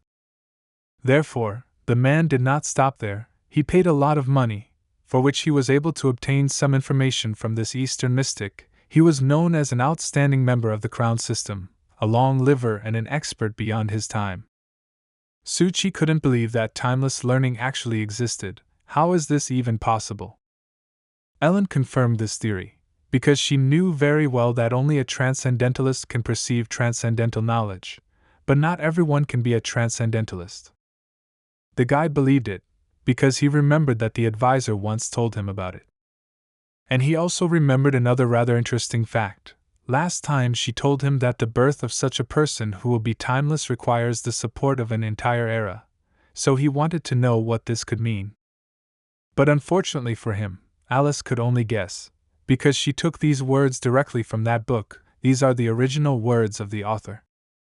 She also added that there is an unclear model of origin that cannot be deciphered, and it is unknown how much it cost the first owner of the money to purchase it. But one thing was clear for sure: this model, according to the notes, contains the means to become a transcendental being. Even Scheherazade became incredibly interested in learning a little more about this model. Did he draw it or perhaps be able to interpret it? But unfortunately, Elise told her that nothing had been deciphered. He simply lost control and died. Then the notes fell into the hands of the second owner, who allowed her to read this notebook a little.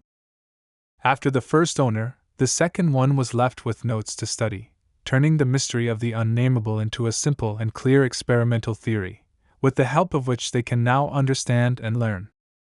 The guy was interested to know what kind of experiment he was conducting. She didn't have time to finish her sentence about the fact that the second owner of this book is called Skinner, when Suchi interrupted her. Who cried out when he heard a very familiar name, "Is this the same Skinner who invented the Skinner box?" Scheherazade was at a loss, because this was the first time she had heard about the Skinner box, and asked to explain what they were talking about here. Suchi took it upon himself to tell her what it was and began with the fact that the Skinner box is an experiment to study the behavior and psychology of animals, proposed by the famous psychologist Skinner. The essence of this experiment is that a hungry mouse is put in a box with a lever, and when it presses the lever, it gets food, and after several repetitions it learns to get food. In layman's language, this is called operant conditioning. For example, puppies are taught to bow to their owners for food. Mentally, Suchi gave another example, which Scheherazade did not tell, that lazy cats and squirrels visit the shrine from time to time and get food. They gradually form the idea that worshipping the shrine is the same as a method of obtaining food.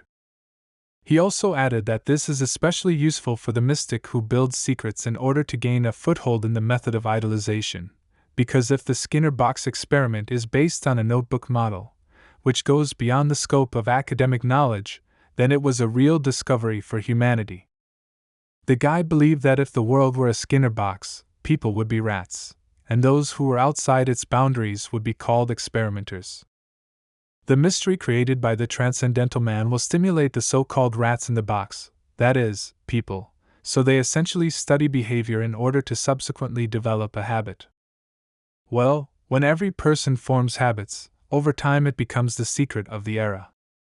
Indeed, in fact, this theory explains a lot of things. For example, how the first people learned about what would happen if you planted seeds in a field, then you could grow food, or that you could weave clothes from silkworms. All this was told to us by people who lived before us. After such thoughts, Suchi went further and began to think about who was the first to suggest that people should run and hunt with a sharpened stick, or should they have an instinct of hunger from birth that led them to hunting? But what surprised him most was that people were accustomed to burying each other after death. Why do people perform these funeral rituals? He thought that nowadays it seems normal that people die and are buried. But what about the beginning? Wouldn't it be strange to bury a body in the ground? He was incredibly interested to know what the first person who performed such a funeral ritual thought about this. What did God tell him that he could save his life this way? Suchi understood that it was not that he was thinking too much about it, but that he was in a world where he had to analyze the current situation with the help of a suspicious conspiracy theory. He learned that in Marxist materialism, chance is an indefinite tendency in the connection and development of things, but in the initial course of history, the burial of a person could take place by cremation? Advisor Ellis said that Suchi is absolutely right. This is exactly what the Skinner box experiment is about. The notes said that this is a way to become a person of transcendence. The guy came to the understanding that a transcendental person is conducting an experiment in which time is a box, and people are rats. So this is what the phrase meant: it takes a whole era to create a transcendental person. As soon as he finished this thought in his head, he heard another voice, which usually appears at the moment when he begins to lose control, will it really start again? The guy really began to lose control, because the voice was pulling him along, forcing him to come to him, where he could get absolutely all the knowledge he needed. Scheherazade did not understand what happened to him, why he suddenly lost consciousness and simply leaned back on the sofa, but he did not react at all to her words. It's good that Advisor Ellis was there, who understood what was going on, so she immediately shouted that now he could lose control and everything would be over, so he needed to come up with something immediately. Meanwhile, Suchi continued to drown and go further and further under the water. It felt like this was really the end for him. Suddenly, a children's song entered his head, which captured him all, and now he heard it everywhere, but did not understand where it came from and who was singing it. As it turned out, Suchi sank to great depths, at which he saw a huge toy man, who was humming the melody of this song. But the point here was not at all in depth. It was Scheherazade who put a phone with a song to him so that he would be distracted from the voice that makes him sink and he would come to his senses. Suchi this time could not recover from the immersion for a long time, but he was incredibly grateful that they turned on this music, which was of course terrible, but still it did its job and distracted him. Scheherazade tried to calm him down and tell him that everything was over and everything was fine with him. He could breathe out. After this incident, Advisor Ellis ordered him to increase his anchorage, because he must be located near the abyssal layer, without appropriate anchor support, and this is too dangerous for such an inexperienced mystic as Suchi. The guy absolutely agreed with her, because he himself understood that she was right and he really needed to increase the consolidation. But he also understood perfectly well that he was far from being on the ball of the abyssal layer, although he would really like to get there. But unfortunately for him it is much deeper. Scheherazade offered him some chocolate so that he would regain his strength and come to his senses, after which they would continue the conversation. As it turned out, Anderson bought it, who ordered it to be given to Suchi every time he was weak. After Suchi woke up, he immediately asked what was that children's song he heard? Scheherazade didn't know what to turn on because she urgently needed what to choose, so she chose a random song. But in fact she couldn't tell anyone that she liked listening to children's songs most of all. Now, when Suchi had walked away a little, Counselor Ellis suggested getting down to business. She continued the story and said that after she and Skinner read the notes, they gave them the names The Secret of Time. She said that the phrase about sustenance is interpreted so that a mystic who is able to construct the secret of the era can comprehend beyond training and become a transcendental person. Therefore, according to the information found, the period of ancient burials also has a certain identity, which makes it a Skinner box or a mystery of time. She also added that she agrees with Suchi that the man he sure can indeed be a transcendental person, and the funeral customs of the ancient funeral period are his secret time. Scheherazade decided to draw a small conclusion in which she decided to call this man a transcendental person, because even Counselor Ellis agrees with this. But she wanted much more. Since this man had offended her beloved newcomer, she wanted the Black Gate to consider this man as especially dangerous to their clan. Moreover, she would gladly give him a good kick for what he did. Suchi asked her to calm down, because nothing terrible happened as a result, so he believed that it was not worth doing this. Advisor Ellis absolutely agreed with him, who explained her choice by the fact that now the world has changed and has become very dangerous, and the results of the work of the fortune-telling house will soon appear, and until then their main task is to protect themselves at all costs, especially for Suchi, to whom, for unknown reasons, he sure came. The guy understood her perfectly, but what is the purpose of this man who lived for 1500 years and is now trying to cause chaos in Lidu? She gave a fairly short answer in which she said only one word, and that was time. First of all, she believed that the purpose for which he creates chaos in Lido is the time that he is gradually running out of. Suchi didn't fully understand what she meant when she talked about time. Ellis explained to him that there is a limit to a person's life, and it does not matter who this person is, transcendental or mystic, in any case there is an end. Even ghosts and gods plunge into oblivion and disappear, No one lives forever, sooner or later the time comes to leave. The guy understood what she was getting at, and that such people are most likely also running out of time, and in this way they want to extend their lives. She said that in fact they are driven by the same fear as others, but in their case it is the fear of death, which is inevitable for everyone. Suchi didn't fully understand why he was so obsessed. If he lived for 1500 years, did he really need more? Ellis explained to him that no one would understand this, only those who also lived exactly that number of years. Only they could understand the obsession to live forever. After all, it is known that the longer you live, the more knowledge you gain, the more you fear, and then you no longer want to die. Scheherazade was actually very funny to hear this. Can a person really have fear because he is afraid of not living forever? Ellis clarified a very important point, that they have a fear of not living forever, and not finding that very legendary gate. Suchi realized that this was the best time to ask, is it true that the gate only exists in legends and that no one has ever seen it? She answered him that even if the mystic can live to a ripe old age and not lose control, then his chance of finding the gate that will free him is practically zero, so no one is trying very hard. Instead, they worry that their time is running out and they won't be able to find the gate. On the one hand, everything is very illogical, but on the other, everything is clear. But suddenly she stopped and told Suchi that he had only recently entered the mystical world and could not yet understand the mystic's desire to find the gate, and what he had was just an instinctive desire that could not be restrained.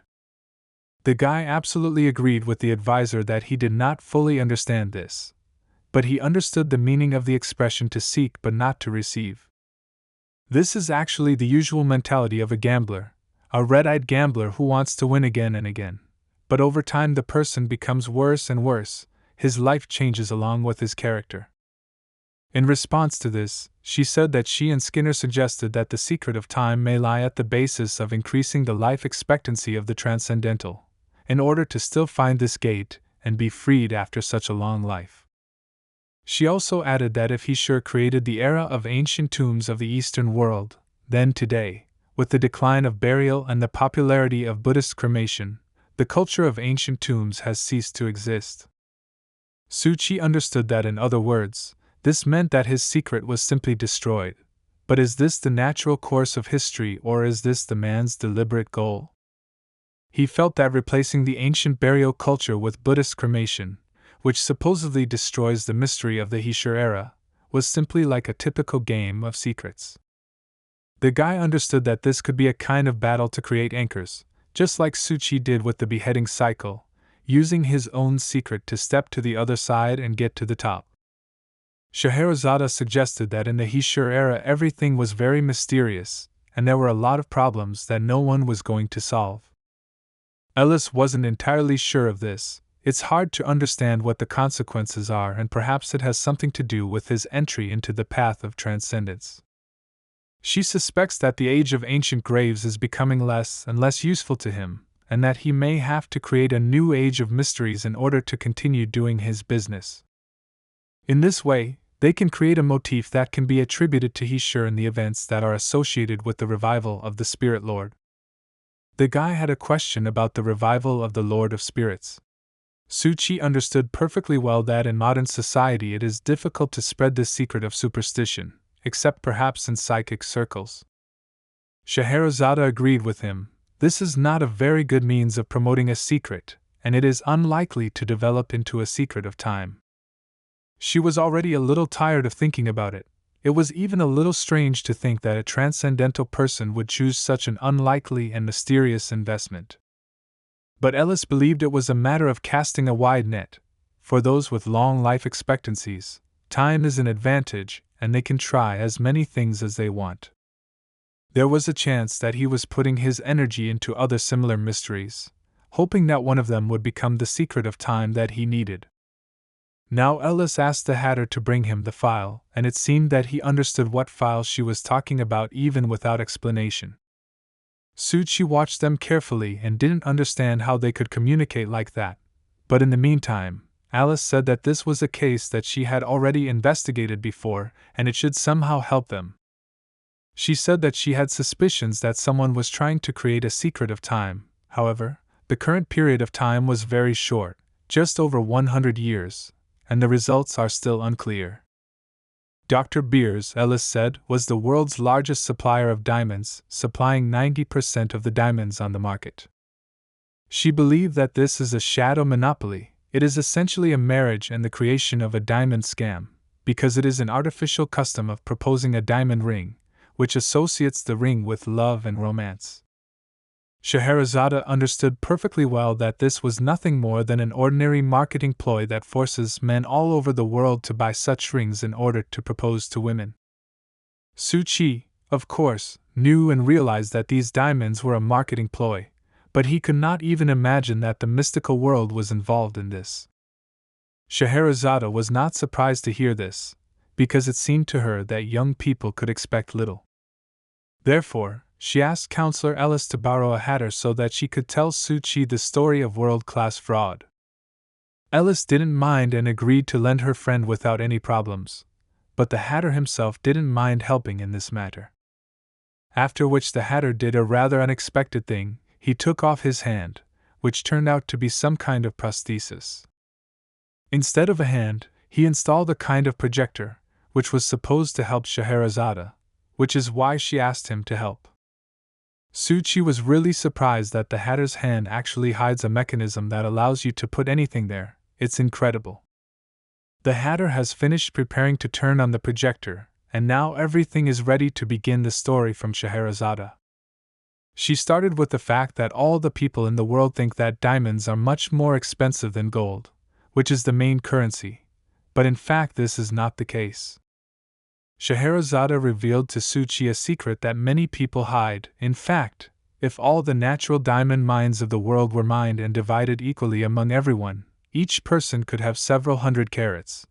But then the guy did not understand why they are still so expensive. But this question, as Scheherazade explained, needs to be asked of De Beers, because it was he who practiced the monopoly on the sale of diamonds while walking on thin ice in accordance with the antitrust law of the White Eagle Kingdom of that time. This was done in order to control the production of diamonds so that arbitrary prices could be set for them. There are even exaggerated stories about where new diamond mines were discovered in the morning, and in the afternoon De Beers sat down at the negotiating table on the other side. The guy couldn't believe that there wasn't a single person in the world who could break this monopoly. Scheherazade answered him that of course there were such people, and one of the most striking examples is Mao Xiongwa, who shook the position of natural diamonds at the very beginning, and the cost of synthetic and natural diamonds was very low. But Su Chi noticed that at present, buying synthetic diamonds is still popular. This is what makes De Beers so great, because they have implemented science to differentiate between fake diamonds and real diamonds, leading to a resurgence in popularity. Su Chi now clearly saw that although the essence is the same, the value is still given by man. Artificial ones are cheaper and less valuable, natural ones are rarer and accordingly much more valuable. They symbolize the status of a person. Scheherazade praised him for understanding quickly enough, but there was a second method that would help ensure the sale of De Beers diamonds, and that was marketing advertising. They came up with an idea for world-class success that could not be repeated. They connected diamonds and love that could not be separated and replaced. The guy realized that this idea had been played out for centuries and yielded incredible results. The one who came up with it was simply a genius. Scheherazade agreed with the guy how great this idea was. But not only did it satisfy the vanity of both parties to the marriage, this was essentially a marketing ploy, and on the basis of this a big secret was built. Scheherazade finished there and thanked the hatter for a job well done. The hatter was grateful in return, so he made a small bow, which symbolizes respect. The guy thought about the fact that the secret of time is an ordinary improved secret, which is essentially a fraudulent scheme with the help of which it was created. After all, if the diamond scam is a God-created method of creating anchors, then it is a very carefully thought-out secret. Ellis told him that De Beers came under the radar of the Black Gate 50 years ago when the advisor personally took on the matter, but unfortunately the mystery was discovered too late to find a clue to who originally created it. Suchi was surprised by this, because only 100 years had passed since diamonds appeared in the world. Is it really impossible to do? But the thing was that all the clues were received at the moment when the diamond scam entered a stable phase, and the people who were behind it no longer needed to take risks, so they could not find anything. Since then, the file that Suchi is currently reviewing has been in the frozen state, and it is far from certain that it will ever come out of this state. The guy reread this book and wondered whether the De Beers diamond scam could be considered a mystery of time. She pointed out to him that he should have seen that while investigating the Ashen Island, the Black Gate faced indescribable horror and, as a result, lost 2 of its people. This is also a remote place where mystery reigns and spirits operate. At that time there was no branch of the Black Gate, and the investigation of this case cost a lot more money. Suchi found that Moshili's name was involved in the case, and Ellis told him that this was their main suspect, a diamond merchant from the last century who was suspected of involvement in the creation of De Beers. The guy understood that if she says that this person is from the last century, then he must be transcendental? Scheherazade answered him that it is not completely known who he is, because one day he disappeared without a trace and no one even knows where he might be, as if he had disappeared from the face of the earth. Suchi thought that perhaps the diamonds had become the secret of time, and this nightmare jumped out of the Skinner box and became transcendental. The guy suggested that this Michaeli had become a transcendental person, but Ellis explained to him that being a transcendental person is not so simple, and it is not necessarily connected with the mystery of time. Moreover, Scheherazade added that people who did not depend on time and otherworldly forces should have died long ago. Back then, Suchi didn't fully understand, is the sphere with diamonds something transcendental, but still it is still not mysterious enough for the mystery of time? Ellis answered him without any doubt, of course, because even given the fact that they are quite common, they are still less unique and replaceable. After all, diamonds are not completely created behind the scenes by people. Therefore, the Black Gate is still skeptical that the diamond sphere ever became the secret of time and that the people behind it ever transcended the boundaries of knowledge. Moreover, not every time mystery succeeds, even if the time, place, and people are in complete harmony. It also requires a certain amount of luck. The conditions for creating the mystery of time must be much more complex than they are led to believe, otherwise transcendence would not exist only in rumors. Suchi understood that what the council taught him brought his understanding of the construction of secrets one step closer. No matter what the secret is, even the secrets of time have their limits. The guy had the idea that no secret lasts forever, and any secret that flourishes for some time gradually disappears under the influence of the greatest enemy, which is called time. Suddenly, Ellis called Suchi and told him that she would like to warn him about this Manhwa, about whom it was known that his secrets were not always constructed in such a way that they were necessarily successful. Therefore, in order not to spoil his secret, she would like Suchi to protect himself first, because a long life can weaken the fear of the law and disregard for the life of another person, so now he is very dangerous. The guy understood perfectly well what the advisor was telling him, so he agreed with her and said that he would do everything that depended on him. As soon as Suchi finished speaking, the landline phone suddenly rang and Scheherazade didn't understand who could be calling at such a late time, unless it was scammers. She picked up the phone, and from her conversation it was clear that someone was in danger, because Scheherazade couldn't understand why they were doing this. Was she really tired of living? After which she said that she would definitely hand over everything and asked to stay safe. Ellis asked what was the matter and who called.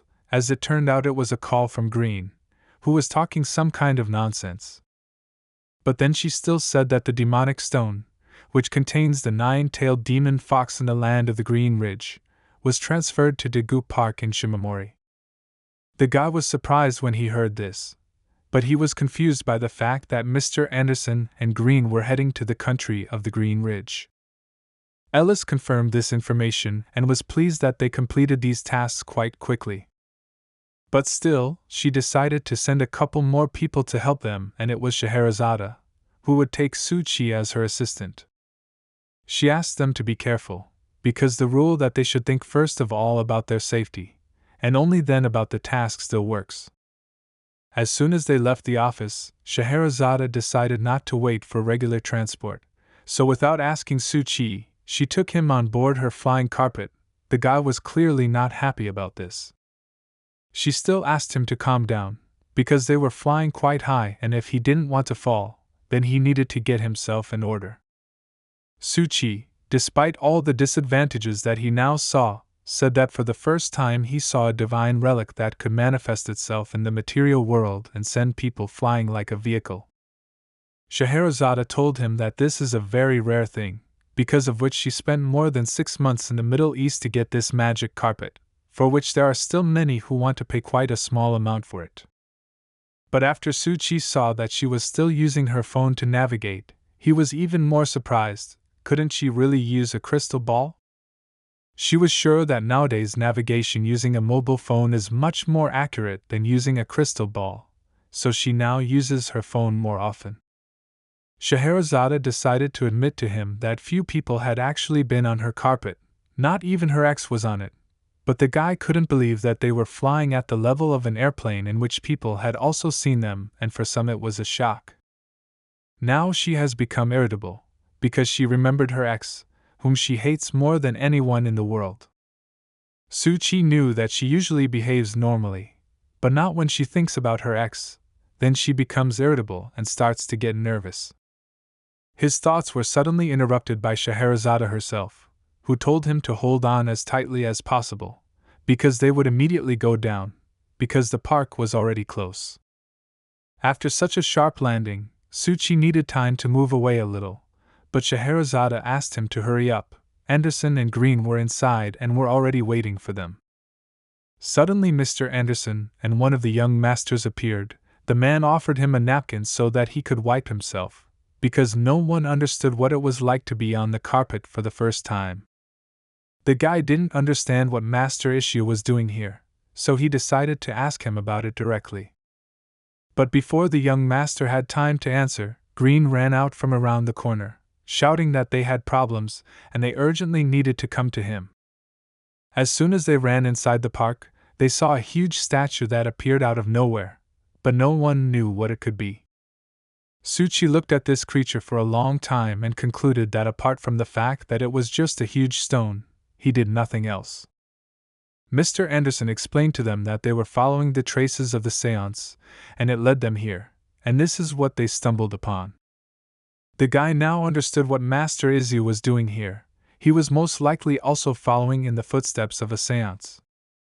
The young master told Suchi that what the seance was doing had attracted their attention for a long time, and they wanted to cooperate with the Black Gate to get rid of this illegal organization together.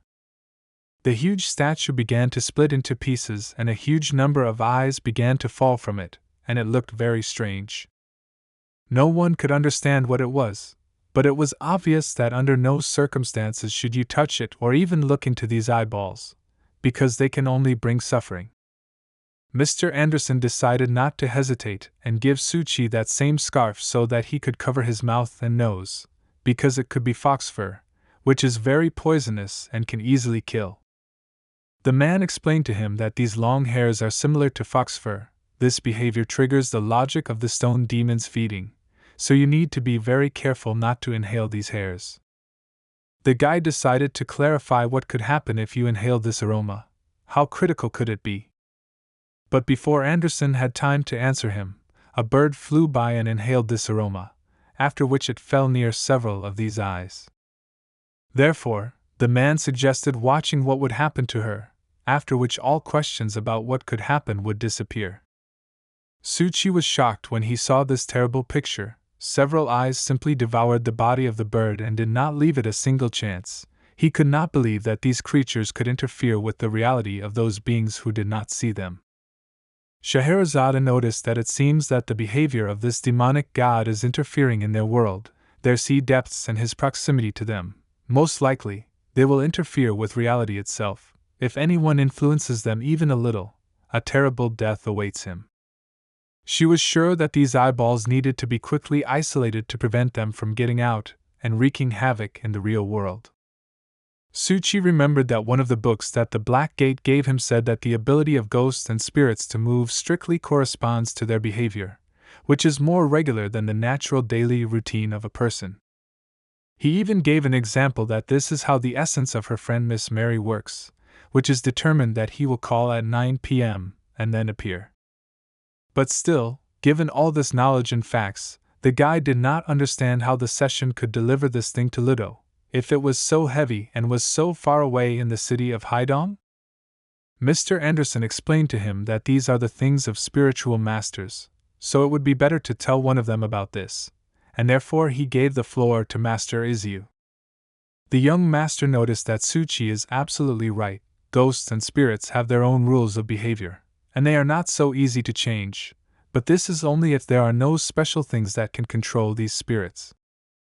He also touched on a very unpleasant example called the displacement of the gods, which was owned by the Reverend Master, but they say that this method was lost long ago and no one else had such an ability. Green decided to shorten this monologue of the young master and added that in other words this means that this is a new tactic for the spiritual child. Young Master Ishio added that slander is a side path, and they could only hear about it, that the spiritual child eliminated the 3 Dharma temple masters and staged a seance, but did not yet have the opportunity to study this matter in detail. Mr. Green added that slanderers do nothing but harm others and benefit themselves, not to mention the whole seance as a whole. Therefore, he proposed to get rid of this cancerous tumor, which was created in the circle of mystics and spiritual masters, because they only harm everyone. Master Izu believed that there is no evil law, but only evil people. There are evil thoughts in the world, and this matter is not only about slanderers. While the young master was trying to get his point across, Green carefully leaned towards Suchi and told him to remember and never reason with the mysterious monks, because they have 100 ways to make a person doubt himself. Therefore, he concluded that if they had not found this huge monster in time, then this thing would have already entered the center of Ludo City, and then it would not have been possible to just stand and watch. But suddenly he disappeared and the young master no longer understood what Green was talking about, and what he was pointing at. The thing was that while they were talking about this, Scheherazade sealed the fox's hair and ghostly eyes, so now they can breathe freely and be afraid to inhale this muck. Scheherazade leaned towards Anderson and wanted to laugh with him, since the little monk didn't even see that huge stone spirit, and Green tried to blame him for this. Still, the young master agreed with them that there was something wrong here, because although he did not see the huge stone spirit, as they said, he felt the aura of ghosts and gods, and that this raven had just died in an inexplicable and strange way, only proved that it was very dangerous. Mr. Anderson corrected Green a little and told him that slanderers exist because some people want something, and even if there were no slanderers, they would find other means to replace them. Besides, these people are obviously not part of their investigation, unless of course he went beyond their contract with the government and took a private job. Green was shocked by this statement. Of course he doesn't work part-time. Non-interference in government affairs is not what the Black Gate does. He was just trying to help a newcomer, and he decided that he made this crazy woman pay for biting him.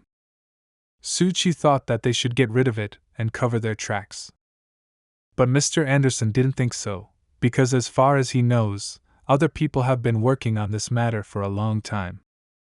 As soon as Anderson finished speaking, immediately after these words, some unknown guy appeared in front of them, who looked very strange.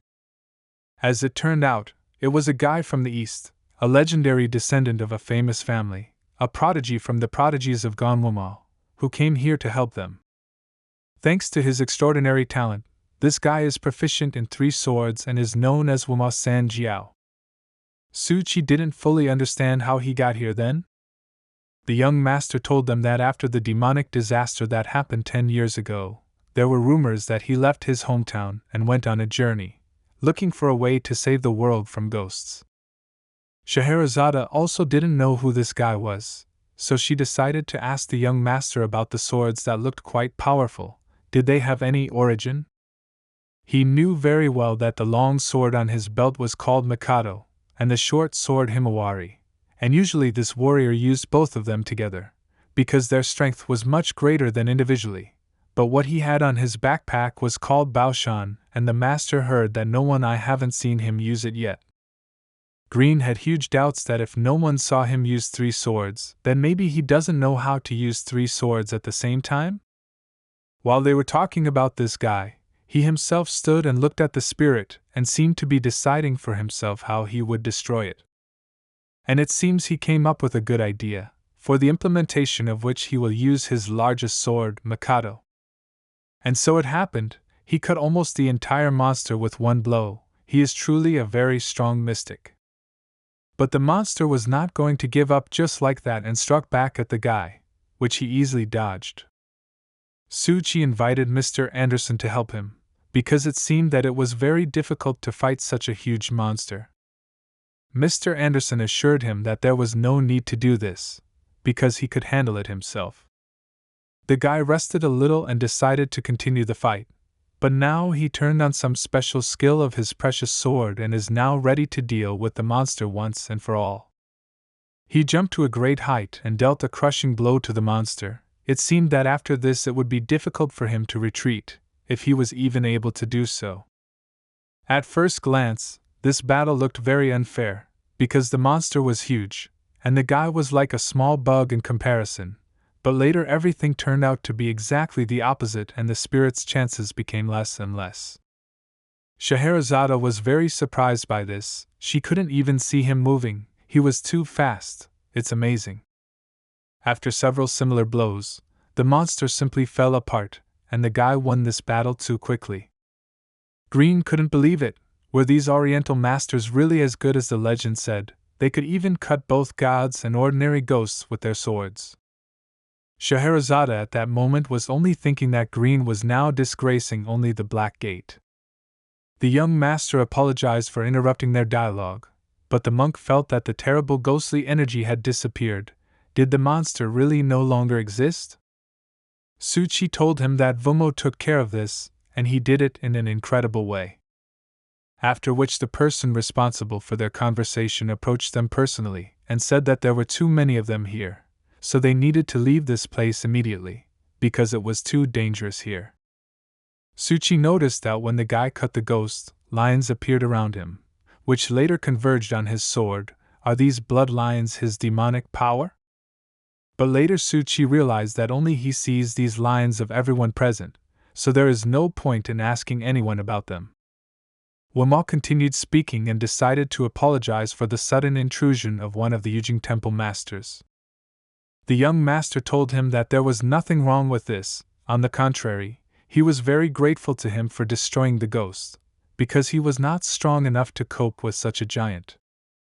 The guy was not against doing this, because this is his main job, to destroy ghosts and punish them for disturbing ordinary people. But he understood that these people were not entirely ordinary, so he decided to check with them themselves. The young master answered him that this is a Black Gate organization, the mystics who were assigned by the government to help them deal with the unnatural events in Ludo. To which the guy replied that he knows this organization and he heard that they are outsiders.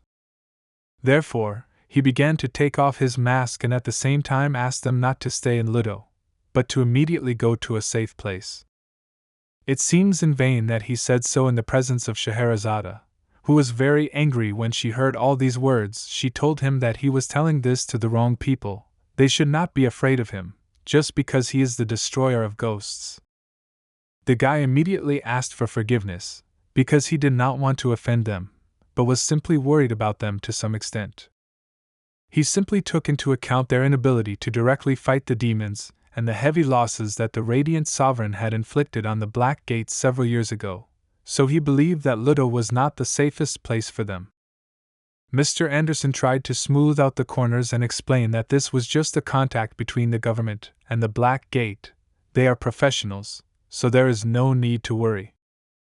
Suchi silently watched this dialogue and he got the impression that they were both praised and offended, because everything Mr. Anderson said was more like a slap in the face.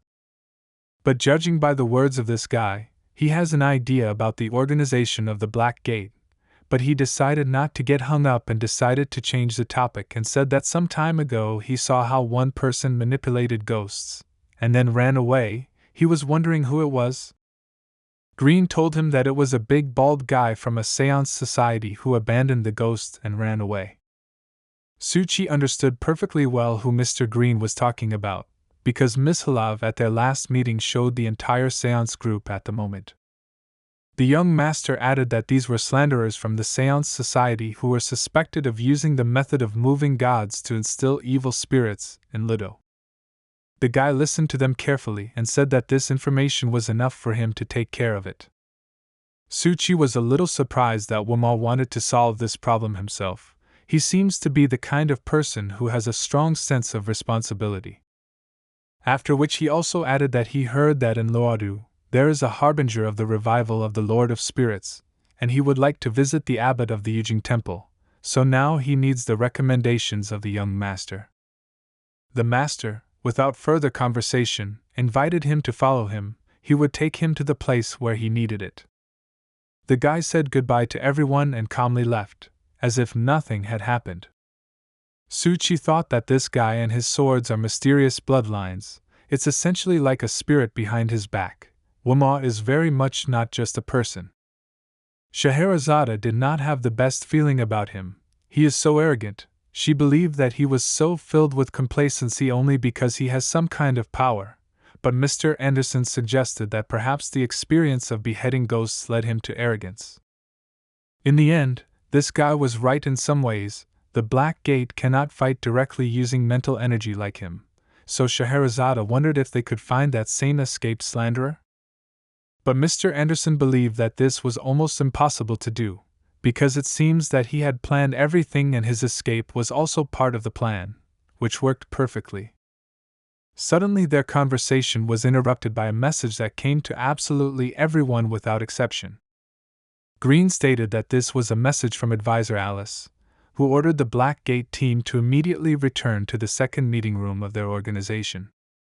This was the first time Suchi heard about the second meeting hall of the Black Gate. What is it even, and why are they in such a hurry to go there? Mr. Anderson told him that this is their reserve meeting place. As soon as it is put into operation, it will only mean one thing: something happened to the Black Gate. After the Black Gate team left the site of the battle with a huge monster, some strange creatures appeared at this place and began to collect the remains of the eyes from the stone spirit. They picked up these eyes, which gave them the opportunity to see people, but they themselves were invisible, so the couple could calmly discuss that now they would go to the pub on the street in front of their house and sit there for a while. The monster began his ritual, which was possible with the help of this eyeball. As it turned out, this ritual turned monsters into beautiful girls who were ready to begin their mission. After some time, this monster, disguised as a girl, came to the nearest pub, which she found, in which a young girl was sitting and talking on the phone. She snuck up from behind and overheard the girl telling her boyfriend not to take her, because she could get there just fine and everything would be fine. The monster came even closer and said that he really liked the girl's clothes and would like to take them from her. The girl, not understanding who was talking to her, turned back, where she saw a huge monster and was horrified. After which she stole her clothes and did not leave the girl even a chance to live. Now the monster looked like an attractive girl, who was approached by many guys to get acquainted, and one of them invited her to drink something stronger. But he was lucky that he took a closer look and realized that he didn't like this type of woman, either the figure, nor any kind of drive, so he simply moved on and did not continue the dialogue with her.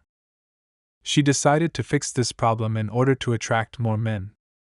Now it's another thing, a lot more guys started pestering her, with whom she didn't mind going to some secluded place. These men didn't look as good as they wanted, but still even they were surprised that she was so understanding. She really liked it. 2 more victims to add to her piggy bank. She became inspired and will now continue her hunt. Now the monster's gaze fell on a girl who was walking down the street alone, and on her bag was a drawing of one of her favorite actors of our time. The monster called the girl and asked her to stop for a minute, because he had something for her. She couldn't believe that she was seeing Superstar Wang in front of her now. What could he be doing here? This fake superstar pretends to be a normal person and offered the girl a little drink, after which he took her to the first corner and destroyed her. Finally, the Black Gate team reached that second reserve interview hall. Su-Chi could not believe his eyes that the reserve headquarters could be so luxurious. As it turned out, not only Su-Chi was visiting this reserve hall for the first time, but Scheherazade and Green were also surprised that there was such a reserve hall at the Black Gate. They all approached the doors of the hall together, where each of the participants was identified, after which entry was allowed. Mr. Anderson greeted them in the second meeting room of the Black Gate and invited them to enter inside. Inside was already Counselor Ellis, who was ready to begin what she had gathered them all here for. She invited them all to sit down and take comfortable places for themselves, because the conversation would be serious, because she had only recently returned from a meeting of the Chief's Cabinet. Counselor Alice said that the reason for such emergency meetings of the Cabinet of Chiefs was that the meeting room of the Black Gate Council in the new Capital District was invaded. Su-Chi realized that at that moment absolutely the entire team was in Otani Park at that time. Did they deliberately distract them with that ghost in order to quietly burst into the meeting room? Alice believed that, apparently, this was revenge for the fact that not so long ago they investigated and arrested a group of members of the session. She showed them photographs that were hard to look at, because everything was destroyed. After which she warned them that the council meeting room had been opened and they would be closing it completely, so all subsequent matters would be discussed in this reserved place. The guy was surprised that the advisor was not angry that the Black Gate was demolished by the session. But Scheherazade, like all the more experienced mystics, knew that the calmer the advisor behaved, the more it spoke of her indignation. The last time she looked like that was when Su-Chi was cursed. Green couldn't believe that they went through all this trouble just to get revenge. The guy suddenly felt an eerie sensation appear that was pressing very hard on him. What started to happen? Advisor Alice also noticed this and ordered Su-Chi not to move. The figures from their favorite game began to move and fly on their own. What's going on here? Alice seemed to understand what was going on here, so she asked everyone not to look up, otherwise there would be trouble. Su-Chi had already begun to worry very much about this, because no one understood what was happening here. He noticed that everyone had turned away from the board, so he did the same. He didn't understand what kind of sudden fear surrounded him. The figure continued to move and say the words that it is already heading here and the revolution is already close, so everyone needs to prepare for it. Now it's their turn. After which the guy noticed that she stopped moving and seemed to have stopped. Moreover, the situation became less dangerous. This was confirmed by Advisor Alice, who said that it was all over and everything was fine now, so we could breathe out a little. Green confirmed the guesses of Su-Chi and Anderson. He said that it was a chess piece of a gray hermit that was moving and did not bring anything good with it. Su-Chi knows who it is, because they once said that the gray figure means that it is a fallen member of the Little Black Gate. The guy couldn't believe that these pawns, they were all ghosts and spirits of their predecessors who had long since passed away? Advisor Alice was not sure, but did not rule out this option. Su-Chi remembered that didn't she say that with the seal of the Black Gate, ghosts and spirits could not enter this room? Scheherazade decided to answer this question and told him that those who are not inside cannot get out, and those who are outside cannot get in. Everything is cyclical. Then the guy couldn't understand why the pawn suddenly moved from its place. What could have provoked this? She didn't know for sure, but she believed that in the end, this was what was left of their predecessors, who were trying to convey some kind of signal to them. After which Green suggested that perhaps they could analyze what the pawn said. Su-Chi repeated to himself the phrase that the figure said, "It will ignite a spark that will cause a revolution." What could all this mean? Scheherazade seemed to understand what this meant, so she asked her advisor Alice if she was right in thinking that this was the same thing. Alice answered her positively without hesitation. She was absolutely right. Green didn't understand what they were talking about, what it all meant. What is this thing? Scheherazade had no particular desire to explain anything to him, but still she told him that while he was getting to Ludo, she and Suchi were on Tian Shui Street and found one thing. The guy understood that now they were talking about the very artifact of burnt fabric that the old grandmother gave them when she told them all about the session. After which Alice added that after the raid on the first headquarters, she asked the Hatter to count all the things that were stolen, and among them was that same burnt sleeve. It seems they came for it. Suchi remembered very well that old woman from Tianshui Street told them that this sleeve was of great importance in the fight against the spiritual child, so she gave it to the Black Gate. Inugami's attack on Suchi is also associated with this sleeve, so you need to be extremely careful. Mr. Anderson understood that they were using the displaced ghost to lure them out and steal the sleeve. This plan was well planned and equally well executed. But for Scheherazade this was yet another proof that no one had the courage to face them. Green also noted what it means. These cowardly slanderers are those who are called exterminators.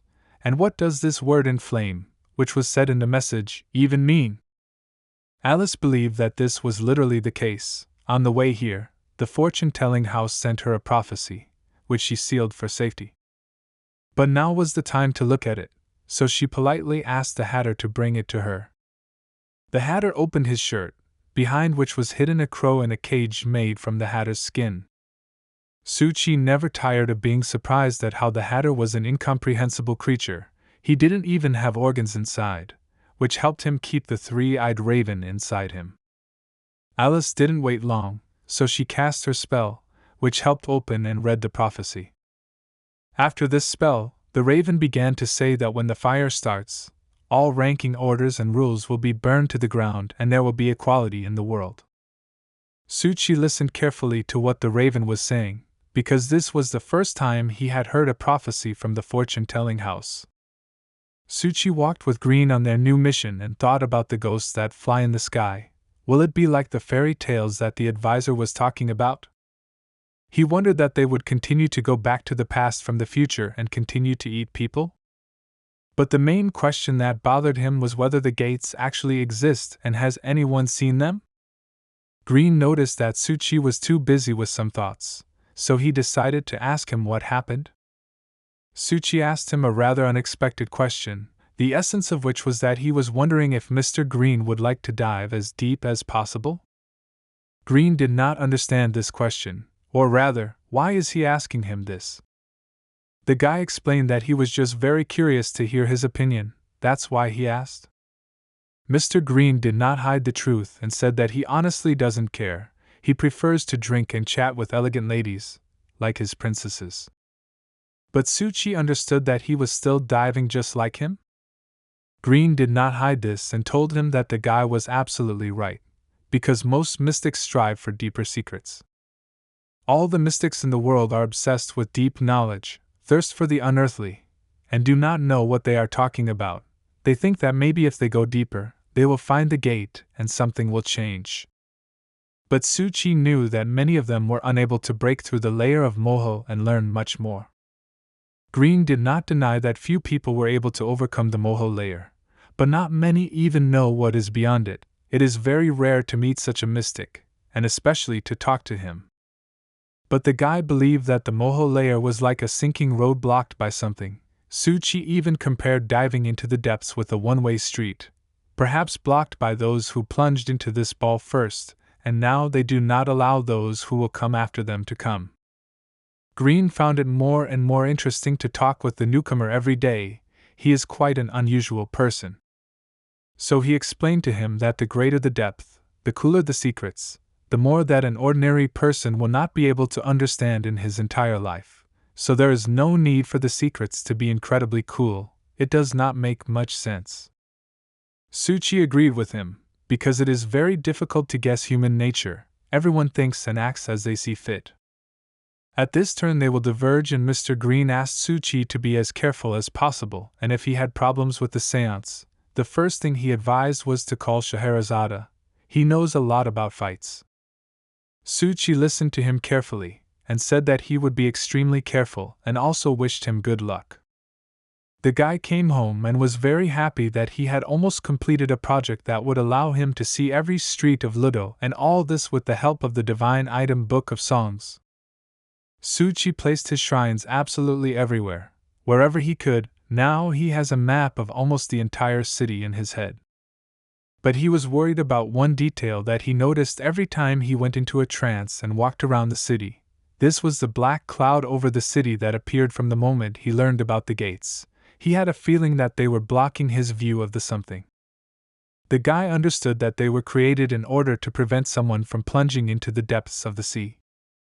And if these gates serve as a kind of barrier between the depths, which does not allow the immersed mystic to look into the deep secrets, and satisfy his greed with the exclusive possession of the deep secrets. Suchi realized that when he starts to think about it too much, he gradually begins to lose control of himself, so he decided to stop thinking about it. But soon, when he has enough anchors, he will be able to reflect on this, because then he will not be afraid of losing control.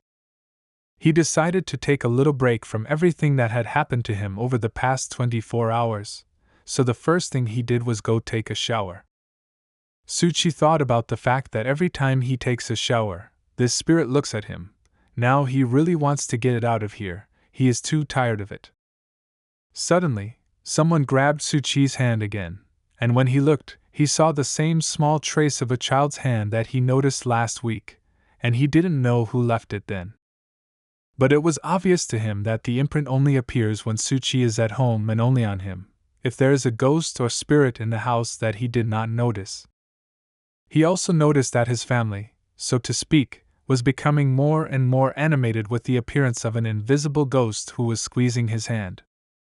The guy couldn't understand what this handprint could mean. Maybe it's some kind of sign that signals that Suchi is ready for something? When the print first appeared, he was afraid to wash it, fearing that the logic of eating would work, but now Suchi sees that this is not the case at all. It is still important to remember Mr. Anderson's instructions to be careful, keep a low profile and maintain a normal daily routine. After Suchi took a shower, he decided to lie down and sleep. The day was too long for him. As soon as his eyes closed, he immediately fell asleep and saw that his depth was already at around 30,000 meters. It was already becoming too scary. But Suchi was not too scared, because he expected that he would dive to this depth a little earlier than he expected. He was more worried about his anchorage than the depth itself. His anchor net already numbered more than 700 threads, which couldn't help but please Suchi, because this is much more than last week and several times more than the month before last. He believed that because of the incident with Tengu, namely because of his big show with his team, his threads had increased sharply, and this was very good, because at this rate he would not be able to worry about being at such a depth. Still, his idea of creating his own faith, and then the situation with Tengu, were great ideas to increase his anchor lines in the future, which has already brought good results.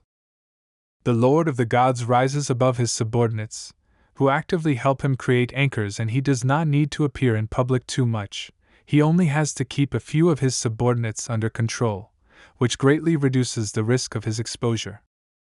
But now Suchi has few people, so this will soon not be enough. It's time to update the composition with fresh blood. Although there are already several candidates who have been trying to establish contact in one way or another over the past few days, so their time has come. Well, as for the result, in order for Suchi to recognize it, he needed to wait for the opening of the Hall of Secrets this week, and then everything would be clear. After some time, Suchi came to visit Gyugwe again, who wanted to find out some information from her about the birth of Tengu in Ludo, especially since the Black Gate was ready to pay generously for this information. But the girl told him not to pretend that he had money, because she believed that he could not make friends with her if he bought her a cup of tea with milk. Suchi could not believe that she knew nothing about the birth of Tengu. She is a hacker and 100% should know more information than she says. Gyugwe began to get a little angry at him, because does he really think that hackers from the Matrix system should know everything that is happening in their city? This is not as easy as it seems. A lot depends on luck, because there are many eyes watching everything in the city and it is very difficult to find out this information first and hide it from others. Before entering the gateway for occult activity, she usually purchases some level of camouflage protocol to protect herself from detection. But unfortunately for her, lately she is so poor that she cannot afford to know much about what is happening in the city. As soon as she finished, she lost her game and was very angry with Su Chi, because if it weren't for him and his questions and suggestions, she would have won and finally passed this level. Plus, she believed that partners were an extra burden, so she always relied on herself and reluctantly worked with other people, and especially with organizations like Black Gates. After which she decided that it was not enough for her to play as one character, so she decided to play as 3 at once. But as she herself claimed, she could play as 8 such heroes at the same time. Su Chi decided not to continue this dialogue any longer, and said that since she did not have information for him, he would go. She wished him a good day and, as he said, he went about his business. Gyugwo was glad that the annoying guest was finally gone, and she could continue improving her game code. She still planned to rely on her game to build a career. In addition, she was sure that the newcomer to the Black Gate would never guess that the incident with the Tengu was her plan. The girl thought that perhaps that was why the Great Lord Truth was not favorable to Su Chi, otherwise why was she the one who found the sanctuary that night, and not him? As soon as Su Chi left the store where the girl worked, his mood improved significantly, because Gyugwe is still on board and is holding up well. She has not betrayed her faith in Mr. Truth, and this is very good. Besides, this is a good way to get rid of suspicion, and he has never seen anyone check themselves so persistently. So Su Chi is doing everything right. His thoughts were interrupted by Scheherazade, who wrote to the guy that the time for training had come, and he needed to immediately arrive at the place she indicated in the message. Su Chi didn't really want to train, especially with Scheherazade, who doesn't spare him at all during these trainings. This time the training was at the shooting range, where Scheherazade was already warming up and waiting for Su Chi. As soon as she saw that Su Chi had finally arrived, she immediately invited him to work with the gun. The guy wasn't against it, of course, but it's not that he's done this before, but it seems like it's mandatory now, so he's ready. To begin with, she suggested firing him 10 shots to understand how advanced the situation was, or maybe even the other way around. Su Chi did not wait long and immediately fired several shots from his pistol, and it seemed that he even liked it. Scheherazade approached the targets and praised the guy, first of all, for his correct posture and correct movements, and he also holds the pistol quite well, which is also a very important factor in this matter. In a sense, she even decided that he was very talented in this matter, but only if we consider that talent is only getting around the edges. Su Chi certainly didn't count on such a result, but it was still not bad on the one hand. The guy decided to deviate a little from the topic and asked Scheherazade what they were planning to do with the seance, to which she replied that they could not find out where they were before, but they accidentally left clues when they stole the sleeve, so they were able to determine that the sleeve was on Tianshui Shopping Street. Su Chi was well aware that where the sleeve was, there would be a spiritual child, so he had a rather logical question. He wanted to know if they would arrest the session. Scheherazade replied that it was these psychics from Ludo who said that the Society of Spiritualistic Essences was harming Ludo and offered to lead a group to eliminate them. The guy didn't understand where they were before and who gave them the courage to be so aggressive this time? But it seems she suspects that it's all because of the same guy who was rude to them in the park, whose name seems to be Vumo, and he wanted to arrest the session. Su Chi's next evening passed so monotonously. He was beaten during training during the day, and in the evening Miss Mary came, who was already very tired of him, but he did not know how to get rid of her, so he had to endure it. As usual, Su Chi used his mask to hide from her, and she went home as usual after not finding him. But that evening there was a very unexpected message from Advisor Alice, who invited him to take part in the destruction of the seance. For now, the guy needed to forget about it, because today is the day when the Hall of Secrets will open 5 times, and he needs to be as focused as possible on this. This time he was incredibly interested in how it would all end. Would there be any surprises? As soon as Tsuchi appeared in the Hall of Secrets in his usual appearance of Mr. Truth, he found himself at the moment when they all greeted each other. But this joy was interrupted by Mr. Truth, who in a rude voice asked them why they were stealing his secrets. Everyone was very surprised by this question. As it turned out, this question was not addressed to his faithful friends who had been on his team for a long time, but to two newcomers who stood on the balcony and waited for their turn to emerge from the shadows.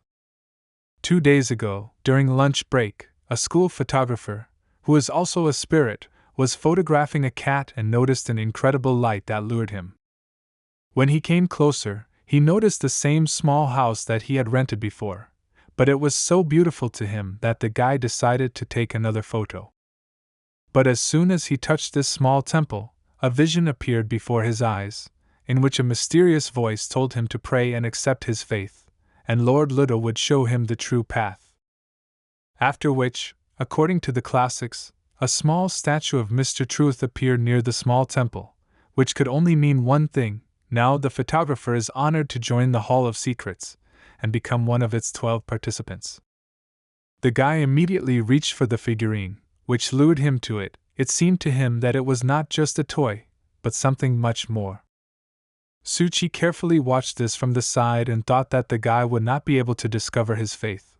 But apparently everything was turning out completely differently. Now it was necessary to proceed to the next step of his plan. He understood that everyone else needed to study the rituals of the god Ludo in order to join, but this photographer is too slow. He's just like a sloth who does everything at minimal speed. Tsuchi didn't know for sure whether he would participate in all this after this. Of course, it's up to him to decide, but in any case, he's just trying other options that, in theory, could work. He's done with this guy. Now he needs to move on to the next character, which was accordingly the next part of the plan. Tsuchi headed to Ludo District Hospital, where he planned to carry out the next part of his plan, so he brought a small pouch that was inspired by Hishin, who used similar pouches to strengthen faith. In addition, it seemed to the guy that this was an excellent disguise for his objects, which was needed to avoid unnecessary contacts with ordinary people. Inside that same bag there was a small figurine that Tsuchi carefully placed there, and it was quite ingenious at first glance. The next step that Tsuchi had to take was to understand whether he was really destined to cooperate with the person he was currently heading to. Well, what about monsters? And in the hospital they were especially terrible and unpleasant to the eye, but still Tsuchi will have to survive it. The guy entered the elevator, and this spirit became even nastier, as if it couldn't be worse, but Tsuchi was already a professional and simply did not pay attention to him. As soon as he left the elevator, he realized to himself that in fact the monster was not so scary, but his breath almost killed him. Can anyone tell the ghosts about basic hygiene? Tsuchi installed a shrine on the 3rd floor of the hospital and placed his small figurine inside, which was supposed to attract the attention of the very person whom the guy planned to recruit to work. After which he decided to go to the ward of the Sisters of Tianjin, where the president himself was at that time, and promised his sister that he would never give up and they would get out of this swamp together. The school president did not notice how the door opened, and Tsuchi slightly scared him when he was already standing next to him and greeted him. Tianjin was at first slightly surprised that Tsuchi came, and later greeted him and was even glad to see him. The guy told him that he noticed the fact that the people who work with Tsuchi were already watching him. Tsuchi thought that despite the fact that last time there were no casualties, the Black Gate continues to monitor him, observing his mysterious activities throughout the year, and this was a fairly correct decision. Tianjin told him that Anderson said that this is a special ritual of observation, that if he gets close to something mystical, it will glow, and at the same time the Black Gate will know about it. The guy knew very well what kind of ritual it was and how it worked, but it also had its drawbacks. Now it glows because Tsuchi is here, so he realized that he would have to talk to Mr. Anderson to change the way this spell works. Tsuchi was curious to know, or does the guy still want to try to wake up his sister in some unconventional way? Tianjin told him that even if he really wanted it, he wouldn't be able to do it anyway, because he was forbidden to do it for a whole year, so for now he doesn't have anything like that in his plans. Su Qi offered his help, because he knows people who live in this world and actually have the means that could awaken his sister. The president was not ready for such a proposal, because he always believed that this would be a gross violation of the Black Gate policy. At least this will not allow him to fall into the occult and be used as it was before. Now everything will be different. The president was very grateful to him for his help and offered to eat tangerines and discuss this a little later. And now he was very interested to learn more about the preparation of Su Qi's class for the cultural festival, to which the guy answered him that they had prepared a horror theme, which they would present in the form of spirits. They chatted long enough for Su Qi to leave, so he thanked the president for the fruit and said goodbye to him. The president decided to see him off before leaving and wanted to ask him something else. But Su Qi left the hospital too quickly and told him that he did not need to be seen off. The guy believed that it was better for him to go home himself and take a break from all this. Su Qi knew very well that he didn't need to appear if he was just setting up a shrine, but the reason why he met Tianjin today was more to confuse the ritual of observing the Black Gate. All that remains now is to hope that everything will go well and the plan that the guy has in mind will go smoothly. Now the president's head was occupied with only one thought, which Su Qi told him. He incredibly hoped that his sister had a chance to wake up, if Su Qi himself was so sure of it. The president got out of the elevator and said in his head that everything would be fine and he could handle everything, and suddenly his thoughts were interrupted by a voice that wanted him to tell him about his feelings and pray to him. Tianjin saw at the end of the corridor a small temple that was glowing, and it seemed that the same voice was coming from there, which continued to tell him that if he had problems, he could help him. The voice called himself Lord Ludo and promised to reveal to him all the secrets of this world. For this he only needs to look inside this temple. But the guy did not understand where this temple even came from and who put it here. But the guy decided that now was not the time to think, because it seemed like a good chance for him to fix everything and give his sister the opportunity to continue a normal life, so he ran to this house to grab it. The observation ritual that was left by the Black Gate began to glow incredibly, and even seemed to bring pain for the guy. But he no longer cared at all. The thought in his head was that he could help his sister. One hand stopped hurting, and in the other he had a small bag.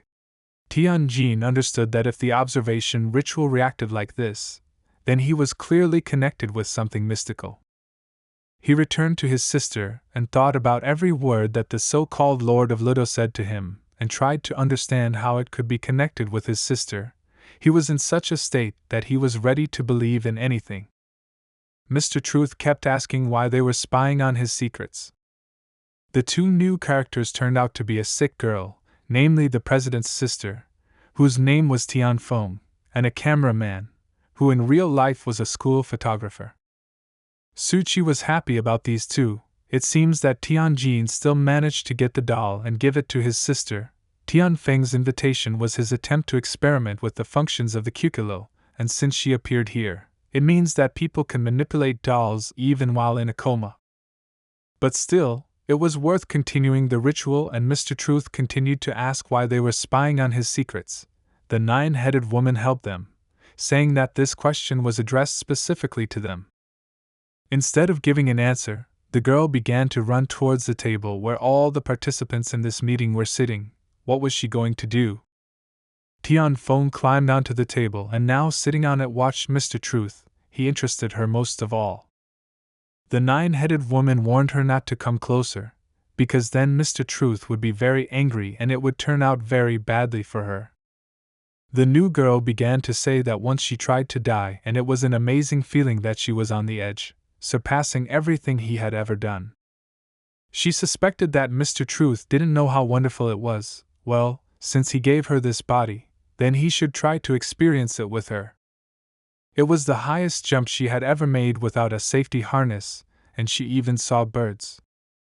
After which she began to show that she was flying like a bird and saying car car car. From this picture the other participants were shocked. What was wrong with her?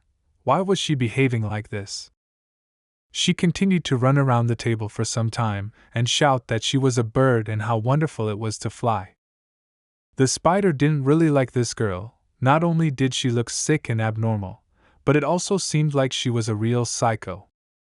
Suchi silently analyzed this whole picture and understood that if we take into account only the facial features of this girl, they are very similar to each other.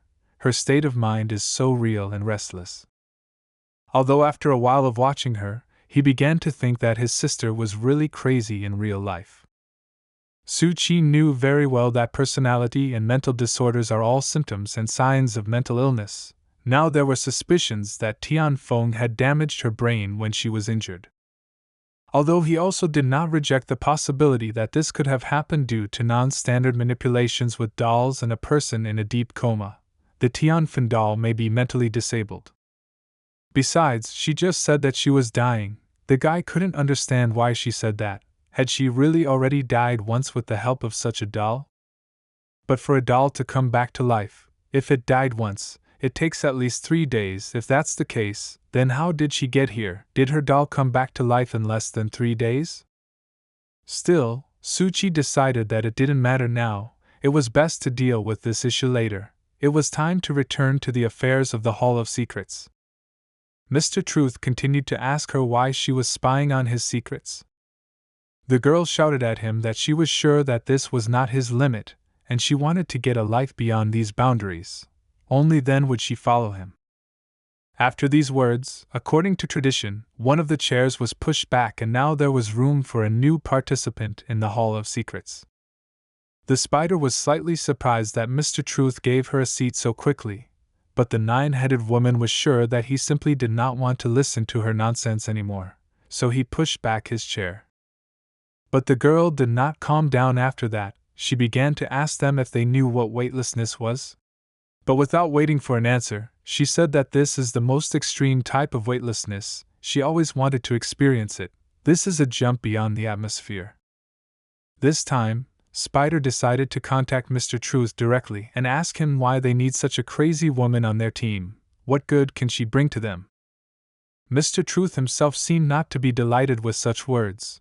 So he used a little magic and put this girl in a transparent cube, which closed her inside and did not allow her to move. After which he broke it, and she fell straight into her chair, which Mr. Truth had allocated especially for her. Suddenly she stopped running away and started asking the others who they were, and why she was here. The 9-headed woman did not understand why Mr. Truth would bring a person with such an unconventional character here. But the fact that Mr. Truth gave her a chance means that she acted in accordance with the rules.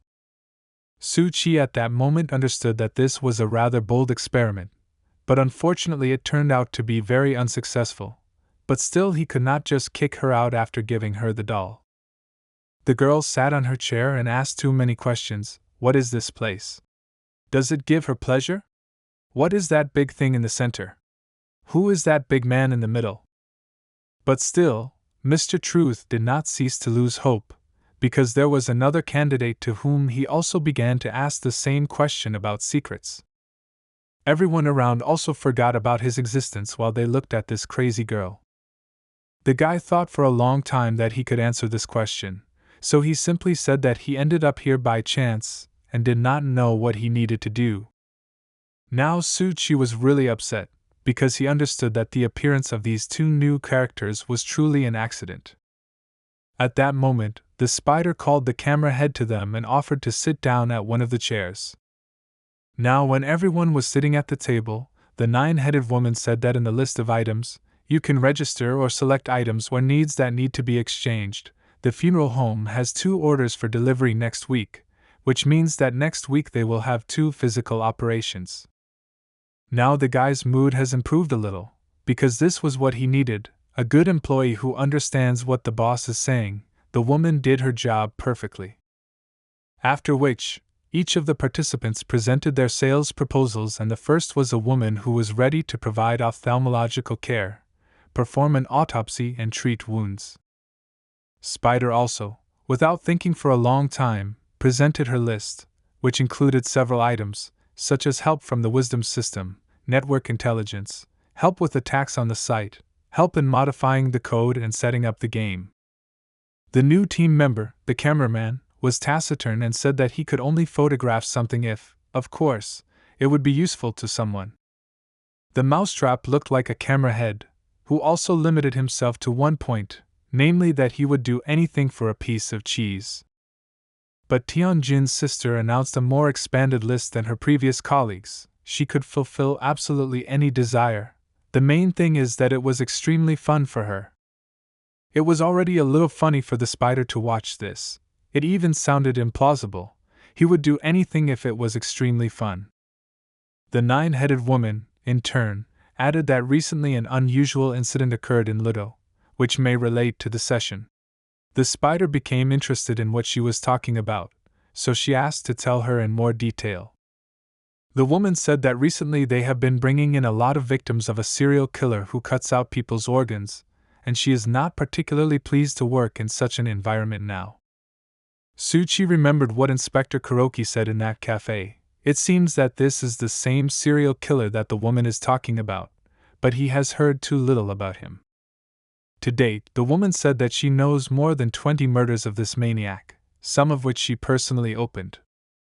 Suchi did not expect such a large number, because recently he heard that there were much fewer murders. Could the killer be able to commit so many crimes in such a short amount of time? Although on the other hand, he understood that the number 20 is only what the mask knows, the total number of victims is unimaginable. But he learned something from Inspector Kuroki. But Suchi did not think that it was so serious. The guy clearly saw that this bizarre method of murder was like some kind of ritual involving ghosts and spirits. In a bustling city like Ludo, 20 serial murders in a short period of time would immediately become famous news. The mask also added that she was very confused by the places where the corpses were found. They were all quite strange.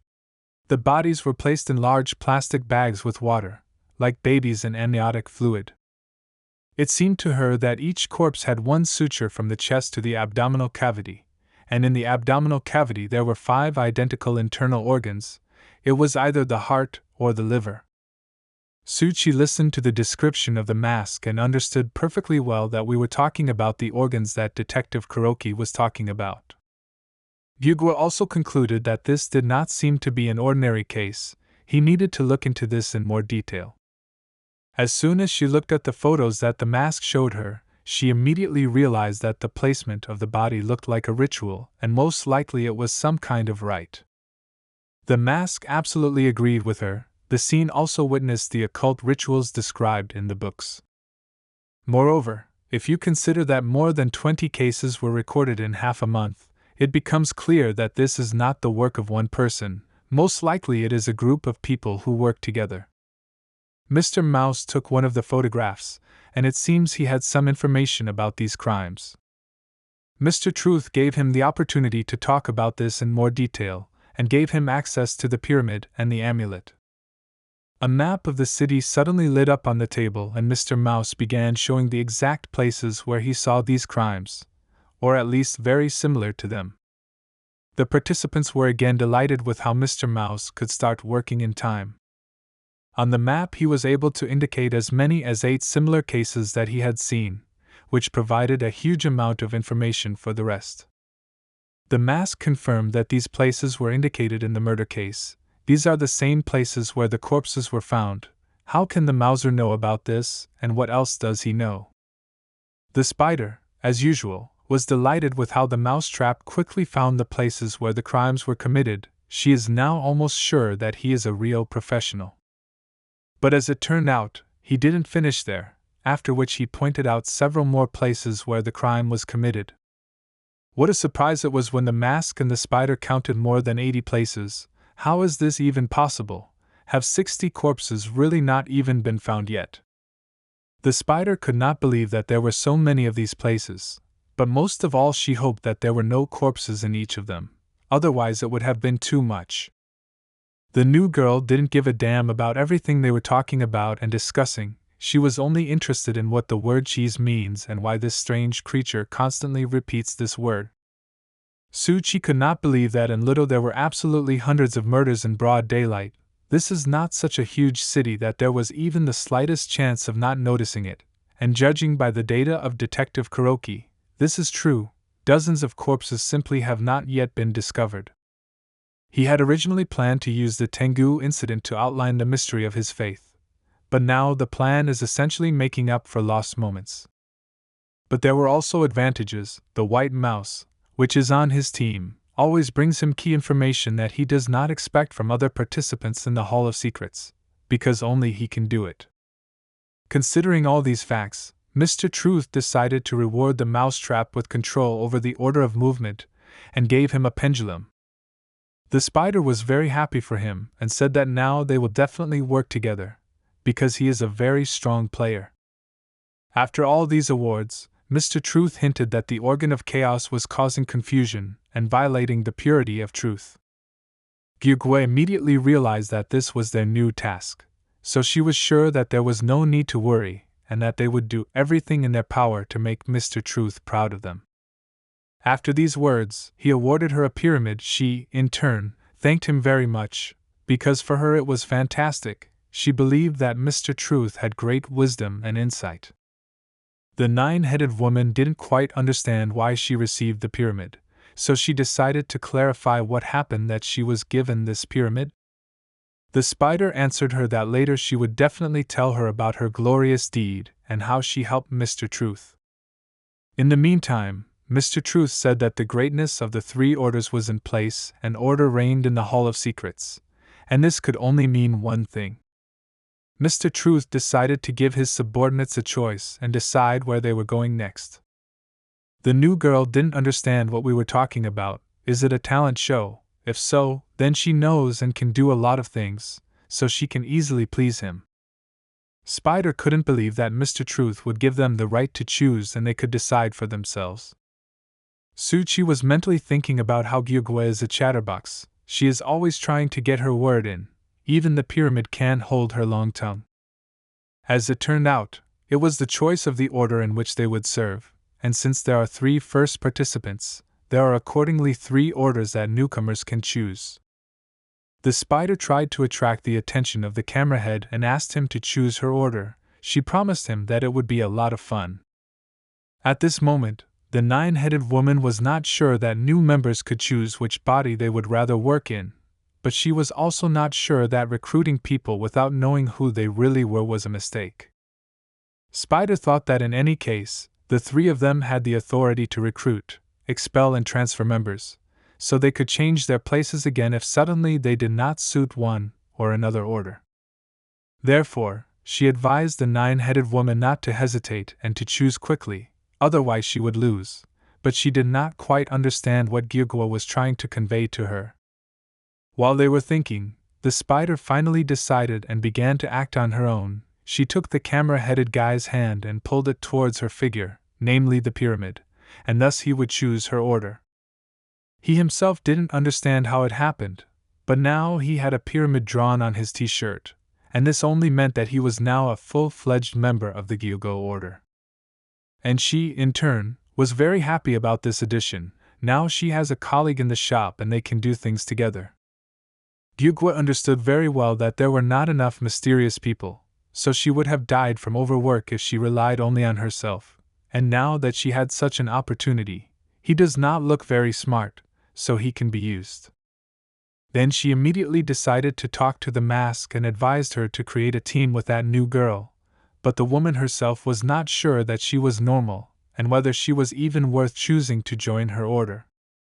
We must not forget that the mask had a medical education and she perfectly understood that this girl has neurotic hyperactivity syndrome, which means that she can be anywhere and everywhere whenever she wants. For her, everything around is just another game. And the mask itself believed that she was a rather strict person and was not sure that she could tolerate such behavior. But the spider continued to convince her that it was time to take off her mask of severity and let the girl into her order. While the 2 girls were busy talking about who would take this crazy girl for themselves, she meanwhile pestered Mr. Mouse and repeated the word cheese after him. He slightly did not understand what was happening and what this girl wanted from him, but in a sense, he even understood her. The girl was delighted with how beautiful Mr. Mouse's head was. It was shaped so that it should offer very little resistance to the wind. She also told him that she also loves cheese very much, because it provides so many calories, it makes her move faster, and she does not feel hungry.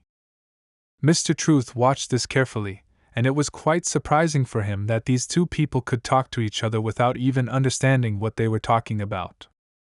For Dirgwe, it was very good that Mr. Mouse was able to find an approach to a mentally unstable person.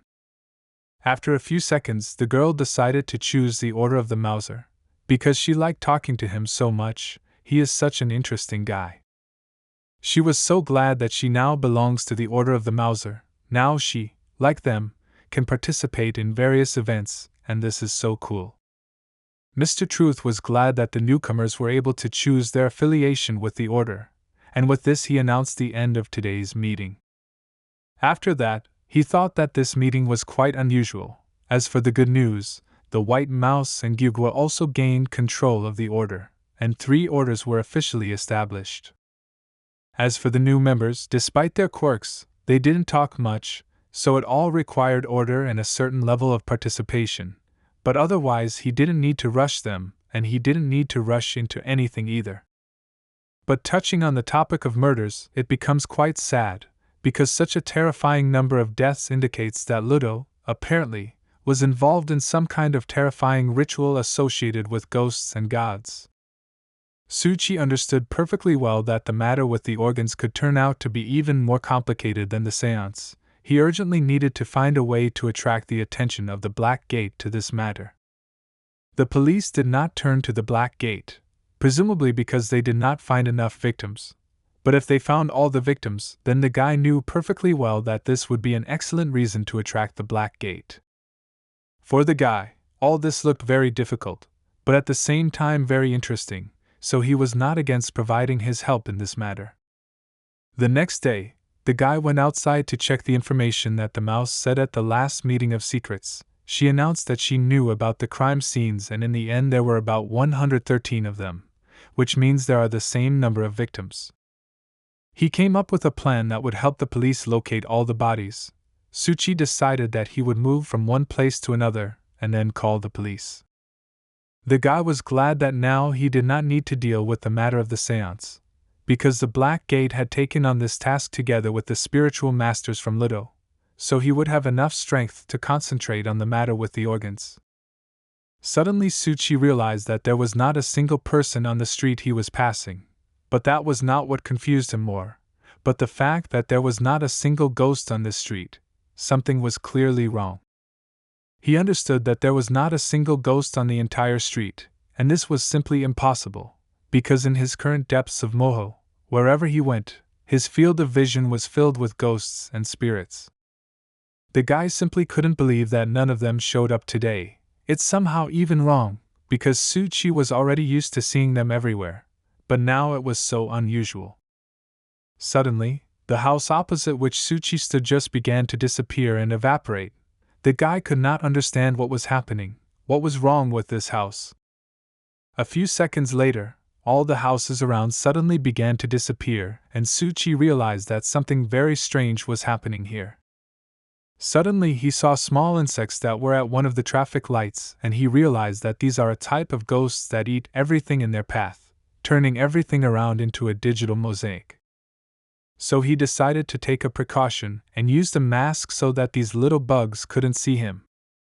But suddenly he realized that the mask didn't seem to be helping him, because his fingers began to hurt like hell, and it was clear that the bugs could get through his defense barrier. Suchi looked at his hand and clearly saw the beetles beginning to devour his skin. How is this possible? Can they really see him? But on the other hand, he understood that these beetles do not inspire such fear as ordinary ghosts and gods, so he was not so nervous.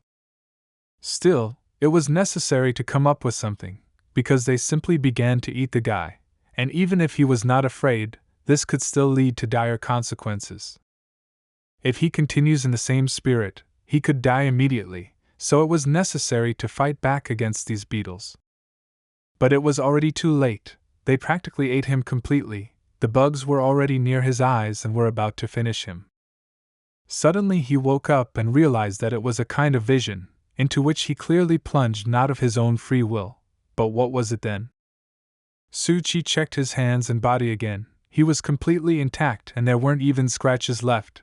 This was the first time something like this had happened to him, so he didn't know how to react to it. Suddenly his thoughts were interrupted by a voice from behind, who asked the guy if he was alive and how he was feeling.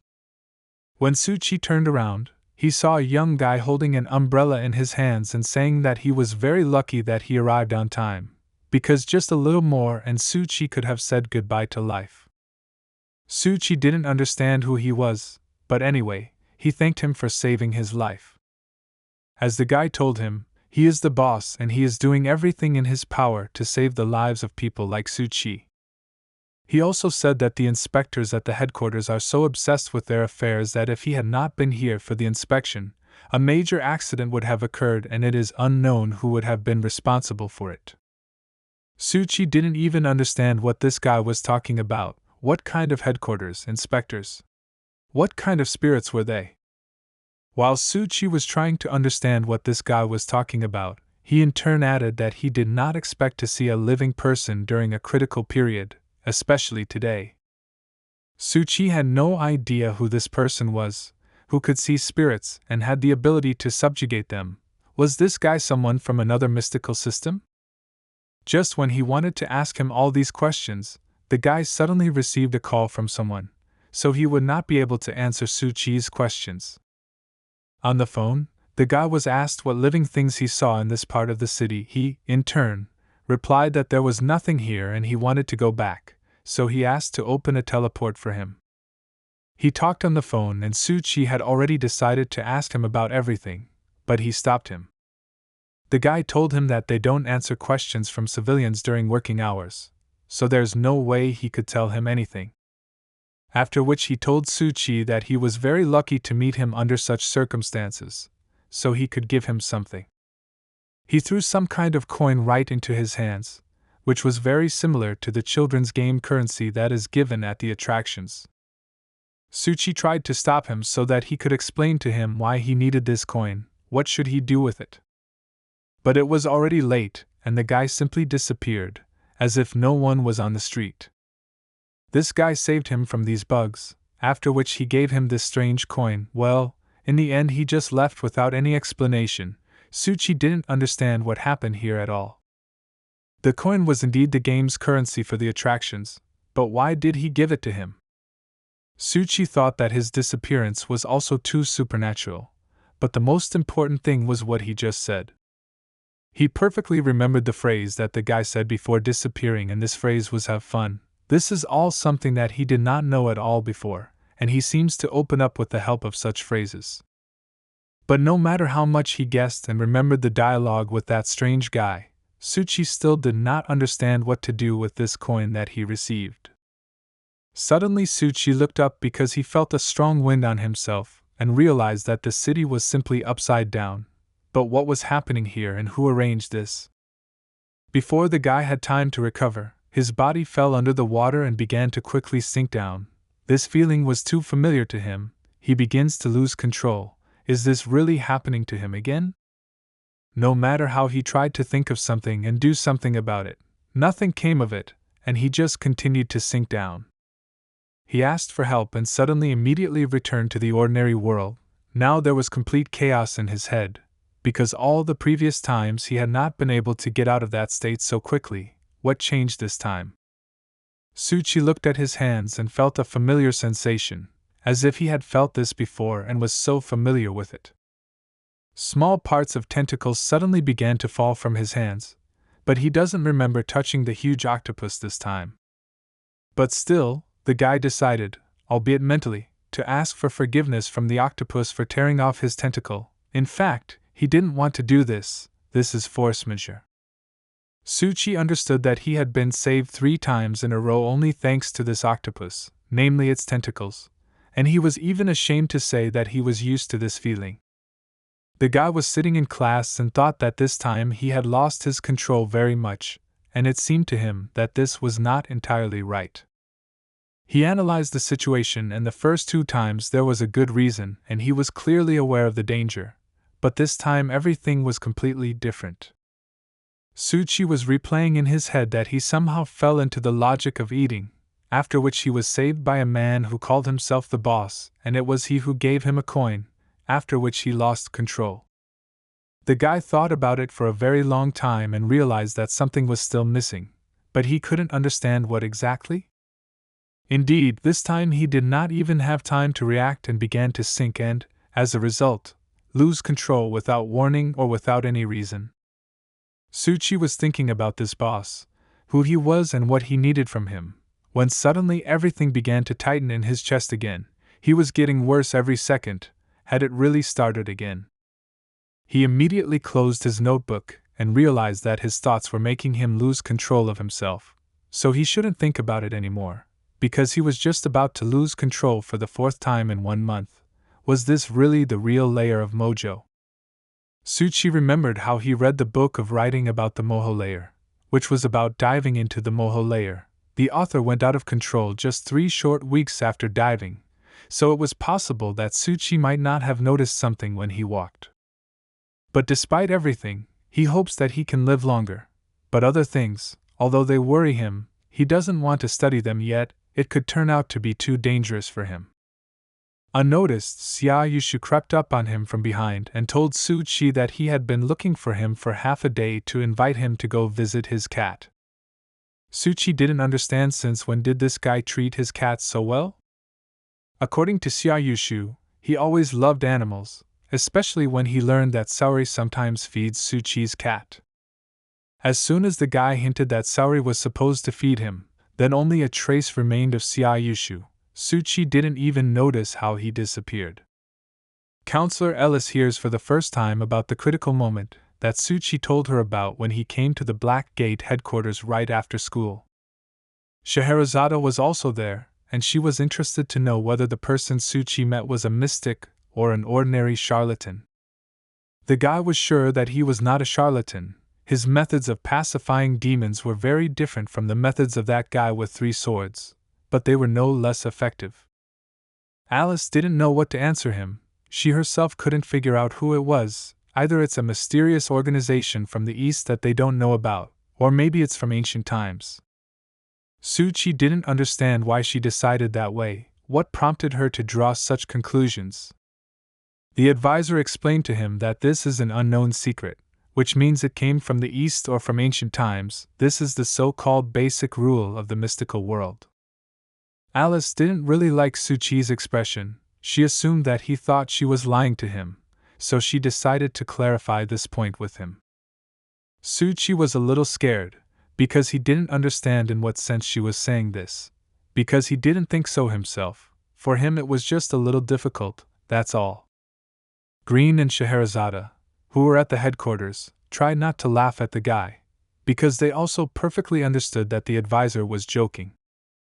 Still, Mr. Green could not restrain himself and told Suchi that the advisor was joking with him. There is no need to pay special attention to these words. The guy got a little angry, because he was asking seriously. It was unpleasant for him that they were mocking the newcomer like that. Scheherazade decided to stop this, because the guy was already starting to get angry, and this is not good, so it needs to end. Suchi understood that the advisor wanted to say that the complete end could also be from ancient times. Scheherazade confirmed this information. She knew very well that in 9 out of 10 the unknown secret comes from old times, hence such conclusions. Suchi always understood that ancient times were like the world before he got there, because in the House of Predictions they said that the source of the faith of Organization 89 was from ancient times, so this is not the first time he has encountered this. Now the guy thought that if the critical moment also comes from there, since he was able to return, could this mean that Suchi can also return back to his world? God knows how much he wants to get out of this place where he can die at any moment, just as Suchi wants to return to his old peaceful world without these ghosts and gods that are haunting him. Suddenly, someone knocked on the door of the Black Gate, and it was quite strange. Who could it be so late? But the advisor was not expecting guests, so each of those who were in the room should have prepared. When the doors opened, Cabinet Secretary Boucher entered, who was embarrassed to disturb the Black Gate at such a late time. Alice didn't expect to see Beau's secretary at such a late hour, so she asked her what she was doing here. As Boucher said, their boss asked her to convey a message to the Black Gate. There is one difficult matter, and he would like to ask for help from the Black Gate. Suchi remembered this guy, because he saw him when they had a battle with the Guhua Bird Church. He was at that time the secretary of the High Cabinet, the heart of the government. It seems that this time the ministers were warned. The guy put the envelope on the table and said that there was currently a cruel case going on in Ludo, for which a special task force had been created at the police department, which was called the Organ Case. He also added that this was an ordinary murder case, but this afternoon someone called the police, and based on tips provided by the other party, the police found the bodies of hundreds of victims one after another. Scheherazade was not herself when she heard about this. How is it possible that the police could not independently find the bodies of as many as 100 people? The secretary believed that this is why all departments believe that this case may be related to a paranormal phenomenon that requires the activation of the Black Gate, which is why he is here. Alice was interested to know that about the person who called the police and provided so much evidence. Did they find out who it was? As far as Beauchon knew, unfortunately no. The police first checked, but there were no leads, as if this person did not exist. Suchi was very pleased with his work, because it was he who called. But before arriving at the Black Gate, his plan worked perfectly, because as soon as the police found out about so many murders, then after a few hours the Black Gate already knew everything. As it turns out, Alice had heard about this case before today. Now she is 100% sure that mystical forces are involved in it, so the Black Gate will help in the investigation and find the culprits. After the secretary conveyed all the known information to the Black Gate, this matter automatically became their responsibility, so it was time for him to leave. The advisor said goodbye to the secretary and went back to the meeting room. She said that Suchi had previously reported that the police were investigating a case of strange murders, so she decided to read the dossier, and it very much reminded her of the Ripper case, a ritual serial murder, and this times the methods and the number of victims are even greater. It was logical for Green that hundreds of bodies would be found, and by this point the ritual of the created anchor should be enough to pull ghosts and spirits into layers closer to the real world. But Alice noticed a very important feature, that there had been no recent appearances in Ludo, either ghosts nor gods. Then Mr. Green believed that even if there were no advisors in the depths of the sea, then the problem was much more serious and larger scale. She agreed with him, and if this level of ritual was not enough to drag the spirits into the shallows, then this ghost or god could come from deeper layers, not only from the Moho layer, but also from the Gutenberg layer, and maybe even from the center layer Earth. Suchi thought that Mr. Green and the others were at the abyss level and did not feel the ghosts of the organs, but he was able to notice the small organs that were running around the Moho level, but he also failed to see the spirits associated with this ritual. He understood that the rituals of the Guhua Bird Church were already quite strange, and it was quite difficult to deal with the bird. Now this is an even more cruel, perverted and massive ritual. The guy did not even imagine how terrible the ghost or god would be this time. Suchi thought that the ghosts and gods of the layer of the center of the earth would be even more terrifying than the bird Guhu and Tengu. It was even impossible to imagine. Therefore, the guy decided to clarify what they should do now. Apparently they had a new business. But advisor Alice decided not to involve the guys in this matter for now and give them a slightly different task. She said that this week, Suchi and Green would take part in the seance destruction operation organized by Mr. Ludo in order to deal with the problem that is the seance in the first place. Scheherazade, meanwhile, will work with Mr. Anderson, and they will be engaged in preventing the deity that they can call upon from entering reality. As for matters with organs and their occult rituals, this issue will be dealt with personally by advisor Alice. She decided so. Green asked her if they needed to bring in outside help from other departments.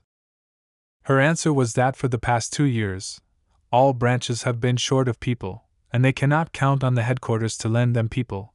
They will have to rely on their own strength and do everything possible to cope with it.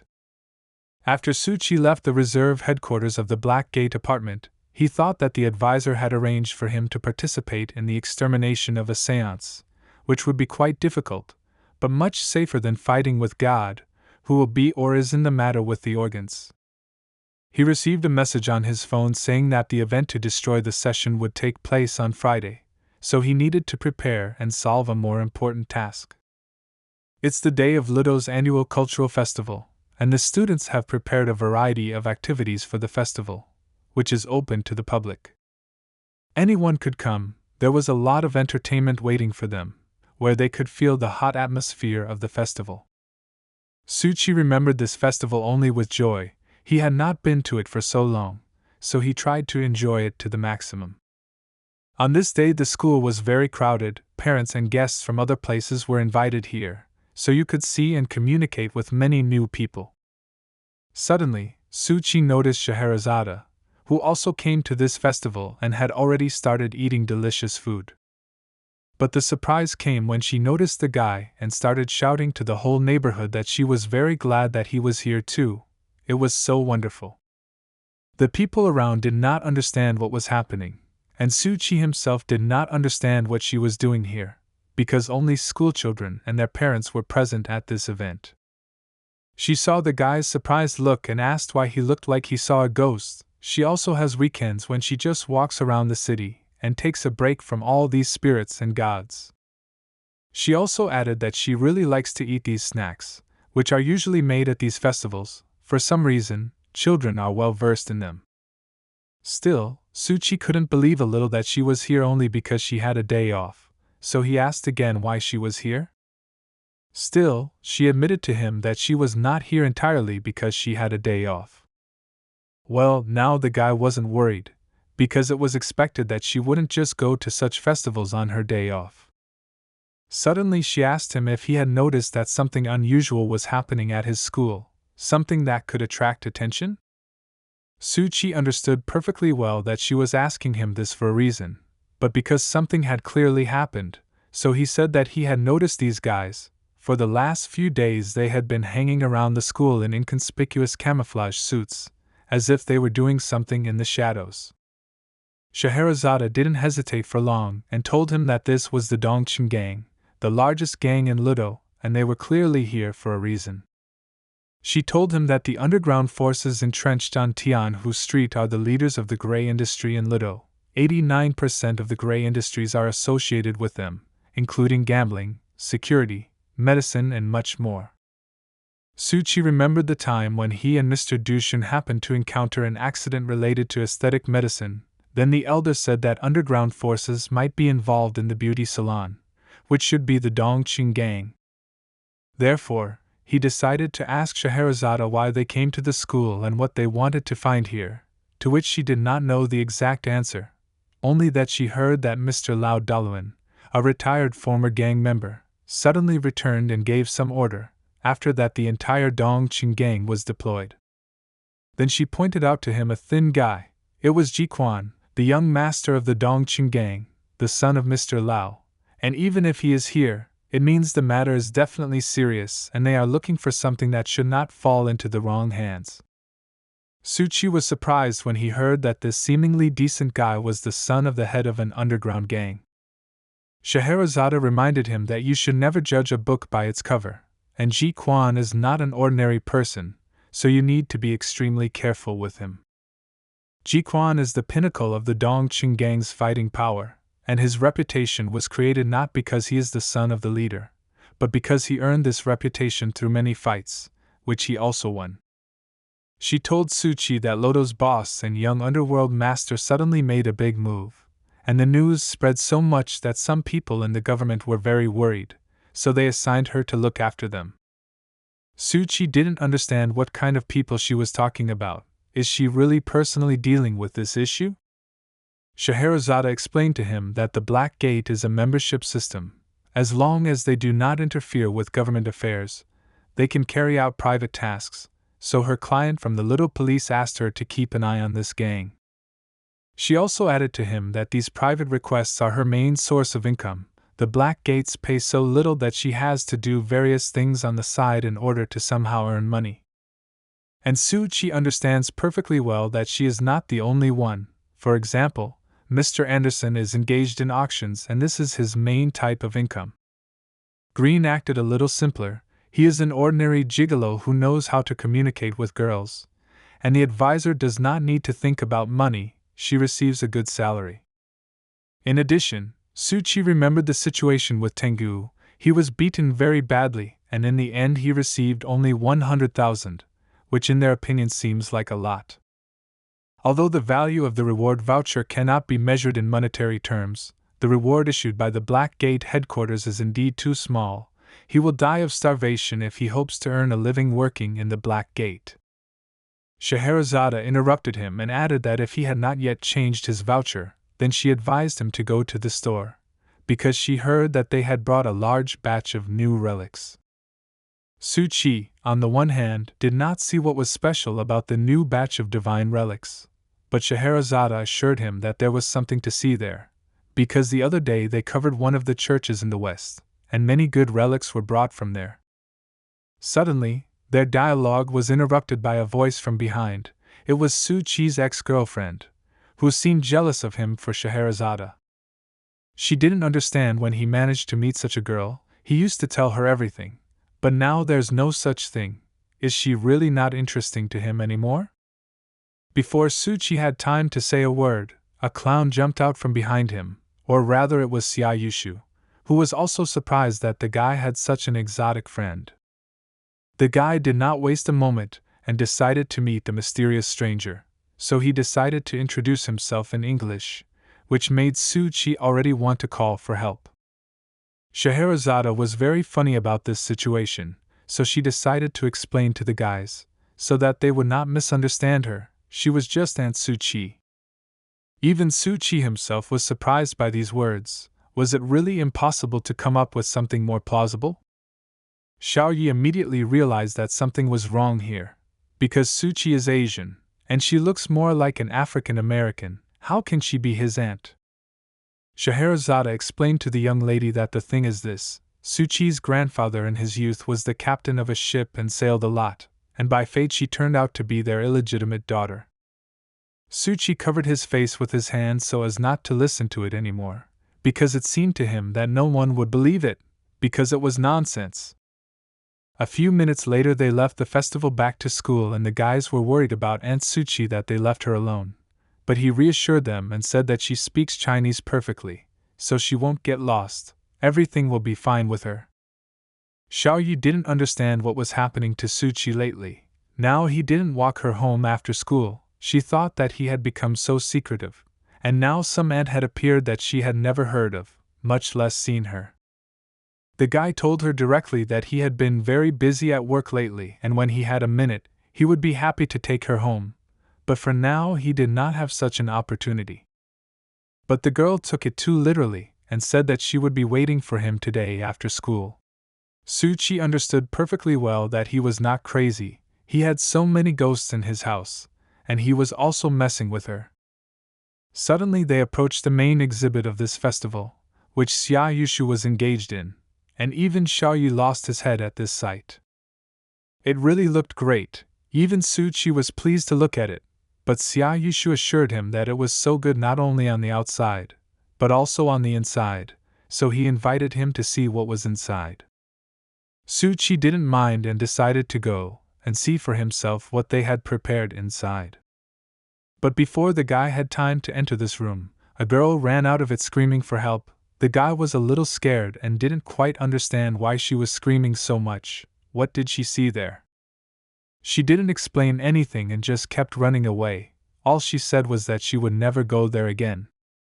Xia Yushu took this as a compliment, because the haunted room must be really cool to have such a reaction from visitors. Suddenly, out of nowhere, Miko appeared and offered the guys to buy her magic amulets, which they could hang on their bodies, then the spirits that would haunt them would simply disappear.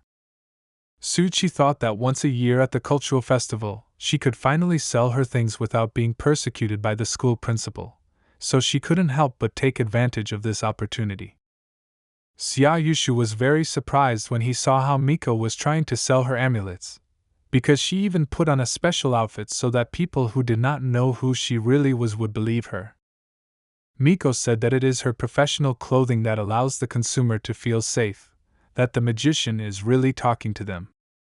Suddenly, their dialogue was interrupted by a hand that appeared from that very room and said the name Su Chi. She had been waiting for him for so long.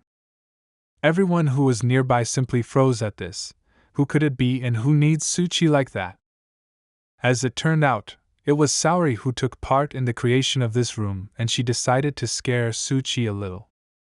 Xiaoyushu was delighted with her appearance. She is so beautiful. Apparently he really likes her, so he even forgot how to speak for a few minutes. She took off her mask and asked again whether she was beautiful or not.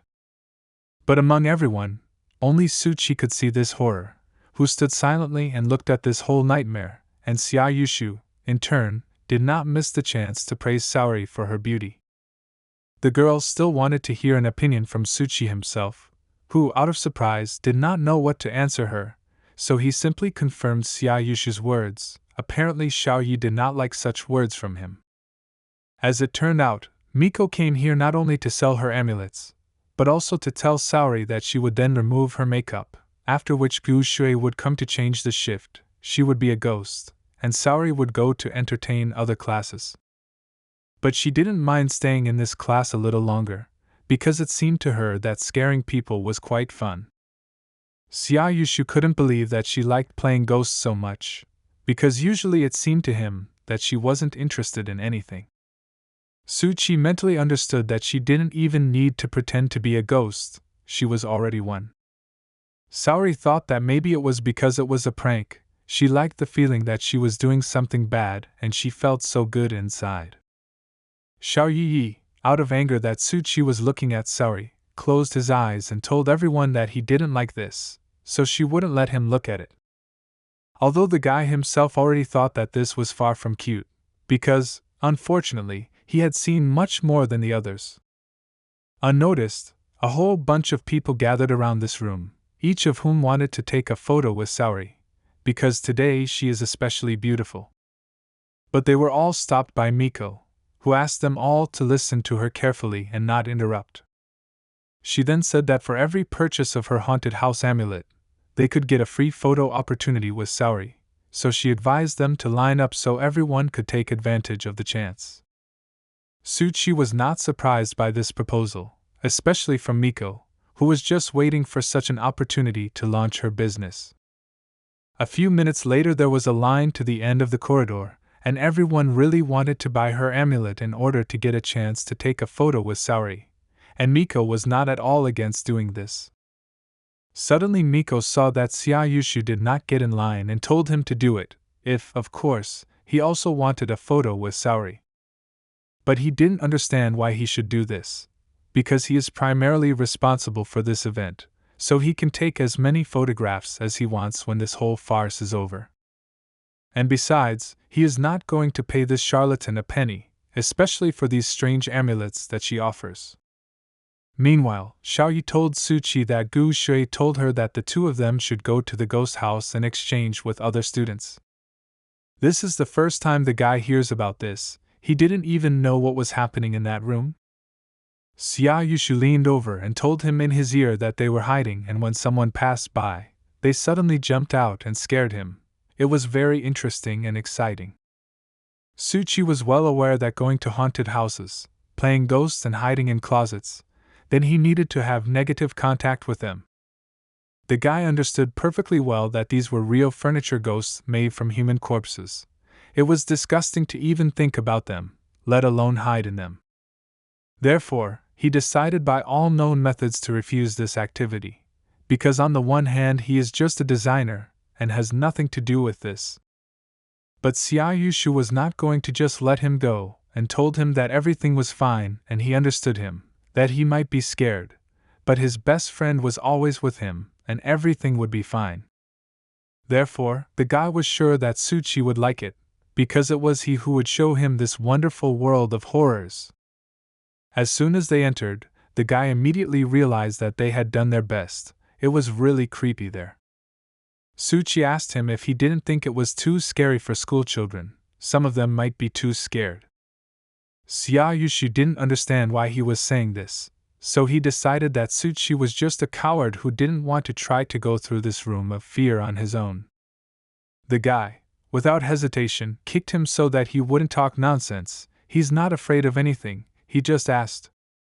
Suchi wondered if this idiot didn't understand that he always avoided places like haunted houses for fear of confusing real ghosts with fake ones played by normal people. He got too lost in thought and forgot where he was, but the monster that jumped out from around the corner reminded him, because it scared him so well, which Suchi clearly didn't expect. This time it was a person who dressed up as a monster. This time he was lucky, so the girl who was wearing this costume saw Xiaoyushu and asked him to replace her. While they were talking, Suchi understood very well that in a place where the concentration of ghosts and spirits is so high, it is very easy to trigger the logic of eating if you are not careful. Therefore, he decided that in a haunted house he needed to be calmer and more attentive, and if possible, not pay attention to any of the monsters, be they humans or real spirits. They approached the first door and Xiaoyushu said that this was their first level, which they needed to go through first to get to the main part of the fear room. Suchi noticed that there was a pair of shoes in front of the door, so he decided to ask what she was doing here, but Xiaoyushu didn't seem to hear him. He simply told him to look inside and take the first step in the room of fear. The guy decided not to risk it and asked Xiaoyushu directly if there was a person behind the door, but his friend treacherously did not want to confess to him. The door opened and a girl who committed suicide appeared in front of them. Xiaoyushu didn't understand why Suchi was asking him all these questions. If he was on the design team, shouldn't he himself know how everything works here? The thing was that Suchi did practically nothing. He only gave edits that Gu Shui wanted to get from him, who subsequently did everything herself. Xiaoyushu did not expect to hear this. He thought that Suchi knew everything here, but on the other hand it would be even more interesting. Suddenly, the same girl who was hanging in front of them took Xiaoyushu by the hair and asked him where her shoes were, which made him seriously scared and asked him to move away from him. They approached the next station, where a guy was sitting, who was already very angry from the fact that he had been sitting here for several hours in a row and no one was changing him. Xiaoyushu made him happy by saying that Gu Shui had ordered them to change everyone, so he told the guy that he could go and change his clothes. He was so happy, if only because this rope, which was tied to his waist so that he would pretend to be dead, had already pressed him so hard that his legs were seriously numb. The guy finally took all his things and said that he was leaving, and lastly he reminded the guys that there was a pair of white shoes behind the door, so he asked them not to forget to ask a question when someone comes for the key. Suchi was very surprised by these words, because he was very embarrassed that the guy was talking about white shoes, because he was sure that he saw red shoes there. Now he was definitely sure that something was clearly wrong in this panic room. While Xiaoyushu went to look for the key to that very closet, Suchi could not calm down and still remembered what kind of shoes he saw, red or white. Suddenly he realized that someone was watching him at the door, and it was clearly not a person. It was like a very strange monster that had been watching him all this time and hoped that Suchi would pay attention to him. The guy was well aware that he could not turn around, otherwise he would be in his line of sight and then he would have to run. He understood that something would be wrong with this haunted house, but he could not imagine that everything would be so bad. After some time, Xiaoyushu, who had gone to get the key, returned and asked Suchi to hurry up, because visitors should not be forced to wait for so long. The guy understood that it was very dangerous for him to be here, but it would be good if only he was in danger, but it would be bad if Xiaoyushu was included in this list. Suddenly Suchi noticed that his friend, who was constantly talking and telling something, suddenly fell silent and did not say a word. This was very strange for him. They approached the very same cabinet that the creators of this beautiful room of horrors called the Eclipse Cabinet. Xiaoyushu knocked on it in order to lure out those who were sitting there and scaring people. The guys who were sitting there suddenly jumped out at them, but it was no longer scary, it was funny. Suchi praised them for having a good time and doing their jobs well, so he suggested that they continue to do their jobs further. But one of those guys said that they were already tired of sitting in this closet, and besides, they also wanted to visit other rooms at the festival. In fact, everything was quite simple. You just had to choose any clothes, then hide in the closet and jump out at people when you hear footsteps. Suchi didn't think long about his outfit and wore the first thing that caught his eye, but it looked pretty good.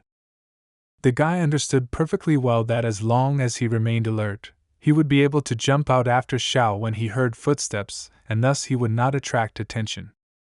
While Suchi was coming up with a plan in his head, Xia Yushu suggested that he start quickly, and to do this he needed to get inside. Suchi could not sit quietly in this closet, because he was surrounded by 1,000 eyes and mouths of this spirit. He was even disgusted to look at this picture. Therefore, he decided to tell his friend that the closet was a little stuffy and suggested that he go outside, and if they heard someone screaming ahead, they could return without any problems. But Xia Yushu was categorically against them going out. Suchi didn't understand why he was so categorical. What was wrong with that? When he looked at his friend again, he noticed that something was wrong with him, and immediately after that he began to hear a very strange smell that was very familiar to him. Suddenly his legs started sticking to the floor and now he can't move. Is this really what he was most afraid of? Gu Shui, who went to the panic room to check how work was going on her main project at this festival, and on the way saw Xia Yushu lying on the floor in the corridor and unconscious, he couldn't be trusted with anything. The next visitors who approached the closet said that this room was very scary, even scarier than those made by professionals, but they really wanted a photo with Saori, so they decided that they needed to go through it. But after a few seconds they regretted choosing this room, because very scary sounds were coming from the closet. Suchi screamed because he understood that the power logic had worked, and right now his legs were being eaten by this terrible cabinet, which realized that the guy could see everything perfectly. Moreover, this logic does not come from furniture ghosts and spirits, they are poured into the furniture by craftsmen, and cannot be separated from it, therefore they cannot harm him, and he understood this perfectly well. But who then controls this process? He almost immediately realized that what was standing opposite him was not Xia Yushu, but a ghost who had vilely disguised himself as him, and therefore tried to talk less with the guy. Suchi was right, because he felt that something was wrong even when he realized that the pair of those shoes was not white, but red, but he could not imagine that the problem was in Xia Yushu himself, or rather in his absence. In any case, this is not so important now, he needs to immediately call someone for help and get out of here, otherwise there will be big problems. He took his phone out of his pocket, and tried to call someone for help. After which he decided that he would take as long as possible and wait for help, because he essentially had no other option.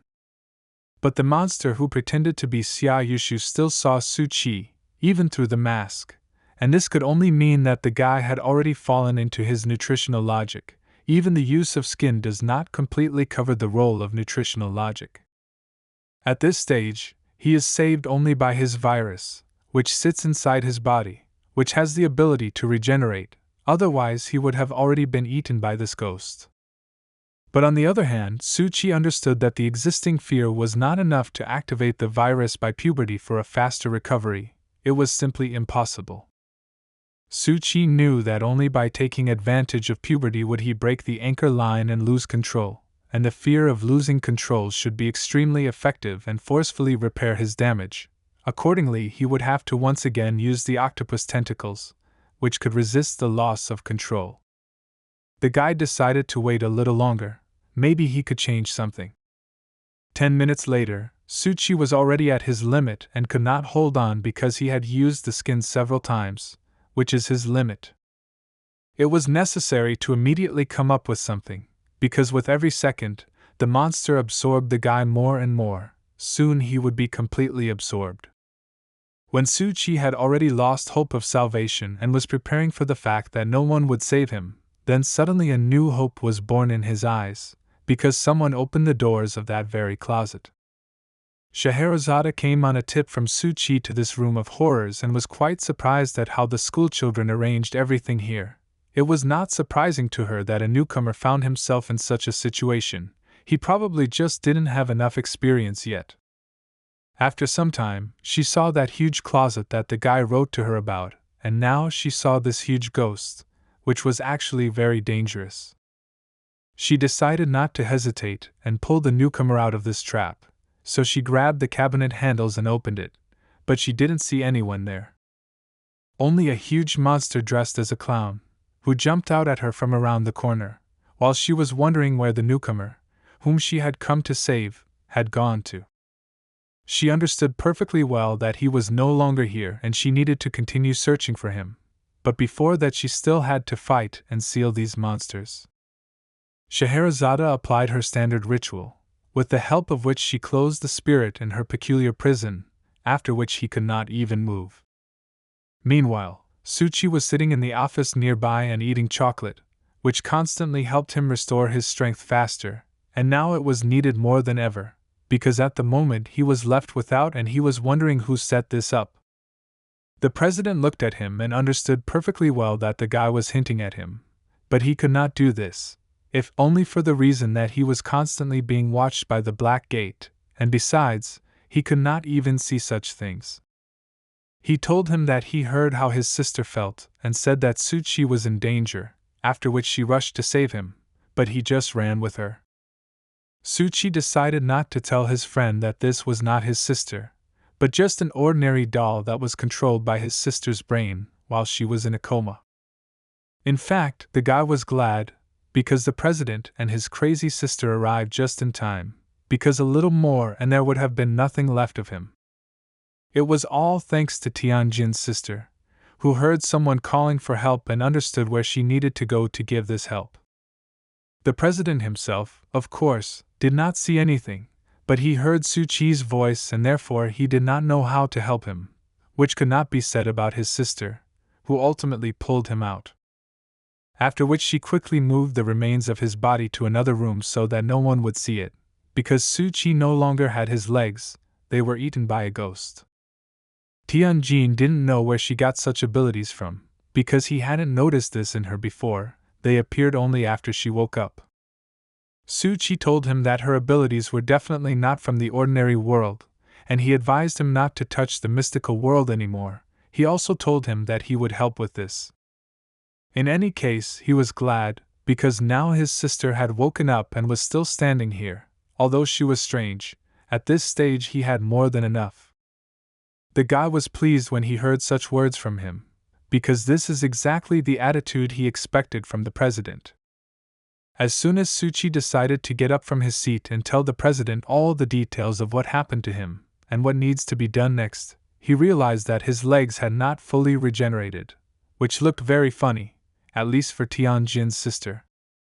A few minutes later, his sister could not calm down, and Suchi decided to ask what happened to her that she was behaving this way, but the president himself did not know what to answer him, because this was also the first time he had seen this.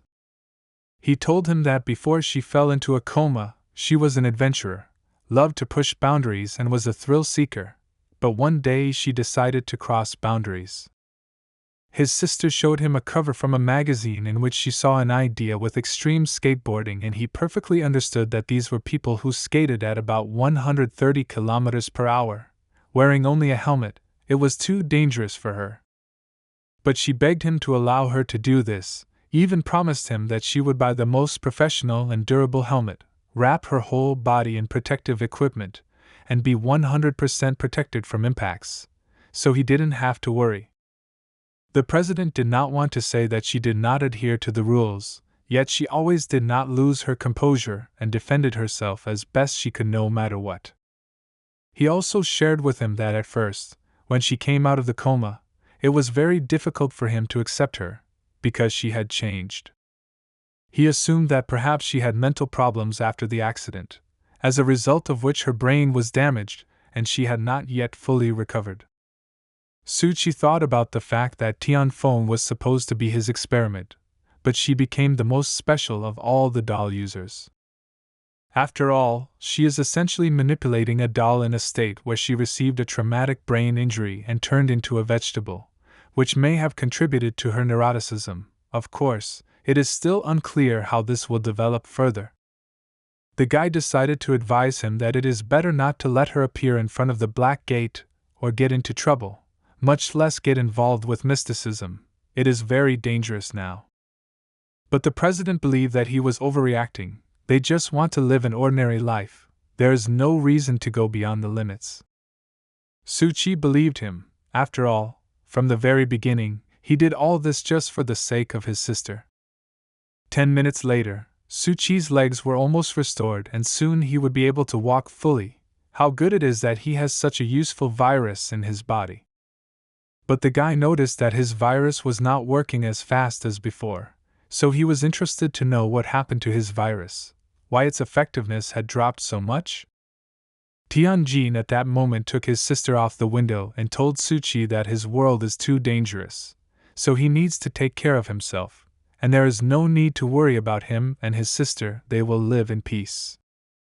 Suchi understood perfectly well that now Tianjin could not do anything about it, but still believed him and asked him to borrow his trousers, because his miraculously disappeared. The guy immediately went to look for Scheherazade, whom he wrote to help him. At that time she decided to have a little snack, because she was already tired of looking for him. She was slightly unhappy that she could not find him for so long. Besides, he told her that he had huge problems. What was he doing here then? Suchi told her that he had already solved all his problems and was now completely fine.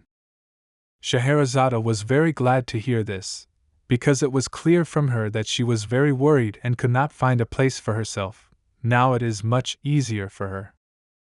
The guy didn't really believe her words, of course, because all she knew was that if she was worried, she was good at hiding it and at the same time sweeping up all the snacks at the festival. Well, that's not what Suchi wanted to know from her. First of all, he was interested in what they would do with the ghost, but as it turned out, Scheherazade resolved all the issues with him. Now he won't bother. As it turned out, she packed the closet and that monster into her carpet and sent it straight to the Black Gate, where they would be dealt with. But she suspected that the Black Gate was so stingy that they would give her a maximum of 2 vouchers for these 2 ghosts. Then Suchi decided to clarify what was wrong with that gang. Did she need his help? Scheherazade told him that everything was in order there, and they usually do not bother others about private work. This is a rule that no one has written down. Suddenly Xiaoyushu caught up with him, and it seemed like he was real. The guy told him that he fell asleep in the corridor, and when he woke up, he couldn't find Suchi anywhere. What happened to him? Suchi decided not to tell his friend anything. Although this didn't even make sense, he wouldn't have understood him anyway. So he decided to say that everything was fine, he was just lost, and then he figured it out himself. Xiaoyushu was very happy to hear such words, so he suggested that he go shopping since they had nothing else to do, especially since he heard that there was a whole group of cool girls in one of the offices. The guy decided not to wait for his answer and pulled him along with him, at the same time saying goodbye to his aunt. While they were walking, Xiaoyushu told him that the closet in which everyone was hiding suddenly disappeared and he didn't understand where it went. It seemed like it was so big. Suchi said that he also didn't see what happened to it. Scheherazade solved the problem that Suchi had. Now she just has to finish her lunch and continue her work, because if she doesn't complete the task, she won't have any more money, then there will be trouble. When the festival ended, according to the results of student voting, the haunted house that Gu Shui designed took first place, and she received a statuette and a small cash bonus. Therefore, their class decided to use this money to throw a party. Everyone was happy, because today they had a wonderful holiday. Everyone was happy, except for Suchi, who understood that thanks to Scheherazade, now the whole class considers his grandfather a womanizer and thinks that he is the same. But as for the very gang that Scheherazade was watching, he even knows where they went, because after that time, he never saw them again. He was still more worried about the question of what happened to the closet and that ghost, but he decided to forget about it. because it's good that he survived this festival and it was finally over. Now all he had to do was wait for Friday and do other more important things. Friday came and Su-Chi and Green arrived for a meeting on one of the streets of the city. The guy heard that in ancient times this street was a shopping street, and now it is a popular antique attraction of Ludo, but underground business is still thriving in the shadows. Green was not entirely happy with this choice of street for the meeting, but nothing could be done, and the guys had already arrived. As it turned out, they meet here with young masters, who also did not quite understand why Tomoya chose such a street for the meeting. Lilu was his and tried to find out why he chose this particular street for the meeting, but after every blow he tried to tell her that it was Gonwuma's idea, and he only made sure that everyone received the messages. Suddenly, out of nowhere, Mr. Vumo himself appeared, who was already tired of waiting for them. They were all so slow. The girl immediately noticed how handsome he was and probably a very strong guy, since he looked so cool. Therefore, she decided to immediately approach him and introduce herself as Lilu from Tianmen Mountain. At this time Anna, who was the head of the Protestant church, noticed that Tomoya was following her, but he denied it and said that he had no need to do this. Lilu at that moment said that Mr. Wuma did a great job, but he believed that this was not a war, so it was not as difficult as she thought. Su-Chi and Mr. Green saw familiar faces and decided to come over to say hello, especially since they had an appointment with them. Vumo was pleasantly surprised. The Black Gate arrived just in time, and they could get down to business.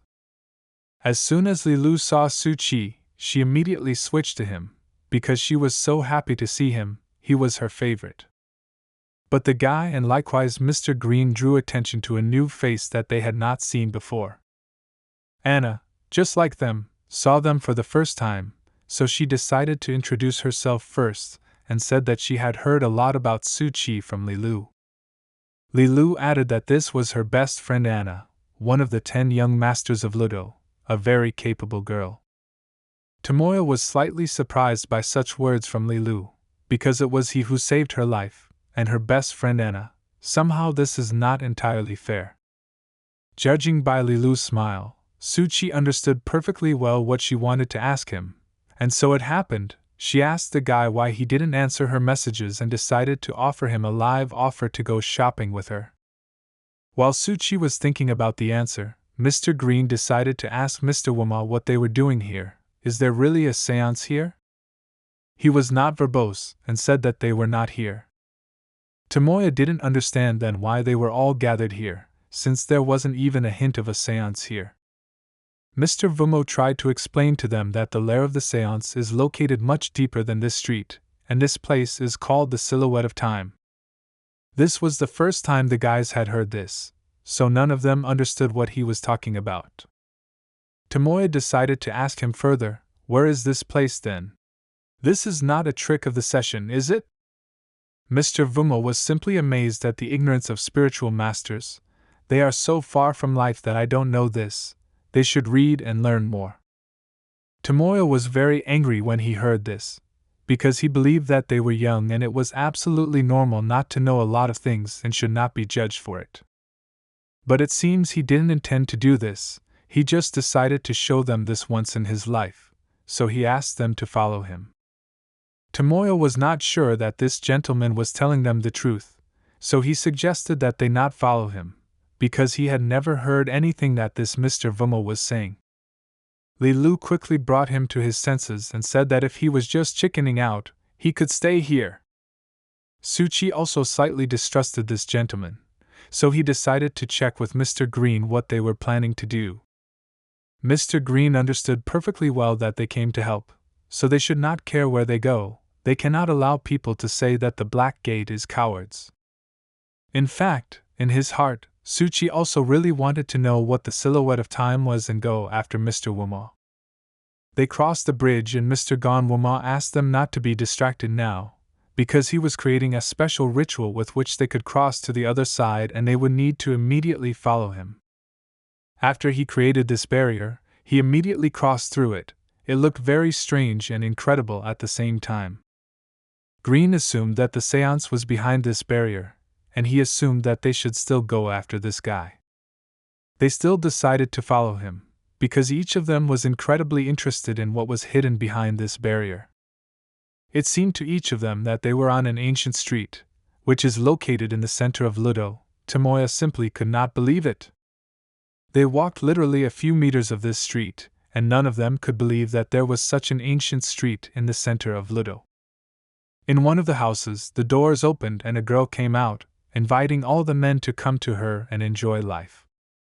Tomoya noticed that there were even girls here. It seemed like an ordinary village.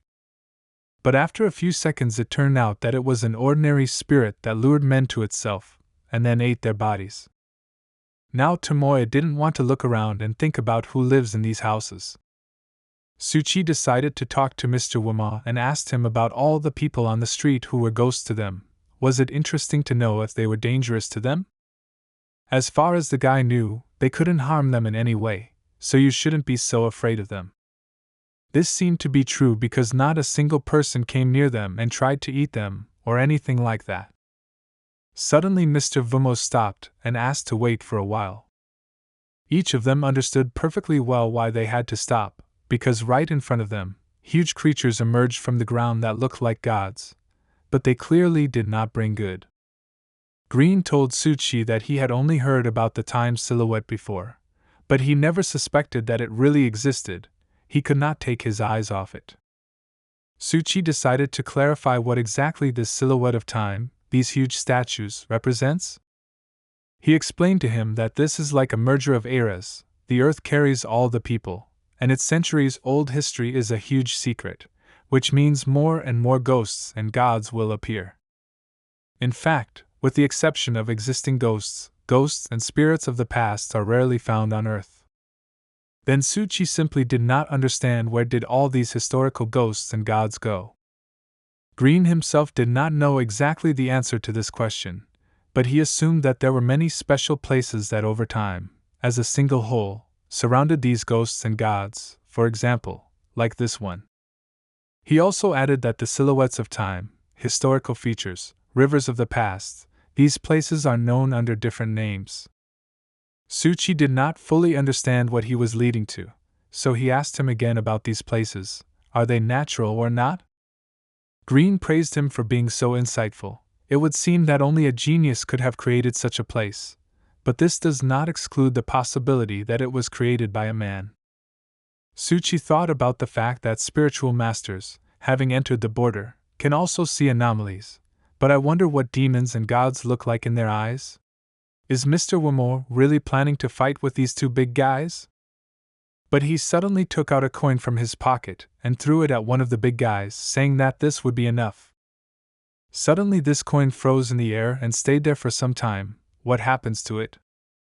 After some time, this coin hung in the air, and then suddenly disappeared, along with the big men who blocked their way. Everyone stood with their mouths open and could not believe what was happening here. Green could not believe that one copper coin could cope with such huge demons. The power of the East is truly something. You can learn a lot from them. Tomoya was still under the influence of fear and asked to explain what it was and how he made them disappear. Mr. Vumo explained to each of them that wherever there is a historical heritage, there will be a singularity of historical collapse, that is, a silhouette of time left behind. Then Lilu didn't understand why there are ghosts and demons in the singularity. He told her that the silhouette of time is the place where the worlds of yin and yang meet, which means evil spirits gather for balance. Young Master Issue understood perfectly well that if these evil spirits broke out of the boundaries of this barrier, they would only wreak havoc, which would be difficult to stop. But he was reassured and told that Master Issue should not worry. There is a border separating these two places. Ghosts and gods cannot leave this place and cannot harm him, but people need to be careful when passing through this place. Mr. Vumo also believed that the seance was hidden in this very place, only because it was easy to hide traces of crimes here. He warned them and said that this is a very dangerous place, and there must be something hidden in the shadows that they don't see yet, and it will eat them, so to prevent this from happening, they must take care of themselves. Anna decided to ask him about the thing that he had just thrown away. Was it the key that opens the border? He said that it's like, to get abroad you need to make a sacrifice, and if you don't have one, then a human sacrifice will be required. Suchi and Tomoya thought they heard him say sacrifice, because they definitely saw him throw a bronze coin at those big guys. Therefore, he added that one sacrifice would keep them on the border for 3 days, and if by this time they did not make another offering or did not leave here, then they would remain here forever. Tomoya didn't understand why they all started to be so afraid. He has a good supply of coins in his pocket, so when the time comes, he'll just throw in a new one. But no one was going to answer him, because everyone understood that the coin would no longer help, so everyone was silent. And he couldn't believe that everyone was ignoring him, although it seemed to him that he had proposed a good idea. But still, the young master Iji explained to him that it was an unusual coin. It is an ancient coin that has been in circulation for a long time and is extremely valuable. As far as he knows, it is difficult to find in all of Ludo. Therefore, Tomoya began to get even more nervous, because they don't even know where this person is from, so he always acts like a hypocrite, looking down on everyone. Tomoya recalled that his father forced him to listen to this guy and follow all his orders, but the guy himself did not understand this. Anna told him that the fact that they had been living in Ludo for decades and even they didn't know about the existence of this place, but this guy came and showed it to them. But as it turned out, Mr. Vumo told them that he had also never been to this place, he only knew a little about it. Tomoya got even more angry and asked this guy why he brought them here then, with such a wide smile on his face. Lilu couldn't stand this whining, so she turned around and yelled at the guy. She politely enough asked him to shut his mouth and just watch everything and follow the rules. Mr. Vumo added that ancient texts say that there are 2 dangerous places on the border.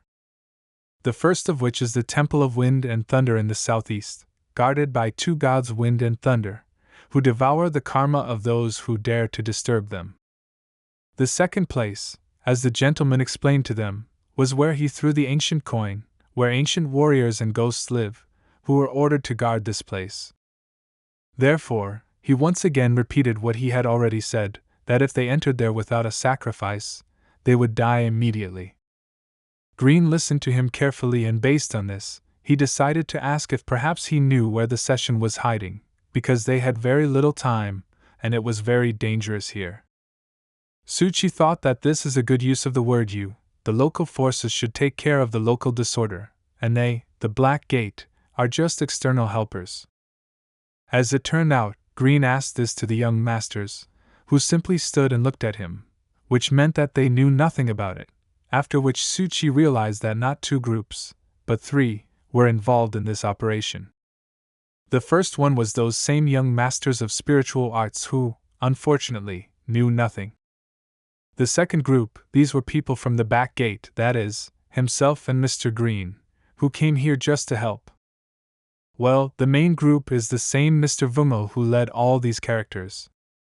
But Suchi, looking at Gonwama, did not see confidence in him. He also raised doubts in him. No one knows where he got such information from. Why did he organize the destruction of the session? There are too many questions for him. The guy wondered with what information this operation began. 2 days ago, Green at the Black Gate headquarters said that after Gonwama dealt with the Demon's Stone, he began to actively gather people to destroy the seance. He still feels uneasy about it. It also looked rather strange to Mr. Anderson. The session had been causing problems in Ludo for several days now. The local forces were silent, but he was the one who had just returned to the city and was actively operating. Scheherazade suggested that it could be that he is just an old-fashioned man who wants to do what is good for the people. Green was sure that she had simply read too many books and manga. In any case, it was not as simple as catching a few petty thieves. Anderson absolutely agreed with him. After all, he had really only been a few days since Ludo arrived, and he had already found out where the seance was hiding. How did he do it so quickly? This was what bothered Green the most, because they had been looking for them for a long time with the native shamans, and this guy just came and after a few days he finds a session and is ready to go and destroy them. Suchi was also at these gatherings and added that either the specialists in Lodo were too incompetent in these matters to do their job well. Or, as advisor Alice already added, this guy specially came to Lodo to catch a seance and already had some information about them. Suchi did not rule out any of the options that were proposed at the Black Gate meeting, but still, for him, the motive of this guy remained more interesting. Why is he doing this? He understood perfectly well that the motives of this guy were clearly not to achieve justice. They did something to him for which he wants to punish them. But what happened there? Mr. Wuma interrupted Suchi's guesses and pointed out to everyone that the lair of the seance was right ahead, at the end of the road along which they were walking. But he also warned that the deers were infected with evil spirits, and if he did not take care of them, they could easily die, so he asked them not to make unnecessary movements. Tomoya was very angry from such words and from the fact that this guy looked down on them, because he believed that he could defend himself if necessary. But Master Izzy asked him to calm down, because now they must forget about everything they know and trust this man, who clearly knows more about this place and can help them. All this was observed by an unknown character in a robe, who seemed to know Mr. Vumo, which is why he was so pleased to watch him after so many years. He finally made up his mind and returned. As it turned out, it was the same man named Hishir, who was already preparing to meet him and was thinking about what he should prepare for the master so that he could have fun playing with him. They approached a dangerous alley and, as Mr. Vumo told them, this is the alley of the rebellious, through which they must go. Tomoya walked through this place with incredible caution, because it was so creepy that it seemed as if a ghost could jump out and eat them at any moment. This was noticed by the girls, Lilu and Anna, who told him that he was such a coward that it was a shame that he was from the Tsuchimikado family. All he did was dishonor them. Suddenly, Suchi was again overcome by the same feeling that he was used to feeling when he begins to lose control. Was this really happening to him again? The voice that only Suchi heard seemed incredibly familiar to him. How could he know it? Suddenly he realized that this was the voice of his wife Lin Mei, who he thought had died that day in an accident along with his child. Could it really be that she seemed to him now? Now he looked at Mr. Green and Mr. Vumo, who were asking the guy whether he had come to his senses and was now feeling normal. Wumo understood that Suchi heard something, because he forgot to tell them that this was possible, so he asked them if they heard something, then under no circumstances turn around. Otherwise they might get lost, and then there would be trouble. Now Suchi was already a little angry with him, because why didn't he tell such important information earlier? Wumo realized that this was his mistake, so he still told them that the ancient texts say, a disobedient ally means bad behavior, and what was heard is not human, which is what Suchi just experienced. But he added that normal people shouldn't hear this, so he didn't focus on it. The guys immediately had so many questions that they asked him. For example, why can a cat hear and someone can't? At first, Vumo was not particularly eager to tell them about it, but he kept saying that the person who hears voices is a person with an unclean heart and a lustful mind. Immediately, all attention was paid to Suchi, because as it was known, only he heard these voices. Green was having fun, of course, but he was still worried about the newcomer and advised him not to turn around when he heard his name. But Suchi did not say what exactly he heard, which could only mean that Mr. Green also heard this voice. This means he also has a lustful mind and an unclean heart, so he was also given a portion of attention. Tomoya decided to ask Vumo again what he meant when he talked about the alley. Mr. Wumo told him that the lane of the rebellious is the path of former prostitutes to Walyu Street. They were driven by desires, ignored family ties, and relatives could not call them back. He also added that this call has become an obsession and now people with lustful thoughts and evil thoughts will hear voices, and if they want to get to the real street, then they need not look back, otherwise they will be lost here forever. Tomoya realized that they hadn't even reached the real streets yet. But why then were they already hearing these voices? The guy explained to him that they would soon approach the main gate, so he advised him to prepare, and in the meantime Suchi heard voices more and more often, and it was already difficult to ignore them. Suchi saw ghosts and gods wandering nearby, who could not stand the call and became spirits, who now call people in the same way and lure them to become just like them. The guy understood that it was already incredibly difficult to endure this, and they hadn't even entered the gates of Hualu Street, and it was already so creepy and unpleasant to be here. Suchi leaned closer to Green and told him that all these things around were not very friendly to them, and they needed to be very careful. Green wasn't really surprised by this because no one said it would be that simple. It's a deep sea of secrets that holds a lot of terrible things. Suchi remembered one important detail, that he had previously investigated the seance case with Scheherazade. Why didn't she go with them today? Green answered this question quite unexpectedly. They had to admit that she solves problems well, but only with the help of violence, which in this case is a little out of place. Meanwhile, Mr. Anderson and Scheherazade were at the eastern military port of Ludo, which they got to according to clues and for the same reason they expected to see at this time what they came here for. Anderson understood perfectly well that the seance had perfectly prepared for this day and most likely it would be very difficult for them to cope with them, but they must do everything in their power. It was a wonderful day at one of the companies that traded shares in Ludo, because the employees of this company noticed that the market was doing very well today, and today you can make very good money. One of the employees suspected that if this situation continued for at least half a day, then by the evening he would be a millionaire and would be able to afford to buy himself a yacht or a beautiful villa. The market did not stop and continued to grow. The company's employees were already jumping on the spot with joy. Will they really become millionaires today? How wonderful that is! Suddenly their joy was interrupted when they saw that one of their main shares began to fall in price, and others followed. The guys tried to sell everything immediately, but it was too late, and they fell into a financial trap in which they lost everything. This was the day when the stock market crashed, bond defaults, forex chaos. It happened without any warning. The financial circles in Ludo suddenly experienced a stunning earthquake within half an hour. On that day, the dreams of many people to earn money for a carefree life collapsed at one moment, and Mr. Anderson understood perfectly well what was happening here. They stood with Scheherazade and discussed this. She was surprised that they had not even fully appeared in their world yet, and had already had such an impact on their economy. Scheherazade was interested to know if this had happened before in history?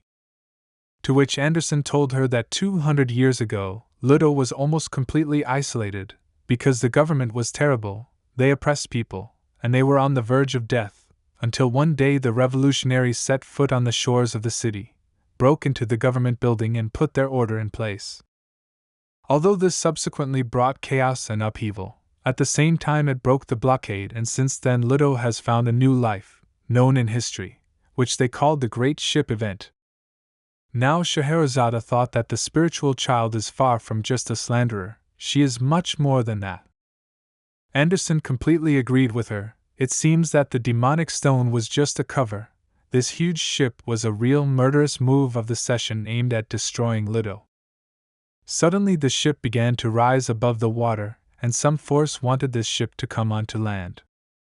After some time, the giant ship completely came ashore and something had to be done immediately. Mr. Anderson was well aware that the secrets that are associated with historical events are the most complex of all, and this material has much more consequences than they think. At this time, the ship seemed to have grown huge legs and was ready to move on land. Anderson was well aware that no one could deny history, therefore it is an incomprehensible and unsolved mystery. But still, they, together with Scheherazade, decided to do at least something, because they couldn't just leave it like that. While they were running towards this huge ship, Scheherazade felt a cold running through her body. What could this mean? They both turned and saw some creature watching them from behind, so Mr. Anderson suggested that she hold off for now, and in the meantime he would introduce logic into the creation of the ship to limit her actions. Scheherazade suspected that he wanted to make something like a ship of secrets with this ship, but he himself did not yet know exactly what to do with it, because he still lacks the skill to cope with such huge creatures.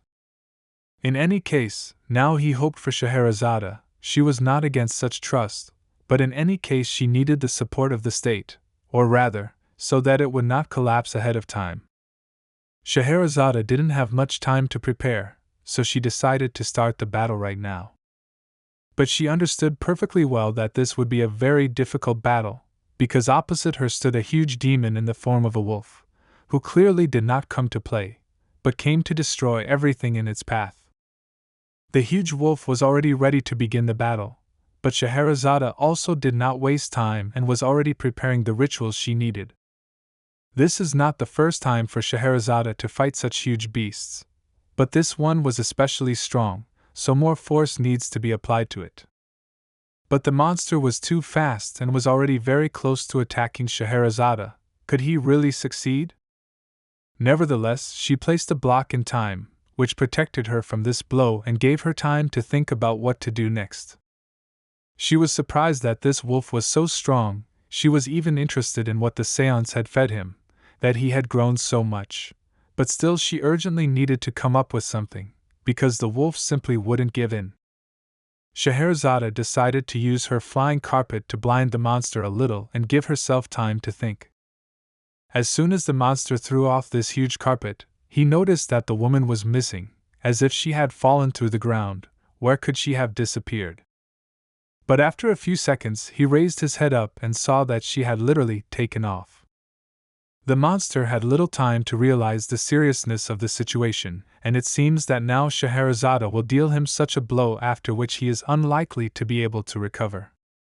And so it happened, she dealt him a crushing blow that sank him into the ground. After this it will be difficult to regain consciousness, and it seems Scheherazade is doing an excellent job. In the meantime, Mr. Anderson hoped that the implementation of his logic would take much less time than he had expected. And besides, a lot of things depended on Scheherazade. Scheherazade quickly completed her task. She put this dog on her shoulder blades, after which she realized that this was the same dog that bit Green, an interesting coincidence. She also understood perfectly well that if it were not for her restored hand, this battle would have ended much faster, but she still had to tinker a little. She took her plain carpet from him and was about to leave, but suddenly she heard him get to his feet, and she realized that something was wrong. Scheherazade turned her head and was very frightened that the wolf was again looking at her with eyes that only wanted to destroy. The next moment, he dealt her a crushing blow, which was hard to dodge, and it seems that only Scheherazade has problems now. She couldn't believe what was happening, how he was able to recover after such a blow, and also strike back at her. What did a seance do to this beast? From such a blow she flew into the ocean and even seemed to lose consciousness. It was difficult to imagine how she could recover from this. But still, everyone knew that Scheherazade could not be drowned so easily, and the monster would still pay for what he did to her. She decided to respond to his resistance with no less serious force than she had, so she took out her magic religion, with the help of which she can summon 2 more Scheherazades to help her. The monster watched the water for some time and made sure that Scheherazade did not get out of the water, and he did the right thing, because it was far from over and someone had jumped out of the water. He looked carefully at this woman and realized that she was very similar to the one with whom he had fought a few minutes ago, but still they were different in some way. Scheherazade from the future was already there and politely greeted the little dog. Now it was time for her to play with him. It seems the wolf was not against this. But before he had time to prepare to deliver another blow, he was wrapped in an anchor from under the ship, and this time he will have to try much better to cope with Scheherazade. A few minutes later he was completely in chains, and Scheherazade was surprised that he was so inattentive, but it was even to her advantage, because she was not going to give him a second chance. It seemed to her that it was all over and the wolf was tied up. Now he wouldn't escape anywhere. Only a small matter remained. But the monster began to break out of her nets, and the only problem she had was that the ship's center of gravity was unstable, so she wouldn't last long. Scheherazade from the future decided that it was time to help her sister, because a little more and this monster could break out of its chains. so she decided to use an airplane carpet with which she wrapped his legs, and now they can put him to sleep. The real Scheherazade pulled him with all her strength, and the monster began to fall. Now they had a chance that could not be ruined. The two of them accelerated and ran towards him. Now the wolf will have a very hard time, because it is almost impossible to survive 2 blows from Scheherazade at the same time. This time he was definitely finished, and they hit him with such a strong blow that the monster simply turned over several times in the air. It seems that this time he is finally finished and Scheherazade has done her job. Scheherazade from the future realized that she had done her job here, and it was time for her to leave, so she asked her sister to be careful and take care of herself as best she could.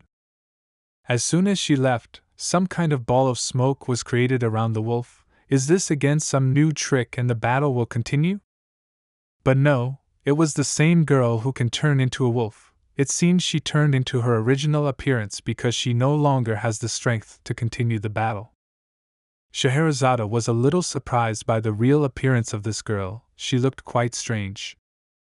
The girl was not happy that they were talking to her in such a tone, because she believed that Scheherazade had deceived her. If only she had a chance to fight her again, then the woman would have no chance. Scheherazade told her that she did not have time for this, she still would not be able to defeat her, so she told her that the girl was returning with her. But the girl didn't think so, and suddenly a portal appeared behind her, which it seemed she had caused. Scheherazade understood that she would not have time to do anything. As it turned out, the girl called this portal only to escape from Scheherazade, and not to call for help. The woman understood that this dog did not pose a threat, but this manipulator is quite a tough nut to crack. Scheherazade realized that at this stage she was unlikely to be able to do anything else, so she decided to go to Mr. Anderson and find out how things were going with him. It seemed to him that he could handle it, but with such a big ghost like this, he would need much more time. She was already starting to worry that Suchi might not be able to make it at this rate. Meanwhile, Suchi and Mr. Green, along with their new team, approached a very strange place, and Mr. Wumo warned them that real danger awaits them at this stage, so they must keep their eyes open. Tomoya stood behind and noticed a certain detail, that he had already walked quite a long way and had not yet encountered any danger, so why should it be here? Therefore, he decided to go first in order to solve the problem as soon as possible and return home to the temple. Mr. Vumo tried to stop him, saying that this gate is very dangerous and a different strategy needs to be used here. But Tomoya interrupted him and said that it seemed to him that everything was fine with this gate, and there was nothing to be afraid of. It was just a big statue that didn't even move. The guy did not understand how suddenly a hand appeared and struck him, causing him to fly back. He got scared and fell back where Mr. Green caught him. He asked him not to do that again and to be more careful next time. Mr. Vumo added to Mr. Green's words that these gates are called the Gates of Honor and have been guarded since ancient times, so no person will be allowed through without the appropriate clothing. As a result, what happened to Tomoya? The gate simply did not let him through further. He was lucky that this blow was weak enough. The guy couldn't understand why suddenly these ghosts began to react to them, because throughout the entire road they didn't even pay attention to them. What suddenly prompted them to do this? Vumo explained to him and the others that this is a special guardian of the Gates of Honor. He is not like the others who stand on the street and just watch. He is here to perform a special task. He also added that, like the guardian spirits they encountered upon first entering, guardian spirits require sacrifice, and there are special rules for attempting to pass through the ceremonial gates. Tomoya began to shout at him, because he was angry that the master did not tell him this earlier. He almost made a mistake, which he would later regret for a very long time. Suchi understood perfectly well what this mister was talking about, because if Tomoya couldn't get through these gates, then his clothes didn't fit, but now the guy began to worry, because he had no other clothes. Young Master Ishii knew very well that in the old book about Hanayaji, he saw that ancient Hanayaji was divided into outer and inner streets. He also added that anyone can enter the outer street, but the inner street is intended for high-ranking officials and dignitaries, which requires a high level of appearance, which is why these gates appeared. Mr. Wuma confirmed every word that the young master had just said. He also added that Tomoya must have caused some kind of realization that he was not a top-level person, and that was why he was attacked. Tomoya was sure that he was wearing the correct and beautiful robe of a master of the arts of yin and yang, so he believed that his clothes had nothing to do with it. Tsuchi thought about the fact that the silhouettes of time are connected with the ancient guards, and is it possible that the problem lies in the era? Green praised the guy for this idea, because it was really good, and he also remembered Mr. Vumo's key for opening the barrier. Young Master Issue understood what Green was trying to say. Their clothes simply do not fit the time that has come. The era is not at all like that.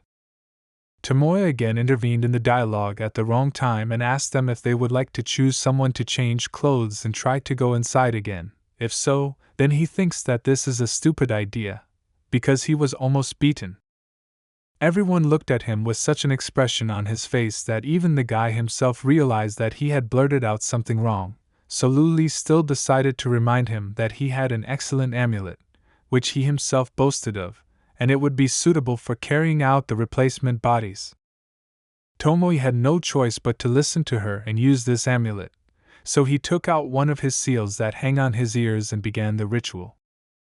The guy was serious on the outside, but inside he was very proud of himself, because the time had come when everyone around him depended on him, and he felt so pleased about it. In fact, everything was clear and noticeable from him. How much the guy was proud of himself, even Luli noticed it. But as soon as Tomoya created a figurine that fit a certain era and sent it to cross the gate, the spirit that protected them simply crushed his figurine in one fell swoop. Everyone was quite shocked by this, because it seemed that the clothes this figure was wearing were quite ancient, more than 300 years old. Is it also not suitable? But the guy was not going to give up so easily, so he decided to try another trump card, which he had saved especially for such cases. He summoned another figure, which this time was radically different from the previous one, and Tomoya believed that this time everything would work. Still, he succeeded. His second attempt was successful, and now he has something to brag about. He still deceived these gates. Lilu praised the guy and said that sometimes he can be useful, but the guy thought that he was always useful, and not just today. Mr. Vumo, of course, was also glad that the guy managed to smuggle his figurine through the gate, but what should the rest do? Where can they get ancient clothes? Lilu raised her hand and said that if it was just a change of costume, then she could help with it, and was confident that she could handle the task. Tsuchi and the others were surprised that she decided to do such a difficult job, but it seemed they didn't mind entrusting her with such a job. On the other side of this street, a small fire was lit, and a spiritual child was sitting, who was trying to use this flame to call someone into this world. She took out the very piece of fabric that they stole from the lair of the Black Gate, and cast a spell in which she decided to give this flesh and blood to make it stronger. The fire began to flare up even stronger after she gave a piece of her soul to the one she was trying to call, and now she could only watch. She was disturbed by her faithful friend and assistant, who told her that the Black Gate and spiritual masters had found their way to this street, and now they had very little time. They needed to hurry, but she wanted to finish what she started, so she asked him to detain him. He also added that Inagami and the big ship are already in Lido, which she really liked, because very soon they will become firewood, and Lido will be reborn on a scorched earth. Lilu, as promised, still completed her task and was able to make everyone an ancient costume, and most of all she liked the costume she made for Tsuchi. Mr. Vumo asked them to hurry up, because in fact, they had very little time left, and they might not make it in time if they took so long to cross these gates. Now it was Lilu and Anna's turn to change their outfits in order to quickly cross this gate, so she asked the guys to turn around so that they could change clothes in peace. A few minutes after using the techniques from Tianmen Mountain, Lilu was able to create completely new outfits for herself and her friend. Now that everyone was ready, they finally passed through this gate and can now safely move on to the next stage of their task for today. Suchi thought that he was finally in business, and he was very interested to know how many more such monsters they would meet along the way. He didn't really like such illogical spirits. Anna noted the fact that this place is becoming more and more disgusting with every step. It stinks and is filled with a feeling of hatred. Lilu confirmed that in this place it really becomes uneasy. There is nothing around, but there is some kind of cold that penetrates to the marrow of the bones. Suchi was not so scared, because he understood all the intricacies of this street, but the young spiritual masters were not so experienced yet, but still to some extent he agreed with them. It is really creepy there. Green also supported the girls, because he agreed with them that this place was too uncomfortable. It would be better if these little brats solved this matter, rather than playing at the end of the world. Suchi didn't quite understand who he was talking about. Who were these little brats? His students? But Green laughed at this and told him that he did not need students, because they were all so capricious. The guy remembered how Mr. Anderson told him that mystics are born, not made, but Mr. Green told him one thing, that most of them are born naturally, but their parents give them the anchor of the original ruler, and the use of some magic stones is also permissible. Suchi didn't quite understand how someone could allow their offspring to become painful and dangerous mystics. Green explained to him that for some of those who have mastered advanced training, inheritance is also a rite of passage that they need to form a career ladder. But you shouldn't take it to heart, and most likely Suchi won't meet such arrogant guys anyway. They don't go to such distant places as the East. However, Suchi still understood that, according to Mr. Anderson, Western mystics sought to learn the secrets of the East, so why didn't they do it then? Green explained to him that in fact everything is simple. In order to avoid problems, many of them do not even dare to come out of the fog, and in this life they only deserve to be weak chickens. Suddenly their very entertaining conversation was interrupted by Mr. Vumo, who announced to everyone that they had finally arrived at the place they needed, or rather to the inner street. Suchi was wondering why the inner street was not at all as busy as the outer one. Green suggested that maybe it was because of the ghosts of the city. Those who do not dress properly simply cannot be here. But still, there were several monsters on the streets who desperately called them to them. But everyone on the team knew very well that they should not react to this. The only thing that Tomoya didn't fully understand was why there were so many women's voices on this street. But for Lilia it was so obvious that she decided to explain it to Tomoya in an unusual way. She told him that he should not be surprised that there are many women on the flower street. Suchi was very jealous of these young masters, because they could only see these women, and he, in turn, saw a lot more, which was very bad for him. But he realized that even Mr. Green did not react to what Suchi saw, so only he saw it. And the guy saw a huge spirit that brought fear even to him. Although during his short life in this city, he saw many monsters, but this one was special. Mr. Vumo once again reminded them that they did not need to approach them, but they needed to pretend that they did not see them, then everything would be fine with them. Finally, Suchi communicated with a man who knows 100% what he needs to do, and even if you don't pay attention to the fact that he is a rather strange person, then everything will be fine. Suddenly Vumo stopped them all and asked them to wait a little, because he saw someone ahead. This was the same girl's assistant who, on her instructions, went out to meet her dear guests and play with them a little. First, this guy tried to politely ask them to come back because the session had some very important things to do, and they didn't have time to play with them. Lilu surprisingly immediately understood who it was Che Fu, but besides her, no one else seemed to know him, so she had to add that he was one of the high priests of the session. The girl said that her faction was investigating him. He is a creepy and scary guy who specializes in cursing rich businessmen and politicians. Vumo listened to this attentively, and seemed even glad that they had finally found themselves in that very place, and they had a chance to stretch their limbs a little. On the one hand, he was very pleased that the session greeted them so nicely, but still he would have to apologize for spoiling their wonderful atmosphere, after which he went straight into battle. But Che Fu dodged the blow very easily, and what's more, he simply disappeared in an instant, as if he had fallen through the ground. Mr. Vumo did not expect this, so Green warned him that this black umbrella clearly meant something and he needed to beware of it. At one point, a very unpleasant smell began to emanate from this umbrella, which was very difficult to endure. Anna noticed that it smelled very much of rotting flesh. A moment later, music began to play on the street. Suchi and Mr. Green thought it was a flute and drums, but where did they come from? After which the lights suddenly came on, so Mr. Green asked them all to be on alert, because at any moment this madman could jump out. Suddenly, out of nowhere, a whole ceremony came out, which carried out some kind of throne. What could this all mean? But this calm did not last so long, because all the ghosts that were in the house broke out and began to run straight towards them. Suchi seems to have guessed how it happened. Chei-Fu used an umbrella to lure out the ghosts, which in turn summoned the female ghosts that were in the houses. Now Vumo was even happier and asked the others to prepare for battle. Now they will have a lot of fun.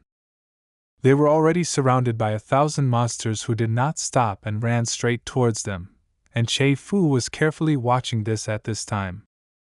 But in addition to the order from his boss, he also had his own goal. He wanted to take revenge on those 3 who were in the forefront, and he would definitely do it. At this time, everyone who fought these ghosts did everything they could. For example, Lilu decided to use her religion, which was called the 5 Elements and 3 Worlds. And in some way it helped her a lot. She destroyed several spirits at the same time. It was a good blow from her.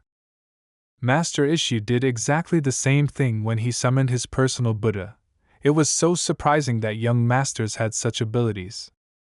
Suchi at this time was trying to talk to Mr. Green. He perfectly understood that there was a battle going on now, and this was not entirely convenient, but still it seemed to him that he needed to hurry. Although Green didn't think so, he didn't see anything wrong with it. They were only here to help anyway, and for Suchi this was generally a great way to train. Green even liked this battle. It was so funny to him to some extent, but Suchi realized that they were not that difficult to deal with. But the main problem was that there were so many of them. Lilu also began to like this battle, because the local ghosts and gods are nothing compared to Tengu. But suddenly she was overcome by some incomprehensible fear, and she began to feel incredible pressure on herself. After which she saw a huge woman who was in such a beautiful outfit, but looked so terrible. In any case, there was no time to look at the outfits, because a bunch of ghosts were running towards her, and she could not move. But she was very lucky that she was not alone there, and she had a team that came to her aid in time and destroyed all the ghosts that were running straight towards her. As it turned out, it was Anna, who very quickly saw that something was wrong with Lilu and helped with the help of her magic cross. This woman, who had just been sitting in the carriage, found it very funny to watch this, because she didn't even stop for a second and continued to step on the girls. With just her finger, she struck them with a blow, which turned out to be very strong for Lilu. Where did she get such strength from? Lilu fell to the floor from such a blow, and it seems that it will be difficult for her to recover from such a blow. Small ghosts have already begun to step on her as soon as she is on the floor, and it seems that this is the end for her. But then a sudden explosion gave her a chance that everything was not over yet, and she could still be saved. It was Tomoya, who came to the rescue just in time with his balls, which exploded, and essentially saved Lilu again. Anna at this time decided to use her cross to fight this woman who used such a strong blow on Lilu, so she decided to take revenge on her. It seems that her powers help very little against this crazy woman, but it will still give the guys some time so that they can move to a safe distance. The girl decided to use the maximum of her strength and read a very strong prayer, after which most of even the most evil spirits would simply disappear, so she was 100% sure of this. But even after such a strong blow, the demon's hand came out through the spell ball and the girl did not understand how this was even possible. No one could do this before. Lilu and Tomoya could not do anything or help her in any way, so they shouted to her that the monster had gotten out of her trap and would now attack her. And so it happened. The monster got out of Anna's ritual and jumped right on her, It seemed that this was the end for the girl. She had never seen a monster so close to her, and also so strong.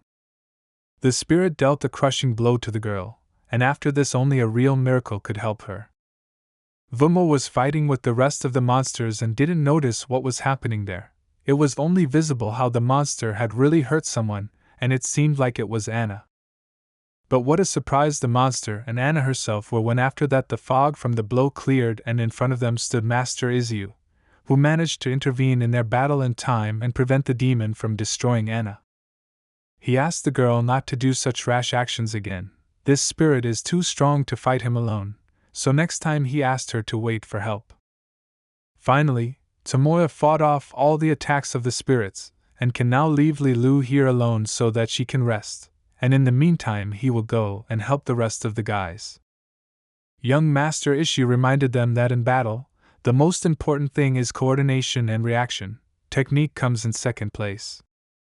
Suddenly, the girl told him that she had a way to deal with her, but she needed him to remove the shield so that she could deal such a blow to her, after which she was unlikely to get up. He, in turn, did not mind and said that they with Tomoya will help them.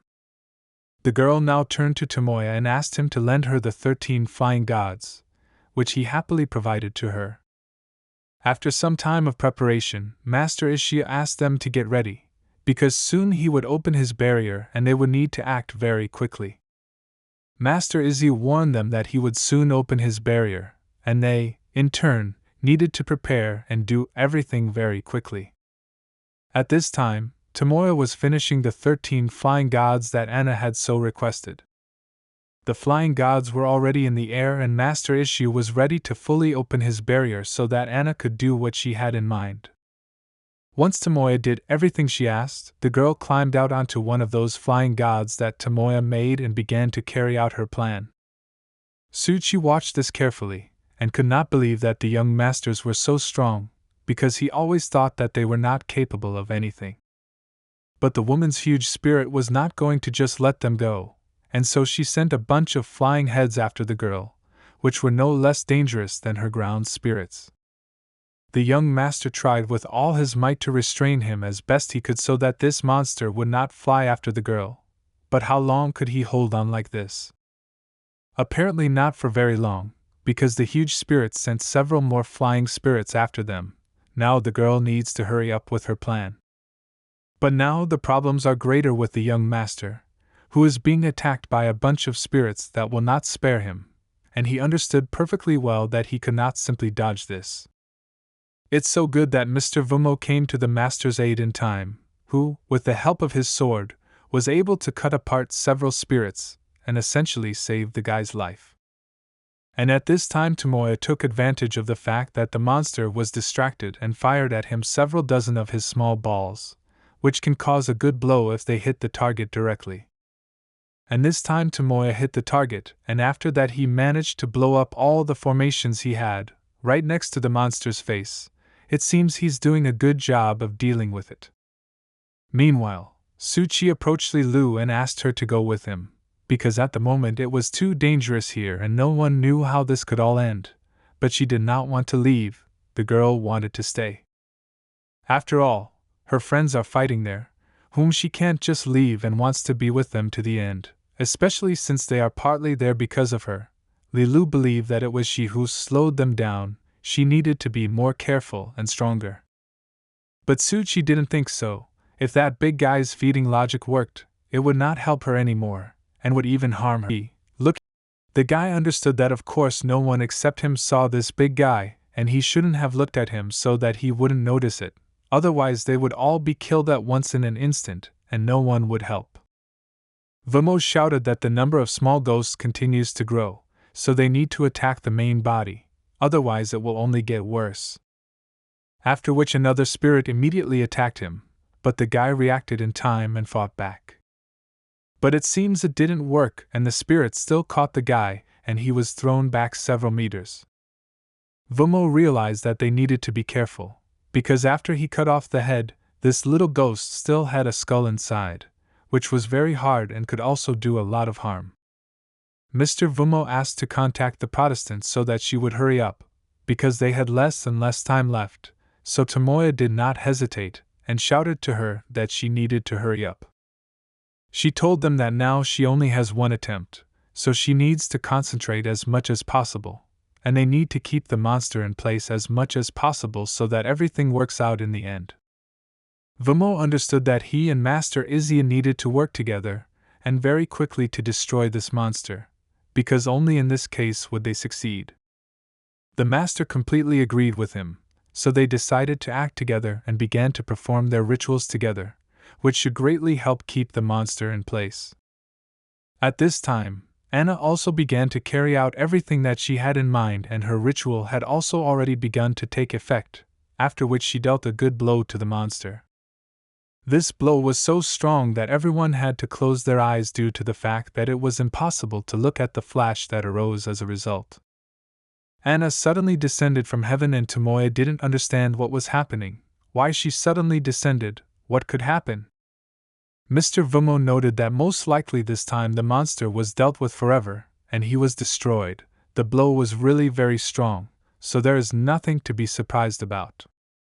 Mr. Green noticed that they worked so well together that they didn't even need the help of the back gate, which was truly unexpected. Suddenly their conversation and joy were interrupted by some very thick smoke that appeared in the sky out of nowhere. It was so thick that they thought that something was burning there. But unfortunately for them it was not just smoke. From the fact that something was burning, it was a whole avalanche of spirits and ghosts of different classes. It seems their battle was not over yet. Green decided to use his reconnaissance ritual to see how things were there, and only after that could they go somewhere. His relic went deep into this smoke, and Green realized that he saw the situation was not the best. There were too many enemies who would have to be destroyed if they dared to go there. Suchi saw that Green's face had changed for the worse. He clearly saw something bad, so the guy decided to ask him what happened. Green finished observing and answered him based on what he saw. He believes that they only have two options left. Firstly, he believed that they could not just sit and wait, because time was passing, and that fire was only flaring up, so they first of all had to go and put out this fire now.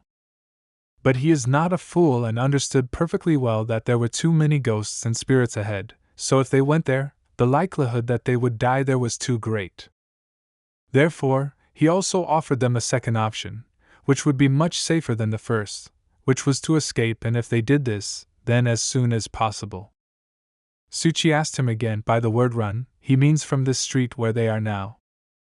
But the guy misunderstood him. Green meant that to run means to gather all the guys from the Black Gate and run away from the city of Lido forever and never return. The guy was shocked. Is everything really that bad and they need to make such drastic decisions? Green reminded him of the words that were left by the hermit on the board, that everything would burn to the ground. Suchi perfectly remembered and understood what words Green was talking about. It turns out that the hermit was right. The man added that the session stole the sleeve, so it seems that now they were using it for exactly these purposes and nothing can be done about it. Green added that the sleeve, which once illuminated the flower street and left an indelible mark on history, has now turned into a special object that brings only destruction in the wrong hands. Now the guy understood perfectly well why they still needed this sleeve. They used it to create this fire and destroy the city of Lido forever. Meanwhile, in the center of Lido, a room in one of the offices caught fire and one of the company employees ran at full speed and shouted that there was a fire in the building. At that same second, all the people began to run headlong from the fire that was approaching them, and almost the entire floor was already burning. They needed to immediately evacuate from there. The people who were standing below had already called the firefighters, and none of them could understand how several high-rise buildings could catch fire at once. Something was wrong here. Journalists were already working on the spot, covering the events of the fire on various Lido TV channels. They said that several office buildings in the shopping area had simultaneously caught fire. A fire brigade had arrived and, according to survivors, several people were still trapped. No one could understand, because there were no explosions, there was no source of ignition, so why suddenly there was a fire on the street. Every TV channel had news only about these fires, and everyone who lived in the closest areas to the fire site was asked to evacuate immediately. Fires continued to flare up throughout the city, and firefighters did not have time to cope with their work, and they urgently needed help. Members of the Hall of Secrets arrived at the scene of the fire, and the crazy girl was already rushing to help. There was already a Mouser at the scene, who was ready to begin the task that Mr. Truth had given him. Meanwhile, Gyugwa, having read all the news about what was happening in the city, decided to launch the second play test of her game, because now it was more useful than ever. As soon as she rolled out a new test, blogger Katsuma immediately came into play. He was waiting for the spider to finally release the second part of his game. There had been no movement since the last test, and he thought that it was all over. It's good that he was wrong, and she released a new game, which he was happy to continue playing. The guy was sure that the new game of the spider would be very interesting, so he immediately started reading the first task from it, in which he had to rescue hostages, and for each rescued person he would receive a cash prize of 200 coins. While he was participating in the rescue process, he would receive also a bonus, even if his character dies. First of all, he chose the character he would play for, after which he read the rules of the game and began the process itself. Suddenly, new teams of firefighters appeared at the scene of the fire, who behaved too fearlessly, and did not care how big the fire was.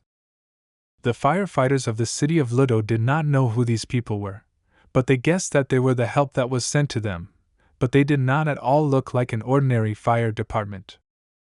Meanwhile, in the inner street of Lodo, the fire was already too big and it was necessary to immediately extinguish it somehow, otherwise the number of fires in Lodo would only grow, and Green and Suchi understood this very well. The guy was well aware that there were more and more of them every second. Soon there would be too many of them, and it would be impossible to stop this madness. On top of that, 100 ghosts came out from under this fire and ran towards the team. This made their work even more difficult for them.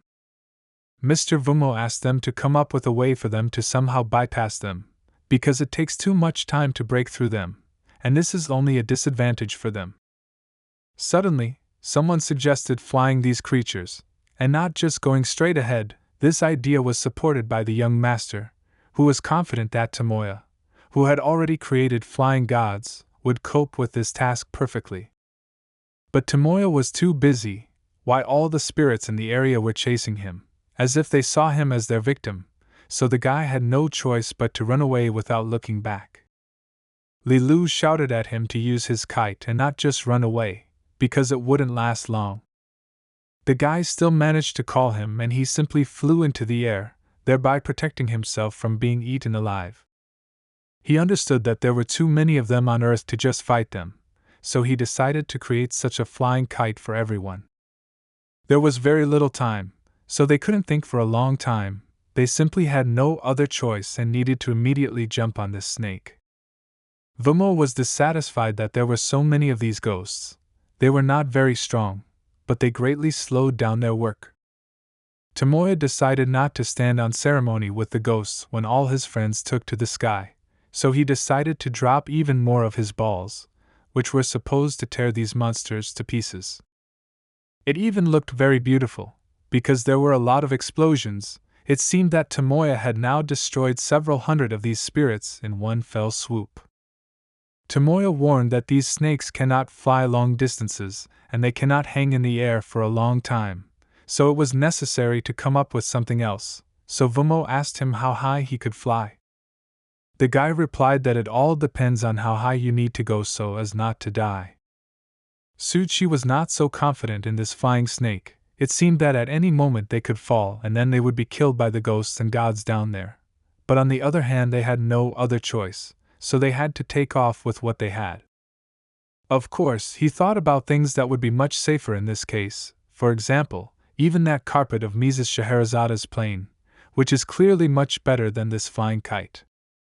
But in any case, it is much better than being down there and fighting with those monsters. But only Suchi saw such a dangerous monster watching them, so he didn't care. Tomoya decided to clarify, because he didn't fully understand why the session decided to set this place on fire. Green decided to answer this question for him, and if he understands correctly, then this ancient boundary should be the ecology of the deep sea layer hidden under Ludo. Suchi first heard of deep sea ecology. What is it? The man could explain this to him without any problems, but first asked him to remember the death of the demonic stone in the park. The guy remembered that this is one of the ways of death for spirits. One of them is Buddhahood, which leaves behind a divine object, and the other type is when demons and gods kill each other without leaving behind any objects, but this leaves corpses that are eaten other demons. Green praised him for his knowledge and said that they were now observing a second type of death, which the mystics called the fall of the whale. The guy was a little surprised by this, because he remembered that in the book of the Moho layer there is a mention of the fall of a whale. Lilu listened to them carefully and did not understand a word. Why is there so much slang at the Black Gate? What are they even talking about? Suchi turned around and explained to her that a whale fall is a phenomenon in which the body of a whale, after dying in the ocean, sinks to the bottom of the sea.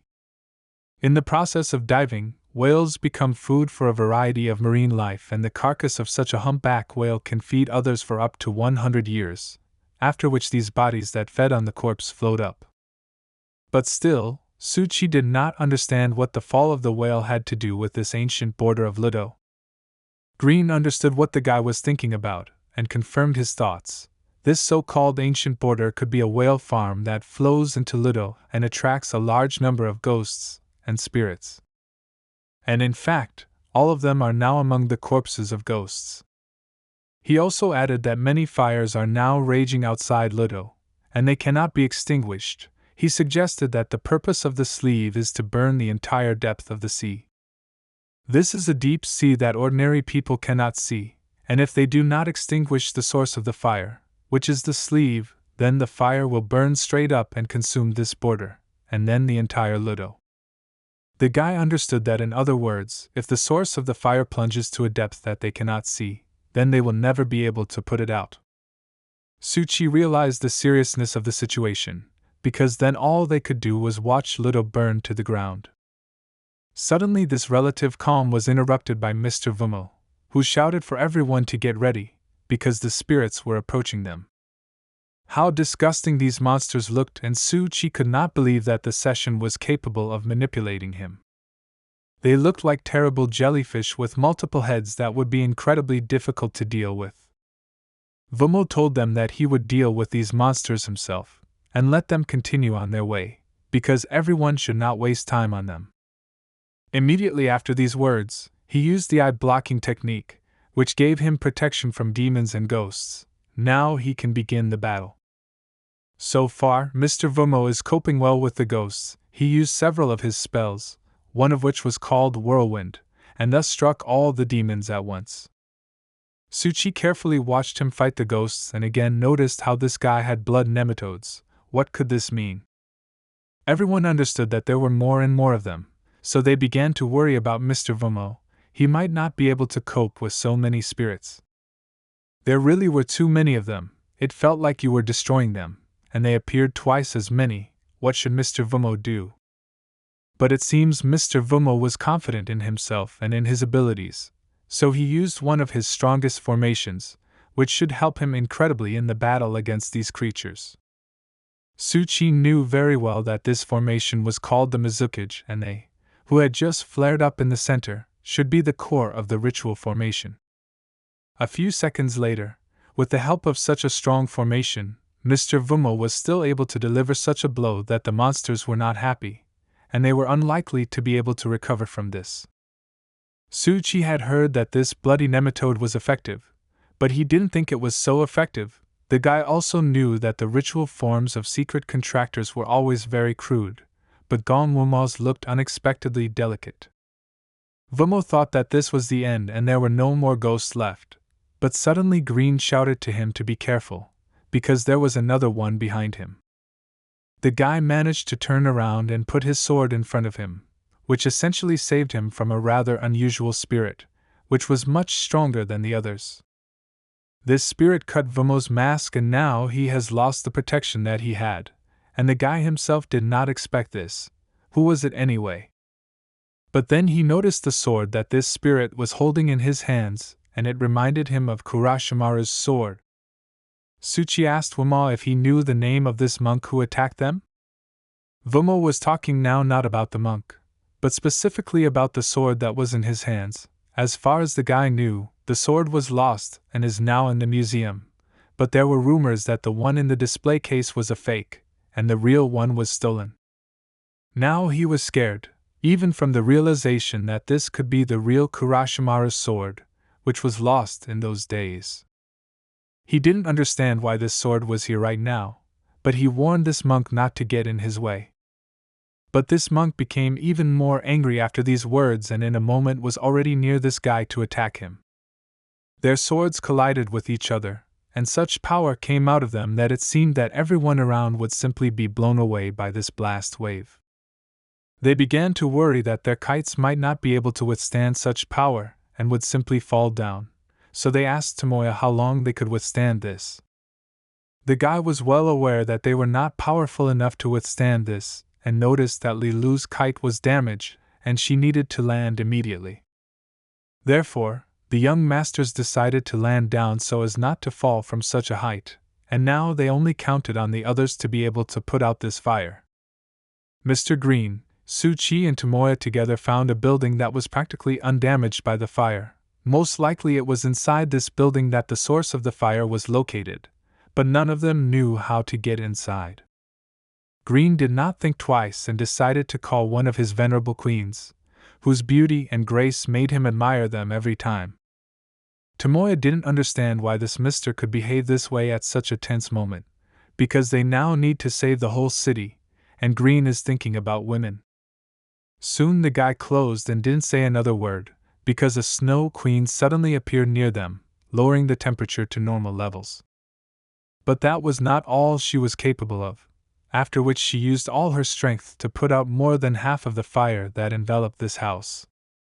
A few minutes later, Green told the guys that the fire had been frozen, but it was temporary, so they needed to hurry and go inside. It didn't take long to persuade the guys. They knocked down the doors of the house and went in. They hoped to see the source of the fire there. Tomoya saw there the one he was so afraid of. There she was, the spiritual child who united the slanderers of Ludo and established the seance. Tsuchi agreed with him. It is she who is the person who moves the gods from outside and sets fire to the borders. She is a criminal who is going to set fire to the city of Ludo. But the guy didn't worry for a second, because he was glad that after such a long search he finally found her. Green saw how emotionally unstable Tsuchi had become, and asked him to calm down a bit, as she was using the sage stone to force the sleeve down. But he was also sure that the sage's stone plunges divine objects into the depths of the sea, and this should probably be the ultimate goal of the spiritualistic session. Therefore, now they must think carefully about how to stop her, because if they fail to do this, then the whole of Ludo will suffer. Suddenly a kunai flew through Tsuchi. The guy was very scared that she had gone into battle. But it turned out that this was done by Tomoya, who himself did not understand how he did it. He tried to tell them that he did not want to do this, because he does not control himself. Therefore, Mr. Green had to break it so that he would not harm himself or anyone else. But as soon as Green took off the clothes from the guy's back, he saw there the same man who had been hunting them from the very beginning, and it was because of him that Tomoya attacked Tsuchi. Tomoya was very scared and asked to help him and remove this head. Tsuchi now understood everything perfectly and guessed that Chei-Fu, it was he who used this technique and killed that old slanderer on the Tianshui shopping street, which the man himself did not hide. After which he stated that he could kill his friend in the same way, so Tsuchi had to come up with something, otherwise Tomoya was in danger. Tomoya began to panic when he heard what this man was saying. He didn't want to die, the guy wanted to live for a very long time. Tsuchi also didn't know how he could help Tomoya, so he decided to ask Green, who at that moment was thinking that if he tried to call Aurora, then the Snow Queen would leave, the ice would melt faster, and the place would burst into flames again. The guy suggested that he use them both at the same time, if this is possible.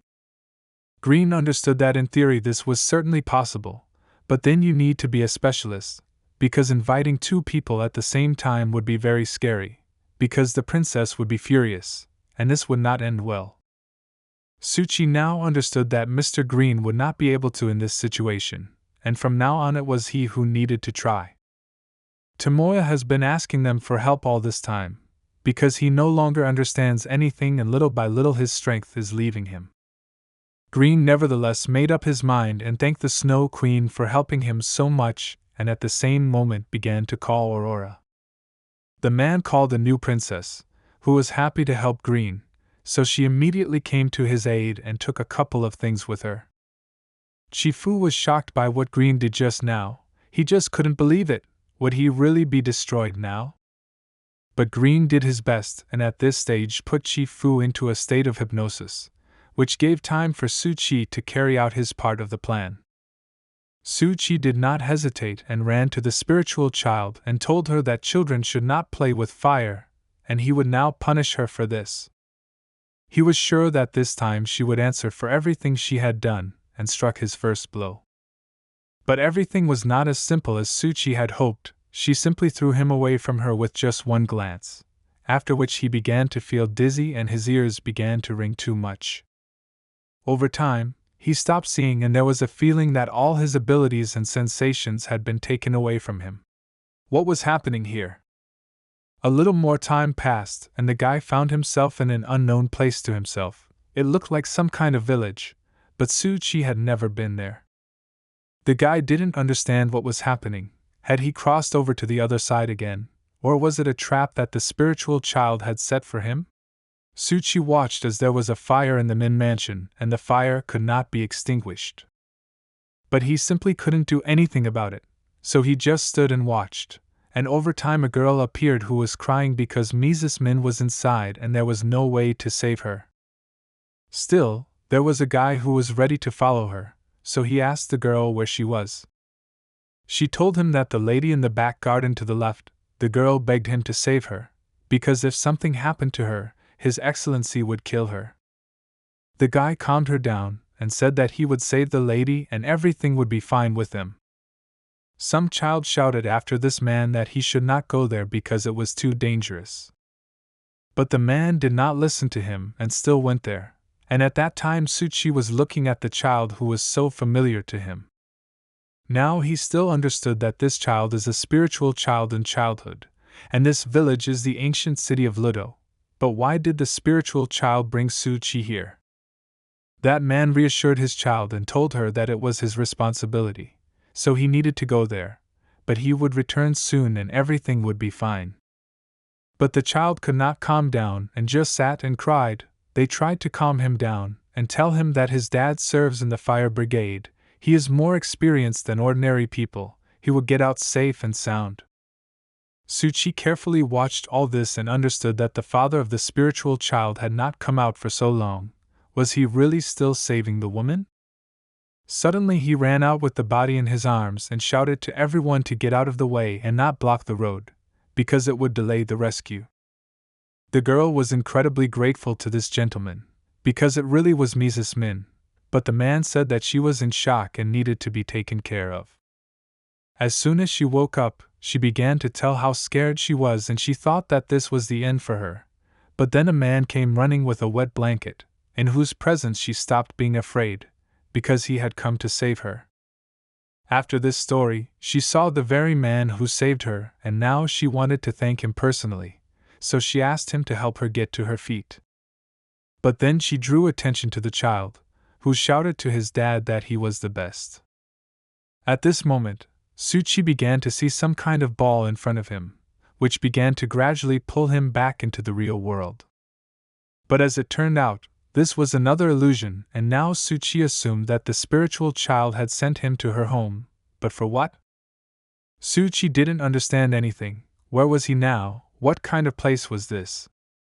Did she really bring him here to show him her past? But why should he? His thoughts were interrupted by the same child who was at that fire. He ran to open the doors, because someone had come to them. This was the same lady whom the man saved that day, and she came here specifically to thank him. and when she saw this child, she realized that she had come to the right place, so she asked to call the man here. The child had nothing against it, and told his father that a beautiful princess had come to him, and asked him to go out to the guests. In gratitude for his heroism, she brought him several gifts for saving her life during that fire, but the man told her that he could not accept such a gift from her, because his job was to save the lives of other people, and not to get rich for their account.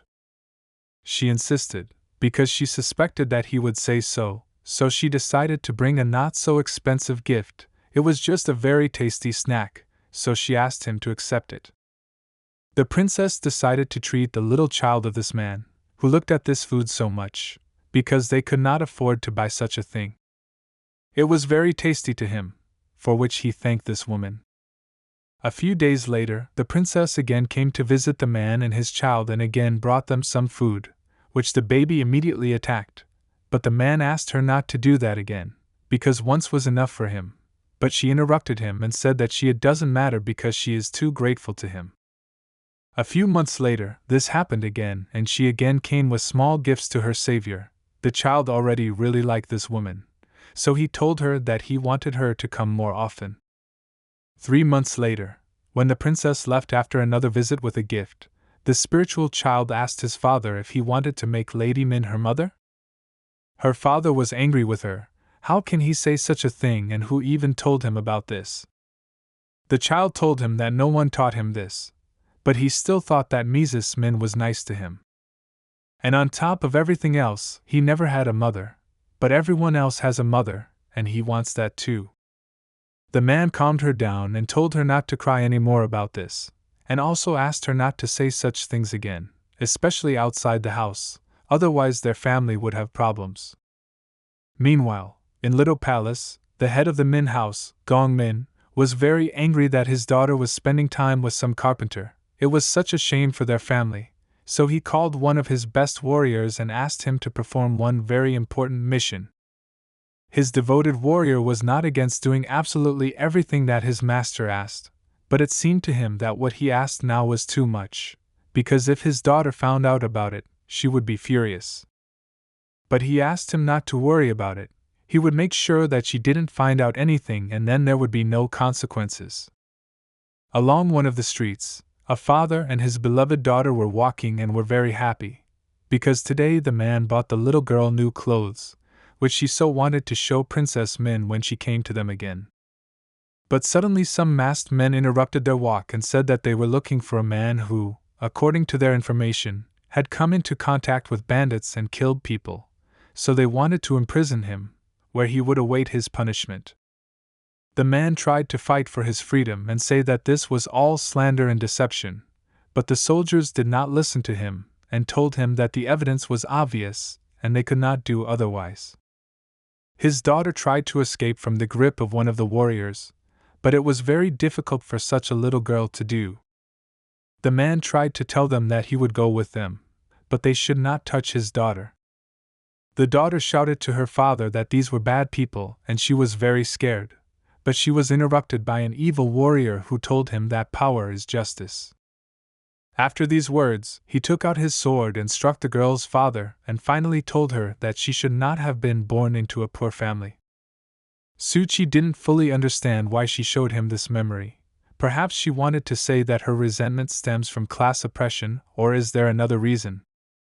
But his thoughts were interrupted by another woman who suddenly appeared next to him and was also watching this picture.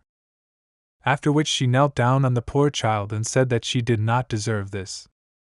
But the main surprise for Suchi was the same amulet that he had already seen before. Then he realized that it was he who came to the aid of the girl. The guy could not believe that he was behind the creation of the seance. If this was so, then Suchi understood that he had just witnessed what the spiritual child experienced. But still, there were questions in his mind that he asked himself. Was the child resurrected that day by He-sure? Is the ability to revive the dead the ability of a person who has gone beyond the world?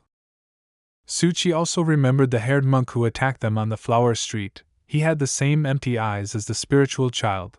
This only meant one thing, that they were both resurrected by He-sure. After which, His body again began to be transported somewhere. Suchi understood that the spiritual child was already dead. Where would he go now? Suddenly, Suchi found himself in a cemetery that was quite familiar to him. Could this be the same He-Sure cemetery? Suddenly someone took the guy by the hand, and it was a spiritual child who was sitting next to him, and wanted to talk to him a little. She started by saying that it was really her, but she didn't really like the place for conversation, although whether it was Ludo, who was, or Ludo, who is, I don't like him. After which she opened one of the graves that were there, and said that she had guessed a bit wrong. She had been buried so long ago that she no longer remembered the specific place. Suchi asked her that she was only doing this because they killed her father due to differences in status? She couldn't answer him for sure, so she said maybe it was, but not now. What she hates right now is the rotten world. After which she got up from the grave and began to leave somewhere, and Suchi asked after her why she doesn't love this world so much. The spiritual child explained to him that she believes that the world is the most hypocritical of all secrets, like a taming instrument that reduces all resistance to violence. The strengthening of a stable society that denies human freedom in favor of physical security. But he tried to prove to her that times have changed, they are different now. He would gladly show her everything so that she would understand. She believed that the meanness of human nature had not changed, the class division had not changed. The spiritual child added that he had seen her memories and knew her obsessions very well. After all these words, she asked him again, does he still think that he can convince her using all this rubbish? He was very sorry that the city that humanity had built over 100 years of struggle with nature should burn to the ground like that. But she did not listen and did not understand a single word, so she told him that he was mistaken, because this city does not belong to those who actually built it. Suchi tried to prove to her that even if she burned the entire city to the ground, it would still not change anything and everything would be all over again. The spiritual child believed that the great He-Sure could give her a new life if she did this. Therefore, she began to perform her ritual, because she was 100% sure that this could save this rotten world. Suchi watched this picture and was shocked by what was happening. Does it resurrect a person? But then the realization came to him that what was happening here, He-Sure was destroying the original order in such an almost destructive way and destroying the old secrets built on it. Suchi understood that after this disaster, Little would definitely be rebuilt, and a new city, a new community, and the believers resurrected by him. This is essentially fertile ground for creating the secret of the century. This is exactly what a transcendental person needs. In this way, he will definitely take advantage of the opportunity to build a new mystery of the century, and gain a longer life. Suddenly, Suchi felt dizzy again and returned to the very house in which the spiritual child performed her ritual. Green shouted at him to tell Suchi to hurry up, because the sleeve was gradually sinking and soon he would stop seeing it, and this was critical for them. Suchi tried to get his sleeve, but the girl was in the way. The guy couldn't understand where such a small body got so much strength. Tomoya had already forgotten that there was some kind of monster on his body. He shouted that the sleeve was starting to disappear and Suchi needed to hurry up. The guy understood that the ritual with the sage's stone led to the flooding of the sleeve into the deep waters. He could not hesitate any longer, and needed to act immediately. Therefore, Suchi decided to use his sword and strike the spiritual body, which he did in the hope that everything would work out. But as it turned out, this did not bring any effect, and after the blow with the holy sword nothing changed. The girl's response did not take long to arrive, and she delivered a rather strong fiery blow to Suchi's body.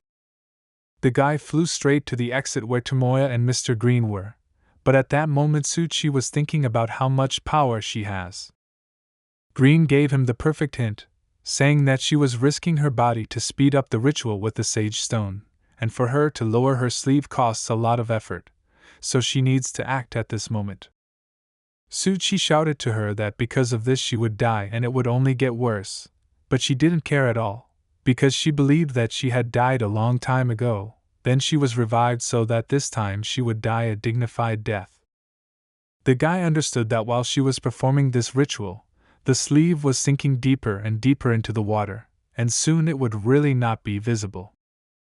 Green told the guy that he needed to hurry, because the hypnosis was disappearing, so Green would have to stop this guy who had settled on Tomoya's body, and for now he would have to finish with the sleeve. But the man did not expect that this guy would be able to come out of hypnosis on his own, and after which he only said that for the sake of the spiritual child, for the sake of her plan, he would do everything possible, even if he had to destroy someone. Tomoya's body began to burst from the pressure inside, and he begged Mr. Green to once again release the girl who put this guy into hypnosis.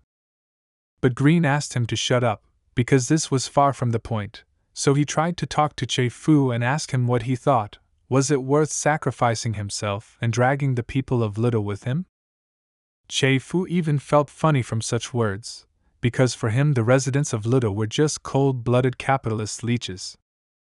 He remembered how 30 years ago he had a poor but very happy family that he loved so much. He had a son who made him happy every day.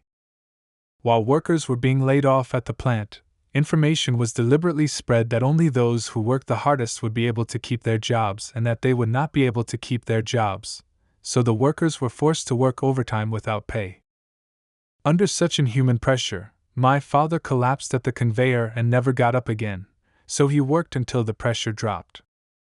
Chi-Fu's mother went to the factory to understand the situation, and not only was she completely bullied, she was even silenced, and staged suicides because she had evidence of their guilt. The little boy thought that the world would continue to mock him, never giving him a chance for revenge, but that same day, the Lord's spiritual child sent someone to find him. It was an old man who approached the boy who was crying very loudly on the bench and began to talk to him. He listened to Chi-Fu's story and was very sorry that this happened to him, so he invited the little boy to go with him and become his student, after which he would give him a chance to take revenge. The little boy was not against accepting such an offer, and the man also added to him that being his student, he need not be afraid that someone would harm him. He promised to give him a new life, a new name, and he would become a wheel that would shake up the corrupt society and create a completely new world. From then on, the boy was called only Chi-Fu, and to this day this is his only name.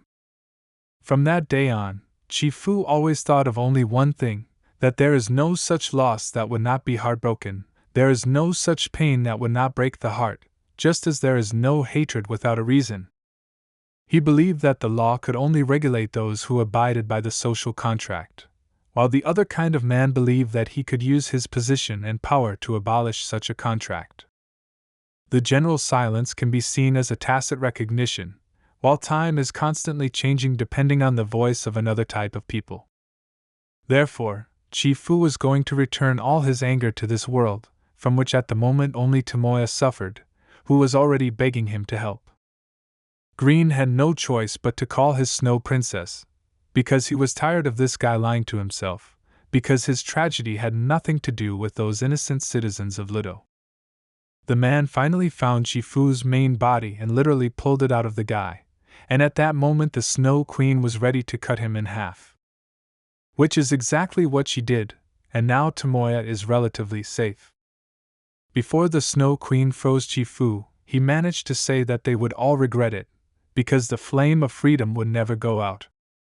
But Green had a completely different opinion. He believed that people are born free, but are always in chains that not everyone can break. He thought that Chi-Fu was thinking too narrowly. Tomoya thanked Mr. Green, but he still scared him. But now the guy knows that Mr. Green does not need to say so many words in order to call beautiful girls. But as it turned out, Green will have to apologize later for calling the Snow Queen so tactlessly. At this time, Tsuchi was still fighting with the spiritual children and trying to get to the sleeve, which he still saw, which could not be said about Green and Tomoya, but he was very much hindered in this by the spiritual flesh. She squeezed his neck with all her might, but he could not give up and continued to reach for his sleeve to save Ludo from the fires. Green watched this madness and did not understand how Tsuchi still saw the sleeve, because it seemed to him that it had been missing for a long time. The man didn't understand how this was possible, How deep was Suchi then if he could see him for so long? Suchi noticed that the spirit child's hand had become much weaker, and he decided to try to put pressure on her mentally. He began to tell her that she would never cope with him, and he felt like her hand was becoming weaker and weaker. She would not be able to defeat him. At that moment, she threw him back because she really felt that the guy was not as weak as she thought. The guy understood perfectly well that this might be the end for her, so his mood became much better. In the end, she began to say goodbye to Suchi and the sinful Ludo. Could she really just leave? But the guy was not going to give up so easily, and he jumped right on her and tried to get her in every way known to him. Green did not have time to warn him, and it seems that Suchi will now make a fatal mistake, which will cost him too much.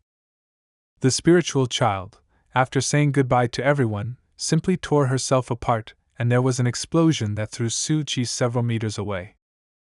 Mr. Green was the last to create an ice shield, which helped him and Tomoya stay alive, because after such an explosion it was incredibly difficult to survive.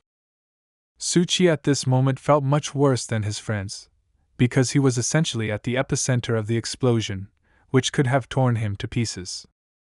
Tomoya really started to worry that this would all end, because Suchi looked very weak. Could he really die here? Green took the poor guy in his arms and tried to somehow wake him up, but Suchi did not react at all. He didn't speak, but only thought that his ears hurt a lot. He seemed to have a concussion. The ring virus could not have a restorative effect without fear. Green did not lose hope of calling him, but all Suchi could say was that the sleeve, could he still see it? And so it was, although the sleeve reached unimaginable depths, he could still see it. He is the only one who can see it. Therefore, Suchi asked them to help him stand up, so he could understand what he needed to do. Tomoya immediately told Suchi that he shouldn't do anything anymore. He believed that the guy needed medical help because his body and his life were in great danger. Suchi told them through the pain that he could still see the sleeve. Green decided to help the guy, so he lifted him up so that he could reach the sleeve and pick it up, if he really could still see it. Suchi saw how this sleeve was burning and it was very painful for him to even touch it, but he had to take it, especially since there was very little left. As soon as the guy thought that he had grabbed it, and was already holding it in his hands, everything suddenly dissolved in his eyes and now even Suchi could not see this sleeve. Suchi didn't understand how this was possible, because he had just seen it, and as soon as he decided to pick it up, the sleeve just suddenly disappeared. How is this possible? Green calmed him down and said that it was normal. He did everything he could. The sleeve was sinking and there was no way to stop it. Now it was better to think about getting out of this trap, otherwise they could stay here forever. But Suchi did not listen to him, and repeated to himself that he could still get him, and he would do it. He just needed to come closer. Tomoya has already started shouting at him, because if he continues, then he will definitely die and no sleeve will help. He needs to urgently get out and go to the hospital. Suchi listened to his every word, but he didn't seem to care. He understood that he had already died once, and that brought him here, to this place, and he was absolutely not afraid to face death face to face. He still remembers the first time he saw ghosts, as if he could be swallowed up at any moment. All he felt at that moment was fear, panic, and helplessness. No friends, no help, complete disappointment, and this continued until he met them, for the sake of the master from the Black Gate, who taught him the occult, gave him light, guided him and helped him survive in this world. He will do this for the sake of his friends, who gave him companionship, warmth, and joy and never stood aside, even when he acted like a real idiot. For the sake of his Hall of Secrets and his believers, who came to every gathering and supported him, so that he would not tell them. In the end, for the sake of the anchors that he tried so hard to preserve, for their sake and for his own sake, Suchi had to do this. He firmly decided that he would take the sleeve and began to dive as deep as he could. Meanwhile, there were fires in several large areas of Ludo, and at this rate Ludo would burn to the ground. The firefighters tried to deal with the fire gradually, solving problem after problem, but the fire did not give in to them. It simply did not go out, and other firefighters heard that the situation was the same in other areas. All TV channels reported that the fire that happened in many areas of Lido a century ago has been repeated and has already destroyed more than 2,000 houses and forced thousands of people to leave the city, and the consequences of the stock market crash continue to be felt. Scheherazade and Mr. Andisran continued to watch all this madness, and she said that the advisor said that the Lido government was complaining that rich guys were putting a lot of pressure on them and that they were worried about the current economic situation. Mr. Anderson believed that it seems that they do not care about the fire. Compared to the lives of the rich, the lives of ordinary citizens do not have the slightest importance for them. Suddenly their conversation was interrupted by a paw that was climbing onto the roof on which Scheherazade and Mr. Anderson were. At first they did not understand what it was and who it could be. But after a few minutes it became clear that this was the same girl with whom Scheherazade fought on the pier, although she herself was not ready to see Scheherazade there. Scheherazade advised to return from where she came, because a woman can defeat hundreds of people like her, so you should not provoke her. The girl was still trying to say something, that she would not have come if she had not been ordered. But Scheherazade was not going to listen to what he was saying and hit the floor with her foot, and the girl, along with a piece of the house, simply fell down. Mr. Anderson did not envy this young wolf, but also asked Scheherazade not to destroy everything around her. Scheherazade didn't like that this session was so obsessed, but Anderson asked her to leave them alone and continue working. She was very surprised that he was ready to continue the work that they had recently just begun. Anderson didn't understand why she was so surprised, because he had been ready for a long time and suddenly a huge ship appeared, and it seemed that it was the same ship that was in the port. Mr. Anderson decided to start the analysis ritual right now so as not to waste his time. After some time, huge scissors appeared in his hands, with which he was going to cut the ship, or so Scheherazade thought. But her guesses were wrong, because he was going to set a new limit that should help. Scheherazade didn't quite understand what he was talking about, and what kind of restriction he was going to set. He told her not to rush and wait a little, she would soon understand everything. Mr. Anderson had almost finished his work and suddenly the ship began to emit a very bright light, which was too blinding to the eyes. Suchi was already at too great a depth even for himself and little by little began to lose his control, but he promised himself that he would not stop until he took away this damned sleeve. His body began to turn into a monster, and his consciousness would also leave him a little more. He was very close to losing control of himself, but he wanted to get his sleeve much more. After some time, Tomoe noticed that the fire was getting smaller and smaller. He believed that Suchi had succeeded and he would stop all this madness. Suchi continued to drown in the sea, but he held this sleeve in his hands. He succeeded, but can he now get out? Finally, the cat woman regained consciousness, and she never ceased to be amazed at how strong this woman was. This is simply not human strength. Even with such a strong body that the spiritual child gave her, she cannot defeat her. How is this even possible?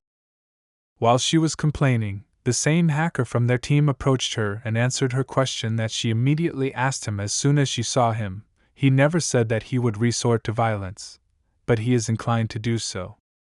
He also noticed that it seems that the Black Gate is not so simple.